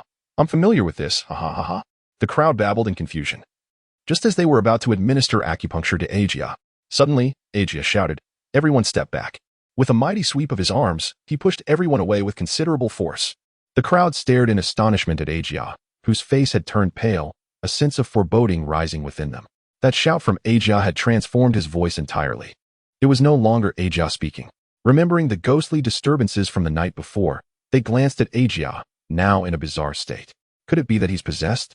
In an instant, the atmosphere backstage grew ominously chill. What are you all staring at? I don't need your help, just watch. Ikkyu's face was ashen, his smile sinister. His voice utterly transformed, as if someone else had taken over. The crowd felt a chill run down their spines. Was this truly possession? Broad daylight. And he was overtaken by a ghost. How eerie was this theater? Ikkyu pressed himself against a pillar and suddenly sprang up to the beam over 2 meters high. It was as if he had lost all weight, standing there, leaning forward, gazing down at the troupe. This defied all logic. A normal person would have fallen at such an angle. Yet, Ikkyu stood there, with a ghastly expression, grinning in a terrifying manner. With 1,000 troops and a myriad of horses, I, Zhao Zilong, shall break through the encirclement single-handedly. What is happening? I have no idea. What is he singing? No. The focus is on what is wrong with him. Ikkyu, come down. Someone had already dashed off to find the troop leader. Upon hearing about Ikkyu's mishap, the leader hurried over, panting, and was struck dumb at the sight of Ikkyu swaying atop the beam. How long has he been like this? Quite a while. Oh dear. This is serious. The leader furrowed his brow, feeling uneasy, when suddenly he remembered something and felt his chest. Thankfully, the talisman from the old man was still there. Quick. Bring him down. Upon hearing this, the crowd shouted, Ikkyu, come down. Yes, Ikkyu, come down. It's too dangerous up there. Not only can I sing, but I can also do somersaults. Just watch. Ikkyu flipped and leaped down from the beam, landing perfectly on his feet. How about that? Before Ikkyu could revel in his feat, 6 or 7 burly men pounced on him, pinning him to the ground. How is that for you? Let go of me. You lot, let go. Ikkyu's voice was hoarse as he struggled like a madman, his strength formidable. Without the combined effort of several men, they would not have been able to contain him. The troop leader pulled out the seemingly comical talisman from the old man. Hold his head down. The crowd immediately pressed Ikkyu's head, preventing him from moving. With a slap, the talisman was placed on Ikkyu's forehead. Ikkyu's piercing scream erupted, a sound that tore through the air, and his body began to convulse violently. Everyone was horrified by the sight.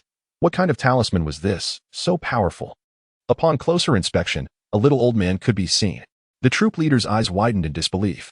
Heavens, this little old man's talisman is quite effective. At that moment, the figure of the little old man on the talisman shimmered with golden light, the sword and the bagua plate in his hands radiating brilliance, leaving the onlookers in awe. Suddenly, those holding Ikkyu felt an invisible force knock them aside. Ikkyu's head struck the ground heavily, rendering him motionless. The surrounding crowd looked on in terror, each one frightened out of their wits. The backstage was in chaos. The leader frowned, waving his hand and shouting, It's all right. Don't just stand there.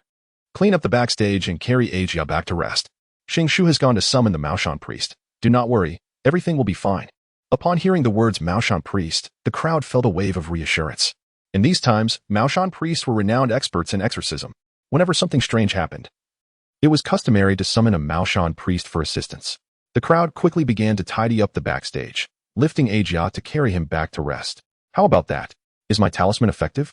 Lin Luo sat on a long bench, watching the 5 men before him, a smile dancing on his lips. After wasting breath explaining, these individuals might still remain skeptical. Yet, the events they had experienced the previous night would undoubtedly leave an indelible mark on their memories, instilling unwavering faith in his talisman. The 5 nodded like chicks pecking at rice. We believe it. Your talisman is definitely reliable. A flash of golden light, and the ghost fled. So impressive. Yes, yes. We are convinced, Great One. Lin Luo remained composed, while beside him, Jialu became increasingly enamored by the praise. Of course, my senior brother is remarkable. How could you mere mortals understand? My senior brother is an expert in exorcising demons and ghosts. Don't be fooled by his youth. He could take on 50 of me without breaking a sweat. Jialu, now the #1 admirer of Lin Luo, extolled his senior brother's prowess in crafting puppets, capturing spirits, and his exceptional swordplay and martial skills. Look at that fox spirit, so obedient. If only I could catch a fox spirit as well-behaved, lovely, and understanding as that one, I would surely honor my master. Ikkyu laughed heartily. Jiao has always been filial.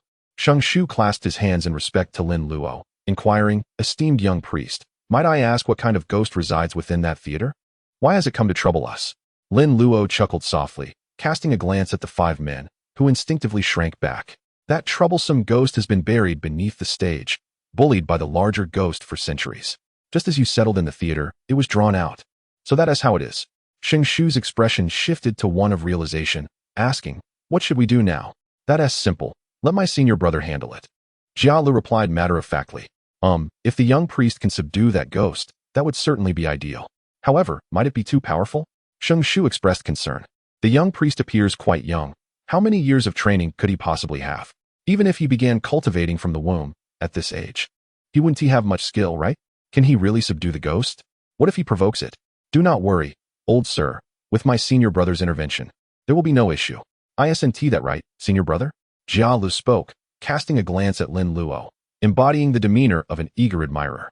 Lin Luo nodded, indicating that there was no issue, yet he cautioned that there were not just one but 2 spirits beneath the stage. The one causing a ruckus was merely a mischievous little ghost. A more formidable old ghost remained hidden below. If the little ghost were dealt with, the old ghost would undoubtedly emerge to wreak havoc. I understand this well. The larger the spirit, the older it is, Gui and the others agreed. Lin Luo nodded and continued. To confront that old ghost, considerable effort will be required.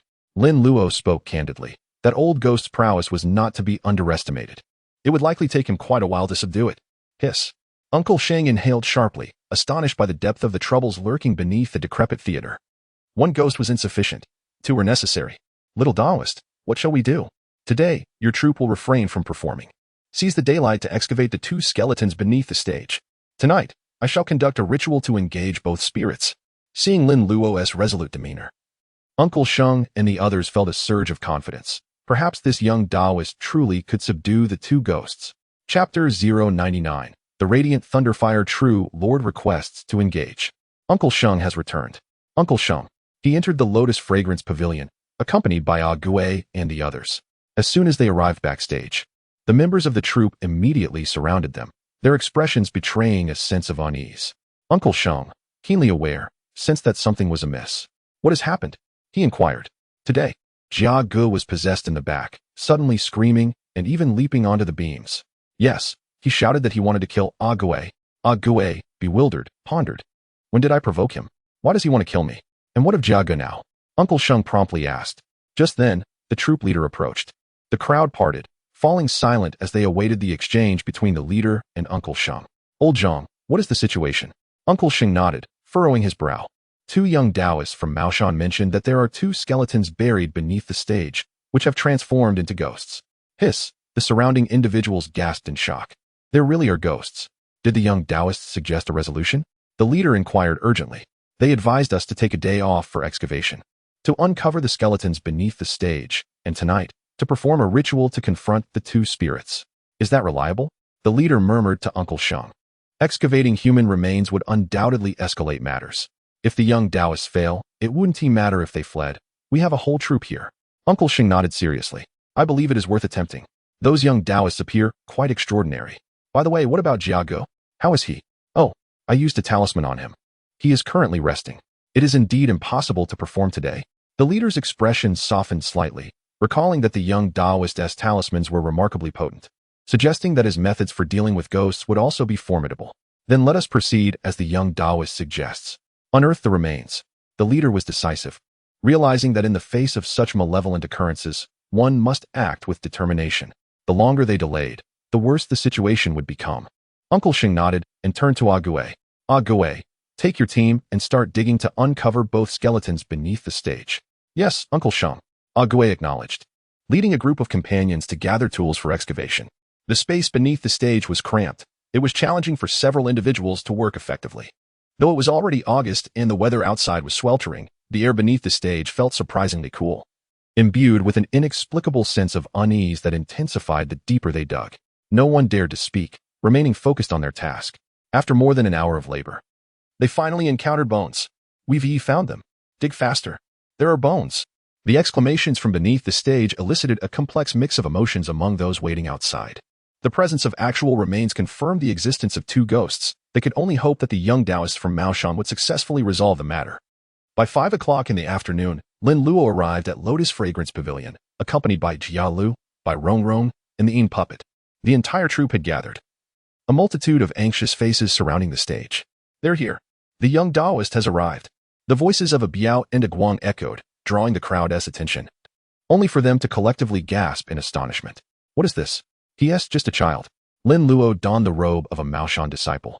A peachwood sword slung over his back, stepping forward. Jia Lu and Bai Rongrong followed closely, carrying a bundle filled with items needed for the ritual. Uncle Sheng and the troop leader approached eagerly. Young Taoist, you finally arrived. We followed your instructions and unearthed the two skeletons. Where are they? Lin Luo inquired. Right here. Gui and the others presented 2 wine jars containing the remains. Which one was unearthed first? Lin Luo asked. This one. Gui indicated the jar at his feet. Lin Luo nodded in acknowledgement. The first skeleton excavated belonged to the particularly fierce old ghost. He had been buried shallower than the mischievous ghost, thus was the first to be uncovered. In the films, such a group might unearth a skeleton and mistakenly attribute it to the troublesome spirit, only to have the old ghost, disturbed from its comfortable resting place, retaliate fiercely, leading to chaos. Lin Luo smiled and retrieved a stack of talismans from his treasure pouch. In full view, he swiftly affixed them to the jar, commanding Jia Lu, set up the altar. At Lin Luo's directive, Jia Lu began arranging the altar. Having assisted Master Simu in similar tasks at home, he was quite adept at it. A Taoist ritual necessitated an altar, whether it be a thunder altar or a sacrificial altar. Incense and ritual implements were placed, along with talismans and banners, while the altar was surrounded by talismans for immediate use. The table bore offerings of black beans, lotus seeds, glutinous rice, and pomelo leaves soaked in talismanic water. All the items had been procured earlier by Lin Luo and Jia Lu from the old street market. In the future, if you travel the world as a Maoshan priest, how embarrassing would it be to lack even the ability to set up an altar? With a satisfied glance at the altar's arrangements, Lin Luo tossed the peachwood sword to Jia Lu. After lighting 3 incense sticks, he slowly placed them in the incense burner. The sky outside had darkened. The troop members huddled together, anxiously watching Lin Luo and Jia Lu. Leader, old sir. Lin Luo approached them. Young Taoist, what are your instructions? The leader inquired hastily. Distribute these talismans among everyone. Affix them to the doors and windows. Then you shall wait outside. The leader and Uncle Sheng exchanged astonished glances as they received the stack of talismans. Goodness, he was just a child in a Taoist robe. And now he is left with only a sword. Although calling it a sword was a stretch, it was merely an elongated cross. However, having witnessed Lin Luo's remarkable talismans, they harbored no doubts, promptly following his instructions. As the talismans were distributed, the troop hurriedly affixed them to the doors and windows of Lotus Fragrance Pavilion. Once they confirmed that nothing had been overlooked, they convened in the courtyard. After a flurry of activity, the night had fully enveloped them.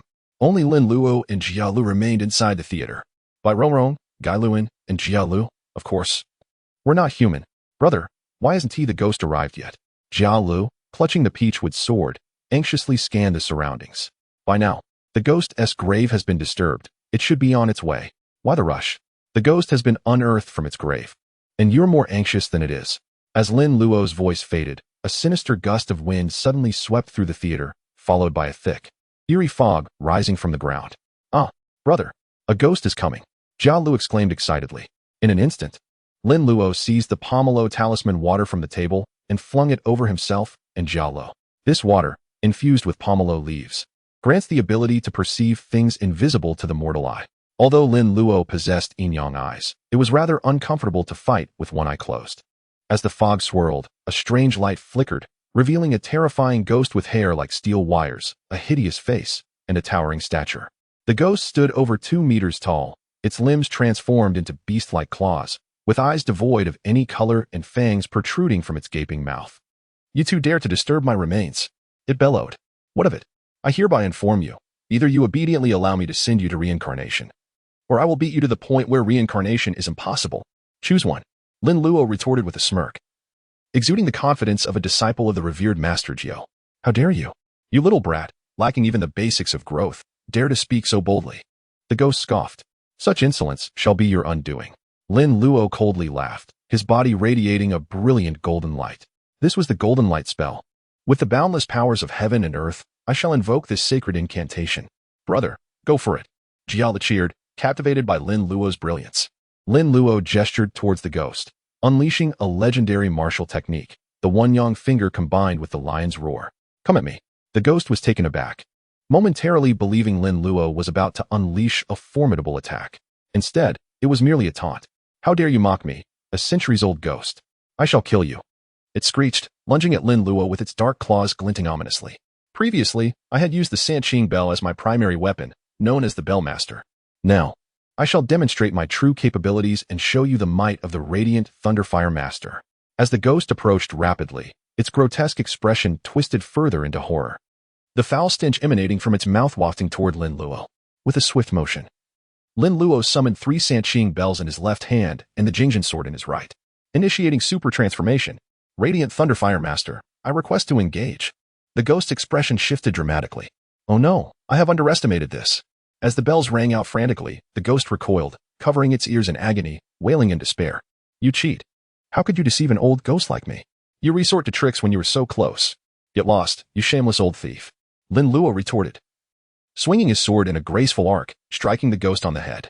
The sword and the incantation activated simultaneously, unleashing a torrent of explosive energy. With the incantation of the golden fire bell, the evil spirit was met with a deluge of thunder and light. The ghost's head erupted in a cacophony of sounds, sending it flying away with a horrendous wail. The impact was immense, scattering the benches piled in the corner. Oh dear, that looked quite painful. Lin Luo's eyes sparkled with excitement. It was his first time unleashing his full power, and the sensation was exhilarating. Get up, let's continue our fight. The ghost writhed in agony, its already hideous face contorting even further. Hearing Lin Luo's taunts, it roared in fury, hurling dozens of benches at him. Garen now? Lin Luo shouted, and the towering Garen dutifully stood in front of Lin Luo like an impenetrable shield. The benches crashed against Garen, but Lin Luo remained unscathed. You can always count on Garen. Are you infuriated? Lin Luo leaped onto Garen's shoulder, laughing at the enraged ghost, and began to shake the Sanqing bells. Both ghosts and zombies feared the Sanqing bells, especially in threes. As Lin Luo's taunting grin infuriated the ghost, it prepared to curse him, only to be assaulted by the piercing sound of the bells. The ghost felt as if its head would explode from the pain, flailing its arms wildly as the surrounding magnetic field distorted, unleashing a barrage of green evil energy toward Lin Luo. Who would have thought ghosts could wield electricity? Lin Luo mused as he dodged, landing gracefully, his Jingzhen sword glowing faintly orange. With a swift motion, he slashed, accompanied by the power of thunder and fire. The electric flames cleaved through the green energy, and Lin Luo surged forward, the golden light illuminating his path as he struck at the ghost with precision. With each swing, the Jingzhen sword and the ghost-slaying incantation activated, delivering multiple strikes to the ghost's chest, resulting in a series of explosive sounds. The ghost howled in pain, its form once again sent flying. Both the Jingzhen sword and the ghost-slaying incantation were potent against such malevolent spirits. And with the protection of the golden light spell surrounding him, Lin Luo, despite his relatively low cultivation level, was more than a match for the ghost. With a resounding crash, the wall behind the stage was breached, sending the ghost tumbling into the backstage area. The damage was minimal, yet the humiliation was profound. Lin Luo followed closely, tossing the Sanqing bells, which shot forth blue flames to bind the ghost in the wreckage.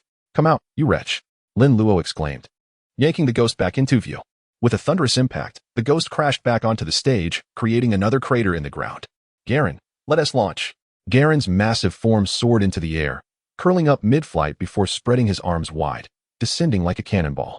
The ghost's body sank into the earth once more, its limbs flailing, its features grotesque, and its eyes bulging. If it had dentures, they would have surely flown out. The pain was excruciating. That move was unbearable. Lin Luo observed Garen's landing spot with astonishment. It was precisely where the ghost lay. From now on, this ghost could be referred to as the dead old eunuch. Well done, Garen, Lin Luo praised, leaping down. Seeing the ghost seemingly immobilized, Lin Luo couldn't help but burst into laughter. Come and see if my little Dao's hair has grown. Lin Luo loosened his belt, causing the ghost to recoil in horror. No, stay away. Whistling, Lin Luo turned on the faucet, unleashing a powerful stream of water that struck the ghost's face like corrosive acid, producing a sizzling sound. The ghost could neither scream nor swallow, the agony relentless. It was a torment like nothing else, a searing pain that radiated inward. Jia Lu stood in the corner, observing the scene with a sense of déjà vu. Recalling the last royal zombie who had met a similar fate, its ashes long since scattered, after a dousing of holy water. The old specter's already hideous face now appeared even more grotesque, as if on the verge of melting. Lin Luo retrieved 6 purification bells, shaking them vigorously. Soon, 6 tendrils of cerulean flame materialized, reaching out towards the old specter. Let's clear your throat and lungs, shall we? The old specter writhed in agony. But Galen continued to pin it down relentlessly. Though robust and immensely strong, the old specter was now a broken cur, capable only of feeble struggles and whimpers. The combined assault of the bells and cerulean flames tormented the old specter for over an hour before Lin Luo drew the Jingjing sword. The old specter, lying on the ground devoid of hope, revealed a look of liberation upon seeing the sword. Finally, you're going to kill me. Please, make it quick. Lin Luo perceived the old specter's unspoken plea. He placed the Jingjing sword against the specter's neck and began to saw, slowly and deliberately. The old specter's eyes widened as it emitted agonizing wails and curses. Just kidding. I finally found an old ghost. I have to get more benefits. Poof. The old specter's head was finally severed, marking the final influx of points. The old specter's body began to dissolve, transforming into a pool of fetid pus within moments.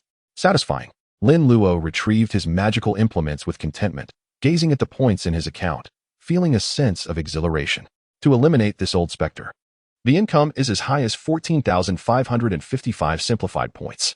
As expected, in the future, when you encounter such fearless people, you must greet them well. Let them learn a lesson. And there will be no next life, but their souls will be scattered, and there will be no next life. It's a pity. It would be great if you listened obediently from the beginning. Plus the 16450 points from the previous concert. Now I am also a rich man. Excellent. The Lightning Rush Fist only requires 20,000 points, which is enough. And with more than 10,000 points left, I can simplify a spirit sword spell. Lin Luo has long wanted to try the Maoshan version of swordsmanship. Wow. Senior brother, you're amazing. Seeing the old specter vanquished, Jia clapped and cheered, his face filled with adoration and excitement. Lin Luo modestly waved his hand. No need to be so excited. This is just a small scene. If you work hard to cultivate in the future, you will be as powerful as me.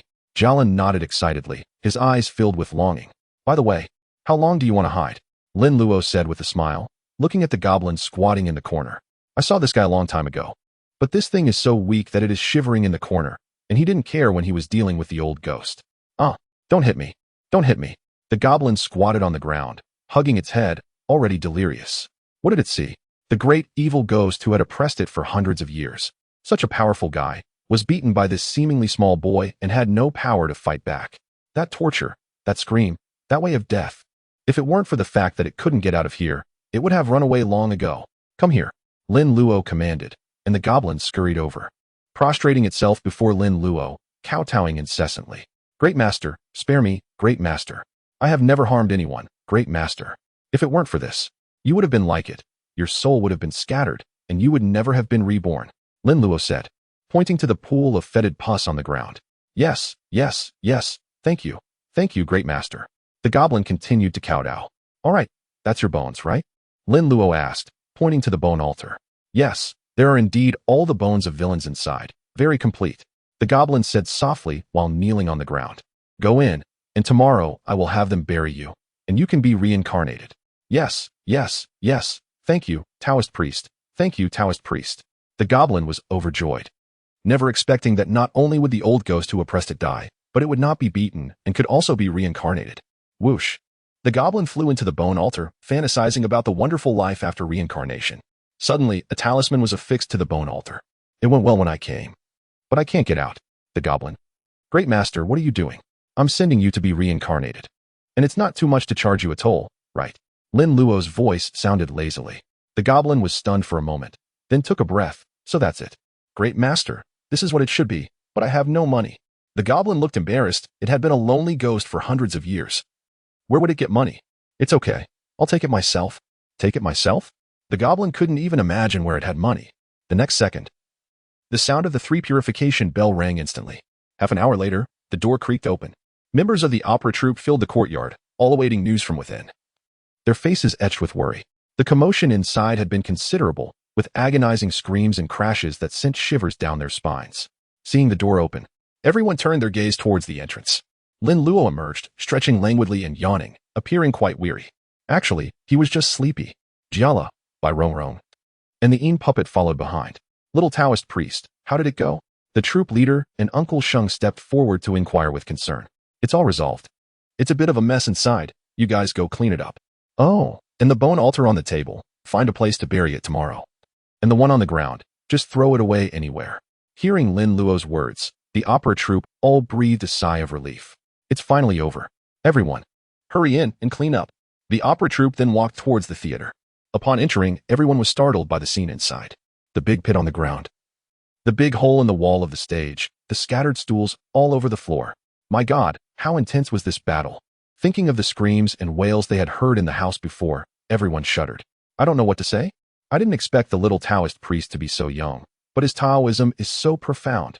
He is indeed a disciple of Mao Shan, a great man. A great man also has to eat. There were 2 ghosts in total. The old ghost was more difficult to deal with, so I'll charge you 10 silver dollars. The goblin will be considered a gift from me. Lin Luo said indifferently, appearing very generous. The troop leader and Uncle Sheng were naturally grateful. They only charged for 1 ghost for 2 ghosts, as well as the things for setting up the altar and so many talismans, only 10 silver dollars. This little Taoist priest is too righteous. The troop leader had prepared 2 red envelopes, each containing 10 silver dollars. He didn't expect Lin Luo to only want 10. The troop leader took out a red envelope and offered it with both hands with a smile. Little Taoist priest, please accept it. Lin Luo didn't even look to see how much money was inside and put it into his personal space. Generally speaking, no one would dare to be dishonest about this kind of money. The matter is resolved, so we won't stay any longer.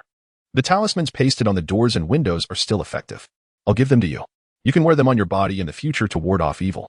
After Lin Luo finished speaking, he tugged on Jiala's sleeve. This guy kept staring at the older sisters in the opera troupe. Didn't he have any ambition? Jiala came back to his senses and smiled honestly, a little embarrassed. That older sister just now was so beautiful. I didn't expect to be so fascinated. Troop leader. Old gentleman, we'll take our leave. Okay, goodbye. See you later. The troop leader and Uncle Sheng led the people to send Lin Luo and Jiala out of Lianxiang Tower. And they didn't turn back until Lin Luo and the others disappeared into the dark street. Troop leader. Uncle Sheng, come and take a look. The troop leader and Uncle Sheng were surrounded by people and entered Lianxiang Tower. Only then did they see the scene inside and all gasped. Good fellow. This fight was too intense. The troop leader looked at the mess in the room and sighed for a long time. Old Zhang, we gave too little money. The situation inside the house clearly indicates that the previous battle was exceedingly perilous. The 2 young Taoist priests risked their lives to confront malevolent spirits, yet they were only rewarded with 10 taels of silver. One could sense a twinge of guilt in their hearts. Uncle Sheng nodded in agreement. Now, my dear brother, I pride myself on fairness and justice.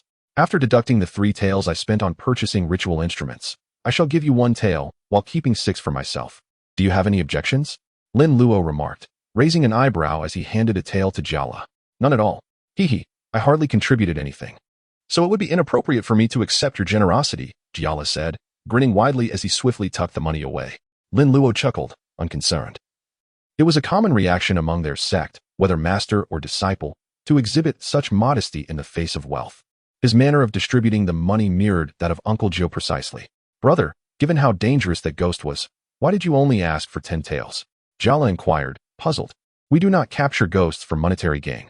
Remember, as disciples of Mao Shan, we must not place undue emphasis on wealth. Lin Luo replied, stowing away 9 taels in his personal space while glancing at his simplified points. Simplified points, 35,680.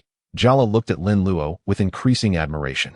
Indeed, you are a true brother, possessing a high level of consciousness.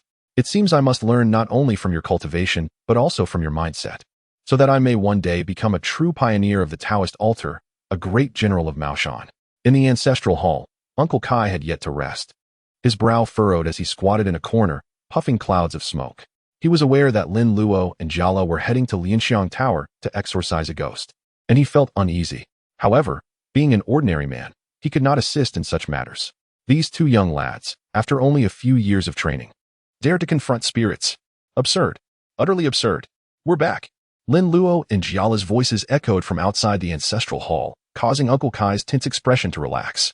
He rose and walked towards the door. You're back? How did it go? Was it smooth sailing? Rest assured, Uncle Kai.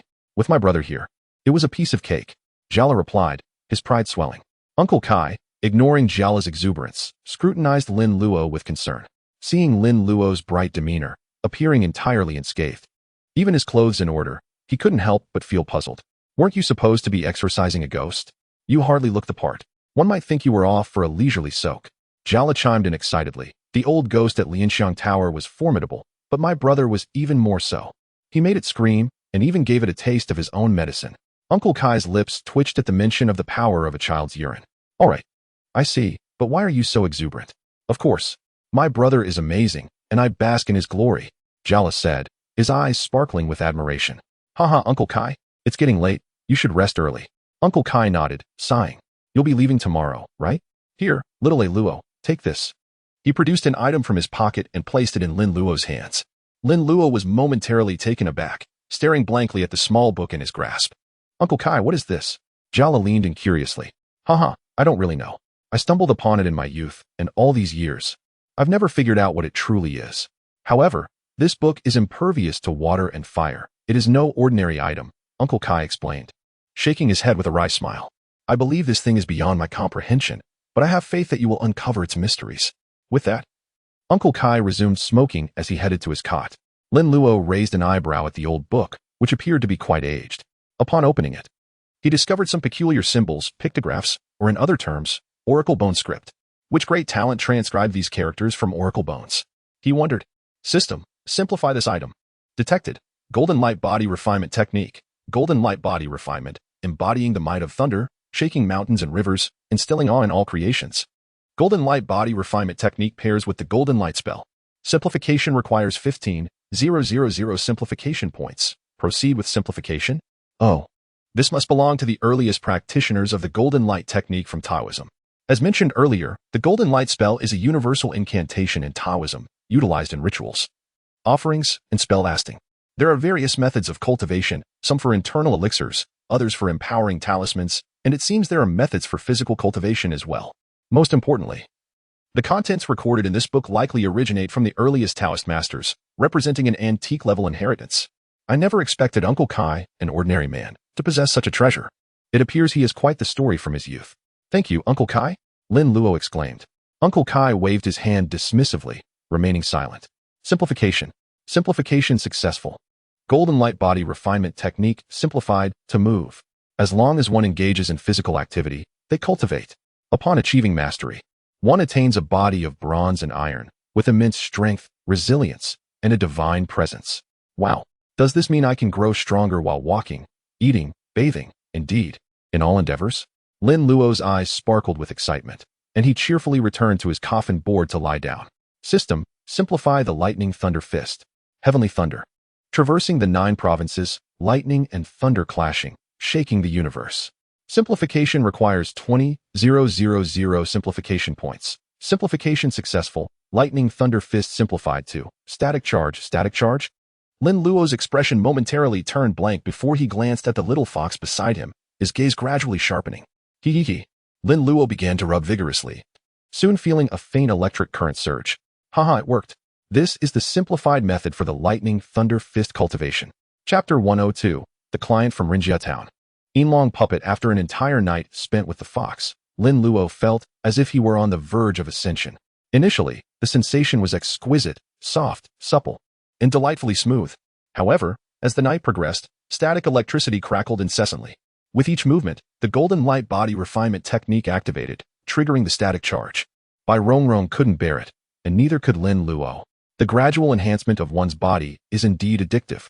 Thus, Lin Luo indulged himself throughout the night. Lin Luo let out a tremendous yawn, lazily reclining on the rooftop, legs crossed and feet swaying. Bai Rongrong, serving as his pillow, slept soundly. After a night of pampering, the fox was utterly exhausted and simply wished to rest. Brother, when are we leaving? Jiala called out from the courtyard, craning his neck to look up at the rooftop. What's the rush? We'll set off after lunch. Lin Luo replied nonchalantly, yawning again. Jiala scratched his head, puzzled by how his brother, once claiming to be a vigorous little leopard, seemed so lethargic after just one night. Brother, what on earth did you do last night? However, Jiala dared not inquire further and returned indoors to prepare his belongings. He had purchased various trinkets in Hejia town, some for his master, others for the neighboring master, and a few for the charming Qingqing. This naive boy, venturing down the mountain for the first time, was eager to share the intriguing items he had collected on his journey with family and friends. Lin Luo slept until noon, with the sun blazing brightly. A group of people rushed into the ancestral hall in a flurry. Uncle Kai? Uncle Kai, are you here? Hearing the commotion, Jiala emerged from the mortuary and, upon seeing the anxious faces, explained, Uncle Kai left early this morning to inspect some land. What do you need him for? A few individuals entered the ancestral hall. Initially relieved, only to be informed that the financier was absent. Who are you? They asked.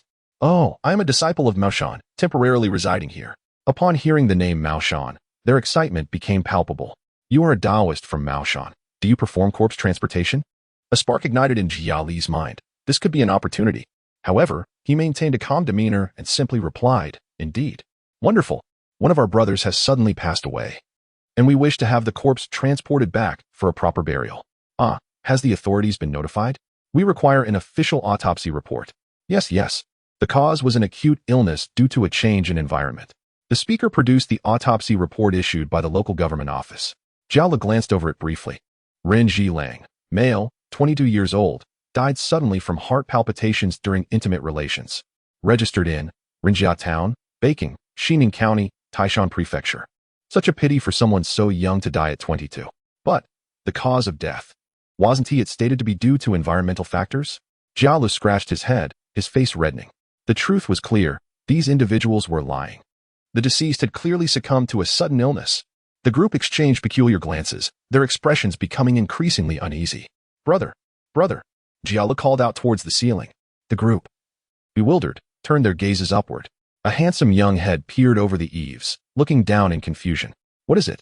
Brother, we have a client. Ah, wait a moment. Lin Luo replied, retracting his head, quickly dressing himself before gracefully leaping down from the roof. Thud. Lin Luo landed lightly, startling the onlookers. How did he jump down from such a height without harm? This child is truly skilled. Brother, here. Jiala handed the document to Lin Luo, who took a look. Momentarily stunned, before glancing at the visitors. Rinjia Town? Are you from Rinjia Town as well? Yes. We are all from Rinjia Town. Very well. It will be delivered within 2 days for $50 silver, or within 5 days for $20 silver. Which option do you prefer? Lin Luo raised an eyebrow. Observing the villagers from Baking, the group looked troubled, murmuring among themselves, why is it so expensive? This is not exorbitant. You are only transporting one person. Akin to a private carriage. If more people come, we can negotiate a better price. The villagers fell silent, exchanging glances, ultimately gritting their teeth. We'll go with the 5-day option. Just ensure it is delivered within that time. $50 silver was too steep. It could fund a month of indulgence at the local establishment. All right, Jia Lu, handle the paperwork. Lin Luo waved his hand, delegating the task to Jia Lu, before leaping back onto the roof to bask in the sun once more.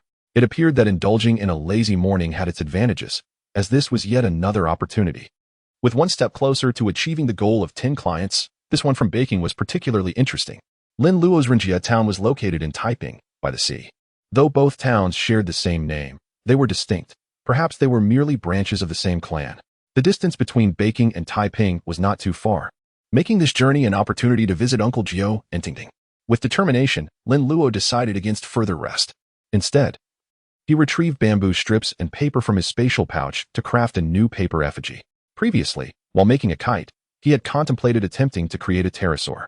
Now, with time before the meal, he began crafting one, hoping it would fly. What did a pterosaur look like?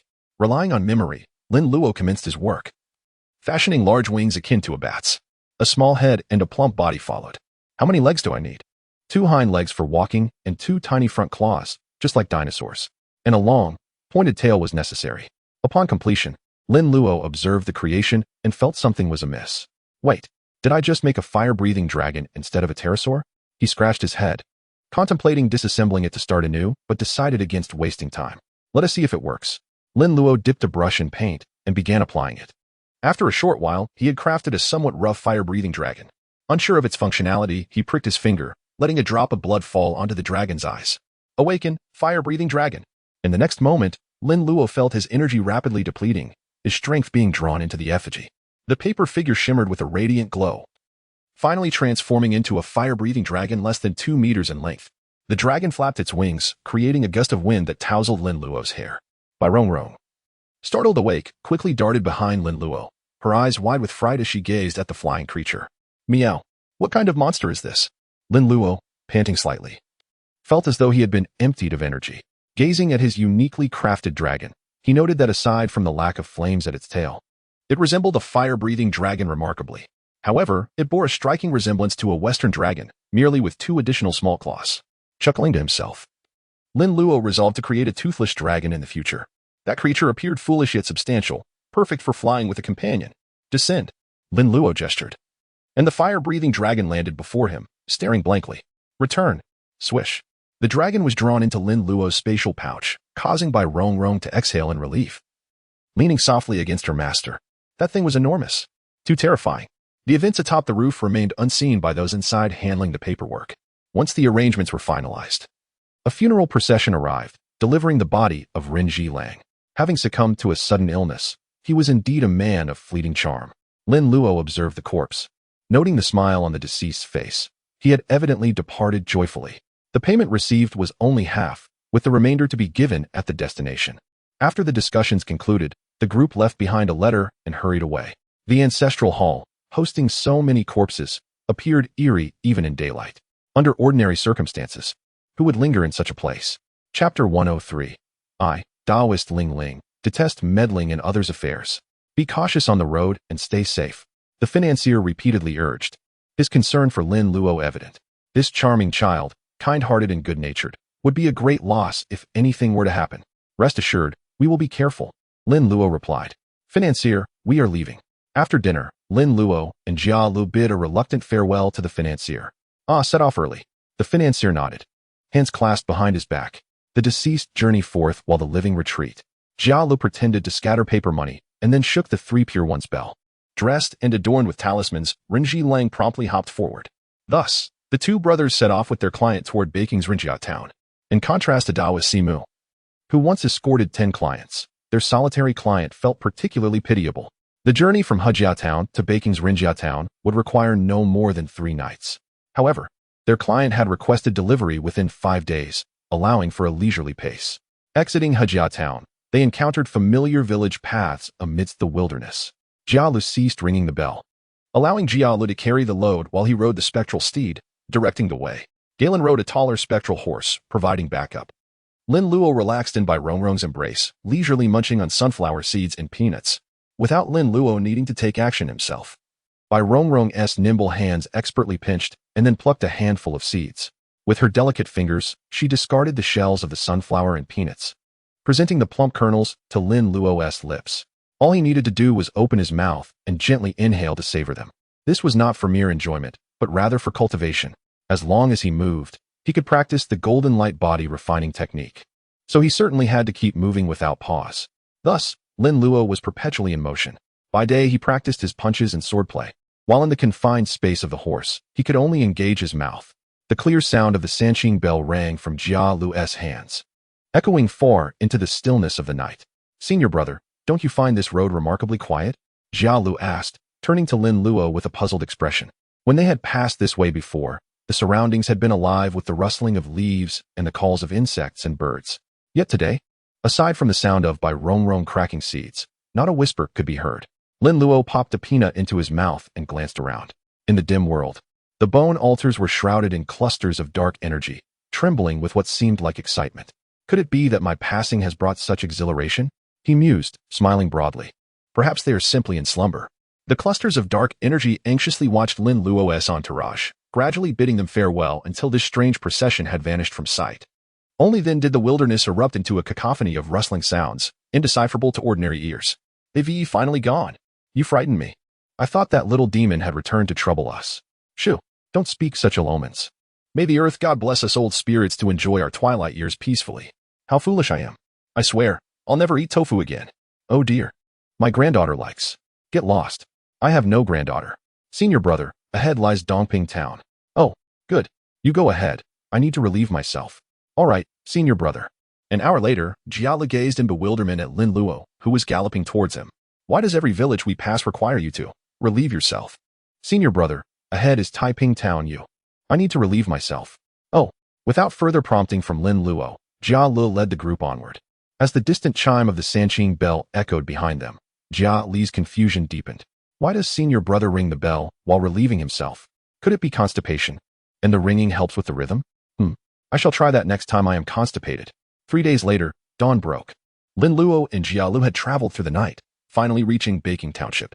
They were but a short distance from Rinjia town, and at their pace, they would arrive in half a day. Senior brother, shall we continue onward or find a place to rest? Jialu asked, looking fatigued.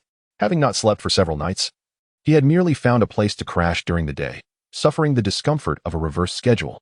Although he was young, his body was beginning to protest. He scratched his itchy scalp, pulling out a handful of hair in the process. Let us press on. Once we reach Rinjia town and deliver the body, we shall rest. Lin Luo decided to maintain their momentum, looking forward to a well-deserved rest after reaching Rinjia town. He also intended to simplify his Taoist incantations.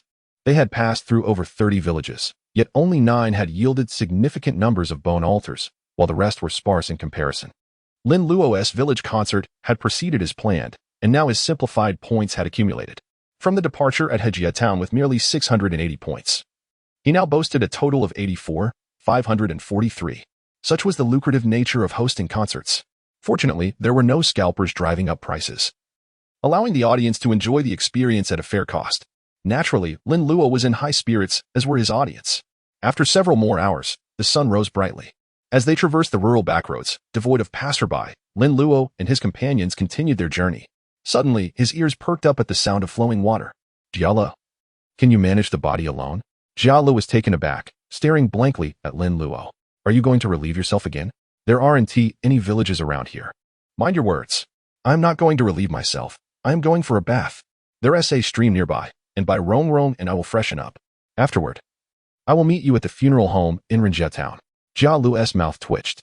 No more relieving yourself. Now it's a bath. Very well, senior brother. I shall proceed. Lin Luo was merely accompanying him to transport the body. The true task of the journey belonged to him.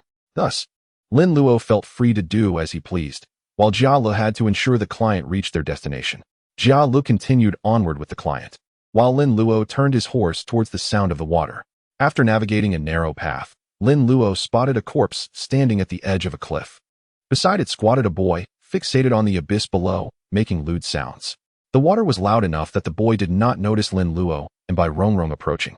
Below the cliff lay a crystal-clear pool where a young, beautiful girl in a dark green swimsuit swam gracefully, resembling a mermaid.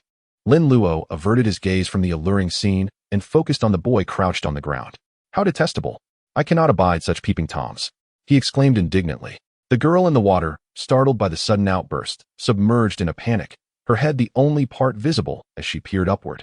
From the cliff, a child was berating a young man. Chapter 104. Reverse Simplification.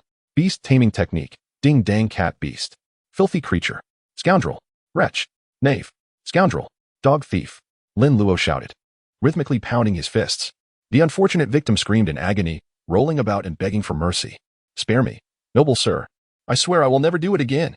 Ah, your pleas sound practiced. You must be no stranger to beatings. The assailed man, also a newcomer to the trade, had been tasked by his master to deliver a client to Rinjia town. However, upon passing this spot and spotting the girl swimming, he became mesmerized. What a beautiful girl. If only she could be my wife. Unbeknownst to him, while lost in his fantasies, disaster struck. Ouch! Are your fists made of iron? They feel like they are cracking my bones. Despite being a martial artist himself, he found himself utterly powerless to retaliate. And each attempt to rise was met with another forceful blow. Now you realize your mistake. How could you not know it was wrong to peep? Please spare me. As a fellow disciple of Mao Shan, I will let you go this time. But should I ever see you again, I will strike you anew, Lin Luo declared, still unsatisfied as he delivered a few more kicks. I am ashamed to be associated with you as a disciple of Mao Shan. Get lost. All right, I'm going. The man crawled away, gritting his teeth, not daring to retort. Wait, who is your master? Lin Luo suddenly called out, irked. My master is Mama Di, one of the top 10 outstanding masters of our time. Ah, so it is him. What is your name? Lin Luo inquired disdainfully. I am a Hao. A Hao, isn't it? Get lost. Don't let me see you again. A Hao wore a look of grievance, too intimidated to speak further, and limped away with his client. Who would have thought that I, the renowned figure in the world of Mao Shan apprentices, the suave prince, would be beaten by some little brat? Ouch! How could this kid possess such strength? Oh, it hurts so much. Once the crowd dispersed, Lin Luo glanced down the cliff. The girl swimming had vanished without a trace. Has she left? I shall take a dip as well. Shaking his head, Lin Luo descended the cliff and plunged into the cool water of the pool. On a scorching day, a refreshing bath in this serene water was simply delightful. Leaning against a large rock, he sprawled his arms out, reclining his head back, and sighed in utter relaxation. Although he appeared languid, his mind was racing with thoughts. What a familiar name.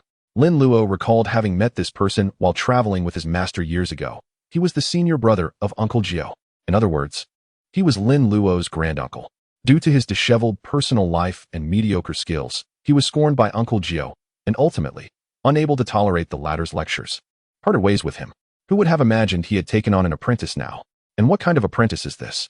Rubbish. Lin Luo harbored a poor impression of this granduncle, who had an unpleasant habit of picking his toes while eating, then moving on to his nostrils, and shockingly, he would eat with his hands instead of chopsticks. Sneezing over the dishes, he would spray saliva everywhere. After he finished a meal, no one else could eat. His temperament was foul, quick to anger, and he was oblivious to his loss of face, refusing to change. The quarrel he had with Uncle Jiu while leaving had been quite fierce. It would be strange for Lin Luo to hold any fondness for him. Lin Luo had made it clear that he would not acknowledge him as his granduncle, and naturally, he would not consider him as such. Suddenly, Lin Luo opened his eyes, noticing the beast-controlling collar around Bai Rongrong's neck. Paper-crafted items tend to deteriorate when soaked for too long, and exposure to fire would result in instant destruction. At present, the collar on Bai Rongrong's neck remained intact, while the purification bracelet on her wrist was already rendered useless. Come here. Lin Luo beckoned, and Bai Rongrong, who was joyfully splashing in the water, obediently swam over to him. System, simplify this beast-controlling collar. Detected beast-controlling collar. Poorly made beast-controlling collar. About to be rendered useless. Simplification requires 3,000 points. Would you like to simplify? Lin Luo's lips twitched. I merely asked for simplification, not for your evaluation. Have you forgotten that I am your master? You leave me no dignity, and it's no wonder you remain a low-tier system. Simplify. Now financially abundant. Lin Luo spent his resources without hesitation. He was eager to see what the system would yield from simplifying his beast-controlling collar. Simplification successful. Beast-controlling collar simplified to beast mastery. In the next moment, a wondrous incantation for beast mastery appeared in Lin Luo's mind. More cultivation? How troublesome. Although he complained, his eyes sparkled with excitement. An ingenious idea struck him. He could simplify the items he created, using the system to reverse engineer the cultivation method, ultimately achieving mastery with ease. System, simplify beast mastery. Detected beast mastery. Listen to the voices of all beasts, control the souls of countless creatures. Dominate the beasts. Command the beasts. Simplification requires 15,000 points. Would you like to simplify? Simplify. This goes without saying. Of course, I shall simplify. Although the cost was substantial. At 15,000 points, it was worth it. Beast mastery simplified to head patting technique. Good. A gentle pat on the head, and I shall be your master from now on. Lin Luo laughed heartily, raising his arm. The little fox obediently lowered its head. Good. From now on, I am your master. With a snap, Lin Luo unclasped the beast-controlling collar from the little fox's neck. At that moment, the little fox gazed at Lin Luo. Its expression unchanged, for in its heart, Lin Luo was already its master. Incredible. From now on, encountering any adorable little creature, a simple head pat would suffice to bring it home. After refreshing himself, Lin Luo and the little fox emerged from the water, quickly donning their clothes. Checking the time, he realized that Jia Lu should have arrived at the town's mortuary by now. They had delayed long enough and needed to hurry along. Just then, a clear voice rang out, "Hello." In the nearby grove, a girl with a slightly flushed face and wavy hair stood shyly. She wore a white shirt paired with a gray vest and matching gray trousers, complemented by small leather shoes. Her voluminous waves were styled quite fashionably. Her delicate face, resembling Qing Qing's, appeared particularly fair and youthful in the sunlight. Another Asian, if not for the distinct aura she exuded, Lin Luo might have mistaken her for Qing Qing. "Hello there, miss." Lin Luo smiled slightly, wondering why she seemed so bashful. Although he hadn't seen her face on the cliff, he recognized her as the girl who had been swimming in the pool. He hadn't anticipated that she hadn't left. Earlier, he thought she had fled in fear. But it turned out she had merely gone to change clothes. Huh, had she been lurking in the woods all along? Lin Luo raised an eyebrow. What a stroke of luck. Simultaneously, Lin Luo's long-lost memories reconnected. Wait a minute. A girl identical to Qing Qing. Rinjia Town. The obnoxious corpse-chasing apprentice. How? It was unmistakable. A scene from a film flashed in Lin Luo's mind. Musical zombie. His recollection of this film was scant. Otherwise, he wouldn't have just remembered it now. This film wasn't particularly popular, and Lin Luo had only watched it once in his previous life, finding it less engaging than Mr. Vampire. Aside from the fact that the female lead was quite beautiful. Unfortunately, this girl had poor judgment, falling for that scoundrel Ahao, having hastily viewed the ending. He had turned it off. He remembered that the zombie in the film possessed artistic flair, becoming entranced by music. Moreover, this zombie was quite fierce, impervious to Taoist techniques. In the end, it was Uncle Jiu who made a grand entrance to vanquish it. After all, who could have imagined that one day he would traverse into the world of Uncle Jiu's films? Otherwise, he would have watched the entire series at least 10 times. Lin Luo had long forgotten most of the film's content, so to recall even a fragment was a sign of sharp memory. Chapter 105, Long-Lost Sisters. Just as Lin Luo was about to approach, he noticed a shiny silver object in the grass by his feet. The sunlight struck it, making it rather dazzling. Am I going to pick up money on my way out? Have I really become this lucky? Lin Luo bent down to retrieve it. It wasn't money. It was a silver pocket watch. Pressing the switch, the lid of the watch sprang open, emitting a melodious tune reminiscent of a music box. Yes, that is the sound. The zombie in the film would quiet down upon hearing this music, savoring it. Hence, the film was titled Musical Zombie. So this is where it ended up. The girl across from him spotted the pocket watch and rushed over excitedly. Is this your pocket watch? Lin Luo closed the watch and smiled as he approached. Yes, it is. Thank you so much. I searched for it for quite a while. Didn't he realize it had fallen here? My name is Rin Juju. What's yours, little one? Juju's smile was radiant, and her voice sweet. However, Lin Luo's smile became somewhat strained. Little one? The scene from his first encounter with Rin Ting Ting replayed in his mind. Do all girls from the Rin family enjoy referring to others this way? It was confirmed. They were all annoying little sisters. It's nothing. My name is Lin Luo. You can call me a Luo. Lin Luo casually handed the pocket watch over. Rin Juju accepted the watch, her sparkling eyes curiously examining Lin Luo as she cheerfully commented, You must be the little one who was fighting up there earlier. You were amazing. That's nothing. I excel at teaching bullies a lesson. Indeed, indeed. My senior brother never holds back. With a chuckle, Rin Juju found the young boy before her quite amusing, noting his surprisingly mature manner of speaking. Regardless, I appreciate your assistance. Had it not been for you, I shudder to think what that villain might have done, Rin Juju expressed with lingering trepidation. The isolation of the wilderness amplified the potential danger posed by a grown man with malicious intent towards defenseless young women. Lin Luo waved dismissively, stating, It was merely a trivial act. By the way, what brings a young lady like yourself to such a perilous place alone? I'm not alone. My family's servants are with me. However, I instructed them to remain by the path. I didn't anticipate anyone passing by the cliff, Rin Juju explained, gesturing towards the grove. Lin Luo observed several young women craning their necks inquisitively in their direction. A group of young girls encountering a scoundrel is akin to throwing meat to the wolves. He mused inwardly, shaking his head at their audaciousness. Before Lin Luo could speak, Rin Juju continued, I recently returned from abroad. In my childhood, my grandfather frequently brought me here. Alas, he is no longer with us. Before returning home, I desired to spend some time here. Never expecting to encounter someone like that earlier. A look of aversion crossed Rin Juju's delicate features. I see. It seems my intervention was not severe enough, Lin Luo remarked. Rin Juju responded with another smile. It's all right. I was wearing a swimsuit. It's commonplace to see people in swimwear on beaches abroad. Indeed. Speaking of which, I meant to inquire earlier. Do you happen to have a long-lost sibling? Oh, how did you know? Rin Juju exclaimed, her eyes widening in astonishment. Indeed. I have a twin sister. She went missing when we were 5, and my family has searched for her for years. How did you come to ask? Rin Juju inquired, seizing Lin Luo's arm with fervor. Have you seen her? Lin Luo grimaced internally. While the premise may seem kitsch, it is plausible, given their identical appearances. If they are not twin sisters, then Rin Juju's father must have succumbed to a universal temptation. I have a junior apprentice named Qingqing. Yes, Qingqing. My name is Juju, and her name is Qingqing. Rin Juju exclaimed, revealing a jade pendant adorned with the inscription Juju.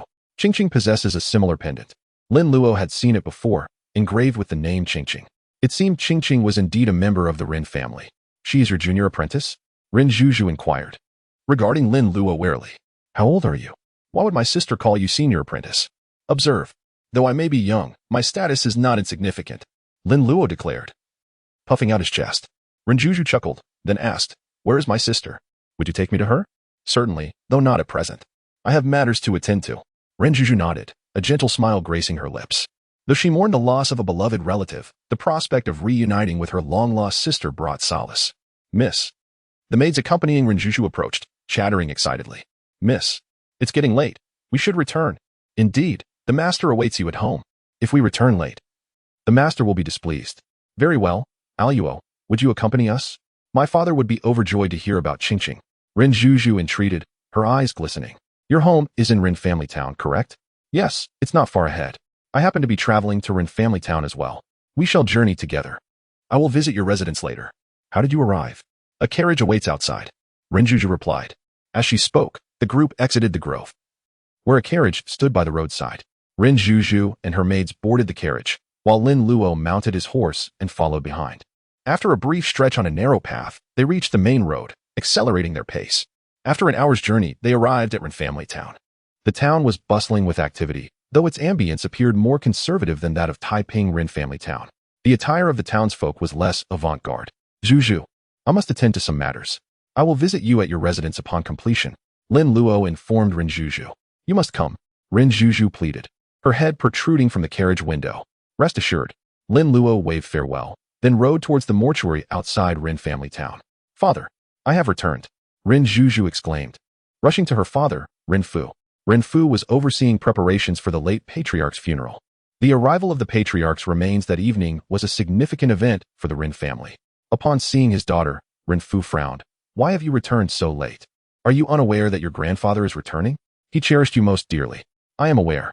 I visited the pool, where grandfather often took me. Rin Zhu pouted, then embraced Rin Fu's arm, exclaiming excitedly, Father, someone knows the whereabouts of my sister. What? Is this true? From whom did you hear this? At the pool today, I encountered a young Taoist priest who claimed to have a junior apprentice named Qingqing, who bears a striking resemblance to me. Where is he? Rin Fu inquired, his excitement palpable. His junior apprentice could very well be his long-lost daughter. He had matters to attend to, but he promised to visit our home upon completion. Do you know where he went? Rin Zhu gasped, shaking her head in dismay. I forgot to ask. You foolish girl. How could you forget such a thing? I was too overjoyed. Besides, he promised to visit, so he will surely come. What makes you so certain? Rin Fu raised an eyebrow. Rin Zhu blushed, recalling the events of the day. While I was swimming in the pool, a scoundrel was peeping. He happened to pass by and reprimanded him. Such a righteous individual would surely honor his promise. Very well. Go change your attire. Your grandfather arrives tonight. He always yearned for Qingqing. He will be gladdened by this news. Rin Fu said with a tinge of sadness. I understand, father. I will change my attire. Rin Fu waved his hand, turning to resume his preparations. Chapter 106. We are bathing buddies, friends who bathe together. Senior apprentice, you have finally arrived. What took you so long in the privy? Jiala had been waiting at the mortuary for quite some time. With Jiala promoting his services, transporting corpses on horseback was remarkably convenient. Moreover, the mortuary's location outside the town eliminated the need to conceal his activities, allowing for faster transport than traditional methods. Lin Luo rolled his eyes at Jiala. I told you. I went for a bath. It's nearly noon. Are you hungry? Famished, senior apprentice. I have been waiting for your return. Jiala clutched his stomach. The mortuary does not provide meals. Had I not been waiting for you, I would have sought sustenance elsewhere. Then let us depart. After completing the handover with the family, we shall indulge in a lavish meal, Lin Luo declared, turning his horse around. Jiala hastily followed. With Jiala overseeing the corpses at the mortuary, there was no need to fear theft. Wait for me, senior apprentice. The home of Ren Zhilong was draped in white. Upon receiving the news from the patrolman, the family was incredulous, refusing to believe the veracity of the message. However, upon receiving a second letter, they were compelled to accept the truth. The loss of one's own child is a profound sorrow. After Lin Luo and Jia Lu delivered the body and settled the payment, they sought solace at a roadside stall. Is this truly the feast you promised, senior brother? Jia Lu questioned, eyeing the bowl of pig offal noodles with skepticism. What more do you desire? It contains meat, noodles, and fish balls, Lin Luo replied, savoring the meal with gusto. The alkaline noodles, having been rinsed in cold water, lost their alkaline taste and were delightfully chewy. Highly commendable. The fish balls were rich in flavor, fresh and delectable. Another commendation. The radishes were meticulously selected, free of fibrous strings, and refreshingly crisp. Commendable again. The pig skin was cooked to perfection, dissolving in the mouth. Commendable. The pig's blood was tender, easily lifted in one piece, and exceptionally flavorful. Commendable. The most satisfying was the large intestine, generously served and impeccably cleaned. An unequivocal commendation. Old Master Qian's father, Wang Laoi. Negative review. Large intestine should be eaten as sashimi. Indeed, this bowl of noodles surpasses the one that food god Zhou had. Jia Lu was not picky. Rather, he had high expectations for the promised feast. Senior brother, where do we go after this meal? Jia Lu inquired, slurping his noodles. Now that the client has been attended to, there is no need to stay at the mortuary. I shall take you to a comfortable place. Lin Luo responded. Jia Lu, engrossed in his noodles, had little faith in Lin Luo's words, suspecting they would merely find an inn and book a small room. Wow, senior brother, you truly came. Upon seeing the grand residence before him, Jia Lu's astonishment was palpable. The Ren family home, more imposing than that of Ren Tingting, resembled the grand mansions of ancient noble families. However, the entrance was already draped in white, indicating that the family was in mourning. The doorman approached, inquiring, "May I ask whom you are seeking?" "I seek your young lady." "Juju. Oh, you must be young Master Lin Luo. Our lady has instructed us to invite you in," the doorman responded.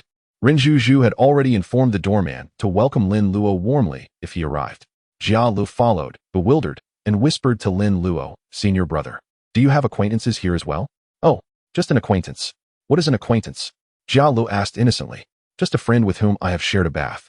Lin Luo replied, albeit with a playful twist. Juju had bathed first, and he followed thereafter. "That makes us bathing companions." "Away, I am well versed in this theory. I grew up with my cousin." Lin Luo reminded Jia Lu, "When you see her, do not be overly excited. Her name is Juju." Jia Lu blinked, confused by his senior brother's words. What is there to be excited about? "Ching Ching," Jia Lu exclaimed, eyes wide in disbelief as he spotted a beautifully dressed young lady ahead. Lin Luo rubbed his ears. "I told you not to get overly excited. Why shout so loudly?" Ren Juju, with her enchanting features, joyfully stepped forward. She was now clad in an elegant qipao, her hair elegantly styled, returning to a youthful appearance. As she was merely 15, the Western-style attire with large waves made her seem somewhat mature. This is truly the essence of an unripe peach. "Have you met my sister?" Ren Juju asked, her large, sparkling eyes fixed on Jia Lu. "Your sister?" "Ching Ching. Yes, I have met her. She is a disciple of my master next door." Jia Lu replied, feeling slightly embarrassed as he scratched the back of his head. His mind was spinning. Who was this woman, and why did she resemble Ching Ching so closely? This is Juju, and Ching Ching may very well be her long-lost sister. "Do not be overly astonished," Lin Luo explained, then turned to Juju, asking, "So, has your grandfather not yet arrived?" "Not yet. He said he would arrive tonight." Lin Luo nodded. Typically, once a body arrives at night, it is placed directly in a coffin and taken to the cemetery for burial. The traditional 7-day wake is reserved for those who have recently passed, following the belief that their spirit may return after 7 days, as well as to prevent premature burial. However, Lin Luo furrowed his brow, recalling a film about zombies in which Juju's grandfather's body was reportedly stolen and transformed by a foreigner into a biochemical zombie, wreaking havoc and causing panic in the town. It was only through the timely intervention of Jiu Shu that the situation was resolved. He wondered if Jiu Shu would come here as well. Nevertheless, it mattered not. He was prepared to take action himself. "Enough of that. Come. Let us speak with my father regarding the whereabouts of my sister," Juju urged, pulling Lin Luo toward the house. Renfu was resting inside, having just arranged matters at home and preparing for the cemetery. The elderly steward, Shou Bo, was increasingly unable to manage his duties, prompting Renfu to consider hiring a new steward to allow Shou Bo to retire. "Dad, Aluo has arrived," Juju exclaimed as she rushed into the room. Renfu was startled, rising with a sigh. "Oh dear, must you be so loud, my daughter? Can you not be a bit more ladylike and gentle?" "Dad, Aluo knows where my sister is," Juju declared. At this, Renfu turned his attention to Lin Luo. "Young one, do you know where Ching Ching is? Please, call me Aluo. Ching Ching is my junior sister. She is currently studying medicine with my master on the mountain. She should be coming down to practice medicine soon. She is doing well, so you need not worry." "That is good news. That is good news." Renfu exhaled in relief, visibly agitated. "Please stay with us for a couple of days while we attend to family matters. I would like you to take me to see Ching Ching. I sincerely ask this of you." Renfu earnestly pleaded. "Certainly. No problem." Lin Luo readily agreed. "Dad, let me go. I will bring back my sister." Juju chimed in, hugging Renfu's arm with a beaming smile. "You will?" "Yes, Dad, do not worry. I will surely bring my sister back," Juju promised earnestly, her large eyes pleading with Renfu. That could work. Renfu mused, considering the suggestion. However, he also had concerns about their authenticity. What if they were deceivers? He resolved to observe them closely over the next few days. If they were frauds, he would report them to the authorities. If they were genuine, he would reward them handsomely upon Ching Ching's return. Renfu made up his mind, nodding with a smile. "Very well, We shall proceed, as you suggest. Hee, thank you. Dad. Zhu responded with uncontainable excitement, bouncing with joy. Such a young lady, yet so lacking in composure. Must you be so unsteady and unreserved? All right, I understand. Luo, let me take you to the guest room to rest. Zhu waved her hand, leaving Ren Fu behind as she led Lin Luo out. Oh, this troublesome girl. Ren Fu shook his head, returning to his busy tasks. Chapter 107. Shall we make a bet? Let us wager a bread machine. What? You are also in the business of transporting corpses? Ren Zhu exclaimed in astonishment. After leaving Ren Fu, she brought Lin Luo and Jia Lu to the guest room, where they began to chat. Upon learning that Lin Luo and Jia Lu had come to Rinjia town to deliver a body, she was shocked. Who would have thought these young men, so bright and cheerful, engaged in such a macabre profession? Ah, this is not the same as the usual deliveries. We came from Hejia town. There is someone named Ren Zhilong who recently passed away, and we are the ones who brought him back. Lin Luo replied casually, pouring himself a cup of tea. Your prowess is truly remarkable. I'm astonished that someone so young would undertake such endeavors. I had always envisioned corpse herders as wizened, peculiar individuals. Impressive, exclaimed Renchu, her admiration palpable. Simu. Jala nearly erupted in laughter. His master's temperament was indeed erratic, oscillating between moments of benevolence and fits of capricious behavior, punctuated by sudden declarations of affection and vigorous head-rubbing that wreaked havoc on his watermelon-shaped haircut. Not entirely. Lin Luo retorted, tilting his chin with unwavering confidence. A handsome, extraordinary, and universally captivating fellow like myself has also joined the fray. A chorus of giggles ensued, led by Rinju and Jiala. Lin Luo's self-assurance was a source of amusement. While undeniably cute and refined in appearance, the notion of him captivating the world seemed rather far-fetched. Undeterred by their reaction, Lin Luo merely smirked. Jiu Shu's smile is a harbinger of the unpredictable, he mused. Having served as Jiu Shu's primary disciple, Lin Luo had mastered the art of the enigmatic smile. What, you doubt my allure? Of course not, Luo. You're so adorable that everything you say must be true. Renchu managed to say, her eyes crinkling into crescent moons as she suppressed her laughter. Jiala, on the other hand, bit back his amusement, mindful of his senior brother's formidable abilities. A single splash of holy water could incapacitate not only zombies but also the living. I sense your skepticism. Let's wager on it. Lin Luo proposed, raising a single finger, a familiar gesture. We'll stake a bread machine, or rather, a promise. Intriguing. How shall we proceed? Renchu inquired, her youthful curiosity piqued. Since you doubt my universal appeal, we'll conduct an experiment with animals. If they willingly obey and exhibit affection towards me, I shall emerge victorious. And you shall be bound to fulfill my every command. Very well, but if you fail, I shall dictate your actions. Renchu declared, her determination unwavering. Animals lack human understanding. They're unlikely to behave as you predict, she reasoned. Agreed. A reneged promise is the mark of a cur, Renju declared, her tone and demeanor strikingly similar to Qingqing's, her twin sister. Indeed, a reneged promise is the mark of a cur. Jala blinked, a sense of DJVU washing over him. He recalled a similar wager between his senior brother and Qingqing, which resulted in Qingqing addressing Luo with endearing familiarity. Observing Lin Luo's subtle smile, and then turning his gaze to Renchu, Jala felt a pang of sympathy. Why wager against my senior brother? He wondered. I have unwavering faith in you, senior brother, so I shall abstain from this wager. Jiala's smile was disarmingly ingenuous, and Rinzu, preoccupied with her own amusement, gave it little thought. She found the younger child intriguing, with his cleverness and air of mystery, while the older one seemed dull-witted and uninteresting. Very well, you may abstain.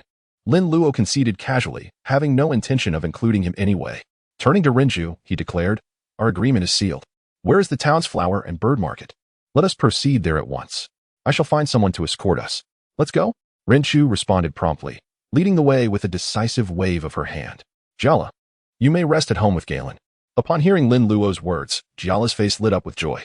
He had been contemplating whether he could avoid the excursion, as he had been deprived of sleep after a night of corpse herding and was struggling to keep his eyes open. Senior brother is so considerate, allowing me to rest after my exhaustion.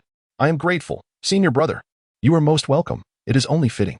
Lin Luo's voice echoed back as he exited the guest room, leaving Jala to ponder the reason for his gratitude. The flower and bird market in Renchu town was a bustling hub of activity, brimming with a vast array of goods. It was a precursor to modern-day pet stores, offering flowers, tea, trees, pots, fertilizers, and a menagerie of small animals. Lin Luo's attire seemed even more oversized as he stood beside Renchu, accentuating his youthful appearance. The golden light body refinement technique was continuously in effect, operating as a passive skill that Lin Luo couldn't deactivate even if he desired. However, he remained unconcerned about any further reduction in size. That one, Rinchu exclaimed, pointing to a stall showcasing small animals. Lin Luo examined the creature, which appeared to be neither a kitten nor a puppy. Grandpa, what kind of animal is in that cage? He inquired. The stall owner, his hearing impaired, squinted and responded. Huh? What did you say? Grandpa, what kind of animal is this? Lin Luo repeated loudly, gesturing towards the cage. Oh, a fox cub. May I examine it? If you desire it, it will cost you $1 silver. Lin Luo refrained from haggling, unsure whether the old man's deafness was genuine. He turned to Rinchu for assistance. $1 silver. Oh, Rinchu exclaimed, surprised to be designated as the payer. She produced $1 silver. Lin Luo crossed his arms, raising an eyebrow. With a wealthy benefactor by my side, why should I bother with money? Don't you know what I do? Wealthy benefactor, I'm hungry, I need food. This young Taoist has been spoiled since childhood. The old man accepted the coin, blew on it, and listened for the sound. Satisfied with its authenticity, he tucked it into his pocket and retrieved the fox cub from its cage, handing it to Lin Luo. Here, young lad, take good care of it. Lin Luo accepted the cub, casting a sidelong glance at the old man. You sly old fox, you were pretending all along. He thought. Who would haggle with someone hard of hearing? It's too much trouble. Lin Luo smiled, gently stroking the cub's head. Then he loudly exclaimed to the old man, Thank you. Grandpa. The old man's head swam, and he felt disoriented. Good heavens, this young man. Lin Luo turned, caressing the fox cub's head with gentle strokes, his smile radiant. Good girl, from now on, you're my cub, and I'm your master. The fox cub emitted a clear cry, seemingly in response to Lin Luo's words. Master, master, it chirped. While others couldn't understand it, Lin Luo's beast mastery skill allowed him to comprehend the voices of all creatures. He understood the cub's words perfectly. Good girl now? Pay respects to your sister. Lin Luo supported the cub's hind legs, causing it to stand upright and bow to Rinchu with its tiny front paws. Such a young age, and already performing for a living. Rinchu's eyes widened as she stared in disbelief at the fox cub, her gaze filled with fascination. The old man was equally stunned. This little thing is so obedient. Heavens, what have I missed? A talented little beast like this could fetch a high price or earn a considerable sum as a street performer. But it's too late to regret it now, and besides, $1 silver is a fair price. Let's see if you're a little troublemaker or a little comedian. Lin Luo chuckled, grasping the cub by the scruff of its neck and turning it around for inspection. It's a little enchantress. Oh, how can you do that?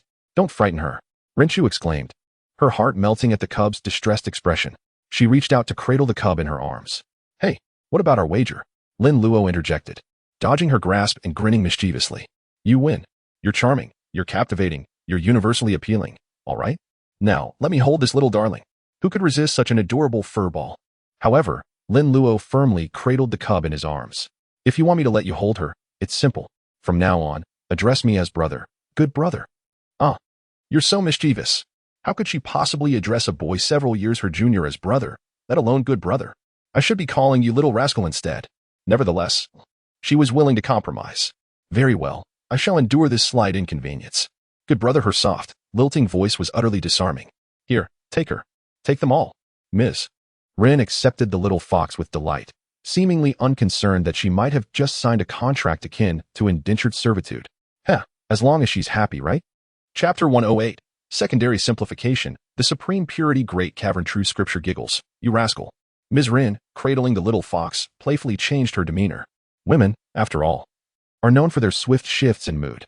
Lin remained unperturbed, emitting a soft whistle. The tiny creature nestled in Ms. Rin's arms darted out in an instant, landing on Lin's shoulder and nuzzling his cheek affectionately, emitting tender whimpers. Quite the little whimperer. Master, master. Hey, that's cheating. Ms. Rin, seeing her adorable companion escape, hastily gave chase, but Lin chuckled and quickened his pace. You're not keeping your promise, so I'm denying you access to it in the future. Oh, dear brother. I was wrong.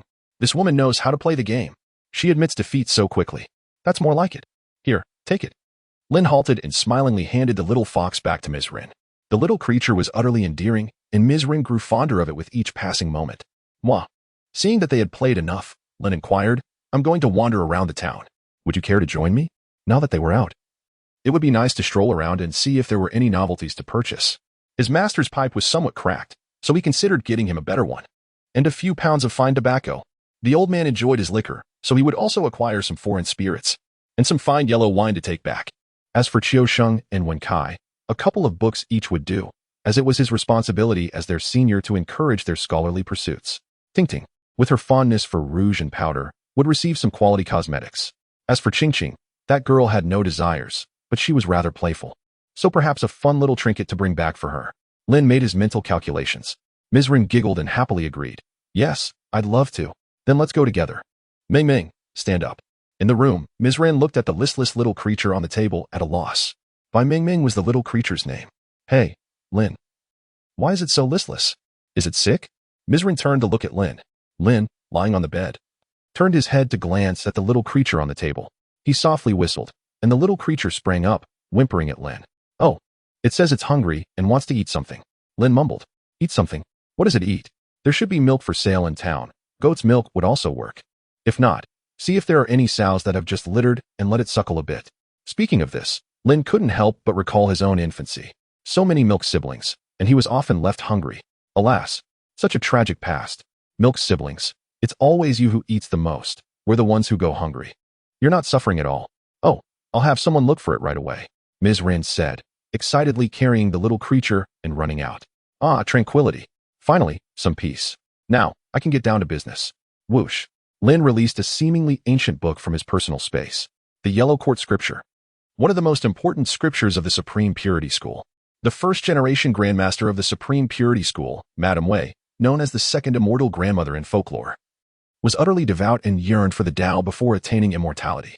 Her piety moved the heavens, and 4 celestial lords descended upon her home on the same day, bestowing upon her the supreme treasure text, the 31 volumes of the 8 plain hidden books in the Yellow Court Scripture. Later, Madame Wei created the Supreme Purity Scripture, also known as the Supreme Purity Great Cavern True Scripture. It could be said that without her, there would be no Supreme Purity School and no later matters involving Maoshan. Legend has it that the Great Cavern True Scripture was derived from the Yellow Court Scripture, which wasn't wrong, as they were passed down through the same lineage. The Yellow Court Scripture divides the human body into 3 parts, upper, middle, and lower, each guarded by 8 scenic deities, collectively known as the 24 true deities. If one can regulate their true energy, they can eliminate diseases and achieve immortality. It advocates contemplating the Yellow Court, refining the elixir field, and accumulating essence and energy. Of course, he couldn't understand it. Much of it was written using metaphors and allegories. Not to mention, the professional Taoist terminology alone was enough to cause headaches. Things like purple haze and triple echoes of the lute heart. Without a teacher, it was impossible for ordinary people to understand. Fortunately, Lin had a good teacher. Both the Yellow Court Scripture and the Great Cavern True Scripture were the most important scriptures of Maoshan. Naturally, Shifu had cultivated his disciple since childhood, and Lin had been reciting it since he was young, and he could understand the professional terminology within. It was just tiring to read, like translating from Chinese to Chinese. System, simplify the Yellow Court Scripture. Even Bodhi Patriarch had to sit and lecture on the Yellow Court Scripture, showing how powerful it was. A treasure trove for achieving immortality. Pearls for ascending. Detecting the Yellow Court Scripture, golden script, and jade scenes, reporting to the 3 officials. The supreme subtle words lead to deities. The true text of the path to immortality. Simplification requires 200,000,000 simplification points. Insufficient simplification points. Well, never mind, I asked. 200 million simplification points? How many villages would he have to go to and ring a bell? Lin looked at his remaining 66,543 simplification points and began to fret. Forget it. Then I won't simplify the Yellow Court Scripture. I'll simplify the Supreme Purity Great Cavern True Scripture instead. System, simplify Great Mouth Breathing. Right now, Great Mouth Breathing was the Supreme Purity Great Cavern True Scripture. Although it was incomplete, it was still something. As for why he didn't turn the Yellow Court Scripture into an incomplete version to cultivate, who knew what would happen if it was missing a part, and he cultivated into an idiot. Although this Supreme Purity Great Cavern True Scripture was incomplete, at least he wouldn't have any problems after cultivating it. Detecting simplified version of the Supreme Purity Great Cavern True Scripture. True Qi flows down to fill the dark gate, suppressing the spirit and solidifying essence, blocking the source of death. Great Mouth Breathing connects to all deities, granting me true life and longevity, saving 7 generations of ancestors. Reversing the fetal transformation, refining hundreds of deities into 1 Qi. Simplification requires 20,000 simplification points. Simplify. Good heavens, it can really be simplified a second time. But the first simplification was only 5,000 points. and the second simplification was 20,000 points. Was it because it saw I had money and wanted to rip me off? Simplify. Lin went all out. What were simplification points anyway? At worst, he would suffer a bit and hold a few more concerts. The audience members would be very happy too. Simplification successful. Simplified version of the Supreme Purity Great Cavern True Scripture simplified to body breathing. It took Lin a while to realize what was going on. What was the difference between body breathing and breathing? The human body has over 2 million pores, which actually breathe. It's just that ordinary people can't feel this kind of breathing.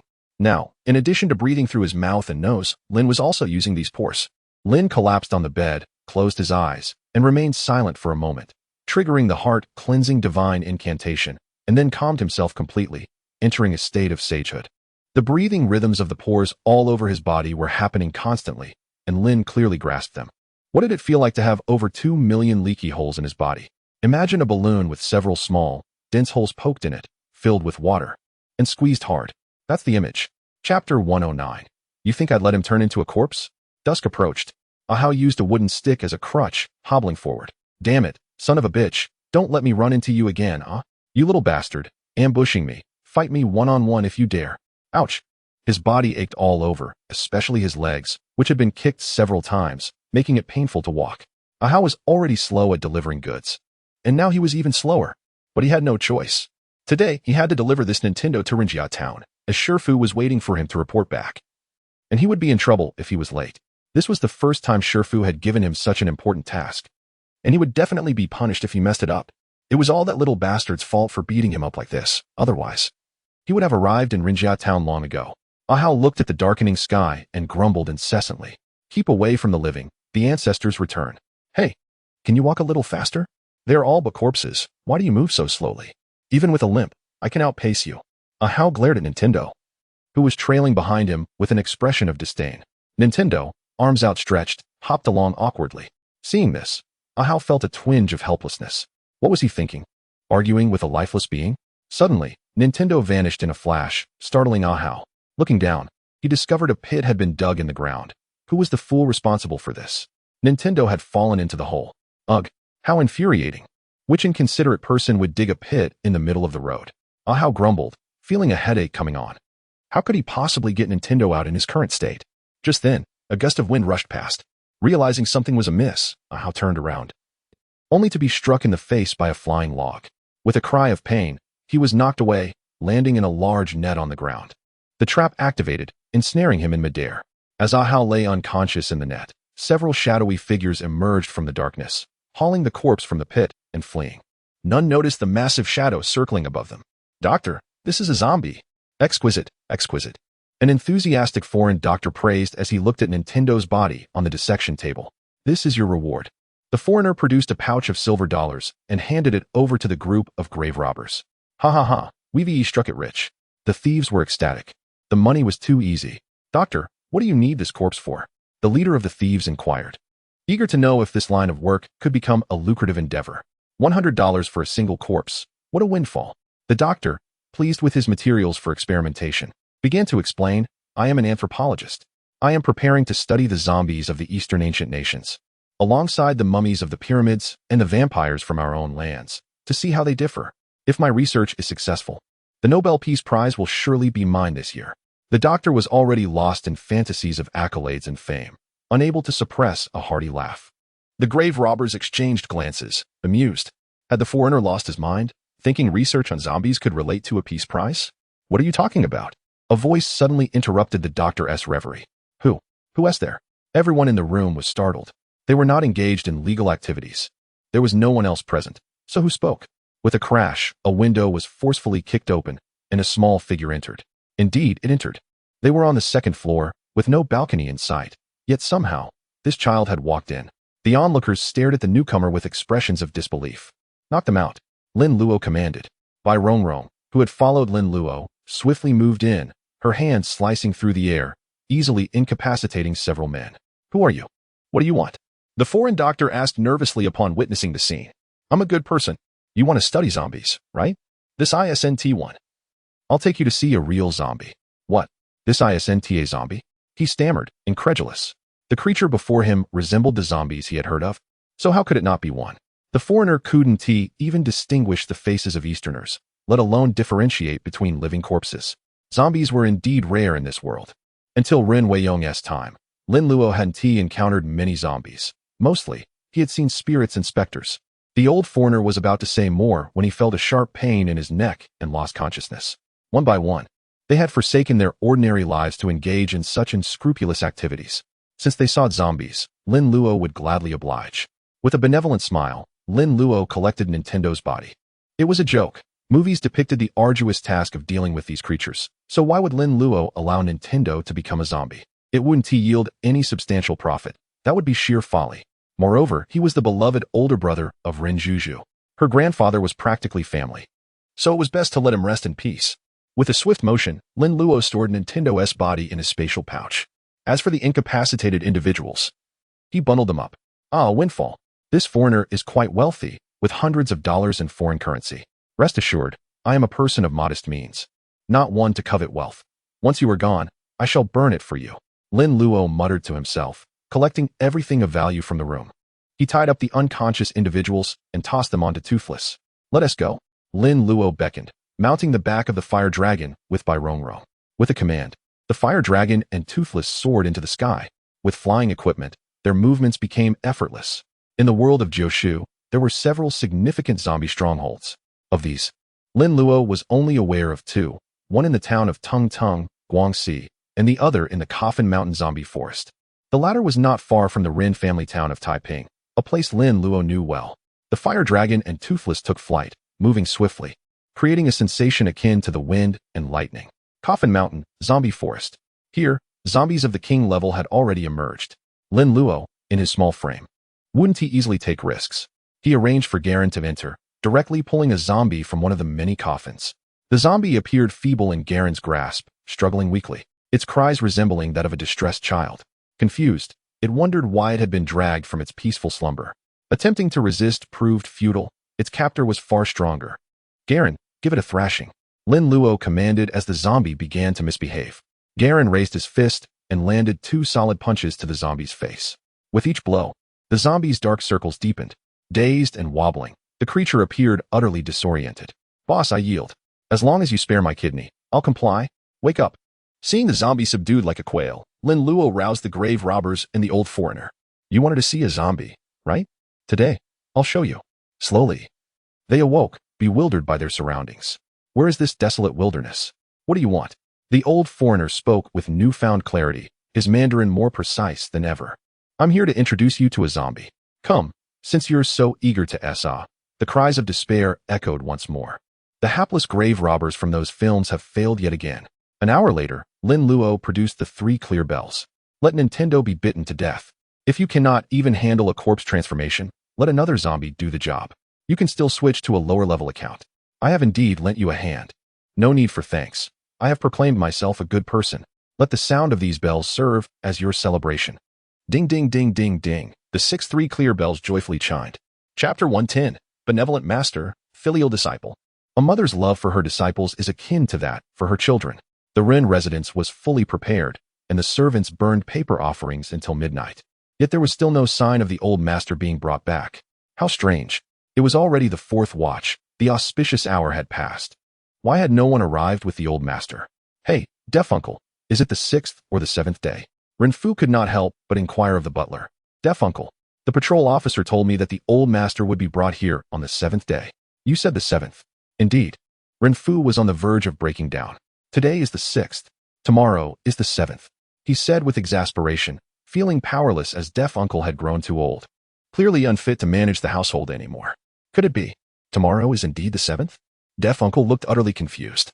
Oh, deaf uncle, you have truly lost your wits. Everyone, stop what you're doing. It turns out deaf uncle miscalculated the date. The old master will arrive tomorrow. Let's tidy up and return to rest. Be cautious with the flames. Renfu said helplessly, and the others dared not voice any objections. After all, one was the head of the household, and the other was the old butler. What could they, as subordinates, do? The family of the Ren clan then retired to their rooms to rest, while Renfu pulled deaf uncle aside to give him instructions. Deaf uncle, do not make another mistake. Be careful with the flames. All this effort tonight was for naught. Deaf uncle looked embarrassed, nodding in agreement. He had served the Rin family diligently for many years without significant error, yet now, with such an important matter as the old master's return, he had made a grave mistake. The old horse stumbled, and deaf uncle felt an overwhelming sense of discomfort. The next morning dawned bright and clear. In the mountains and forests outside Rin town, a mother was searching for her other disciple, a Chang, while simultaneously expressing her grievances. That unfortunate How. Let me find him. If I do, I'll thrash that little rascal. To carry a corpse and still lose it. What a disgrace. The night before, she had instructed how to deliver Nintendo to Rin town while she went to handle another corpse, agreeing to meet the following night outside Rin town. She had taken a shortcut to avoid some distance, yet she had lost her disciple. Losing a disciple was one thing, but she must not let her client be lost as well. That would lead to serious trouble. Not only would her reputation be tarnished, but if Nintendo's corpse were mishandled, she would be held accountable. Master, look over there. It's How. A Chang suddenly shouted, pointing into the woods. Where is that little rascal? The mother growled, following a Chang's direction, and saw a figure hanging from a tree. Oh dear, it really is that little rascal. Let us hurry over. The mother was startled, a sense of foreboding creeping into her heart. How could the scoundrel be hanging from a tree? Where is my client? The mother lamented, recognizing that her disciple had little skill and a large temper. Her disciple was even more of a liability, nearly causing her demise for the sake of a romantic pursuit. In the movie, the two disciples had directly eloped with a wealthy heiress, abandoning their master to flee abroad for fortune. With their intellect, they would probably end up mining for gold. How was brought down, his face bloodied and bruised. A rather frightening sight. The mother pulled out her wine gourd to clean his wounds. Thankfully, it was just a disfigurement. His face was swollen like a pig's head. But at least he was alive. As the wine stung his wounds, How jolted awake, swinging his fists in pain. Which bastard ambushed me? Damn it. Bang. Ouch. The mother cried out as she was knocked down, her eyes blackened, stars dancing before her vision. You little rascal, striking your master. A Chang, hold him down. The mother, fuming, commanded. Oh, a Chang, brimming with excitement, restrained a How. You little scoundrel, don't hold it against me. I didn't want to do this. It was the master's command. Haha. A How, now fully conscious, saw his master approaching with a dark expression and quickly begged for mercy. Please, master. I didn't do it on purpose. Spare me. If it wasn't he on purpose, then it must have been intentional. You little rascal, spare your mother. The mother, loving her disciples like her own children, drew her peachwood sword as if it were a switch, delivering a series of sharp blows to a How's backside. Slap, slap, slap. The agonized cries were heart-wrenching, drawing tears from those who heard them. A Chang, moved, couldn't he help but laugh through his tears, pleading for a How. Master, please stop, don't stop. The mother, obedient to her own resolve, continued without pause, delivering dozens amidst the somber atmosphere. Nintendo, adorned in funeral attire and a yellow talisman on his forehead, leaped over a brazier under Ah Chang's direction. Father, Rin Fu cried out, kneeling on the ground, his heart heavy as he watched his father standing there. He was hale and hearty when he left for business. How could he just vanish like that? The entire family knelt in mourning for the patriarch. As Rin Fu rose, the others followed suit. Lin Luo and Jia, standing in a corner, exchanged peculiar glances at the sight of the delivered Nintendo. Senior, is that Nintendo? Why does he resemble the corpse you sent to the mortuary so closely? Earlier that day, Lin Luo had taken him to the mortuary to settle a cadaver, none other than Nintendo. Lin Luo, arms crossed, retorted with disdain, that's a living person. What's with that look? Can't you see he's breathing? Alive? Jia exclaimed, scrutinizing the figure, and indeed, a subtle rise and fall of the body indicated respiration, concealed by the ample clothing. How? I've warned you I'd punish you every time I saw you. Why are you so disobedient? What? Jia inquired, puzzled, having missed Lin Luo's words. Lin Luo advanced, cracking his knuckles. Uncle Ren, hold back your grief. There's something amiss with the old man's body. Lin Luo's pronouncement hushed the wails, and all eyes turned to him. Nintendo's body trembled slightly. Impossible. Absolutely impossible. How could it be him? Something's not right. Rin Fu, wiping his tears, asked Lin Luo, bewildered. Rin Fu was noticeably more sincere than Rin Fa, even shedding tears. Rin Fa, in contrast, had merely howled dryly at his father's passing, immediately inquiring whether the geomantic site was still viable, preoccupied with not wasting a prime burial spot. Of course, something's wrong. The old man is deceased. How is it that you've brought back a living person? These words heightened Ahao's anxiety, causing him to break out in a cold sweat. A Chang was also taken aback, wondering who this child was to see through their charade. Chapter 111. Rin Fa and Rin Tingting make their entrance. A living person? Everyone stared blankly at Lin Luo, unsure of his meaning. It was evident that the figure was deceased, beyond any doubt. Could it be that the child was ignorant of corpse driving, assuming the old man was still alive because he had hopped in himself? This was the general consensus among those unfamiliar with Lin Luo's identity. Ren Fu, too, began to question the child's reliability, just as he was about to inquire. Lin Luo darted forward, his voice booming. "You scoundrel! I told you I'd beat you every time I saw you. How dare you show your face?" Ahao cried out in agony as Lin Luo kicked him to the ground. "Beast, brute, rogue, scoundrel, villain, wretch, cur. Thwack, thwack, thwack. Peeping, swindling, you lowlife. You're not fit to be a Maoshan disciple. Ack. Witnessing Nintendo writhing and screaming on the ground, even the simple-minded Ren Fu realized he had been deceived. His face contorted with fury, he seized the bewildered and flustered Ah Chong. "What in the world is going on? Where is my father's body?" Ah Chong was dumbfounded, his face a mask of misery, stammering incoherently. "How would I know where the body went? It was stolen. If you don't explain yourselves, I'll report you to the authorities and have you all arrested." "Master Ren, please calm down. Let me explain." "Explain? Speak." "The old master's body was stolen." "What?" Ren Fu nearly fainted. "My father's body was stolen. Are you kidding me? Who would steal that?" Lin Luo, ceasing his assault and casting a disdainful glance at the huddled Ahao, sneered, "You're truly incompetent, unable to safeguard even your clients. You're not fit to be corpse drivers." Ahao lay curled on the ground, unable to speak through the pain. "Uncle Ren, don't fret. As it happens, we came across a corpse this afternoon on our way to the mortuary. I had it placed in the mortuary. Its appearance closely resembled the man you've dressed up. I believe it must be the old Master Ren." Upon hearing Lin Luo's words, Ren Fu was overjoyed by the unexpected turn of events, exclaiming, "Really? Indeed. We found it in the woods this afternoon.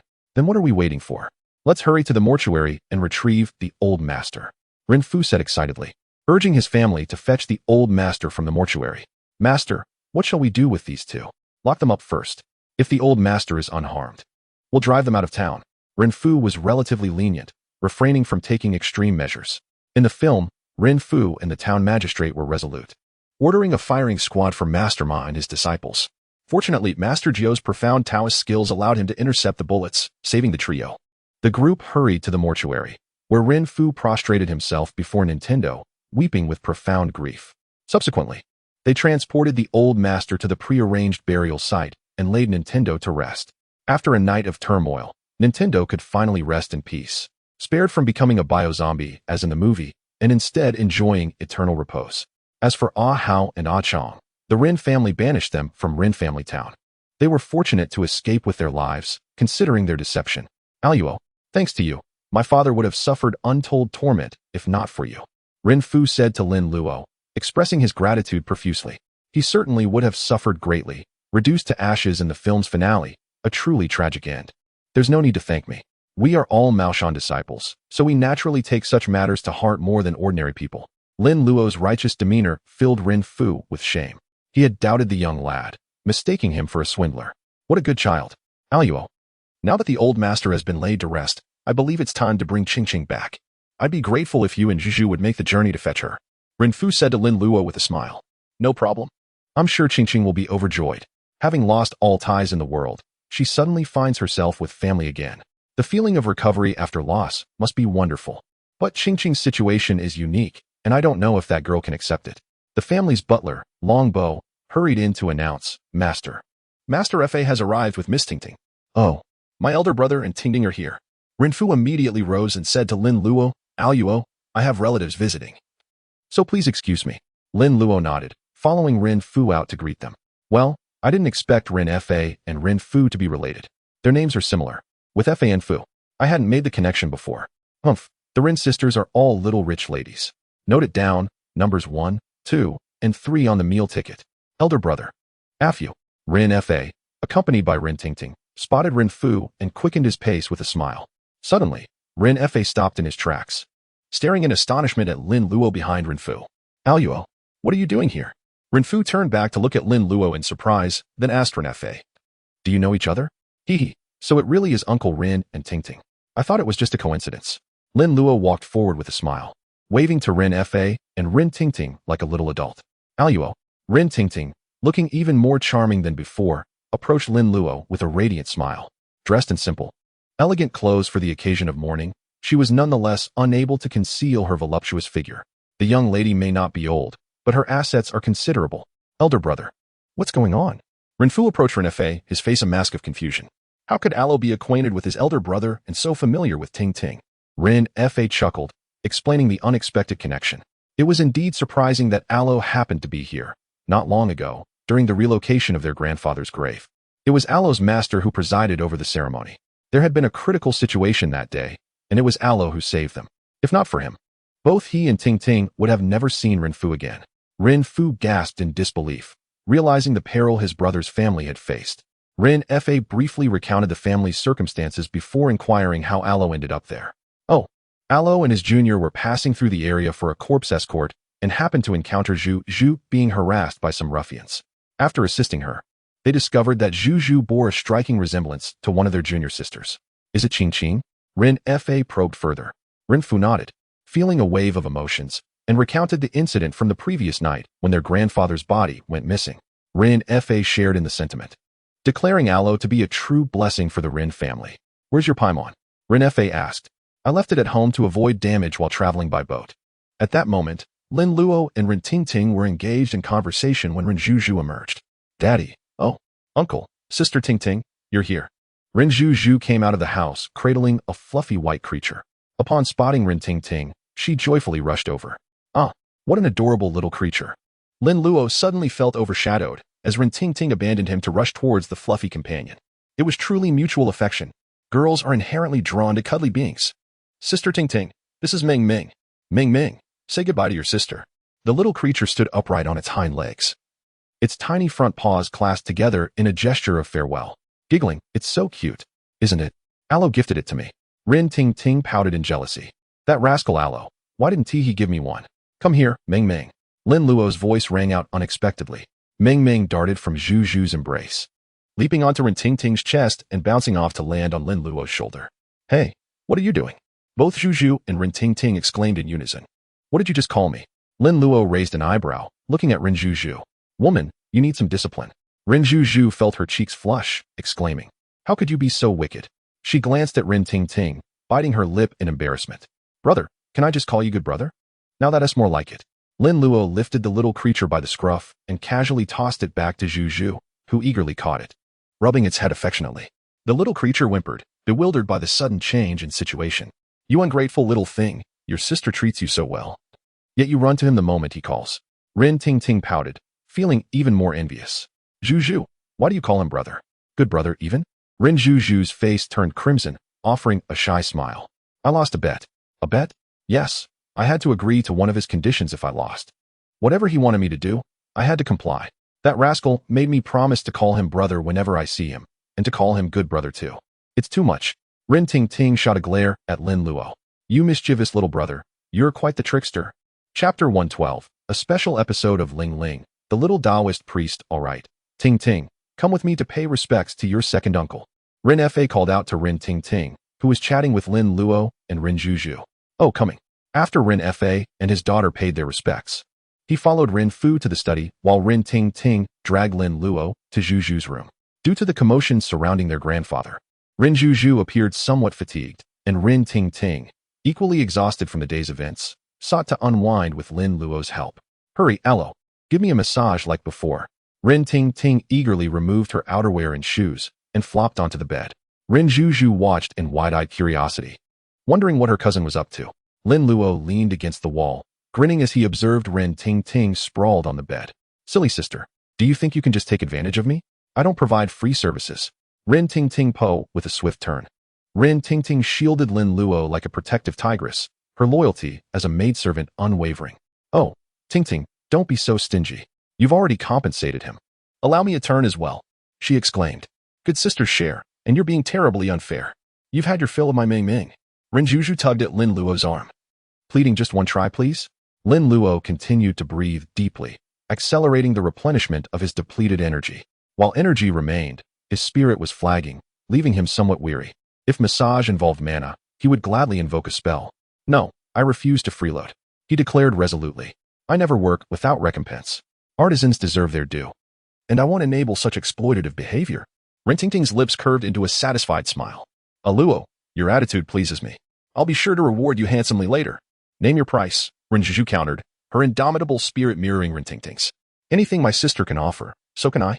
I've pledged to serve a Luo tea and water, acting as his maidservant for a day. Can you match that? Rin Tingting challenged, confident her offer would deter Rin Juju. Is that all? A mere day? Rin Juju retorted, extending 2 slender fingers. I'll offer 2. She raised a brow at Lin Luo, inquiring, May I have my massage now, dear brother? I have ample time. By Jove, this young lady, Rin Tingting exclaimed, taken aback. Sister, you're incorrigible, inflating the price like that. Lin Luo sat up abruptly. I admire this spirit. From now on, the price is 2 days per massage. Excellent. Lie down, my dear, and I shall attend to you, he chirped, his face betraying his lack of shame. How's the pressure? Delightful. Rin Tingting pouted but remained silent, wrinkling her nose at Lin Luo's lack of restraint. He surrendered after only 2 days. He should have held out for 3. Lin Luo paid no heed to the duration. Did they truly believe being a maidservant was merely that? When has the young master ever spent his own money when shopping? It's always the maidservant who foots the bill. I endure a bit of toil, laboring for a mere 15 or 20 minutes, exhausted like a dog. But what does it matter? I'll reap the rewards later. Tea and water, sustenance and shelter, fanning when it's hot, warming hands when it's cold, and even handling the bills. Exquisite. Juju, how's the technique? Excellent. Oh, yes, right there. More pressure, a few more times. Ooh, a pleasant ache. Very well, preparation complete. Are you ready for the next phase? What? Rin Juju, immersed in pleasure, found her mind sluggish. Before she could react, Lin Luo channeled his vital energy, initiating the process of unblocking her energy channels. His energy coursed through her meridians, permeating her entire being. Ah, so blissful, so satisfying. Chapter 113. Achieving the 3rd stage of vital energy. Invoking the celestial marshal. As dusk approached, the Rin household bustled with activity once more. Having narrowly escaped the mansion, Lin Luo returned with by Rongrong and Jia Lo for dinner. Rin Tingting and Rin Juju, their faces flushed, were already seated at the dining table. Upon seeing Lin Luo, they eagerly beckoned him to join them. Luo, come over here. Come quickly, brother Luo. The saccharine calls, brimming with anticipation, left Jia Lu dumbfounded. Good heavens, he thought. What transpired in my absence? How did my senior brother become so popular? Not only master, but also senior brother and Uncle Kai all shower him with attention. Even these young ladies dote on him so. Jia Lu was utterly perplexed, but no one offered an explanation. Jia Lu, I'll sit over there. Find a spot for yourself. Lin Luo said, supporting his back as he ventured into the lion's den with Bai Rongrong. Jia Lu murmured his assent, enviously taking a vacant seat. Soon, Rin's servants brought forth the evening meal. Luo, who is she? Rin Tingting inquired, eyeing Bai Rongrong with curiosity. How did a beautiful woman join you on your outing? And such a voluptuous figure. She exudes a captivating, almost bewitching aura, she thought with unease. Oh, like Meng Meng, she's a fox spirit, my pet, Lin Luo stated matter-of-factly. There was no need for concealment. She was merely a fox demon. What? Rin Tingting and Rin Juju exclaimed in unison. Rin Juju had assumed Bai Rongrong was Lin Luo's nanny or maidservant, never suspecting she was a fox spirit. Why the surprise? I told you. All beings are captivated by me. It's only natural a fox demon would pledge allegiance to me. Little Bear shrugged. Rin Juju chuckled dryly. Indeed, quite natural. Rin Tingting furrowed her brow, anxiously inquiring, but I've read that fox demons drain men's vital essence and devour their hearts. Does she? Rest assured, Rongrong is well behaved. Lin Luo chuckled, gently stroking the fox demon's head, soothing her ruffled feathers. Though she struggled with human speech, she understood, and Rin Tingting's words had offended her. Fox demons don't subsist on your rice. Why cast aspersions on fox spirits? If Bai Rongrong had harmed anyone, she would bear an indelible aura of malice. And I would have disposed of her long ago, turning her into a fox for stole. Humph, you sly rascal, still wet behind the ears. Yet you've already taken up with a fox spirit.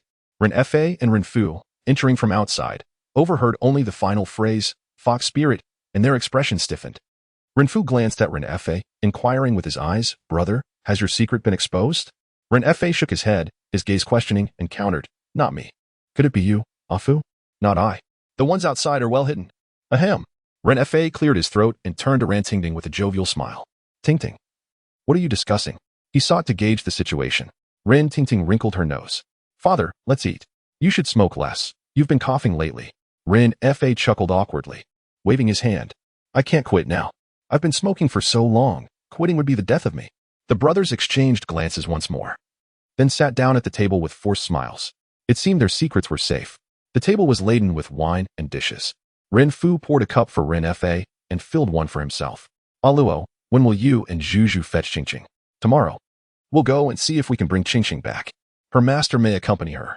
It's not easy to acquire a disciple. You can't simply whisk her away. Of course. We'll extend a warm welcome to the master. Lin Luo had already informed Ren Fu that Qingqing's master was Master Ikkyu. Father, I want to go too. Ren Tingting pleaded. Her gaze fixed on Ren Fa. During her afternoon massage, she had gleaned the details of Lin Luo's plans with Juju, learning they were to retrieve Qingqing. Having already paid the price of 2 days, she had secured her ticket. Ren Fa chuckled. He trusted his daughter's safety with Lin Luo. Very well. You and Zhu can fetch Qingqing together. Ren Fa nodded in agreement and then asked Lin Luo, Alo, is there anything else we need to prepare? How many people should we bring? Yes, Alo, let me know what you need, and I will ensure everything is well arranged. Ren Fu added. He genuinely wished to bring back his daughter Qingqing, who had been lost outside. No need, I'll just take Sister Tingting and Sister Juju directly. It's more convenient that way. You all just prepare the rooms at home and wait for our return, Lin Luo replied with a smile. That's fine. With you around, I feel reassured. Ren Fa chuckled, alleviating Ren Fu's worries. After dinner, Ren Fu took Ren Fa aside. The two had not met for a long time and seemed to have much to discuss. Their conversation was shrouded in mystery, leaving Ren Tingting and Ren Juju uninterested as they pulled Lin Luo away. Wait a moment. I need to discuss a few matters with my junior brother, Lin Luo said, making his way over to Jiala. Jiala, senior brother, I will be going out tomorrow. Please take the shadow puppets and scout around the town's ancestral hall to see if we can secure some business. We'll set off together once I return. Jiala nodded, understood. Senior brother. He was not afraid of going alone to procure goods, having traversed most of the journey to Rinjia town by himself. Lin Luo had to pause at a village for over an hour, so it made little difference whether he was there or not. Alo, are you ready yet? Yes. Have you clarified everything? Ren Tingting and Ren Juju approached Lin Luo, their big, bright eyes fixed on Jiala.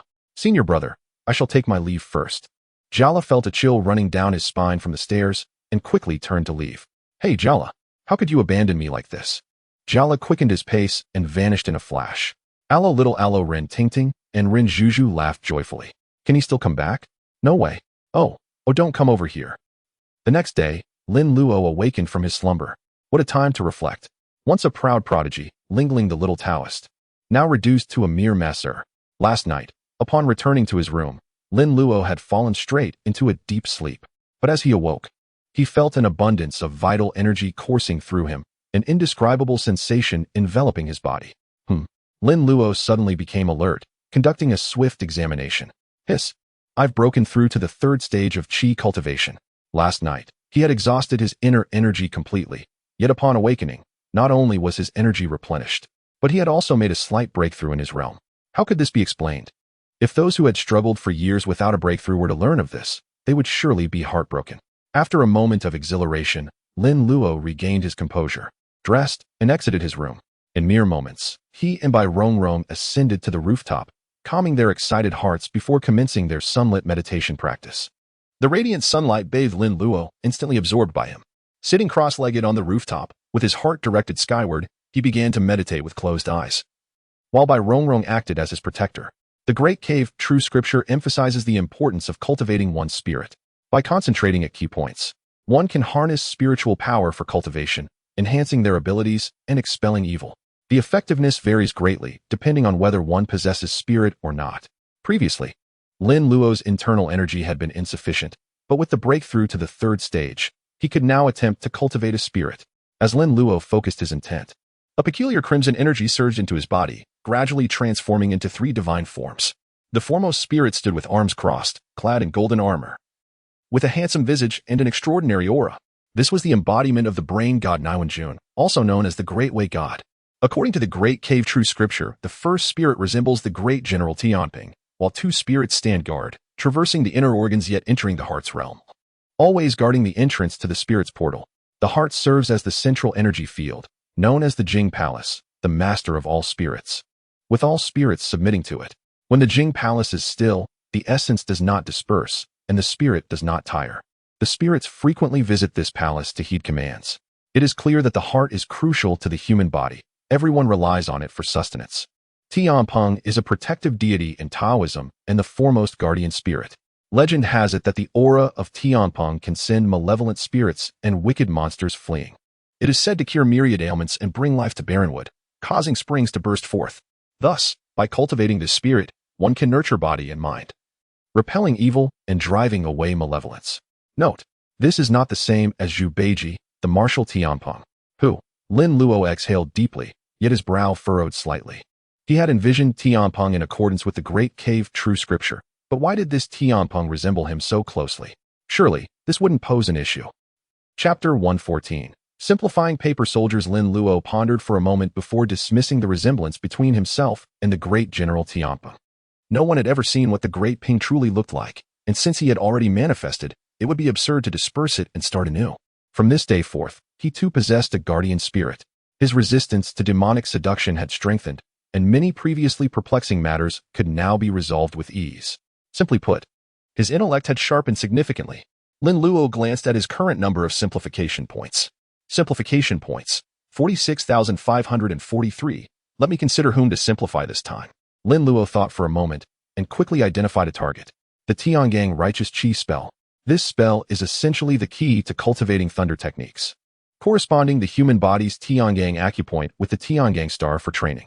Without mastering the Tiangang technique, one cannot cultivate thunder techniques. Lin Luo had now learned the lightning thunder fist, although its training method was somewhat peculiar, relying on friction to generate electricity. It could still be classified as a form of thunder technique. If he did not learn the Tiangang technique, his progress with the lightning thunder fist would be sluggish. However, once he mastered the Tiangang technique, his speed in generating electricity would undoubtedly increase. System, simplify the Tiangang Righteous Qi spell, Heavenly Emperor's release, bearing the Tiangang. May the 5 evil spirits be vanquished. With a swift light, 10,000 spirits lie concealed. Simplification requires 10,000 points. Tiangang Righteous Qi spell simplified to Twinkle, Twinkle, Little Star. As long as the phrase Twinkle, Twinkle, Little Star is sung, it will automatically connect to the Tiangang star and absorb the righteous qi for cultivation. Lin Luo. System. When I express confusion, it's not because I have a problem. Rather, I believe you have a problem. Singing Twinkle, Twinkle, Little Star. What on earth is that? Don't you find this rather childish? Twinkle, Twinkle, Little Star. How I wonder what you are. It actually works. Lin Luo felt an additional surge of energy within him. The Golden Light Divine Spell, after simplification, transformed into the Photonic Divine Spell. As long as there was light, it could be converted into golden light, including starlight. Even in broad daylight, while the stars in the sky were not visible, it did not mean they were non-existent. Now, from the starlight, the light of the Big Dipper was extracted, transforming into the Tiangang Righteous Qi. Humans possess a Tiangang acupoint, a vital aspect of cultivation and health. By connecting the Tiangang acupoint with the Tiangang star, one can achieve a protective shield of righteousness to ward off evil, unlock meridians, and fill the spirit with vitality. Becoming one with the Tao, it is evident how vital this Tiangang technique is. As long as Lin Luo sings Little Star, he can cultivate. How long must he sing Twinkle, Twinkle, Little Star to achieve this? Terrifying. Lin Luo discovered that merely singing it once was insufficient. He had to sing it repeatedly, or his cultivation would be interrupted. This simplification system might as well be renamed the comedic system. After singing Twinkle, Twinkle, Little Star dozens of times, Lin Luo felt he might throw up. System, detect the simplified version of the Yinwen paper crafting technique. Lin Luo decided to pause his cultivation and simplify his paper crafting technique instead. Making shadow puppets required him to craft the paper figures himself, which was hardly simplified at all. Detecting simplified version of Yinwen paper crafting technique, shadow puppets, control at will. Simplification requires 20,000 points. Would you like to simplify? Yes. To his surprise, this simplification required a staggering 20,000 points, far exceeding Lin Luo's expectations. He had thought it would only require 10,000 points. Considering the Tiangang technique was only 10,000 points. The righteous cultivation method costs only 10,000, yet Taoist arts demand 20,000. Where's the justice in that? In Papercraft Arts Simplified Edition is now. Paper cutting becomes soldiers. From now on, if you desire paper figure puppets, there's no need to painstakingly craft them yourself. Simply cut out a paper figure, and it can be animated. Moreover, it still takes shape according to your thoughts. Now, that's what I call simplification. A gleam of excitement flashed in Lin Luo's eyes as he retrieved scissors and paper, swiftly snipping out a small paper figure. Emerge Akiyama-eri. Without Lin Luo even needing to offer blood, he felt his mana drain as the paper figure shimmered with a radiant glow, transforming into a streak of light that landed before him. A petite, blonde-haired, blue-eyed twin-tailed lowly stood regally, clad in a white Japanese kendo uniform, wielding a bamboo sword. Her gaze haughty as she surveyed Lin Luo. Just the way I like it. Lin Luo's eyes lit up, a satisfied smile spreading across his face. This is far more convenient than crafting paper figures. Indeed, paper cutting is the true path. In the blink of an eye, it was time for breakfast. Lin Luo leaped down from the rooftop, freshened up, and headed for the morning meal. Rin Tingting and Rin Zhuju appeared even more radiant than the day before, greeting Lin Luo with enthusiasm upon his arrival. They served tea, offered water, and placed food in his bowl, their coordination impeccable. Rin Fa and Rin Fu stared in bewilderment, unable to comprehend the situation, especially Rin Fa, who had previously witnessed Rin Tingting's behavior towards Lin Luo at home. But what about Rin Zhuju? How had she become like this as well? Was this some kind of contagious phenomenon? Rin Fu watched his daughter with envy. As a father, he had never experienced such attentive service from his own daughter. Ahem. Luo, when do you plan to depart? Rin Fa cleared his throat, posing the question to Lin Luo. After breakfast, I intend to set off with Sister Tingting and Sister Zhuju. Very well. Rin Fa nodded in agreement, reassured by Lin Luo's presence. How will you be traveling? Rin Fa inquired, considering the logistics of their journey. Lin Luo chuckled. We shall fly. The atmosphere in the room instantly froze. Fly? Rin Fa and Rin Fu stared blankly at Lin Luo. Were they hallucinating, or had Lin Luo lost his mind? Rin Tingting asked curiously, how will we fly? Rin Zhuju blinked. By airplane? It was already 1932, and airplanes had long been invented. Rin Zhuju, having studied abroad, was naturally familiar with them. Lin Luo shook his head, smiling. Riding dragons, the wind whispers in our ears, crossing rivers and seas, we commune with the heavens. In the Rin family's backyard, Toothless and Fire Dragon lay prone on the ground, their large eyes blinking innocently as they gazed at Lin Luo, exuding an unusual charm. Rin Fa and Rin Fu stared dumbfounded at the two dragons, their minds having ceased to function. What kind of divine beasts were these? Rin Tingting and Rin Zhuju, however, were ecstatic, already embracing and petting Toothless. They were about to ride such magnificent dragons. All right, come aboard. Lin Luo mounted Toothless, beckoning them with a smile. I'm coming. Rin Tingting exclaimed excitedly, throwing herself behind Lin Luo. Zhuju, you and Rongrong ride that one. Bai Rongrong climbed onto Fire Dragon, and then Rin Zhuju, holding Bai Meng, sat in front of Bai Rongrong, preferring the front seat. All right, let us depart then. Let's go. Rin Fa and Rin Fu remained in a daze, struggling to regain their senses. Fire Dragon and Toothless flapped their wings, soaring into the sky. The joyous screams of Rin Tingting, Rin Zhuju, and Bai Meng echoed, jolting the two men back to reality. They're really flying. My heavens, are those dragons? Most likely, but I suspect Luo created them himself. Rin Fu gulped, feeling as though his understanding of the world had been shattered once again after living for so many years. Dragons can be created? Rin Fa chuckled softly, patting his brother's shoulder. Little brother, this is just the beginning. My family also has a Zhong Kuei and a little Paimon. Chapter 115. Ichigo, I entrust Qingqing to you with peace of mind. I'm flying. Oh, flying. Ren Zhu and Rin Tingting, having been lifted into the sky by Lin Luo, completely unleashed their inner selves, screaming at the top of their lungs. The two dragon puppets soared through the heavens, spreading their wings across the sky. Lin Luo controlled Toothless, flying swiftly, not entering the sea of clouds, but remaining beneath it. To the left lay the boundless ocean, with ships occasionally passing by, a harmonious blend of sea and sky, vast and majestic. To the right, the mountains rose, verdant and imposing. The world had become incredibly wondrous. No wonder it is said that flight is humanity's dream. People have conquered the land and now seek to conquer mountains, rivers, stars, and oceans. One can swim in rivers and oceans, but flying is not a skill that can be easily learned. At this moment, Rin Tingting and Rin Zhuju were ecstatic. Bai Meng, curled up in Rin Zhuju's collar, clutched Rin Zhuju's clothes tightly with her tiny paws. Her eyes narrowed in fear, trembling, afraid to move, lest she fall. Oh heavens! This little fox has actually flown into the sky. I haven't lived long enough at such a young age. Just as Lin Luo had said, riding dragons. The wind whispers in our ears, crossing rivers and seas. We commune with the heavens. Flying all the way. Lin Luo and his companions crossed mountains and seas in just over an hour, returning to Four-Eyed Taoist residence. The two dragons descended slowly. Within 100 miles, there were only 2 households in the mountains. Chickens and ducks chirped in the courtyard, piglets were chased by geese, and lambs grazed on flowers, bleating happily. Four-Eyed Taoist's door was tightly shut, secured with bamboo, indicating that no one was home. Lin Luo raised an eyebrow, somewhat surprised. Had his disciple left home, taking his junior brother out for a jaunt? But it didn't matter. Lin Luo had come to find Ichigo and Qingqing. Master, Qingqing, Lin Luo called out. Soon, the door to Ichigo's house opened. Qingqing emerged, looking at Lin Luo outside the door with surprise. Brother Aluo. Qingqing's words were cut short, unable to continue. Behind Lin Luo crouched two strange beasts, one black and one orange, large in size, and appearing both ugly and adorable. And standing beside Lin Luo were three young and beautiful girls. She recognized by Rong Rong as Lin Luo's spirit pet. But who were the other two girls? Most importantly, one of the girls looked exactly like her. Could it be that Brother Aluo missed her so much that he had created a puppet in her image? Several thoughts flashed through Qingqing's mind, but they did not diminish her joy at Lin Luo's return, and she trotted out to greet him. Qingqing, where's Master? Lin Luo asked with a smile, just as Ichigo emerged from the house. Ichigo wore a benevolent expression, first examining Fire Dragon and Toothless, recognizing them as dragon puppets at a glance. Then, he looked at Lin Luo with a knowing gaze. Ba, Aluo, you've returned.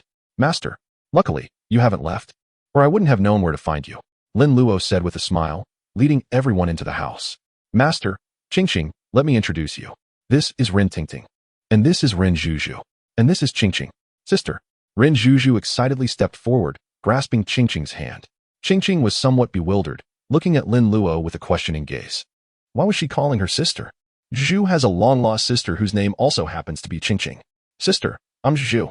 Juju took out the jade pendant from her collar. Seeing the jade pendant, Qingqing's expression became animated, and she slowly pulled out a jade pendant from her bosom as well. The two jade pendants were made of the same material and looked similar, one engraved with Juju and the other with Qingqing, clearly a pair. Master. Lin Luo came to Ichigo's side. Namalama, Aluo, it is a great blessing that Qingqing has found her family. I already know your intention. Thank you, Master, for your understanding. The reason I came this time is that Qingqing's family wishes to take her back. They have been separated for many years and have always missed her. Indeed, it is only right. Master Ikkyu clasped his hands together and recited a Buddhist chant once more. I wholeheartedly support this matter.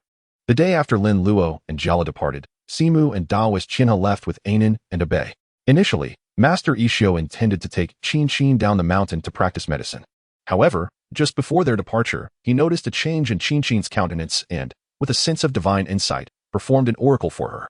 To his surprise, Qingqing's fortune regarding her parents had previously been obscure, but this time it showed signs of change, indicating that good fortune was near. So he decided to remain on the mountain without setting off. That would be best, Master. Let us depart now. Qingqing's family is eager to meet you and express their gratitude in person. Ba, indeed. The humble monk shall not accompany you. The medicinal materials are prepared, and I shall descend the mountain today to alleviate suffering.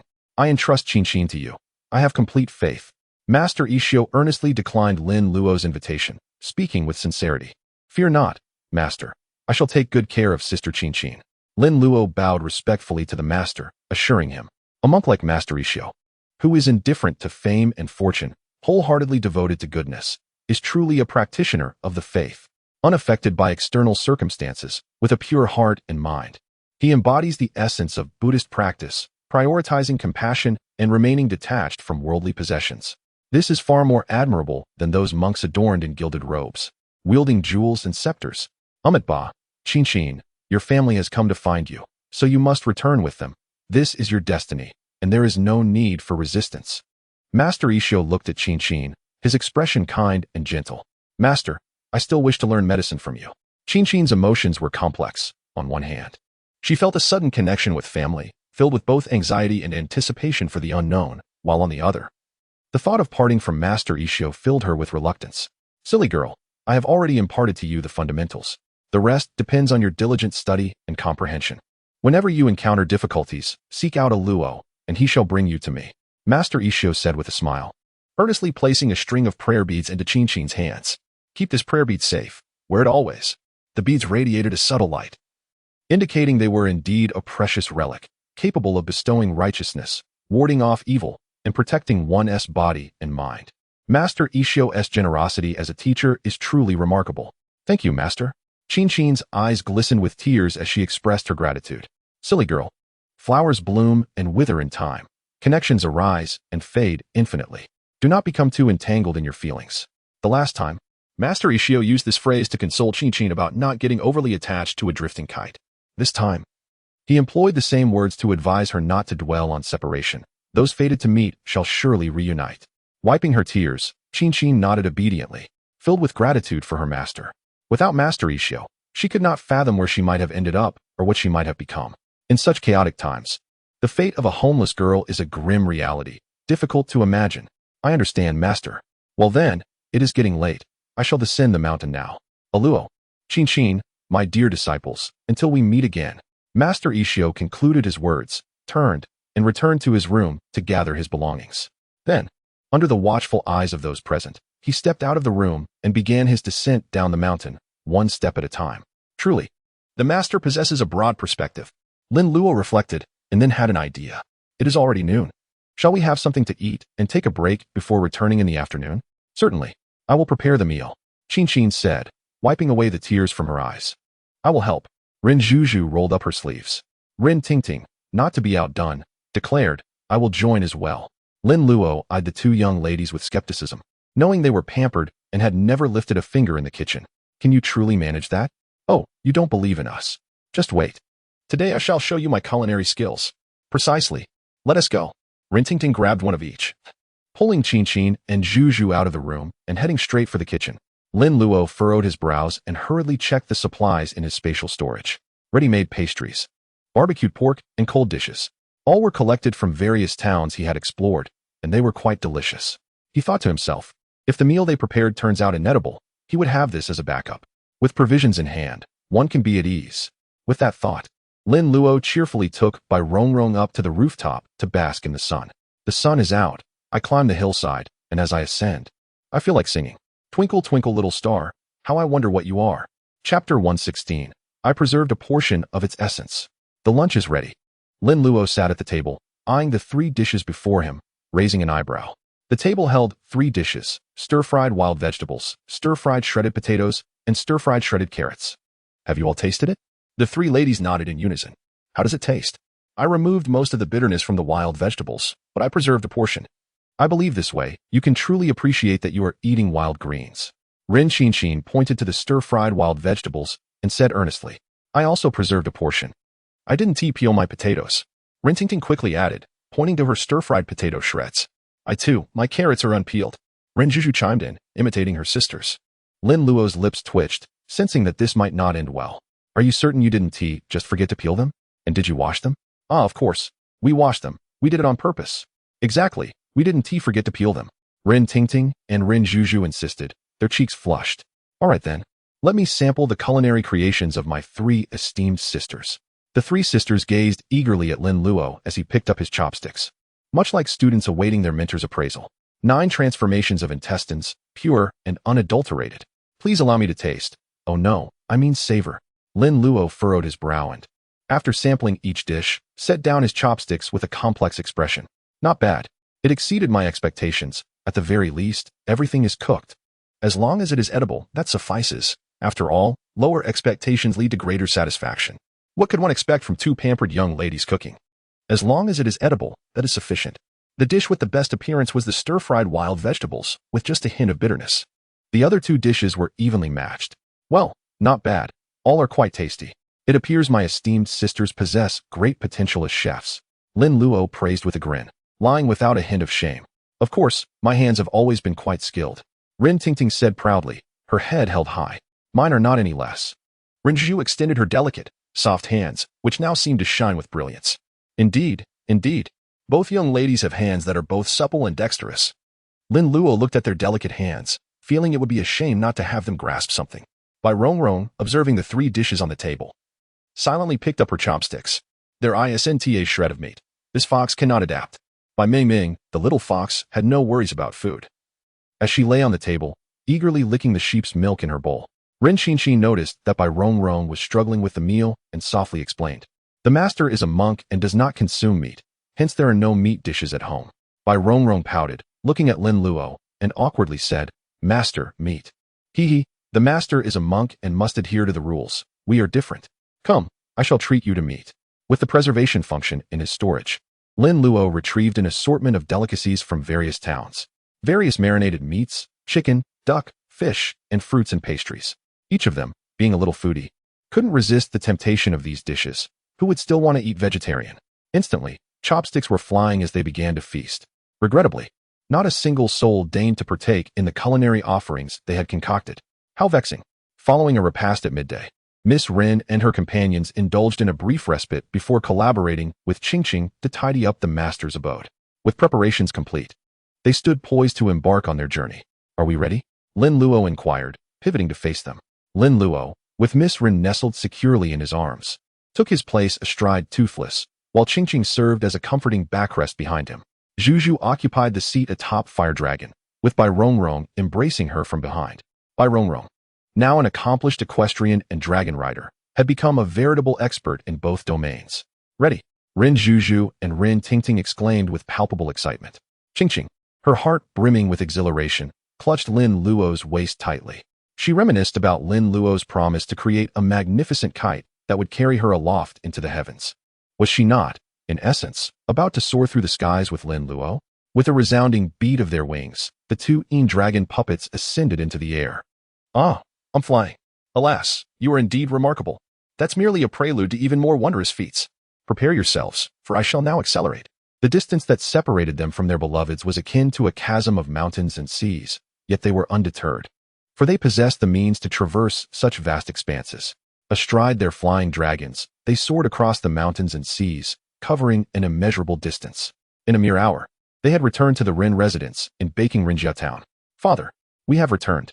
Father, I have brought sister home. Rin Tingting and Rin Zhu, brimming with elation, sought out Rin Fe and Rin Fu. The two brothers, ensconced in the study, were engaged in a conversation over tea, discussing matters of business. They were taken aback by the sudden intrusion of the two sisters. So soon, Lin Luo, escorting the somewhat apprehensive Qing, entered the room. Upon beholding Qing, Rin Fu rose to his feet, overcome with emotion. The feeling of having his beloved daughter return to him after such a long absence was indescribable. Qing, my daughter, Rin Fu exclaimed, grasping Qing's hand. His heart ached as he gazed upon her coarse attire, and he was consumed by remorse. Qing, visibly uncomfortable, cast a nervous glance at Lin Luo. Rest assured, Uncle Rin is your biological father. You have returned home, to your own abode. Indeed, indeed. What Lin Luo says is true. Qing, you are home, in your own abode. Rin Fu affirmed, wiping away the tears that welled in his eyes. Indeed, a joyous occasion. Congratulations, nephew, Rin Fe remarked, extending his felicitations to Rin Fu. Lin Luo, overhearing Rin Fe address him as nephew, found it rather peculiar. His mind conjured an image of a red-haired buffoon descending from the heavens, bellowing, "Raven flies a plane. Father, my sister has only just returned and is still adjusting. I believe it would be best if she were to reside here for a while, allowing her to gradually acclimate," Rin Zhu suggested, embracing Qing's arm. Indeed. Let us proceed as you suggest. I have already had a room prepared for her, adjacent to yours, Zhu. Take Qing to inspect it, and see if she approves of the arrangements. If not, I shall have it redecorated according to her preferences. Understood, father. We shall inspect it ourselves. Come along, Rin Zhu exclaimed, eagerly leading Qing to the room, while Rin Tingting tugged at Lin Luo, urging him to join the throng. The study was once again enveloped in tranquility. Rin Fe smiled and poured a cup of tea for Rin Fu. As I foretold, our Rin family has begun to experience a turn of fortune. Indeed, a most auspicious turn. Brother, I believe we should proceed with the liquor business you proposed. Indeed. In due course, we shall personally visit Jiuquan town to conduct an on-site survey and select a location for the distillery. Indeed, I shall heed your counsel, brother. Meanwhile, Qing found herself somewhat ill at ease, gazing with restraint at the room's furnishings. While not extravagant, she had never resided in such opulent surroundings, and she felt as though she were adrift in a dream. Sister Qing, this shall be your home henceforth. Do you find it to your liking? Zhu inquired, embracing Qing's arm. Indeed, Qing replied, nodding her head. She then turned to Lin Luo, finding solace in his presence. The room is indeed delightful, but I presume clothing has yet to be procured. Let us venture forth and acquire some attire for Qing. Rin Tingting proposed. Indeed, indeed. I have been longing to explore the town. Rin Zhu concurred. Qing, too, felt a surge of anticipation. For what young woman does not relish the prospect of a shopping excursion? Lin Luo, upon hearing this, surreptitiously turned and prepared to make his escape, only to have his arm seized. Rin Zhu's visage bore a mischievous grin as she gazed upon Lin Luo. Good brother, whither do you stray? Rin Tingting grasped Lin Luo's other arm, her smile tinged with playful malice. Attempting to abscond, perchance? Nay, not at all. I merely intended to change my attire. Change your attire? We shall acquire a new ensemble for you as well. Curiously, Lin Luo, you appear to have diminished in stature. You were once so imposing. Rin Tingting remarked, gesturing towards Lin Luo with a puzzled expression. Ah, I have been diligently practicing my martial arts, resulting in a more compact physique. I shall revert to my former proportions in due course, Lin Luo explained, cautiously attempting to extricate his arms. Were these young women so fearful of his escape that they found it necessary to restrain him so tightly? Behave yourself, good brother. You must not be naughty. Sister shall take you out to play. Qing chuckled. Alas, senior brother Lin Luo, there is no escape for you this time. Lin Luo's countenance bore a wry smile. Indeed. There is no escape. Such a display of ungentlemanly conduct, employing numerical superiority and flanking maneuvers. Come, let us embark on our shopping expedition. Let us depart.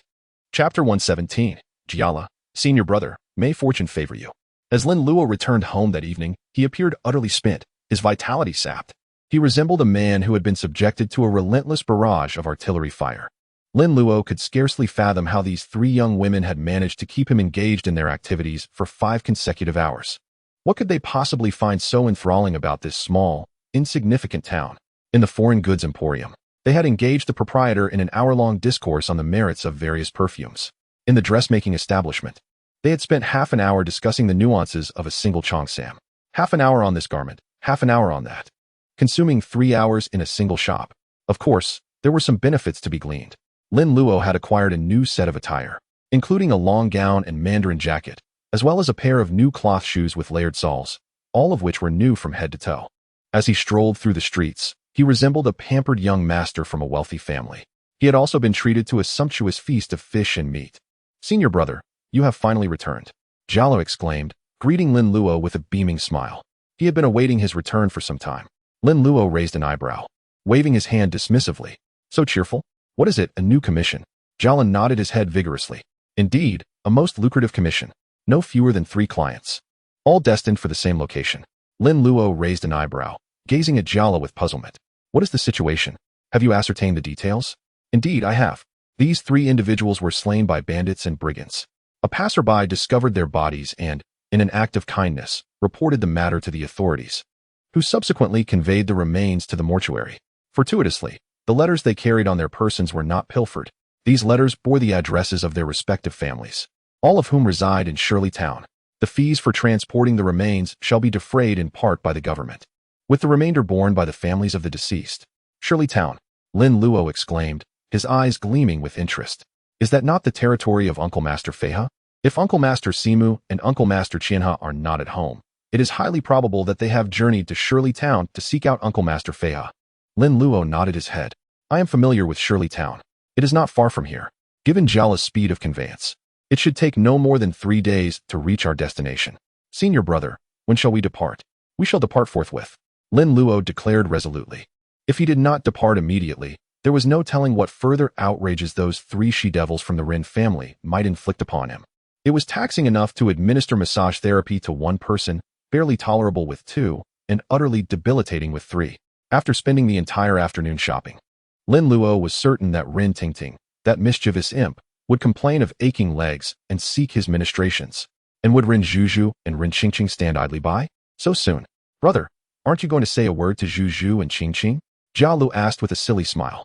What nonsense? Are you coming or not? Lin Luo lifted his leg and gave Jia Lu a forceful kick, pushing him out of the courtyard with a mix of nudging and kicking. Luo, my legs are so sore. Huh, where are you, Luo? Good brother, where are you? Luo, brother. In the courtyard, Rin Tingting's delicate voice rang out, followed by Rin Zhu and Rin Qingqing. Brother, they are calling for you. You must be hearing things. Hurry up and leave. Luo, where are you? How could that be? I really heard them. Jia Lu replied cheerfully. We're here. Damn, I can't believe this guy. Is he doing this on purpose? Lin Luo thought.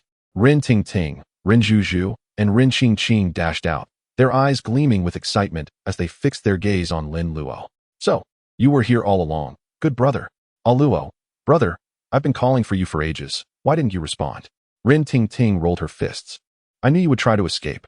Sisters, follow me. No, don't come over here.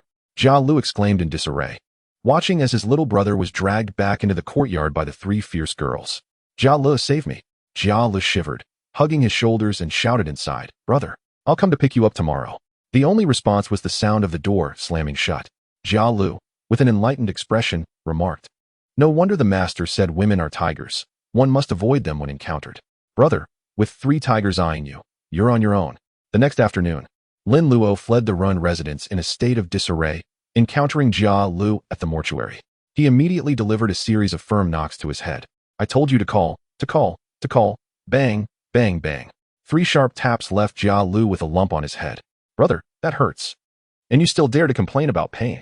Last night when you sold me out, did you feel any pain? Do you know how I endured last night?" Jia Lu, cradling his head, chuckled sheepishly. "Brother, calm down. I'm not in pain anymore. Humph. If there's a next time, I want to let you off easily." Yes, yes, yes. Whatever you say, brother. That's more like it." Lin Luo rubbed his lower back, glancing at Jia Lu. "Are we all set? Ready? Clients, provisions, water, just waiting for nightfall to depart." "Why wait for nightfall? There's no one outside. Let us leave now." At Lin Luo's command, Jia Lu hurriedly complied. Leading the way, Jia Lu carried the supplies while 3 clients donned ceremonial garments, talismans affixed to their foreheads, linking arms in a line. Bai Rongrong and the others mounted their horses, while Lin Luo and Jia Lu hopped onto the ghostly steeds. "Ghosts on the road, the living shall steer clear," Jia Lu shouted as he tossed a handful of paper money into the air. The sound of jingling bells echoed as Jia Lu shook the 3 pure bells, and the troop surged forward. Leaning against Bai Rongrong, Lin Luo felt a surge of energy, and the ghostly horse galloped forth. There was no need for a dragon for transport. Air and land freight prices differ, after all. Moreover, they were headed to Shirley Town, passing through over a dozen villages. Encountering a village would necessitate descending from the skies, which was rather cumbersome. As they passed another village, Jia Lu looked at Lin Luo. "Brother." Jia Lu. "You go ahead. I need to take care of something." Lin Luo casually replied while picking his nose. Jia Lu, accustomed to this, said, "Okay," and galloped away. Lin Luo rubbed his hands, gazing at the area of bone altars by the village entrance. "Dear audience, how I've missed you." In the next moment, a brilliant golden light illuminated the entrance as bright as day. I'm blind." "No, Great One, please cease your divine powers. If I have sinned, let the judge punish me." A concert was clearly out of the question. These ghosts were rather straightforward. Having taken advantage once, they were unwilling to do so again. However, in gratitude to both new and old clients, Lin Luo decided to gift them a spectacular fireworks display. The audience erupted with excitement, cheering and shouting, their voices echoing. Lin Luo, who had never tasted mud, couldn't comprehend their cries, but their enthusiasm indicated happiness. Lin Luo beamed brightly. "No need to thank me. It's all my pleasure." With time pressing, he waved goodbye to his friends and called for Bai Rongrong, who had been hiding behind a tree, before remounting his ghostly steed and continuing on. By the time he caught up with Jia Lu, several hours had passed. Jia Lu didn't wait for Lin Luo and sped ahead, passing several villages. When Lin Luo finally caught up, he remembered that his little brother was trailing behind. "Brother, you took quite a while. I warn you, don't slander me. I merely ran into some old friends and caught up." Suddenly, a package wrapped in lotus leaves was thrown at him. Jia Lu instinctively caught it. "What is this?" "It smells terrible. Freshly made, authentic Chansha stinky tofu."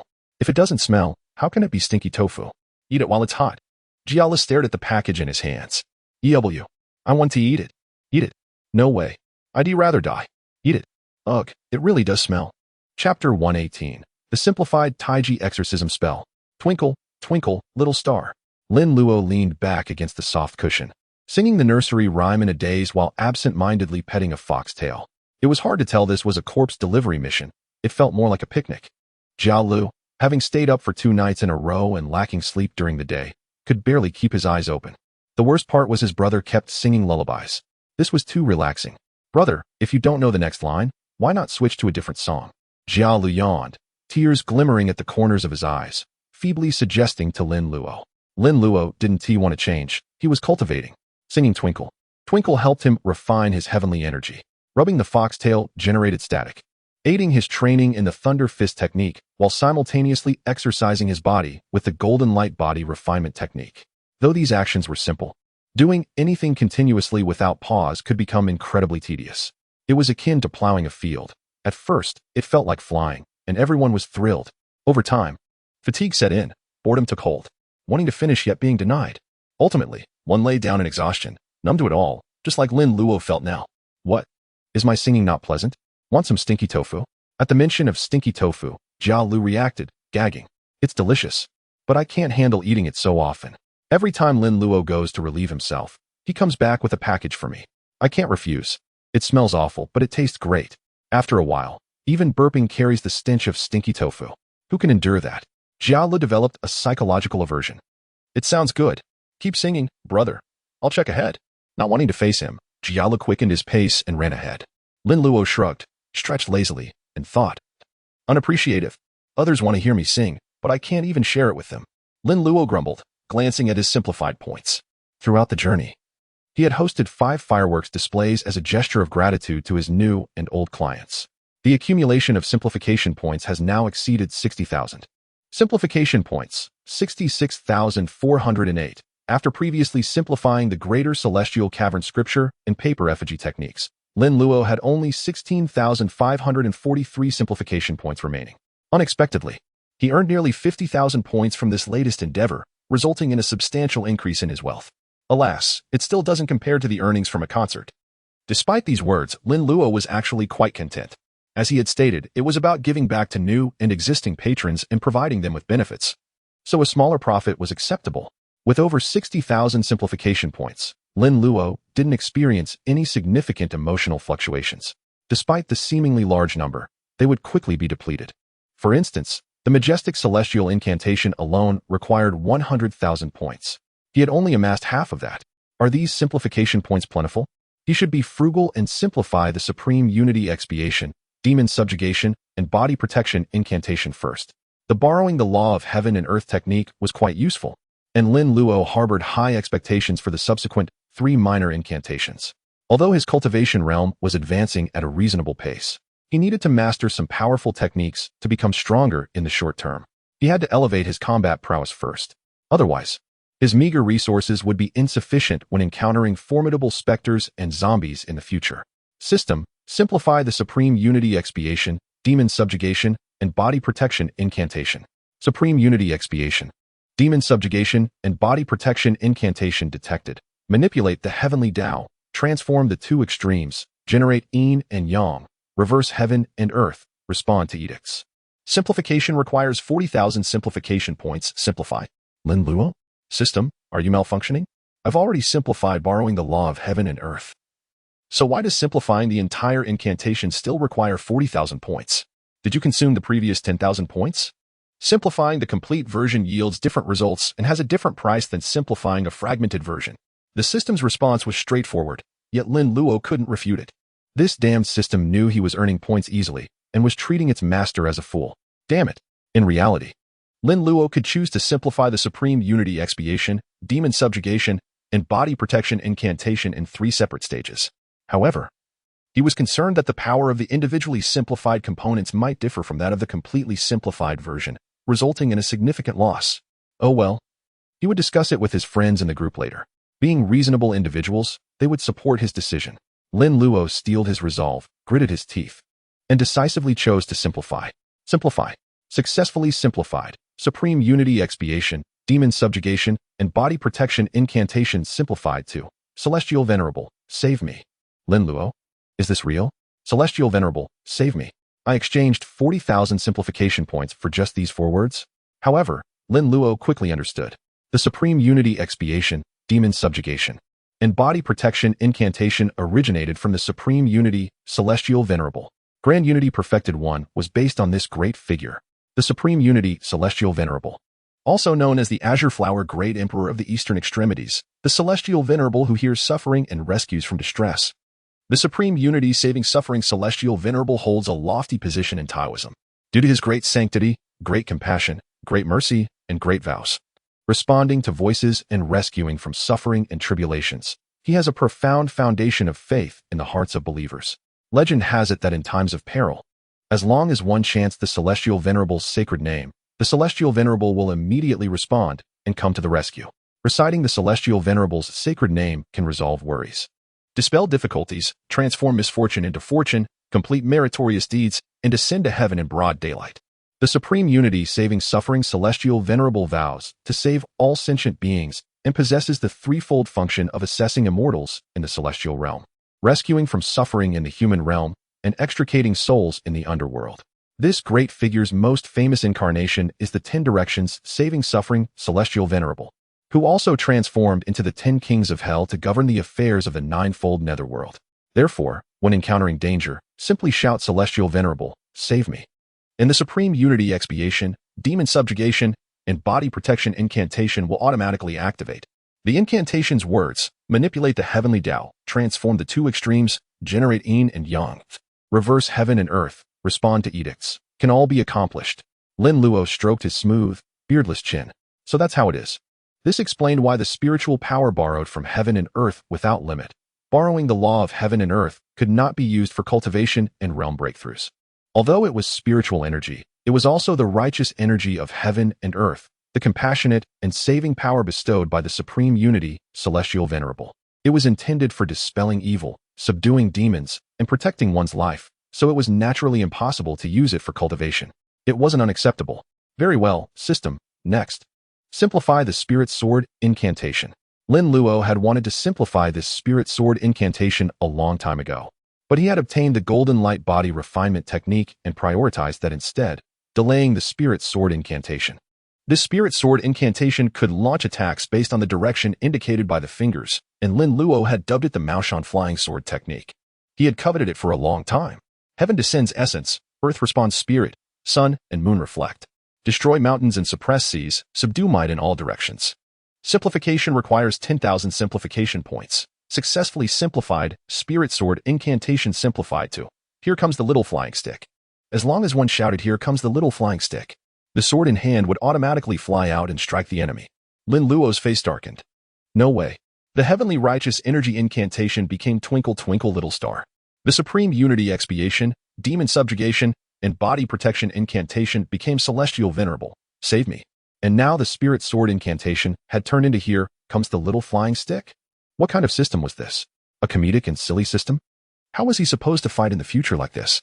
First, utter Celestial Venerable, save me. And then follow it up with here comes the little flying stick. Making the enemies die of laughter? Lin Luo logged into his League of Legends account in his mind and began a your mother is gone mode, unleashing a torrent of insults at the system at a rate of 5 per second. But it was useless. The system didn't even acknowledge Lin Luo. Lin Luo raised his head, preparing to catch his breath and organize his vocabulary, when he saw vague buildings appearing in the darkness ahead. They looked familiar. Jiala. Ahead is the Wanfu burial ground. Great, we finally arrived. Jiala yawned, nearly overcome by sleepiness. All he wanted now was to find a coffin lid and sleep comfortably. Fine. I'll spare you for now, you damn system. When I simplify things a second time, you better be more reliable. Don't cause any more trouble.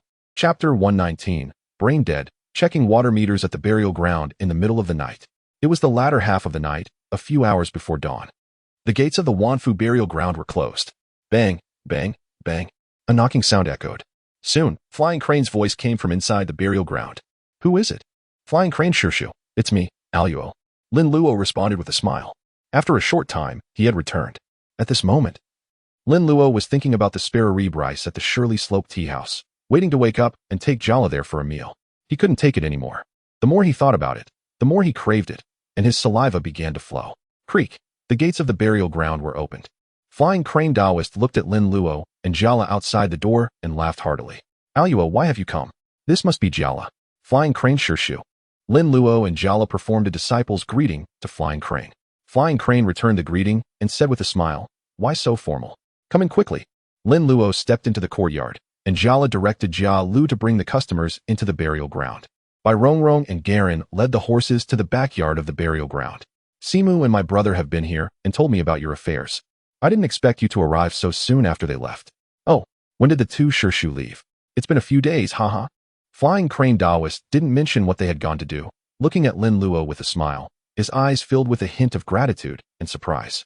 If he remembered correctly, Aluo was only at the second stage of Qi transmutation when they last met. How long had it been? A week or two. And he had already reached the third stage of Qi transmutation. This cultivation speed was too fast. Aluo, my brother has already told me about the events on the mountain. If it weren't for you, my brother and I would now be separated by life and death. Shirshu, you're too kind. I just happened to be passing by and lent a hand. Lin Luo said modestly. He was never one to seek repayment for favors. Having lived with Uncle Jiu for 10 years, he had learned Uncle Jiu's excellent qualities to the fullest. Even if he encountered ordinary people in danger, he would try to save them, let alone his own Shirshu. The only regret was that he was one step too late, and two shitty had already suffered misfortune and sacrificed themselves. Haha, the grace of saving my life is unforgettable. If there's anything you need Shirshu's help with in the future, Aluo, Shirshu will not hesitate. We're all family. Why speak of two separate households? Lin Luo and Flying Crane Daoist were talking, and Jiala had already settled the 3 customers. There's no need to rescind the decree. Simply stow away the 3 purity spell. Without its chime, they shall remain inert. Ah, Jiala, is that you? The last time I beheld you, you were but this tall. Master Feiha gestured to a height akin to Lin Luo's, chuckling amiably. Back then, Jiala was but a wee lad, quite the simpleton. Though some recollections linger, they are but fragmented. Were it not for the striking resemblance between Master Feiha and Master Qian He, Jiala might not have recalled the affair at all. He, esteemed Uncle Feiha, perchance do you know whither my master has gone? Jiala inquired with a guileless smile. Ah.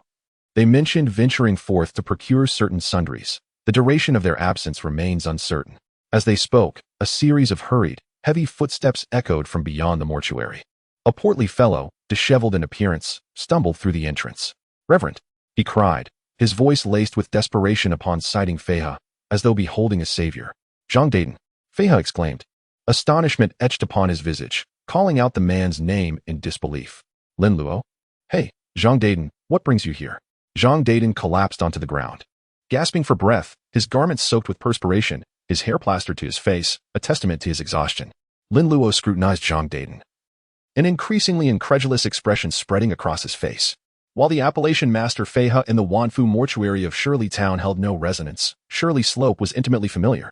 Yet, with the advent of Zhang Daiden, a film instantly materialized within Lin Luo's mind. Good heavens! Zhang Daiden, is this not encounter of the spooky kind? Zhang Daiden, the carter, whose wife engaged in an illicit affair with his employer, Master Tan.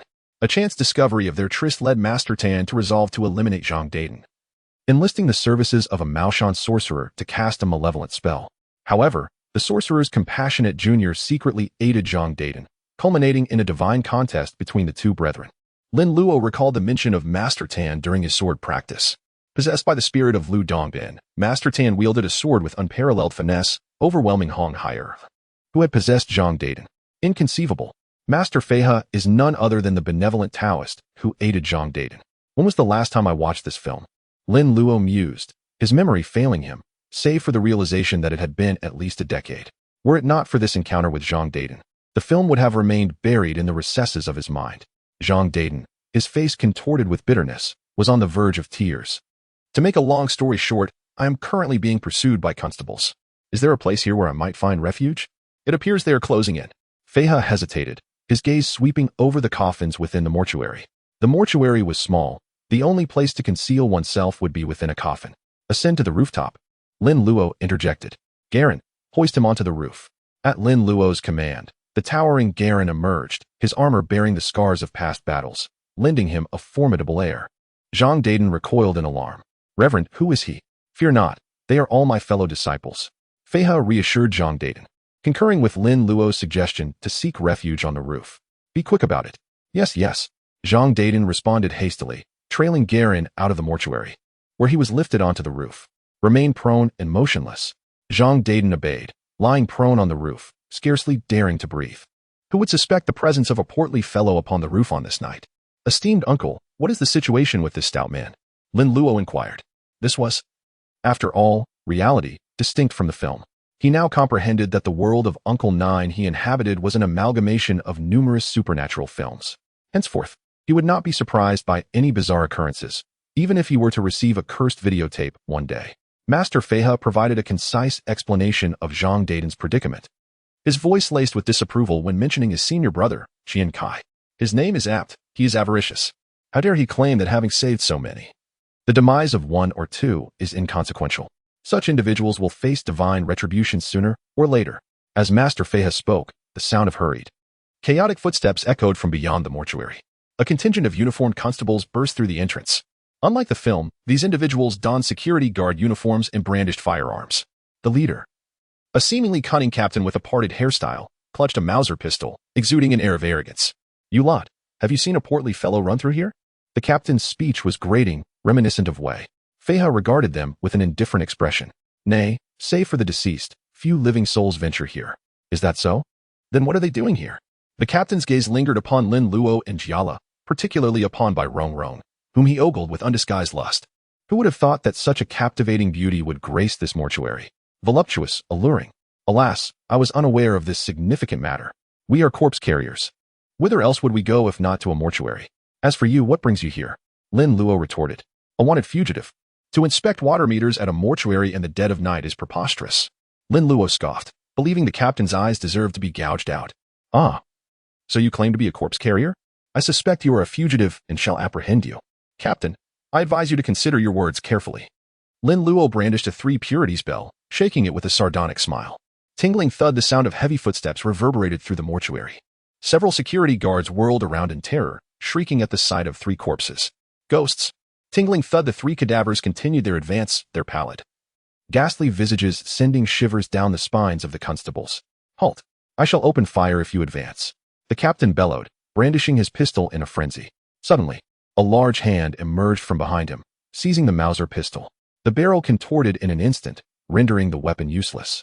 The captain gulped, slowly turning to behold a broad, towering chest. He then looked up to meet the gaze of Garen's pale, icy countenance. Esteemed sir, let us discuss this calmly. There is no need for violence. Chapter 120. The Oracle returns. Begone. Thump. The security guards were unceremoniously ejected from the mortuary, followed by the slamming of the gates. Captain, what shall we do now? What shall we do? Continue the search. The portly fellow cannot have fled far. Ah, must we continue searching? We have encountered ghosts all night. Perhaps we should return. Aye, Captain. You are all useless. What is there to fear from ghosts? Suddenly, a gust of chilling wind swept through the air, causing the men to shiver. The captain felt a cold shiver run down his spine, sending shivers down his spine. Unusual occurrences are commonplace. Very well. You have toiled all night. I shall be lenient. Return. Yes. Thank you, Captain. The unfortunate souls retreated. Once they were out of sight, Zhang Daiden was brought down. Jiala, unable to resist fatigue, had retired to sleep, his snores echoing through the mortuary. His snoring was identical to that of Simu, proof of their shared lineage. Lin Luo, still alert, arranged some fruits and refreshments on the table, brewed a pot of chilled tea, and invited Feihe and Zhang Daiden to sit and converse. The events of the night, while aligned with his memories, were not entirely consistent. Should not the captain be portrayed by Uncle Nine? Why has he been replaced? Prithee, partake with more moderation, and divulge the matter at hand. Wherefore do they seek to apprehend thee? Inquired the venerable flying crane Taoist, puffing upon his bamboo pipe, regarding Zhang Bold, who was voraciously devouring the confections. Verily, 'tis no wonder thou art so corpulent, consuming such quantities. Zhang Bold imbibed a draught of tea, and after swallowing the morsels within his maw, exhaled with contentment. My spouse hath been slain, and they unjustly accuse me of the deed, wherefore they did imprison me, and threatened to sever my head. Thus, I did abscond from confinement. What sayest thou? Thy wife deceased? Flying Crane exclaimed, startled, scrutinizing Zhang Bold from head to toe. After a moment, he imbibed his tea with a peculiar expression. Methinks, judging by thy countenance, thy wife is not deceased. Lin Luo pursed his lips and interjected, prior to thy wife's predicament, didst thou perceive aught amiss? At this, Zhang Bold grew agitated, drawing forth a shoe from his waistband.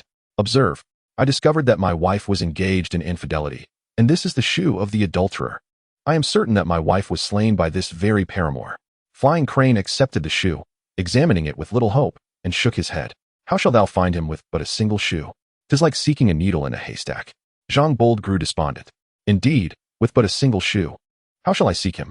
Yet, he soon rallied, declaring with resolve, though this be the case, I shall find the perpetrator and clear my name. Pray, relinquish the shoe for my inspection. Lin Luo requested, bidding Zhang Bold to place it upon the table. The quality and material of this shoe are excellent, signifying a considerable price. One who wears such footwear must possess wealth. And as the individual is an adulterer, he is likely a local, with little probability of being a foreigner. Moreover, as he is wont to visit thy home whilst thou art at work, and depart ere thy return, he must be well acquainted with thy occupation. Pray, what is thy vocation? Zhang Bold, observing the youth before him, who he had previously disregarded, felt a sudden conviction that this comely and refined child could aid him. I am a carter. Ah, and whom dost thou convey daily? My employer, Master Tan. I surmise that this adulterer is none other than thy employer, Lin Luo declared. Methinks thy wife and employer were engaged in the throes of passion. Hast thou any funds upon thy person? Lin Luo inquired, returning the shoe to Zhang Bold with a smile. I do. Wherefore dost thou ask? Zhang Bold produced several silver coins from his waistband, winnings from a wager he had made, daring to spend a night in the ancestral hall of the Ma family. These are my winnings, earned at the risk of my very life. I shall divine thy fate through the art of character analysis. Pray, inscribe a character upon the table. Lin Luo said, pocketing the coin. Zhang Bold, dubious, questioned, dost thou possess the skill of character analysis? Yet, recalling that Lin Luo had addressed Flying Crane as Uncle Master, he surmised that he was a young Taoist with some ability. Zhang Bold dipped his finger in tea and inscribed the character upon the table. Behold, this is the character. Lin Luo, observing the character, raised his brow and turned to Zhang Bold. Signifies great, adult, dignitary, and elder brother, all terms of respect. Thy name is Zhang Bold, and thou hast inscribed the character, signifying two greats. When two are placed together, it forms an ancient term for to be close, to adjoin, signifying intimacy. Pray, who are those with whom thou art intimate? My wife and Master Tan, Zhang Bold replied, swallowing hard, sensing unease. And those great figures whom thou respect and are intimate with? Only Master Tan, thy employer. A man of superior station overshadows thee. The character with a horizontal stroke added becomes, meaning husband or paramour. Therefore, the conclusion is evident. The adulterer who seeks to harm thee is none other than thy employer, Master Tan. At this moment, Flying Crane, with a grave countenance, inquired, Zhang Bold, doth Master Tan have a steward named Lu? Zhang Bold nodded in surprise. Indeed. How didst thou know? Flying Crane furrowed his brow and declared, Lin Luo speaks truly. The adulterer is none other than Master Tan. Zhang Bold remained incredulous. How can Master Tan be the adulterer? He hath always been benevolent to me, supporting my business. I owe my ease and success in this town to him. Wherefore would he harm me? In this world, many wear a mask of benevolence, concealing treachery within. To be frank, the one who sought to harm thee during thy 2 nights in the ancestral hall was my senior apprentice. He sought me out to join him in harming thee, but as a righteous Taoist, I refused. Present at the time was a steward Lu, who provided the funds. I then shadowed my senior apprentice and learned of their intentions, wherefore I devised a plan to aid thee in thy escape. How can this be? Zhang Bold was dumbfounded, unable to believe his ears. If Steward Lu had hired someone to harm him, wherefore would Master Tan seek to slay him? He cares for thee because thy wife is comely. He seeks to slay thee because he lost a shoe. Lin Luo remarked. He enjoyed thy wife, and rewarded thee with favors. Thou discovered his infidelity, causing him to lose a shoe, and he fears exposure and damage to his reputation. Thus, he seeks to silence thee. I understand. This villain is vying for the position of town head and fears exposure, hence his desire to silence me. My wife was slain by him. Who then framed me? He seeks to slay me through slander and deceit. Zhang Bold cried out, agitated.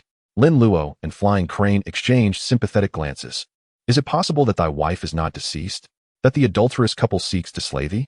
Zhang Bold appeared on the verge of tears. Lin Luo patted Zhang Bold's shoulder. To live a good life, one must accept a touch of green. Take heart.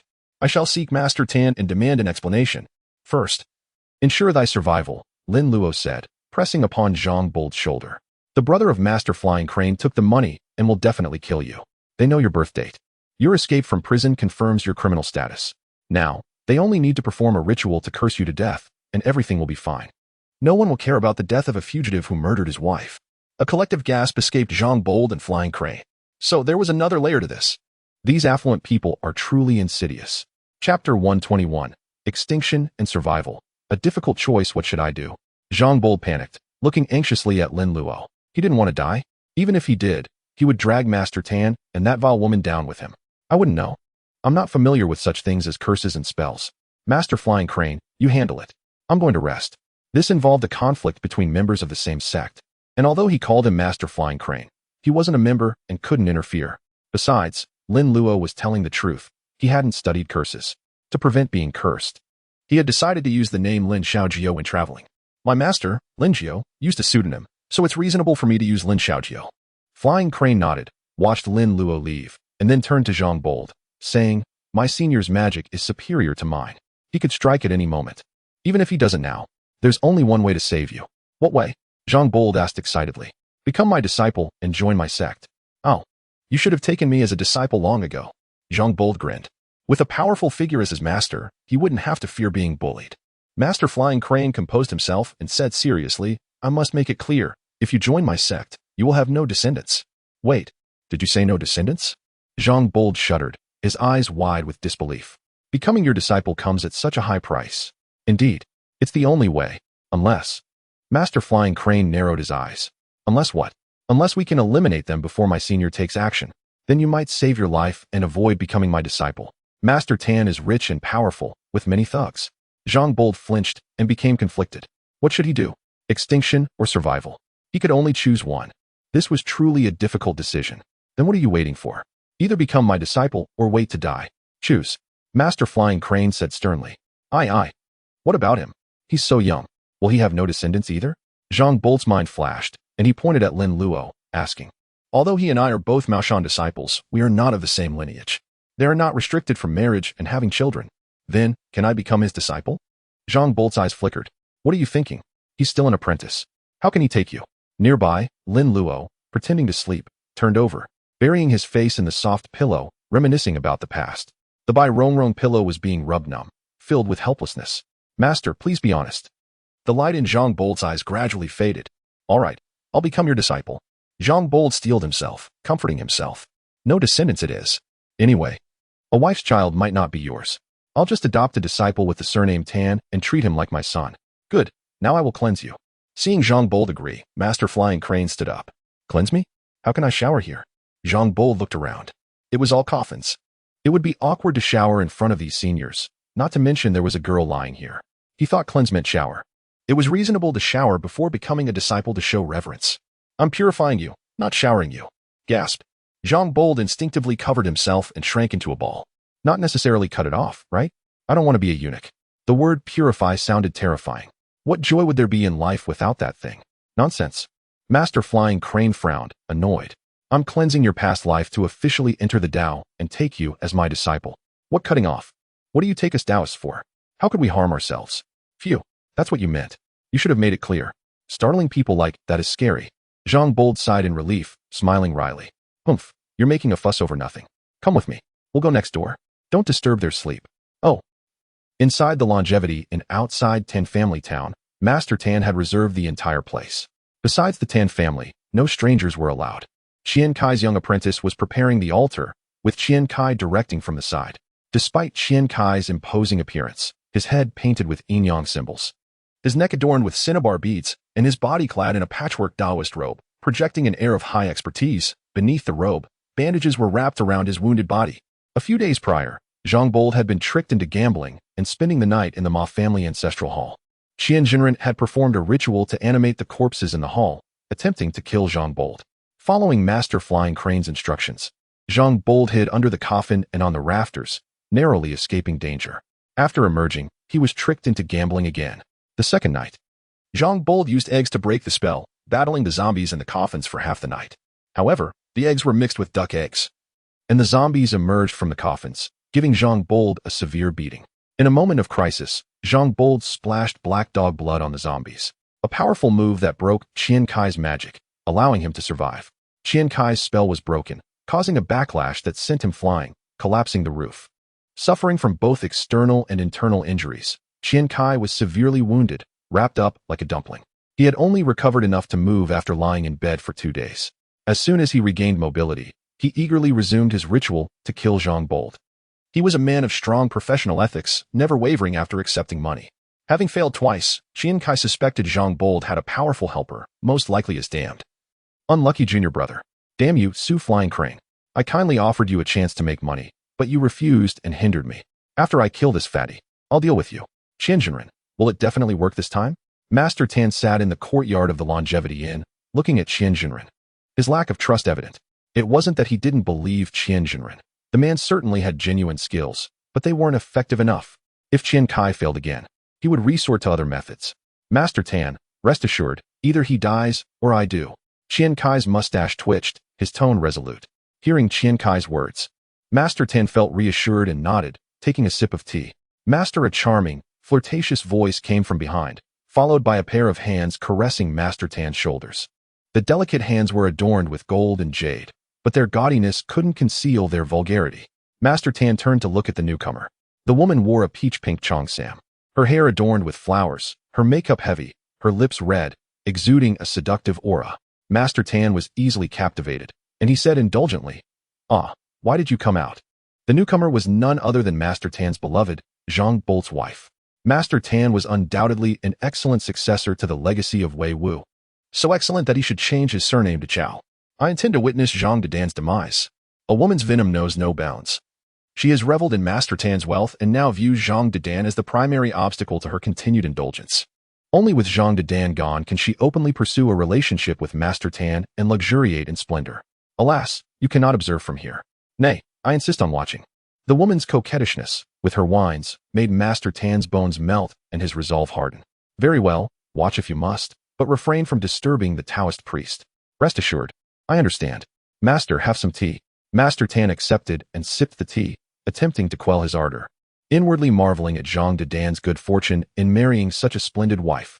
Meanwhile, at the Wanfu mortuary, Zhang Dedan, oblivious to his impending fate, was being manipulated by Taoist priest Feihe. Taoist priest Feihe acted swiftly, sketching upon Zhang Dedan's body with a brush while chanting incantations. Chapter 122, Supreme Mystic Art. Golden Light Mantra. Protection for life, heaven above, earth below. May the Patriarch bestow his radiance upon you. May golden light envelop your form, invisible to the eye, inaudible to the ear, encompassing heaven and earth, nurturing all life. Zhang Dedan stood steadfast, his hands clenched into fists, unmoving in a cruciform stance. His left arm bore the depiction of the 6 stars of the Southern Dipper, and his right arm, the 7 stars of the Northern Dipper. His entire body was adorned with the supreme mystic art warding talismans, densely packed, resembling a vibrant tapestry. These supreme mystic art warding talismans numbered 72.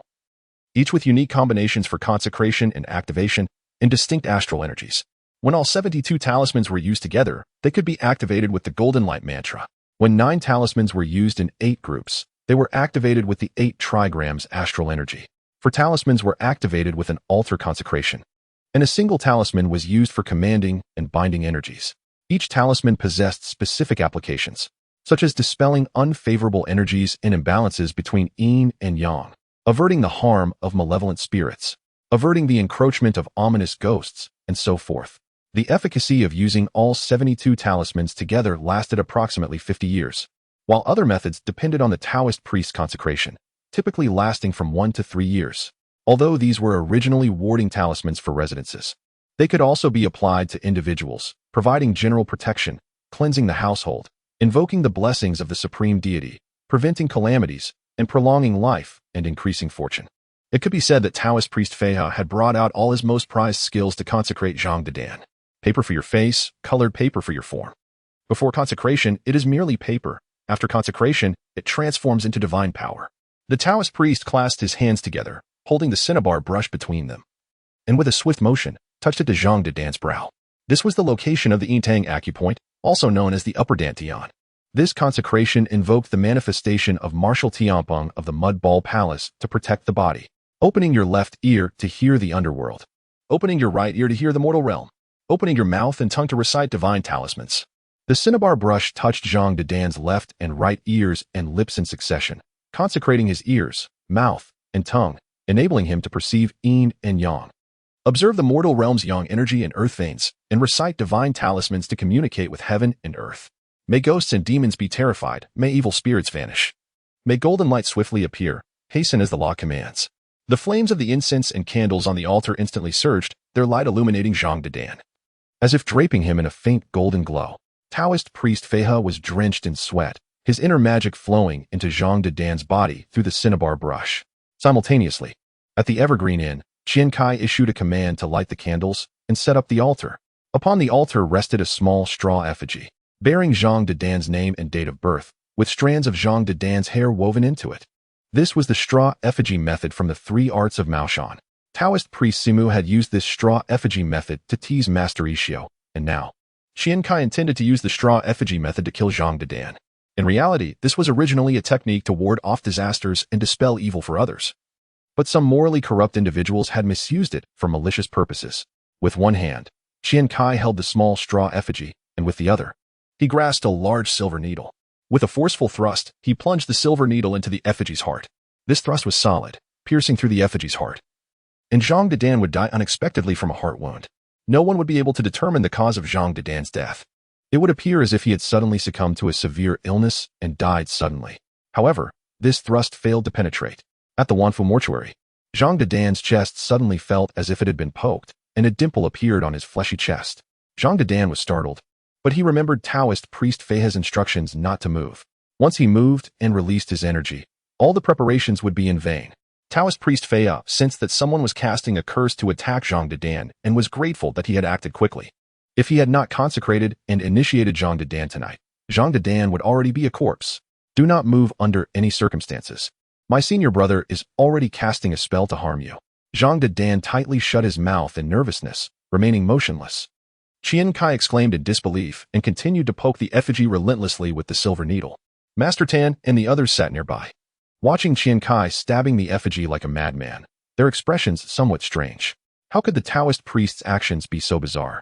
It was like frantically grabbing red envelopes during the new year. Could it not be strange? On Zhang Dedan's chest, the words family peace were written in cinnabar, and on his shoulders, the words household brightness. These words were jumping erratically. This was not random stabbing. It was aimed at the heart or the middle dantian, and the front and back dantian positions. Piercing them would undoubtedly result in death, and there would be no way to save him. Seeing that he could not pierce any of these points, Qian He became enraged and stabbed the effigy's head.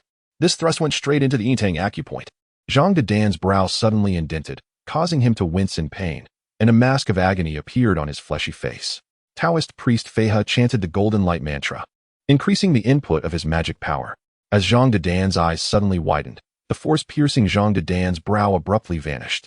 Qian He let out a strange cry and staggered back several steps, dropping the effigy and silver needle. He has a talisman on him. Qian He gnashed his teeth. Previously it was speculation, but now it was confirmed. Within 100 miles, apart from his junior brother, there was absolutely no one else who could withstand his spell casting. Bastard. You're ruining me. I'll see how long you can protect him. Qian He hardened his heart, forming a spell seal with his hands and muttering an indistinct incantation. Judging from the tone, it was not a benevolent incantation. Qian He waved his hands, and the firewood in front of the altar instantly burst into flames. Qian He's eyes gleamed with an eerie green light, and his complexion turned a strange red. In the pitch-black darkness, 3 sinister and ghostly apparitions slowly emerged in response to Qian He's summons. Go. Upon receiving the command, the 3 vengeful spirits soared into the air, speeding towards the Wanfu mortuary. Inside the Wanfu mortuary, Zhang Dedan's purification and consecration ceremony had concluded. Taoist priest Feihe was covered in sweat, appearing somewhat weak. But Zhang Dedan was different, dressed and beaming. Anyone who did not know better would have thought these two had been up to something in the room. Master, from now on, we are our own people.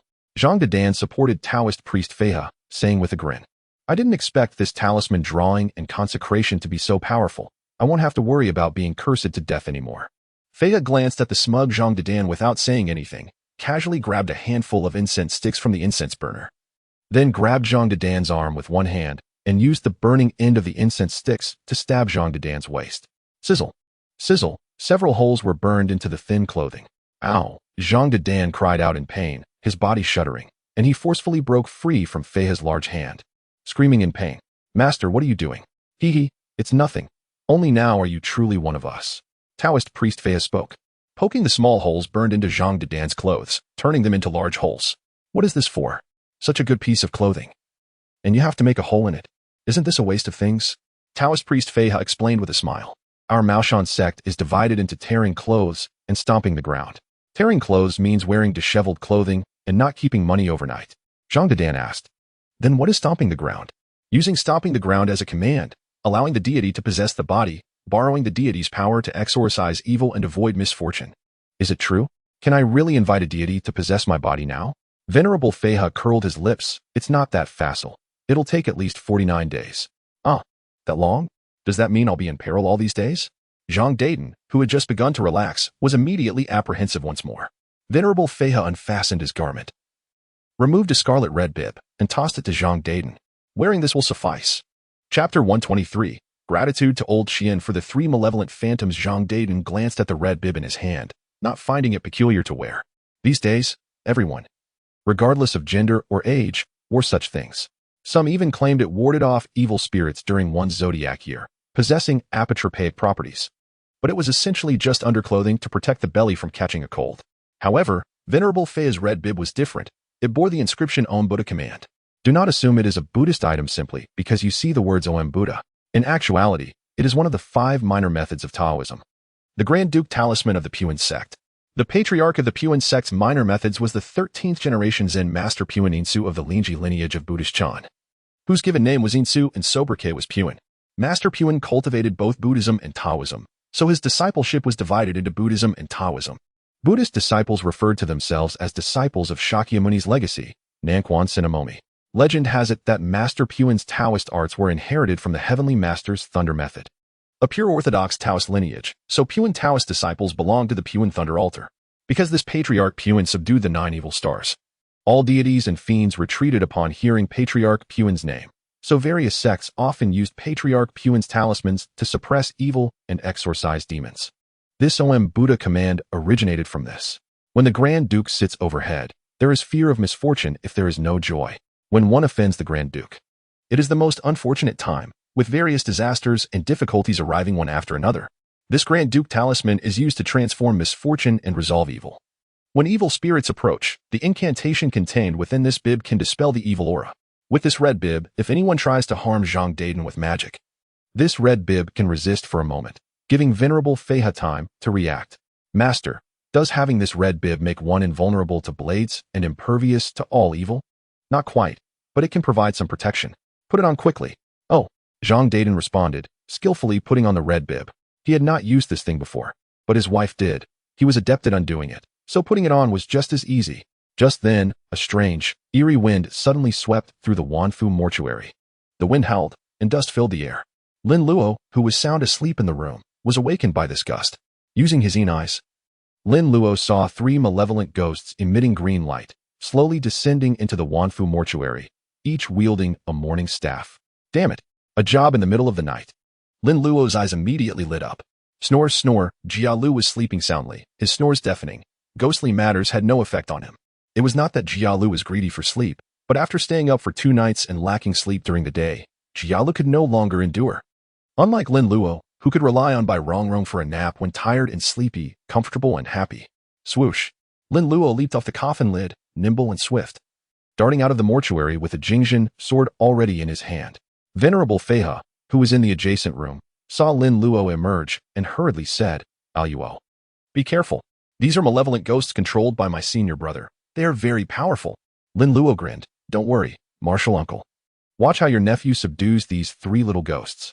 As soon as Lin Luo finished speaking, the 3 malevolent ghosts howled and pounced fiercely towards Lin Luo, moving with great speed, their morning staffs hacking at Lin Luo.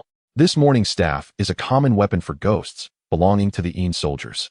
Striking someone with it will cause Yin energy to enter the body, disrupting the balance of Yang energy within, and the more times one is struck, the less Yang energy remains, eventually leading to death. Be careful, Luo. Feiha shouted anxiously, grabbing the peach-wood sword from the altar, ready to go out and provide support. He saw Lin Luo flash, executing a returning wind-falling goose, creating a circle of afterimages in place, gracefully dodging the ghost encirclement. Flying swallow chasing the moon. Swish, swish, swish. Lin Luo's figure was like a phantom, even more outrageous than the 3 malevolent ghosts, darting back and forth between them. The Jingzhen sword was wielded in succession, triggering the Jingzhen sword curse, the slashes triggering the ghost killing curse. Wielding the sword triggered the curse regardless of whether it hit, accompanied by thunder and fire. A slash triggered the ghost killing curse only upon hitting. Rumble, with several explosions, sparks of electricity and flames flickered on the 3 malevolent ghosts, sending them flying backward. With the might of thunder and the ferocity of fire, suppressing and eliminating the ominous, Lin Luo repelled the 3 evil ghosts with just 2 moves. If Lin Luo's cultivation were higher, and the mana within him denser, these 3 malevolent ghosts would not have been repelled, but directly annihilated. The power of a level 1 skill is certainly not as great as that of a maxed out skill. Similarly, the basic attack of a level 1 newbie cannot compare to the basic attack of a maxed out, fully equipped veteran. Luo, get out of the way. Let me. Venerable Feiha swallowed the words that were about to come out of his mouth, somewhat dumbfounded. What had he just witnessed? 3 malevolent ghosts, which he would have had to deal with cautiously, using magical artifacts to exorcise, were actually dealt with by Lin Luo with just a magic sword. Remarkable. Truly worthy of being a high-ranking disciple of Uncle 9. Venerable Feiha gave a thumbs up in his heart, praising, You 3 bastards, if I call your names, will you dare to answer? Lin Luo suddenly produced a gourd, pulled out the stopper, and asked loudly. However, the 3 malevolent ghosts remained silent, fiercely pouncing towards Lin Luo. Damn it, I knew this simplified ghost binding curse was unreliable. Lin Luo cursed the unreliable system in his heart, put away the brass gourd, and switched to the 3 purities bell. 6 3 purities bells erupted the moment the 3 malevolent ghosts rushed close. Jingle, jingle, jingle, jingle, jingle, jingle. The 3 purities bells were shaken madly, the sound dense and piercing. Not to mention the 3 malevolent ghosts. Even Fei He and Zhang Daiden in the room found it unbearable. The 3 malevolent ghosts were struck heavily, their bodies flying out once again. As Lin Luo shook the 3 purities bells, the fire bell majestic light curse was triggered, and ghostly blue flames covered the 3 purities bells. Then, following Lin Luo's will, condensed into 6 blue flame tentacles. Whoosh! The tentacles pierced through the air, binding the 3 malevolent ghosts tightly. Martial uncle, please put them in the jar. Lin Luo shook the bells, shouting loudly to Fei He. He had decided that after dealing with these 3 fellows, he would simplify the ghost binding curse a second time. It was too absurd to actually encounter mute ghosts today, damn it, the kind that couldn't even make a sound. Venerable Fei He nodded, taking an empty wine jar from the room. Celestial decree, bind ghosts and capture spirits, receive. Venerable Fei He chanted the ghost binding curse at the 3 malevolent ghosts. And the next moment, a terrifying suction force erupted from the wine jar, wrapping around the 3 malevolent ghosts like invisible tentacles, sucking them into the jar. Bang! Venerable Fei He covered the jar, and inside, the 3 malevolent ghosts were still struggling, causing the jar to tremble violently. However, after Venerable Fei He affixed several ghost-suppressing talismans, the jar immediately quieted down. Beautiful. Got them. Lin Luo's eyes gleamed with excitement, shaking the bells as he walked over. Aluo, now that the ghosts have been captured, you don't need to shake the bells anymore, do you? Fei He felt his head about to split open, his brain throbbing. Good heavens. So this is how Uncle Nine's disciple exorcises ghosts, carrying 6 3 purities bells with him, as if afraid the ghosts couldn't hear, treating their deafness. Generally speaking, 1 3 purities bell is enough to suppress ordinary ghosts, causing them to retreat in fright. This kid used 6. Sure enough, a pervert. Lin Luo chuckled, putting away the 3 purities bells. Delightfully, more than 600 simplification points had been credited. He had to thank that Qian, whom he had never met. Thank you, Qian, for the 3 malevolent ghosts. Much appreciated. Venerable Fei He's expression turned solemn, biting his finger and dabbing it on the wine jar. Heavenly spirits, earthly spirits, demons and ghosts, heed my command. The instructions were clear, and the natural laws displayed their formidable power. With urgency akin to a command, he exclaimed, rise. Taoist Fei He pressed one hand upon the forehead of Zhang Daiden, who had approached him. Suddenly, Zhang Daiden's complexion turned a ghastly pale, his expression contorting into a sinister grimace. Where shall the altar be established? Speak, he uttered in a peculiar tone, chillingly declaring, at the Tongtian Inn. As Fei He released his spell, Zhang Daiden returned to his former self, wearing a bewildered expression. He had no recollection of what transpired moments before, only a sense of having lost consciousness. Master, the opponent is at the Tongtian Inn. Should we proceed? Lin Luo inquired eagerly. To his surprise, a mere client passing through had triggered a subplot. I suppose this can be considered a manifestation of my peculiar fate, stirring chaos wherever I go. Let us depart. However, we must prepare certain items beforehand. Taoist Fei He responded with utmost seriousness. If they delayed, trouble would undoubtedly follow. Chapter 124. The Altar Duel. Distinctions of power and life and death in the sky. The stars twinkled, and the moonlight was enchanting. Lin Luo reclined against a cushion adorned with Bai Rongrong's likeness, savoring the delicacies offered. Lately, he felt an inexplicable discomfort when not consuming food. His usual appetite had significantly increased, likely due to his relentless practice of the golden light body refining technique. After all, refining the body and circulating vital energy consumes considerable resources. It could also be a sign of growth, indicating a deficiency in nutrition. Meanwhile, Taoist Fei He and his plump disciple, Zhang Daiden, were hastening towards the Tongtian Inn. My master once told me that in a duel of magical arts, if the practitioners possess comparable strength, the one with the higher altar is destined to triumph.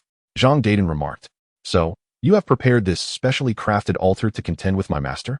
Indeed, Taoist Fei He affirmed. As they journeyed on their spectral steeds, with Galen trailing behind, bearing the altar they spoke of. Master Qian, how goes it? Have you succeeded? Lord Tan inquired. Observing that Master Qian had ceased casting spells, Master Qian's face flushed red, feeling embarrassed. Alas, my spell was thwarted by my junior. They are en route. Ah, Lord Tan gasped, fully aware of Zhang Daiden's formidable fighting skills. If he arrived, Lord Tan's frail form would stand no chance against him. Master Qian, you must devise a plan. Master Qian, drenched in sweat from the exertion of his spells, furrowed his brow at Lord Tan's urgency. Then, his expression shifted, and he declared with unassailable authority, "Summon assistance immediately and raise the altar." Do you hear that? Hurry and call for help to elevate the altar. Lord Tan snapped at the dazed scribe. You, imbecilic scribe, what have you brought?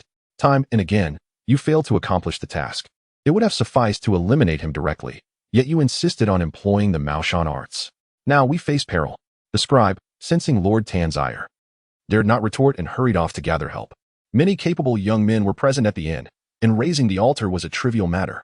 Quickly, come forth and elevate the altar. Soon, 6 or 7 young men emerged, stacking tables and chairs to raise the altar to a height reminiscent of 3 stories. With a cacophony of clattering, the altar was secured. Looking at the towering structure, Master Qian felt a surge of confidence. Lord Tan, at a loss for alternatives, pondered the outcome of the impending confrontation. Should Master Qian fail, they would be ill-equipped to withstand the Maoshan arts. The more he contemplated, the more his head ached. Cursing the scribe in his mind, Master Qian, is this sufficient? Indeed. Rest assured, even if they arrive now, we have nothing to fear. Master Qian's unwavering confidence eased some of Lord Tan's anxiety. Yet, recalling past disappointments, Lord Tan felt a sense of foreboding, just as he contemplated a hasty retreat. The doors of the Tongtian were forcefully flung open. A towering figure, akin to an iron pillar, burst in, pushing a small cart before him. The rumbling of the cart's wheels echoed ominously, resembling a death knell, causing Lord Tan's heart to race. Good heavens! Who is this behemoth? What manner of sustenance has he consumed? Master Qian's gaze sharpened. He instantly recognized the figure as a sinister puppet. Just then, 2 spectral steeds stormed into the inn. Daoist Fei He and Zhang Daiden dismounted, while Lin Luo and Bai Rongrong followed suit, retrieving small stools and settling down leisurely to observe the unfolding drama. With peanuts and seed snacks at the ready, they eagerly awaited the show. Lord Tan, is that truly you? Zhang Daiden's hopes were dashed upon spotting Lord Tan beside Master Qian. He had held on to a fleeting wish that perhaps Lord Tan was not the one seeking his demise. But the reality was undeniable. The evidence was irrefutable. Lord Tan, you seduced my wife and now conspired to have me killed. You despicable old man. Zhang Daiden. Do not approach. Daoist Fei He warned, blocking Zhang Daiden's advance. Master Qian stood opposite them, and dispatching an opponent would be effortless for him, having just taken vows. If Zhang Daiden rushed forth now, he would meet a certain fate. Zhang Daiden composed himself, taking a step back, fixating coldly on Lord Tan. Lord Tan felt a chill down his spine under Zhang Daiden's gaze, his countenance betraying his distress. This was the last scenario he wished to encounter, if given a choice. He would have preferred to avoid confrontation with Zhang Daiden, whose martial prowess was formidable. Engaging in a fight was out of the question. Fear not. Master Qian stepped in front of Lord Tan, disdainfully eyeing Daoist Fei He and Zhang Daiden. The towering altar behind him bolstered his confidence. Your altar is indeed impressive. Daoist Fei He assessed Master Qian's structure, aware that a fierce battle awaited them, one that would determine both power and life. Surely you have not forgotten my master's words. In duels where strength is comparable, the one with the higher altar shall prevail. Master Qian scoffed, dismissing Daoist Fei He's words. Such a petty contraption cannot possibly challenge me. I have not forgotten my master's teachings, unlike you, who have disregarded all the precepts of Maoshan while assisting evildoers. Enough of your prattle. Tonight, you shall meet your end. Master Qian understood the implication behind Daoist Fei He's words and retorted sharply. That remains to be seen. Zhang Daiden, prepare the altar. With a commanding shout, Daoist Fei He ascended the altar. Zhang Daiden rushed to the rear, grasping a lever and pressing down repeatedly. With a creaking sound, the altar began to rise slowly. Master Qian was swiftly scaling the altar, preoccupied with the task at hand, unaware of the unfolding drama behind him.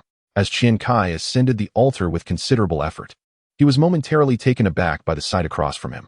The Taoist Fei, he stood atop his own altar, which was gradually rising until it surpassed Qian Kai's altar by a fraction. What the hell? Are you cheating? Does your altar have its own lift? Fei he smirked at the astonished Qian Kai, taunting, well, brother, my altar isn't exactly low, is it? You thought you were impressive just a moment ago. But now mine stands taller. How does that feel? Feeling the overwhelming pressure emanating from Fei he, Qian Kai cursed inwardly, regretting not having added another table. Yet, there was no turning back now. He had to make it work. Light the candles. Qian Kai bellowed, startling his young apprentice, who hurriedly ignited the candle wicks. Both sides lit their candles and prepared for a high altar duel, where they would pit their powers against one another to determine life and death. Fei He seized a handful of incense sticks, 18 in total, signifying an amplification of power. With the candles and incense set, the two clasped their hands together and began chanting incantations. As they invoked their spells, a fierce wind swept through the courtyard, stirring up dust and making it nearly impossible for anyone to keep their eyes open. Lin Luo, in the midst of snacking, hurriedly began to sing, "Twinkle, twinkle, little star, how I wonder what you are." In an instant, a layer of milky white protective energy enveloped Lin Luo, known as the Heavenly Vitality Shield, which deflected the swirling dust and debris. Bai Rongrong, attempting to shield her face with her sleeve, felt exasperated by the mess, realizing she would have to trouble her master for a wash later. Chapter 125, Rebound. Counter your rebound. As Fei He and Qian He continued their incantations, the air crackled with energy. "OM, Heavenly Sovereign, Thunderbolt, Lightning, we invoke your presence." The winds howled ferociously, stirring up clouds of dust. Meanwhile, Tan Laoi and Zhang Daiden found themselves covered in grime, cursing under their breath.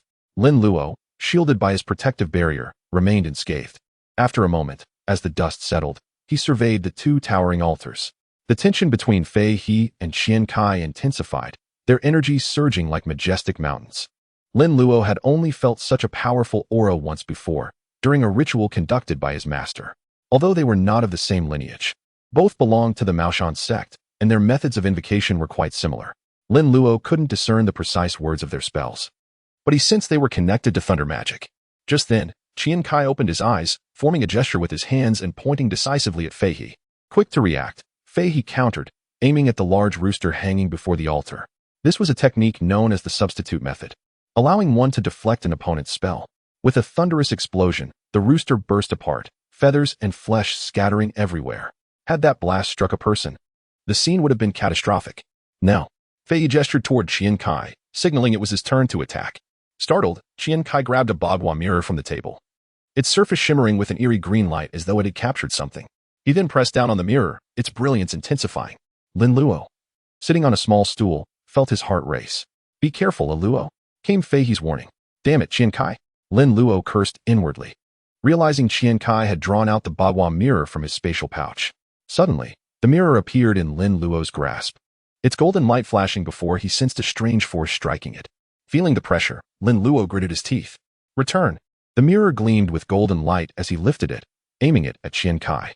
Qian He, sweating profusely, was caught off guard as his own rebounding attack returned to him. He hastily raised the bagua mirror to defend himself. The mirror continued to flicker with that haunting green light as he pressed down. "Go." This time, Qian He targeted Zhang Daiden, who, noticing the incoming green light, instinctively rolled away. With a resounding boom, the ground where Zhang Daiden had stood erupted in chaos, dirt and debris flying everywhere, causing him to yelp in pain. He stumbled forward, landing in front of Lin Luo, covered in dirt and looking utterly disheveled. Qian Kai's face turned ashen. Two failed attacks had him seething with frustration as he glared at Zhang Daiden and Lin Luo. Determined, he raised his hand and began to chant, "Tai, heed my call. Summon the thunderous decree." Fei He, recognizing the gravity of Qian Kai's incantation, called out urgently, "Luo, get out of the way." Qian Kai's hand drew symbols in the air, gathering a peculiar red light in his palm. Lin Luo, smirking, activated the golden light spell, enveloping the bagua mirror in a radiant glow. Seeing the shimmering mirror, Fei's heart soared. "Well done, my worthy nephew." With the bagua mirror empowered by the golden light spell, it sparkled with an otherworldly brilliance. Qian Kai pointed at Lin Luo and Zhang Daiden, but Lin Luo raised the mirror confidently, channeling his power as the lightning was rebounded back towards Qian Kai. Caught off guard, Qian Kai quickly countered with another palm strike. A deafening crack echoed through the air. Staring at the bagua mirror in Lin Luo's hands, Qian Kai was left dumbfounded, disbelief washing over him. Impossible. How could it be the golden light spell? "Hey, you baldy. I'm just here to watch the show. Why the hell are you attacking me?" Lin Luo stood up, pointing an accusatory finger at Qian Kai atop the altar. Qian Kai's expression twisted in fury. He despised being called bald. It was a lifelong sore spot for him. "You're quite bold, aren't you?" Qian Kai's eyes glinted with malice. Typically, Maoshan disciples radiated golden light when invoking their powers, at the very least red light. This green glow was sinister, indicating a deviation from the righteous path. Seizing a small figurine from the altar, Qian Kai began to tremble slightly and chanted, "Respectfully summon the Arhut to the Jade Hall. By the decree of the Jade Emperor, I call upon the divine powers to descend. manifesting strength to subdue dragons and tigers. As Qian He invoked his spell, his apprentice began to sway beside him. Meanwhile, Fei He, not to be outdone, grabbed a figurine of the Monkey King and began to chant in unison with Qian He, "Heaven and earth, please descend upon the altar, great sage. Hurry and reveal your divine form." Simultaneously, Zhang Daiden and Qian Kai's apprentice opened their eyes, one emitting monkey-like sounds while the other, swaying drunkenly, toppled off the altar, landing safely on the ground. "Bravo!" Lin Luo clapped enthusiastically, reveling in the spectacle. "Let the battle commence." Qian Kai's apprentice, seemingly possessed, drooled uncontrollably, eyes rolling back as he leaped into action, grabbing a copper and iron hula hoop from the weapon rack, rolling on the ground. Zhang Bold chattered like a monkey before lunging at his junior apprentice like a large baboon. Bang, bang, bang, their fists and feet collided. One fought with expansive, unrestrained movements, possessing a body of iron and bronze, while the other was nimble and swift, a hula hoop whirling dynamically in hand, and so they commenced their skirmish. Lin Luo watched with gleaming eyes, gesticulating intermittently, absorbing the combat techniques of the two, reminiscent of Jia Li's first theater experience. But what is mere theater compared to witnessing a deity descend upon a mortal to engage in fisticuffs? Initially, the two were evenly matched, neither gaining dominance. However, it soon became apparent that the Arhat subduing tiger was outmatched. How could an Arhat subduing tiger compare to the great sage equaling heaven, the victorious fighting Buddha? The hula hoop was seized by Zhang Bold, who then unleashed a barrage of attacks upon the junior apprentice, focusing his assault on the head.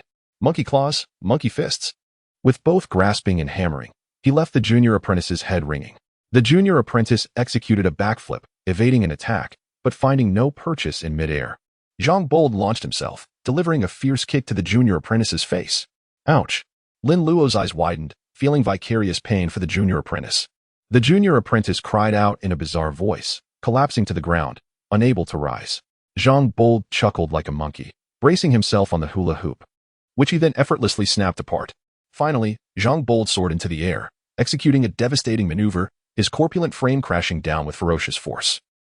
The junior apprentice spewed forth yellow bile, eyes bulging. Simultaneously, the head of the Arhat subduing tiger figurine in Qian Kai's hand exploded with a bang. Divine possession interrupted.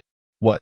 Qian Kai shuddered, gazing in dismay at the ruined Arhat subduing tiger figurine in his hand, his heart filled with dismay. Impossible, absolutely impossible. His altar is only slightly higher than mine. How could I possibly lose to him?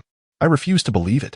At this moment, the exhilarated great sage equaling heaven tore off his garment, his plump body hanging from a wooden frame, contentedly scratching his fleshy physique.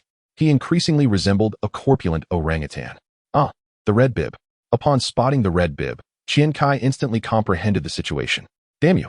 I thought I was outmatched, but it turns out this fatty was cheating. The red bib is impervious to blades and spears, protects the wearer, and renders blunt weapons ineffective. Qian Kai's mind raced, seizing the Lu Zhu figurine from the altar, and resumed his incantation. Chapter 126, Sword Duel. Qian Kai logs off. Grasping the Lu Zhu figurine, Qian Kai once more invoked divine possession. By this point, Qian Kai was drenched in sweat from continuous incantations, his Taoist robes soaked through, but with life and death at stake, he could no longer afford to consider fatigue. Banners and incense burners connect the three altars. A single drumbeat shakes the heavens, a second drumbeat shakes the earth. I strike the underworld gong. Heaven and earth tremble. Light incense and candles to invite the Dharma Master. Inviting the Dharma Master Lu Dongbin, wielding his sword to slay demons before the altar, divine soldiers. Hasten as the decrees command. Seeing Qian Kai once again invoking divine possession, Flying Crane Taoist, unwilling to be outdone, picked up the red boy figurine and also resumed his incantation. With the departure of the great sage equaling heaven, Zhang Bold immediately collapsed to the ground, overcome by an indescribable sense of weakness, as if he had been drained of all energy. However, the familiar dizzy sensation soon returned. Zhang Bold smiled wryly. Here we go again. In the next instant, Zhang Bold lost consciousness. Old Master Tan, who had been beneath the altar, sensed that something was amiss and rose to make his escape, but was stopped by Qian Kai's sword finger, instantly becoming disoriented and becoming a vessel for divine possession. Qian Kai drew the seven-star Dharma sword, bit his middle finger, and smeared blood across the blade. The sacred sword was now open. Subsequently, a sword's cry echoed in the void. Swish. The Dharma sword was thrown down from the altar. Old Master Tan, eyes closed, now possessed by Lu Zhu, calmly unfurled his robe and flung it aside, casually reaching out to grasp the hilt of the flying sword. Swish, swish, swish. Old Master Tan executed a flawless sword flourish. Incense wafts heavily, answering heaven and earth. Burning clear incense pierces the heavenly gate. Divine Dragonfoot, 7-star step, wearing a protective red bib, wielding a thunderous red-tasseled spear. Shaking heaven and earth, astonishing ghosts and spirits, ascending to heaven, descending to earth, revealing true form. I reverently invite Red Boy to descend, divine soldiers. Hasten as the decrees command. Arise. Zhang Bolt's eyes snapped open, and then he sat on the ground like a child, acting spoiled. Lin Luo? Everyone always says I'm incongruous, but Zhang Bolt is almost 30 years old, isn't he? He's acting even younger than me. Creak, the door to the inn-room opened. And old Master Tan's advisor leaned out, startled to see his master standing there motionless, holding a long sword. What's going on? Is my master going to personally go out and die? With your old bones, you'd strain your back just sleeping with a woman, and you want to fight Zhang Bolt? Master, what are you doing, master? Run quickly. Advisor Lu stepped forward, nudging old Master Tan, urging him to flee. However, in the next instant, a cold light flashed. Advisor Lu could not discern any significant movement from old Master Tan, but the long sword in his hand had already left 3 cuts on Advisor Lu's body, and one had pierced his heart.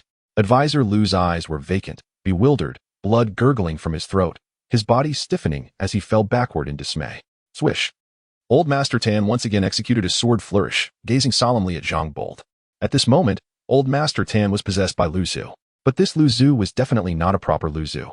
Proper deities do not possess mortals. That is the rule. What was invoked was merely a wisp of divine thought. Let me. Lin Luo roared, and the Jingzhen sword instantly materialized in his hand. He had been waiting for this Lu Zhu for quite some time.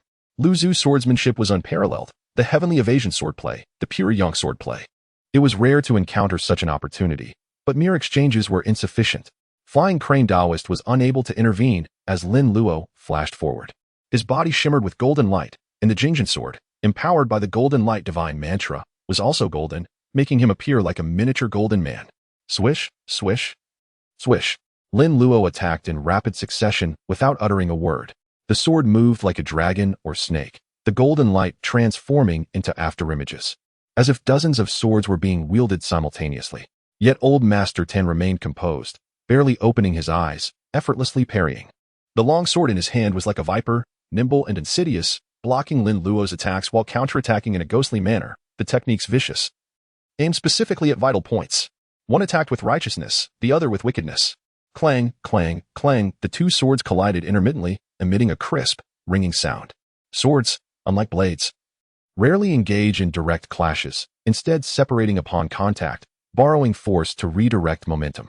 Moreover, because sword blades are double-edged, swordsmen typically wield their swords with the blades facing outward, flanking their bodies, hence the saying a sword like a swimming dragon. Blades can be held horizontally in front of the body because they have a spine, but swords do not. Throughout history, swordsmen have always faced their blades outward, never toward themselves. Broad, sweeping strikes were the domain of blades or greatswords.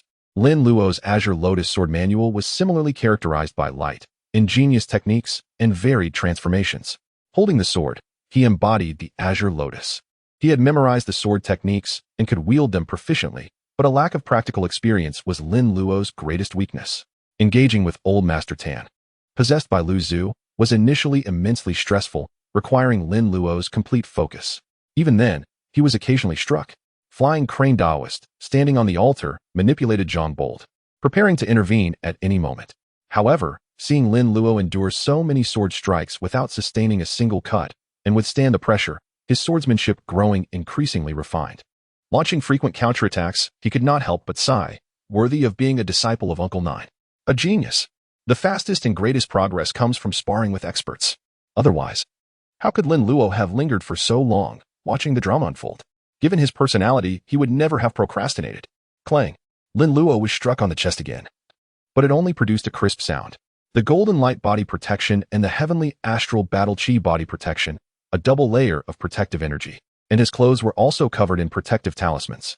Although the 7-star Dharma sword had undergone the opening incantation, it could not breach Lin Luo's defenses. This was Lin Luo's reliance and confidence in engaging with someone possessed by a deity. A flaw. Lin Luo's eyes gleamed slightly, and he instantly followed up with returning wind falling goose. Swish, Lin Luo's figure transformed, drawing a trail of afterimages in the darkness, like a crescent moon. He had exposed a flaw. He immediately followed with Heavenly Peak 5 Cloud Sword, downward slash, horizontal sweep, turning back slash, upward thrust, horizontal slash, flying spiral triple slash.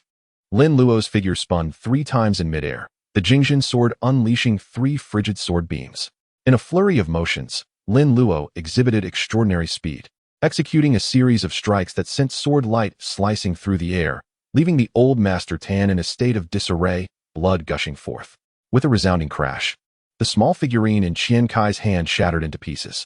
As Tan's body convulsed, he surprisingly gave Lin Luo a thumbs up, exclaiming, "Not bad." Qian He, staring at the headless doll, was left in shock. As the divine invocation was interrupted, Tan's lifeless body began to topple backward.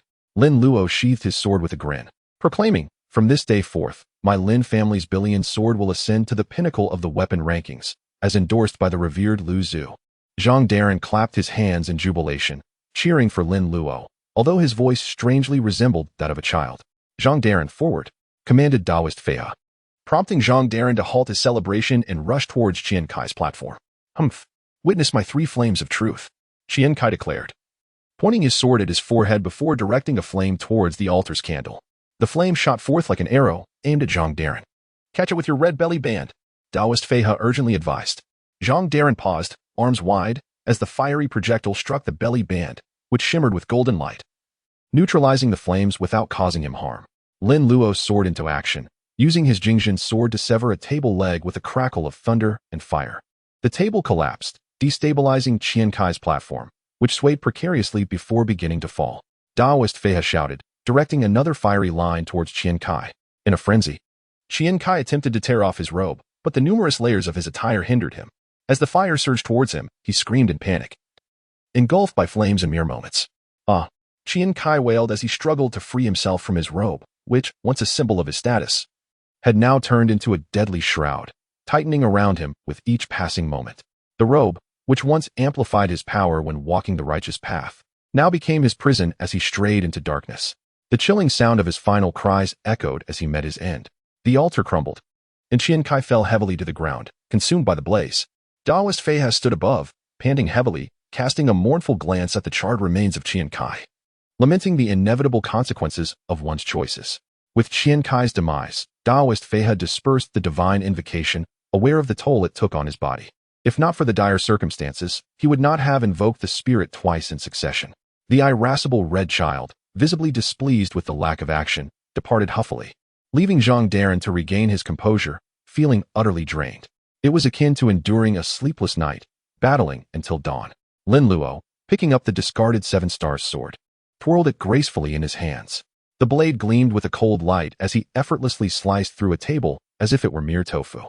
Despite its unassuming appearance, it was indeed a remarkable weapon. Lin Luo's eyes sparkled as he discovered a scabbard amidst the ruins of the altar. With a swift motion, he sheathed the sword, pleased with his newfound trophy.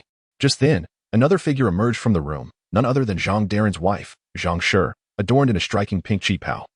Her makeup bold and vibrant. Both Lin Luo and Taoist Feihe noticed her simultaneously, their brows furrowing. Upon seeing the lifeless forms of Master Tan and Lu Shiye, Zhang Shi's heart raced with alarm. "What has transpired?" she exclaimed, momentarily flustered. Yet, she quickly regained her composure, knowing well how to manipulate her timid husband, Zhang Darren. After years of experience, "Zhang Darren," she cried, her voice dripping with feigned distress. As Zhang Darren turned to face her, he felt an overwhelming sense of jealousy at her allure. "Darren," she sobbed, stumbling towards him, her body trembling. It was no wonder she had the power to play both him and Master Tan like puppets. "I'm so frightened, dear." Zhang Darren caught her as she lunged, confirming her identity. "He bullied me," she wailed, her performance so convincing that Zhang Darren nodded, understanding her plight. Yet, his expression morphed suddenly, his demeanor fierce. "I know he mistreated you," he growled, seizing her arm and delivering a powerful blow to her midsection. Her face contorted in agony as she cried out. Lin Luo instinctively covered his abdomen, unable to watch the unfolding scene. Zhang Darren's signature strike, he thought, shaking his head in disbelief. A good man pushed to the brink. This retaliation seems justified. "Aluo, assist me in lowering the altar," Taoist Feihe called from above. "Coming," Lin Luo replied, hastily following his instructions. Once the altar was down, Taoist Feihe expressed his gratitude, acknowledging Lin Luo's contribution to their success.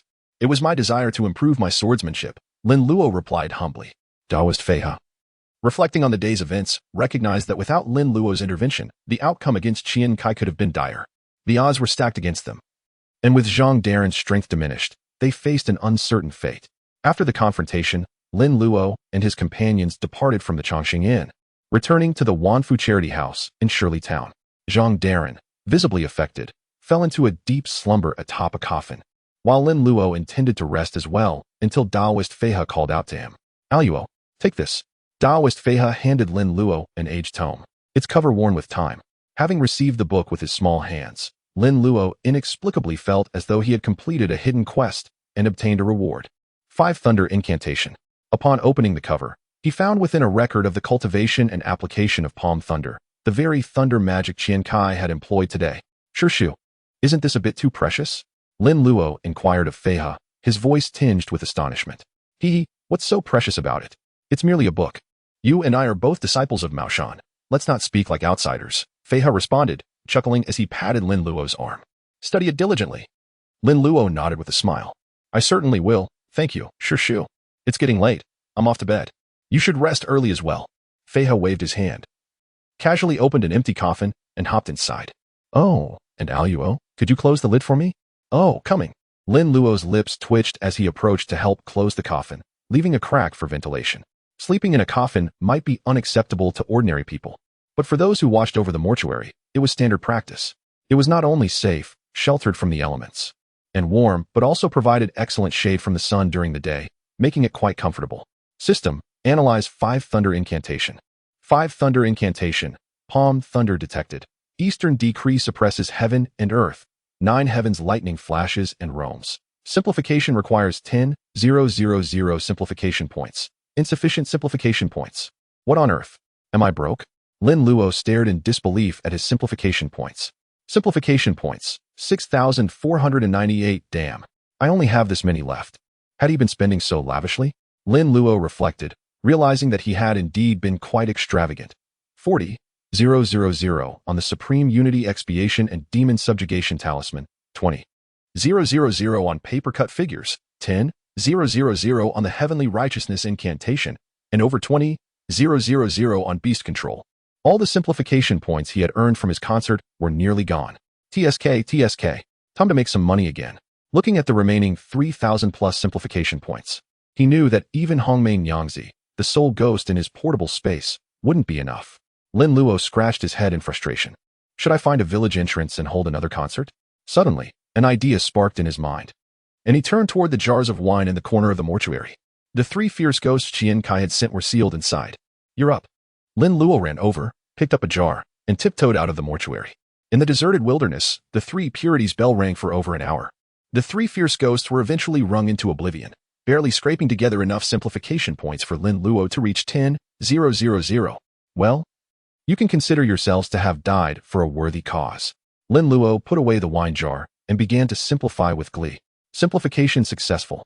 5 Thunder Incantations simplified to Vigorous Palm Strike. As long as I vigorously strike with my palm, I can unleash palm thunder. It's done. Lin Luo rubbed his hands together, eager to try it out. After days of stroking foxtails, he had gained a rudimentary understanding of the lightning rush fist, with currents of electricity flowing through his body, stored in his acupoints.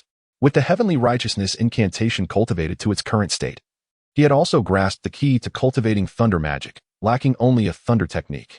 Just as he was dozing off, someone had sent him a pillow. Daoist Fei He had delivered palm thunder. It was simply wonderful. Here goes. Lin Luo vigorously struck out with his palm, and a tree 3 meters away instantly exploded. The sound of the blast echoing loudly in the quiet night. A tree trunk as thick as an arm snapped with a crack and fell to the ground, stirring up a cloud of dust. One word. Superb. Lin Luo's forehead slowly beaded with sweat. This one palm strike had consumed over half of his mana, demonstrating the immense expenditure required by thunder magic. No wonder Yin Qixia had exhausted his mana even with the borrowing heaven and earth technique.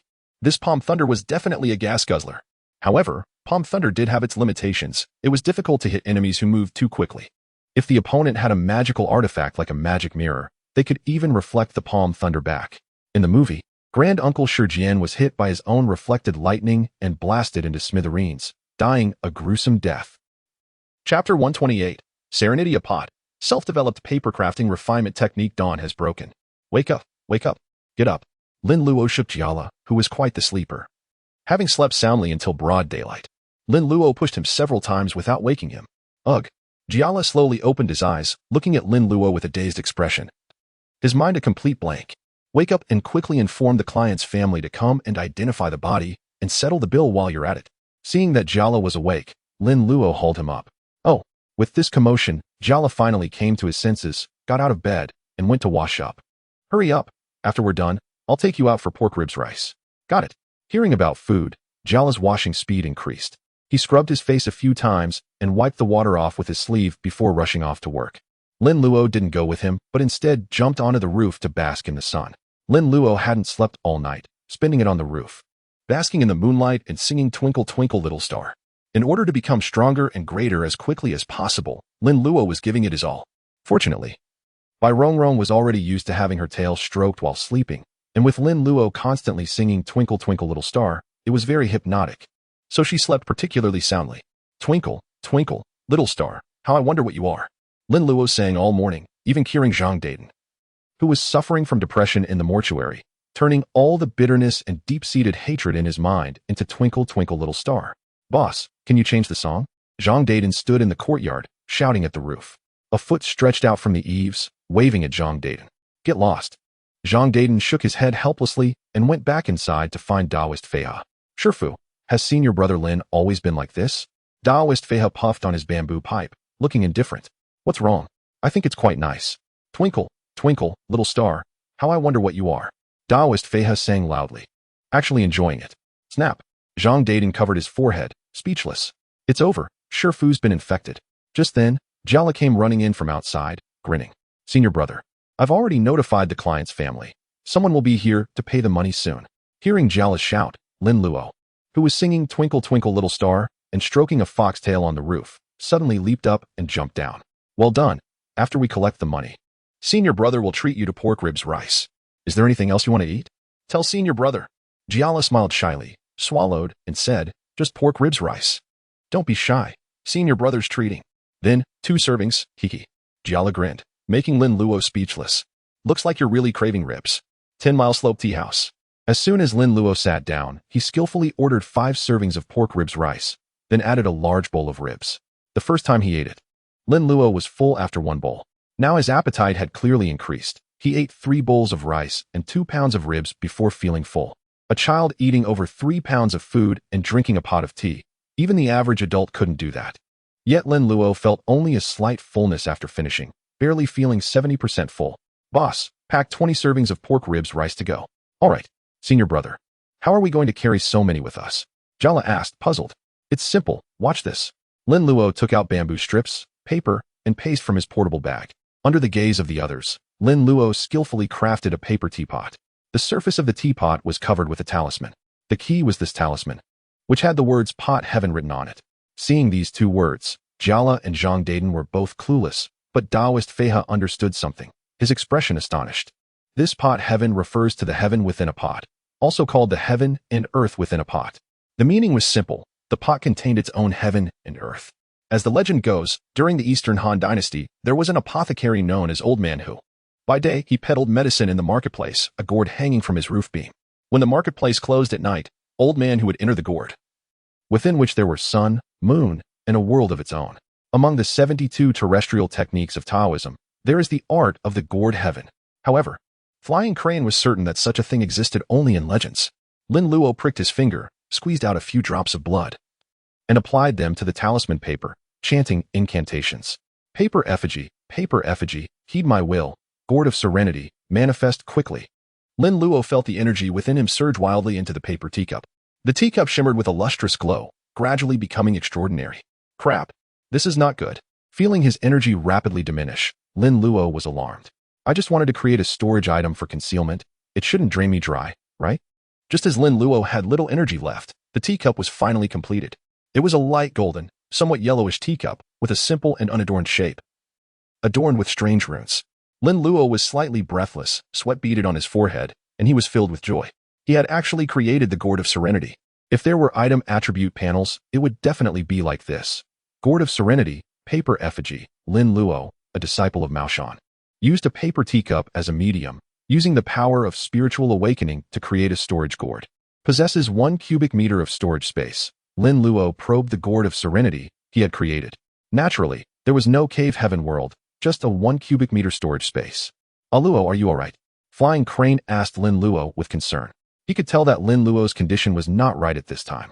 His true energy was excessively depleted, looking as if he had been drained dry. I'm fine. I'll be fine after a rest. Lin Luo smiled, secretly cursing himself for being presumptuous. This space equipment was really difficult to make, and he must think twice before making such things in the future. If the Qian borrowing method could be used for cultivation and refining, that would be great. After a while, 20 servings of spare rice were delivered. Lin Luo had recovered and paid the bill with a smile. Flying Crane had given him the precious 5 Thunder Charm and was a close brother of Taoist Thousand Crane. Lin Luo already regarded him as one of his own, so it was okay for him to know about his paper effigy technique. Jialu is even more so. His junior brother, and their relationship was very close. Zhang Bold didn't need to be mentioned. His mouth was very tight. He really hadn't told anyone about his boss stealing someone else's wife. He wouldn't say it in the future. After all, the one who was stolen was his own wife. All right, watch carefully. The moment of miracle has arrived. Lin Luo said triumphantly, holding the gourd of serenity. Everyone's eyes were fixed on the gourd of serenity.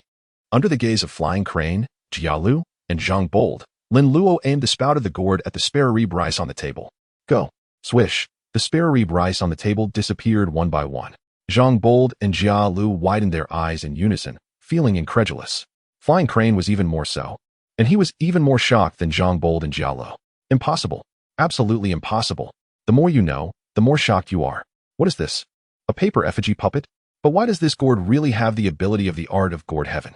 Just because a yellow talisman paper with the words gourd heaven written on it was pasted on it during the making? What a spiritual joke. If it were that simple, wouldn't mustard seed space magic treasures be all over the spiritual world? But in fact, magic weapons such as mustard seed space have only appeared in legends. Who doesn't carry a cloth bag with them when they go out? To put it nicely, it's a bag of treasures. To put it bluntly, what's the difference between it and the vegetable basket carried by the vegetable lady when she goes to the early market? But now there is a real mustard seed space-like magic treasure in front of them, and it was made of bamboo strips, paper, and paste. If it is said to be a magic weapon, it is a paper teacup. Ghosts wouldn't even take a second look if it was burned. If it is said not to be a magic weapon, if this is not a magic weapon, what is a magic weapon? Haha, how is it, Uncle Flying Crane? Lin Luo raised his small chin, looking at Flying Crane triumphantly, his eyebrows dancing. He was too familiar with Flying Crane's expression of collapsing Dao heart. Uncle 9, Uncle Four Eyes, and Uncle Thousand Crane had all experienced it. Now it was finally Flying Crane's turn. Hee, not one can be missing. Flying Crane supported his chin with his hand, closed his unclosable mouth, and it took a long time to calm his chaotic head. Luo, in the future, don't let anyone see this kind of thing. Don't even talk about it. Flying Crane said very seriously. If this spreads out, the spiritual world will explode. Flying Crane couldn't imagine what kind of turmoil it would cause at that time. I know. We are all our own people. I won't tell anyone else. Lin Luo nodded and put the gourd of serenity into the bag he carried with him. It's best to be like this. Everyone has eaten almost enough. Let's go. Flying Crane looked around and breathed a sigh of relief when he saw that no one was paying attention here. This stinky boy is really smug enough. He had to mention it to senior brother Four Eyes when he turned around. It would be easy to get beaten if he went on like this. But Flying Crane thought again and couldn't help but smile wryly. Ordinary people would be beaten by this kid as soon as they met him. Chapter 129 Uncle Nine's Telepathic Transmission. In the early morning mountains, the mist was hazy. A group of people passed through the morning mist, stepping on the morning glow, and came to the fence gate. Finally back. I'm almost exhausted. Jialu. Taoist Four Eyes wiped the sweat from his forehead and shouted into the house several times. No one answered. Taoist Four Eyes then realized that Jialu was not at home now. Taoist Thousand Crane behind him was amused and laughed, teasing him. Senior brother. Do you miss Jialu? You can't wait to see Jialu as soon as you come back. Taoist Four Eyes curled his lips, very stubborn. TCH. Would I miss that stinky boy? What a joke. Okay, let's go in. I'm tired even if you're not. Taoist Four Eyes pushed open the courtyard door and stepped in. Taoist Thousand Crane shook his head and smiled, and followed him. Anan and Abe took off the bamboo baskets on their backs and put them under the eaves. The bamboo baskets were very large, covered with oilcloth for waterproofing, and when they were put down, they clanged, and you could tell that the things inside were very heavy. After these days of recuperation, Anan and Abe's injuries had almost healed, and they had become strong laborers again. This kind of hard work was naturally their exclusive. The first thing to do when you get home is to wash up, and then offer incense to the patriarch. Taoist Four Eyes and Taoist Thousand Crane washed off the dust on their bodies and came to the altar to light 3 incense sticks. Greetings to the patriarch. Taoist Four Eyes began his swallowing style greeting again. After he gave way, Taoist Thousand Crane knelt respectfully on the futon and simply greeted him. Junior brother. It's not that senior brother is talking about you. When you greet the patriarch, you don't seem close at all. Taoist Thousand Crane twitched his lips. Did he have to greet him as exaggeratedly as you to be considered close? Just then, the altar of the patriarch suddenly flashed with golden light. Taoist Four Eyes and Taoist Thousand Crane were both stunned when they saw the flashing golden light, and then quickly came to the altar. Taoist Four Eyes pinched the seal with his hand and chanted incantations. I offer Wei Tian. The rivers, sun, moon, mountains, seas, and stars are in my palm. I make it bright when I make it bright, and I make it dark when I make it dark. Swish, swish, swish. The magic formula changed. Taoist Four Eyes pointed his finger at the bagua mirror on the table, showing its shape. The face of Uncle Nine suddenly appeared in the bagua mirror. At the same time, Uncle Nine stood in front of the patriarch's altar, looked at the figures of Four Eyes and Thousand Crane appearing in the bagua mirror. And a faint smile appeared on the corner of his mouth. Four Eyes, Thousand Crane. Senior brother, what's the matter with you using telepathic transmission? Taoist Four Eyes asked. Uncle Nine stood with his hands behind his back, raised his eyebrows and asked, I'm here to ask you, how is Luo doing on your side? It's been so many days, and you haven't sent any news. Taoist Four Eyes was stunned for a moment, then laughed and said, Senior brother, you don't have to worry about this. Luo is fine. He is out with Jia Lu to bring goods now. Uncle Nine raised his eyebrows, then nodded. It's a good thing to see more of the world.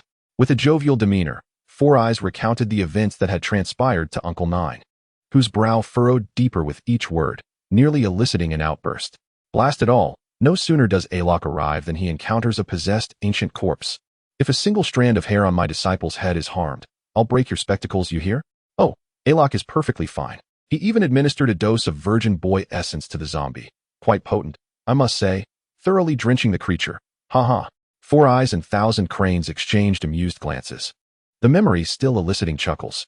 Uncle Nine's lips twitched. That rascal, never serious, always exuberant when facing zombies. Impaling the old master with a peachwood sword. Dousing the royal zombie with boy essence. Where does he conjure these tactics? Suppressing a smile, Uncle Nine casually announced, Oh, I have another matter to inform you of. I intend to take on more disciples. Upon hearing this, the smiles of Four Eyes and Thousand Cranes vanished. Senior brother, another disciple? You already have 3. Can you adequately instruct them all? Four Eyes inquired, perplexed.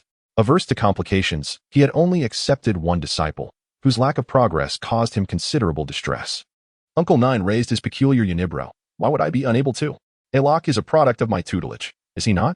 Is he not well taught? Who could argue with that? Exceptionally so. Senior brother's pedagogical prowess is unparalleled, a veritable paragon of the Maoshan tradition, a model instructor. The two exchanged praise and jest, their flattery effusive. Uncle Nine's countenance flushed slightly, and he cleared his throat, gratified by his junior brother's sincerity. Enough, enough, the flattery is excessive. I'm blushing on your behalf. I am not as exceptional as you portray me. I still have room for improvement. Indeed, senior brother speaks truly. Uncle Nine regained his composure. Alok possesses a natural aptitude, requiring minimal guidance. Cho Sang has established himself as a security captain in town, securing a livelihood, and his focus is no longer on cultivation. One-size talents are known to you. If he can live a stable life, it would be a blessing.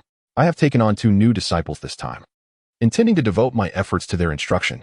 With that, Uncle Nine turned to Thousand Cranes. Junior brother Thousand Cranes, if you're amenable, perhaps you could come to the Rin family village mortuary. Henceforth, my primary focus will be on teaching, and I will be unable to attend to the mortuary.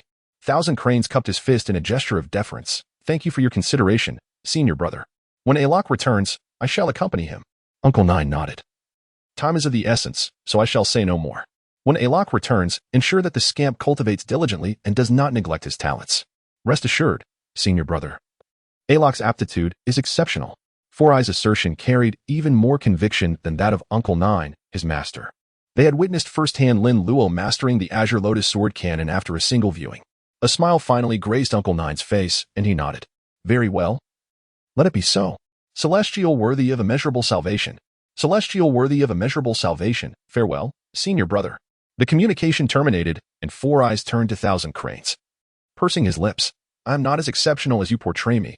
I still have room for improvement, conceded senior brother. Thousand Cranes chuckled. You imitate him quite well, senior brother. Indeed, Four Eyes said with a smug smile, shrugging his shoulders. Among us brothers, I understand him the best. 3 nights later, the moonlight cascaded down like liquid silver, illuminating the myriad stars. The path was flanked by dense thickets, their shadows creating an eerie ambience. The dead make way. The living step aside. Kalak, wielding a 3 purities bell, shook it with affected solemnity, chanting his incantation. They had secured a new commission in 10 Mile Town and were pressing onward. This journey was rather protracted, lasting a full 3 days. According to the map, a mortuary lay just ahead. Kalak dismounted his infernal steed, feigning the role of the one escorting the deceased. He hopped forward with his charge. Glancing back at the path they had traversed, it was pitch black, devoid of any sign of life. What is senior brother up to this time? Dragging this out for so long. I must not mention the matter of defecation. Otherwise, senior brother will pelt me with stinky tofu again. Sniff. Kalak paused. What was that sound? Strange, why do I detect the scent of stinky tofu? As Kalak pondered, rustling emanated from the roadside bushes, and suddenly, a dark figure sprang forth. Blast your ancestors! Kalak exclaimed, startled, leaping backward. Who goes there? What manner of fiend art thou? It is but a man. The dark figure responded languidly. Still fastening his trousers, Kalak peered intently, and indeed, it was a man. Relieving oneself, and you mentioned stinky tofu, making me feel hungry. The man smacked his lips and emerged from the undergrowth. Moonlight illuminated him, revealing a man in his 40s, clad in coarse cloth robes, resembling a laborer. Kalak scanned his surroundings. Although the mortuary was not far ahead, it was still some distance away. Aside from senior brother, how could anyone be defecating in such a place? Chapter 130, Midnight Nuptials. Partake of the wedding wine. Observing Kalak's actions, the man fastening his trousers' eyes lit up slightly. Haha, young brother. I overheard you mention stinky tofu. I am particularly fond of it. Do you also enjoy this delicacy? Gag. Kalak retched instinctively. I do not. What are you doing here so late at night? Why, my boss is getting married, and we, his subordinates, are naturally here to deliver gifts and partake of the wedding wine. Alas, I suffered a bout of stomach trouble and have been squatting here for half the night. Conveniently coinciding with your passing by. Young brother, are you by chance a corpse transporter? The man scrutinized Kalak's charge, his eyes darting about. In certain locales, it is customary to conduct weddings at midnight, such as in Chaoshan. Some believe that encountering no one else on the road at midnight ensures that the prosperity will not be absorbed by others. In southern regions, many weddings are held at dusk, with music and festivities extending into the night. By the time the banquet concludes, it is time for the wedding chamber, marrying at twilight. When heaven and man are in harmony is also considered auspicious. Additionally, in regions plagued by bandits, traveling late at night offers greater security against potential kidnappings. In some places, a parasol is held over the bride during the wedding ceremony, symbolizing unseen by the heavens, which is a custom, but unnecessary at night. Indeed, corpse transporter. This place is rife with energy, brother. You should depart hence forthwith. With that, Kalak shook the 3 purities bell and scattered a handful of paper money, continuing to escort his charge forward. This man is peculiar. Seeing that I am transporting a corpse, he makes no attempt to avoid it, and even mentions attending a wedding feast. The dead make way, the living step aside. Thump. Kalak and his charge leaped forward in unison. Ouch, that bell is quite loud. The man rubbed his ears, muttering to himself but remaining rooted to the spot, his eyes gleaming as he scrutinized Kalak. Once Kalak had passed, he suddenly inquired with a smile, Young brother, where are you headed? Kalak glanced back at the man, thinking him deranged. I am a corpse transporter. Where else would I be going? Kalak said speechlessly, to the mortuary, naturally. Are you not going to the wedding? Be on your way. Haha. Going alone would be rather tedious, young brother. Why not join me? The mortuary is just ahead. Leave the corpse there and come have a few drinks with me.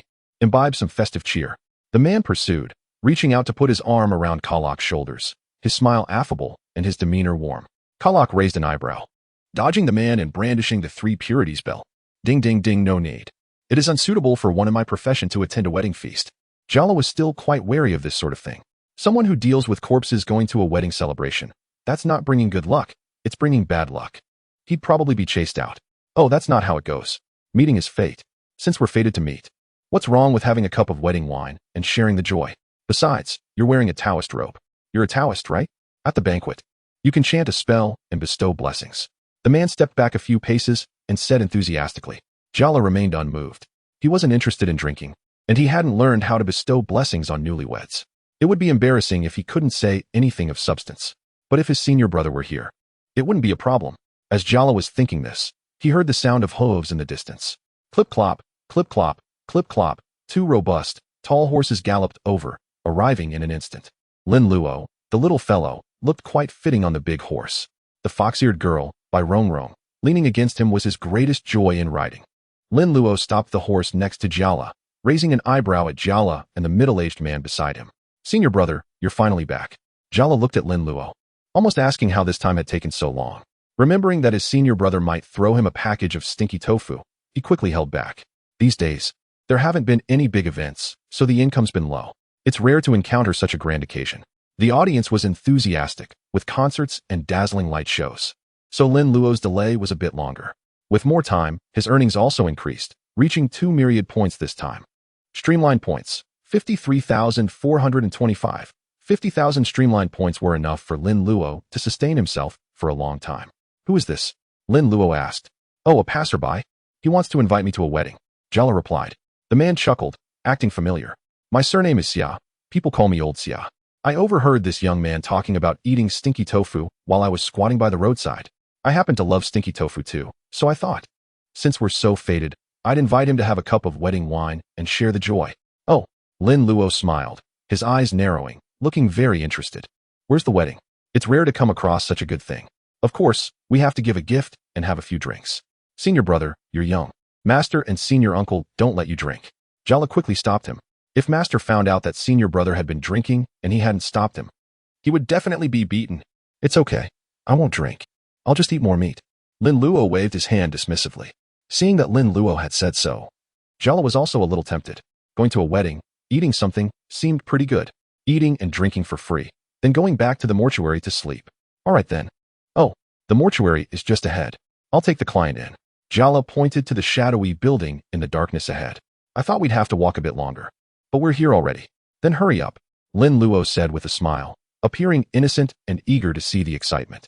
Old Xia looked at Lin Luo's behavior, smiling even more happily. This kid is really nice. Got it. Jiala shook the 3 purity spell, trotting along with the client into the mortuary. After hastily settling things, he came out. Strange, why is there no one guarding the mortuary? Jiala muttered, not thinking much of it. The client was in the mortuary, and Jiala was watching over it, so nothing would happen. Let's go, senior brother, Jiala said with a smile. All right, let's go. Old Xia laughed heartily, striding forward, leading the way. He turned back now, and then to call to Lin Luo and Jiala, hurry up, or you'll miss the wedding. Jiala was quite excited. He had never been to a wedding before, and he was curious about what the bride looked like, whether she was beautiful. The group turned onto a small path in the woods and walked for about half an hour. The path opened up to a village. Many red lanterns hung in the village, and large red characters were pasted on the doors, windows, and railings. It was very lively inside, with many people sitting, eating, drinking, and chatting. Oh dear, we're late. They've already started eating. Old Xia, why are you so late? You'll be fine 3 cups. Haha. I met 2 friends on the road and talked for a while, so I was delayed. New friends, welcome, welcome. Oh my, what a beautiful child. So tender and delicate. So lovable. This young man is quite robust. Slurp. Men, women, old, and young, wore all sorts of strange clothes. Everyone looked at Lin Luo and Jiala, their smiles growing more enthusiastic. Jiala was flattered by the enthusiasm, but it made his back tingle. This place made him want to leave as soon as possible. Lin Luo had a bright smile, like a curious kitten, looking over the people from time to time. His cute, delicate face made the young women and wives in the crowd very happy. Garen followed behind with a cold expression. Bai Rongrong stared at the scantily clad beauties in the crowd, frowning. These bad women, lusting after my master's body. Don't just stand there. Come and sit. Yes, yes. Eat something. Drink some wine. It's cold at night. Warm yourselves up. Several people gathered around Old Xia, inviting them warmly. Lin Luo chuckled, nodding, and found a table with Jiala and Bai Rongrong. The table was laden with delicacies, fine wine, fragrant dishes, and some fresh fruit, making one's mouth water. Jiala couldn't help but want to start eating. But seeing that Lin Luo hadn't touched his chopsticks, he was too embarrassed to eat first, swallowing saliva. His eyes constantly signaling to Lin Luo. Senior brother, eat something. Lin Luo wasn't in a hurry to eat, smiling as he looked around. Closing his left eye and opening his right. The world suddenly became wonderful. Chapter 131, Jiala. What? Were the wedding gifts? In the dim world, 2 of the 3 lamps on Jiala's body had gone out. Around him were green, blue, black, yellow, white, and gray figures. Not a single living person. Looking at the fine wine and delicacies on the table, there were rats, earthworms, maggots, and beetles. Lin Luo almost vomited. At this moment, the village suddenly burst into festive music and the crackling of firecrackers. The atmosphere became even more lively. The bride is here. An old man with a peculiar voice shouted excitedly. Then, a wedding procession entered the village with music. The ornate sedan chair was vividly red, especially eye-catching in the night. Here it comes, finally here. What a grand display. Of course, Madam who is marrying off her daughter, and the groom is the beloved youngest son of Master Lu. Of course, there must be pomp. That's right. Old Xia will be showing off tonight, bringing a great gift. Indeed, we'll have a feast tonight. Everyone stood up. Watching the arrival of the wedding procession, their expressions excited, applauding, and welcoming. The chattering was too noisy, and it was impossible to hear what they were saying. Jiao was curious about what the bride looked like, standing on tiptoe, craning his neck to get a glimpse. Lin Luo was smarter, riding on Garen's neck. His vision very broad, absolutely standing out from the crowd. At this moment, Lin Luo could see even more clearly. What village? This was just a chaotic burial ground, surrounded by messy graves, with scattered bones discarded on the side. The empty eye sockets of the skulls seemed to be telling something. The people here had pure or mixed auras. Because ghosts and demons who had harmed people carried a bloody, baleful aura, it was easy to distinguish them. Interesting. Lin Luo had never encountered such an proactive audience, bringing him directly into their lair. For a moment, the smile on Lin Luo's face became even brighter. As the bridal sedan came to rest, a handsome young man, adorned in groom's attire, stepped forward under the escort of the crowd to raise the curtain. The bride within was assisted out, resplendent in a scarlet wedding gown and phoenix coronet, a vision of matrimonial splendor. A red carpet paved her path, eliciting gasps of admiration. Though her face remained veiled, her regal aura captivated all eyes. Such a beautiful bride. Lord Lu is indeed fortunate. The Hu family's daughters are renowned for their beauty. I would gladly meet my end to wed such a woman. You delusional toad, aspiring for swan's flesh. Humph, I'm a toad, not a toadstool. I discerned your true nature at first glance. Enchantress, I shall harness you for my cultivation. Lin Luo's eyes gleamed with fervor. What is this? A veritable cultivation accelerator. I shall grasp a demon's tail in each hand, generating static electricity to propel my thunderbolt fist to double speed. Senior brother, shall we partake in the festivities? Is it not impolite to freeload? Jia Lu tugged at Lin Luo's hem, whispering, Senior brother, would it be improper to simply partake without offering a token of goodwill? Nearby, onlookers stifled laughter, amused by Jia Li's naivete. Lin Luo regarded him with incredulity. You yourself are the gift. What more could you offer? Very well, I shall ascend and serenade the newlyweds with a song, wishing them eternal bliss and a fruitful union. Lin Luo's pronouncement drew attention. Observe, whose child is this?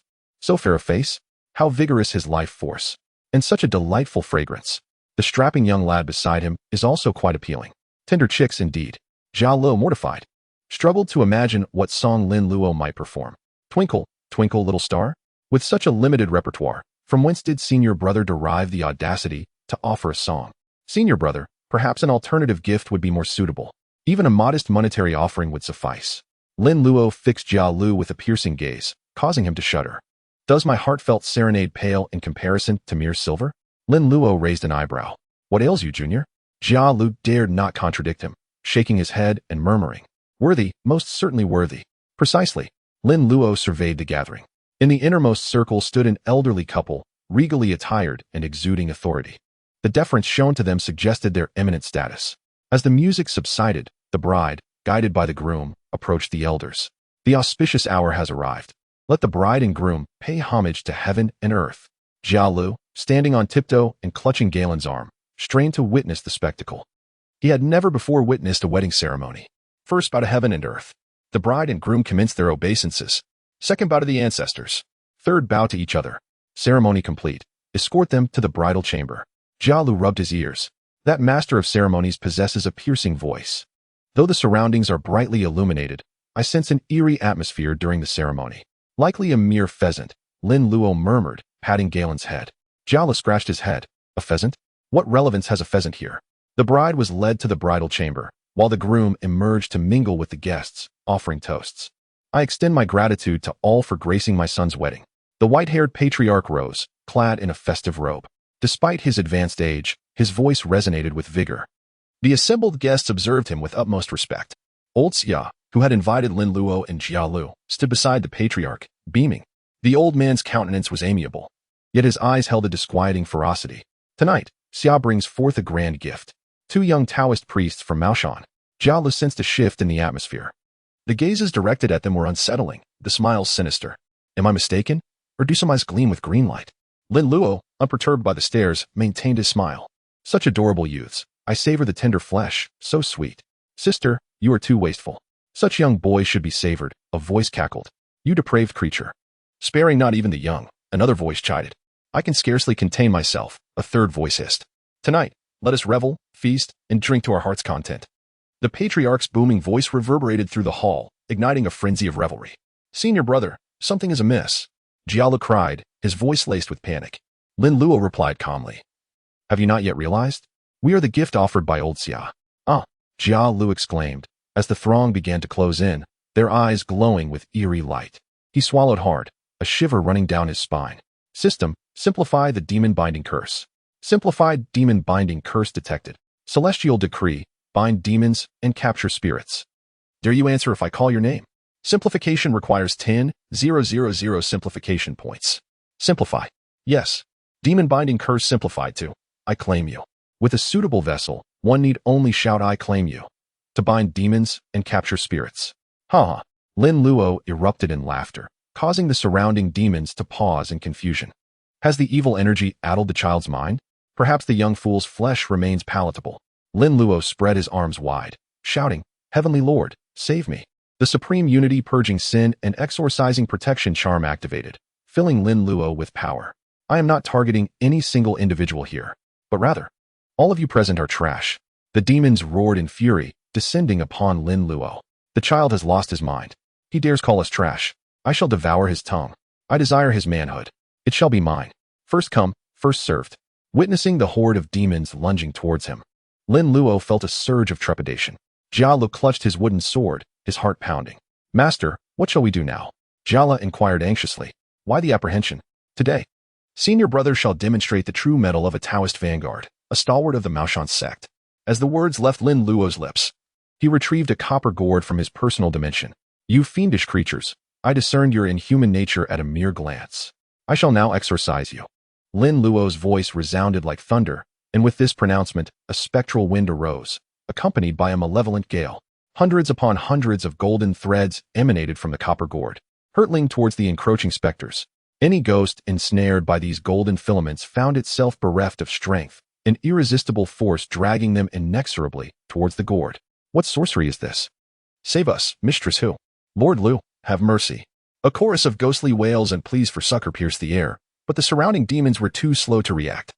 Witnessing the lamentable demise of these ancient spirits as they were wrenched away, Lin Luo's mana ebbed rapidly, yet his composure remained unshaken.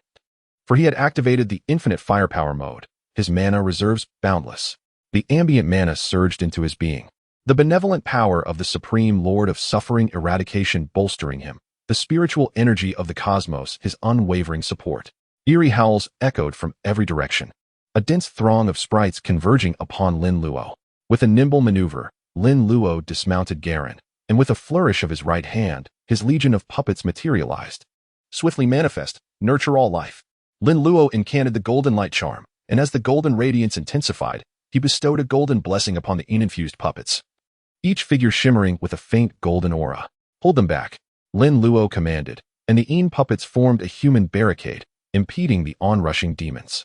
Not all of these demons had assumed human form. Some employed illusions, appearing human to the untrained eye, yet in truth were wolves, foxes, or other bizarre creatures. Their true nature indiscernible at a glance. Those who had truly metamorphosed were but a minority. Garen, bathed in golden light, resembled a deity with an unparalleled skin. Wielding unmatched divine power, his massive hands gripping the ankles of 2 ancient demons, using them as weapons, smashing them against the other demons, who wailed in agony as they were sent flying. Indeed, the indomitable Garen, a stalwart guardian. Poof! Lin Luo sealed the gourd, imprisoning all the ancient spirits within. Though fewer in number than the energy motes in the village, these spirits were of far superior quality, venerable and malevolent spirits who had wrought havoc for years. Had Lin Luo not invoked multiple enhancements, the simplified binding ghost incantation, its power amplified, in the supreme expiation and demon-slaying protection incantation. Borrowing power from the heavens and earth, he would have been drained dry. In mere moments, the Qian puppet formation had been compressed into a tight cluster. Damn you. You treacherous dogs, showing no chivalry. Lin Luo cursed and sensed. He raised his sword fingers to the heavens, then unleashed a series of palm strikes, triggering the palm thunder. Rumble thunder reverberated, and the weaker demons at the forefront were blasted away. The demons recoiled at the thunderous assault, for such beings feared thunder above all else. Yet, upon seeing the injured demons survive, they realized the youth's skill was wanting. Though he wielded thunder magic, its potency was insufficient. Fear not, we are many. How many strikes can he deliver? Charge. Devour them. I crave the phallus is mine. A horde of demons, driven mad by their lust for flesh, roared as they continued their savage assault. Though Lin Luo's puppet instructors possessed alluring countenances, their physiques were characterized by developed pectoral muscles and slender limbs, seemingly delicate. Yet the essence of the Qian puppets remained unchanged. Perhaps Garen was more robust, while instructor Sanami was more supportive, but the pain inflicted was uniform. Furthermore, augmented by Lin Luo's golden light, the demons, though charging fiercely, were unable to breach the blockade for the time being. Master, what is to be done? Jala reiterated. Senior brother, your Maoshan prowess is impressive, exorcising so many ghosts, but there remain countless demons. Clutching his peachwood sword, Jala nervously eyed the demons converging from all directions. Fearing the puppet instructors would be overwhelmed, he no longer questioned the instructor's sudden appearance, his attention fixated on the demons, those burly brutes clamoring to devour them. And those alluring female demons, their eyes gleaming with a crazed hunger as they demanded their phalluses. Lin Luo retrieved a can of golden lacquer from his personal dimension. Give me your peachwood sword. Oh. Unsure of his senior brother's intentions, Jiala complied. Lin Luo applied a layer of golden lacquer to the sword. Senior brother. What is this for? To consecrate your peachwood sword. In an instant, the peachwood sword shimmered with resplendent golden light. The trigger for the consecration incantation, Lin Luo's mana infusion and the application of golden lacquer. Jiala dazedly accepted the sword, feeling Lin Luo pat him several times. A few protective talismans, depicting a Taoist with a single-stroke eyebrow, were affixed to his person. A warm current coursed from Lin Luo's hand into Jiala's body, transforming him into a radiant golden figure. You have been enhanced, now go forth. Jiala?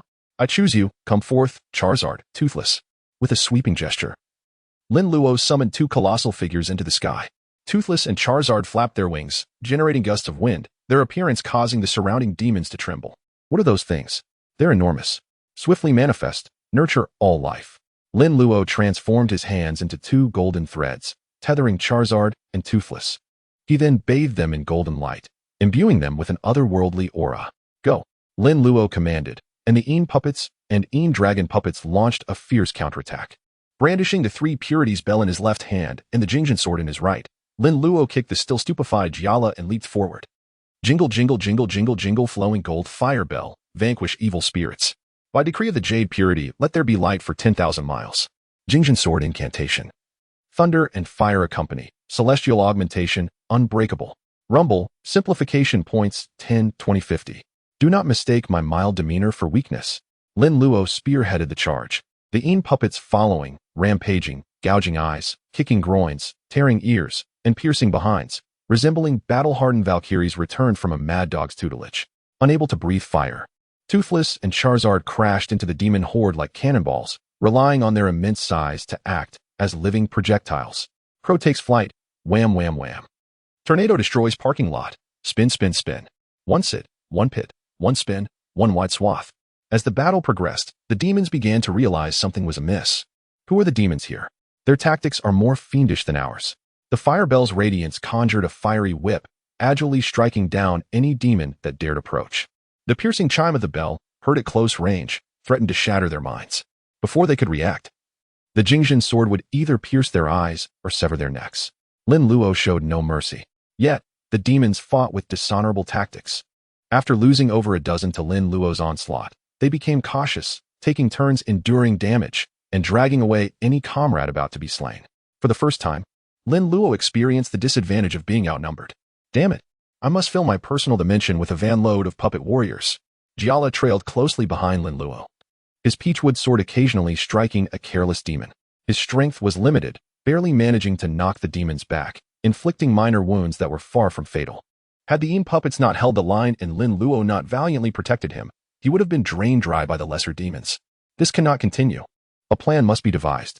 Lin Luo furrowed his brow, his hands moving incessantly, seizing one diminutive sprite after another. The Jingzhen sword ascended with swiftness, cleaving upwards in a flurry. Crackling and booming, thunder and fire erupted. Simplification points 1000. Instantly, a supple-furred marten appeared in Lin Luo's grasp. Chapter 133, A Pyrrhic Victory. As Lin Luo dispatched the sprites, his puppet instructors also began to falter. Ryup. A savage bear spirit tore one of the puppet instructors asunder. What was once a magnificent figure was reduced to mere scraps. Lin Luo's heart ached, his eyes turning verdant with dismay. These are the cherished mentors of my brethren. How dare you rend them asunder? This cannot continue.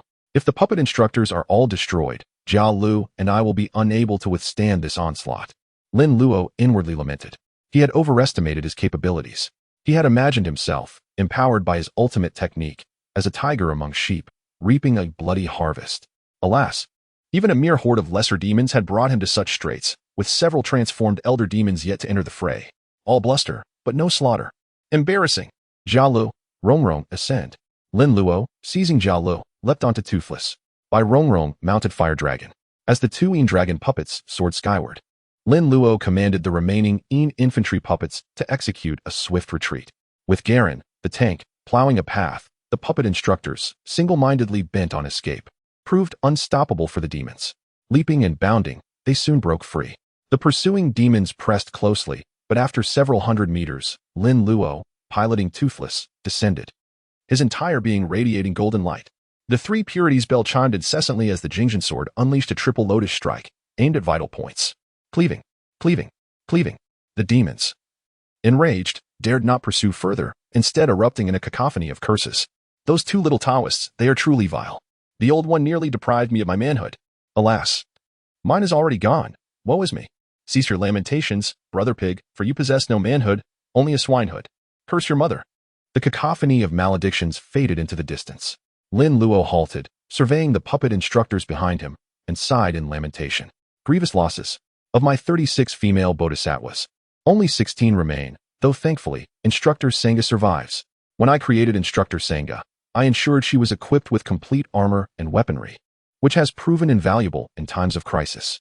Curse their ancestors. I shall not rest until this affront is avenged, lest I betray the memory of my countless departed progeny. Senior brother, whither do we proceed? Jiao Lu inquired cautiously, sensing Lin Luo's somber mood. Whither? To seek vengeance upon them. Lin Luo replied grimly, stowing the remaining puppet instructors within his personal dimension. Vengeance? How shall we exact vengeance? There are so many demons. Jiao Lu shuddered, the thought of the female demons. Their eyes gleaming with desire, their mouths watering, sending a pang of dread through his loins. He seemed to foresee his imminent demise. Lin Luo snorted twice, then, turning to the adorable Toothless, he sprang upon its back. Ascend. Jiao Lu hastily followed suit. Toothless took flight, its wings beating, while Fire Dragon, bearing by Rongrong, trailed close behind. Within moments, Lin Luo and his companions returned to the wedding scene. The wedding scene had devolved into utter chaos, a scene of devastation. With tables and chairs scattered haphazardly, and the corpses of various animals strewn about the ground. Boars, bears, tigers, wildcats, foxes, weasels, and more. A veritable menagerie. A testament to the sheer variety of demons gathered. It was fortunate that so few were capable of transformation. For a mere dozen could have crushed Lin Luo and Jiao Lu. But there were those transformed ones.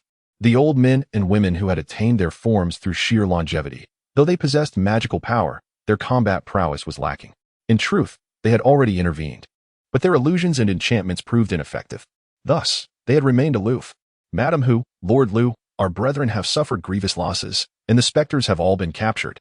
The individual responsible for clearing the scene reported. What was intended as a day of joyous celebration had descended into this. Neither the bride's mother nor the groom's father could muster a smile. That little Taoist, he is truly deceitful, a wolf in sheep's clothing, though an elderly woman. Madam Hu exuded an indescribable allure with every movement. In her youth, she must have been a great beauty. Lord Lu, a wolf demon, stood beside her. Though aged, his youthful vigor and ferocity were still evident. At this moment, he gnashed his fangs, a grating sound. If ever I lay my hands upon them, I shall flay them alive. Suddenly, Lord Lu felt a dampness upon his head, a chilling sensation, as if it were raining. Strange, was it raining? Lord Lu gazed skyward. Madam Hu followed suit. Droplets of moisture pattered upon their faces. A faint sensation of burning accompanied the moisture. A subtle scent of urine permeated the air. By the heavens, child's urine. In the heavens, Lin Luo and Jia Lu, each supporting a brother, opened the floodgates, unleashing a torrent of urine, near and far, with unrestrained glee. Since you lack martial virtue, today you shall sample the potency of this young master's sacred fluid. PSSSSSSSSS. Lin Luo whistled, increasing the pressure. The stream of urine shooting forth with unwavering force. From their elevated vantage, the urine traveled far, and the demons below suffered the consequences. Those lacking sufficient cultivation, those yet untransformed, upon contact with the child's urine, erupted in wails of agony. The areas touched by the urine instantly reverted to their true forms. Half human face, half pig head, some simply had beast heads. Simplification points 4, 3, 6, 5. Witnessing the rapid influx of simplification points, an idea suddenly sprang to Lin Luo's mind. Henceforth, this child's urine must not be wasted. He would construct a serenidia pot specifically to collect it. When encountering demons and monsters, he would seize them and force a bowl of child's urine down their throats, a far more potent remedy than anything else. Senior brother, I am finished, Jia Lu announced sheepishly, pulling up his trousers. Lin Luo grunted in acknowledgement, continuing to unleash his sacred fluid. His reservoir was vast, his nozzle thick, and his strength considerable, thus his stream lasted longer. By the time he had finished, the demons below had all scurried beneath the tables. Here, shake these bells. Shake them vigorously, without ceasing, Lin Luo instructed, handing Jia Lu 6 3-purities bells. Jia Lu nodded, watching as Lin Luo summoned Fire Dragon, then leapt upon its back. Once I depart, commence shaking the bells, without ceasing, Lin Luo reiterated, then directed Fire Dragon to fly towards the distance. Ding ding ding ding ding. The 3 purities bells rang wildly. Lin Luo guided Fire Dragon to alight gently in the forest behind the chaotic graveyard.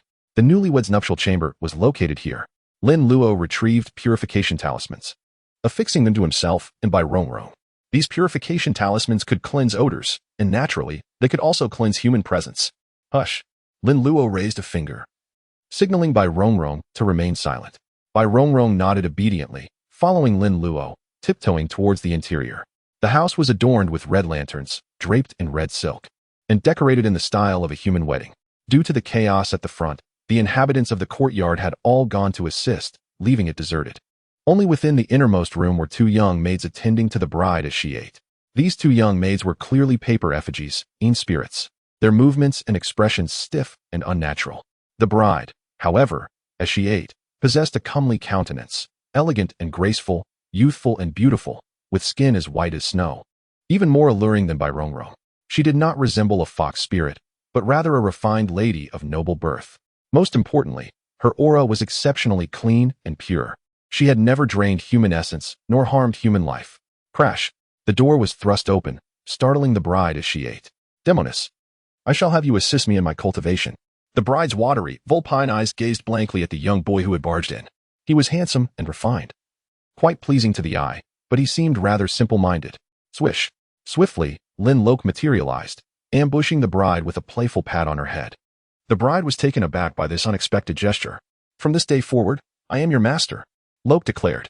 Such a delightful sensation. The bride's gaze softened, now filled with fervent admiration for Luo. Master, she purred, her voice dripping with allure. Overjoyed, Luo seized the bride and discreetly slipped away. As they exited, they collided with the groom and his entourage entering the courtyard. The group was stunned. Before they could comprehend the situation, Luo had already whisked her away on the fire-breathing dragon. Bring her back. A heart-wrenching cry echoed, filled with utter despair. Groom, no need to see us off. I will take exquisite care of your bride. Luo's voice reverberated from above, followed by another agonizing roar of anguish from the courtyard. Luo, perched atop the fire-breathing dragon, celebrated with unrestrained glee, his joy unbridled. 2 alluring fox spirits clung tightly to the dragon, embracing Luo, fearful of their master plummeting from above. Luo's discontent had significantly diminished. You wish to devour me? How amusing. I have absconded with your bride. Let's see if you still find it so amusing. Qian He, still vigorously ringing the bell, noticed that the toothless creature was no longer circling in place, but had instead taken flight. Ceasing the bell ringing, Qian He spotted the fire-breathing dragon soaring ahead and immediately understood that his senior apprentice was retreating. Wait, why is there a bride in a wedding gown in senior apprentice's arms? Wow, Senior apprentice, you abducted the bride.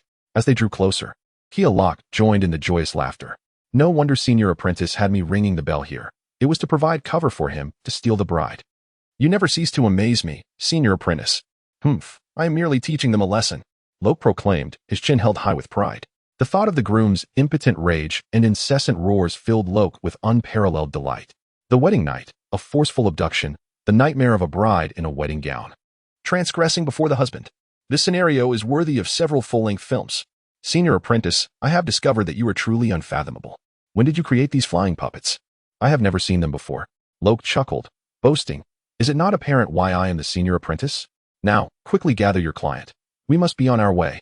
This place is no longer safe. What? Isn't the client at the mortuary? Observing Qian He's naive expression, Luo felt an urge to strike him. What did I tell you about walking at night? Never look back. 2 of the 3 flames on your shoulders have already been extinguished. Had I arrived any later, I would have had to collect your corpse. Luo scolded, exasperated. Qian He sheepishly scratched his watermelon-shaped head, grinning foolishly.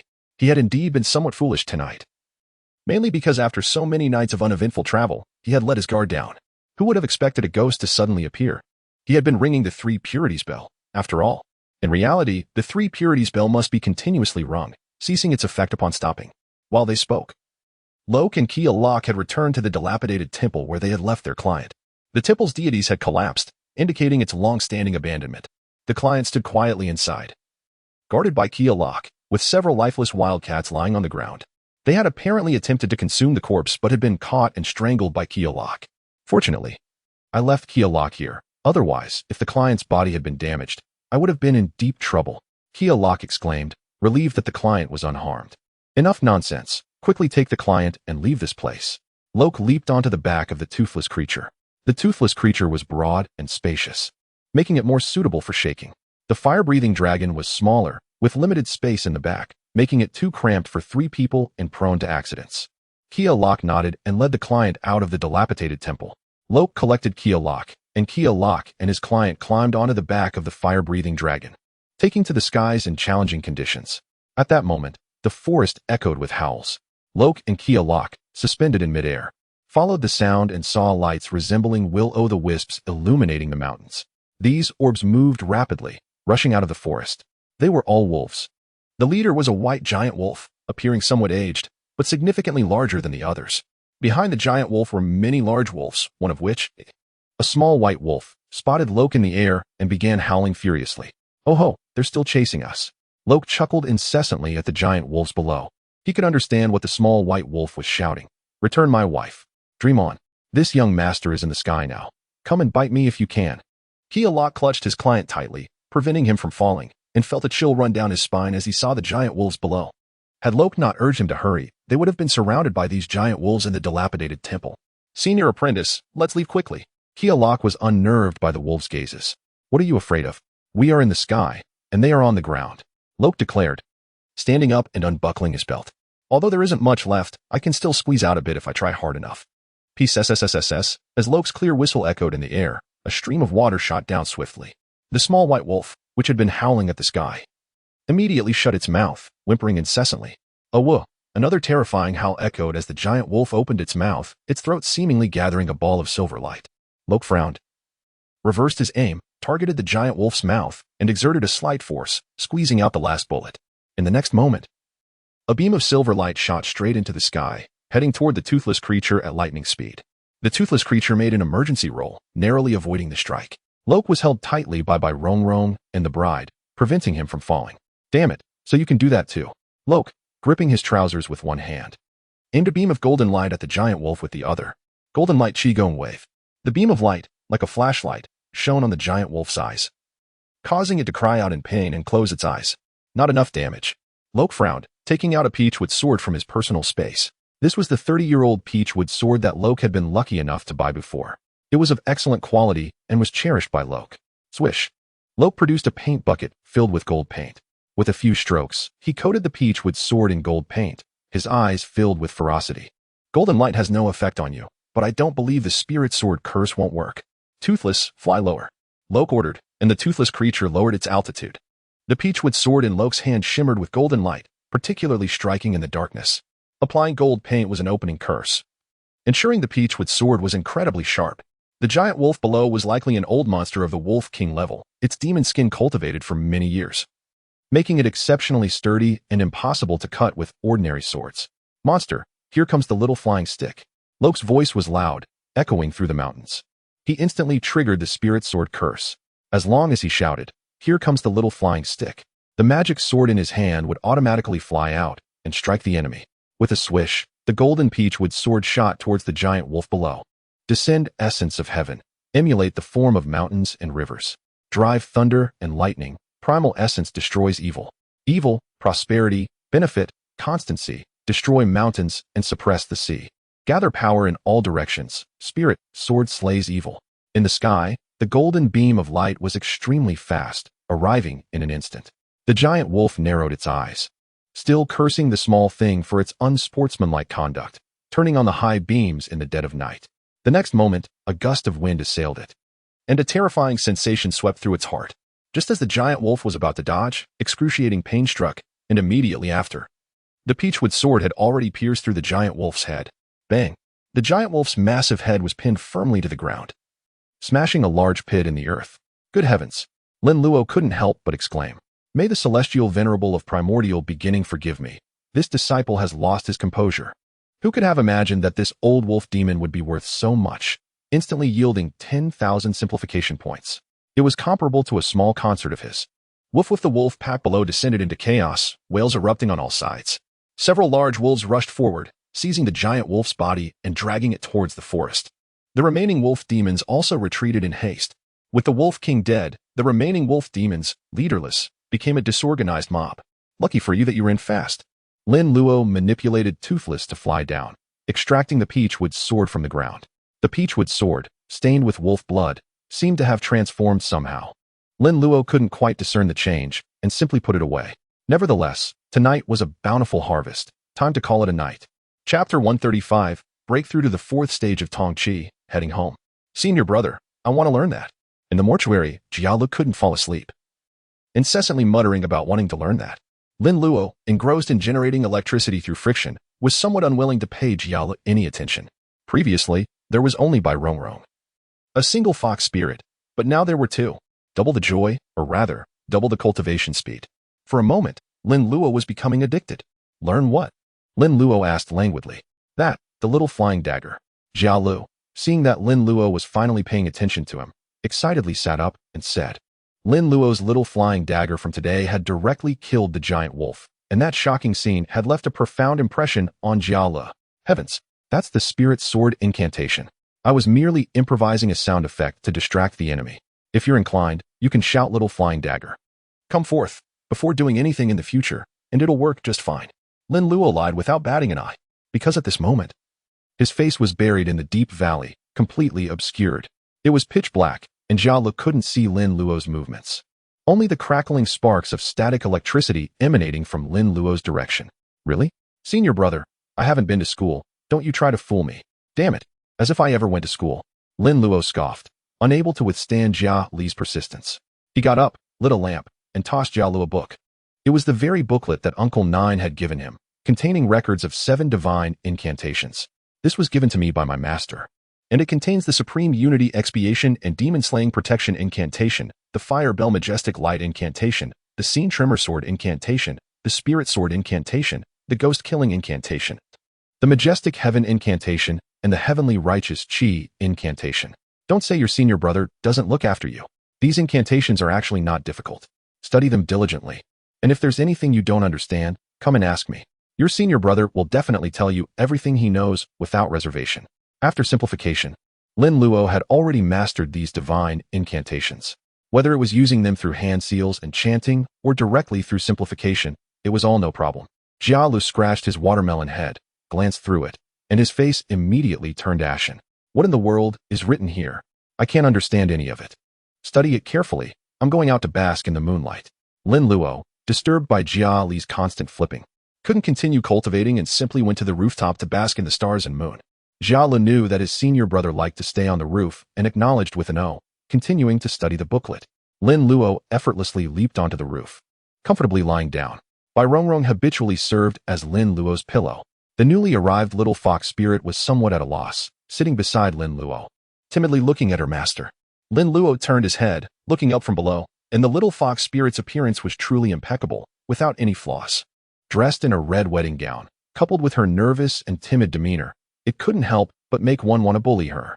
To bully her severely. Lin Luo always felt that this little resembled Uncle Jiu's version of the White Lady, possessing an indescribable grace and nobility. What's your name? Humaingyang. The corners of Lin Luo's mouth twitched slightly.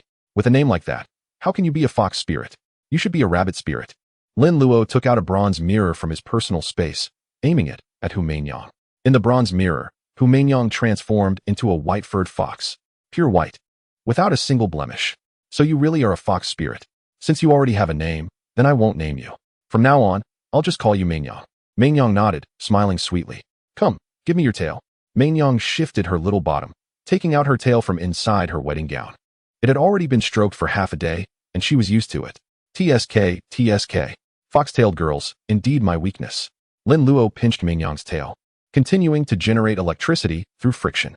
Mainyang let out a soft moan, gently leaning on Lin Luo's body, becoming Lin Luo's. Just as Lin Luo was enjoying the stroking, a foxtail covered Lin Luo's face, rubbing back and forth. A hint of jealousy was spreading. No problem. Little pets love to be jealous and compete for affection. Yes, yours too. Lin Luo chuckled, using one hand on each, gently stroking, humming Twinkle Twinkle Little Star in his mouth, generating electricity through friction. The sparks of static electricity crackled and popped incessantly. Streams of static electricity were absorbed by Lin Luo, entering the acupoints throughout his body.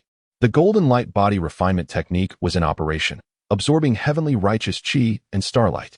Lin Luo couldn't help but become immersed in cultivation once again. The next morning, Lin Luo and Jia Lu handed over the clients to their family members. This small town was relatively remote, and there were not many people living there anymore. Outside the town was a Taoist temple. After Lin Luo and Jia Lu had eaten, they made a special trip to the Taoist temple to offer incense and pay respects to the Taoist patriarch. As Taoist disciples, upon arriving in the patriarch's territory, they naturally had to pay their respects to the patriarch. The incense offering at this Taoist temple was not very prosperous, and few people from the surrounding towns came. The old Taoist priest in the temple seemed indifferent to the arrival of Lin Luo and Jia Lu. After offering incense, Lin Luo carefully examined the old Taoist priest in the Taoist temple. The aura on this senior was truly extraordinary. Using the Qi observation technique, he saw that this senior was covered in a golden glow, even more intense than the golden light on Uncle 9 and 4 eyes. He must be an eminent figure from the Chuanjian lineage. After offering incense and paying respects, Lin Luo and Jia Lu were about to leave the Taoist temple when the old Taoist priest came after them. He encouraged Lin Luo with a few words and gave Lin Luo a talisman bag. After bidding farewell to the old Taoist priest, Lin Luo and Jia Lu continued on their way. The task of 10 clients had been more than half completed, and Lin Luo decided to take Jia Lu around more. To finish this trial as soon as possible, they had been out for quite some time. They had agreed to return home in a little over 2 months. And if they returned late, their master would be unhappy. 10 days later, Dumping Town. After wandering around, Lin Luo and Jia Lu returned to the place where Lin Luo had once held a concert. The last client was handed over, and the 2 senior and junior brothers felt completely relaxed. The task was finally over. Jia Lu held the money bag, counting the silver dollars inside. No wonder corpse driving was profitable. In this era, the purchasing power of silver dollars was very high. Taoist priest Four Eyes transported goods by special train, carrying about 10 people on each trip. 20 silver dollars were split among 10 people, which was only $2 per person. Lin Luo and Jia Lu were riding in a private car, which was 20 silver dollars per person. There were a total of 160 silver dollars in the money bag, 3 people on one trip. 20 silver dollars each. Jia Lu was counting silver dollars in his mind, feeling that his hands were not enough. All right, stop counting. Let's find a place to eat something. And then we'll go home, Lin Luo said to Jia Lu. Upon hearing about going home, Jia Lu also became excited. He had been away from home for so long, and he had long missed Four Eyes. He put away the money bag and stuffed it into his arms, and Jia Lu nodded with a chuckle. Senior brother, what shall we eat? Anything will do. Lin Luo wasn't particular about food, so he and Jia Lu grabbed a quick bite and then left the town to head home. Just as they reached the outskirts, Lin Luo felt a jolt through his entire being, followed by a tremor in the acupoints within his body. The qi within him surged and thrashed through his meridians. Crack! The 4th gate of qi transmission had been breached. What the heck? He mused, astonished. Unbeknownst to him, The fourth gate had been conquered on its own. In recent times, Lin Luo had been diligent in his cultivation, practicing the Great Cave True Scripture, the Golden Light Divine Curse, the Golden Light Body Refining Technique, the Heavenly Righteous Qi Curse, and the Lightning Bursting Thunder Fist. After over a fortnight, Lin Luo had amassed sufficient potential, finally breaking through to the fourth gate. Senior brother, what's wrong? Jia Lu, burdened with bags of belongings, noticed Lin Luo's sudden immobility and halted, asking with curiosity. We've barely reached the village entrance. Senior brother isn't thinking of relieving himself again, is he? Haha. Just thought of something delightful. Let's go, let's hurry home. Lin Luo waved his hand, and Toothless and Fire Dragon were summoned. Lin Luo hopped onto Toothless, with Bai Rongrong and Hu Mainyong following suit. Jia Lu, along with Jia Lu, climbed onto Fire Dragon without needing to be told. The two dragon puppets soared into the sky, and under Lin Luo's command, they rapidly flew toward the direction of Four-Eye's residence. Chapter 136, Treasure Uncle's Mission Reward Uncle Master. We're back. Master, I'm back. Inside the room, Four-Eyed Taoist and Thousand Crane Taoist were sipping tea and playing chess. An ivory chessboard sat on the table, the game appearing to be evenly matched. Just then, Thousand Crane scratched his ear and looked up at Four-Eyed with a puzzled expression. Senior brother, did you hear something? Four-Eyed Taoist furrowed his brow, contemplating his next move, and glanced toward the outside upon hearing Thousand Crane's question. What sound? It sounds like Luo and Jia Li's voices. Those two rascals are back? Four-Eyed's eyes brightened, and he quickly rose to go outside. After taking a couple of steps, Four-Eyed abruptly turned back, startling Thousand Crane. Senior brother, what are you doing? Don't move the pieces. Don't even think about cheating. TCH, you think everyone's like you. Thousand Crane Taoist waved his hand, and also got up to go outside. Four-Eyed Taoist had no aptitude for wealth. Anything involving gambling would inexplicably result in his loss. Thus, during chess games, Four-Eyed Taoist's most frequent actions were regretting moves and resorting to petty tricks. Thousand Crane Taoist didn't mind, as Four-Eyed always ended up losing in the end, no matter what he did. Sometimes, he would even let Four-Eyed ruin a winning game. As the two exited the house, they saw Lin Luo and Jia Lu descending from the sky. Heavens above, what are those things? They soon recognized them as Yin puppets. Good heavens. Yin puppets are no longer enough for you. You've turned to Yin beast puppets. But what in the world are these things, lizards or bats? Master, Uncle Master. Returning home and seeing their elders, Lin Luo and Jia Lu were in high spirits, especially Jia Lu, who was ecstatic and pounced toward Four-Eyed. Four-Eyed pressed down on Jia Li's face and vigorously tousled his watermelon head. He had been looking forward to this for days. You little rascal. Why did you take so long to come back? Were you slacking off? No way. Jia Li's face was squished into a wrinkled mess by Four-Eyed Taoist, and he didn't dare to resist. Lin Luo stood aside, grinning, with Bai Rongrong pulling the nervous Hu Mainyong behind him. Don't be afraid. The master's family is quite intimidating. But they're actually very approachable. Luo, you've reached the fourth gate of Qi transmission. Thousand Crane Taoist suddenly exclaimed in astonishment. Four-Eyed paused his actions and looked up at Lin Luo abruptly, pushing Jia Lu aside in the process. Fourth gate of Qi transmission. Good heavens. Luo, what kind of celestial treasures did you consume to cultivate so quickly? Four-Eyed Taoist darted to Lin Luo's side, grabbing his shoulders and scrutinizing him from head to toe. Thousand Crane Taoist's reaction was more composed than Four-Eyed Taoist's, but not by much. He was also astounded. Lin Luo's cultivation speed, even centuries or millennia ago, might not have been considered remarkable. Back then, the spiritual energy of the world was far denser than it is now. While the path of cultivation was still arduous, it was far easier than it is now. It was not uncommon for exceptionally talented individuals to cultivate rapidly. But what era is this now? The spiritual essence is dissipating, and the spiritual energy of the world is so scarce that it's difficult for ordinary people to sense it. It's exceedingly difficult for an average apprentice to sense the spiritual energy between heaven and earth during meditation. Often, people cultivate for most of their lives without ever sensing what spiritual energy is. Jia Lu, who entered the first gate of Qi transmission at the age of 18, is already considered exceptionally talented. Qiu Sheng and Wen Kai still only know Maoshan techniques and cannot cultivate Maoshan spells. In Wen Kai's words, he is simply an untalented talent. Now, Lin Luo had actually broken through from the first gate of Qi transmission to the fourth gate in just 2 months. Wait, you've achieved divine abode. Four-Eyed Taoist finally noticed the yin-tang point between Lin Luo's eyebrows, which was faintly shimmering with a pale golden spiritual light. This was a sign of successful divine abode. Lin Luo chuckled and nodded. Yes, I tried the heavenly martial, and I didn't expect to succeed. Hiss. Four-Eyed and Thousand Crane Taoist simultaneously gasped. Good heavens. He tried it and succeeded. What would the reaction of fellow Taoists be if they heard this? Oh, right, Uncle Master. Jialu and I encountered a senior of the Qian sect while transporting goods, and the senior gave me a talisman pouch. Lin Luo took out a talisman pouch from his pocket. The Qian sect and the Jingyi sect are the two major branches of Taoism in Divine Province. The founder was Wang Chongang. They emphasize the dual cultivation of nature and life, and internal alchemy. A simple way to distinguish them is that Qian followers cannot marry, while Jingyi followers can. Four-eyed Taoist raised his eyebrows and glanced at the talisman pouch in Lin Luo's hand, which was essentially a protective charm. Have you opened it to see what's inside? Not yet. After receiving it, Lin Luo had stored it in his personal space and only took it out today. Open it and take a look. If it's not a protective charm, it's a Dharma protector. Lin Luo nodded, opened the talisman pouch, took a look inside, and wordlessly poured out a golden statue of Lord Lao. Hey, this senior is quite generous. Four-eyed Taoist exclaimed in surprise. Thousand-Crane Taoist chuckled. It seems A Luo's talent is indeed enviable. That senior was even willing to take out such a treasure. Keep it safe. This statue of the Taoist ancestor has been consecrated through 49 months of devout worship.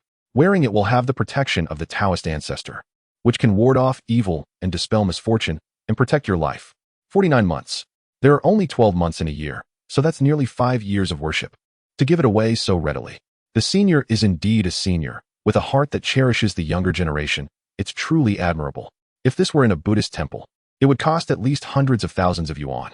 Lin Luo returned the statue of Lord Lao to the talisman pouch, but instead of wearing it, he stored it in his personal space. No way, with 2 fox spirits following me, practicing with me closely every day, I can't wear a protective charm from the ancestor. Or what if it sends my 2 little darlings away? Hee, a righteous senior is so generous. We uncles can't be outdone. Four-eyed Taoist said to Thousand-Crane Taoist. Of course not, or we'll be laughed at. Luo, come with us. Four-eyed Taoist waved his hand with great flair. Oh ho, judging by this, treasure uncle is going to give me some good stuff again. Hee, I knew uncle likes me the best. It's good that you have a conscience. Master, I also know you're the best. Jia Lu followed behind, quickly flattering Four-eyed, as he knew that if he was slow, his master would say he was a rascal without a conscience. Well, Jia Lu, you're not bad either. As they spoke, they entered the house. On the weapon rack where Four-eyed Taoist placed his weapons, which was previously empty because the magical artifacts were destroyed when dealing with the royal zombies, was now filled again. Lin Luo glanced at it, and his eyes immediately lit up. Upon the shelf rested 6 exquisite 3-clarity bells, their antique and elaborate designs immediately captivating Lin Luo. What truly pleased Lin Luo was the array of ritual implements, an exhaustive collection featuring an 8-sided Han sword, a 7-star sword, a peachwood sword, and a god smiter whip, along with talismans, a jade scepter, a nectar bowl, a celestial ruler, a demon quelling club, and a gourd. Fortuitously, Lin Luo's upbringing with Master Jiu had furnished him with a comprehensive knowledge of such implements. Otherwise, he might have been unable to identify some. Master Simu, with his hands clasped behind his back, watched Lin Luo with a proud demeanor, remarking, Ah Luo, these were all prepared for you by your uncle. Master Qian He elaborated. This 8-sided Han sword was wielded by an imperial censor during the reign of Emperor Wu of Han, specifically to execute malevolent and treacherous entities and to subdue evil. He continued, explaining the historical role of the imperial censor appointed during the 4th year of Emperor Wu's Zheng He era, who commanded a retinue of 1,200 officials and convicts, tasked with uncovering witchcraft and prosecuting the most heinous offenders.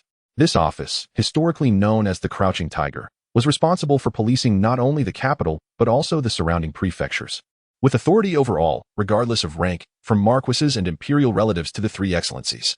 Lin Luo grasped the explanation, while Jia seemed bewildered. The power wielded by the imperial censor surpassed even that of the embroidered uniform guard of the early Ming dynasty. Lin Luo, impressed, picked up the 8-sided Han sword, and with a gentle force, unsheathed it. The sword, a paramount instrument of the state, represented the zenith of Han dynasty swordsmithing. Its form was both fluid and grand, blending robustness with elegance. Despite the passage of millennia, the blade still gleamed with a chilling light, its 8 facets shimmering as it turned. Lin Luo's admiration grew with each glance, and he felt a sense of reunion with an old friend, as if the sword had belonged to him centuries ago. Forged with meticulous skill, it must have been a peerless weapon in its time. Uncle Master, where did you acquire this? Master Simu, with a nonchalant smile, replied. I made a trip back to the sect and retrieved it from the treasury. His words, delivered with such ease, exuded an air of understated grandeur. The sect's treasury elevated the prestige of the artifacts. All of these. Lin Luo's eyes widened as he gazed at the weapons rack. Are these all for me? Indeed. Master Simu confirmed. This 7-star sword is a magical blade from the Kaiwang era of the Sui dynasty. The peachwood sword is carved from the heartwood of a 50-year-old peach tree and has been consecrated before the Tao ancestors' altar for nearly a decade. As for the Godsmiter whip, I personally oversaw its forging to ensure its durability. It will slay ghosts and zombies alike, without the risk of breaking. Master Simu spoke with unwavering confidence. Master Qian He, frowning slightly, cautioned, "Brother, I advise you not to be too certain." Master Simu paused, his expression shifting to one of reluctance, and said, "Junior brother, I'll wager with you that this Godsmiter whip will eventually break. I'll bet you 100 silver dollars. If it breaks, you give me 100 silver dollars. If it doesn't, I'll give you 100. Master Qian He's lips twitched as he stifled a laugh, nodding in agreement. Very well. I accept the bet. Lin Luo and Jia Lu exchanged puzzled glances. The two masters had truly mastered the art of gambling without any prospect of windfall. Lin Luo now regarded the Godsmiter whip with a newfound sense of peculiarity. These talismans, Jade Scepter, Nectar Bowl, Celestial Ruler, Demon Quelling Club, and Gourd have all been meticulously prepared for you. From now on, when you encounter ghosts, refrain from frantically ringing the bell, Master Simu said, gesturing towards the implements on the rack with a cheerful smile. Lin Luo chuckled, offering no explanation. The 3 clarity bell is my natal instrument. I am not called the bell-ringing little Taoist for nothing. The Taoist talisman is used to issue commands, whether performing the 5 Thunder Grand ritual, submitting memorials, praying for clear skies or rain, stopping winds or snow, commanding deities and spirits, expelling evil influences, administering healing talismans, or dispatching talismanic officers, without issuing clear orders. The generals will not advance, and the officers and soldiers will lack discipline. This underscored the importance of the talisman, akin to an emperor's seal, crucial for mobilizing forces. The Jade Scepter is a significant Taoist implement, shaped like the character for heart, symbolizing fulfillment of desires when combined with its name. The Nectar Bowl is a vessel for holding consecrated water, adorned with depictions of the 5 sacred mountains. During rituals, Taoists often hold the nectar bowl in their left hand and a willow branch in their right, using the branch to sprinkle holy water from the bowl across the altar, dispelling impurities. The Celestial Ruler and Demon Quelling Club are both implements for exorcising evil and suppressing malevolent influences. Finally, Lin Luo's eyes lit up as he gazed at the gourd. Uncle Master, is this the demon-collecting gourd? Master Simu chuckled, nodding. Indeed, this gourd can capture and pardon ghosts. It is inscribed with a ghost-binding incantation. By channeling your magical power, you can easily capture ghosts. If only I had known, I would have made one myself. It doesn't seem too difficult, Lin Luo muttered, examining the large gourd. Master Simu's lips twitched upon hearing this, knowing Lin Luo had mastered the art of inscript paper crafting. Well, these are all prepared for you as a reward for accompanying Jia Lu on this corpse-driving expedition, Master Simu said with a hint of resignation, having intended to impress his nephew but now feeling deflated. The demon-collecting gourd was not merely inscribed with a ghost-binding incantation. It required consecration before a sacred altar for 49 days, with daily chanting, and the incantation had to be inscribed by a master of the upper clarity tradition. Simu had sought the help of several senior masters from the sect to obtain it. For the sake of his beloved nephew, Simu and Qian He had spared no expense. Hee. Thank you, Uncle Master. I love you to death, Lin Luo exclaimed, hugging the gourd and playfully fawning over Master Simu. Ugh, enough, you rascal.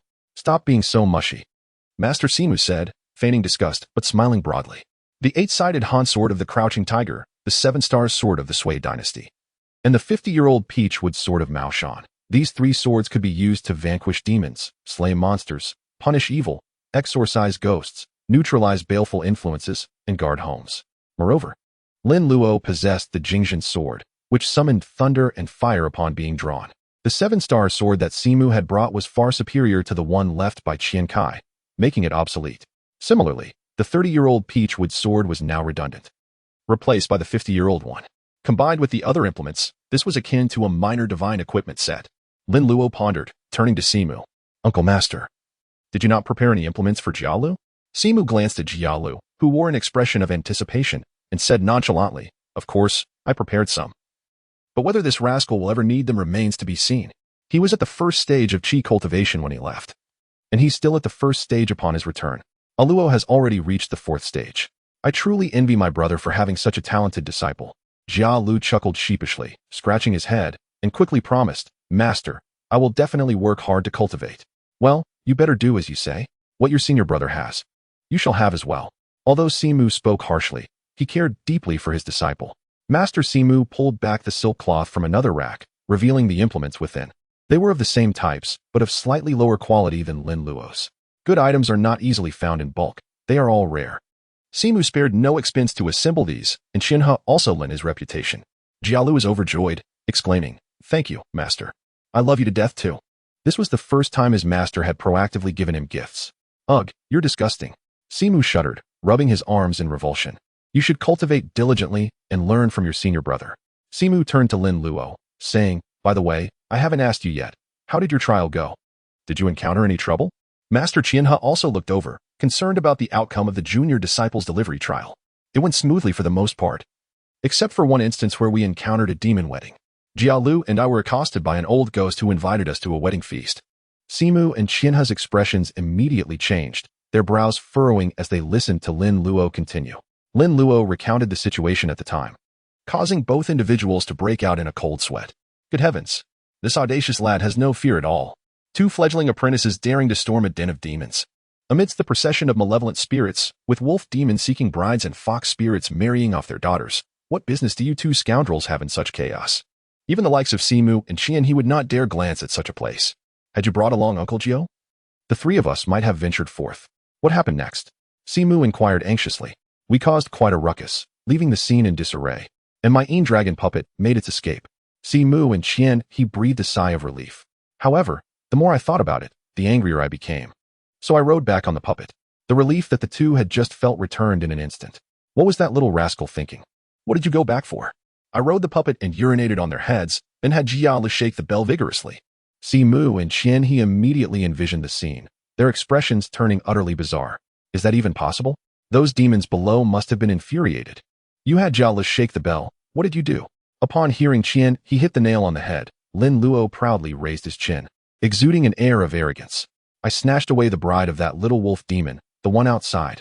Hiss, you really took away the bamboo shoots from the mountain. How outrageous. Not only did you urinate on them, but you also stole someone's wife. Simu, having witnessed Lin Luo subduing a fox spirit before, was puzzled when he saw the two return accompanied by two lovely maidens. Where on earth did this little rascal find these enchanting creatures? Oh, it turns out he liberated them from the demon wedding chamber. Master, uncle, brother, he is truly impressive. Lin Shui Jialu, brimming with excitement, began recounting the tale. Later, when we retreated, those wolf demons pursued us, their eyes gleaming ominously across the mountains. The wolf king spat at my brother and nearly hit him. My brother, infuriated, swiftly dispatched it. Here comes the flying stick, whoosh. The wolf demons howled and fled in disarray. Simu and Qian He watched Jialu, who was animatedly gesticulating and spitting as he spoke, struggling to imagine the scene. What did you mean by here comes the flying stick, whoosh? Lin Luo facepalmed in disbelief. That was the spirit sword incantation. This fool still hasn't he forgotten about that flying stick after all this time. Oh, Jialu, you're trying to embarrass me, aren't you? Chapter 138, The Rift in the Middle World. Fraternal bonds and mutual respect. Simu and Qian He looked at Lin Luo with confusion. They were aware of the spirit sword incantation. It is meant to vanquish evil. How does it relate to the flying stick? Suddenly, an image formed in their minds of Lin Luo wielding a magical sword, pointing it at a demon and shouting, "Here comes the flying stick," followed by the dazzling swords soaring forth. Quite vivid indeed. Noticing the increasingly perplexed expressions on Simu and Qian He's faces, Lin Luo suddenly adopted a serious demeanor. Uncle, I must say, Jialu has a significant issue this time. He was nearly extinguished. Younger brother, if I see you in trouble and do not point it out, I would be doing you a disservice. Brother is only looking out for your best interests. Do not blame him. What? Simu's eyes widened as he turned to the bewildered Jialu. Brother, after all my praise, you still let me down. My two flames have been extinguished. Had I not arrived in time, Jialu would have been in danger. How could you forget what I told you? Never look back while walking at night. Simu admonished sternly. Jialu's watermelon head drooped instantly. I was told. Then why did you look back? Because my brother often stops to relieve himself. And it takes ages. I was worried he might stray from the path. Lin Luo's brows shot up. Oh, Jialu, so this is your strategy. Simu and Qian He exchanged glances, their expressions once again becoming peculiar. I was merely testing Jialu, allowing him to carry the burden alone to cultivate his independence. Jialu, you truly do not grasp your brother's intentions. Lin Luo feigned a sorrowful expression. Jialu sensed the impending doom. As expected, seeing Simu's expression. He had a foreboding that his head was in jeopardy. "You little rascal." Simu's large hand came down on Jia Luo's head, rubbing it vigorously with gritted teeth. "What did I say? When you go out, listen to your brother and learn from him. Is this how you heed my advice?" "No. Woe is me, master, I was wrong." Jia Lu dared not argue, knowing that if he did, it would not just be head-scratching, but his behind would surely suffer. Recognizing your mistake so quickly, how obedient. Master adores you." Jia Luo's face was twisted into a braid as Simu shook it, while Lin Luo stifled his laughter, methodically stowing the magical artifacts from the shelf into his spatial storage. "Lin, what are you doing?" Qian He noticed Lin Luo's actions, his eyes widening in disbelief. "Where have the artifacts on the shelf gone?" Simu halted, equally astonished, his mouth agape in shock. Lin Luo, knowing their astonishment, grinned and produced 2 dust song vessels. "I crafted several of these over the past few days. I discovered that each time my true energy was depleted and subsequently replenished, it would increase. Otherwise, how could I have swiftly advanced through the 4th level of Qi cultivation?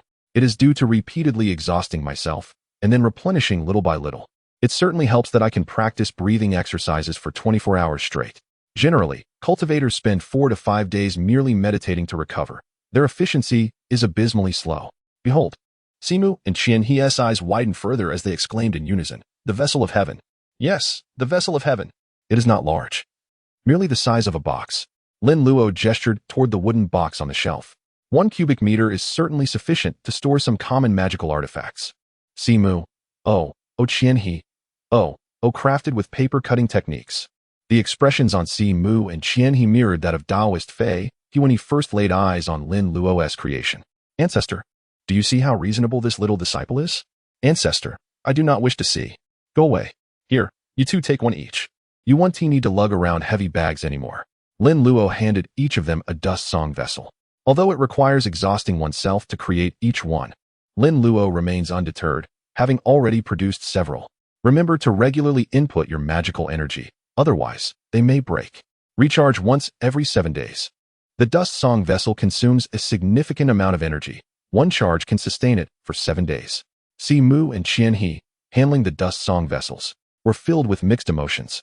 Earlier, Simu thought he had invested heavily, considering those treasures to be rare gems within the spirit realm.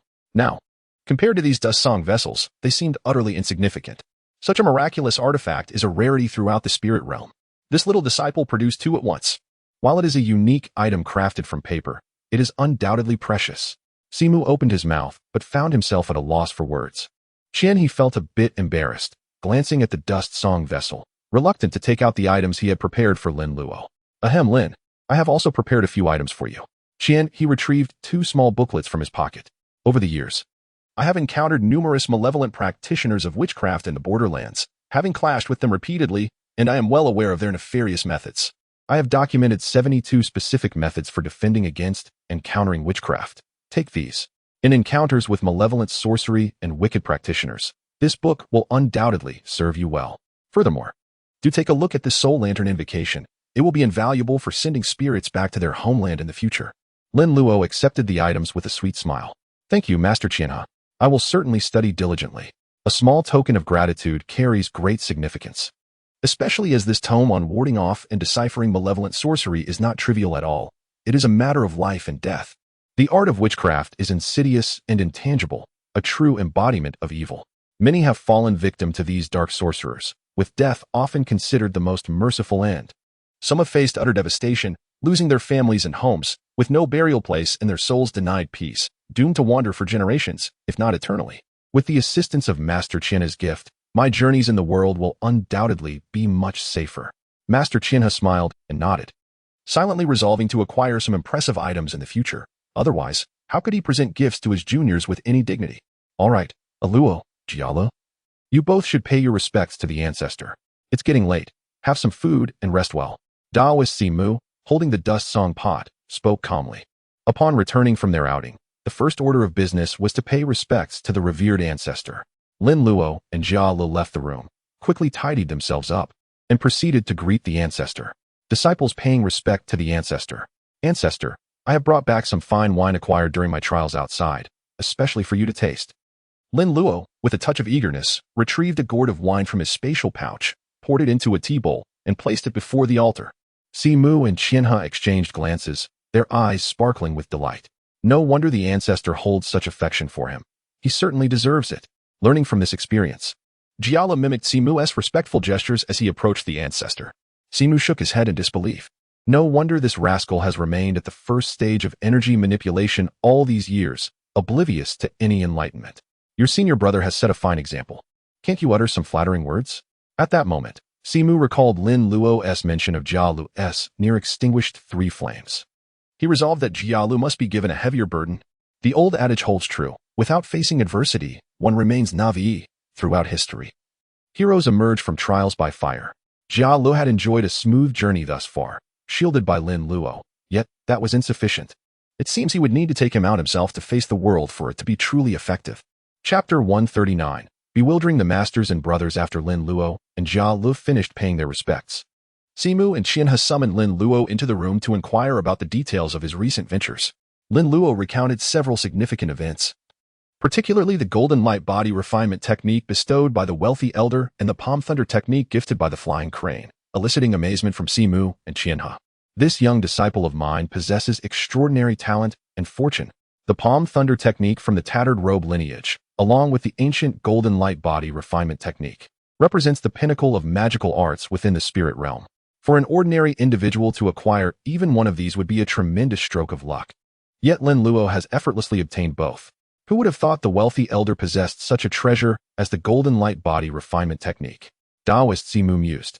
Having known the eccentric elder for many years, he is typically reserved, his eyes holding untold stories. Ordinary individuals struggle to engage him in conversation. Naturally, such a person would evoke a sense of reverence from others. Yet, surprisingly, the wealthy elder was quite generous with his own disciple, readily offering the golden light body refinement technique. Master, here is the method for cultivating the golden light body refinement technique, which I have organized for you. Since the treasure master has gifted him such valuable items, it is only fitting he reciprocates. After all, it was freely given. During this time, while traveling, Lin Luo's thoughts had not been solely on playful pursuits.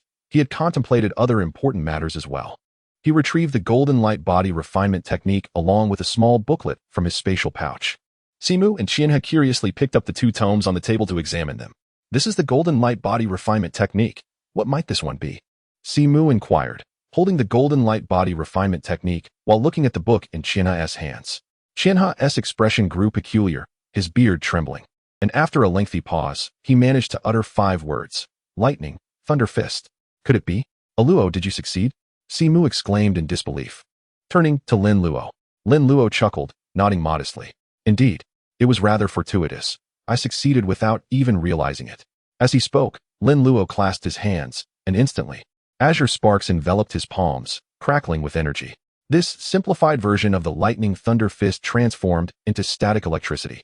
During the process of generating static, these faint currents would enter Lin Luo's body, traversing a specific meridian pathway to form a circulatory diagram. Any ordinary person can practice the lightning thunder fist by following this meridian diagram. However, they will require a bit of assistance. That is, they need someone to help them charge up, enabling them to generate electricity themselves. Or they could cultivate the Tiangang method to stimulate the 5 energies within, practicing thunder techniques to manifest lightning. For instance, the 5 thunder palm, either the yang or yin varieties, would suffice. The lightning produced by Master Shi Jin is not at all bright. It is dark and murky, indicative of yin thunder, a manifestation of a broken body and a loss of primordial essence. Taoist Simu and Taoist Qian He were left in a stupor, utterly astonished. Moreover, it stung their pride. After so many years within the Maoshan sect, aside from Shi Jin, no one had unraveled such mysteries. Now, a mere junior disciple has achieved this? He claims it was merely a stroke of luck. Where is the logic in that? This is the Tiangang method from the Tiangang righteous chi spell. The Tiangang method and the lightning thunder fist must be cultivated together, coupled with the golden light divine spell and the golden light body refinement technique. Their cultivation would complement each other and be much easier. Lin Luo then produced another tome on the Tiangang method, his serious expression directed at Simu and Qian He. Simu Qian He, the two exchanged a glance, suddenly feeling as though they had lived for so many years, yet still fell short of a child's understanding. Lin Luo was quite pleased with the reaction of his 2 masters, chuckling. It's all quite easy to cultivate, dear masters. Take your time to read. I shall step out to rest for now and call you when it's time for dinner. Simu and Qian He nodded instinctively. Once Lin Luo exited, The two stared at the four small booklets on the table, rendered speechless for quite some time. They opted for silence. Each took a booklet and began to read with earnest concentration. Ah, so this is how it is. Brilliant, truly brilliant. Nightfall arrived as expected, within Simu's residence. Everyone gathered around the table, quietly dining. With Lin Luo and Jia Luo's return, Anan and Abei prepared chicken and fish. Additionally, since Lin Luo had brought back 2 fox spirits, they made extra provisions of chicken and fish. Lin Luo's appetite has notably increased, as he polished off 3 bowls of rice. Bai Rongrong and Hu Meinyang were immersed in their meals. Their beauty rendered the act of eating a delightful spectacle. Ever since they joined Lin Luo, he had never skimped on their meals. Chicken, duck, fish, and meat were always plentiful. Now these 2 little fox spirits had become quite adept at devouring chicken and fish, eating with remarkable speed. After finishing his last bite, Lin Luo set down his bowl and chopsticks, contentedly burping. Burp master, I'm all done. Lin Luo turned to Daoist Simu and Daoist Qian He, continuing, Master, I'm off to practice.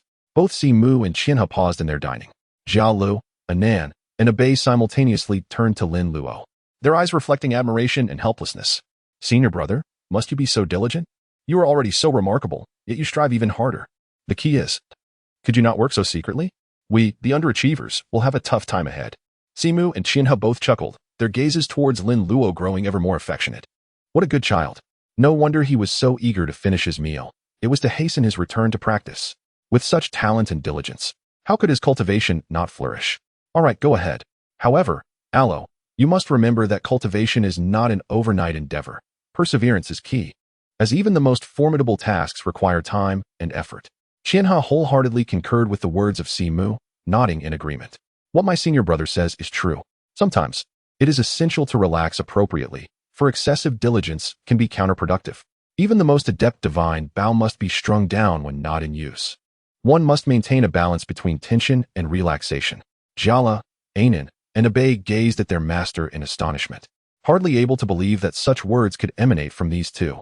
The trio exchanged glances, silently understanding each other's thoughts. Does your master often say this to you? How could that be possible? He wishes for me to toil for 10 hours a day. Indeed, master only ever perceives our training time as insufficient. He, don't worry. 2 esteemed uncles, I will merely practice the lightning thunder fist, enjoy some food, and perhaps take a bath. Simu and Qian He nodded, reassured by Alo's demeanor. Very well. Go ahead. You 2 continue your meal. I shall take my leave. Lin Luo remarked, casting a glance at Bai Rongrong and Hu Meinyang. The 2 little foxes stuffed another piece of chicken into their mouths, hands clutching a piece of fried fish, before rising to follow him. Such gluttons. These 2 little spirits seemed to have gained weight recently. Once Lin Luo departed with the 2 foxes, the harmonious and benevolent smiles of Simu and Qian He vanished in an instant. The speed of their transformation caught the 3 disciples off guard. Hiss. Why do I suddenly feel a chill down my spine? Always eating. Just look at your senior brother. At such a young age, he diligently practices. Look at you. During the day, you laze about, chasing chickens and teasing ducks, and at night, you still fail to work hard. I allowed you to accompany Alo to learn. Yet you nearly let a ghost keep you from returning. What a disgrace. Starting tomorrow, both of you shall increase your sword training by an hour, in addition to an hour of physical training. Upon hearing this, Anan and Abei felt as if they had been struck dumb. Master, please reason with us. Our antics of catching fish and chickens were merely to provide you with an extra meal. In the next moment, Simu turned his gaze to Jiala, casually stating, You are no exception. Hiss. The fortunate Jiala felt equally overwhelmed. Chapter 140. Simplifying the Weitian Divine Spell. The moonlight poured down like water, casting a cool glow. In the tranquil forest, the occasional chirping of insects and calls of birds could be heard, mingled with the distant roars of beasts. In the pond, the water flowed with a gentle rush. At this moment, Lin Luo sat in the clear waters of the pond, leaning against a large rock, enjoying a bath while singing Twinkle Twinkle Little Star, shaking the 3 pure bells in his hand. Observe closely. Both Bai Rongrong and Hu Meinyang, laboring diligently, had talismans affixed to their heads. The talismans depicted the 3 pure bells, which had been divided by a diagonal line. This was Lin Luo's unique creation, specifically designed for these 2 spirits, labeled 3 pure bells ineffective talisman. Each time he held a concert, these 2 spirits had to keep their distance, for they could not endure the sound of the 3 pure bells. However, it would be rather awkward to have them hide away during future concerts. A concert without backup dancers would be quite embarrassing. Thus, the 3 pure bells ineffective talisman was born. On a nearby stone rested a brass gourd. Inside it were the old ghosts Lin Luo and Jiala had collected as a congratulatory gift during a banquet. These old ghosts had been subject to relentless torment these days, constantly ringing the bells. Simplifying them was far quicker than harvesting chives. Ding ding ding, simplified points 23541. Have mercy. Great one. Save me. Someone. I cannot bear it any longer. Quick, someone come and end me. You kill me first, then I'll kill you. These ghosts were already driven to madness. This cannot go on. Why are the simplified points dwindling? Lin Luo ceased ringing the bells and examined his earnings. To his surprise, there were only over 3,000 points. Previously, he would at least garner 5 or 6,000. In recent days, Lin Luo had not held many concerts. Yet the points generated from this gourd of old ghosts were no less than what he would earn from a concert. He glanced at his simplified points. Simplified points, 125803. Forget it. Let you all have a proper rest. Lin Luo waved his hand, putting away the brass gourd, then retrieving a wine jar. Hongmei, come out and enjoy some fresh air. Lin Luo placed the jar on the stone, set up an incense burner, lit some incense, and continued to indulge in the physical and mental wellness provided by the fox-tailed maiden. The incense burned at a visible rate, and within a few breaths, 3 sticks had been consumed. Leaning against the stone, Lin Luo closed his eyes and gently asked, Hongmei, do you have any unfulfilled wishes? A soft and timid voice emerged from the wine jar. My lord, I wish to return to my hometown for a visit. She had not seen her homeland's landscape for many years. It is a common sentiment among the people of Xinzhou to long for their roots, even in death. They wish to be buried in the soil of their homeland. Where is your hometown? I will take you back whenever time permits. My hometown is in Xiaojia village, surrounded by lush bamboo groves. When I was younger, I loved to accompany my parents into the bamboo forest to dig for bamboo shoots. Later, due to banditry in my hometown, my parents fled with me to Tongjiao town, which became my second home. Hongmei recounted her past experiences, her words flowing freely. Having been confined by Lin Luo in his spatial realm for so long, she could only emerge for brief moments, and the confinement had grown unbearable. Once Lin Luo initiated the conversation, she could not help but share her tales. Lin Luo, upon hearing her story, smiled and offered reassurance. Rest assured, in the future, I will take you to your hometown again, to see those verdant bamboo groves. Thank you, my lord. No need for thanks. You call me my lord already. Now, the time is getting late. You should return to rest, Lin Luo stated, not allowing Hongmei to say another word before directly returning her to his spatial realm. Hongmei was indeed beautiful, a captivating vision, yet she was a female ghost. This is not mere internet chatter about how daring one should be. The repercussions are very real. A night almost cost Autumn her life. As previously mentioned, ghosts embody numerous calamities, including disgrace, suffering, and foul odors. Prolonged exposure to such entities can lead one to become neither human nor ghost, just like Mao Shanming, who harbored 2 ghosts beside him. Whatever he earned had to be spent entirely. He could not save a single coin. He often found himself in misfortune, constantly on the move, with nowhere to settle. And his situation grew increasingly dire. Were it not for his remaining abilities and protective talismans, he would have been overtaken by those 2 ghosts long ago. Fortunately, Lin Luo's spatial realm could isolate him from these calamities, and with his numerous protective spells, he could remain unaffected for the time being. Lin Luo had contemplated helping Hongmei reincarnate, yet alas, she had died unmarried, making her a Qingtu ghost. Without a master or support, even the underworld would not accept her, rendering reincarnation impossible. Such ghosts cannot even possess a living being. There is a movie dedicated to Qingtu ghosts titled Doomed Ghosts, featuring Simu and Mao Shanming.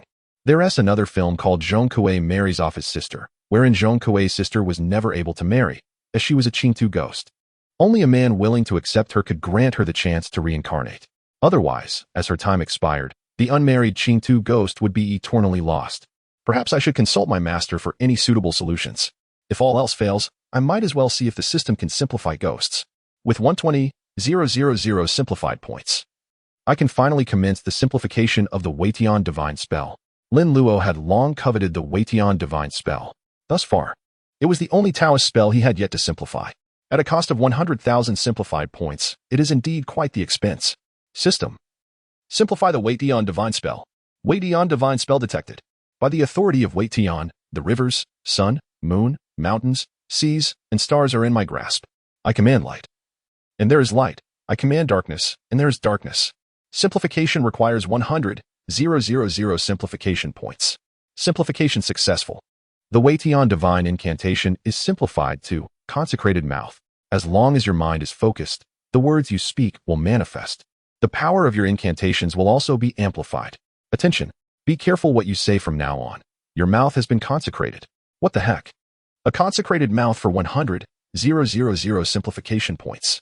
Lin Luo exclaimed, feeling like he had been swindled. Your mouth has been consecrated doesn't sound like a good thing. To put it another way, isn't that just a jinx? Is this thing even useful? Lin Luo frowned suspiciously, feeling more and more like he had wasted 100,000 simplification points. I'll just have to see how powerful this consecrated mouth is. Lin Luo focused his mind and said earnestly, I'll find gold after I take a bath. Ah, not there. Lin Luo's concentration immediately broke, and he started begging for mercy. Come on, you can't tickle the soles of my feet. Half an hour later. After Lin Luo finished his side job as a bathhouse attendant, he climbed out of the water. A golden light flashed around him, instantly drying his body. As Lin Luo dressed, he looked around, but he didn't see any gold on the ground. TCH a lie. Just then, Bai Rongrong and Hu Mainyang emerged from the water. Moonlight cascaded down like water. Lin Luo's eyes widened. In the moonlight, Bai Rongrong held a large piece of doghead gold that shimmered with a faint glow. It looked like a big steamed bun. The two fox spirits looked at Lin Luo with their glistening eyes. Master, here, Lin Luo. They actually found gold. Where did you find it? Lin Luo asked in surprise. It was unbelievable. Hu Mainyang pointed to the spot where Lin Luo had been sitting. It turned out that the gold had been under Lin Luo's, but the whole time. Hey, what do you call this? This is what you call a phoenix not landing on barren land. I just sit down anywhere, and there's a huge piece of doghead gold. Could this be a gold mine? Now Lin Luo began to wonder where Taoist Master Four Eyes got that box of gold bars. Could it be that he found doghead gold while taking a bath? But he had heard that doghead gold was called that because it looked like a dog's head. Similarly, there was horsehoof gold because the naturally formed gold nugget looked like a horse's hoof. So what should this gold nugget that looks a bit like a steam bun be called? Steam bun gold? Chapter 141. Is the Weidian Divine Incantation a video call? Taoist Master Four Eyes and Taoist Master Thousand Cranes were playing chess in the room. Taoist Master Four Eyes had opened a new world today. He had to bet with Taoist Master Thousand Cranes before playing chess.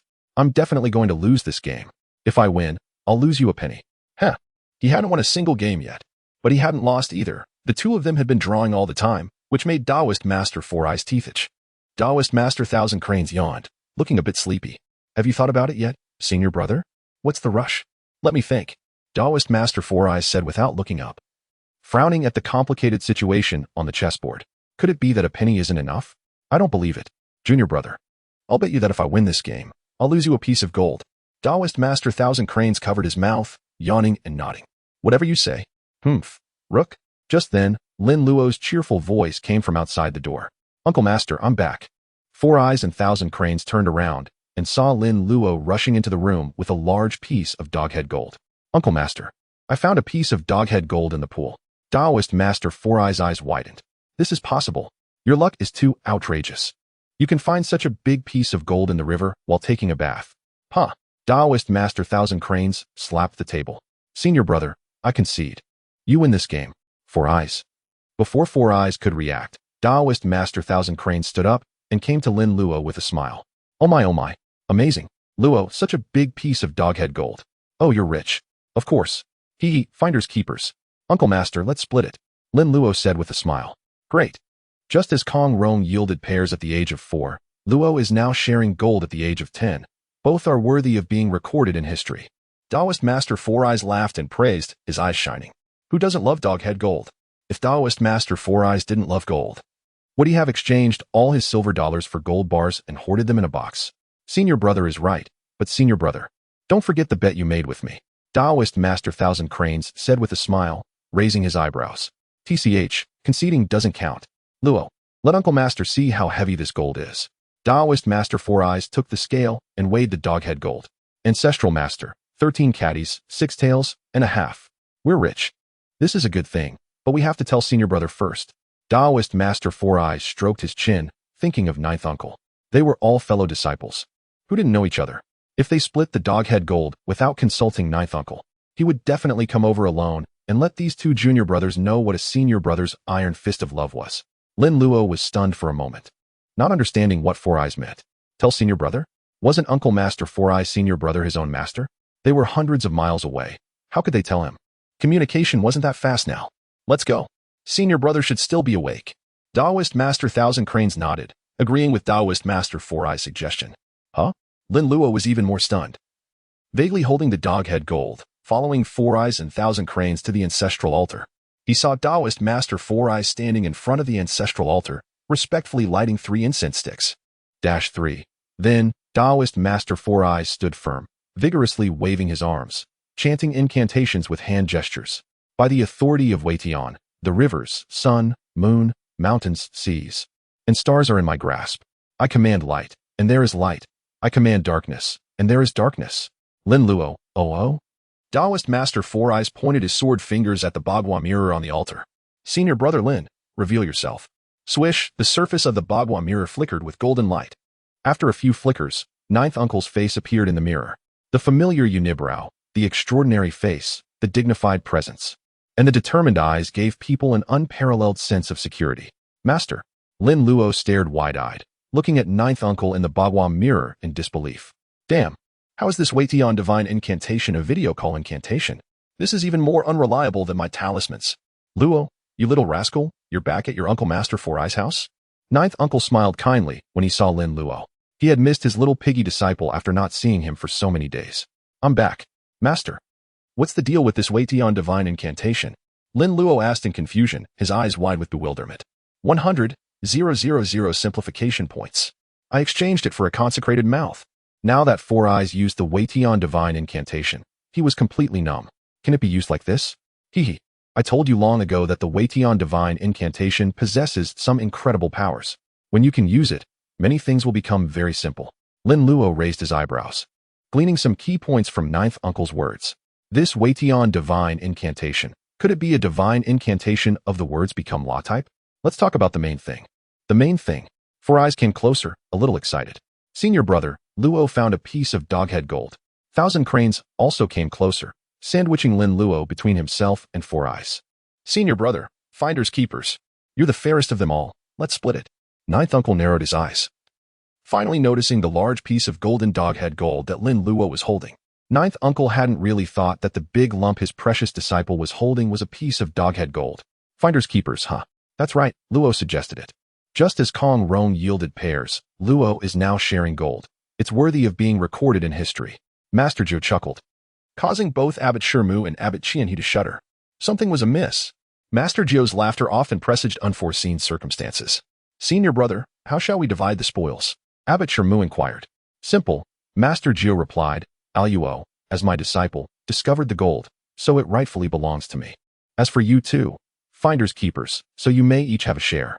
Both Abbot Shermu and Abbot Qian He nodded in agreement. As you wish, senior brother. By the way, Luo has already reached the 4th level of Qi cultivation. Oh, so quickly. Excellent. Your guidance has been effective. I shall grant you an additional half share. Luo has also mastered the lightning palm technique. Splendid. Splendid. Splendid. Another half share for you. Apart from their eldest brother, Shi Jian, none of the siblings had mastered the lightning palm. Now that his disciple had learned it, he could finally hold his head high. He wondered how Shi Jian would try to lord over them in the future. Thank you, senior brother. Abbot Shermu was already content with extracting an extra share of gold from Master Jiu. In truth, contacting Master Jiu was primarily to update him on Lin Luo's cultivation progress, not solely for the sake of dividing gold. Senior brother, Luo has learned everything he can from me. I believe he can return in a few days. Abbot Shermu informed Master Jiu. Excellent. You and Luo can return together for the ceremony. Master Jiu casually mentioned. Lin Luo blinked. Master, what ceremony? He asked, are you taking a wife? Uffed. Abbot Shermu and Abbot Qian He burst into laughter. This impudent child dared to say anything. Master Jiu's expression remained inscrutable. You rascal, I've taken on 2 more disciples. Once you return, you'll be the eldest, so hurry back. What? Master, you've taken on more disciples. Lin Luo exclaimed in surprise, his tone suggesting, so. You've been secretly finding other lackeys while I'm away. But then Lin Luo realized, that makes sense. Qiu Sheng has become a captain and will be burdened with worldly affairs, leaving him little time to follow Master Jiu. And when Kai must oversee the mortuary, if Master ventures out with only me, it might not be enough to make a statement. So, the new disciples were for show. It's all right then. Master still loves me the most. I'll tell you more once you return. Oh, I understand. Then I'll return tomorrow. Yes, the sooner the better. Master Jiu nodded, raising an eyebrow as he earnestly reminded, remember. The gold. It must be surrendered. I know. Lin Luo thought to himself. I thought he was going to tell me to be careful. Master is still the same. Stinting.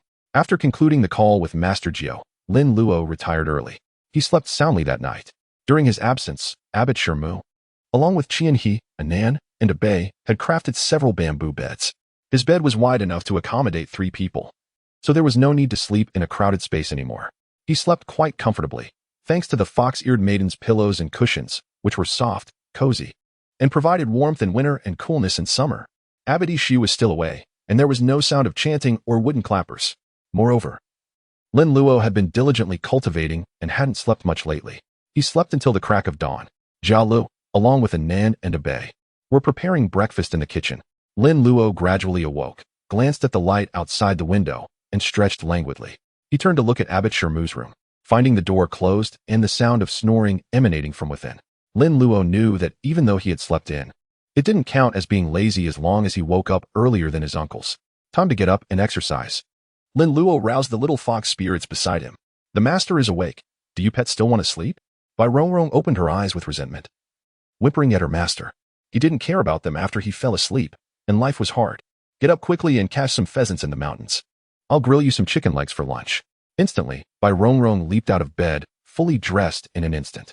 Hu Meinyang was no slower, even bringing over a wet towel and swiftly wiping Lin Luo's face. Whoa, no need to be so excited. Slow down, slow down. When Hu Meinyang removed the towel, Lin Luo's face was fair and clean. Good heavens, this is face washing, not back scrubbing. Be gentler next time, Lin Luo said, putting on his clothes and leisurely walking outside. Let's go catch some chickens. In the next moment, Bai Rongrong and Hu Meinyang grabbed Lin Luo's arms, lifting him up. Lin Luo, what are you doing? Whoosh, a white shadow flashed, and the 3 of them dashed out of the room, darting out of the courtyard and quickly disappearing into the forest path. What was that just flashed past? A nan, who was chopping wood, turned to look at a bei, who was picking vegetables. A bei looked up, blinking blankly. What went past my face? Eating chicken so early in the morning, you're too greedy. Eat slowly. No one's going to snatch it from you. Take a few more bites of the chicken leg. Don't suck it dry in one go. Even 6 chickens aren't enough for you to eat like this. Lin Luo turned the grill while muttering to himself. Bai Rongrong and Hu Meinyang each held a roasted chicken, eating with gusto. Honey, honey, honey. Bai Rongrong pointed to a nearby wild beehive, indicating for Lin Luo to add some honey. Honey-glazed chicken legs. You have good taste. Lin Luo shook his head. Ever since he made honey-glazed meat for these 2 fox spirits, they had become addicted to it. Roasting meat without brushing on some honey sauce just didn't taste right to them. Hu Meinyang curled her tongue, deftly wrapping the meat on the chicken leg into her mouth. It was brushed with wild honey, making it fragrant and sweet. Lin Luo shook his head as he watched the fox spirit enjoy it so much. He felt like he was becoming more and more like a pet owner. But more of these pets, the better. I'm going home today. I'll take you to see Master and see if there's a way to dispel your demonic nature. Hu Meinyang and Bai Rongrong nodded absent-mindedly, feigning attention as they ate. Taoism had the concept of guardian spirit beasts, and foxes were symbols of auspiciousness in ancient times. The wife of the Great Yu was even a 9-tailed fox from Tishan. If it weren't for the incident with Daji, how could fox spirits have been reduced to seductresses? All right, you've eaten enough. Eating too much isn't good for you, Lin Luo said, seeing that Bai Rongrong and Hu Meinyang had finished 6 chickens and were still looking at him expectantly. He quickly spoke up. It seemed like he needed to get a chicken farm, or he wouldn't be able to keep up with their eating. Hearing Lin Luo's words, Bai Rongrong and Hu Meinyang looked unsatisfied, rubbing their bellies and leaning lazily against Lin Luo. One on each side, they were as clingy as kittens. People in later generations also raised foxes. There was no problem raising them as pets. It was quite enjoyable. Lin Luo took out a few yellow talisman papers and began to fold paper cranes. There was a Taoist spell called Paper Crane Transmission, where folded paper cranes, enchanted with spells, could travel thousands of miles, delivering messages for their masters. Lin Luo wasn't going to use them for communication but was preparing to make a few flying puppets. The ancients considered white cranes auspicious, regarding them as spirit birds raised by immortals. Geese chase warmth, flying alone for tens of thousands of miles. Cranes follow the clouds, flying straight for thousands of years. The status of cranes was quite high in Taoism, and many descriptions of immortals included cranes. 1,000 paper cranes, 1,000 hearts, flying in the wind. Lin Luo was skilled, his fingers moving swiftly to fold a paper crane. As you wish, grant my wishes, crane, manifest your spirit. A surge of true energy erupted, and 1,000 paper cranes shimmered with a soft glow, ultimately transforming into a majestic white crane over 2 meters tall. The ethereal crane's prototype is, in fact, the red-crowned crane.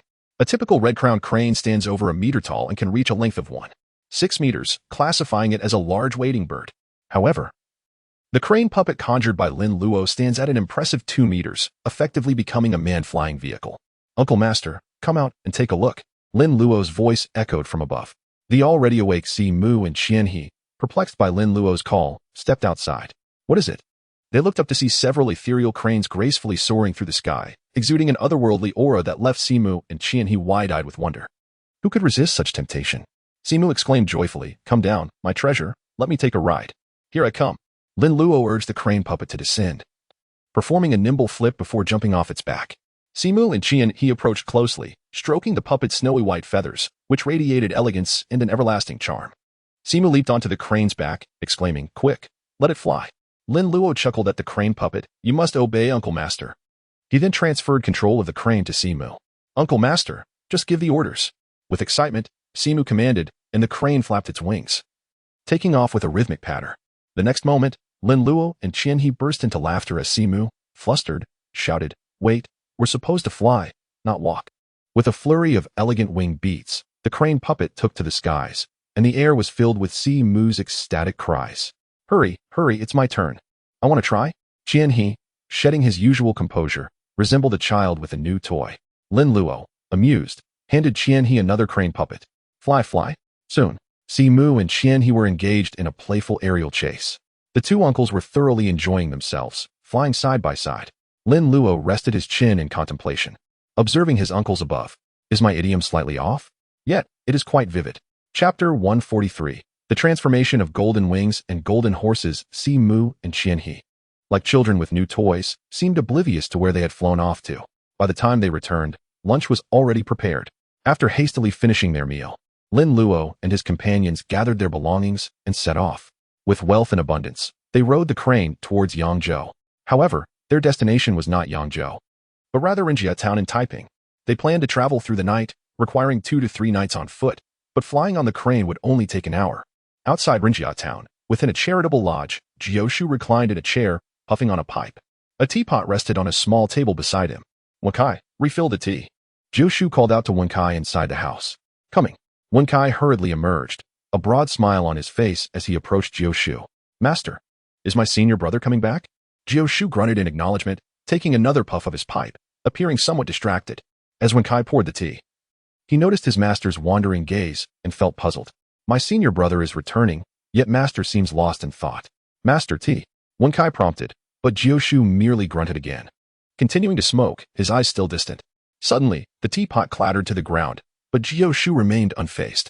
"Master, look, it's my senior brother," Wenkai exclaimed, eyes wide, as he gazed skyward, his voice trembling. At that moment, Jiu finally reacted. "A Luo? Where? Where?" Wenkai pointed to the sky. Jiu looked up to see several ethereal cranes hovering in the air, accompanied by peculiar flying beasts. At the forefront, a small child waved his arms, beaming with joy. "Master, I'm back." Lin Luo's voice rang out from above, and with that, he leaped from the sky. Jiu was startled, causing his pipe to fly from his hand. He hastily retrieved a talisman from his robe, channeling his power into it, causing it to glow with golden light. Supreme command. 16-6 Jia. Winds arise, heed my command. With a flash, the talisman transformed into a golden beam of light, descending upon Lin Luo, and a cloud of mist appeared beneath his feet, gently lowering him down.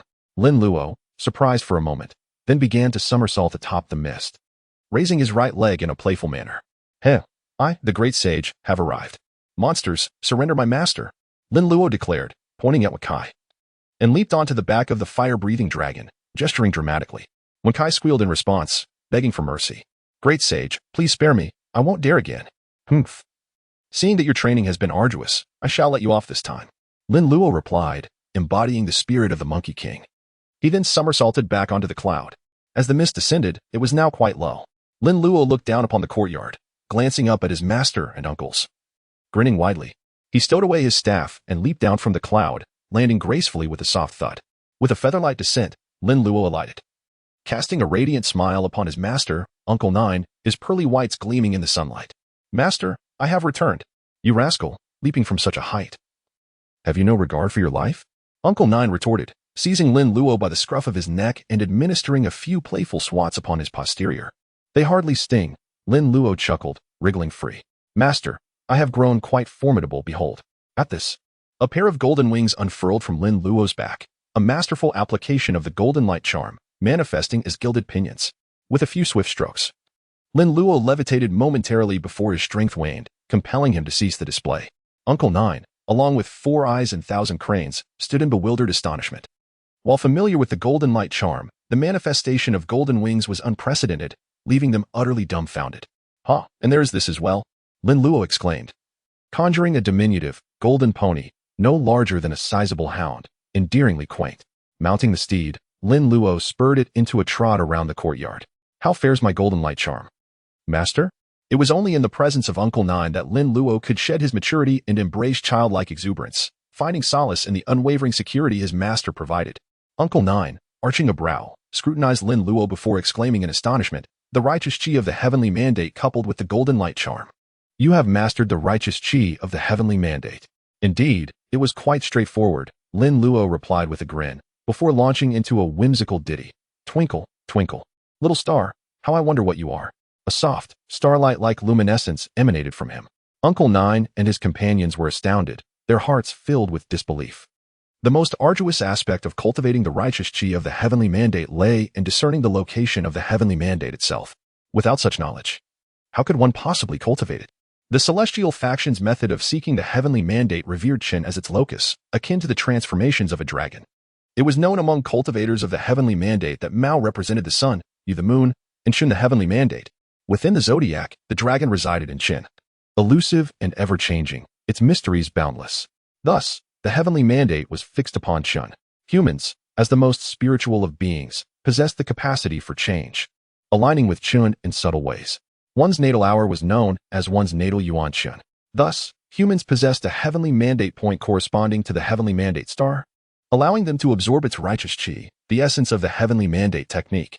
Yet, in broad daylight, where were the stars to be found? How could one locate the heavenly mandate without their guidance? And without locating it, how could one achieve communion between the inner and outer heavenly mandates to absorb its righteous Qi? Yet, what did they now behold? Lin Luo, humming a tune, had cultivated the righteous Qi of the heavenly mandate with such ease. Lin Luo had once again shattered Uncle Nine's conventional understanding of cultivation. "Uncle Nine, is my disciple not exceptional?" The three exchanged glances, their thoughts aligned. "This child is simply too prodigious." "Enough with the display," Uncle Nine exclaimed. "Bring forth the item I entrusted to your care." "Ah, yes, here it is," Lin Luo replied, producing a massive nugget of gold that shimmered resplendently in the sunlight, dazzling Wen Kai's eyes. Such a large nugget of gold. Lin Luo, astride his miniature pony, presented the gold to Uncle Nine. "For you, master." Uncle Nine hefted the nugget, marveling at its weight. "Tell me what is on your mind." "I have acquired 2 small pets," Lin Luo began. "Pets are fine, as long as you like them." "Wen Kai keeps chickens, ducks, geese, and sheep," Uncle Nine replied absently, his gaze fixed upon the gold. Wen Kai's expression was priceless. "My chickens, ducks, geese, and sheep are my pets? I was under the impression I was raising foxes. If my disciple offers such a large nugget of gold, what is wrong with keeping a couple of foxes?" Uncle Nine retorted. "Even if they were fox spirits, I would capture them for you. There is nothing wrong with foxes. Keep them if you like. Even if you wish to keep fox spirits, I would not object." "Truly?" Lin Luo's eyes lit up. He had been pondering how to explain the presence of Bai Rongrong and Hu Mainyang to his master, who held rather antiquated views on relationships between humans and ghosts or humans and demons. As Uncle Nine prepared to nod, he realized the gravity of the situation. "Why does the mention of fox spirits excite you so, Luo?" Just then, Toothless and Fire Dragon descended. "Allow me to introduce my pets, Bai Rongrong and Hu Mainyang," Lin Luo declared. Bai Rongrong and Hu Mainyang bowed in unison. Uncle Nine's brow and mustache twitched. "You have grown cunning, playing tricks on your master," he thought. Casting a gaze upon the 2 women, he wondered if his age was catching up to him, for he detected no demonic, human, or ghostly energy. Were it not for their shadows, he would have been unable to discern their nature. What was amiss? Gathering his strength, Uncle Nine focused his gaze, his eyes glowing with a faint golden light. Beneath Bai Rongrong and Hu Mainyang, their shadows gradually morphed into the forms of 2 foxes, standing upright with their tails swaying. "So they are fox spirits," Uncle Nine exclaimed. "What have you done to them to conceal their demonic energy?" "I have affixed charms to them, purifying their demonic energy and preventing it from harming others," Lin Luo replied, gesturing to the purified bracelets. "I might as well call my inscription papercraft artifact crafting." "What kind of charm can purify demonic energy without harming the demon?" Uncle Nine inquired, furrowing his brow. Did I teach you such a charm? May I see it? Lin Luo produced a charm, a rectangular shape with the word purification inscribed below. Even after seeing Lin Luo's haphazard charms, is this truly what you call a charm? Uncle Nine's temples throbbed. I am at a loss for words. Is this how you create charms? Do you have any others to show me? Lin Luo produced several more charms, causing Uncle Nine's head to spin. Something is amiss. How did you produce these charms and the gold nugget? I never taught you the 5 ghosts transporting wealth technique. Where have you been storing these items? Are you a magician? For eyes and 1,000 cranes burst into laughter at Uncle Nine's reaction. Brother, you are behind the times. Luo has created mustard seed treasures. For eyes declared, patting the pouch at his waist. Master Jiu turned his head, awaiting a plausible explanation from his disciple. What miniature treasures are these? It appears that both fourth uncle and Qian He are already equipped. Am I, as the master, receiving inferior treatment compared to your uncles? A hint of jealousy permeated the air. He, master, I've long since prepared one for you. Lin Luo produced another teapot of the mortal world. The teapot was of a modest size, akin to a regular teapot, easily carried within a pouch. I crafted this gourd, imbuing it with a spatial talisman. Through the art of paper crafting, it has transformed into a teapot capable of storing items. Lin Luo elaborated, drawing closer to Master Jiu and whispering, Master, this one has the largest capacity. I made it specifically for you. Master Jiu maintained a composed demeanor. Accepting the teapot of the mortal world, it felt no different from a real teapot, save for its lighter weight. Master, simply infuse it with your magic to activate it. Lin Luo advised.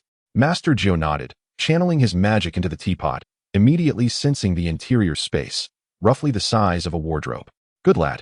No wonder fourth uncle said you always bring us surprises.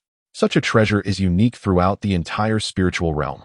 Master Jiu raised his eyebrows slightly, inquiring in a low voice, how large are theirs? Only about the size of a wooden crate. Not bad. Excellent craftsmanship. You're a good lad too. Master Jiu commended with a satisfied nod. Hold on. This talisman. Master Jiu noticed the spirit talisman in his hand. It depicted a Taoist priest in robes with a unibrow, wielding a magic sword and a bagua mirror, quite lifelike.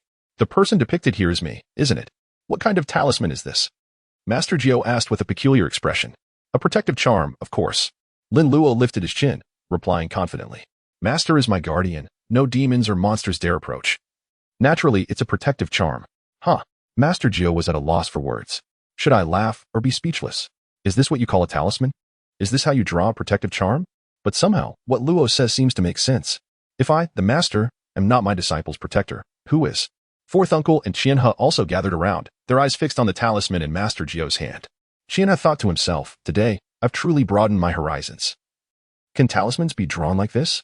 Fourth uncle had already witnessed Lin Luo's unique style of drawing talismans, but he was still taken aback by Lin Luo's explanation. Then what's this? A long cross? Master Jiu inquired further. That's an exorcism talisman. I drew a magic sword, as magic swords ward off evil, exorcise spirits, and slay demons. So it's an exorcism talisman? I suppose that makes sense. Then what's this? Master Jiu looked at the item resembling a brick, similar to the previous purification talisman, but with different characters below. Speaker. What does this mean? Lin Luo glanced at it, chuckled triumphantly, and affixed the talisman to himself, then took a deep breath. Half a bowl of nectar illuminates the universe. A spirit talisman commands ghosts and gods, stepping on the yin-yang bagua steps, wielding a wooden sword to slay evil souls. My master's Taoist magic is invincible. His heroic demeanor is captivating. Invincible, captivating, invincible, captivating, captivating, captivating echoes reverberated through the village. Master Jiu, fourth uncle, and Qian He, standing closest, felt their minds buzzing. Is this lion's roar? Master Jiu not only felt his head buzzing, but also felt like he was floating on air. My disciple has been clever since childhood, never speaks falsely, and knows nothing of humility. I truly can't do anything with him. Ancestral Master. What do you think of my disciple? Ancestral Master. Get out. Don't bother me. Okay. Chapter 145. The girl has grown up. The boy has grown taller. Master Jiu was floating on air, while fourth uncle and Qian He were consumed by envy. Who wouldn't want such a precious disciple? Come, greet your master. Lin Luo turned to Bai Rongrong and Hu Meinyang. The two fox spirits approached cautiously, sensing a danger from Master Jiu that neither fourth uncle nor Qian He possessed. Master, the two fox spirits still struggled with their speech. Lin Luo had been coaching them recently, but with little success. Such matters were a long-term endeavor, not to be rushed. Master Jiu nodded slightly, acknowledging the two fox spirits as his disciples' pets, since they didn't exude demonic energy and were so obedient. Neither fourth uncle nor Qian He objected, indicating that some measures had been taken. Though he didn't ask, he trusted that fourth uncle and Qian He wouldn't stand by and let Lin Luo encounter problems. What are their names? She's Bai Rongrong, and she's Hu Mainyang. Lin Luo briefly explained the origins of Bai Rongrong and Hu Mainyang. Upon hearing his disciple's introduction, Master Jiu's lips twitched again. Good heavens. Taking Jiala to a ghost wedding in the middle of the night. A wolf demon marrying, a fox demon marrying off her daughter, demons and ghosts gathering. What if they unknowingly entered the Yin-Yang realm and couldn't return? Between the mortal realm and the underworld lay a space known as the Yin-Yang realm, where both ghosts and demons could reside. Legend had it that a powerful figure once emerged from the Yin-Yang realm, known as the Yin-Yang Dharma King, who was later eliminated by the Tai Celestial. Since then, though the Yin-Yang Dharma King was gone, the Yin-Yang realm persisted. Some wandering, homeless ghosts would linger here, avoiding the sunlight and the cold winds of the night. Such places were for demons and monsters, not humans. Once inside, if one couldn't find the way out, they would never escape, dying inside without anyone to collect their body, unable to reincarnate, essentially eternal damnation. Therefore, upon hearing Lin Luo mention attending a wedding, Master Jiu's heart leaped. Hearing about Lin Luo's series of bold actions, especially killing an old wolf demon in the air, his eyes widened. You used the spirit sword curse to slay an old wolf demon? Yes, a 30-year-old peachwood sword, combined with the edge-opening curse and the spirit sword curse, dropped from 100 meters in the air, directly pinning it to the ground. Lin Luo lifted his chin, somewhat arrogantly, despite having heard it once before. Fourth uncle and Qian He still found it unbelievable. Wolves and foxes could transform into humans after 500 years, and their offspring would also take human form. Even if it wasn't a 1,000-year-old demon, it could still be 700 or 800 years old. And it was killed by Lin Luo, a young Taoist. Master Jiu's expression was truly remarkable, feeling nervous and then proud of his disciple. This is my Lin Jiu's eldest disciple. At such a young age, he can capture demons, exorcise ghosts, and eliminate misfortune, not bringing shame to my Lin Jiu. From what you said, you've mastered the Tai expiation and demon-slaying protective curse, the Jingzhen sword curse, the spirit sword curse, and the heavenly righteous Qi curse. Mastered them. They're not difficult. I just diligently studied them for a while and succeeded. Lin Luo maintained a composed demeanor, speaking earnestly. My Lin Luo's achievements today are entirely due to my own extraordinary talent. Master Jiu, fourth uncle, and Qian He all twitched their lips in unison. This brat's face is just begging to be punched. Ahem, Jialo, come over here and greet your senior uncle. No manners. Fourth uncle cleared his throat, scolding Jialu, breaking the awkward atmosphere in the courtyard. Wen Kai scratched his mushroom head, scrutinizing Jia Li's watermelon head. Feeling a strange sense of kinship, Jialu stepped forward, smiling sheepishly, and bowed to Master Jiu in disciple etiquette. Senior uncle. Master Jiu sized up Jialu, nodding with a smile. It's been many years since we last met. Jialu has grown so tall. Jialu smiled sheepishly, his eyes filled with admiration and respect for Master Jiu. He had heard from Lin Luo that Master Jiu had protected him since he was young. And now the ghosts that could move had long since moved away from the village, and those that couldn't were well behaved. With such a formidable senior uncle, no wonder he could teach such a powerful disciple. Fourth uncle shook his head helplessly. This brat only grows taller, nothing else improves. He, who says there is no growth? Jiala's cultivation has improved significantly. Let us not linger outside any longer. Let us discuss matters indoors. Master Jiu collected all the items into the dust song pot and invited everyone inside. Once indoors, Wen Kai busily moved about, serving tea and water to his seniors.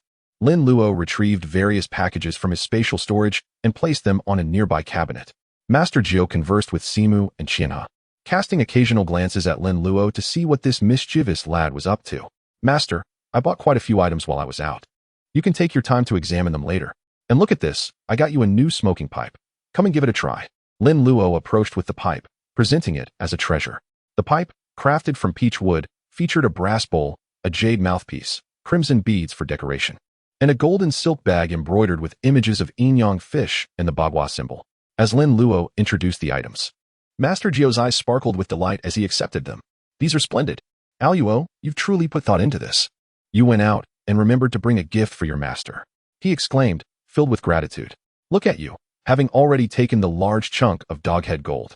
The expressions of Simu and Qian He reflected a mix of amusement and envy at the tender bond between master and disciple, contrasting sharply with their own disciples. Just look at this disciple of yours, and then look at your own. When will they ever show such filial piety? Lin Luo struck a match, igniting it. Master Jiu had already prepared a pot of tobacco, bringing it close to the flame to ignite it, taking a deep, satisfying puff. This tobacco is rich and cool. With a unique fragrance, it's delightful. Indeed, I added some agarwood and mint to the tobacco. I heard from the vendor that adding a bit of yellow wine makes it even more aromatic, Lin Luo replied. I shall try that later. Master Jiu nodded, his eyes twinkling as he exhaled clouds of smoke.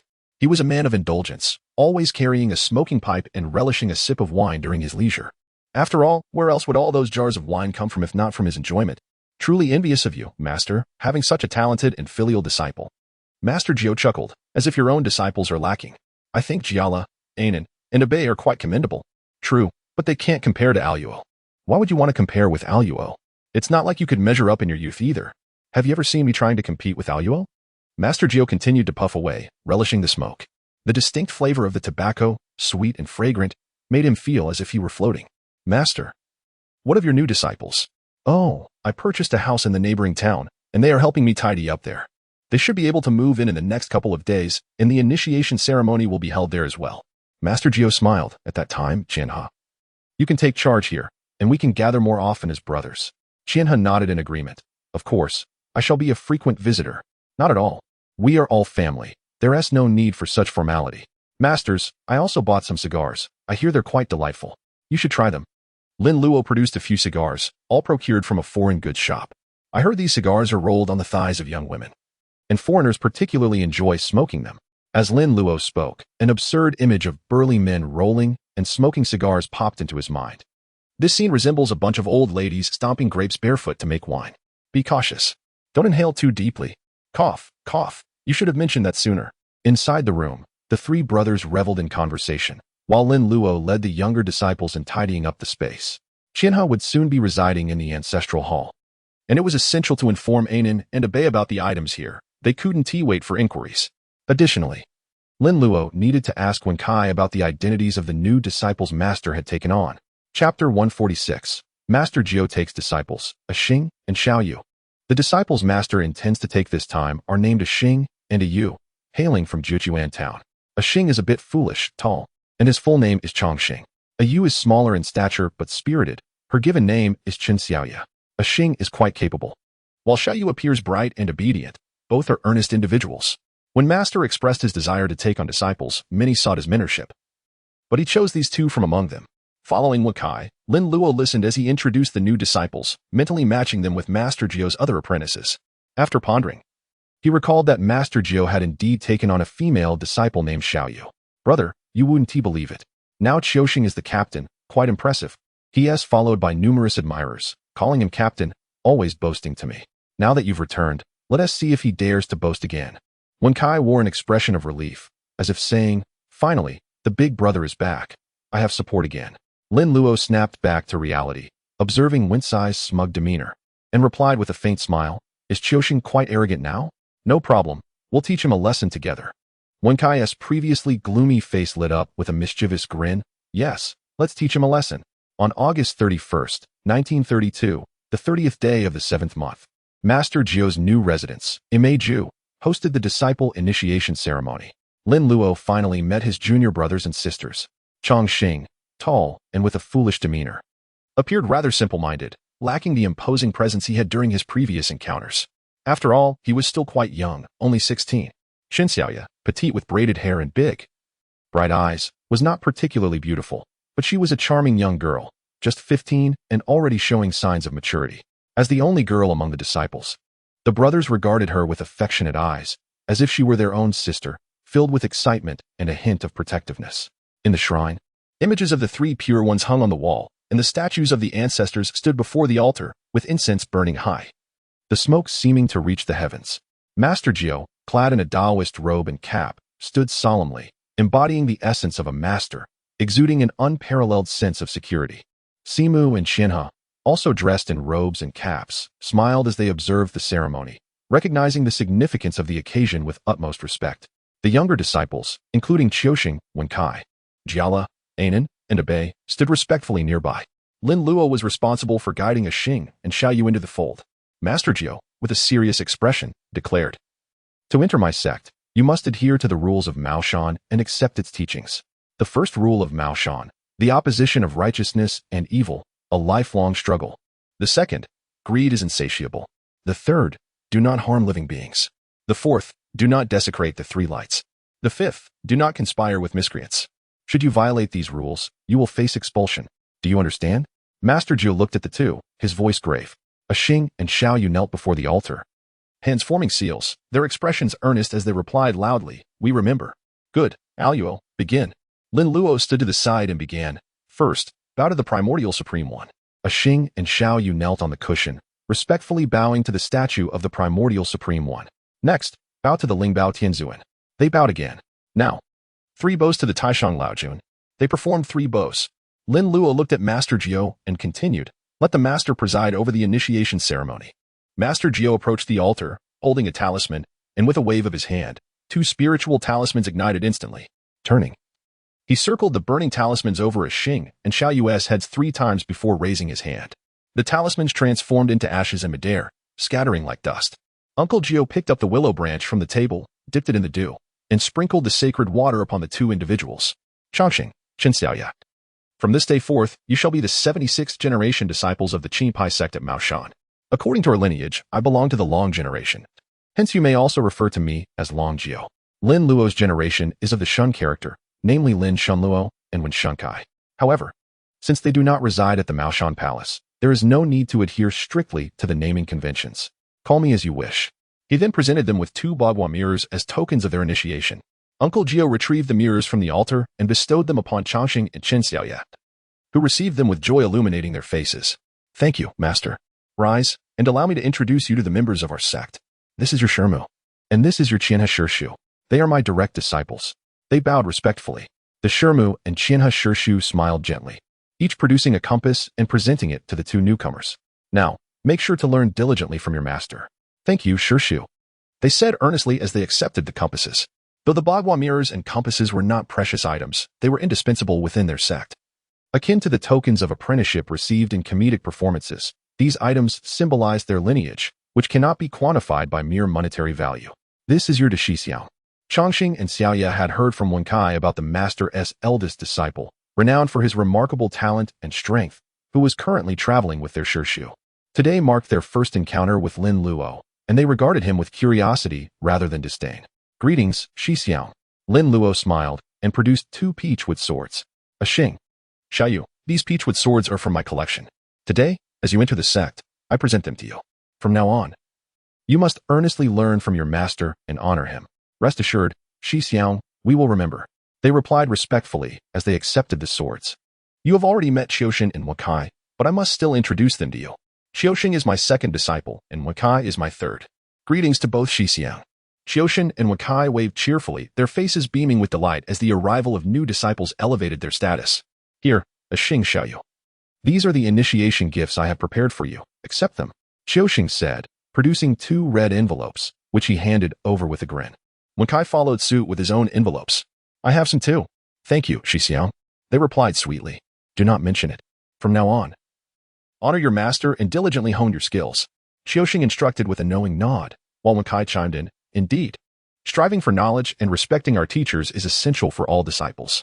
Their boastful proclamations caused Uncle Jiu to feel a twinge of embarrassment for them.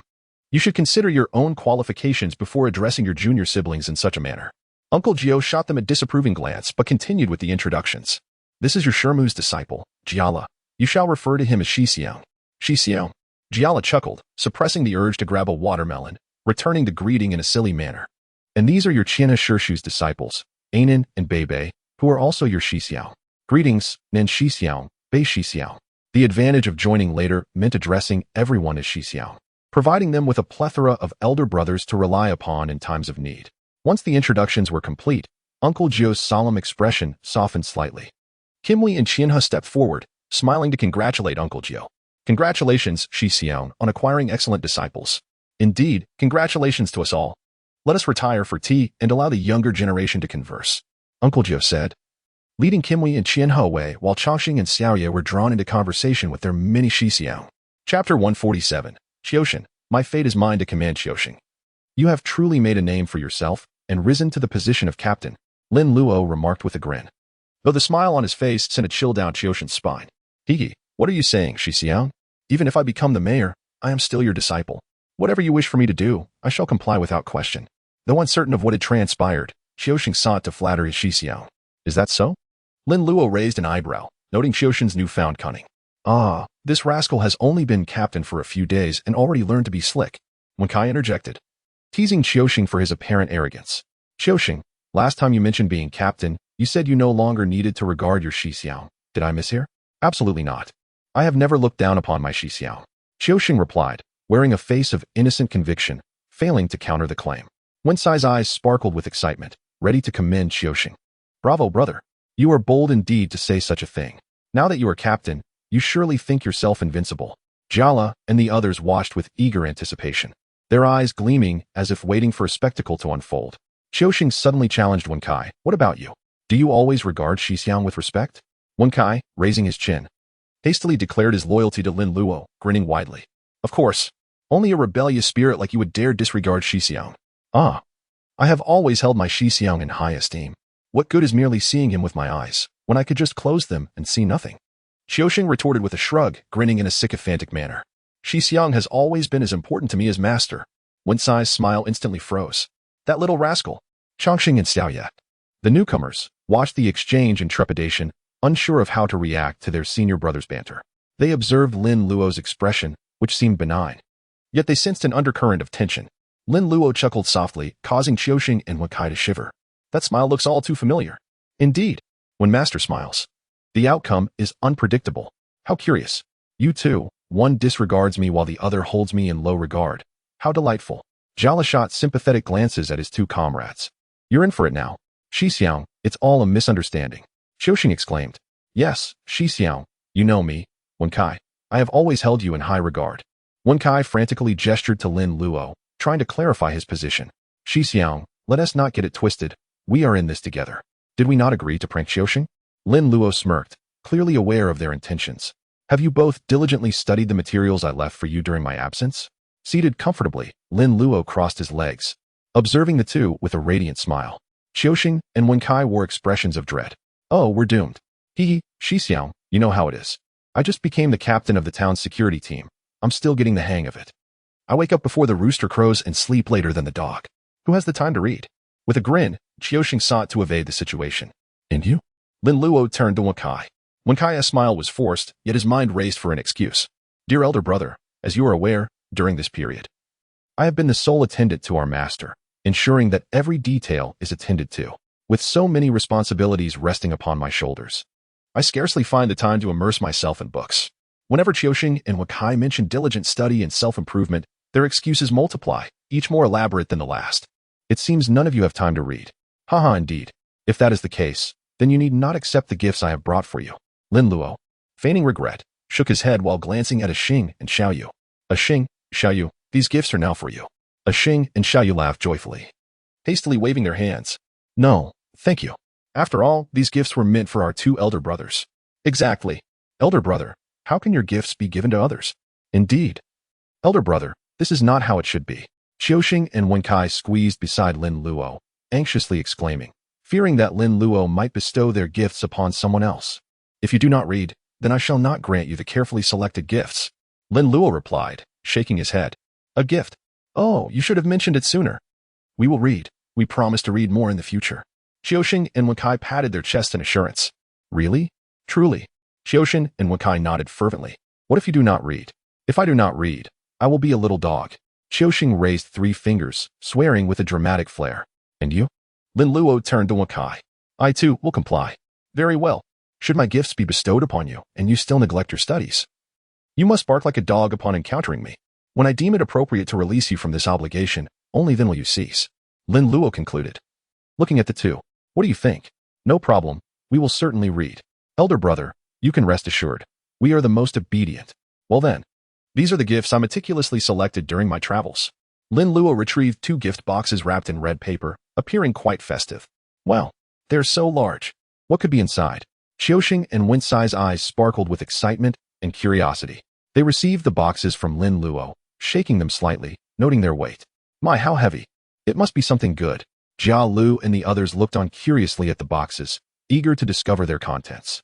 Qiuxing, Wen Kai, open and see what elder brother has gifted you. Yes, let us take a look. Haha, let us see. Qiuxing and Wakai beamed with joy, eagerly unwrapping their respective boxes. However, their smiles abruptly froze. Jialu, a Nan, a Bei, along with a Xing and Xiaoyu burst into laughter at the sight of the items revealed. Ha ha ha, Qiuxing and Wencai's gifts were, in fact, several books. These books were specifically chosen for you, as you both have a poor foundation. You must memorize the 1,000-character classic in the Tao Te Ching. In a few days, I shall conduct a surprise check. Should either of you fail to recite, do not blame me for being a merciless elder brother. Lin Luo chuckled, raising his right hand, his fingers flicking slightly, causing sparks to erupt. Qiuxing and Wencai instinctively shivered, as if the sparks had struck them. Observing the joy on their faces, Lin Luo's smile became even more innocent and pure. It seems they truly appreciate this gift. Judging by their exuberant laughter, do you call this oh joy? Yes, elder brother. Qiuxing and Wencai exclaimed loudly, tears brimming as they tucked the books into their embrace. Humph. I shall have my way with you. Regardless of the endeavor, ultimately it is knowledge that prevails, even in tomb raiding. Should you descend into the pit unable to comprehend murals and inscriptions, you would be entering a treasure mountain without awareness. In our realm of spiritual illusions, it is no different. Should you encounter a rogue cultivator, you would not even realize how you met your demise, and that would be quite the jest. Living day by day without a care, merely biding time. Do you truly deserve such a fortunate life? Our master is none other than the esteemed Jiu. How many would wish to apprentice yet cannot? Merely coasting through life is unacceptable. As their elder brother, Lin Luo must rectify this misguided attitude. Hello. The call of Jiu echoed. Coming. Lin Luo rose and hurried towards Jiu. As they watched Lin Luo depart, Qiuxing and Wakai sighed deeply and slumped into their chairs. Cunning, truly cunning, to use gifts as a trap. It is over, utterly over. Must we truly bark like dogs upon encountering elder brother? Wencai looked at Qiuxing. What shall we do now? Qiuxing slumped in his chair, noticing the teasing gazes of others, and abruptly slammed the table, rising dramatically. Humph, my fate is determined by me, not by heaven. Is this rebellion? I shall return to study. Qiuxing patted the books in his arms, resolute in his belief that he would prevail. TCH, what a waste of such bravado. Chapter 148. A Murder in the Banana Grove. Master, what do you need? Lin Luo trotted over to Jiu. The three older brothers looked at Lin Luo with peculiar expressions. He, a Luo, master wishes to venture out with your two uncles for about 5 to 6 days. You shall remain here to take care of your younger brothers and sisters. If any business arises that you can handle, do so. If not, await our return. Jiu patted Lin Luo's shoulder, smiling. Lin Luo? So sudden? I have only just returned, and you are whisking my younger brothers away for leisure? This is inappropriate. Master, where are you going? I have some old friends whom I have not seen in ages. Your crane puppet is quite convenient. I plan to pay them a visit. Simu and Qian He chuckled, evidently preparing to embark on a trip to show off. Very well, master, I understand. You can rest assured with me at home. Lin Luo patted his developing chest, thumping proudly. As you handle matters, master can naturally feel at ease. How was your conversation with the younger brothers? Quite well, except Qiuxing and Wencai are slacking and unwilling to read. I intend to supervise them to read a few more books. Upon hearing this, Jiu's eyes lit up. Excellent idea. I support you. Let me bring along a disciple. Simu was the first to respond. This notion is splendid. A Luo, as the elder brother, truly embodies the role. Qian He cleared his throat and smiled faintly.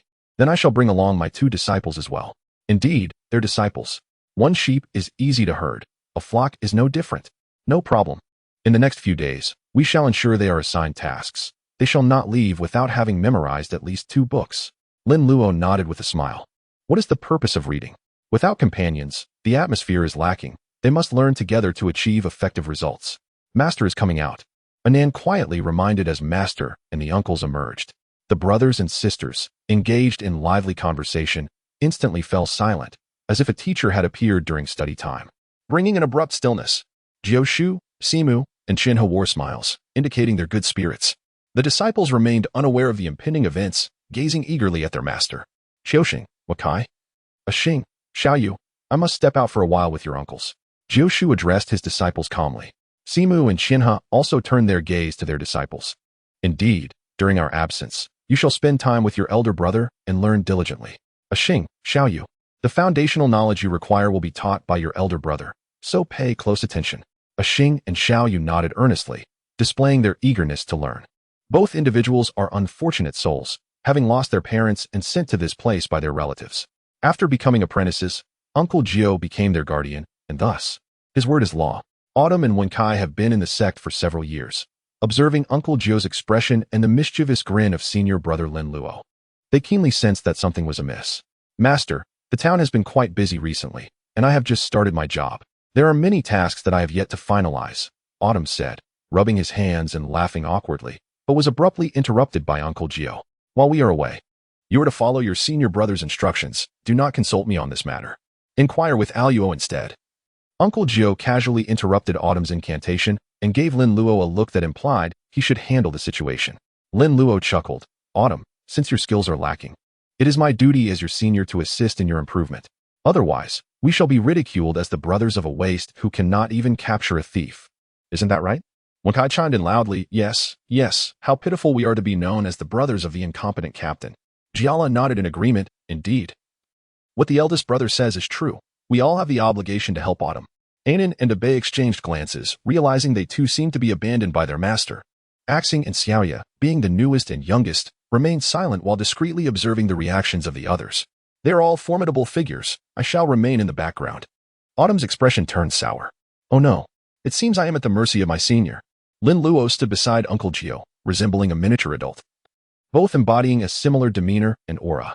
Your senior brother has been entrusted by Uncle Simu and Uncle Qian He. During their absence, Jiala, Anan, Abe, Autumn, Wenkai, Axing, and Xiaoya, I will be responsible for your studies. Upon hearing this, everyone instantly lost their cheer, except for Autumn. Haha, that's right. We are brothers sharing both fortune and adversity. Wenkai, since you laughed so loudly earlier, surely you desire your senior brother's guidance for your growth and development, right? It is far better to enjoy together than alone, Autumn boasted, patting Wencai's frail shoulder. Wenkai forced a smile. Of course. That's splendid. With everyone accompanying me, it shall be daily recitations and rigorous training, and I shall harbor no grievances. Autumn's grand declarations echoed, prompting everyone to cheer. Hooray. Ah, please, no. After lunch, Uncle Jiu, Taoist Simu, and Taoist Qian He soared away on their celestial crane puppets. Experiencing the thrill of flying for the first time, Uncle Jiu was overly excited yet attempted to maintain a facade of indifference, which proved quite taxing. The urge to shout out was stifled, creating discomfort. All right, for today, you are free to explore. I shall assign homework in the evening. Starting tomorrow, take your studies seriously. As they watched their masters ascend, Lin Luo waved his hand to disperse the gathering. Autumn hurriedly returned to the security team of Rinjia Town, while Wenkai led the others to prepare their quarters. With many guests arriving that night, items from the ancestral hall needed organizing, and there were numerous tasks to complete. They had to act swiftly. The night passed without incident. Early the next morning, the slumbering group was roused by the sound of a bell. Initially faint and almost imperceptible, the ringing grew louder. Wake up, everyone. Rise and shine. The day's success lies in the morning. All of you, get up and pay respects to our ancestors. Lin Luo's voice boomed from the courtyard, resonating like thunder. Startled, everyone awoke, their hearts racing at the sound of Lin Luo's commands.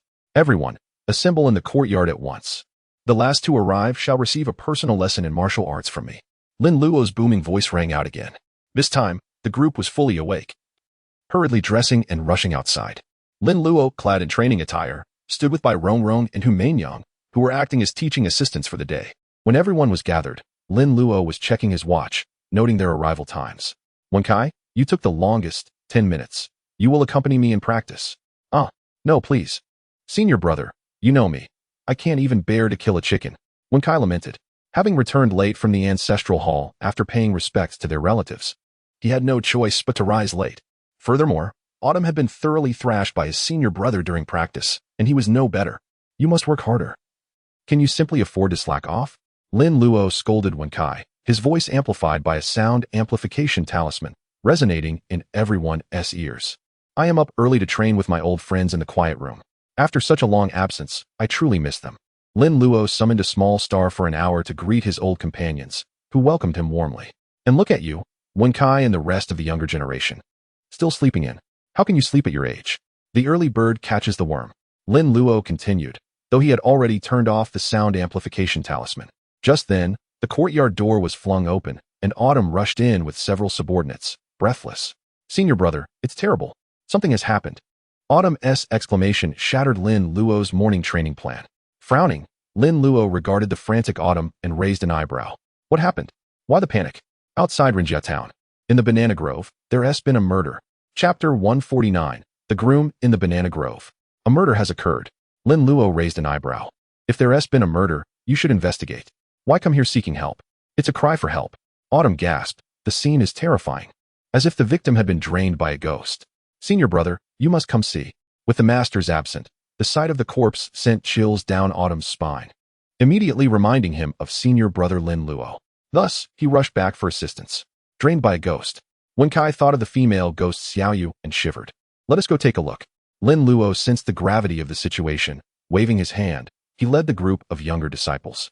If it truly was a ghost causing harm, it would serve as a practical lesson for them. If it was a human crime, it would be an opportunity for Autumn to prove himself, and he could reward him later with a feast. The younger disciples were all eager to participate. Even Axing and Xiaoya were curious. In the official office of Rinjia Town, a crowd surrounded the lifeless body on the ground, frowning and scratching their heads. An examiner was inspecting the corpse, his face troubled, shaking his head repeatedly, muttering, "This shouldn't be happening. The captain has returned." Someone spotted Autumn and called out. The crowd parted, allowing Autumn and his followers to approach, seemingly having found their anchor. Captain Xiaoxing, you must solve this case as soon as possible. This banana plantation is Huang Baiwan's asset. If we can't close the case quickly, it will ruin the reputation of our Rinjia Town. The mayor of Rinjia Town was also present, approaching Qiaoxing with his entourage and making his demands. Huang Baiwan's status in Rinjia Town is considerable, although he's not a local.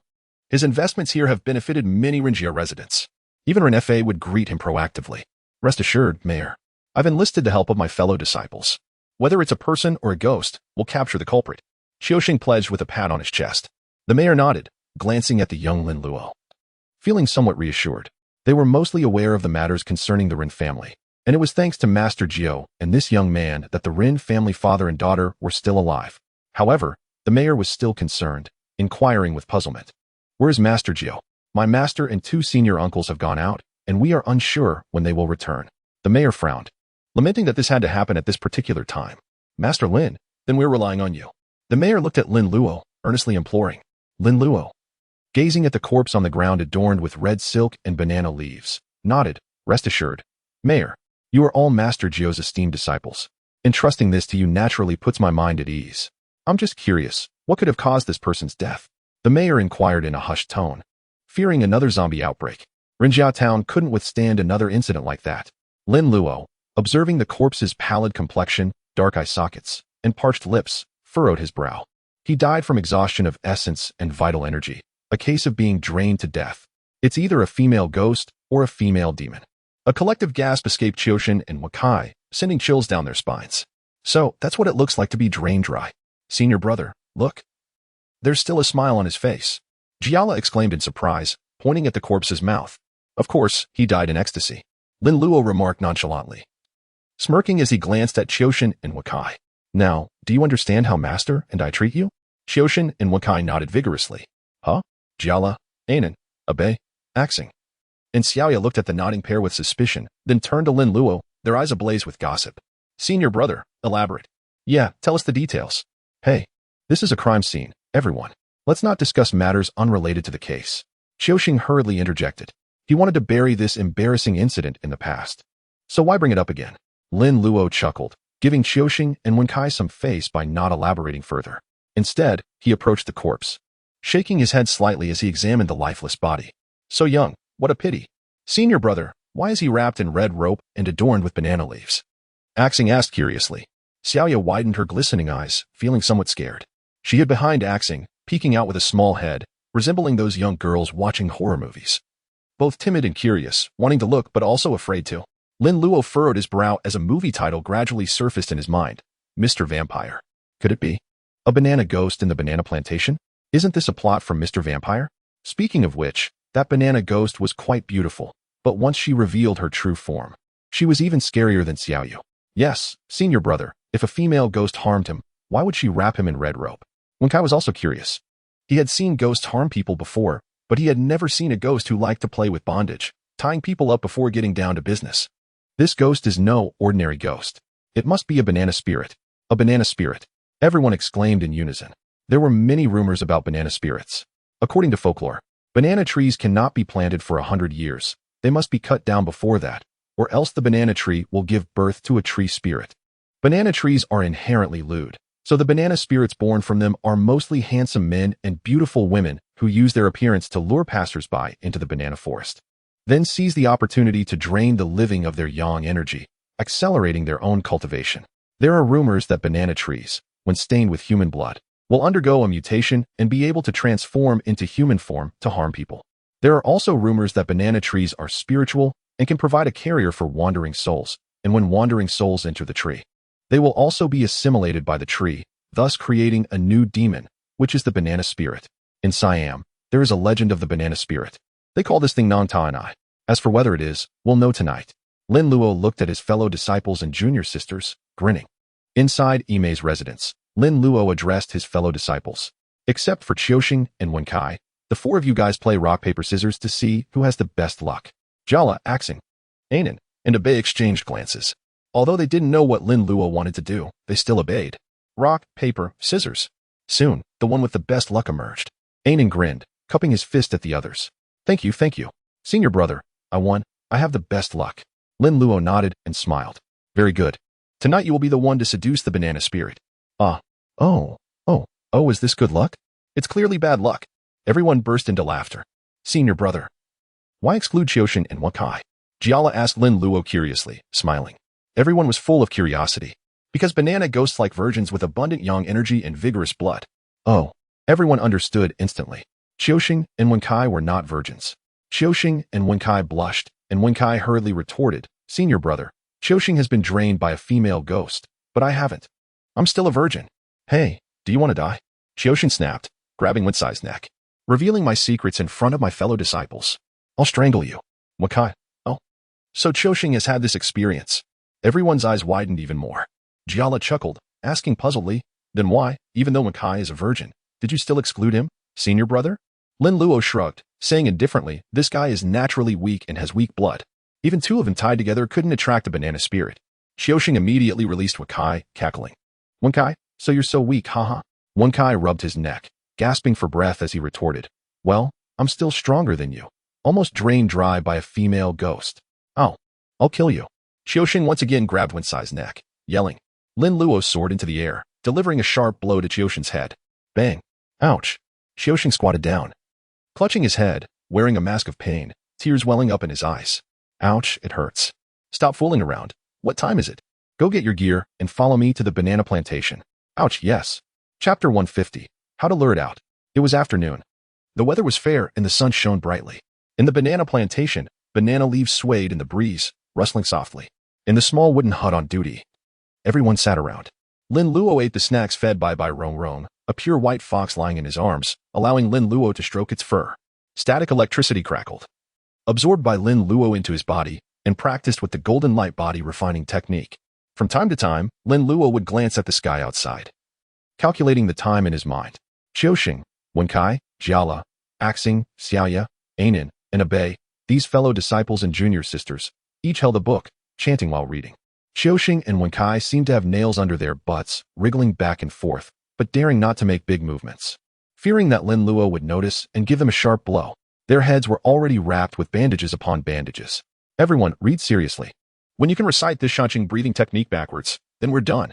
Senior brother, we've been reading for over an hour, let us rest for a while. Jiala pleaded softly with Lin Luo. The art of Tongtian's breathing and purging had long been memorized by Jiala, Anan, and Abei. Therefore, they were currently engrossed in the study of the Tongtian dating Jinjing. Lin Luo demanded that they memorize the entire text, a task far more challenging than the breathing techniques they had previously mastered.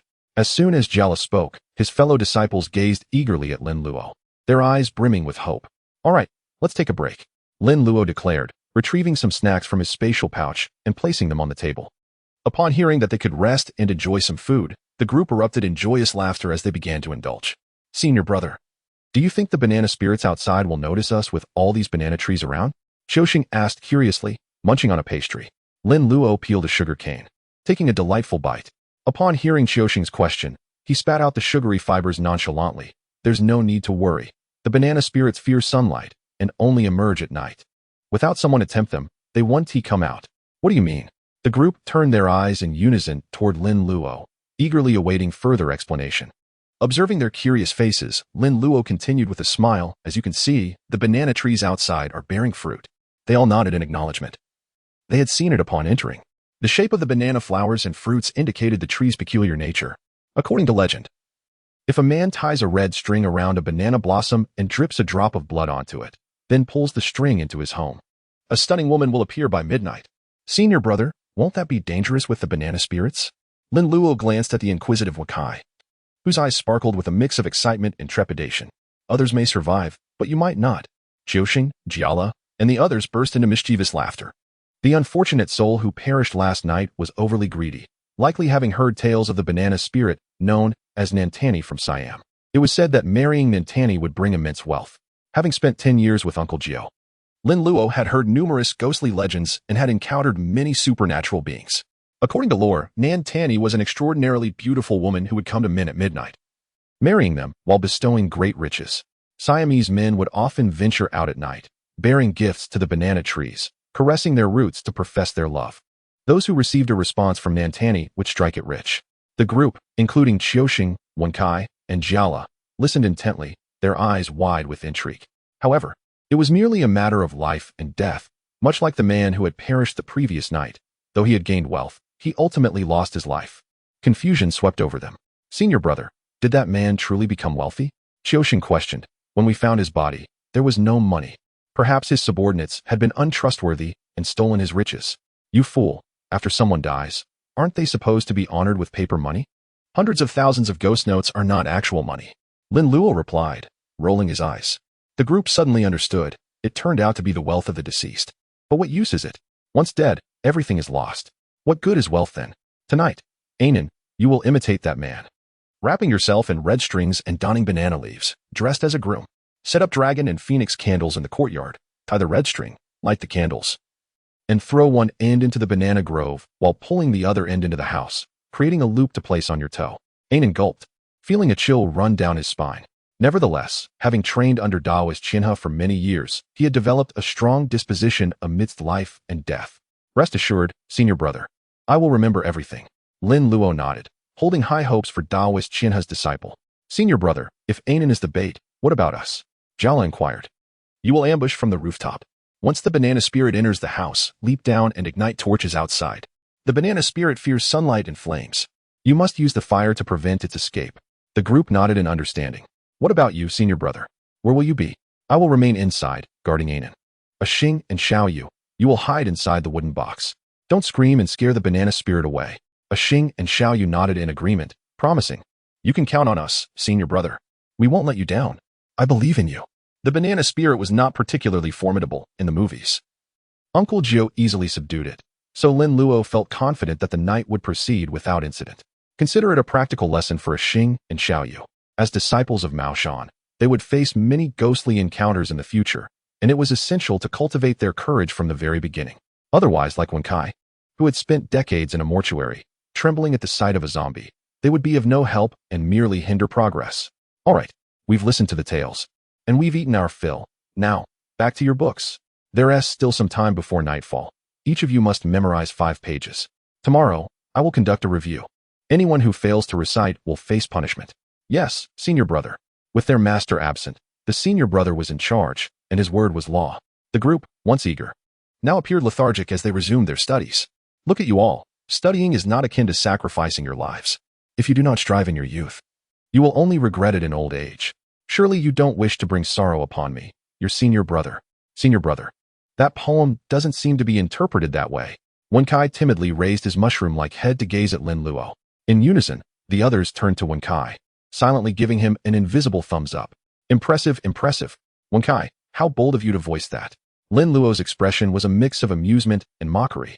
Wenkai, your literary prowess has truly flourished. The rest of you, ignore him and continue memorizing. Wenkai, you must recite 10 pages, otherwise, it would be a disservice to your elevated literary talent. Please, senior brother, not that. You've done nothing wrong. How could you? I am the one at fault here. Hurry up and memorize, or you shall forfeit your sleep tonight. Oh no. Master, please return swiftly. The senior brother has gone mad. As night fell, darkness enveloped the world outside. Lin Luo and his disciples had taken their positions to hide. Unprompted, Wenkai took the initiative, clutching a magical mirror as he crawled beneath the bed. Once the banana spirit emerged, he would shine the mirror upon it, revealing its true form. Qiuxing and Abei concealed themselves behind a small house, while Xing and Xiaoyu nestled inside a large wooden box. The box was slightly ajar, allowing them to catch glimpses of the outside scene. Lin Luo, along with Bai Rongrong and Jiala, lay on the rooftop, observing the courtyard below. In the banana grove, shadows danced as the leaves rustled in the wind, producing an eerie whispering sound. Ainen go? Lin Luo's voice echoed faintly. Dressed in red and green, Ainen looked like a groom as he stepped out of the small house, his heart racing at the sight of the swaying banana trees. Taking a deep breath, he reassured himself, "There's nothing to fear. My senior brothers are well hidden." With that, he planted the dragon and phoenix candles in the courtyard, wrapped them with red strings, and lit the candles, tossing one end into the banana grove. After completing his tasks, Ainen returned to the house, lying on the wooden bed as Lin Luo instructed, tying the strings end around his big toe. "Wakai, don't fall asleep. Wait for my signal," Ainen whispered as he lay on the bed. "Rest assured, with me here, nothing will go awry." Wensai's voice was barely audible, akin to the buzz of a mosquito. If it weren't for the profound silence in the room, Ainen would scarcely have heard him. "Master, is this genuinely efficacious? Will the banana spirit actually manifest?" Jiala, concealing his mouth, queried Lin Luo in a hushed tone, apprehensive that the banana spirit might overhear. Lin Luo, with one hand propping up his chin and the other clutching the foxtail, rocked his feet back and forth, exuding an air of leisure, devoid of any tension, as if he were vacationing. "Observe yonder, the blossom on the banana tree." Jiala followed Lin Luo's direction and noticed that a bud on a banana tree was gradually unfurling. In the moonlight, the banana tree's appearance was somewhat indistinct, yet discernible. "Ooh." Jiala widened his eyes and covered his mouth, nearly exclaiming aloud. From within the banana flowers, bud emerged a figure. This woman donned a scarlet silk dress that billowed in the wind, appearing and disappearing intermittently. Her raven tresses cascaded down her shoulders, and the moonlight illuminated her jade-like skin. Her hair resembled ink, and she appeared as a fiery sprite, captivating the soul. "Wow, how exquisite." Jiala gazed upon the banana spirit, also known as the banana female ghost, and marveled in his heart. This banana female ghost was indeed beautiful, undoubtedly one of the most visually striking female ghosts in Uncle Nine's films. The banana female ghost's body floated lightly, guided by the scarlet rope, across the dragon and phoenix candles and into the cottage. Thwack! Lin Luo struck Jiala on the head. "Cease your infatuation and descend to block the entrance." As Lin Luo's words fell, he leaped from the rooftop. Anan, feigning sleep on the bed, felt the tug on his toes and grew slightly anxious, opening his eyes a crack. What he beheld caused him to exclaim. The banana female ghost possessed a bewitching countenance, adorned with fiery makeup, and her scarlet silk dress was hazy and dreamlike. Her alluring gaze captivated the soul, and her gentle smile left Nan's mind blank, causing him to feel as though he were floating. "So beautiful. Barricade the door." Lin Luo's voice suddenly echoed, like a beacon in the darkness. A lighthouse in the deep sea. Anan instantly awoke and cried out, "Wenkai, she's here." "Ooh." Anan, shouting, attempted to rise, but was instantly bound by the female ghost's red silk, his mouth sealed shut, rendering him speechless. Wenkai, hearing Anan's voice from beneath the bed, hastily emerged, intending to use the mirror in his hand to illuminate the banana female ghost. Bronze mirrors could reveal the true forms of old mountain spirits. So ancient patriarchs carried mirrors when entering the mountains to gather herbs, preventing old ghosts and spirits from approaching. However, upon emerging from beneath the bed, Wenkai had not yet employed the magic mirror when he beheld the banana female ghost's secret. Hiss! Wenkai's eyes instantly lit up. "What is this? This is something I can see without paying? What a beautiful female ghost. No wonder that man died with a smile. To die under a peony is worth it, even as a ghost."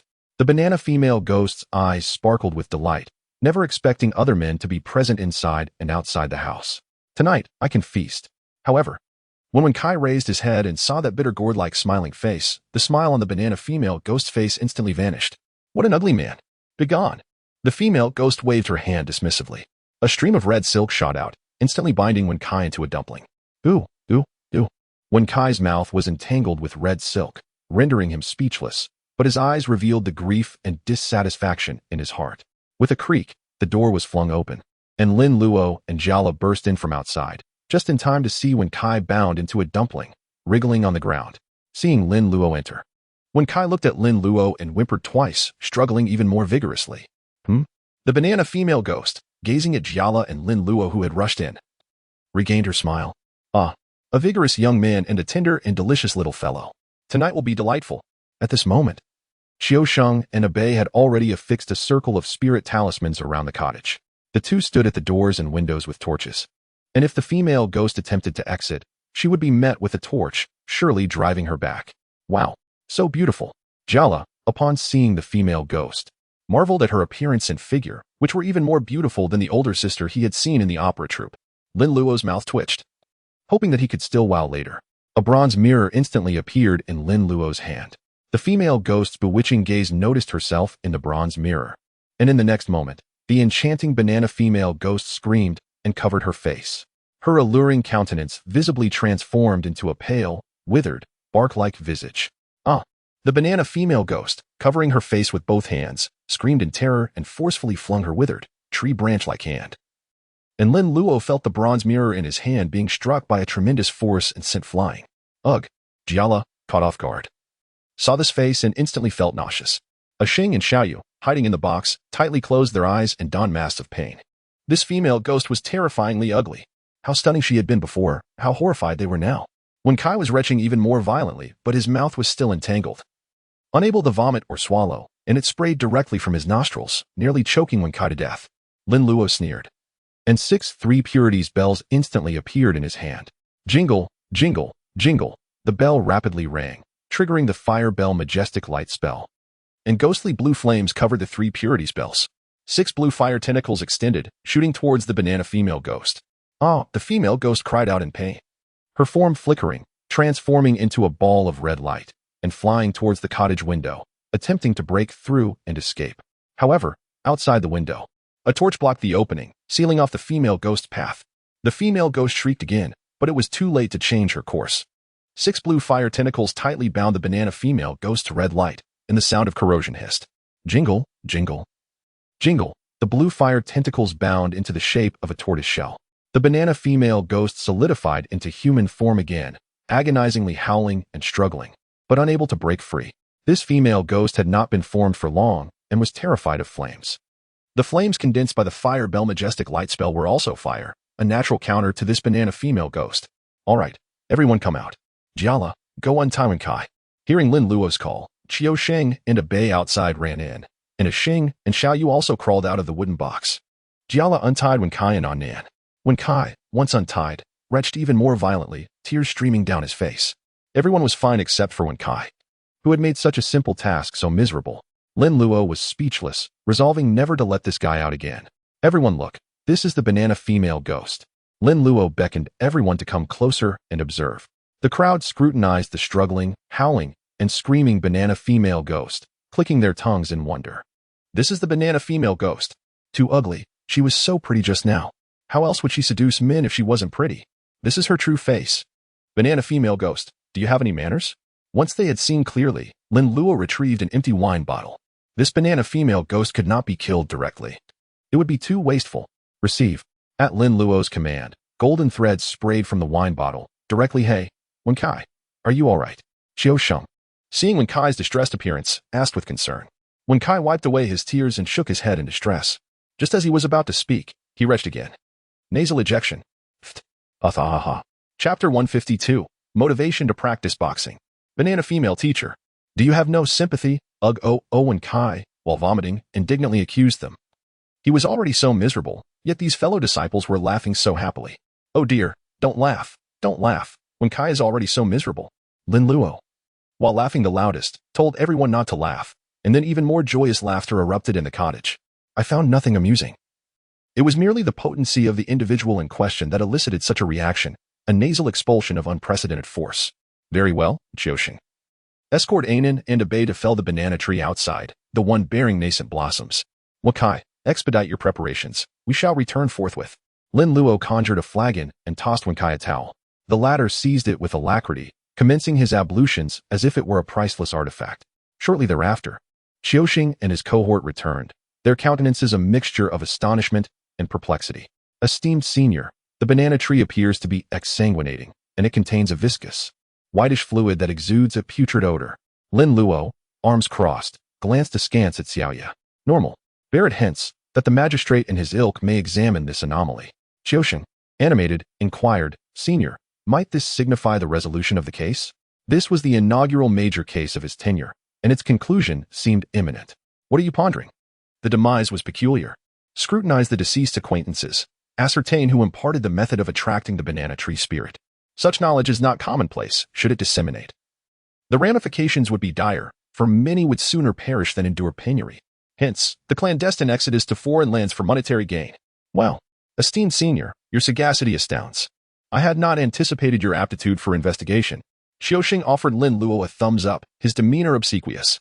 Naturally, though I may not have witnessed the swine's trot, I have savored its flesh. What difficulty lies in investigation? Exercise greater diligence in your future endeavors, lest you err and be expelled from the yamen, thereby besmirching the honor of our master and myself.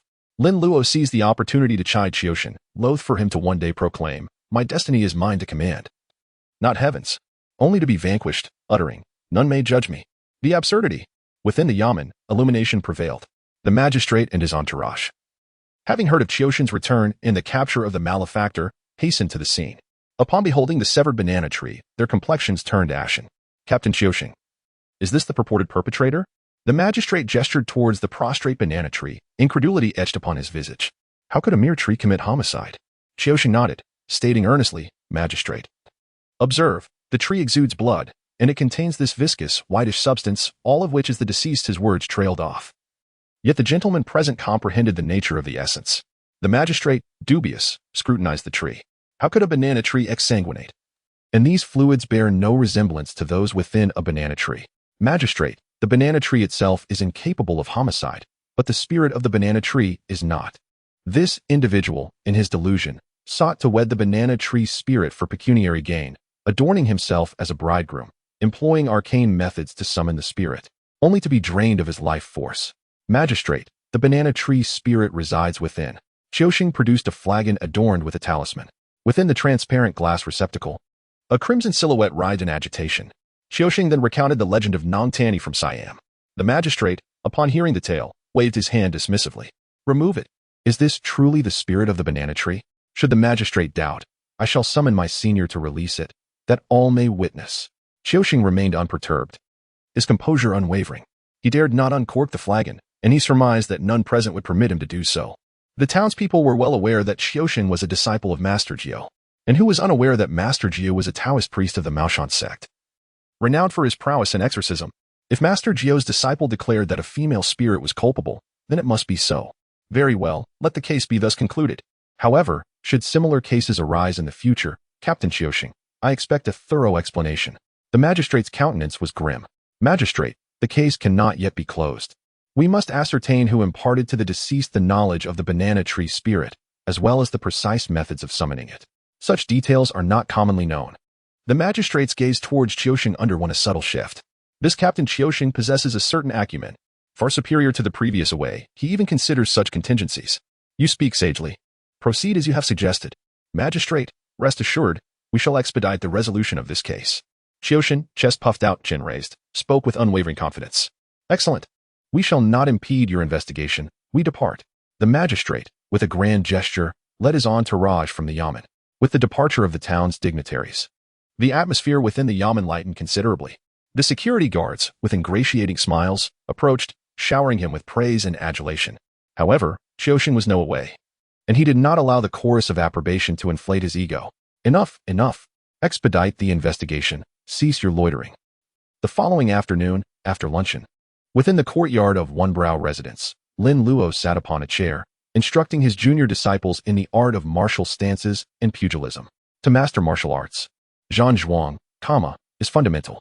A Xing and Xiaoya, being novices, lacked a foundation. Thus Lin Luo was teaching them Zhan Zhuang, commonly known as horse stance. Jiala, Anan, and Abei were practicing boxing.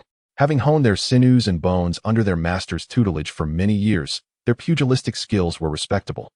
They were currently practicing the Maoshan sect's foundational Qi cultivation fist. This set of boxing techniques incorporates the U-step, the gait of the Big Dipper, and the Maoshan sect's foundational breathing exercises, rendering it a formidable martial art. Lin Luo observed their synchronized movements, fluid and natural, indicative of their extensive practice. However, no amount of practice could supplant the experience gained from sparring and combat. Thus, Lin Luo intended to procure several sparring puppets for them. With a pair of scissors, Lin Luo deftly fashioned 3 paper effigies from a sheet of white paper. Arise.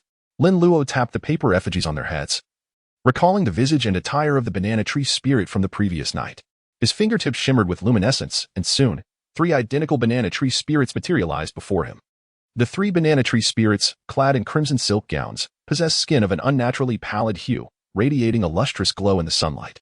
Their exquisite features and alluring aura instantly captivated the attention of Jiala, Anan, and Abe. Wakai, who had been shirking his duties, stared with wide eyes, only to retch violently. Clutching a chair for support, the events of the previous night had left an indelible mark, eliciting a visceral reaction. Lin Luo ignored Wakai, crossing his arms as he regarded Jiala and his companions with a smile. Do not tarry. These 3 infused puppets are your sparring partners. The eyes of the 3 shone with excitement. When you can best them, they shall be yours. The eyes of Jiala and his companions gleamed with avarice. Attack, subdue them. At Lin Luo's command, the 3 banana tree spirits transformed into crimson blurs, charging towards Jiala, Anan, and Abe. Despite their speed, the 3 remained fixated upon their targets. Why was this not disclosed earlier?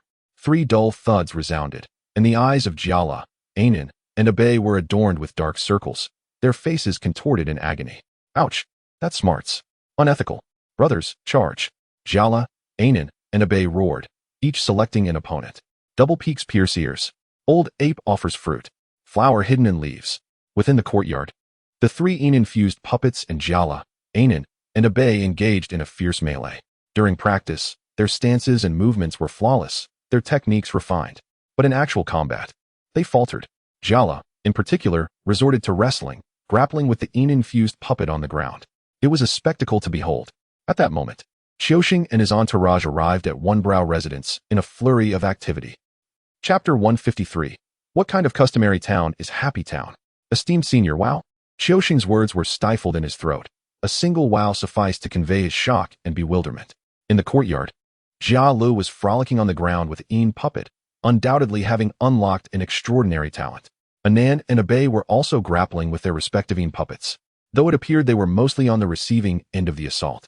Despite Anan and Abe's commendable martial arts skills, evident in their combat stances, they were largely subjected to a beating.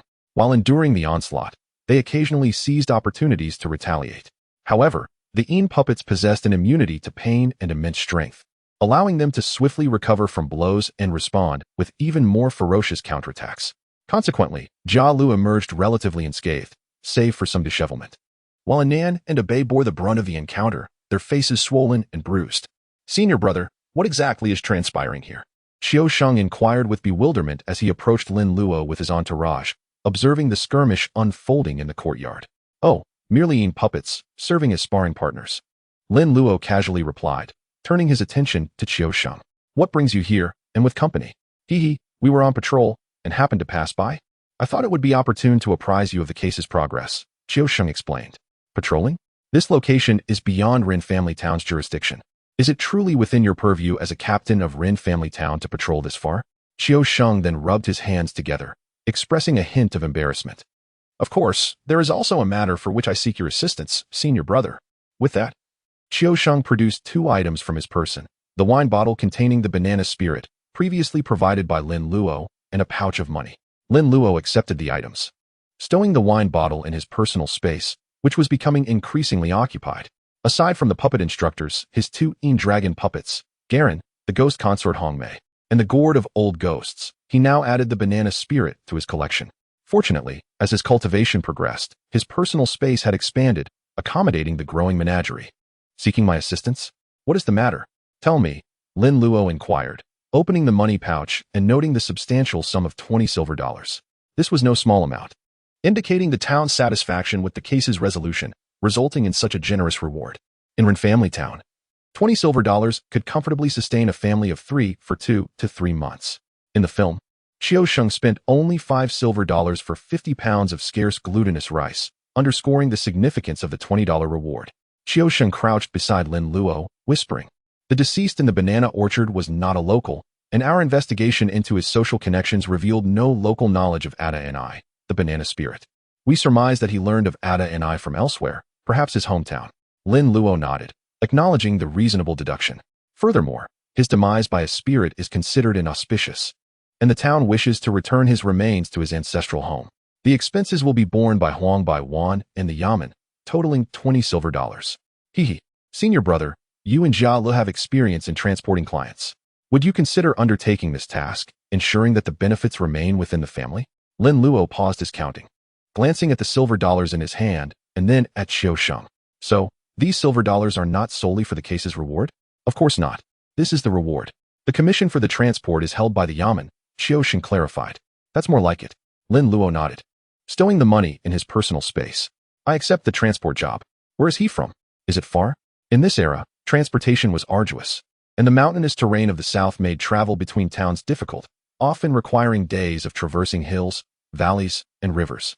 Thus, death away from home was a significant hardship, giving rise to the profession of corpse transportation. The deceased was from Happy Town. Happy Town? Lin Luo mused, finding the name somewhat frivolous, wondering if it was a red light district. Happy Town is not close to Rin Family Town. Qiu Sheng, before seeking Lin Luo, had consulted a map, estimating that the journey would take ordinary individuals 7 to 8 days. Undertaking the transport, traveling by night and resting during the day, would likely consume 1 to 2 months. Navigating mountainous terrain and the potential for encountering wild animals and supernatural entities made the 20 silver dollars a meager sum for the task. Lin Luo nodded. Do you have the warrant? Here it is. Qiu Sheng produced an envelope from his person. Lin Luo accepted it, examining the contents. Bian Chao Sheng, male, 36 years of age, from Happy Town, Taishan, deceased in Taiping Rin Family Town on the 9th month of the 21st year of the Republic of China. In the banana orchard. Cause of death: invasion of pathogenic wind, sudden demise. Lin Luo nodded, returning the warrant to the envelope. Understood. We will depart tonight and deliver the remains within a few days. He. Thank you for your assistance, senior brother. Lin Luo's willingness to help spared them the indefinite wait for another corpse transporter to pass by. The Yamen would have had to bear the cost of storing the remains at the mortuary, which was currently unoccupied, requiring Wenkai to guard it at night. Halt, halt. Lin Luo urgently called out to the Yin puppets. A Nan and a Bei, gasping for air, swayed but managed to remain upright. Jia Lu, however, was still grappling with his Yin puppet on the ground. Upon closer inspection, Lin Luo exclaimed, "Well done, Jia Lu." The Yin puppet had executed a triangle choke, locking Jia Li's head tightly between its legs. Jia Lu struggled valiantly, attempting to break the hold, but his neck proved no match for the puppet's thighs. I yield. I yield. Senior brother, have it release me. Jia Li's muffled voice pleaded. Release him. Lin Luo commanded, and the Yin puppet relinquished its hold. Jia Lu. His face crimson, gasped for air, having nearly suffocated. Qiu Sheng, with a mischievous grin, inquired, Jia Lu, how was it? Huff, puff. Jia Lu panted, dejectedly admitting. I can't do it. It's too powerful. I can't beat it. Is that so? Is it really that formidable? Qiu Sheng, smiling, eyed the 3 identical Yin puppets. His curiosity piqued. The banana spirit was undeniably beautiful, and even in puppet form, devoid of sentience and with a somewhat vacant expression, her features were captivating. Her delicate appearance was deceptive. Could such a puppet truly be so formidable? Lin Luo raised an eyebrow, teasingly asking, Qiu Sheng, would you like to try? Yes. Let's give it a go. Qiu Sheng eagerly agreed, rising to his feet, removing his belt and hat, tossing them to a subordinate, and commencing warm-up exercises. Seeing Qiu Sheng's determination to test his skills, the other disciples gathered around, anticipating a spectacle. Swish. Qiu Sheng executed a backflip, landing gracefully, and then adopted a stance reminiscent of Wang Fei Hung, extending his hand, palm open, signaling, come at me. Lin Luo grinned, commanding, begin. The 3 Yin puppets sprang into action, reaching Qiu Sheng in an instant. Oh, I bang, bang, bang. Qiu Sheng parried the blows, nimbly dodging, upholding the reputation of Master Jiu. His experience as a punching bag during his training with Lin Luo proved invaluable, allowing him to endure the onslaught with surprising resilience. Jia Lu, a Nan, and a Bei watched in astonishment. They struggled to contend with a single Yin puppet, yet Qiu Sheng was fending off 3. The newcomers, a Xing and Xiaoyu, were wide-eyed, clapping and cheering. Bang! A kick landed squarely on Qiu Sheng's chest, sending him flying towards a Xing and Xiaoyu. The 2 who had been applauding were instantly petrified. Brother, why are you so easily defeated? Chapter 154. My current strength is entirely due to talent and effort. No more. No more. They were fighting 1-on-1, but I'm facing a 3-on-1. It's not fair. What? Do you suggest that I am unjust?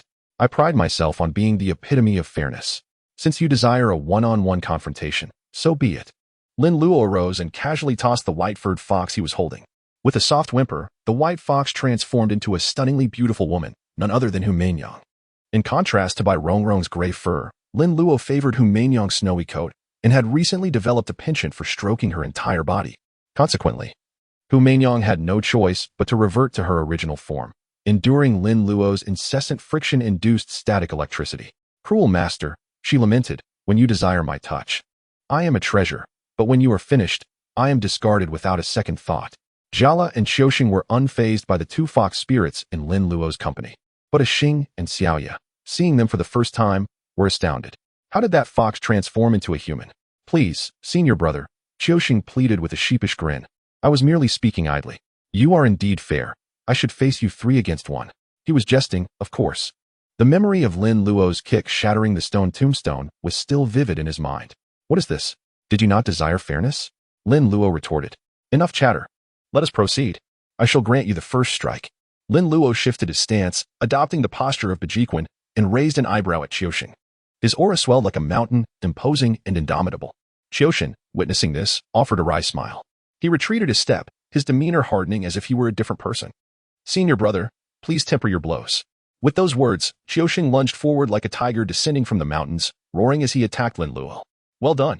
Lin Luo's eyes gleamed, his aura transforming into the stillness of a deep pool, undisturbed and serene. As Qiuxing approached, Lin Luo's lips curled into a slight grin. He twisted his waist and advanced, delivering a subduing dragon punch. With a muffled thud, Qiuxing felt an immense force surge through him like a tidal wave, numbing his arms. A mountain-splitting palm followed in rapid succession. Despite Lin Luo's small, delicate hands, they possessed the power to split monuments and cleave stones. Qiuxing dared not meet the blow head-on. He raised his hands in defense, attempting to dodge and retreat, but the mountain-splitting palm was too swift. However, midway through the strike, Lin Luo transitioned from palm to fist, unleashing another subduing dragon punch. This time, the blow landed squarely on Qiuxing's arm. A jolt of energy coursed through him, nearly unleashing a palm thunderbolt. Had it struck its mark, Qiuxing would have been feasted upon today, and his memorial service would be held next year. "Ugh," Qiuxing groaned, his arm feeling as if it had been struck by a hammer, half of his body paralyzed. The next moment, his feet left the ground, and he was sent flying through the air. Before he could comprehend what had transpired, Qiuxing was thrown into the air. "Senior brother, have mercy," he cried out in terror. How had senior brother become even more formidable? He had previously been able to withstand dozens of moves, but now he was defeated in a single exchange. "Catch him," Lin Luo said nonchalantly, clapping his hands. Anan and Abei stepped forward and caught Qiuxing as he fell. "Now you know your limitations," Lin Luo chided. "A bottle half full makes more noise than one that is completely full. If you do not diligently study your books and practice your martial arts, will you also beg for mercy like this when you encounter bandits?" Qiuxing rubbed his arm with a grimace while offering a wry smile. "Senior brother, not everyone is like you, so young and yet a warrior." Indeed, Anan and Abei chimed in. "I suspect that even those 3 puppets combined would be no match for senior brother." "Huh, of course." Jiala, Lin Luo's most ardent admirer, exclaimed. "In my master's words, our senior brother is a once-in-a-lifetime genius. Do you know what once-in-a-lifetime means? A rare occurrence every 100 years is nothing. Once-in-a-lifetime means a rare occurrence every several hundred years." Here we go again. Lin Luo's biggest fan, Jiala, was online. Lin Luo raised his chin slightly and gestured downward with his small hand. All right, Jiala, you are exaggerating a bit. I am not as extraordinary as you make me out to be." "Did you see that?" Jiala exclaimed, his watermelon head bobbing back and forth with excitement. Senior brother is not only exceptionally talented, but he also studies and trains diligently. Most importantly, he is humble and never arrogant. Anan and Abei nodded in agreement. Xing and Xiaoya gazed at Lin Luo with adoration, their eyes sparkling with admiration as if they had found their light. Qiuxing and Wenkai exchanged a glance, then raised their fists and shouted in unison, "We must learn from senior brother." Indeed, learn from senior brother. Learn from senior brother. All right, enough," Lin Luo said, pressing his hand down with greater force, finally silencing the sycophants. "It is good to recognize your shortcomings. Strive to improve in the future so that you will not be impotently furious when you encounter danger. The reason I have achieved what I have today is not only due to my exceptional talent, but also my hard work and perseverance." Lin Luo, the great deceiver. When online, suppressing the eager system and shamelessly continuing, I can practice boxing for 2 hours a day, draw talismans for 2 hours, and practice swordsmanship for 2 hours. Except for eating and sleeping, I am constantly improving. Therefore, if you want to become as strong as me, there is only one way, and that is to study and train diligently. Unless you also have a system to cheat, then train hard for me. As long as you do not die from training. Train to the point of death. These 3 Yin puppets are your sparring partners. When you can defeat them one-on-one, you will have mastered your skills. Did you hear me clearly? Yes, we did. Very well, continue training. Lin Luo said, settling back into his recliner and beckoning to Hu Meinyang. With a soft whimper, Hu Meinyang leaped into the air, transforming into a snow-white fox and landing gracefully in Lin Luo's arms. Bai Rongrong gazed at Hu Meinyang with envy, pouted, and approached Lin Luo, gently massaging his shoulders. What about the promised 2 hours of boxing, 2 hours of talismans, and 2 hours of swordsmanship? Qiuxing thought, watching Lin Luo leisurely relaxing like a miniature Uncle Jiu. Is this how you train? Ahem, senior brother, Qiuxing said. I have matters to attend to at the yamen. So I shall take my leave. Go ahead, Lin Luo said dismissively with a wave of his hand. I shall test your martial arts when I return in a few days. Yes, senior brother, Qiuxing said with a grimace, waving to his subordinates and fleeing as if his life depended on it. The others continued to train, while Wen Kai went to prepare dinner. After dinner, he would take a nan and a babe back to the ancestral hall, which could not be left unattended for too long, lest the old brothers and sisters residing there rebel. After dinner, Wen Kai took a nan and a babe back to the ancestral hall. He had a group of uncles, brothers, and sisters to care for there. Xing and Xiaoya returned to their room to rest, but Lin Luo stopped Jiala, who was also about to return to his room. Senior brother, what is it so late? Jiala asked with a smile, looking at Lin Luo with a simple expression. Come with me to the yamen, Lin Luo said, patting Jiala's shoulder with a smile. We have a customer, 20 silver dollars, to deliver to Happy Town. Although our master and uncle are not at home, we cannot ignore the work that comes our way. 20 silver dollars, and I pride myself on being fair and just. We shall divide it into 12 and 8. With 10 going to the public coffers, and the remaining 10 split between you and me, 8 for me and 2 for you. What do you say? Jiala nodded eagerly, his face beaming with excitement. All right, how shall we travel? It is a bit far this time, and we are not familiar with the roads. So we shall ride horses there and return on dragons. No problem, senior brother. Although he would only receive 2 silver dollars, Jiala did not mind in the slightest. He was already thinking about what special products to buy for his master when he arrived in Happy Town. Seeing Jiala agree so readily, Lin Luo muttered to himself. Should I give this silly boy another dollar? Senior brother, when shall we depart? Let us first retrieve the customer, then inform Xing and Xiaoya, and then we shall depart. All right. Chapter 155, The Strange Events in Tan Family Town. Senior brother, please return early. Yes, senior brother. Your junior sister, and I shall await your return at home. Xing and Xiaoya said, standing at the entrance of the courtyard, watching Lin Luo and Jiala, who were dressed and ready to depart, with reluctance. After their initiation, they felt as though they had found a family in their master and fellow disciples. The daytime was filled with lively activity, with a courtyard full of fellow disciples, and they experienced the warmth of family for the first time. Unexpectedly, as soon as night fell, only the 2 of them remained. Although Wen Kai and the others would return late at night, Lin Luo was the pillar of support. Rest assured, they'll be back in less than 2 days. Don't be afraid while you're at home. With the ancestral deity's shrine, evil will be dispelled. With the Yin puppet, you don't need to worry about troublemakers. Before long, Wen Kai and the others will return to keep you company, Lin Luo said with a warm smile, which filled Xing and Xiaoyu with warmth. Okay, we understand, senior brother. Senior brother, please be careful on the road. Xing and Xiaoyu looked obedient. Understood. Jiala, let's go. Lin Luo waved his hand and leaped onto the Yin horse. Bai Rongrong's cushion was already waiting on the horse.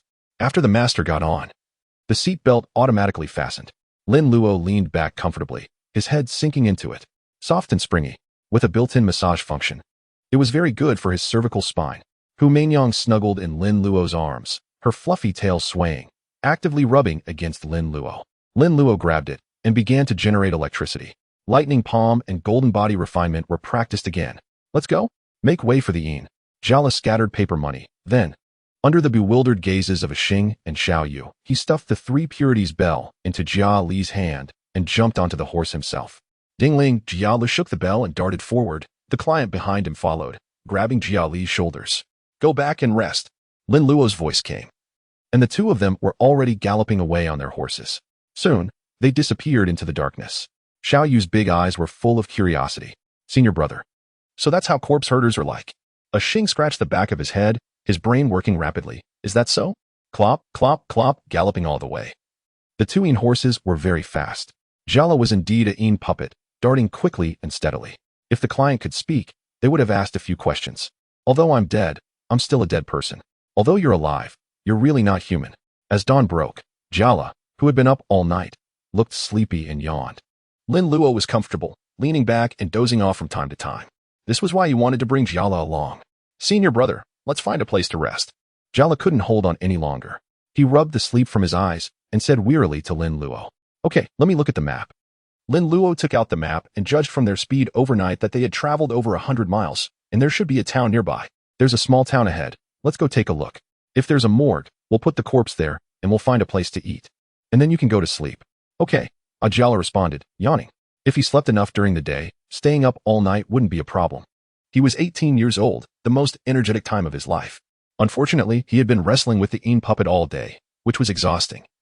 And he had to stay up all night, so naturally he had no energy. After walking for another 10 minutes, the path widened, and a town gate appeared ahead. The town was written with the 3 characters, Tan Family Town. Lin Luo compared it with the map and scratched his head. He didn't expect to run so far in one night, all the way to Tan Family Town. Let's go. The morgue is outside the town. Don't worry about being seen. Okay, Jiala, let's go. After walking for a while, Tan Family Town's morgue arrived. The morgue was built similarly to Rin Family Town's morgue, with high steps and thresholds, a dark gate, and a white plaque with the 2 black characters morgue written on it. Knock, knock, knock. Lin Luo knocked on the door. Soon, footsteps came from the morgue. Who is it? Although it was dawn, the morgue door had not yet opened. A passing corpse herder, here to ask for a convenience. Lin Luo's voice sounded a little childish, causing the morgue keeper in the courtyard to be slightly stunned. Are there such young corpse herders? Gag, the morgue door opened, and a little old man in his 40s peered out from inside. Good heavens, there are quite a few corpse herders. 2 men, 2 women, and a little boy. 2 tall horses behind, and only 1 client. Is the money from this trip enough for the people and horses to eat? Are you a corpse herder? The morgue keeper looked at Jiala and asked uncertainly. Jiala smiled and stepped forward to salute. Uncle, I am a disciple of Maoshan. My name is Luo. My master is not here, so I am helping my master. This is my senior brother, Luo. Oh, so you are a Maoshan apprentice. I was wondering. So many people escorting 1 client and even bringing a child. Come in, just call me Uncle Fu.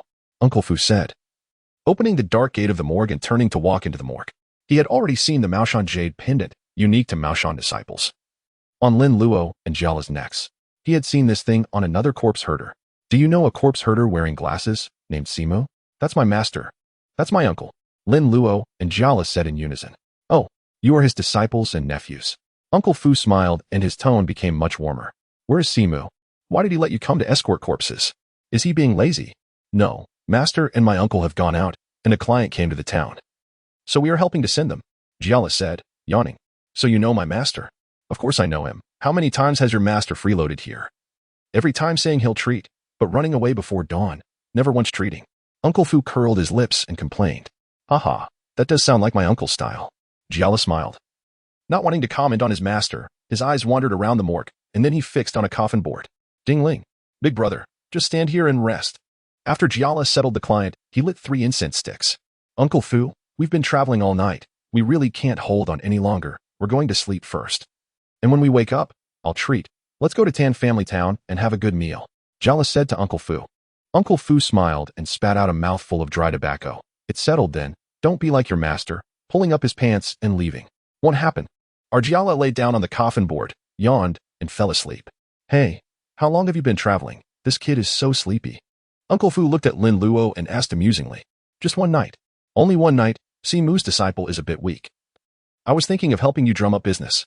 Uncle Fu shook his head, seemingly lamenting something. Lin Luo raised his eyebrows. Drum up business? What business? Oh. Tan Family Town has had a strange thing happen recently. Strange thing? Uncle Fu took another puff of smoke before slowly recounting the strange things that had happened in the town. Chapter 156, moved off the bed every night. Tan Family Town, like Rin Family Town, is a clan-based village. The Tan clan has been rooted here for hundreds of years and can be considered a large clan in Taishan. Tan Baiwan is a well-known businessman in Tan Family Town, not because he is rich, but because he is stingy. A few years ago, Tan Baiwan bought a piece of wasteland on the outskirts of the town at a low price to build a new residence. The house was built for 2 or 3 years, during which time strange things often happened, such as things being lost or workers being injured, causing the project to be intermittent. Just recently, the new house was finally completed, and Tan Baiwan and his family happily moved in. But the strange things also came. In the household of Tan Baiwan, Everyone, young and old, went to sleep peacefully at night, only to awaken the next morning to find not a single soul resting in their beds. One or two might have fallen off, but the entire family found themselves sprawled on the floor. This was decidedly abnormal. Subsequently, Tan Baiwan summoned Taoists and monks to perform rituals in his home. But to his dismay, they all screamed in terror, calling out for ghosts, and fled in madness from the Tan household. Uncle Fu, puffing on his pipe, remarked with a smirk directed at Lin Luo, "Every night, they're dragged from their beds by ghosts, and yet the Tan family still resides here." The family contemplated moving. Yet Tan Baiwan was reluctant to part with the money spent on the construction of their home, stubbornly refusing to leave. Would you not say he is miserly? This situation transcends mere miserliness. This man clings to wealth as if it were his very life. Lin Luo's eyes sparkled like the starry sky, clear and profound, captivating the heart of anyone who gazed into them. Uncle Fu found this little one charming and likable, thus indulging in conversation with Lin Luo, akin to sharing a bedtime story with a child. Lin Luo nodded with a smile, acknowledging the man's stinginess, but wondered how the Tan family could have attracted spirits without reason. Surely, there must be a cause behind it. What is the reputation of the Tan family? Lin Luo inquired curiously, recalling who Tan Baiwan was. He remembered the film Mr. Ghost, which mentioned that the Tan family's house was built over an ancestral grave. Yet it did not elaborate on Tan Baiwan's character. What became of the Tan family after the Maoshan priest fled was unknown. If he were a nefarious merchant, it would not warrant intervention, but if he were a decent fellow, perhaps assistance could be rendered. Uncle Fu exhaled, the smoke swirling around him, giving him an ethereal appearance. Although Tan Baiwan was stingy, he was generally kind-hearted, having contributed to the town's charitable institutions and schools. Moreover, there were no reports of any ill-tempered individuals among the Tan family. Since they were not wicked, it seemed the issue lay with that desolate land. This matter could be resolved. Really? You believe it can be resolved? Can you handle it? Uncle Fu eyed Lin Luo, who appeared small yet confident, with a hint of skepticism. But then he reconsidered. A child daring enough to confront spirits could not be an ordinary child. He must possess genuine skills. Of course I can resolve it, Uncle Fu. I believe we should not delay. We must investigate immediately. The client is anxious, and I do not wish to waste any more time here. Huh. This little one has quite the audacity. So many priests and monks could not resolve the issue, yet you think you can. Acting as if it will be a simple task.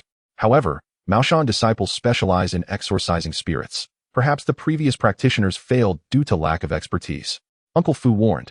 But do exercise caution. If it proves too difficult, do not be reckless. Let us retreat swiftly.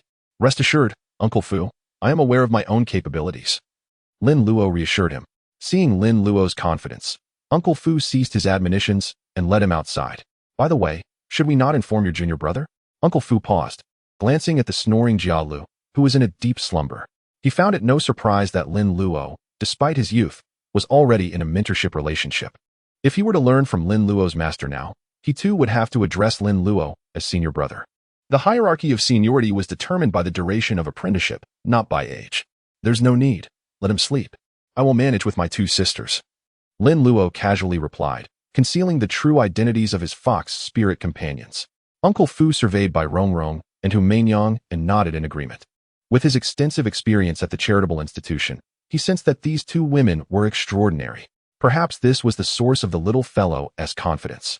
At the Tan family estate, Tan Baiwan awoke with a furrowed brow, donning his attire while casting a helpless glance at his concubine still soundly asleep on the floor. What is this madness? Every night, we retire to bed only to wake up on the floor. It's summer now, but what will happen come winter? He pondered, uneasy with the chill permeating the room, concerned that prolonged exposure might lead to illness. Tan Baiwan resolved to send a servant at dawn to seek out nearby towns for skilled Taoists or sorcerers to perform rituals. As the previous ones had fled in a frenzy without explaining the circumstances. Why were they haunted? What prompted these spirits to mischievously relocate them from their beds? Speak up if you have grievances. Is this merely a game to you? Tan Baiwan opened his mouth to unleash a tirade but quickly refrained, fearful that the spirits might hear him and retaliate. Just then, a series of loud knocks echoed from outside, startling him.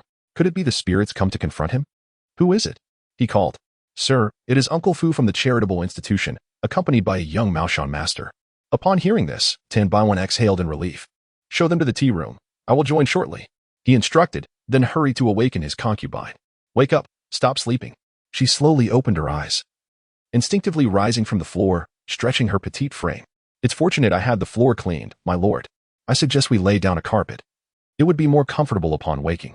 Tan Baiwan sighed at her practicality, knowing that their miserly nature meant they would not part with their new home easily. Since moving is not an option, we must devise another method to make sleeping on the floor more bearable, he mused. With a wry smile, Tan Baiwan donned his shoes and rushed outside. Quickly, check on the others in the back courtyard. Get everyone up. Understood. His concubine slipped on her shoes, adjusted her clothing, and trotted toward the matron's quarters. Soon enough, the entire Tan family was awakened. The nightly disturbances had led them to sleep fully clothed, wary of the cold floor. Even attempts to bind themselves to the beds yielded no results, as they still found themselves on the ground come morning. Covering the floor with bedding proved futile, as their blankets were often tossed onto the roof overnight, necessitating a cumbersome retrieval each morning. The spirit's intentions remained a mystery. What were they playing at? Chapter 157. I summon you. Swiftly reveal yourself. In the tea room, Lin Luo sat sipping tea, having polished off an array of pastries in mere moments. Bai Rong and Hu Mainyang sat beside him, silent yet strikingly beautiful, their features reminiscent of foxes, easily leading to assumptions of sisterhood. Uncle Fu appeared somewhat uneasy. As an ordinary caretaker of the charitable institution, he lacked the prowess of the esteemed ninth uncle, feeling somewhat out of place in the presence of such affluent individuals. Witnessing Lin Luo's carefree demeanor, as if he were returning home, evoked a sense of envy. Acquiring skills is paramount. A proficient individual thrives wherever they venture. Just then, Tan Baiwan strode in briskly. Upon entering, the domestic staff had already apprised him of the situation in the tea room. Discovering that the esteemed Maoshan master he had anticipated was merely a child filled Tan Baiwan with displeasure. He surmised whether the caretaker of the mortuary was attempting to jest with him. What specters could a child apprehend? He would likely serve as a repast for the phantoms. However, upon entering, Tan Baiwan's discontentment dissipated momentarily. He observed two comely young women, presumably hailing from Maoshan as well, exuding an aura of competence and capability. Tan Baiwan's eyes gleamed with interest. This man's gaze is untrustworthy. Upon Tan Baiwan's arrival, Lin Luo rendered his definitive judgment. He's ogling young women despite his advanced age. Unequivocally a lecherous old reprobate. Master Tan, allow me to introduce the young Taoist Lin Luo from Maoshan, said Fu Bo, rising to present Tan Baiwan. Ah, young Taoist. Are you cognizant of the predicament afflicting my household? Tan Baiwan inquired, gazing at Lin Luo after taking a seat. Venturing out to capture specters and vanquish demons at such a tender age indicated either genuine aptitude or youthful audacity. Tan Baiwan had encountered such instances frequently during his commercial endeavors.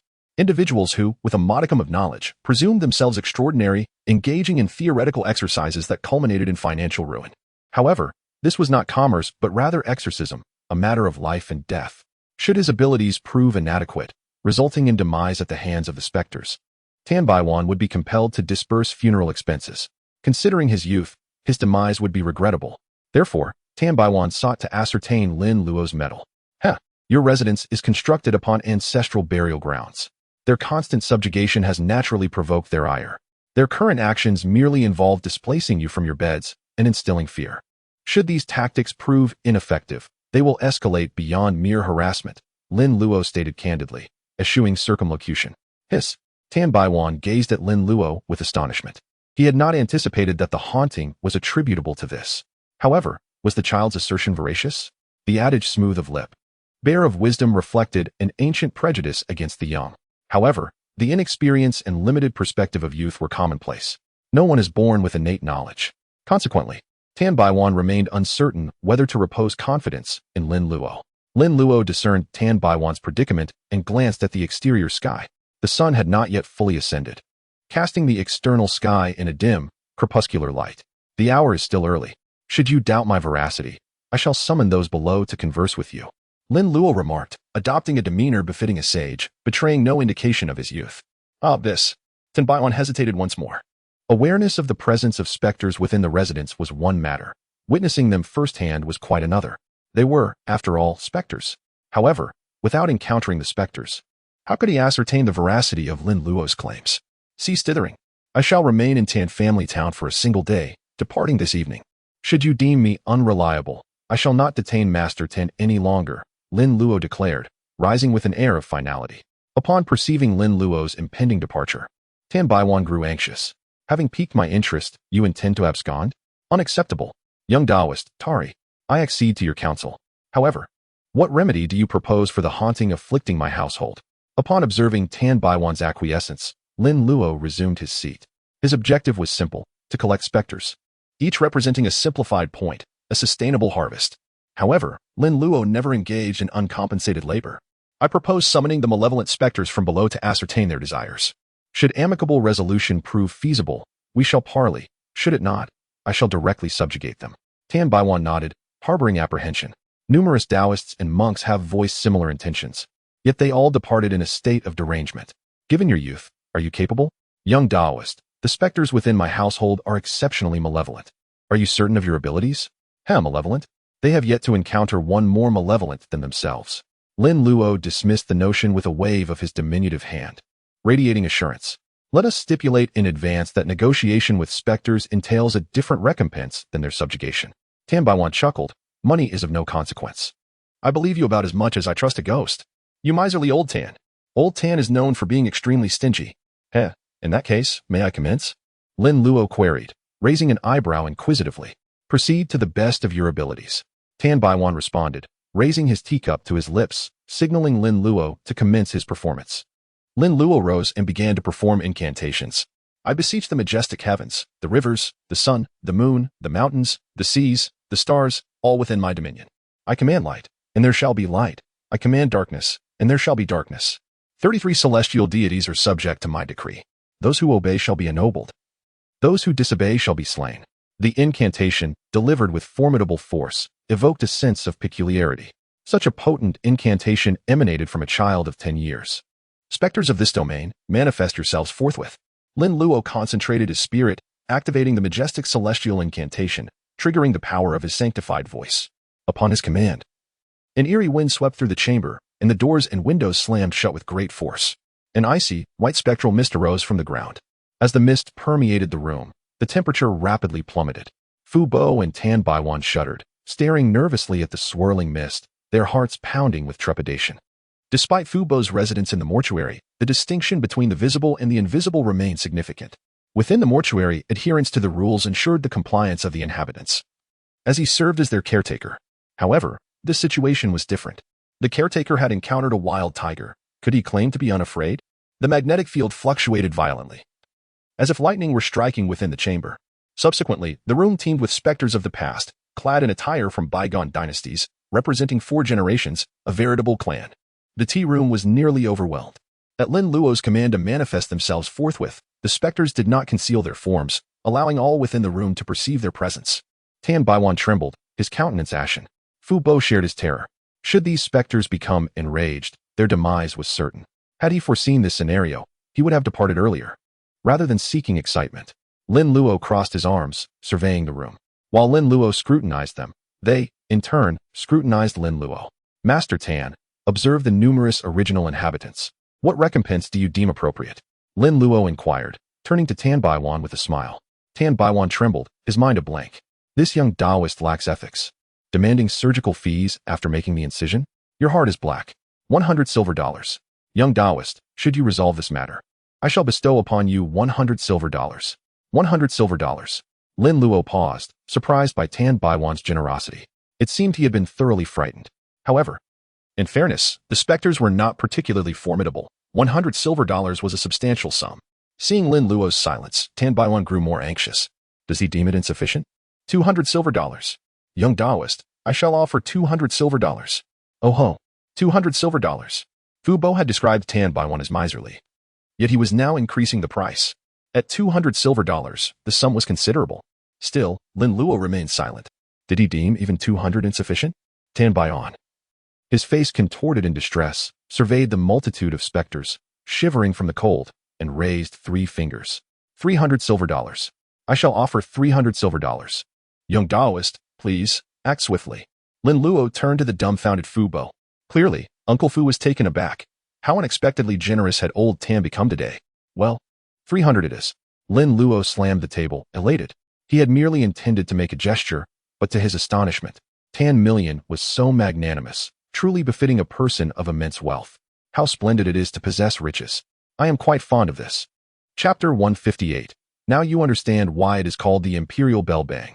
Lin Luo sprang to his feet, standing atop the table, casting a menacing gaze upon the gathering of spirits. How audacious! You who have departed this world, why do you linger here instead of seeking rebirth? Disrupting the balance of yin and yang? What is your intent? From the crowd emerged a striking female specter clad in a white dress, her face adorned with frost. She glared at Lin Luo, indignation evident in her voice. Little Taoist, your words are misguided. It was he who first disturbed the fabric of reality by constructing his dwelling atop our ancestral burial ground. How can you accuse us of disrupting yin and yang? She maintained a semblance of restraint, yet the surrounding spirits regarded Lin Luo with a hint of hostility. Humph, this realm belongs to the living. The affairs of the living are theirs to govern. Since you are deceased, why do you not seek rebirth instead of remaining here? Lin Luo's words may have seemed somewhat unreasonable, yet to these lingering spirits of a bygone era, there was no need for civility. Had they not indulged in their fair share of unreasonable actions while alive? I now ask you, who among you desires to be reborn? Step forward, and I shall facilitate your journey. For those who do not wish to go, remain here obediently. I shall instruct the master of this place to offer incense and worship. And you are henceforth forbidden from disrupting the realm of the living. Upon finishing his declaration, Lin Luo crossed his arms, adopting a fierce demeanor. His late Uncle Jiu had once imparted wisdom to him. People fear the wicked, and spirits, too, harbor fear. The more formidable you appear, the more they will respect you. Especially in the task of exorcising spirits, if you maintain a calm demeanor, they may perceive you as an easy target. They will not comply peacefully, but rather might attempt to consume you as well. Thus, do not attempt to reason with them. Upon death, a person's soul is divided, with each part destined for a different realm. The three souls represent heaven, earth, and destiny, anciently known as fetal light, spirit, and ethereal essence. Others refer to them as the principal soul, awareness soul, and life soul. Upon passing, the heavenly soul ascends, hence referred to as the rebirth soul. The earthly soul remains at the grave, known as the guardian soul. The destiny soul faces judgment in the netherworld. Under normal circumstances, a person who passes away may reincarnate within 7 days to 600 years. Those who die unnaturally, due to unfulfilled lifespans, often become wandering souls and require adept monks or priests for liberation. Thus, consider this, without a complete soul, the spirit's intellect is inherently flawed. Do you expect it to reason with you? Only by displaying a fiercer demeanor can they instinctively fear and respect you, thereby heeding your commands. However, Lin Luo's charming and delicate appearance, no matter how fierce, still resembled a playful expression, lacking any genuine threat. Little Taoist, if he does not relocate, our entire clan shall suffer. This matter is non-negotiable. I sincerely advise you to leave quickly. The specter regarded Lin Luo, suppressing her rising anger. Her family had always adhered to the rules after their demise, never committing acts of harm. Had it been that old ghost from the theater, the carnage would have been unleashed long ago. After being provoked, they merely displaced the sleeping from their beds to the floor. Was that truly terrifying? It was akin to an enemy humiliating you repeatedly, and after enduring it, you could only muster a complaint about their behavior, utterly devoid of impact, even somewhat amusing. Lin Luo surveyed the remnants of these bygone spirits, smirking. I suddenly find myself curious. Are you part of the 8 banners? Manchu or Han? The female specter blinked in surprise, taken aback by the unexpected question. We belong to the Manchu 8 banners. Before she could finish, Lin Luo affixed a sound amplification talisman to himself, producing 6 jingling bells, 3 in each hand. With a gentle smile and intense focus, he declared, in this abode, spirits shall enter but not exit. The divine incantation activated, enveloping the room in a mystical energy, as if drawing an invisible circle around it. If there is no negotiation, then let there be none. The clamor of bells erupted within the room, deafening and reverberating, causing all spirits to clutch their ears and scream in agony. This was what it meant to hear the cries of tormented souls. The spirits, in a frenzy, sought to escape the room, but upon touching the doors and windows, they were repelled by an unseen force. Even attempts to burrow back underground met the same fate. They were confined within this space. Tan Million and Uncle Fu shrank in terror, huddled together in their chairs, covering their ears in distress. What on earth is this? Is this a bell? How can their wails surpass the sound of this bell? The noise left them reeling, as if their ears might burst from the cacophony. Lin Luo, at some point, had donned a pair of noise-canceling headphones. This device effectively muted the chaos. What a splendid invention. Oh, how exhilarating. This entire family would provide ample opportunity. Regardless of whether they were from the Yellow Banner or any other faction, the Qing dynasty had fallen over 20 years ago. Why do these lingering spirits refuse to seek rebirth? Is the netherworld refusing to accept them? With relentless ringing, the fire bell's divine light spell activated. The golden fire bell severed malevolent energies. The decree of jade clarity summoned boundless radiance. Yet, Lin Luo need only continue ringing the bells, with the aid of the sound amplification talisman. This ringing surpassed any mere tolling of a bell. by Rongrong and Humanyang, equipped with their own noise-canceling headphones and ineffective talismans, remained undisturbed, elegantly seated as they sipped tea and nibbled on pastries. 10 minutes passed. Lin Luo ceased ringing the bells, not due to his own exhaustion, but rather because the spirits could no longer endure. One by one, they collapsed, their forms utterly spent, teetering on the brink of oblivion. Some, lacking strength, hovered on the edge of disintegration, their ethereal forms ready to dissipate. Taoist, cease your magical display. Now, do you comprehend the magnitude of my power? Lin Luo's voice boomed, resonating throughout the space. This sound amplification talisman was indeed extraordinary. Yet, Lin Luo was oblivious to his own realization, having forgotten to remove the headphones. Upon finally removing them, he tore away the talisman. Standing atop the chair, he surveyed his surroundings, ultimately glancing at his impressive haul. Goodness! In just 10 minutes, I have amassed 202 points. Observing the wailing spirits, Lin Luo wore a benevolent smile. In the future, during concerts, I shall apply the sound amplification talisman. My word, this device is remarkably effective. Ladies, purchase it, purchase it. Tell me, what have you all been doing? I extended a cordial invitation, yet you refused to listen. Now, you face the consequences. With a flick of his wrist, a dust song jar materialized in Lin Luo's hand. Do not fret. I shall collect you in successive waves. With a swift motion, the room was left empty. The jar, though seemingly small, contained a space capable of accommodating numerous spirits effortlessly. Lin Luo would not release them unless he chose to. Perfect for capturing spirits. One by one, the spirits were drawn into the jar, and Lin Luo kept a meticulous count, 163 spirits in total. No wonder Tan Million's family was consistently displaced from their beds, with so many spirits. A one-on-one arrangement was inadequate to satisfy their numbers. As the final spirit was captured, the oppressive aura of the room dissipated entirely. From this day forth, you need not worry about being disturbed by spirits any longer, Lin Luo remarked cheerfully to Tan Million. Tan Million's complexion had turned pale, aged considerably, and his eyes were devoid of life. Upon seeing Lin Luo before him, he could only open his mouth in silence. What did you say? Hey, have you gone deaf? Now you understand why the 3 pure bells are also known as the Imperial Bell. Lin Luo leaned closer to Tan Million, stretching his neck and raising his voice. Your household shall no longer be haunted. Oh, I understand now. Tan Baiwan spoke boisterously, nodding his head as he tremulously retrieved a stack of silver notes from his bosom. He extracted 300 taels of silver notes and deferentially handed them to Lin Luo. This young Taoist priest was both remarkable and formidable. Today he had witnessed firsthand how Maoshan Taoists exorcised evil spirits. Was this the true essence of a Taoist? No wonder the previous Taoists had been frightened away. Little Taoist priest, I'll have breakfast prepared. Please stay and eat before you leave. All right, prepare plenty of chicken. My 2 elder sisters adore it. Certainly, certainly. Why refuse a free meal? After breakfast, the day had fully dawned. Lin Luo and Uncle Fu were respectfully seen off by the Tan family. As they departed, Uncle Fu felt as light as a feather. The auditory bombardment of bells and ghostly wails in the tea room would have been unbearable for anyone, let alone a ghost. To put it plainly, it was akin to a sound-sensitive person entering a nightclub. His heart was about to burst. He now understood how Lin Luo, at such a tender age, dared to venture out to drive corpses and sell goods, exorcising ghosts and dispelling evil. Which ghost could withstand such a sonic assault? Even a human couldn't bear it. His head was still buzzing. Chapter 159. Simplified Red Plum. The spirit of the Jingjing sword appears after leaving the Tan residence. Lin Luo parted ways with Uncle Fu, as he had some personal matters to attend to. Previously, Lin Luo had inquired about Red Plum's final wish. Red Plum expressed a desire to revisit her hometown, Xiao Family Town, and her second home, Tan Family Town. This must be it. After separating from Uncle Fu, Lin Luo procured an oil paper umbrella, unfurled it, and released Red Plum. Ghosts cannot emerge during the day, but with the protection of an umbrella, they can briefly manifest. Under the clear sky, a small child held an umbrella, cradling a wine jar. Upon seeing Lin Luo, the townspeople scurried away.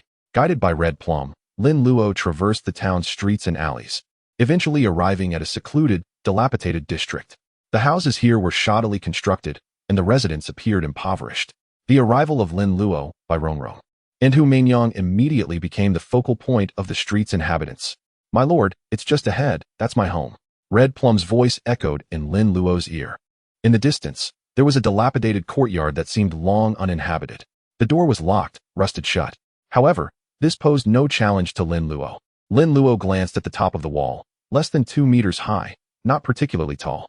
With a light leap, Lin Luo effortlessly vaulted over it. The courtyard was overgrown with weeds.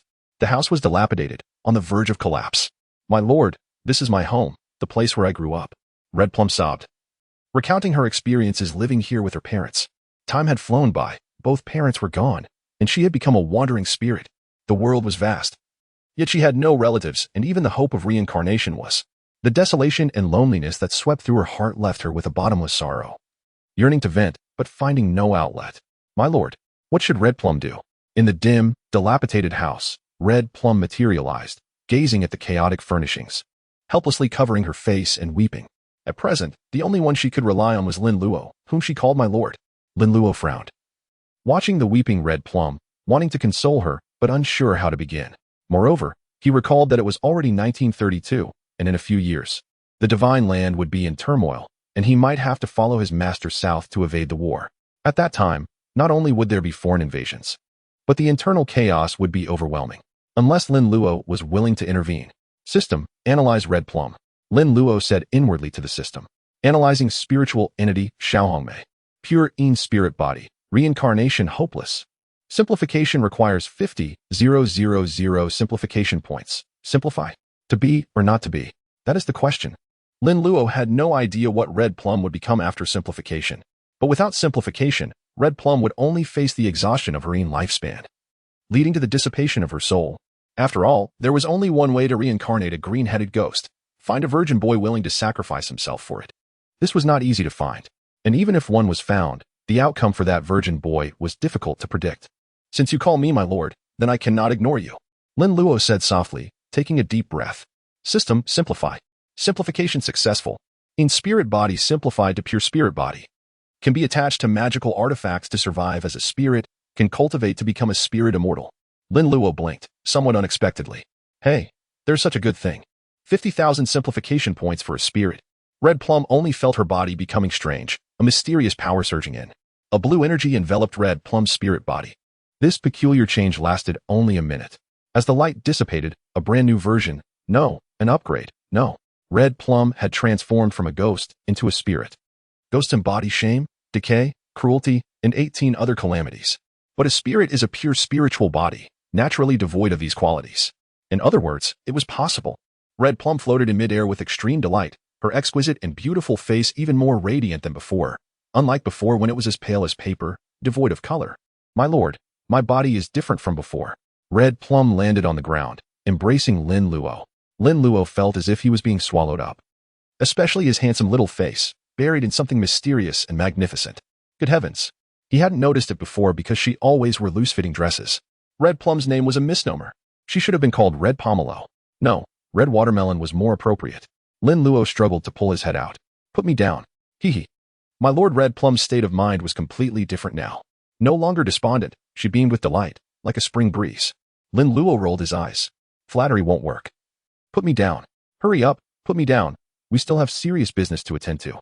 Red Plum then put Lin Luo down. But embracing her lord felt so comfortable. Warm. It wasn't like this before. Even through the jar, Red Plum could feel the heat emanating from Lin Luo. That was because the golden light body tempering technique was constantly in operation. Ordinary ghosts and monsters would feel uncomfortable near Lin Luo. Young overcomes Yin, righteousness triumphs over evil.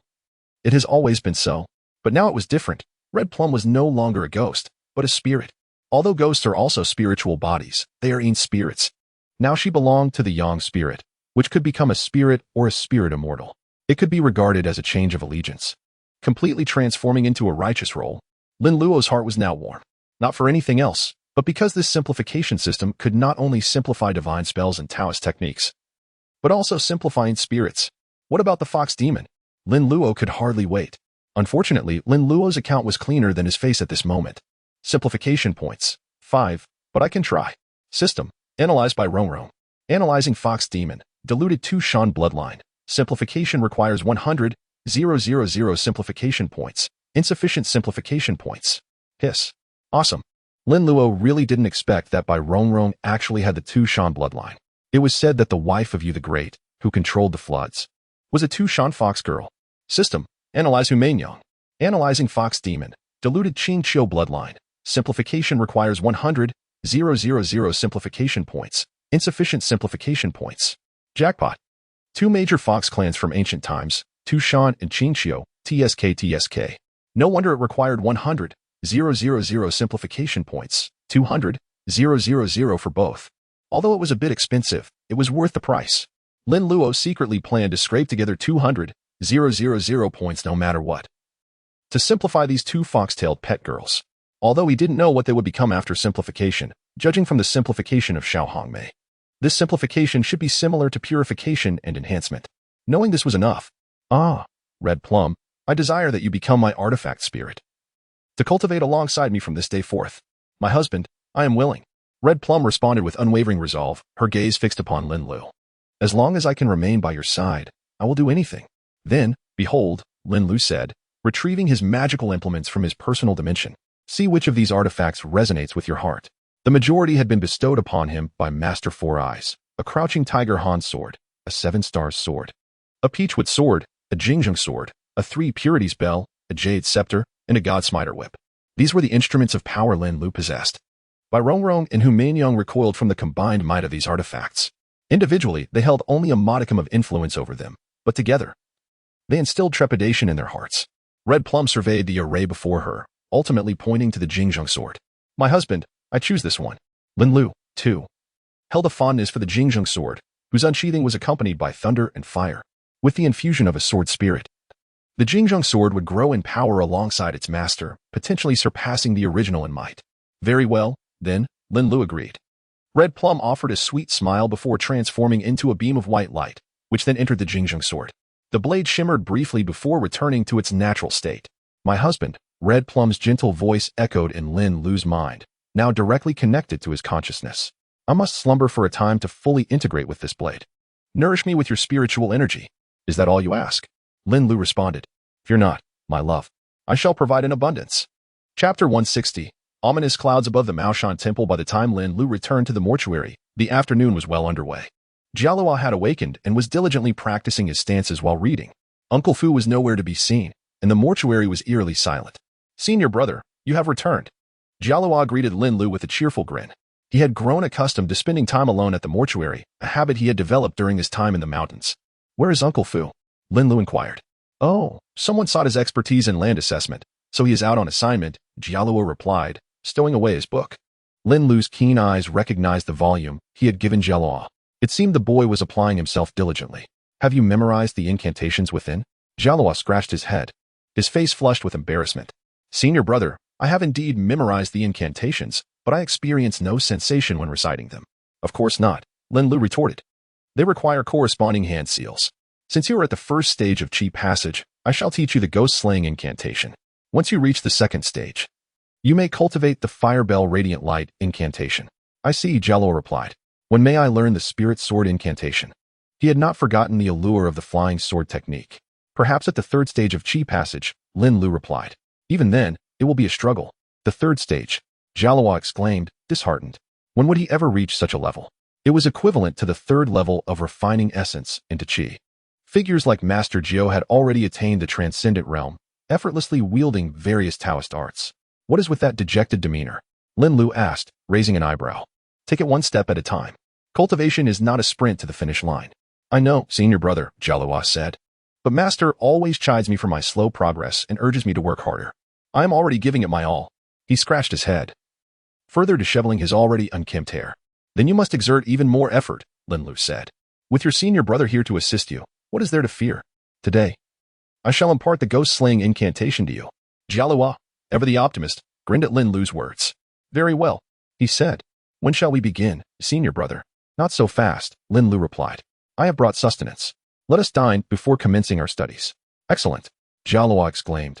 As dusk approached, Lin Luo and Jialuo prepared to resume their journey. Uncle Fu stood at the entrance of the mortuary, bidding them farewell. Having witnessed Lin Luo's miraculous exorcism skills, he no longer harbored any apprehension for their safety. It was the demons and spirits who should tremble in their presence. May the deceased find their way, and the living give way. Clang, clang, clang, swish, swish, swish. Paper money fluttered through the air as Jialuo led the procession forward with bounding strides. Farewell, Uncle Fu called out. We are off, Uncle Fu, Lin Luo replied, waving from atop his steed. Uncle Fu returned the gesture, watching as they disappeared into the distance. After several minutes, the mortuary was no longer visible. Jialuo handed the 3 Pure Ones bell to the client, and leaped onto his horse. "Charge!" he exclaimed. The client followed suit, and the macabre procession once again embarked on a frenzied gallop. Lin Luo, cradling Hu Mainyang in his arms and leaning against Bai Rongrong, serenaded them with a lullaby while stroking a foxtail, reveling in the idyllic scenery. Despite his relaxed demeanor, he effortlessly kept pace with Jialuo. While Joyful Town was situated in a remote region, it posed little challenge to Lin Luo. He could simply summon an dragon puppet to traverse any difficult terrain. As dawn approached, Lin Luo and Jialuo spotted the boundary marker of Joyful Town. "Senior brother, is that a mortuary up ahead?" Jialuo asked, pointing to a shadowy structure in the distance. "It appears to be a rather large courtyard." Lin Luo squinted, discerning an aura of incense enveloping the courtyard, intertwined with a streak of inky miasma, resembling a venomous serpent poised to devour the incense. This suggested that the location was not a mortuary, but rather a Taoist temple facing imminent peril. "Although I am uncertain of the events unfolding there, it would be prudent to seek shelter for the night," Lin Luo mused. "Let us investigate." He gently tugged on the foxtail and spurred his horse forward. Upon closer inspection, Lin Luo recognized the plaque adorning the entrance, confirming his suspicions. "Maoshan Temple." Jialuo craned his neck, struggling to decipher the inscription. "Maoshan Temple," he exclaimed. "What kind of temple is that? Have you never heard of Maoshan physiognomy?" Lin Luo asked, raising an eyebrow. Legend has it that Patriarch Chen Tuan once apprenticed under the Maoshan Taoist, studying the Maoshan righteous mind method, dragon chart sequence, and the Taiji yin-yang theory. Lin Luo explained. Patriarch Chen Tuan was an extraordinary figure, living through the late Tang dynasty, the Five Dynasties, and the Northern Song dynasty, reaching the age of 118. Upon his passing, his hermitage was enveloped in auspicious clouds for an entire month. This testament to the Maoshan Taoist's profound mastery of I Ching physiognomy. However, the Maoshan Taoist was not a Taoist, but a Buddhist monk named Feiji, Lin Luo continued. Of course, the Maoshan Taoist embraced all three faiths, and his disciples can be found in Confucianism, Buddhism, and Taoism. This Maoshan temple must have been founded by Taoist disciples. "I have heard of it," Jialuo said. "It is said to be a place where one can have their fortune told." "Do fortune tellers also establish temples?" Jialuo scratched his head, perplexed. Lin Luo rolled his eyes, declining to engage with the naive query of the mountain-dwelling youth. Dismounting, he approached the temple gates and raised his hand to knock. Knock, knock, knock. After a moment, footsteps echoed from within the courtyard, accompanied by a yawn and muttered words. Who could be visiting the temple so early? Creak. The temple gates groaned as they were reluctantly opened, revealing a plump young man resembling a contented feline. "Eh? Who are you?" The young man surveyed Lin Luo and Jialuo, momentarily bewildered before noticing the Maoshan jade pendants adorning their necks, recognizing their affiliation. Maoshan disciples? Given the presence of other patrons, could this be a disciple of the Maoshan sect engaging in commerce? "Greetings, esteemed brother. We are disciples of the Maoshan sect. My name is Aluo, and this is Ale. We are traveling through this area while selling goods. As it is getting late, we were hoping to rest in a corner. Would that be permissible, senior brother?" "Oh, certainly, come in." "Hee. I am called Qiu. You may refer to me as Qiu. Although we are not of the same lineage, we are all disciples under the Laojun altar. How could there be any inconvenience?" Lin Luo and Jialuo led their group into the Mai Taoist temple. The scene that greeted them was desolate. The Mai Taoist temple appeared dilapidated, the buildings were old, and so were the deities. Upon reaching the backyard, the grass in the courtyard was overgrown, with no intention of clearing it. Most crucially, the courtyard wall had collapsed at some point and had not been repaired. "Wait, Qiu. Mai Taoist temple, happy town." These three keywords instantly triggered a memory in Lin Luo. Could this place be about to trigger a plot? "Senior brother Qiu. Do you perhaps have a junior brother?" Lin Luo asked tentatively. Qiu, who was leading the way, said with a smile, "Indeed, I have a junior brother named Shiwu. My master found me outside on the first day of the lunar year, and later Shiwu found my junior brother, so we were named Qiu and Shiwu. That rascal is lazy and gluttonous. He is still sleeping in." Although the words were of disdain, Qiu regarded Shiwu as his own kin. His junior brother was his closest relative in the world. Listening to Qiu's words, Lin Luo's brow twitched slightly. It was confirmed. This seemed to be a character from a movie plot. Chapter 161. The ominous scent of 2 short and 1 long incense sticks. The movie was watched more than a decade ago, and the content was still somewhat remembered, but to recount it in detail would be asking too much. Everyone has seen Journey to the West, where the 5 masters and disciples underwent 81 tribulations. Who remembers which tribulation it was when Brother Monkey entered the belly of the ox Demoness? You can't recall, can you? But you surely remember Sun Wukong turning into an insect and entering the ox Demoness belly. Lin Luo was in a similar situation. He couldn't recall the movie's name or the specifics of the plot. But he remembered that there was a particularly brainless ghost king in the movie who specialized in harming young maidens. Lin Luo followed behind Qian, reminiscing about the plot. As the group arrived at the main hall of the maid Taoist temple, this main hall enshrined the ancestral tablets of the maid sect. At the top was the Supreme Lord Lao, and on the altar below were placed a large saber and a set of talisman armor. The bamboo armor was densely engraved with something, but the writing was too small to see clearly. On the walls on both sides, there were also picture frames depicting a sorcerer using a large saber to destroy demons and eliminate evil. Lin Luo and Jiala took incense sticks and respectfully offered them to the Supreme Lord Lao and the predecessors of the Mai sect. Senior brother Qian, what do the paintings on the wall depict? Qian had been waiting for Lin Luo to ask, and began to narrate with a proud and self-satisfied expression. These depict the founding ancestor of our Mai sect. 200 years ago, a Xitigarbha ghost king emerged on the mountain behind Happy Town.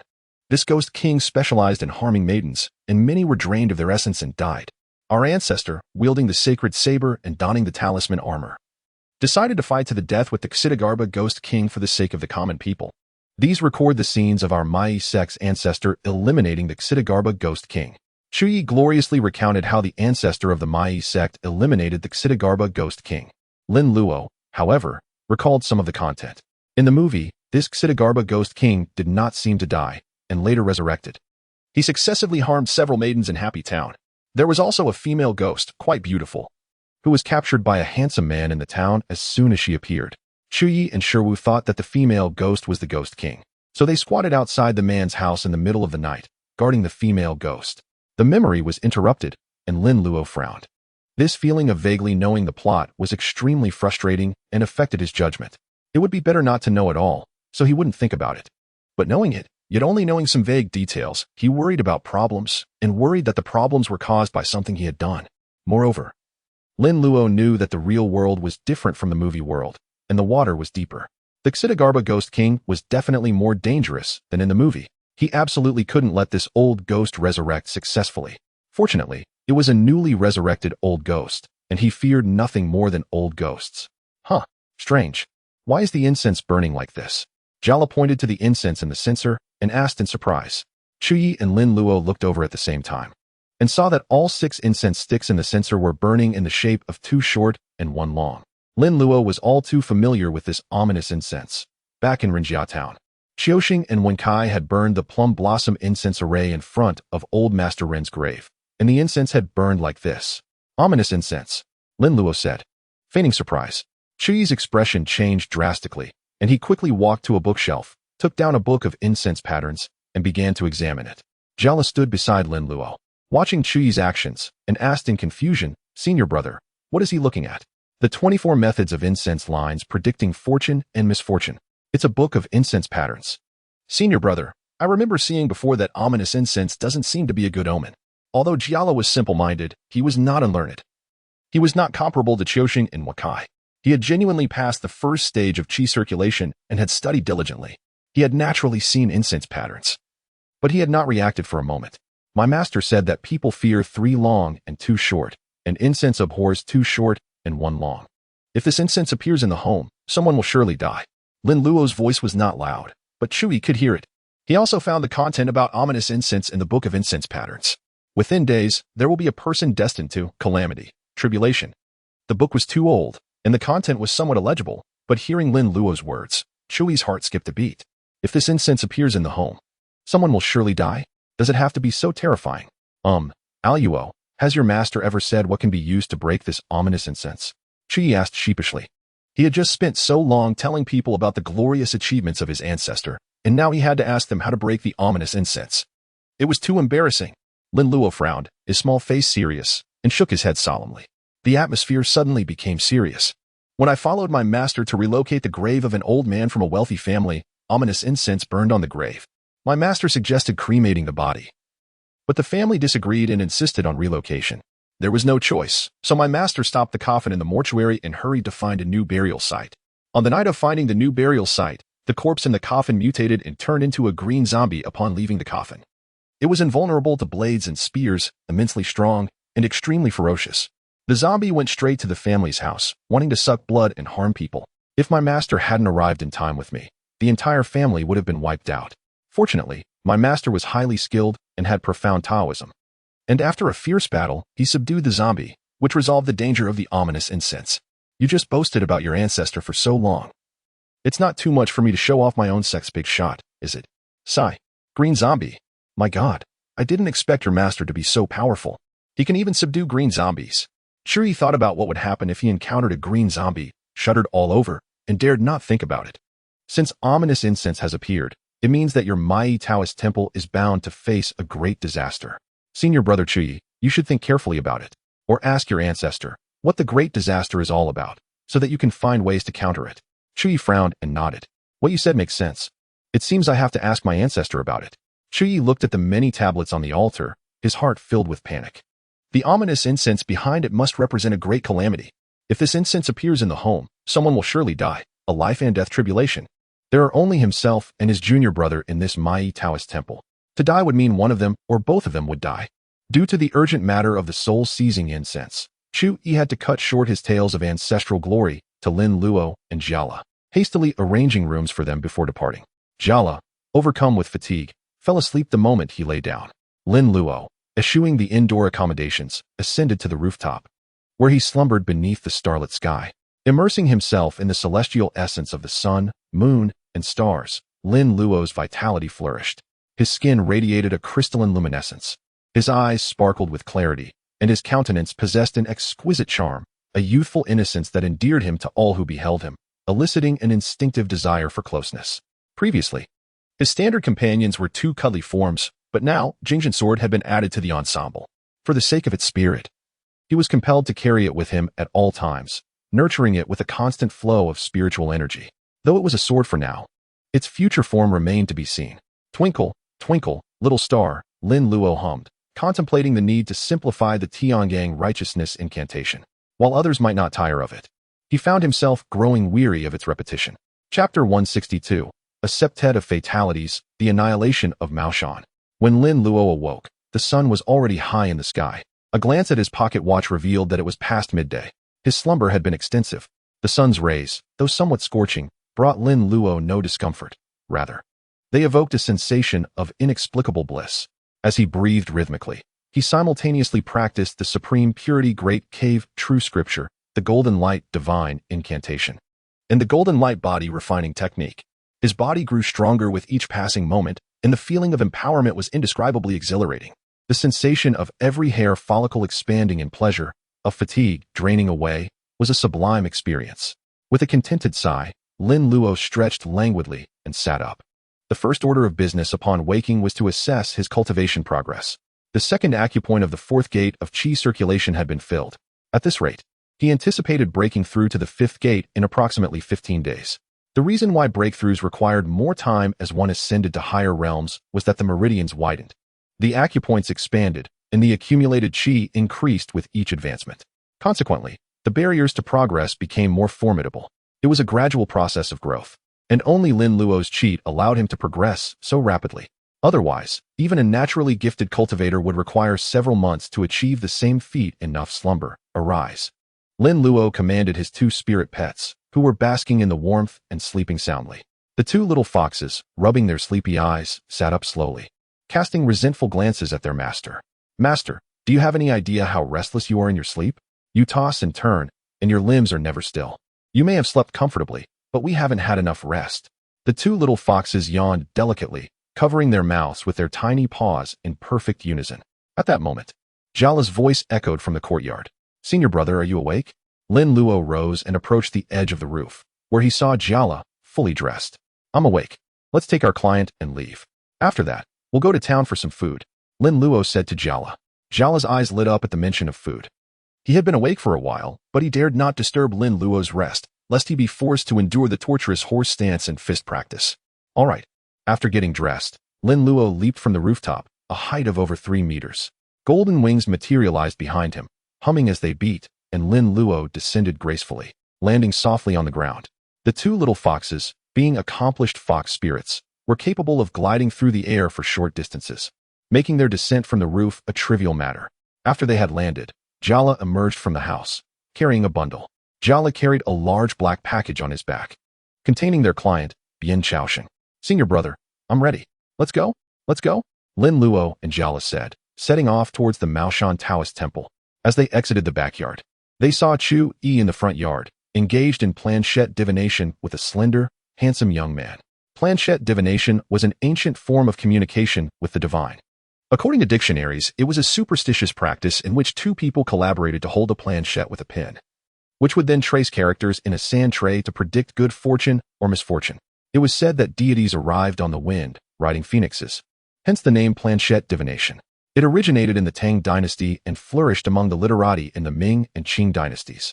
Similar superstitions existed worldwide. However, in the Nine-Uncle world, planchette divination was a genuine form of communication with the divine, a spiritual divination technique. Senior brother, what are they doing? Jiala, unfamiliar with the scene, stood beside Lin Luo and asked curiously in a low voice. Planchette divination, spiritual divination. Lin Luo replied. Let's go take a look. Lin Luo and Jiala approached out of curiosity. The planchette was being operated by Qian He, while the records were being kept by 15, who stood beside the sand tray. 15 had already heard about the two from Qian He, so he was not surprised. However, he was still amazed by the beauty of Bai Rongrong and Hu Meinyang. These two girls are too beautiful, more beautiful than my Furong. 15 nodded slightly to the group as a greeting, then turned back to focus on the characters being drawn by Qian He in the sand tray. Evil ghosts become kings, a septet of fatalities, the annihilation of Maoshan. 15's expression changed abruptly, and he hurriedly read the rest of the message. A glimmer of hope. Now what read? Among the ghostly scribbles on the sand tray, a few characters could barely be discerned. As Taoist disciples, Lin Luo and Jiala were well versed in such matters. Qian He ended his state of planchette divination and opened his eyes, eagerly asking 15 about the results. How was it? What did it say? 15 frowned. It said the first part, then pointed to the ghostly scribbles on the sand tray. I can't make out the last part. A glimmer of hope. Now what read? What read? Qian He stared at the sand tray, equally puzzled. A woman? A horse? Isn't that the Mon Mama? Could it be that Maoshan's only hope lies in this Mama read? Qian He and 15 were both baffled. Jiala nudged Lin Luo's arm and whispered in his ear, Senior brother, can you make out what that character is? Lin Luo curled his lips and wrote the character, Yin, meaning charming red, on the sand tray. No need to look. A glimmer of hope. Now charming red. Suddenly, Qian He and 15 turned to look at Lin Luo, followed by Jiala. 3 tall adults stared dumbfounded at a child, their faces instantly flushed. How embarrassing. Not even as literate as a child. Senior brother Qian He, senior brother 15, please continue with your work. We're going to deliver our client. When we're done, we'll come back and help you think of a solution. Qian He was deeply moved. If nothing else, Lin Luo had helped them immensely just by recognizing the charming red. All right, who is this client? I'll have 15 take you there directly. That's right. I know Happy Town very well. I'll lead the way to save you from taking the wrong path. 15 said enthusiastically. Qian He resembled a plump cat, while 15 resembled a majestic cat, with thick eyebrows, large eyes, and a strong, well-proportioned physique. He was only missing a red official robe and a sword. Great. That would be a great help, senior brother 15. It's no trouble at all. I'll lead the way. Who are you delivering this client to? Bian Shaosheng, who lives in South Village, Happy Town. Oh, I know him. Come with me. I know the Bians very well in town. 15 said confidently, patting his chest. Hearing this, Qian He curled his lips. The Furong that 15 mentioned was Bian Dafu's younger sister, Bian Furong, a beautiful and pure young woman who was the belle of Happy Town. She and 15 were very close, childhood sweethearts. However, 15 was a Taoist priest of Maoshan and could not marry, so their relationship had never been formalized. Qian He, as his senior brother, naturally hoped that his junior brother would be happy. However, the master had instructed before his departure to promote the art of maid. How could one individual achieve such a task? Nevertheless, Dr. Bian took special care of the two brothers, and they often visited his home to share meals, making it difficult for him to suggest that the two young men cease their friendship. Observing his junior brother's enthusiastic demeanor, Lin Luo could easily surmise that this mischievous lad was likely seizing the opportunity to seek out Furong, with Shiwu leading the way. Lin Luo and Jiala effortlessly located the client's residence. Upon their arrival, the family members wept and lamented, a scene that stirred a wave of sorrow within Lin Luo. It is often said that one must walk the righteous path. Straying into the shadows only brings harm to oneself and others. If one desires to earn a living, they should strive earnestly. Venturing down a crooked path not only risks one's life, but also inflicts profound grief upon one's family. What a pity. After departing from Bian Shaosheng's home, Lin Luo intended to treat Shiwu to a meal, yet Shiwu, without waiting for the invitation, exclaimed he had urgent matters and hurried away. Not far ahead in the throng on the street, 2 young and lovely girls were perusing items at a jewelry stall. Shiwu, grinning like a playful pup, dashed over and positioned himself behind one of the girls. It was none other than Bian Furong, who, upon turning to see Shiwu, first rolled her eyes, then haughtily turned away, her body swaying slightly, a smile creeping upon her lips, evidently elated to see him. Watching their flirtation, Lin Luo couldn't help but wear an affectionate smile, finding their interaction quite delightful. At the jewelry stall, Shiwu made silly faces at Bian Furong, showering her with sweet nothings that made her roll her eyes yet smile broadly. The sun shone brilliantly, and a gentle breeze wafted through the air. Lin Luo observed them as if he were an audience member relishing a romantic film, cheering Shiwu on in spirit. Jia Lu, trailing behind Lin Luo, witnessed the playful exchange between Shiwu and Furong, feeling both envious and wistful, and wore a similar affectionate smile. Who does not adore beautiful things? This sweet little romance was hard to fathom as arising from the world of Jiu. Furong, you truly need not purchase such trinkets. Your natural beauty is more than sufficient. Such words left Furong utterly flattered. What girl wouldn't he wish for her beloved to speak so of her? As for what lies unseen, I cannot comment, having never encountered it. However, should the opportunity arise for me to see Bian Furong's delicate face flushed crimson, her cheeks aflame. Vulgar, she exclaimed, delivering a sharp slap to Shiwu's face. The echo of her rebuke resonated even 100 meters away, clear as day, to Lin Luo and Jia Lu. Jia Lu instinctively covered his own face, feeling as though the slap had been delivered to him. Though he had not heard the exchange between Shiwu and Furong, Lin Luo caught every word. Lin Luo smirked, thinking that this brat deserved the reprimand for making lewd jokes in public with his young girlfriend. In this day and age, especially in quaint towns, young women tend to be quite reserved. Shaking his head, Lin Luo turned and pulled Bai Rongrong and Hu Meinyang away. Why pursue a girlfriend when one could keep a charming vixen?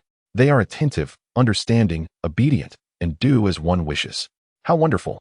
If worst comes to worst, wouldn't it be splendid to find a wealthy benefactor? Just look at my Tingting, Zhu, and Qingqing. Though I may be a tad greedy, they offer so much in return. Senior brother, wait for me. Jia Lu snapped back to reality and hurried after Lin Luo. Furong, Shiwu, hand to his face, gazed helplessly at Furong, who was pulling away with her friend, a look of innocence on his face. Was it not merely a jest? Can a couple not share playful banter without repercussions? Shiwu turned his head, realizing Lin Luo and Jia Lu had vanished from sight, and sighed with relief.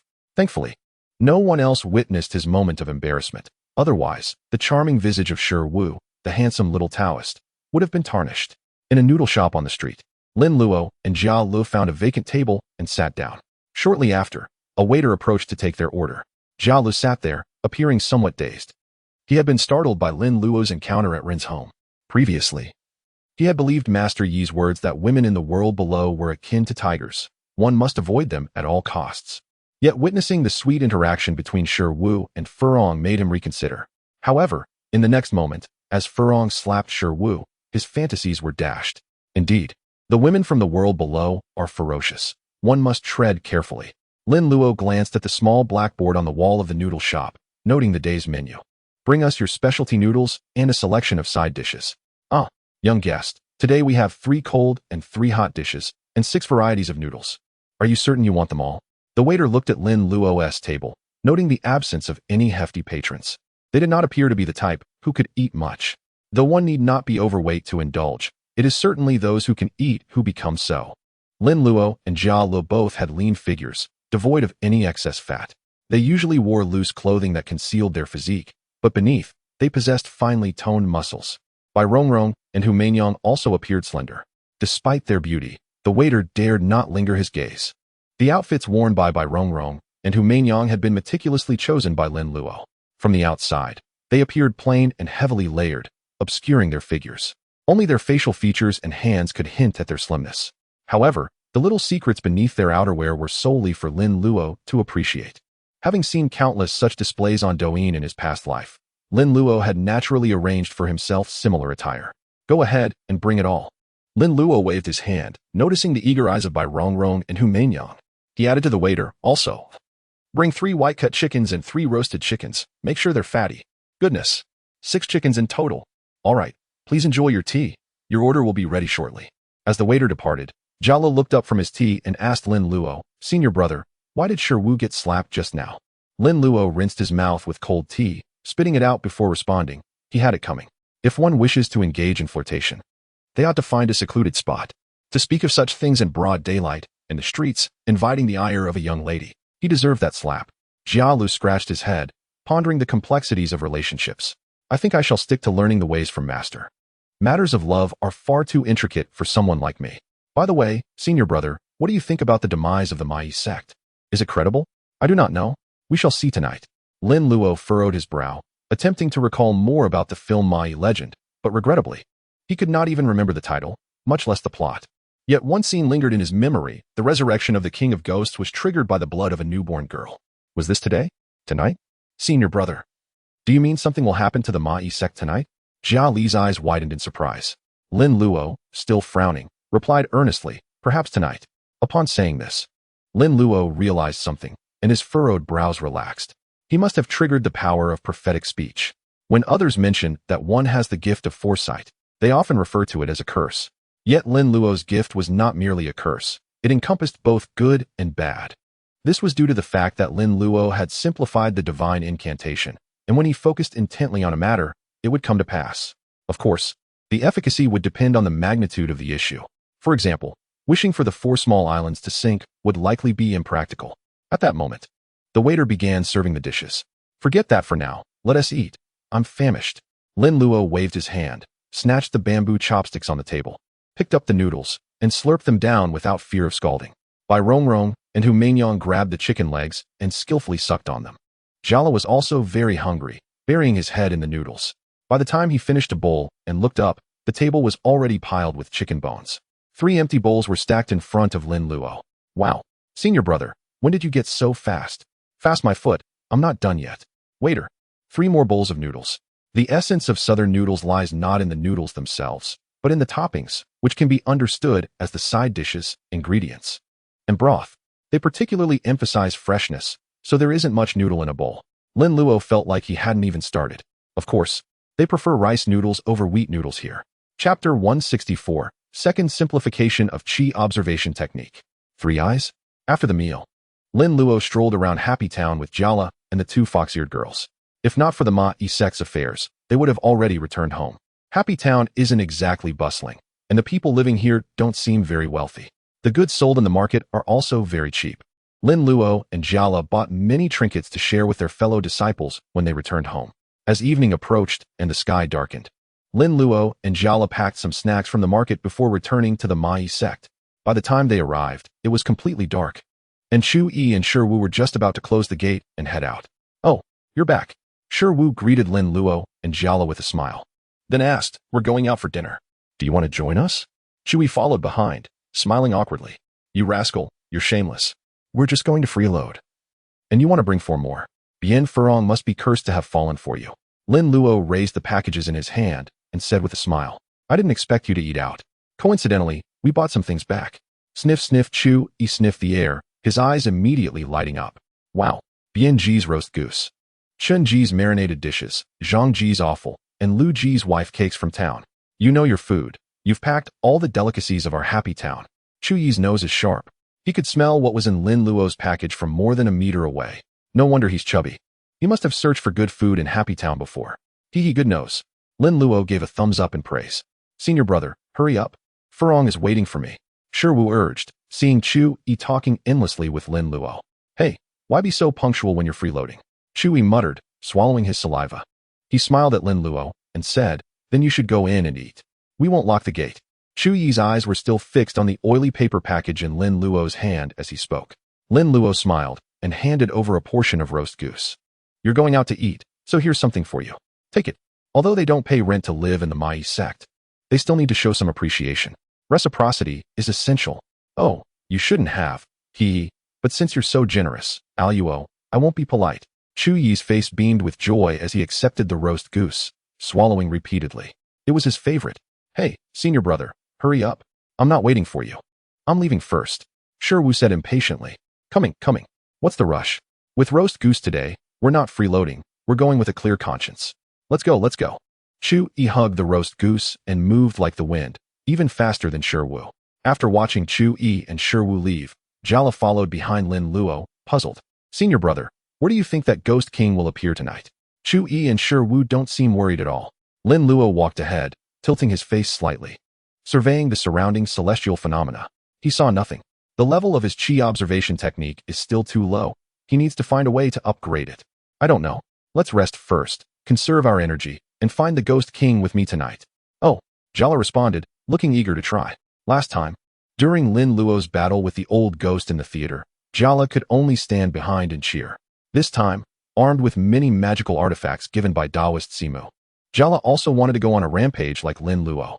On the roof of the Mai sect, Lin Luo sat cross-legged and took out the bronze gourd and several serenidia pots from his portable space.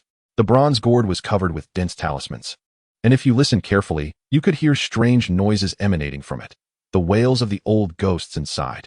No, the little devil is going to ring the bell again. Woo-woo, come and kill me, kill me. Xia, it's all your fault, you old bastard. Why did you provoke them? Beat him. No, I didn't mean to. Ah, simplification points 333. Lin Luo? Lin Luo paused in his action of taking out the 3 purities bell. What's going on? He hadn't even started yet, and these old ghosts couldn't help but pay up? How proactive. A good sign. Seeing how cooperative they are, he'll offer them incense first. Lin Luo chuckled and took out several incense burners, placing them in front of the bronze gourd and serenidia pots. He took out a handful of incense sticks, lit them, and inserted them into the incense burners. Visibly, the tips of the incense sticks flickered, like cigarette butts when smoking. The incense smoke rose straight up, then entered the bronze gourd and several serenidia pots. An emperor wouldn't starve his soldiers. To sustainably harvest, you have to give the crops some benefits so they can grow strong. Like the old ghosts in the bronze gourd, they initially contributed many simplification points. Once, it was more than 20,000 points. Later, it became less and less, and the last hour barely yielded 3,000. However, these old ghosts can no longer be revived by offering incense. Their power relied entirely on absorbing the vitality of the living, and without that supplement, they would gradually weaken. But Lin Luo didn't care. When these old ghosts were too weak to withstand his bell, and their souls dissipated, he would still receive a large sum. As for the ghosts in the serenidia pots, when they were weak enough, he would send them to reincarnation. Sending a ghost that hasn't done evil to reincarnation is an act of accumulating yin virtue, but harming them to the point of soul dissipation would also damage yin virtue. Too much loss of yin virtue can lead to an early death. After the incense burned out, Lin Luo looked at by Rongrong and Hu Mainyang. The 2 fox-eared girls consciously took out soundproof earmuffs and 3 purities bell invalidation talismans and put them on. Ding-ling-ling-ling-ling-ling. Twinkle, twinkle, little star. How I wonder what you are. Simplification points 10-5-10-3. Lin Luo's cheerful singing echoed in the sky above the Mai sect. Inside the house, Jala skillfully took out earmuffs and put them on, then took out a book and began to read while practicing his horse stance. I can't take it anymore.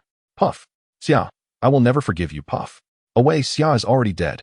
Several old ghosts in the bronze gourd couldn't withstand the bombardment of the 3 purities bell, and their souls dissipated one after another. And those full ghosts in the serenidia pots regretted it to the core. Taoist, please stop your magic. We are willing to reincarnate. We are willing to reincarnate.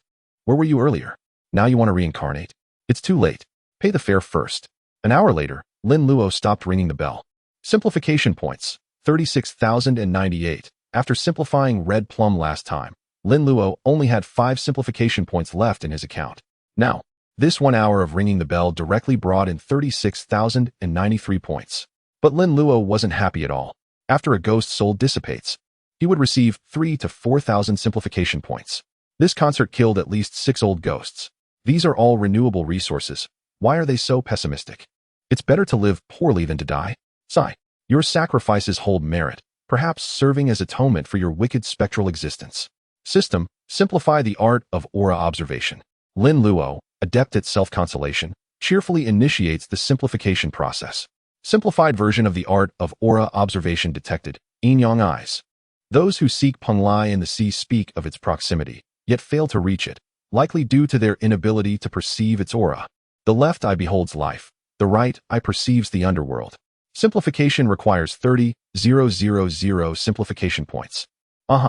Simplifying the art of aura observation only required 1,000 points, but this secondary simplification demands 30,000. As is widely known, the more costly the simplification points, the more extraordinary the resulting effect. Lin Luo now anticipates the simplification's outcome with great excitement. Simplify. Simplification successful. Art of aura observation. Yin Yang eyes simplified to celestial eye technique. Heaven, earth, immortals, deities, Buddhas, demons, humans, ghosts, and sacrifices. The celestial eye can discern them all. Lin Luo feels a cool sensation at his brow, as if a drop of water has landed there. This sensation is peculiar. In Lin Luo's perception, the world has transformed. Glancing at Bai Rongrong and Hu Mainyang, he immediately perceives their true forms. Two plump, fluffy foxes, one gray and one white. Hiss! Unbelievable. Lin Luo retrieves a magic mirror from his personal dimension and directs it towards his face. Good heavens, a third eye? A faint golden inscription, resembling an eye, has appeared at Lin Luo's brow. With a thought, the inscription flickers open, emitting a glimmer of spiritual light. No longer must he squint with one eye closed to perceive the realms of the living and the underworld, for an additional eye now graces his brow. Hiss. While it might be considered unsightly, it bears a resemblance to the silver inscription at Erling Shun's brow, adding an air of mystique. Yet, something seems amiss. Lin Luo racks his brains, pondering for a long while before finally realizing what's lacking. A suit of armor. With this eye, the title of Light and Thunder True Monarch becomes even more fitting. Erling Shun is known as the pure source mystical way true monarch, as I too possess 3 eyes. Why not adopt the title of Light and Thunder True Monarch? It would be perfectly reasonable, wouldn't it, little Taoist Lingling? Chapter 165, Little Maoshan. Pain Transference Talisman. Armor is typically difficult to acquire, but Lin Luo can craft it himself. The Inscript Paper Craft Technique, also known as the Paper Craft Artifact Refinement Technique, can achieve anything you can imagine. However, Lin Luo is not currently preoccupied with crafting armor. Instead, he takes several deep breaths, composing himself and gradually concealing the golden celestial eye inscription at his brow. Exposing it would attract too much attention. He is already striking enough in appearance, universally admired and beloved. Adding innate divine attributes would be difficult to explain. Fortunately, the celestial eye technique does not disappoint Lin Luo. Like the art of aura observation, it is an active skill that can be quickly concealed under Lin Luo's control. Moreover, thanks to the celestial eye technique, Lin Luo not only possesses 3 eyes, but also finds his ordinary eyes imbued with a touch of divinity. He now sees further, observes finer details more clearly, and perceives more vividly in the dark. Precious system, your father loves you. Wait, what's happening over there? Standing on the rooftop, Lin Luo raises an eyebrow. Observing a certain direction with growing intrigue, the night is still and quiet. In a household and happy town, Qian and Shiwu are busily kindling a fire and boiling water in the kitchen. As they rarely cook, they are quite inept at using the large stove. Qian, for some inexplicable reason, is covered in soot, resembling a plump tabby cat. Shiwu carries hot water frequently to the outside of the birthing room. Just moments ago, Qian and Shiwu were enjoying a meal of roasted goose at Bien Furong's house. Not long after they began eating, A Xiong from the town rushed into Bien Furong's home in a flurry. A Xiong's wife was about to give birth. The town's midwife was nowhere to be found. And with his wife on the verge of delivery, he had no choice but to seek help from Bien Furong's family. Bien Furong's brother, Bien Guiqiang, is the town's only physician, renowned for his exceptional medical skills and admirable ethics. At such a critical moment, Bien Guiqiang disregards the conventions of gender and rushes to the townsman's home with his sister, Shui, and Shiwu to assist with the delivery. Furong is inside the house delivering the baby. Bien Guiqiang is outside providing guidance, and Shui and Shiwu are responsible for boiling water, which A Xiong delivers to the birthing room. Breathe. Focus on your breathing. Inhale deeply through your mouth, and exhale through your nose. Furong, pay attention to her breathing, and massage her from the bottom upwards, and then from the top downwards. Outside, Bien Guiqiang is also quite anxious. This is his first time assisting with a birth. And theoretical knowledge is one thing, but without practical experience, he feels uncertain. Inside, Furong is even more nervous, more so than the woman lying on the bed. Hearing her brother's instructions, she massages the expectant mother while involuntarily synchronizing her breathing with hers. Inhale deeply. Exhale through your nose. Exhale, yes, push. It's almost here. How are things inside? Has it come out yet? Shiwu arrives with a basin of hot water, peering curiously towards the door as he hears the expectant mother's cries of pain. He imagines that he is personally assisting in the delivery, accumulating boundless merit. Although he is only helping with menial tasks, he feels a strong sense of involvement. A Xiong paces anxiously at the door, his wife being older, making childbirth inherently risky. At this point, he is completely overwhelmed. Hearing Shiwu's question, A Xiong replies with a distressed expression. Not yet. Just then, a small head peeks out from the rooftop, with a pair of bright eyes curiously observing the people in the courtyard. What are you doing? It is Lin Luo. Aluo, what brings you here? Shiwu asks in surprise, recognizing the little fellow on the rooftop. He is particularly astonished that Lin Luo arrived from the roof. I was cultivating pupil techniques at the Maoshan Taoist temple when I sensed a change in the celestial phenomena here, so I came to investigate. I didn't expect to find you all so busy, Lin Luo says, descending lightly from the rooftop. Shiwu, who is this? Bian Guoqiang stares blankly at Lin Luo, wondering if this child is acquainted with Shiwu. He has never heard of or seen him before. He could not possibly be unaware of such a handsome and adorable little boy. Could he be a newly accepted disciple of the Maoshan Taoist temple? Oh, he's a Taoist child from Maoshan who is passing through Happy Town and staying temporarily at our Maoshan Taoist temple. Shiwu explains, then turns to Lin Luo and says, "This is Bian Guoqiang, the doctor in our town. Xiong's wife is giving birth, and we couldn't find a midwife, so we came to help with the delivery." No sooner has Shiwu finished speaking than the expectant mother's cries become louder. Women giving birth essentially walk through the gates of hell. Without experiencing it firsthand, one cannot comprehend the meaning of a piece of flesh falling from one's body. It is a living, breathing agony, a torment between life and death. Wife, Xiong, don't worry, she'll be fine. Bian Guoqiang reassures Xiong. Dr. Bian, my wife is screaming so loudly. She must be in great pain. Please help her. Xiong is drenched in sweat from anxiety. Bian Guoqiang wears a troubled expression. If he were inside, he could alleviate the pain and increase the chances of a smooth delivery by performing acupressure and massage using traditional Chinese medicine. But as he is guiding from outside, Furong can only perform simple procedures. This is simple. I have a solution. Lin Luo suddenly interjects. The people in the courtyard simultaneously turn to Lin Luo. You have a solution? What solution? Shiwu asks in confusion. Our talismans from Maoshan are the most efficacious. I'll draw a talisman, and you can go inside and stick it on your wife. Xiong is taken aback, then becomes dubious. Stick on a talisman? Will that work? Looking at the cute and handsome little boy before him, Xiong feels unsure. That's also a solution. Don't underestimate Luo just because he's young. Luo is very capable. Shiwu unexpectedly sees through Lin Luo, hitting the nail on the head. Shiwu, this is a serious moment. The child may not understand. But why are you joining in the chaos? Human life is at stake.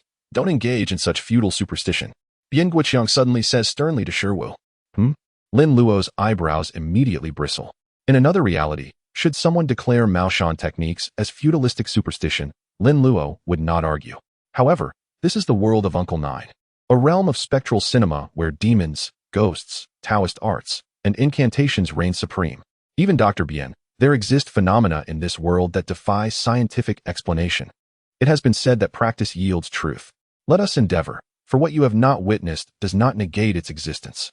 As Lin Luo spoke, a yellow talisman and vermilion brush materialized in his hand. The sudden appearance of writing implements from seemingly nowhere stunned Bian Guoqiang, a common man. Xiong, too, felt a surge of confidence in Lin Luo. With a flourish, Lin Luo's brush danced across the talisman, depicting a smiling caricature. Beneath it, the words pain transference were inscribed. Here, take this inside and affix it to your wife, then hasten back out. Understood. Xiong, disregarding all else, rushed into the house, where his wife's cries grew ever louder. As Xiong entered, Lin Luo produced another talisman, upon which he drew a mask of anguish, followed by the inscription pain reception. Dr. Bian, do you not believe in our Maoshan arts? Would you care to experience it firsthand? Lin Luo brandished the talisman, a radiant smile gracing his face. Very well, I shall try, Bian Guoqiang declared stubbornly. He intended to demonstrate to this young man the magnitude of his error. Pity the scholar who, at midnight, neglects the plight of the people to delve into the realm of spirits. Such pursuits are inadvisable. Very well, you have consented of your own volition.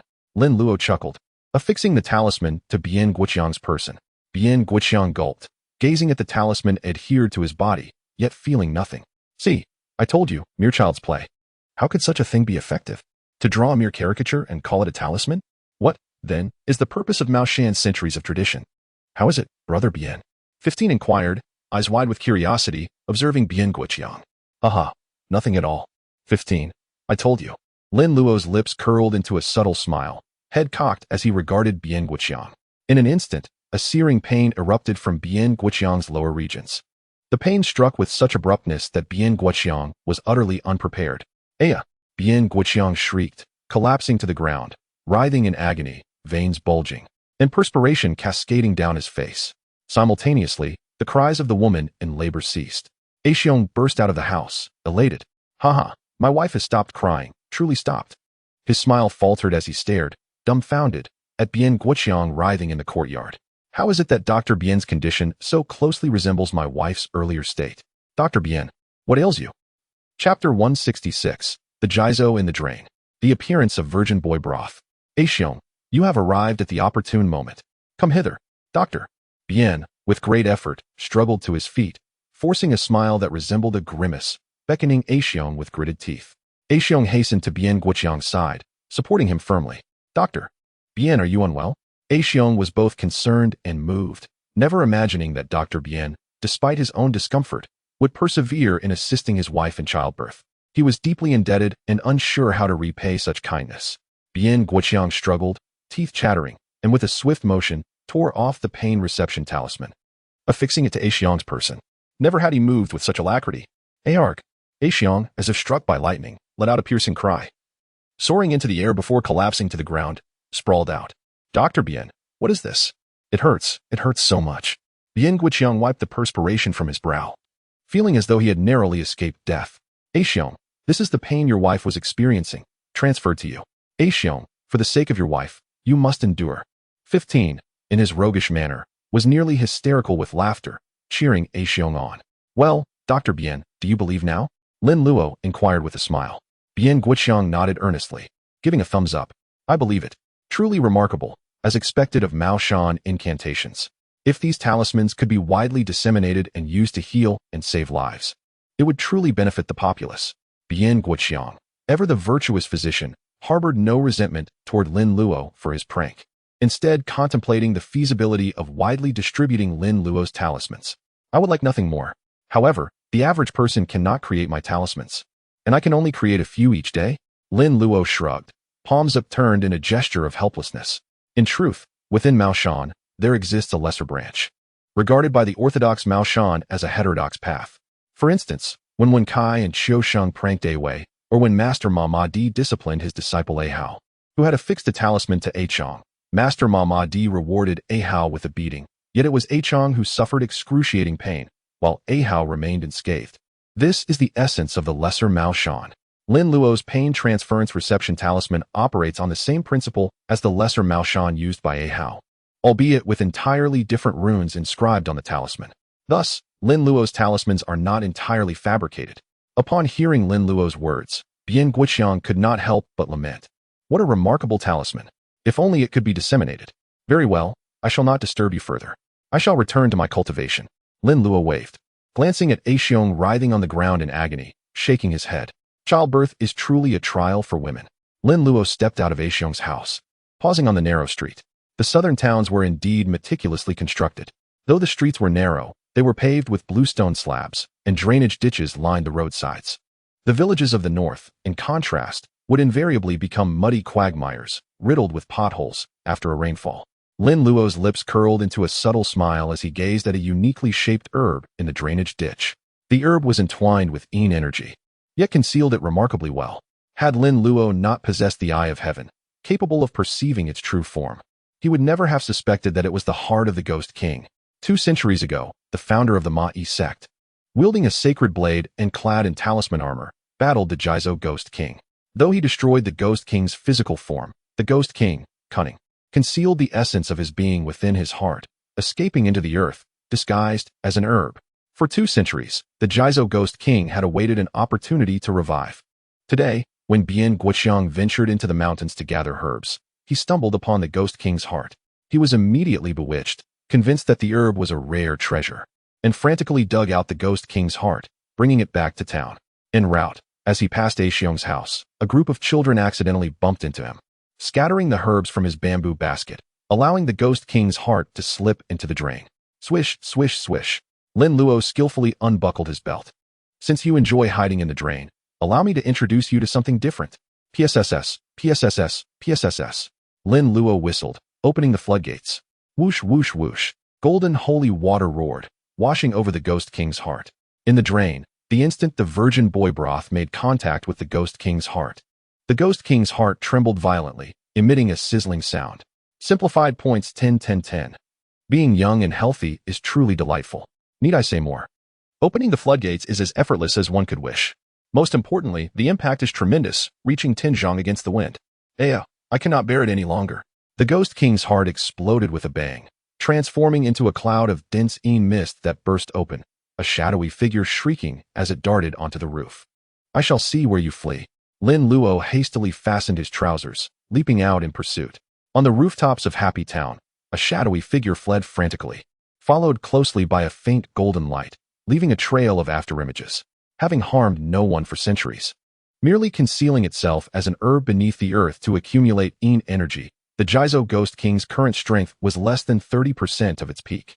However, were it to harm a few maidens, its strength would undoubtedly double. Having viewed the film, Lin Luo was not so imprudent as to permit the Jizo Ghost King to recover its power. After all, he had already laid Nintendo to rest. Should that entity transform into a musical biohazard zombie, it would undoubtedly precipitate a catastrophe, as the Jizo Ghost King was even more formidable than Nintendo. Divination via planchette had already been performed on the 1st and 15th of the lunar month, revealing a chain of 7 lives, with an evil spirit destined to become king. Despite already being referred to as a Ghost King, the Jizo Ghost King's power had yet to reach that level. Should it claim the lives of 7 more maidens, it would ascend to become a true Ghost King, impervious to blades and bullets, immortal, with an ethereal and corporeal form at its beck and call. Confronting it then would be fraught with difficulty. Moreover, given the vastness of the world, where could the Jizo Ghost King not venture? In the film, the Ghost King stubbornly remained in Happy Town, determined to find pure women. But this is the real world. Who knows where the Jizo Ghost King would go if it could not find a bargain in Happy Town? Should it cultivate an imperishable body, chaos would ensue. Wouldn't it be terrible? Trying to flee? Lin Luo pursued it out of Happy Town. As they advanced further, they entered the forest. Lin Luo bellowed, his body radiating golden light. He raised his hand and forcefully struck forward. Boom. With a resounding explosion, the Jizo Ghost King shrieked as it was sent flying. I shall take you in. Instantly, a gourd appeared in Lin Luo's hand, and he roared, activating the ghost binding curse. Imperial decree of the heavens. Bind ghosts and capture spirits. A beam of golden light shot out from the gourd, instantly ensnaring the Jizo Ghost King. The Jizo Ghost King could not comprehend how its luck could be so dire, encountering such a child. Couldn't you be a bit more civilized? Why did you have to urinate on me? Couldn't you find anywhere else to relieve yourself? What it could not fathom was how this seemingly young lad, with seemingly shallow cultivation, dared to pursue it. Roar. The Jizo Ghost King roared, its energy erupting violently, shattering the ghost binding curse. With a bang, the gourd in Lin Luo's hand shattered, startling him. Damn it, why are you shouting so loudly? Just because you have a loud voice. Lin Luo, exasperated, retrieved a speaker talisman from his personal space and affixed it to himself. Heavenly Lord, save me. Yell at your mother. Lin Luo's voice thundered like the heavens, his body brimming with magical power. The next moment, three purities bells appeared in Lin Luo's left hand, while his right hand wielded the Jingxin sword. Ring, ring, ring. The sound of the bells was like the tolling of a great bell. The deafening sound of the bells struck the Jizo Ghost King like a heavy blow. Not only did its head buzz and explode, but green pus oozed from its ears, and its body froze in place. Am I old? Or have I been underground for too long? The world has changed too fast. Are children these days so fierce? The Jizo Ghost King's mentality collapsed. Seeing Lin Luo flying towards it, terror gripped its heart. In all its centuries, not even when facing the linen-clothed ancestor had it felt such fear. Lin Luo rang the bells as he flew forward. Sword rises. Azure lotus blooms. Swish. The sword strike triggered both the Jingxin sword curse and the ghost-killing curse, which erupted simultaneously. The Jingxin sword emitted thunder and fire, augmented by the heavenly, with raging flames. Amidst the flashing divine light, the Jingxin sword dealt explosive damage to the Jizo Ghost King. The Jizo Ghost King shrieked in agony as its body was sent flying. Its body was currently a spirit body, so although this sword had severed its body, it automatically reconnected. However, it now appeared more transparent than before. Lin Luo rang the bells, triggering the fire bell, might curse. Flowing gold fire bell, shatter evil spirits. Jade pure decree, myriad miles of light. Azure flames coalesced into a fiery rope, which, guided by Lin Luo's thoughts, bound the Jizo Ghost King into a ghostly dumpling. The azure flames coiled around the Jizo Ghost King, and its miserable cries were interspersed with the sound of corrosion. This time, it was not Lin Luo's virgin boy soup, but the fire bell might curse. Although Lin Luo's fire bell might curse did not deal high damage, it was extremely insulting. The Jizo Ghost King was suspended in midair, like a blob of plasticine, at Lin Luo's mercy. Due to the burning of the fiery rope, the Jizo Ghost King's body twitched, and it began to roll its eyes. Yell at your mother. You destroyed one of my gourds. Do you know how precious my gourd was? It cost 3 copper coins. Slap, slap, slap. Lin Luo's hand, covered in golden light, struck the Jizo Ghost King's face, producing crisp sounds. The Jizo Ghost King's mind buzzed even more. 3 copper coins were enough to match its previous monthly allowance. You have to pay me for this, understand? Young Dao's spell was very angry, and the consequences were severe. The Jizo Ghost King screamed repeatedly, in no mood to care about what Lin Luo was saying. Keep yelling. Even if you yell until your throat is hoarse, you won't escape this compensation. Lin Luo, annoyed, took out a wine jar from his personal space. If the gourd doesn't work, then a wine jar it is. He had a lot of these things stored in his personal space. If the wine jar still doesn't work, then try the Serenitia pot. I shall take you in. Imperial decree of the heavens. Bind ghosts and capture spirits. Swish. A beam of golden light shot out from the wine jar, firmly binding the Jizo Ghost King. The Jizo Ghost King struggled desperately, but to no avail. Its strength had already been weakened to the lowest level, and coupled with the fact that Lin Luo was a cheating immortal, the outcome had long been determined. The Jizo Ghost King screamed as it was dragged into the wine jar.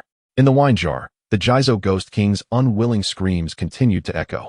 Lin Luo coldly smiled, and took out several spirit talismans drawn by Uncle Jiu and affixed them to the wine jar. Instantly, the Jizo Ghost King in the wine jar quieted down. When encountering such old ghosts that he could not handle, Lin Luo still chose Uncle Jiu's talismans, which were more guaranteed.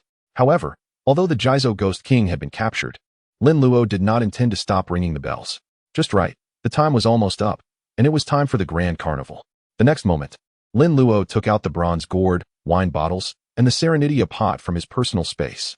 His personal space was filled with either in-person puppets or these ghosts. Almost all underworld items. Here we go again. Has it already been here once today? Ouch, what are you doing? Don't come over here. The ghost's excited exclamations made Lin Luo even more excited. It seems you are all looking forward to it. The power of the 3 purities bells, amplified by the speaker talisman, made the bronze gourd, the plantain woman ghost, the Jizo Ghost King, and the Tan family's banner ghost scream for an hour, rolling their eyes, foaming at the mouth. And some even exploded in excitement, scattering their souls. An hour later, Lin Luo stopped contentedly. Although 6 more old ghosts had been scrapped, it was not a loss to exchange them for over 20,000 simplification points. These old ghosts were already failing, and the savings on their bodies had been harvested almost completely, and their last value was to explode in a big wave when their souls were scattered. Simplified Qi observation technique cost 30,000 simplification points, leaving 6,098 points. This hour has yielded another 25,135 points. Sure enough, sometimes if you don't push them, they don't know how powerful they are. One day can actually withstand 2 times. Lin Luo muttered to himself as he cleaned up the bottles and jars. Should I do it more often in the future? Shorter time, more times, 7 or 8 times a day, these ghosts won't explode because they can't withstand it. And they can contribute more simplification points. As soon as this idea came out, Lin Luo felt that he had found a shortcut to earn simplification points. In this way, as long as he caught more old ghosts, he could ring the bells whenever he had time. And sooner or later, he would be able to save enough 500 million simplification points to simplify the Tao Te Ching. Come on, Luo, believe in yourself. You can do it, and everyone will support you with all their might. Driven by self-encouragement, Lin Luo's companions in the gourd, wine jar, and Serenitia pot were all moved to tears, lamenting his actions. What a scoundrel! Twinkle, twinkle, little star, how I wonder what you are. Before Lin Luo even entered the house, Jiao leaped out upon hearing the familiar tune. However, Bai Rongrong and Hu Meinyang were even quicker, already fawning over Lin Luo, their foxtails shimmering in the moonlight. Senior brother, you're back. When are we going to capture the Xidagarba Ghost King? Jiala asked Lin Luo anxiously. Lin Luo had been on the roof earlier, and his sudden departure had worried Jiala. He feared that his senior brother had discovered the Ghost King's whereabouts and gone to confront it alone. Now, seeing Lin Luo's leisurely return, Jiala was even more concerned, as he had been eagerly anticipating demonstrating his skills that very night. Lin Luo finished the last line of Twinkle, Twinkle, Little Star, and grinned. Jiala, I'm sorry, but I've already taken care of the Xidagarba Ghost King. In that instant, the light seemed to fade from Jiala's eyes. I had so many magical artifacts prepared. I was ready to test my mettle against that old Xidagarba ghost. But senior brother hogged all the glory. All right. When I encountered the Xidagarba Ghost King, it was incredibly weak. I captured it with ease, hardly a challenge at all. But there's another ghost tonight. Senior brother will take you to see it. Let you try your hand. How about it? Are you confident? Lin Luo couldn't bear to see Jiala's disappointed expression resembling a child who had their toy taken away. Really? Light returned to Jiala's eyes. Absolutely. Seeing how eager you are to show off your skills, I'll let you take the lead with this ghost tonight. Great. I'm confident. Thank you, senior brother. Jiala said with a simple and honest smile. Then what are you waiting for? Gather your belongings and prepare to depart with me. By the way, have Qian and Shiwu returned? They just got back. They seemed very tired. Did they go ghost hunting? Jiala asked, puzzled. Qian and Shiwu had been too exhausted to speak, only briefly greeting Jiala before retreating to their rooms to sleep. He, they were assisting with a birth. Enough talk. Let's hurry and leave. Or someone else will capture the ghost. Oh no, that ghost is mine. No one is allowed to take it, Jiala exclaimed, running back into the house before emerging with his bag of treasures slung over his shoulder. Senior brother, I'm ready. Let's go. All right, let's go. Lin Luo waved his small hand, leading Jiala outside. The sound of Qian and Shiwu's snores echoed from their rooms, rising and falling like a competition. As Lin Luo and Jiala moved further away, the sound gradually faded into the distance. In the back of the clinic, in the study, Bian Guoqiang was perusing medical texts while brewing himself some medicine. He had injured his hand while gathering herbs on the mountain earlier that day, losing a fair amount of blood, so he needed to take some medicine as a precaution. Additionally, assisting with the delivery for Xiong's wife had made Bian Guoqiang realize the gaps in his medical knowledge, especially in obstetrics. If it hadn't been for the unexpected arrival of a miraculous young Taoist who provided a pain transference talisman, he didn't know if the woman would have given birth successfully tonight. The thought that a lovely little girl might not have come into the world due to his lack of knowledge filled Bian Guoqiang with self-reproach. So he resolved to study harder and fill in the gaps in his knowledge. Bian Guoqiang yawned. It was getting late, and he was reading medical texts.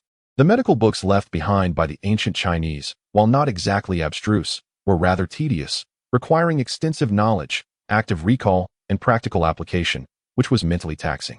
Bian Guoqiang was barely holding on, feeling lightheaded and drowsy. Before long, unable to resist any longer, Bian Guoqiang slumped onto the table and fell asleep. At that moment, outside Bian Guoqiang's house, a beautiful young woman in a red wedding dress floated down from the sky. Her figure was graceful and alluring, her eyes like autumn waters, and her features exquisite. Her only flaw was her overly pale, almost sickly complexion. This young woman was Yin Hong. 200 years ago, she had been drained of her life force by the Xidagarba ghost king and turned into a dried-up corpse, leaving her soul adrift. Today, Bian Guoqiang had accidentally spilled blood on her bones while gathering herbs on the mountain, and later, he had even helped her collect her bones and build a grave, allowing her soul to coalesce. Now, she had come to repay his kindness. The way ghosts and spirits repay kindness is often difficult to comprehend, such as in Yin Hong's case. Seeing her benefactor diligently studying until he fell asleep, Yin Hong's eyes sparkled with admiration. This man was gentle, kind, virtuous, and refined, possessing irresistible charm. If she were still alive, marrying such a man would have been a life well lived. The medicine on the small stove was ready. Yin Hong floated to Bian Guoqiang's side, poured the medicine into a bowl, and gently helped him up, cradling him in her arms. How should she administer the medicine? Perhaps a direct transfer? That was an excellent method. Yin Hong took a mouthful of the medicine and gently approached Bian Guoqiang. Just then, with a loud crash, the study window was violently thrown open. Release that man and come at me.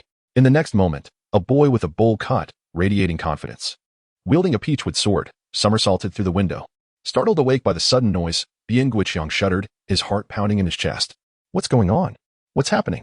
Bian Guoqiang opened his eyes in a panic, only to discover something even more alarming. Who was this woman? She was beautiful. Miss, who are you? Although captivated by her beauty, Bian Guoqiang was a man of integrity and quickly retreated, putting distance between himself and the woman. He had fallen asleep and woken up to a beautiful woman's face. Her large, watery eyes were filled with affection and a hint of panic, which was difficult to resist. Yin Hong was also startled by the sudden intrusion of the boy with the bowl cut. This person doesn't look very intelligent. The aura emanating from the peachwood sword filled her with fear. Humans and ghosts are different. What do you want, you female ghost? You want to absorb yang energy, right? Come at me if you dare. Jiala brandished his peachwood sword, performing a sword flourish, and charged toward Yin Hong. Yin Hong finally reacted, letting out a frightened cry and floating toward the door. Hiss! Bian Guoqiang gasped, startled by the scene. It was late at night, and even though it was summer, he felt a chill in the air and the back of his neck prickled. What's going on? Such a beautiful woman. And she's a female ghost. What does she want? Is she trying to absorb my yang energy? Dr. Bian, don't be afraid. Everything will be all right. A faint voice suddenly spoke from behind. The alarmed Bian Guoqiang cried out and jumped away. Lin Luo could see that his hair was standing on end. Who? Who is it? Brother? What's wrong? Hearing Bian Guoqiang scream, Furong, who had been asleep in the next room, threw on a robe and ran out, looking blankly at Bian Guoqiang and Lin Luo in the room. Who are these cute little boy and the two beautiful women? I've never seen them before. Brother, who are this little boy and these two sisters? I've never seen them before. Furong. Seeing his sister, Bian Guoqiang forced himself to be brave, even though he was afraid. He had to protect his sister. Bian Guoqiang turned his head and saw Lin Luo. He was stunned for a moment, but then he was no longer afraid. Little Taoist de Luo, it's you. Bian Guoqiang's fear turned to joy. If it was Lin Luo, he had nothing to fear. What was there to fear from a female ghost when Lin Luo was a Maoshan Taoist, specializing in exorcism? He, of course, it's me. Don't worry. It's just a female ghost. My junior brother will practice his skills. You don't need to worry. Lin Luo said, looking at the situation in the yard through the window. Bearing a peachwood sword, Jia Lu pursued Yin Hong, brandishing his weapon relentlessly. Though unversed in the Azure Lotus swordplay, he was proficient in the fundamental sword techniques of Maoshan. However, his current execution was somewhat haphazard, while his martial prowess was evident. His movements were marred by excessive excitement during the skirmish, resulting in numerous deviations from proper form. Moreover, his ostentatious displays betrayed a desire to show off. Fortunately for Jia Lu, Yin Hong, in her mortal life, was merely an ordinary girl. Despite her acquired supernatural abilities as a ghost, she lacked combat expertise and could only flee from Jia Li's relentless pursuit, unable to retaliate. Clearly, further refinement was imperative. With a startled cry, Yin Hong ascended to the rooftop. Jia Lu, standing in the courtyard, pointed his peachwood sword at her, exclaiming, "Descend from there." Trembling slightly, Yin Hong glanced at Bian Guoqiang within the house, pleading, "My lord, rescue me." Bian Guoqiang's heart fluttered. Though a specter, she was undeniably beautiful and, presumably, not malevolent. Lin Luo, however, was mortified. Jia Li's ineptitude was on full display. "Enough, Jia Lu, return," Lin Luo commanded. Perplexed, Jia Lu turned to face Lin Luo. "Senior brother, I am on the verge of subduing her." Subdue what? Had this female ghost desired to flee, she would have vanished long ago. Cease this embarrassing spectacle. You cannot even wield a sword properly, yet you aspire to vanquish a ghost king? I fear you would merely serve as a meal for it. Jia Lu sheepishly scratched his head, his face flushed with embarrassment. He realized his performance had been woefully inadequate, failing to subdue even a single female ghost. "My lord." Taoist priest Yin Hong, perched on the rooftop, gazed pitifully at Bian Guoqiang and then at Lin Luo, her countenance radiating such profound sorrow that Bian Guoqiang's heart ached with compassion. Taoist priest Luo, this female ghost appears to be a pitiable spirit rather than a malevolent one. I implore you, do not treat her harshly. The matter of exorcising ghosts is not your concern. However, your assistance is required in guiding her to reincarnation, Lin Luo stated. His arms crossed. Guiding her to reincarnation? Indeed. Cease your perch upon the roof and descend. My time is limited. After facilitating your reincarnation, we must depart. Lin Luo beckoned Yin Hong from the rooftop, adopting an affable demeanor. Yin Hong, after glancing at Bian Guoqiang, mustered her courage and floated gracefully down. Unlike typical ghosts, Yin Hong was a sacrificial offering. The villagers, in their desperation to survive, had offered her to the netherworld Ghost King. She had been drained of her life force by the Ghost King en route to her ill-fated marriage. Lin Luo was uncertain whether she qualified as a virgin spirit. But someone was needed to guide her soul to reincarnation, and Bian Guoqiang's blood had served as the catalyst for her soul's reconstitution, making him the ideal candidate. Introduce yourselves to one another. Once that is complete, those destined for reincarnation shall proceed, and those destined for slumber shall return to their beds. Lin Luo declared succinctly. Jia Lu stood dejectedly by Lin Luo's side, feeling somewhat disheartened. Bian Guoqiang and Bian Furong, siblings, observed Yin Hong with curiosity. Yin Hong then recounted her tragic history through tears. 2 centuries ago, I was slain by the Ghost King. I am eternally grateful to my Lord's blood for reconstituting my soul and for his act of establishing a tomb for my remains, thereby enabling me to reincarnate. So, those skeletal remains were yours. Bian Guoqiang exclaimed in realization. He now understood why the female ghost had sought him out. Very well. The situation is as follows. Your soul has wandered aimlessly for 2 centuries, its allotted span of existence exhausted. You then inadvertently reconstituted her soul with your blood and erected a tomb, allowing her to find rest and the possibility of reincarnation.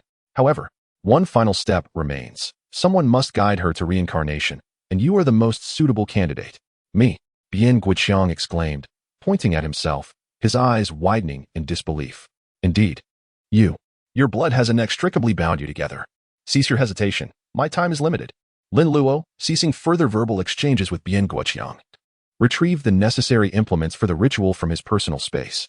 Guiding a ghost to reincarnation was a delicate undertaking, sometimes necessitating a return to their homeland before proceeding to reincarnation, while others, already at home, simply required conveyance to the netherworld.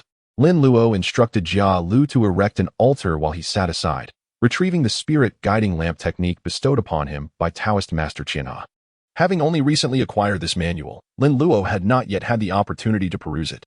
Now, the occasion had arisen, and a hasty incantation was in order. System. Analyze the spirit guiding lamp technique. Spirit guiding lamp technique detected. Simplification requires 3,000 simplification points. Simplify. Only 3,000 points? How economical. Lin Luo mused, arching an eyebrow. What would his companions in the spirit vessel think if they knew? You are virtuous. You are extraordinary. Only 3,000. Do you comprehend the effort required to amass such a sum? Beep, beep, beep, beep, beep. Simplify. His simplification points were plentiful. Swish. Simplification successful. Spirit guiding lamp technique simplified to 7 stars guiding the way. The dipper governs death, while the southern dipper governs life. Taoism venerates the 7 stars of the dipper as the 7 lords of dispelling calamities, residing in the 7 palaces of the dipper. Based on one's birth hour, one's life is governed by one of the 7 star lords. Tai Star Lord of Destiny, to whom those born in Z belong. Yuan Star Lord of Prosperity, to whom those born in Chou and Hai belong. True Star Lord of Abundance, to whom those born in Yin and Su belong. Star Lord of Longevity, to whom those born in Mao and Yu belong. Star Lord of Augmented Calculation, to whom those born in Qin and Shin belong. Star Lord of Averting Calamity, to whom those born in Ji and Wei belong. And Star Lord of Ascending Life, to whom those born in Wu belong. Each individual can identify their ruling star based on their birth time. 7 stars guiding the way facilitates the return of souls to their homeland and their conveyance to the netherworld for reincarnation by harnessing the power of the dipper stars, provided that one's ruling star is visible in the sky. This technique surpasses the spirit guiding lamp technique in sophistication.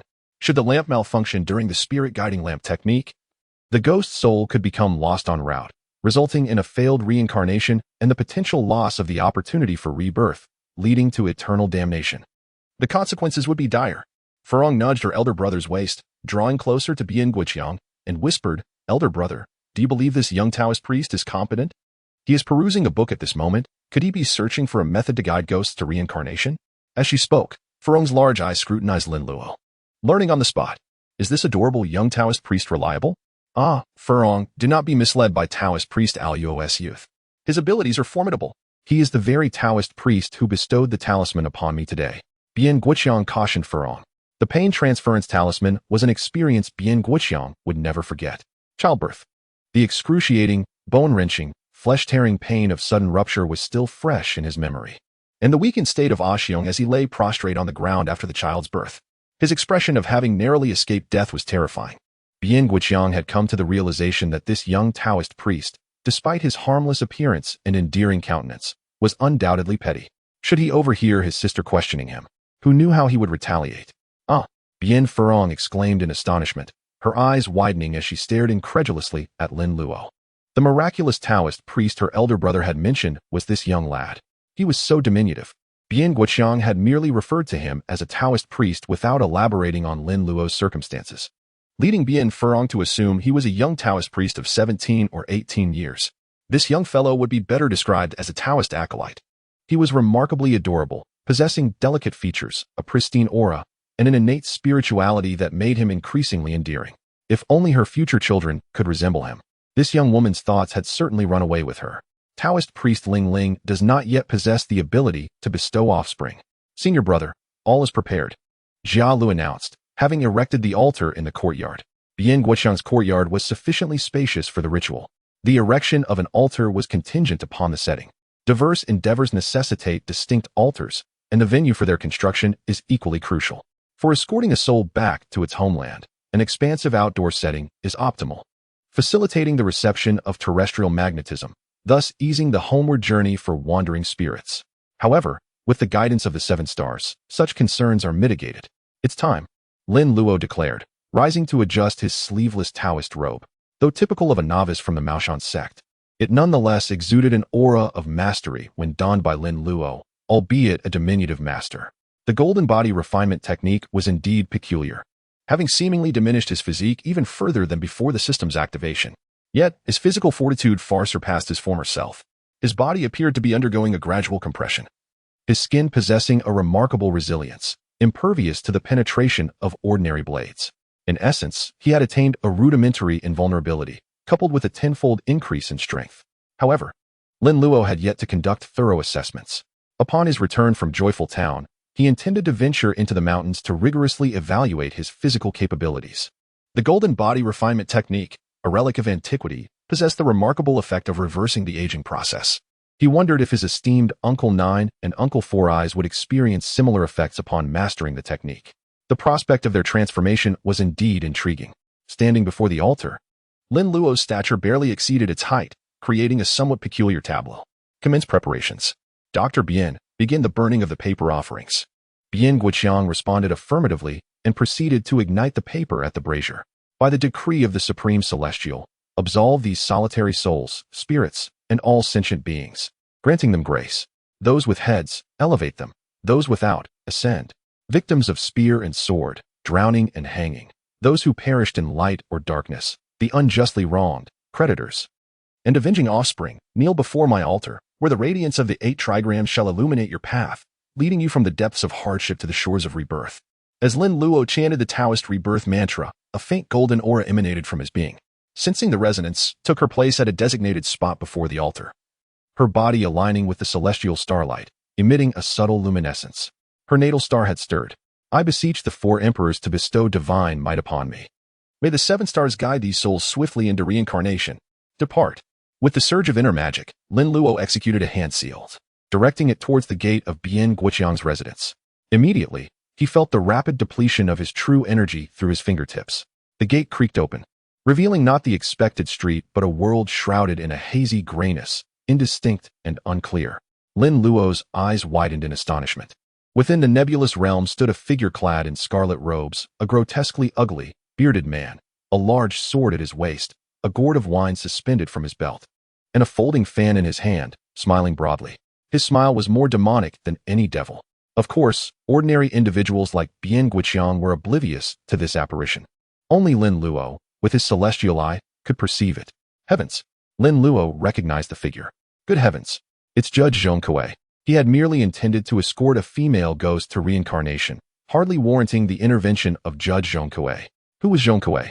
A popular Taoist deity, the vanquisher of demons and exorcist of evil, with a panther's head and bull's eyes, an iron face and bristling beard, of extraordinary appearance, erudite, upright, fearless of evil, treating people with integrity, and sharing his innermost thoughts with candor.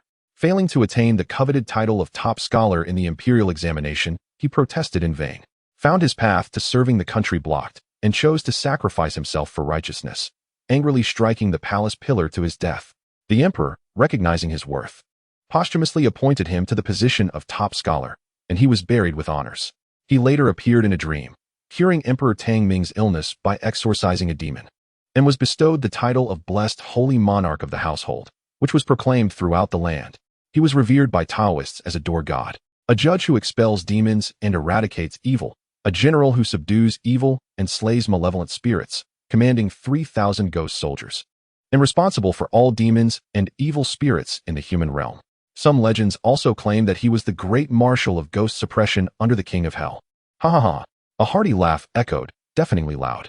Lin Luo's face contorted in discomfort, experiencing for the first time the agony of being bombarded by sound. Uncle, please cease your divine power. I was wondering who it was, opening the gates of hell to send a ghost to reincarnation at an inopportune time. It's you. Judge Zhongkue's voice was robust and resonant, befitting his imposing image. This bearded man, with a change of attire, could easily pass for Yan Xixia if he were to proclaim, "The universe is boundless. Borrow the power of heaven and earth." Lin Luo would readily believe it. The appearance, the voice, the aura, too similar. Could Yan Xixia have been a mortal incarnation of this esteemed Judge Zhongkue? Uncle Zhongkue, Lin Luo said with a wry smile, bowing respectfully to the deity. Had he inadvertently committed another transgression? Surely not. Escorting ghosts to reincarnation was a common practice for Maoshan Taoists, was it not? Heh, even your patriarchs would address me as Marshal, you impudent brat, calling me uncle. Judge Zhong Kuei's figure materialized beside Lin Luo in an instant, his large hand seizing Lin Luo by the scruff of his neck before hoisting him into the air. Lin Luo was caught off guard, suspended in midair. Then, a large hand commenced ruffling his hair. Ha ha ha, you impudent brat, so handsome, comparable to my youthful countenance. In his youth, Zhang Kuei was a remarkably handsome young man. But during his journey to take the imperial examination, he encountered mountain spirits who, envious of his striking appearance, disfigured him. Thus, a handsome and dashing young man was transformed into a Zhang Fei or Li Kuei incarnate. Hee, how could I compare to your youthful appearance, uncle? I imagine you were a dashing and handsome young man in your prime. Ha ha ha, you impudent brat, you have a silver tongue. No wonder your patriarchs favor you so much. Even your bizarre talismans resonate with them. Had it been anyone else, they would have been dragged down and flogged 300 times. Heavens! There's more to this than meets the eye. Could it be that my charming antics are perceived by all the patriarchs? Good heavens! Does that mean I need to escalate my efforts in the future? Uncle, uncle, have I committed another transgression today? Lin Luo inquired, giggling and feigning ignorance. The Bian siblings were dumbfounded. This suddenly appearing ugly giant was none other than the legendary judge Zhong Kuei. Was this young Taoist connection so extensive? Bai Rongrong and Hu Meinyang were paralyzed by Zhong Kuei's aura, prostrating on the ground, afraid to even glance at him, lest a mere glance result in their capture. This Judge Zhong Kuei was known for his hatred of evil, capable of governing the demons and evil spirits of both the Yin and Yang realms. Though his power was somewhat limited in the Yang realm, it did not diminish his divine might. What transgression could there be? This marshal merely sensed the opening of the gates of hell in this area and came to investigate out of curiosity. It turns out to be you, impudent brat. That explains it. It's common knowledge that your patriarch stowed on you, secretly giving you preferential treatment. It's all thanks to the patriarch's care. Uncle Zhong Kuei, I recently acquired some fine wine and was planning to bring it to you when I return home, Lin Luo said, producing a large wine gourd from his hand. Zhong Kuei accepted it with a large hand, finding it to be just the right size. You're not bad, kid. Come find this marshal down below when you have time. I'll take you to broaden your horizons. Oh, that would be wonderful, Lin Luo exclaimed, feigning delight while inwardly lamenting. The netherworld was hardly an appealing destination. He was still young and desired to live for several more centuries. Judge Zhong Kuei, please have mercy. Old ghost Dizong, is he in your possession? Zhong Kuei chuckled twice, then suddenly changed his tone, raising his thick eyebrows in inquiry. Ah, yes he is, Lin Luo exclaimed in surprise, immediately retrieving the wine jar containing old ghost Dizong from his personal space. What was going on? How did Judge Zhong Kuei know about Dizong? Could it be that the ghost king Dizong was registered in the underworld? Zhong Kuei discerned the confusion in Lin Luo's expression and said with a faint smile, 200 years ago, one of my incarnations perished here, and it was this old ghost Dizong who was responsible. As Zhong Kuei spoke, a fierce glint flickered in his eyes. Lin Luo sensed that old ghost Dizong's fate was unlikely to be pleasant. Ah, so there's a connection there. Fascinating. Hold on a moment. Uncle, do you currently have an avatar? Lin Luo exclaimed in astonishment, recollecting both Master Ikkyu and the old ancestor of linen clothes. The purity, the abhorrence of evil, and the willingness to face demons, even unto death, were fundamentally the same.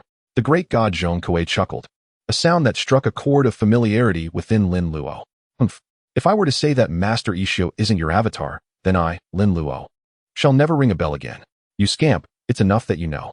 But keep it to yourself. His fate is in his own hands. The great god Zhong Kuei said, setting Lin Luo down. The wine gourd was now hanging from his waist, and the wine jar containing the old ghost of Xidagarba was tucked into his wide sleeves. Lin Luo now understood why Master Ikkyu was called Ikkyu. These sleeves were truly outrageous. Was this the legendary universe within a sleeve? A Taoist divine power. You subdued this old ghost of Xidagarba, so I, the handsome one, won't let you suffer. Here, take this. The great god Zhong Kuei said, removing a gourd that was originally hanging on his body. This is my gourd. I'm giving it to you. This wine gourd was quite large, about half the size of Lin Luo. Lin Luo had to hold it with both hands.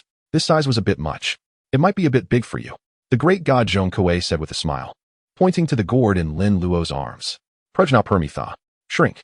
Instantly, the large gourd in Lin Luo's hands shrank, eventually becoming a gourd that was suitable for Lin Luo's size. The gourd was exquisite, its surface already polished and lustrous, giving it a sense of age. It felt warm to the touch, almost jade-like. This gourd can be used to collect ghosts. Don't worry, there's a lot of space inside. It can hold 3 to 5,000 ghosts without any problem. As Zhong Kuei spoke, he rubbed Lin Luo's head again. The incantation is Prajna Permitha. Remember that? Time is limited, so I can't stay here any longer. In the future, you brat, continue to cultivate diligently. The next time we meet, if your cultivation hasn't improved much, I'm going to complain to your grandmasters. Haha, I understand. Uncle, don't worry, I'll definitely cultivate diligently. These two little scoundrel. You're quite the player. Ahem, ha. Cultivation requires it, cultivation requires it. Lin Luo's smile became even more awkward, akin to the embarrassment of having several gigabytes of study materials discovered on one's hard drive. Haha, you better really need it for cultivation. Zhong Kuei said with a dry laugh. With a flash, he returned to the back of Bian Guoqiang's house, where there was a hazy expanse, obscuring what kind of world it was. The female ghost, Yin Hong, was already standing next to the great god Zhong Kuei, obedient and well-behaved. Whoosh! The door closed, and the ghost gate disappeared. Bian Guoqiang's house returned to normal. Woof! Jialu was as excited as a husky, dashing to Lin Luo's side in an instant, gesticulating wildly and jumping up and down. Senior brother, that was the great god Zhong Kuei, the great god Zhong Kuei. All right. What are you jumping around for? Lin Luo said with a headache, waving his hand to push Jialu aside. He walked over to help by Rong and Hu Mainyang, who were still lying on the ground, afraid to get up. All right, don't be afraid, everything's fine. The two little were terrified, clinging to Lin Luo and whimpering softly. This scene left Bian Guoqiang and Bian Furong dumbfounded. This world was too crazy. The mouse was acting as the cat's bridesmaid. No, the older sister had to rely on the younger brother for comfort. Jialu was already used to it. He knew the identities of Lin Luo's two pets. It was already good enough that they hadn't peed their pants after seeing the legendary great god Zhong Kuei. Lin Luo coaxed them softly for a long time before the two fox-eared girls stopped being afraid. It wasn't that they were cowardly, but the aura on the great god Zhong Kuei was too terrifying. It's getting late, Dr. Bian, Miss Bian, we won't disturb you any longer. Lin Luo turned around and said to the Bian Guoqiang siblings, Little Taoist Aluo, will anything bad happen to Miss Yin Hong after being taken away by the great god Zhong Kuei? Bian Guoqiang asked with concern. Although Zhong Kuei was a folk god of Taoism and a god of justice, his appearance was truly frightening, not to mention by Rong and the others. Bian Guoqiang was also afraid. The thought of the beautiful and pitiful Yin Hong being taken away by Zhong Kuei filled him with worry. Don't worry. Yin Hong is a good ghost, and she was sent away by me, so Uncle Zhong Kuei will only treat her kindly. Lin Luo wasn't worried about Yin Hong at all. The underworld had its own rules. As long as you followed the rules, you wouldn't have any problems. Normally, when a person died of natural causes, entering the underworld was simple. According to the process, the local land temple and the city god temple were responsible for the transfer, sending them to the underworld, or the ghost messengers of the underworld would come to pick them up directly. Those who died unnaturally, those who died without a complete body or were exposed to the wilderness, were not received by the underworld, so they would become lonely ghosts. Those with good fortune, like Yin Hong, would have someone collect their bones, erect a grave, and ask someone to perform a ritual to help them enter the underworld to be reincarnated. For them, being able to enter the underworld was definitely the luckiest thing. Otherwise, they would only end up dissipating. Green-headed ghosts like Hong Mei were even more pitiful because even transcending them was useless, and there was no hope of reincarnation. Fortunately, she met Lin Luo, who opened the door to another world for her. Of course, entering the underworld didn't mean it was over. Those who had committed evil deeds during their lifetime had to be judged in the underworld. Their merits and demerits would be reviewed. If they had committed too many sins, they would suffer the extreme punishments of the 18 levels of hell. Climbing mountains of knives, soaking in pots of oil, entering seas of fire, entering icebergs, etc. They would be reincarnated when their sentence was over. Reincarnation wasn't into a human fetus, but only into livestock and poultry. Basically, pigs, cows, and sheep. Another outcome was that they were good people during their lifetime.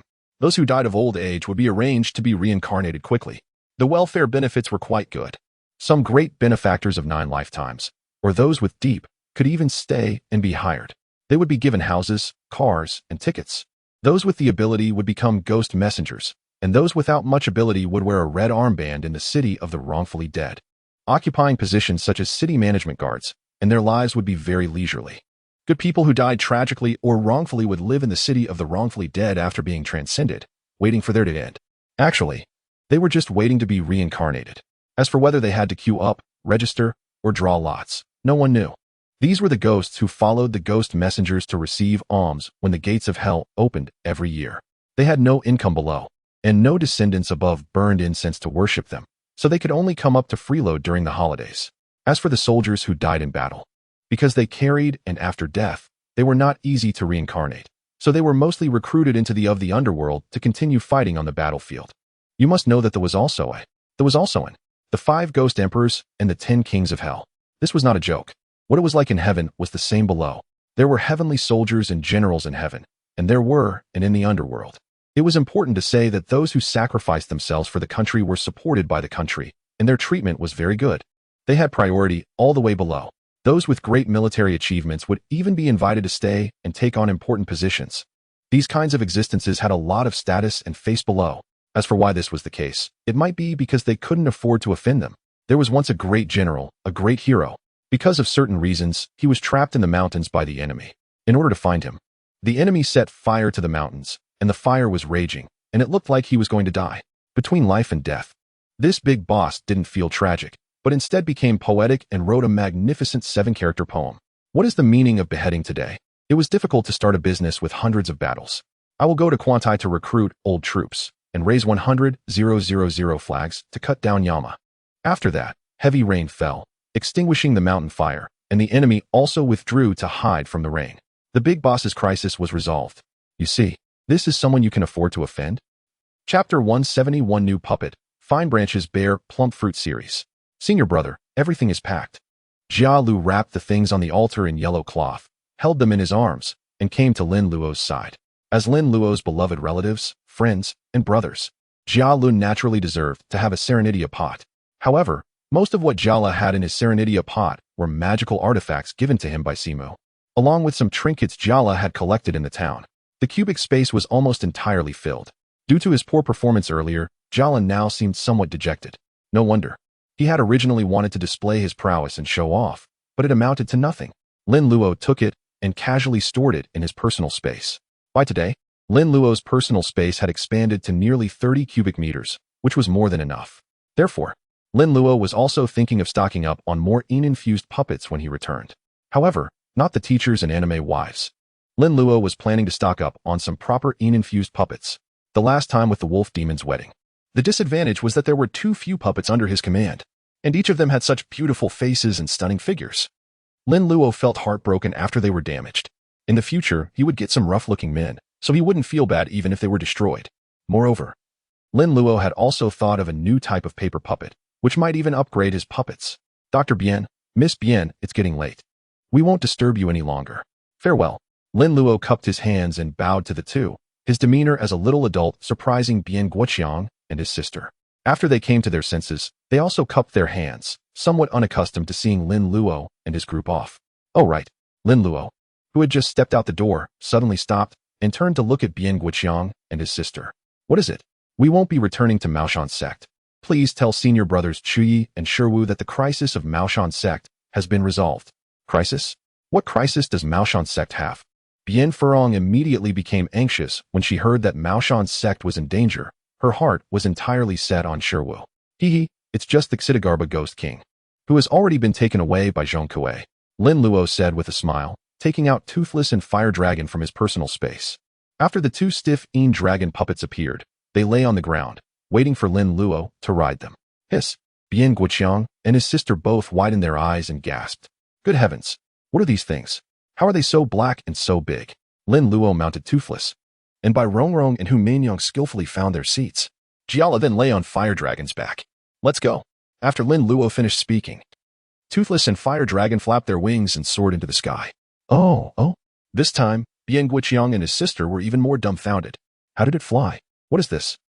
Riding a flying dragon with the wind in one's ears, traversing rivers and seas, communicating with the heavens. Flying during the day offers daytime scenery, and flying at night also has its wonders. The starry sky is brilliant, and the bright moon and stars form a beautiful painting. The earth below is as dark as ink, and the sky at this moment resembles an inverted Milky Way. However, this wonderful scenery was completely ruined by Lin Luo's constant singing of Twinkle, Twinkle, Little Star. Jala lay on Fire Dragon's back, driving Fire Dragon behind Lin Luo with a lifeless expression. He had been listening to Twinkle, Twinkle, Little Star all the way, and he was about to throw up. How come senior brother hasn't thrown up yet? How could he not throw up? System, Simplify the Heavenly Righteousness Charm. Simplified version of the Heavenly Righteousness Charm detected. Heavenly Emperor's Decree, where the evil ghosts of the 5 directions, why not perish? With a single breath of light, all ghosts are subdued. Simplification requires 50,000 simplification points. Insufficient simplification points. If I had so many simplification points, I would have simplified it long ago. Each secondary simplification requires more than the previous one. Lin Luo was now having a headache. His simplification points were never enough. Every time he thought he had made a fortune and had money, the system would give him a heavy blow. Poor guy, you're still far from it. Sigh. So annoying. Suddenly, Lin Luo stopped chanting. Jala, we're home. Lin Luo shouted to Jala, then controlled Toothless to lower its altitude. Sure enough, the entire view of Rinjia Town was revealed not far below. Uncle Jiu's residence was not in Rinjia Town, but in the middle of several towns. Considering future business, Uncle Jiu had specially chosen an excellent location, but the cost was that residence was empty and without neighbors. Of course, for the convenience of purchasing, residence was close to Rinjia Town. In residence, it was pitch black, and it was still early before dawn. Flying back from Happy Town only took about an hour. The distance between mountains and seas became no longer distant due to flight. In the meantime, Toothless and Fire Dragon landed one after another. In residence, snores rose and fell. I really don't know how Xiaoya was able to sleep in this situation. Lin Luo and Jala did not disturb them and returned to their respective rooms. However, Lin Luo did not sleep, but took out the paper-making materials from his personal space. He was about to start mass-producing troops. As the saying goes, many people are strong, and many ants can kill an elephant. So stocking up on troops is beneficial.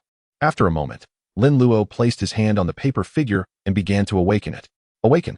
In the next second, fluorescent light flickered. Lin Luo could feel the loss of true energy in his body, but soon, a Garen more than 2 feet tall appeared. That's right, more than 2 feet tall. A brand new, mini Garen. Less energy consumption. Although the strength is much weaker, it is still full of power. Wearing a God King skin, holding a great sword, majestic and small guy? Mini is more popular these days, but infused puppets are fine. BMW is not. His bigging horse is pretty good, after all. A mini horse can't eat ice cream. Jump. The little Garen jumped 3 feet high with his greatsword. Looks pretty good. Jump higher. After landing, the little Garen jumped again, almost hitting the roof. Hey, this little guy is really great. That's about it. Lin Luo grinned and continued to make them. Come out. Zhao Xian, the chief steward. Come out. Prince Jarvan. Come out. Riven. Well, this Riven is not big, but her assets are not small. TSK, a typical case of small branches bearing large fruit. Lin Luo's eyes were shining, and his hands were moving nonstop. Then the style began to go wrong unconsciously. Great hammer, Zhong Wuyan. Large fruit. Two-handed sword, Hua Mulan. Large fruit. Knight order, Qin Tuanzhong. Large fruit. This is really exciting. I seem to be mass-producing troops. How did I start playing with figures again? Ahem. Forget it. Let's make all little Garens. Nothing happened overnight, and the outside became bright. Lin Luo hugged the Jingzhen sword, humming twinkle, twinkle, little star in his mouth, and walked out of the room lightly. In residence, there was a separate small room, filled with wooden shelves, and the shelves were filled with large and small wine jars. These were all moved from the Yizhuang, Uncle Jiu's collection. This is the right taste. Lin Luo grinned and entered the room, taking out the wine jars, brass gourds, and Serenidia pot from his personal space and placing them one by one. Family. Long time no see, I missed you so much. As he spoke, Lin Luo shook the 3 purities bell in his hand, ringing it. The late, it's here. The concert is indispensable. The jars that were still sleeping, not awake, were immediately awakened, and then they howled like ghosts and wolves. This little beast is here again. Only a few days of peace have passed, and Lin Luo is back again. Simplification points 57324. Without the sound amplifier talisman, the damage caused by the sound of the 3 purities bell was still acceptable. Although the simplification points contributed by the ghosts in these wine jars and gourds were not high, the advantage was that they could not explode and were more durable. Lin Luo was unwilling to do things like draining the pond to catch fish, especially since Uncle Jiu's ghosts were all waiting to be reincarnated. Killing 1 or 2 would make it impossible to explain to Uncle Jiu. An hour later, under the thousands of thanks from the jars, Lin Luo left the small room. He finally left. Woo woo. Survived. May the Ksiddhagarbha Bodhisattva bless us. Bullshit. If he blessed us, how could we be here? That makes sense. Heavenly Venerable of great compassion. Save us. Woo woo. Chapter 172. Passing through the 5th level. Uncle Jiu returns. First day, here again. Second day, be gentle. Third day, have mercy. Fourth day, whatever. On the fifth day, a lament echoed, help. In the courtyard, when Kai, a Nan, a Bei, a Xing, Xiaoyu, and Jia Lu were engaged in warm-up exercises, their eyes devoid of any spark.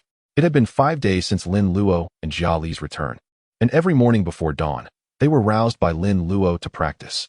Some adopted a horse stance, some practiced fist forms, others wielded swords, and Jia Lu endured a daily pummeling, all continuing until dusk. Brief respites were punctuated by Lin Luo's bell chimes, which, though unspoken, elicited internal cries of despair. Master, please return quickly. I can't endure this any longer. Jia Lu, the recipient of the beatings, lamented inwardly, questioning whether a slight misstep during Yan Hong's capture warranted such targeted treatment. Lin Luo, not one to shirk, simultaneously oversaw his junior sibling's cultivation while diligently practicing himself.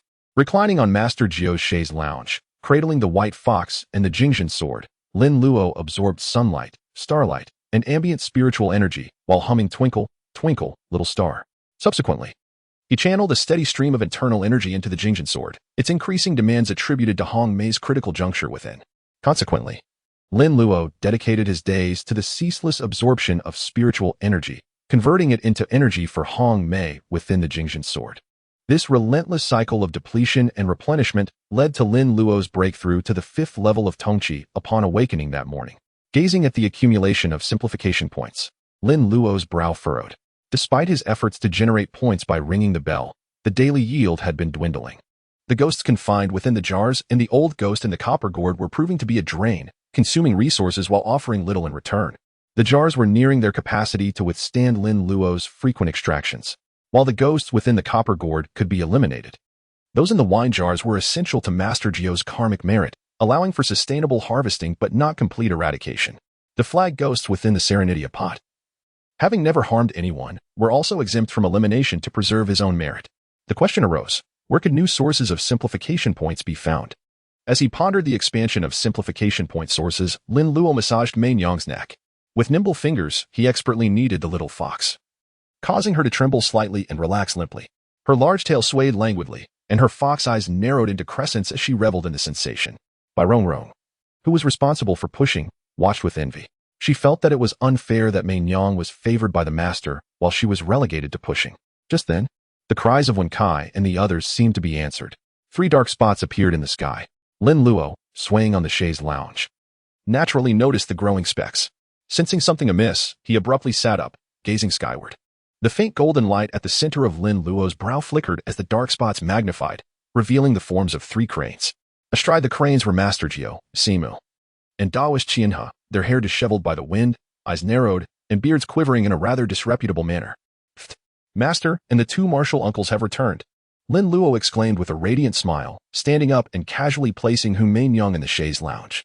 Instantly, the snow-white fox transformed into a stunning beauty in a white dress. Bai Rongrong ceased pushing, gazing resentfully at her master, lamenting the perceived inequity of Mei Nyang's favored status. Everyone, perk up. Master has returned, Lin Luo announced to his practicing junior siblings. Wen Kai's eyes immediately lit up, exclaiming, Master has returned. I'm saved. The cranes glided gracefully through the air before landing in the courtyard. Master Jiu, Simu, and Taoist Qian He, exuding an air of otherworldly grace, dismounted from the crane puppets, each with hands clasped behind their backs, resembling celestial beings. However, recalling the earlier sight, Lin Luo suppressed a chuckle. The trio appeared rejuvenated after their absence, their auras amplified. Lin Luo's celestial eye perceived them as 3 radiant suns, their golden light shimmering. It was evident that they had mastered the golden light refinement technique, and its effects were already manifesting. All were experiencing rejuvenation. Lin Luo's growth had stabilized, halting the shrinking trend, which was satisfactory. Master, Jia Lu cried, rushing towards Simu like a lost child finding family. Simu grinned, catching the airborne Jia Lu and ruffling his watermelon-shaped head. Hey, you missed your master that much? Master, you're finally back, Jia Lu exclaimed, tears welling up. Such a big kid, still crying. All right, master missed you too. Simu responded with a mix of fondness and exasperation, his ruffling of Jia Li's head becoming more gentle. A Nan and a Bei approached Qian He, offering respectful greetings. Master, Taoist Qian He nodded with a smile, surveying his disciples. Though their spirits were somewhat lacking, their cultivation and aura had improved since his departure, indicating diligence during his absence. Qian He was pleased. Master, I missed you so much. Lin Luo exclaimed, darting towards Master Jiu like a little monkey, scrutinizing his rejuvenated appearance. Your hair has darkened, wrinkles have diminished, and you look 10 years younger. Master, did you find a wife? How did you become so young? Master Jiu, initially longing for Lin Luo, now contemplated throttling his impudent disciple. Can't you think of anything else besides a wife? Haha. Senior brother, I knew a Luo would say that. Simu guffawed, his eyebrows dancing in amusement. Daoist Qian He shook his head with a smile, finding his grandnephew mischievous yet endearing. Humph, you little rascal, have you been diligent in your practice while Master was away? Master Jiu inquired, hands clasped behind his back, scrutinizing Lin Luo. He was taken aback. A Luo, you've reached the 5th level of Tongqi. Master Jiu's astonishment was understandable. In just over a week, Lin Luo had progressed from the 4th to the 5th level of Tongqi, the 5th stage of refining essence into qi. He himself had taken 2 or 3 months to reach this stage. While he considered his own talent considerable, it paled in comparison to his eldest disciple.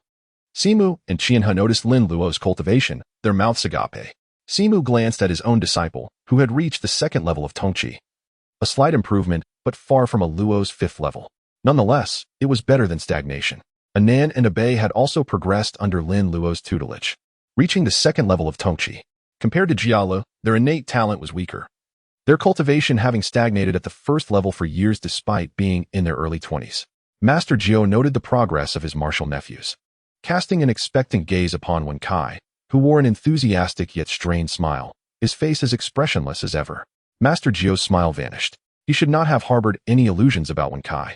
Not bad. Luo, you've done well. Master Jiu said, patting Lin Luo's small shoulders with satisfaction. Of course. I'm Master's eldest disciple. I must set an example. Lin Luo replied, his small chin raised in pride. Venerable Master Jiu, Master Simu, and Master Qian He all beamed with benevolent smiles. Who wouldn't adore such an earnest, sensible, and endearing junior? Just then, the door of Imei residence was thrust open, and Qiu Sheng swaggered in, followed by a retinue. Among them were his underlings and several well-to-do individuals, all past 40, with worry etched upon their faces. Oh, Master, Uncle Master, you're back, Qiu Sheng exclaimed, overjoyed to see Master Jiu, Master Simu, and Master Qian He in the courtyard. The others accompanying Qiu Sheng also brightened up. Master Jiu is back. That's splendid. Qiu Sheng, what's this all about? Qiu Sheng scurried to Master Jiu's side, lowering his voice to confide. Master, business has come knocking. The man in black is village chief Huang from the neighboring town. Strange occurrences have plagued his village, and he's come specifically seeking your aid. Master Jiu subtly acknowledged this with an O, casting a glance at the newcomers before approaching them. The group hastened their pace. We've long heard of Daoist Imei's profound abilities. His distinguished countenance and extraordinary aura confirm we've come to the right person. Master Jiu, village chief Huang, taking the lead, bowed respectfully to Master Jiu. Master Jiu returned the gesture with a smile. Village chief Huang, may I inquire as to the purpose of your visit? Village chief Huang, his face etched with worry, replied with a wry smile. Master Jiu, we've heard of your profound Taoist skills. Our town has recently been beset by strange occurrences, and we beseech you to lend your expertise and help us resolve them. Oh. Master Jiu raised an eyebrow slightly, glanced at the group in the courtyard, and nodded. This is not the place for such discussions. Let us speak inside. Please. Very well. Please. Village chief, Huang agreed. Master Jiu, Master Simu, and Master Qian He proceeded indoors. Just as they reached the doorway, Master Jiu paused, turning back to Lin Luo. Luo, continue your training with your fellow disciples, and ensure Wen Kai doesn't slack off. Axing. Xiaoyu, come in and prepare tea. Yes, coming. Axing and Xiaoyu responded, relieved, and happily entered the house. Wen Kai, however, was crestfallen, his bitter expression intensifying. Chapter 173, a bizarre plague or a ghostly disturbance. Wen Kai's face becomes even more bitter. He had hoped that with his master's return, his good days would be restored. But his hopes were dashed. Master, I am no longer the Wen Kai you cherish. Wen Kai, don't dawdle. Continue practicing your punches. Any laziness will result in an extra half hour of training. Wen Kai shuddered, forcing a wry smile onto his face. Understood, senior brother. Wen Kai resigned himself and dutifully resumed his practice. Village Chief Huang, please be seated. Please. Please. The group settled down in the room. Axing and Xiaoyu busied themselves preparing tea for everyone. Once the tea was ready, Axing and Xiaoyu, at Master Jiu's signal, left the room. Village Chief Huang, what exactly has befallen your village? For a village chief to personally lead a delegation seeking assistance, The matter must be of considerable gravity. Village Chief Huang sighed, recounting the strange events that had recently plagued his village. Some time ago, the livestock in Huang family village began dying in large numbers. If it were just the livestock in one farm, it could be due to an epidemic or foul play. In the former case, we'd treat the illness. In the latter, we'd catch the culprit. The village could handle that ourselves. But the livestock in each household in the village are raised separately. Yet, despite this, the livestock continued to die in large numbers at the same time. It was all very strange. Initially, the village suspected foul play, and Huang family town organized patrols to guard the sheds at night. However, they still found livestock dead, and what's more, no one or animal had approached them when they died. The livestock were dying inexplicably. After many days of searching, they caught no one, and even more livestock died. They even summoned veterinarians to examine the animals, but the veterinarians couldn't determine the cause of death. The villagers were at a loss and heartbroken. Then, 2 days ago, people in the village suddenly fell ill, exhibiting the same symptoms as the livestock: listlessness, weakness, and eventually, inability to even get out of bed. Later, they developed a fear of sunlight, screaming in agony when exposed to it, their skin blistering as if burned by fire. They dared not venture out during the day and became highly sensitive to the smell of blood, unable to eat cooked food, and resorting to eating raw meat.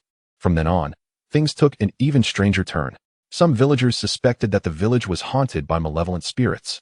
After discussing the matter, the village chief and others decided to seek the aid of an expert to investigate the cause. Master Jiu was renowned in the nearby villages, so village chief Huang led his delegation directly to the Rin family town's Yizhuang. However, they found the Yizhuang locked up and empty. It was then that village chief Huang sought out Rin family town and was brought here by Qiu Sheng.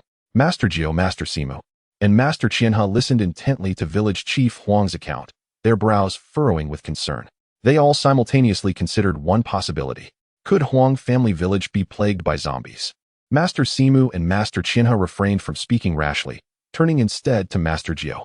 Master Jiu looked at village chief Huang, his brow furrowed as he inquired, "Village chief Huang, what was the condition of the deceased livestock in your village? Was there still blood in their bodies?" Village chief Huang's expression shifted, and he replied softly, "That's the strange thing. Some of the livestock had no blood in their bodies after death, while others had blood that was black and foul-smelling. I feared that the carcasses would cause an epidemic, so I had them all burned." Master Jiu glanced at Master Simu and Master Qian He. Noticing the clear meaning in their eyes, they too suspected the work of zombies. Master Jiu shared this inclination. Newly zombified corpses, known as white zombies, are not very agile and are terrified of sunlight and people. Therefore, they only dare to emerge at night to feed on the blood of livestock. If this was the case, it would explain why the villagers had become afraid of sunlight and sensitive to the smell of blood. They had likely been infected with zombie poison. If they had been infected with zombie poison, they needed to go to Huang family town as soon as possible to investigate the situation. "Village chief, I suspect that your village is plagued by zombies, and the villagers' fear of sunlight and consumption of raw meat are likely due to zombie poison." Then what should we do? What about glutinous rice?" Village chief Huang exclaimed, terrified. He recalled the recent advertisement by Rin family rice shop, claiming that glutinous rice could subdue zombies. These were zombies. Legend had it that zombies were invulnerable, immensely strong, and extremely ferocious. If such creatures appeared in the town, it would be disastrous. In the north, drought demons and spirits of the 5 elements were common, while in the south, water demons and other strange creatures like zombies were prevalent. This was likely due to regional distribution. In the south, especially in the Yunnan Guizhou Guangxi region, zombies were shrouded in mystery. There were ancient legends of the zombie king of Xiangxi. Tongtian town in Guangxi was even said to be a zombie village. But these were mostly tales heard, not witnessed. The last time they had heard of zombies was in Ren family town. This was why, when they couldn't find Master Jiu at the Yizhuang, village chief Huang had led his delegation to Ren family town. Surely, someone there could locate Master Jiu. Village chief Huang, "There's no need to worry. Glutinous rice can indeed dispel zombie poison, but if the poison has penetrated too deeply, other methods will be required. Rest assured, with me here. If it's truly zombies, it'll be easily resolved." Hearing Master Jiu's confident words, village chief Huang felt greatly relieved. "In that case, Master Jiu, let's set off immediately." "Very well. I'll make arrangements, and we'll depart at once." Master Jiu hadn't expected to be leaving again so soon after returning. However, he saw this as a good opportunity to broaden Axing and Xiaoyu's horizons and increase their knowledge. That way, they wouldn't embarrass him like Qiu Sheng and Wen Kai did when they encountered ghosts. "Very well, Master Jiu, we're in your debt." Village chief Huang stood up, bowing repeatedly. Master Jiu turned to Master Simu and Master Qian He. Junior brother Qian He, the Yizhuang cannot be left unguarded. I'll have to rely on you. Indeed, senior fellow. Your words are too kind. Qian He responded with a modest smile, expressing his contentment with having a place to settle down and secure sustenance, free from the constant struggle for daily provisions and lodging. I shall refrain from attending. Allow Jiala to partake in the excitement. Master Simu declared, waving his hand dismissively. He deemed the matter of dealing with mere animated corpses unworthy of his personal involvement, suggesting that his disciples' attendance would suffice for gaining experience. Qian He concurred, promptly adding, let Anan and Abe also accompany him. Wenkai can assist me at the mortuary. Wenkai interjected, oh, thank you so much, uncle. Master Jiu nodded, acknowledging Wencai's unsuitability for such outings, lest he repeat past follies, such as the farcical French-style funeral, and further tarnish his reputation. Indeed, he conceded. Let Wenkai remain to oversee the mortuary. I shall take Jiala, Anan, and Abe along. Having reached a consensus, the trio of fellow disciples exited the chamber. In the courtyard, Lin Luo was demonstrating techniques for Anan, Abe, and Jiala. Wielding a three purities bell in one hand and a peach with sword in the other, he executed fluid movements. His sword strokes evoking the image of a blossoming lotus, accompanied by the resonant chiming of the bell, presenting a graceful and ethereal spectacle akin to a minor deity. The three onlookers were captivated, observing with utmost concentration. So, the recurring bell sounds emanating from Senior Fellow's chamber are due to sword practice. No wonder it rings incessantly. Jiu, Simu, and Qian He watched Lin Luo's swordsmanship, inwardly showering him with praise. At such a tender age, Luo's swordsmanship has already attained a level of mastery, truly deserving of the title of a born sword prodigy, a natural talent for the art of the sword. If Lin Luo were privy to his master's and uncle's appraisals, he would undoubtedly protest vehemently. I am by no means a natural sword talent. Ahem. Cease your practice for now, Jiu announced, halting the disciples' training in the courtyard. Lin Luo gradually lowered his sword and approached Jiu. The disciples gathered around, awaiting their master's and senior fellow disciples' instructions. Luo, Xing, Yu, Jiala, Anan, and Abe. Return to your quarters and prepare yourselves. You shall accompany me to Huangjia town. Simu and Qian He also issued instructions to their respective disciples. Heed your senior fellow disciples' words. Observe and learn diligently, and refrain from uttering frivolous remarks. Yes, master. The disciples responded in unison, accepting their orders. Wenkai was dumbfounded, lamenting his exclusion. What about me, master? Has master forgotten me? Wenkai, you shall remain to oversee the mortuary. Qian He chuckled. Wenkai, fret not. Your fourth uncle and I shall keep you company. Wencai's smile resembled a grimace. What good is your company? I still have to attend to your needs. I, too, yearn to follow master and partake in the bounties of the world. Chapter 174, Strange Indeed, Taoist Arts Ineffective? Huangjia town was situated relatively close to One Eyebrow residence, requiring only an hour's journey by horseback or carriage. The town, though not expansive, was nestled amidst mountains, with a single road traversing its entirety. Under a backdrop of azure skies and pristine white clouds, verdant mountains, and lush greenery, the town's architecture was arranged in an aesthetically pleasing manner, forming an idyllic landscape. However, Huangjia town at this juncture appeared particularly desolate. The streets were largely deserted, creating an unsettling silence. The town elder, witnessing the transformation of his once vibrant town into such a forlorn state, felt immense anxiety. Master Jiu, you have witnessed the town's predicament. I implore you to intervene and assist Huangjia village in overcoming this tribulation. Rest assured, town elder, Master Jiu avowed, should the cause indeed be animated corpses, I shall endeavor to restore the village to its former state. The town elder nodded fervently, his spirits lifted. The village office lies ahead. The afflicted villagers have all been accommodated there. The town elder quickened his pace as he spoke. Inside a large chamber within the village office, the doors and windows were tightly sealed. Were it not for the illumination provided by candles, the room would have been shrouded in complete darkness. The inhabitants of the room wore expressions devoid of vitality, slumped listlessly in reclining chairs, their gazes vacant, as if they had already metamorphosed into corpses. The creaking sound of the door opening startled everyone, their eyes darting towards the entrance.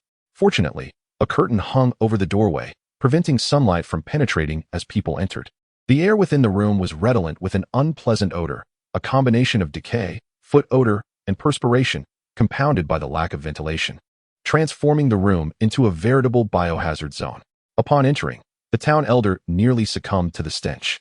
Master Jiu and Lin Luo, following behind, covered their mouths and noses, their brows furrowed as they surveyed the occupants of the room. Their eyes gleamed with intensity, scanning the individuals back and forth. After a moment, Master Jiu and Lin Luo were able to ascertain that the individuals were not afflicted with corpse poison. However, while not corpse poison, they could confirm that a peculiar form of evil energy permeated their bodies, unlike anything they had encountered previously. Yet, it bore some resemblance to the corpse poison of animated corpses, causing those affected to fear sunlight and develop a thirst for blood. Town Elder. Upon recognizing the Town Elder's arrival, the villagers' eyes finally flickered with animation, their voices hoarse and barely audible as they spoke. Rest assured, everyone, the Town Elder announced. I have invited a Maoshan Taoist priest to exorcise evil and treat your ailments. You shall all undoubtedly recover. Upon hearing the Town Elder's words, the villagers' eyes seemed to light up, their hearts rekindling with hope. Master Jiu, do you believe they are afflicted with corpse poison? The Town Elder inquired anxiously, his voice hushed. Master Jiu shook his head. Hiss. The Town Elder gasped, drawing in a sharp breath. If it was not corpse poison, did that imply that Master Jiu was also unable to discern why everyone had transformed in such a manner? Master Jiu, then, why have they become like this? Master Jiu frowned, shaking his head with reluctance. Town Elder, for the time being, I cannot ascertain the cause of their transformation. Although their symptoms bear a striking resemblance to those of corpse poison, I have detected no trace of corpse poison. Lin Luo, tilting his small face upwards, addressed the Town Elder Huang. Prior to their illness, did anyone sustain any external injuries? Town Elder Huang promptly turned to the villagers. Did any of you sustain any external injuries? The crowd shook their heads in unison. If not external injuries, then we can rule out the possibility of being bitten by animated corpses or being afflicted by some other entity. Master Jiu, please devise a solution to save everyone. Town Elder Huang pleaded. I shall attempt to do so. Master Jiu responded gravely, his brow furrowed, before turning to Lin Luo. Luo, prepare the altar. Understood. Lin Luo retrieved a bundle from his interdimensional space and handed it to Jiala. Jiala was well versed in the art of altar preparation.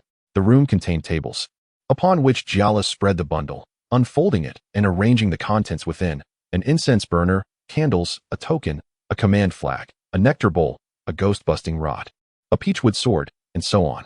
Master Jiu also retrieved his Taoist robe, donning it with solemnity. Clad in his Taoist robe, Master Jiu's demeanor became even more resolute, exuding an aura of unparalleled security. The villagers within the room seemed to perceive a glimmer of hope, their gazes fixed upon Master Jiu with fervent intensity. Master Jiu reverently offered 3 incense sticks, chanting incantations under his breath. Ding-ling-ling, the 3 purities bell chimed.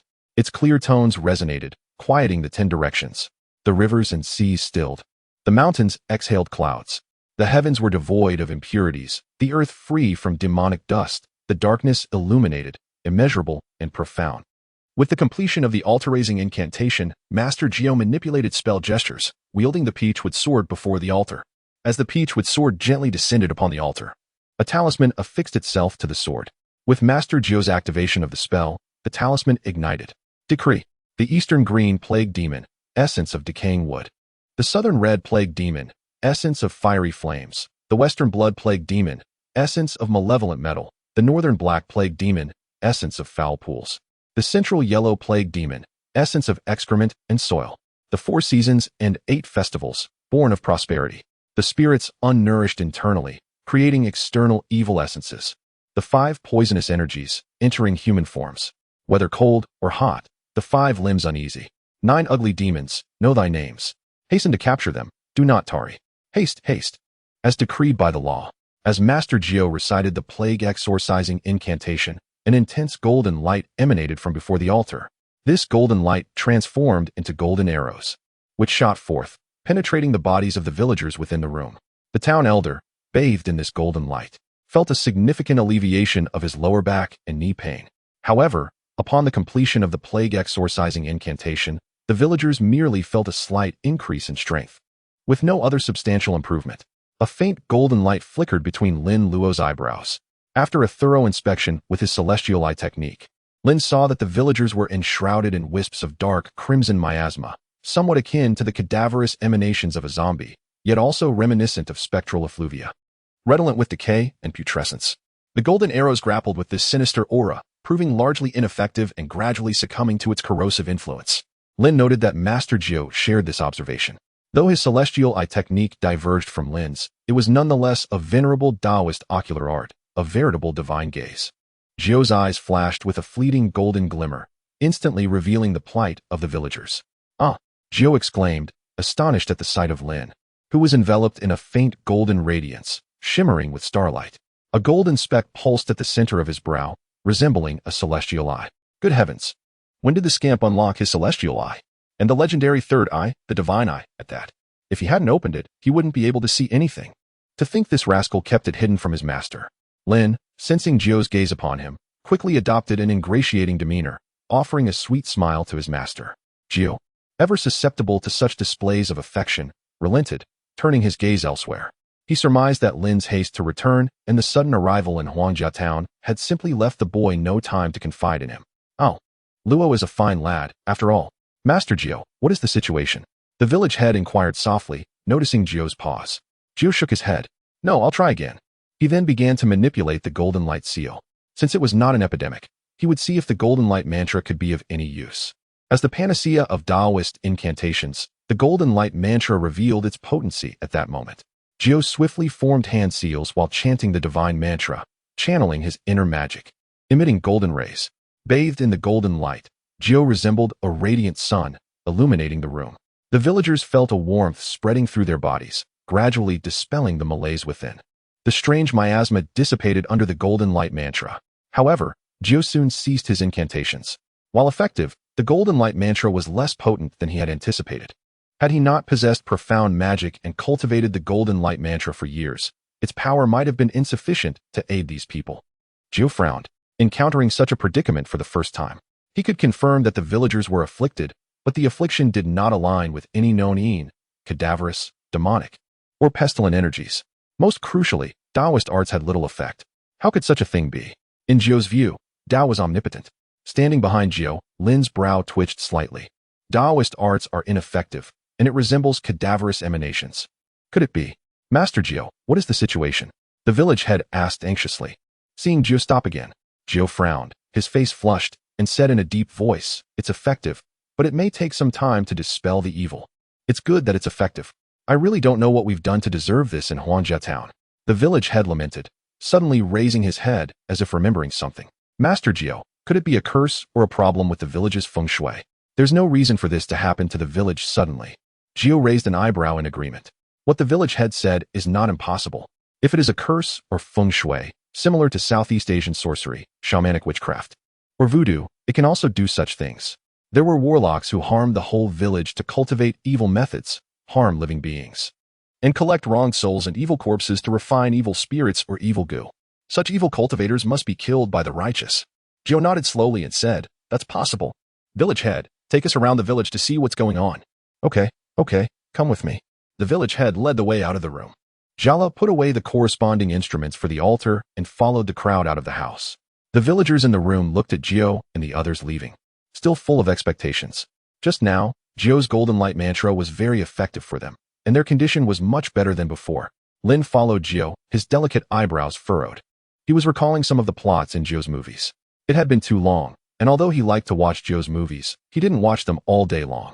Some of the movie plots couldn't be remembered, and some were simply mixed up. In Jiu's movies, there were indeed several cases where Taoist arts did not work.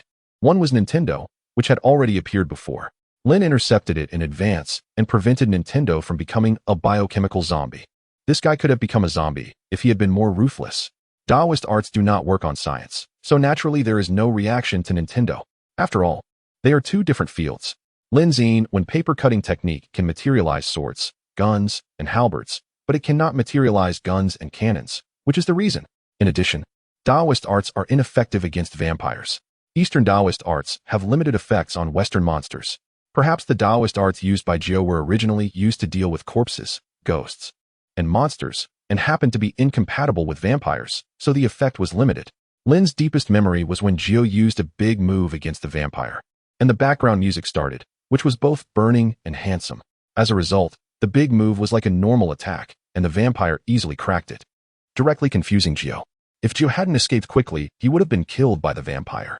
But in that movie, it doesn't seem to show the symptoms of these villagers in Huangjia town, or is it that the movie didn't show it? In the courtyard of the village office, there were two guards in uniforms on duty. Seeing the village head and others come out, they quickly saluted. The village head waved to the two of them. "Where's your captain?" Reporting to the village head, our captain took his brothers to patrol. The village head nodded, and then instructed, "Go call a few people over to accompany Jiu up the mountain." "Yes, village head." The guard trotted to call for someone. And the village head returned to Jiu and explained, "There are bound to be wild animals in the mountains, so it's safer to bring people along." Jiu nodded without speaking. Not to mention wild animals in the mountains, even zombies and monsters would have to turn around and run when they saw them. A few wild animals were nothing. However, he couldn't refuse the village head's kindness. Soon, four guards carrying guns ran over, saluted the village head, and followed the team. The group then set off, wandering around the mountains around Huangjia town. Standing on high ground and looking far away, Jiu had a panoramic view of the terrain of Huangjia town. Village head. The village is surrounded by mountains on all sides, with a golden basin presenting auspiciousness on the left and a pavilion in the middle of the water on the right. Looking forward to the Hua Ting crane, and behind the Pillow Jing mountain Siyu, it is in line with the image of feng shui, and it should be prosperous. After Jiu finished speaking, he also muttered in his heart, "I definitely won't be wrong. The feng shui of this village is definitely first class. Much better than the feng shui of Rinjia town. How could this happen?"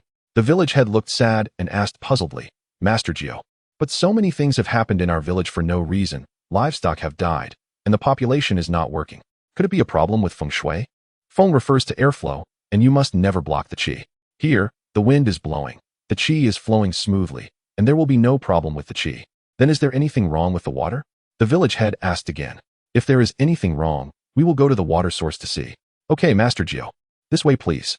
The village head then led the way, and the group headed towards the village's water source. Lin's face became more and more strange as he followed Jiu. That conversation just now was Jiu's famous feng shui scene. "No way. Is this really the vampire plot?" Lin asked Huang village chief. "Village chief, have any unfamiliar individuals visited your village recently?"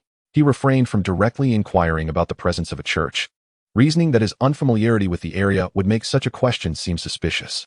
In this day and age, outside of major cities and port towns, even the occasional traveling merchant is a rarity. People seldom leave their ancestral lands, making the appearance of a stranger in a village quite conspicuous.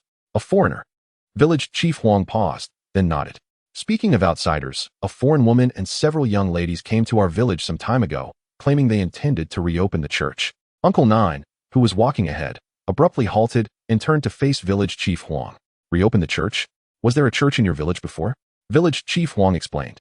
20 years ago, 3 foreigners came to our village with the intention of establishing a church and spreading their religion. However, after the church was built, the 3 foreigners mysteriously vanished, and the church was locked up. We haven't been inside to investigate. Lin Luo was now certain. Vampires were the cause.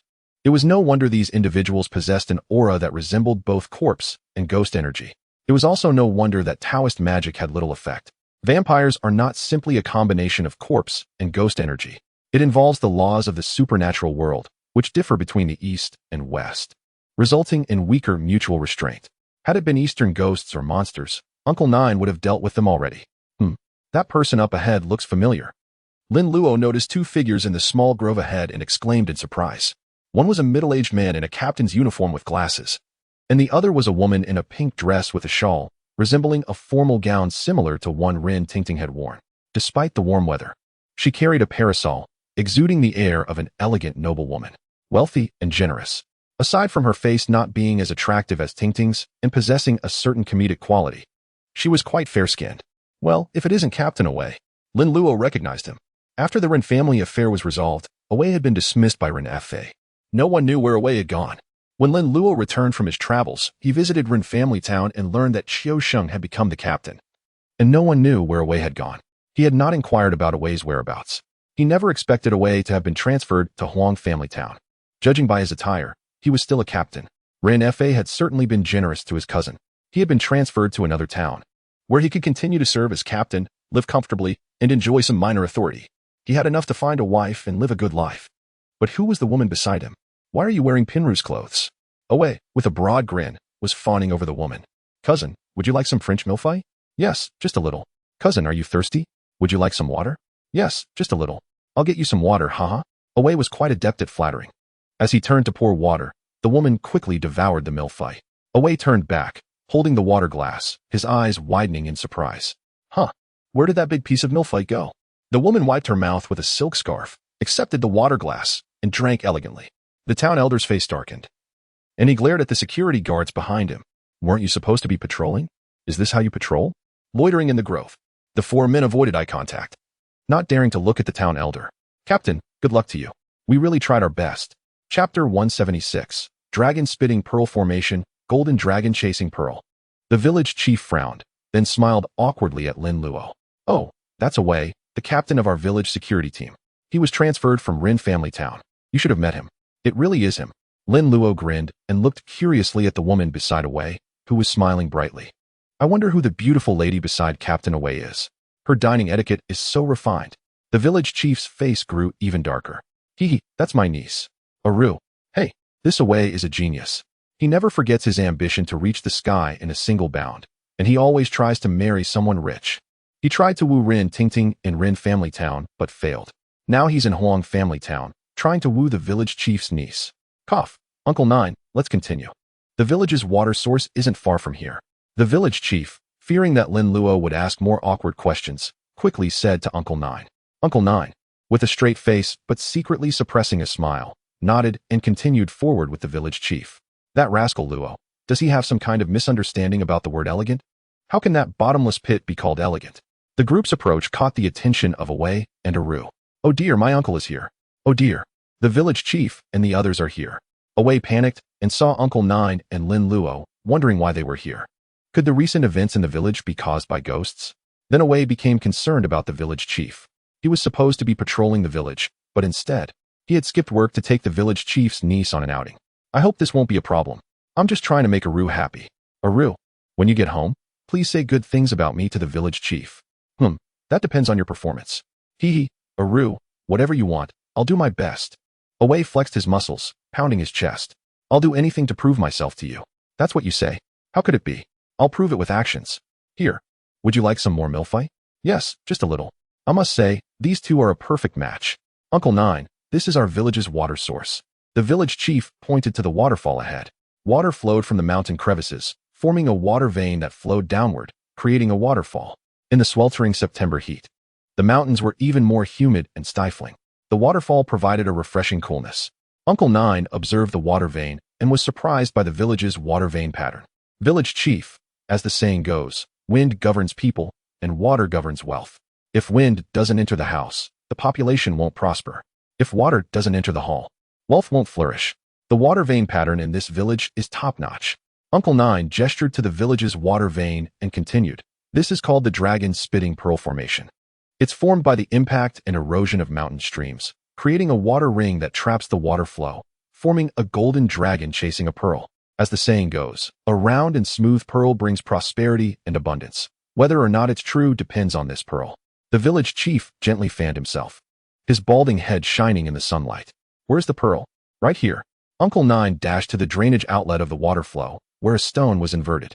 When Uncle Nine flipped the stone over, he revealed a large, round cobblestone underneath. A black crack had appeared in the middle of the cobblestone. It was quite noticeable. The expression on Uncle Nine's face stiffened slightly. How could this be? Round but not smooth. The village chief's expression also became tense. The pearl is cracked, Uncle Nine. Does this mean there's a problem with the village's water source? Indeed. There must be something wrong with this water. At that moment, Lin Luo, standing upstream of the water flow, directed Jia Lu and the others to drag the rattan from the water. Use some force. Almost there. Pull harder. It's out. With Jia Lu and the others pulling with all their might, a rattan soaked in water was finally pulled out of the water. The rattan was heavy, and it took several people to pull it out. The rattan was covered in dead bats, densely packed. The grand chiropterans clung tenaciously to the vines, their wings enveloping their bodies, each the size of a pineapple, and eerily resistant to death. A collective gasp of astonishment rippled through the onlookers. Even Lin Luo felt a shiver crawl down his spine. This unequivocally confirmed their presence within the narrative of Mr. Vampire Part 3. Fragments of the film's plot coalesced within his mind. This cinematic masterpiece of Uncle Nine now appeared to mirror the unfolding events in Huang Village. However, Lin Luo hesitated to assume that the future would precisely adhere to the film's script. After all, he had replaced Uncle Nine's disciple. And while the broad strokes aligned with the movie, the nuances diverged significantly. Their party was larger, comprising Jia Lu, a Nan, a Bei, a Xing, and Xiaoyu, a blend of reliability and errand-running capability. Moreover, the situation in Huang Village far surpassed the severity depicted in the film. Though no human lives had yet been claimed, The village's livestock had perished entirely. If this continued, the villagers would undoubtedly share the same fate as their animals. Senior brother. What are those? Xiao Yu, repulsed by the bats, sought refuge behind Hu Mainyang and by Rongrong, her face paling with fear. Jia Lo and Nan and Bei experienced a similar prickling of unease, their hair standing on end. The bats exuded an unsettling aura. Summon Master, Lin Luo instructed a Xing, raising an eyebrow. A Xing, with a simple affirmation, turned to fetch Uncle Nine. Master, there's a situation. Upon hearing a Xing's cry, Uncle Nine hastened towards the commotion. The scene in the water elicited a collective gasp of horror. Some even retched and vomited. The village had always relied on this water source. The thought of consuming water tainted with bat corpses was utterly revolting. The village chief, his eyes wide with disbelief, exclaimed, "How could so many bats be in the water?" Their village had never witnessed such a multitude of bats before. Uncle Nine declared somberly, informed the villagers that this water is no longer safe for consumption. Furthermore, dispatch search parties to locate any bat nests. The village chief nodded and relayed the instructions to the security guards. Immediately notify the villagers that the water is contaminated, and inform the captain to initiate a thorough search for bat nests. As the security guards prepared to depart, the village chief added, "Tell Away that the village is in peril. If he continues to neglect his duties and fails to exert himself, I will show no leniency and ensure his dismissal." "Yes, chief." The security guards responded in unison, saluted, and hurried away. "Uncle Nine, what should we do now?" The village chief inquired. The village has always depended on this water source. If it's cut off, the villagers won't be able to endure it for long. Humans could withstand the absence of food for a while, but water was indispensable. Uncle Nine, gazing at the mountain stream, lamented, "I will seek a new water source and endeavor to dig a well today, so the villagers can endure this temporarily." Relieved by Uncle Nine's assurance, the village chief then asked, "Uncle Nine, could these strange illnesses plaguing the village be caused by these bats?" Uncle Nine nodded. "Most likely. Corpses submerged in water can easily trigger epidemics. However, the perpetrator behind this remains unknown."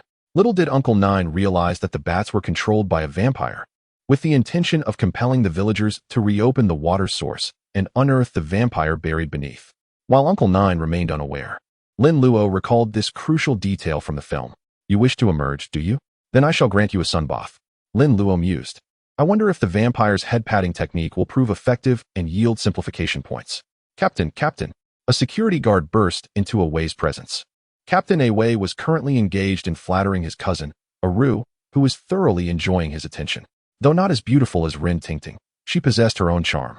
Annoyed by the interruption, Away considered his subordinate's lack of tact. Didn't they realize he was in the midst of resolving a significant personal matter? Securing the affections of the village chief's niece would guarantee his future prosperity.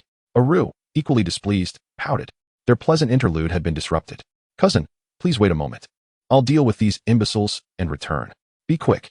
"I shall." Away reassured Aru with a smile. Turning back, his expression transformed into one of arrogance. "What is it? Why the commotion? Have I not taught you to remain composed in the face of adversity? Where is your decorum?" The security guard stood before him, heads bowed, meekly awaiting his reprimand. "Speak. What brings you here?" Away demanded, his eyes narrowed. "Captain." The village chief and Uncle Nine discovered numerous bats submerged in the water source. They suspect that the recent outbreak of strange illnesses is caused by the bats. They have ordered you to search the surrounding area for bat nests. "What? Is this true?" Away exclaimed, momentarily forgetting his own admonition about remaining composed. "Captain." The village chief also said that if you continue to neglect your duties during this crisis, he will dismiss you. Indeed, the village chief declared that he would show no leniency. Heavens! Why wasn't I informed of this sooner? The village chief misunderstands me. When have I ever neglected my duties? Away protested, beads of sweat forming on his brow. Something is amiss. I have been diligently courting the village chief's niece. Why does he still harbor such negative opinions of me? Have I miscalculated my approach? Away, perplexed, hastily returned to Aru's side.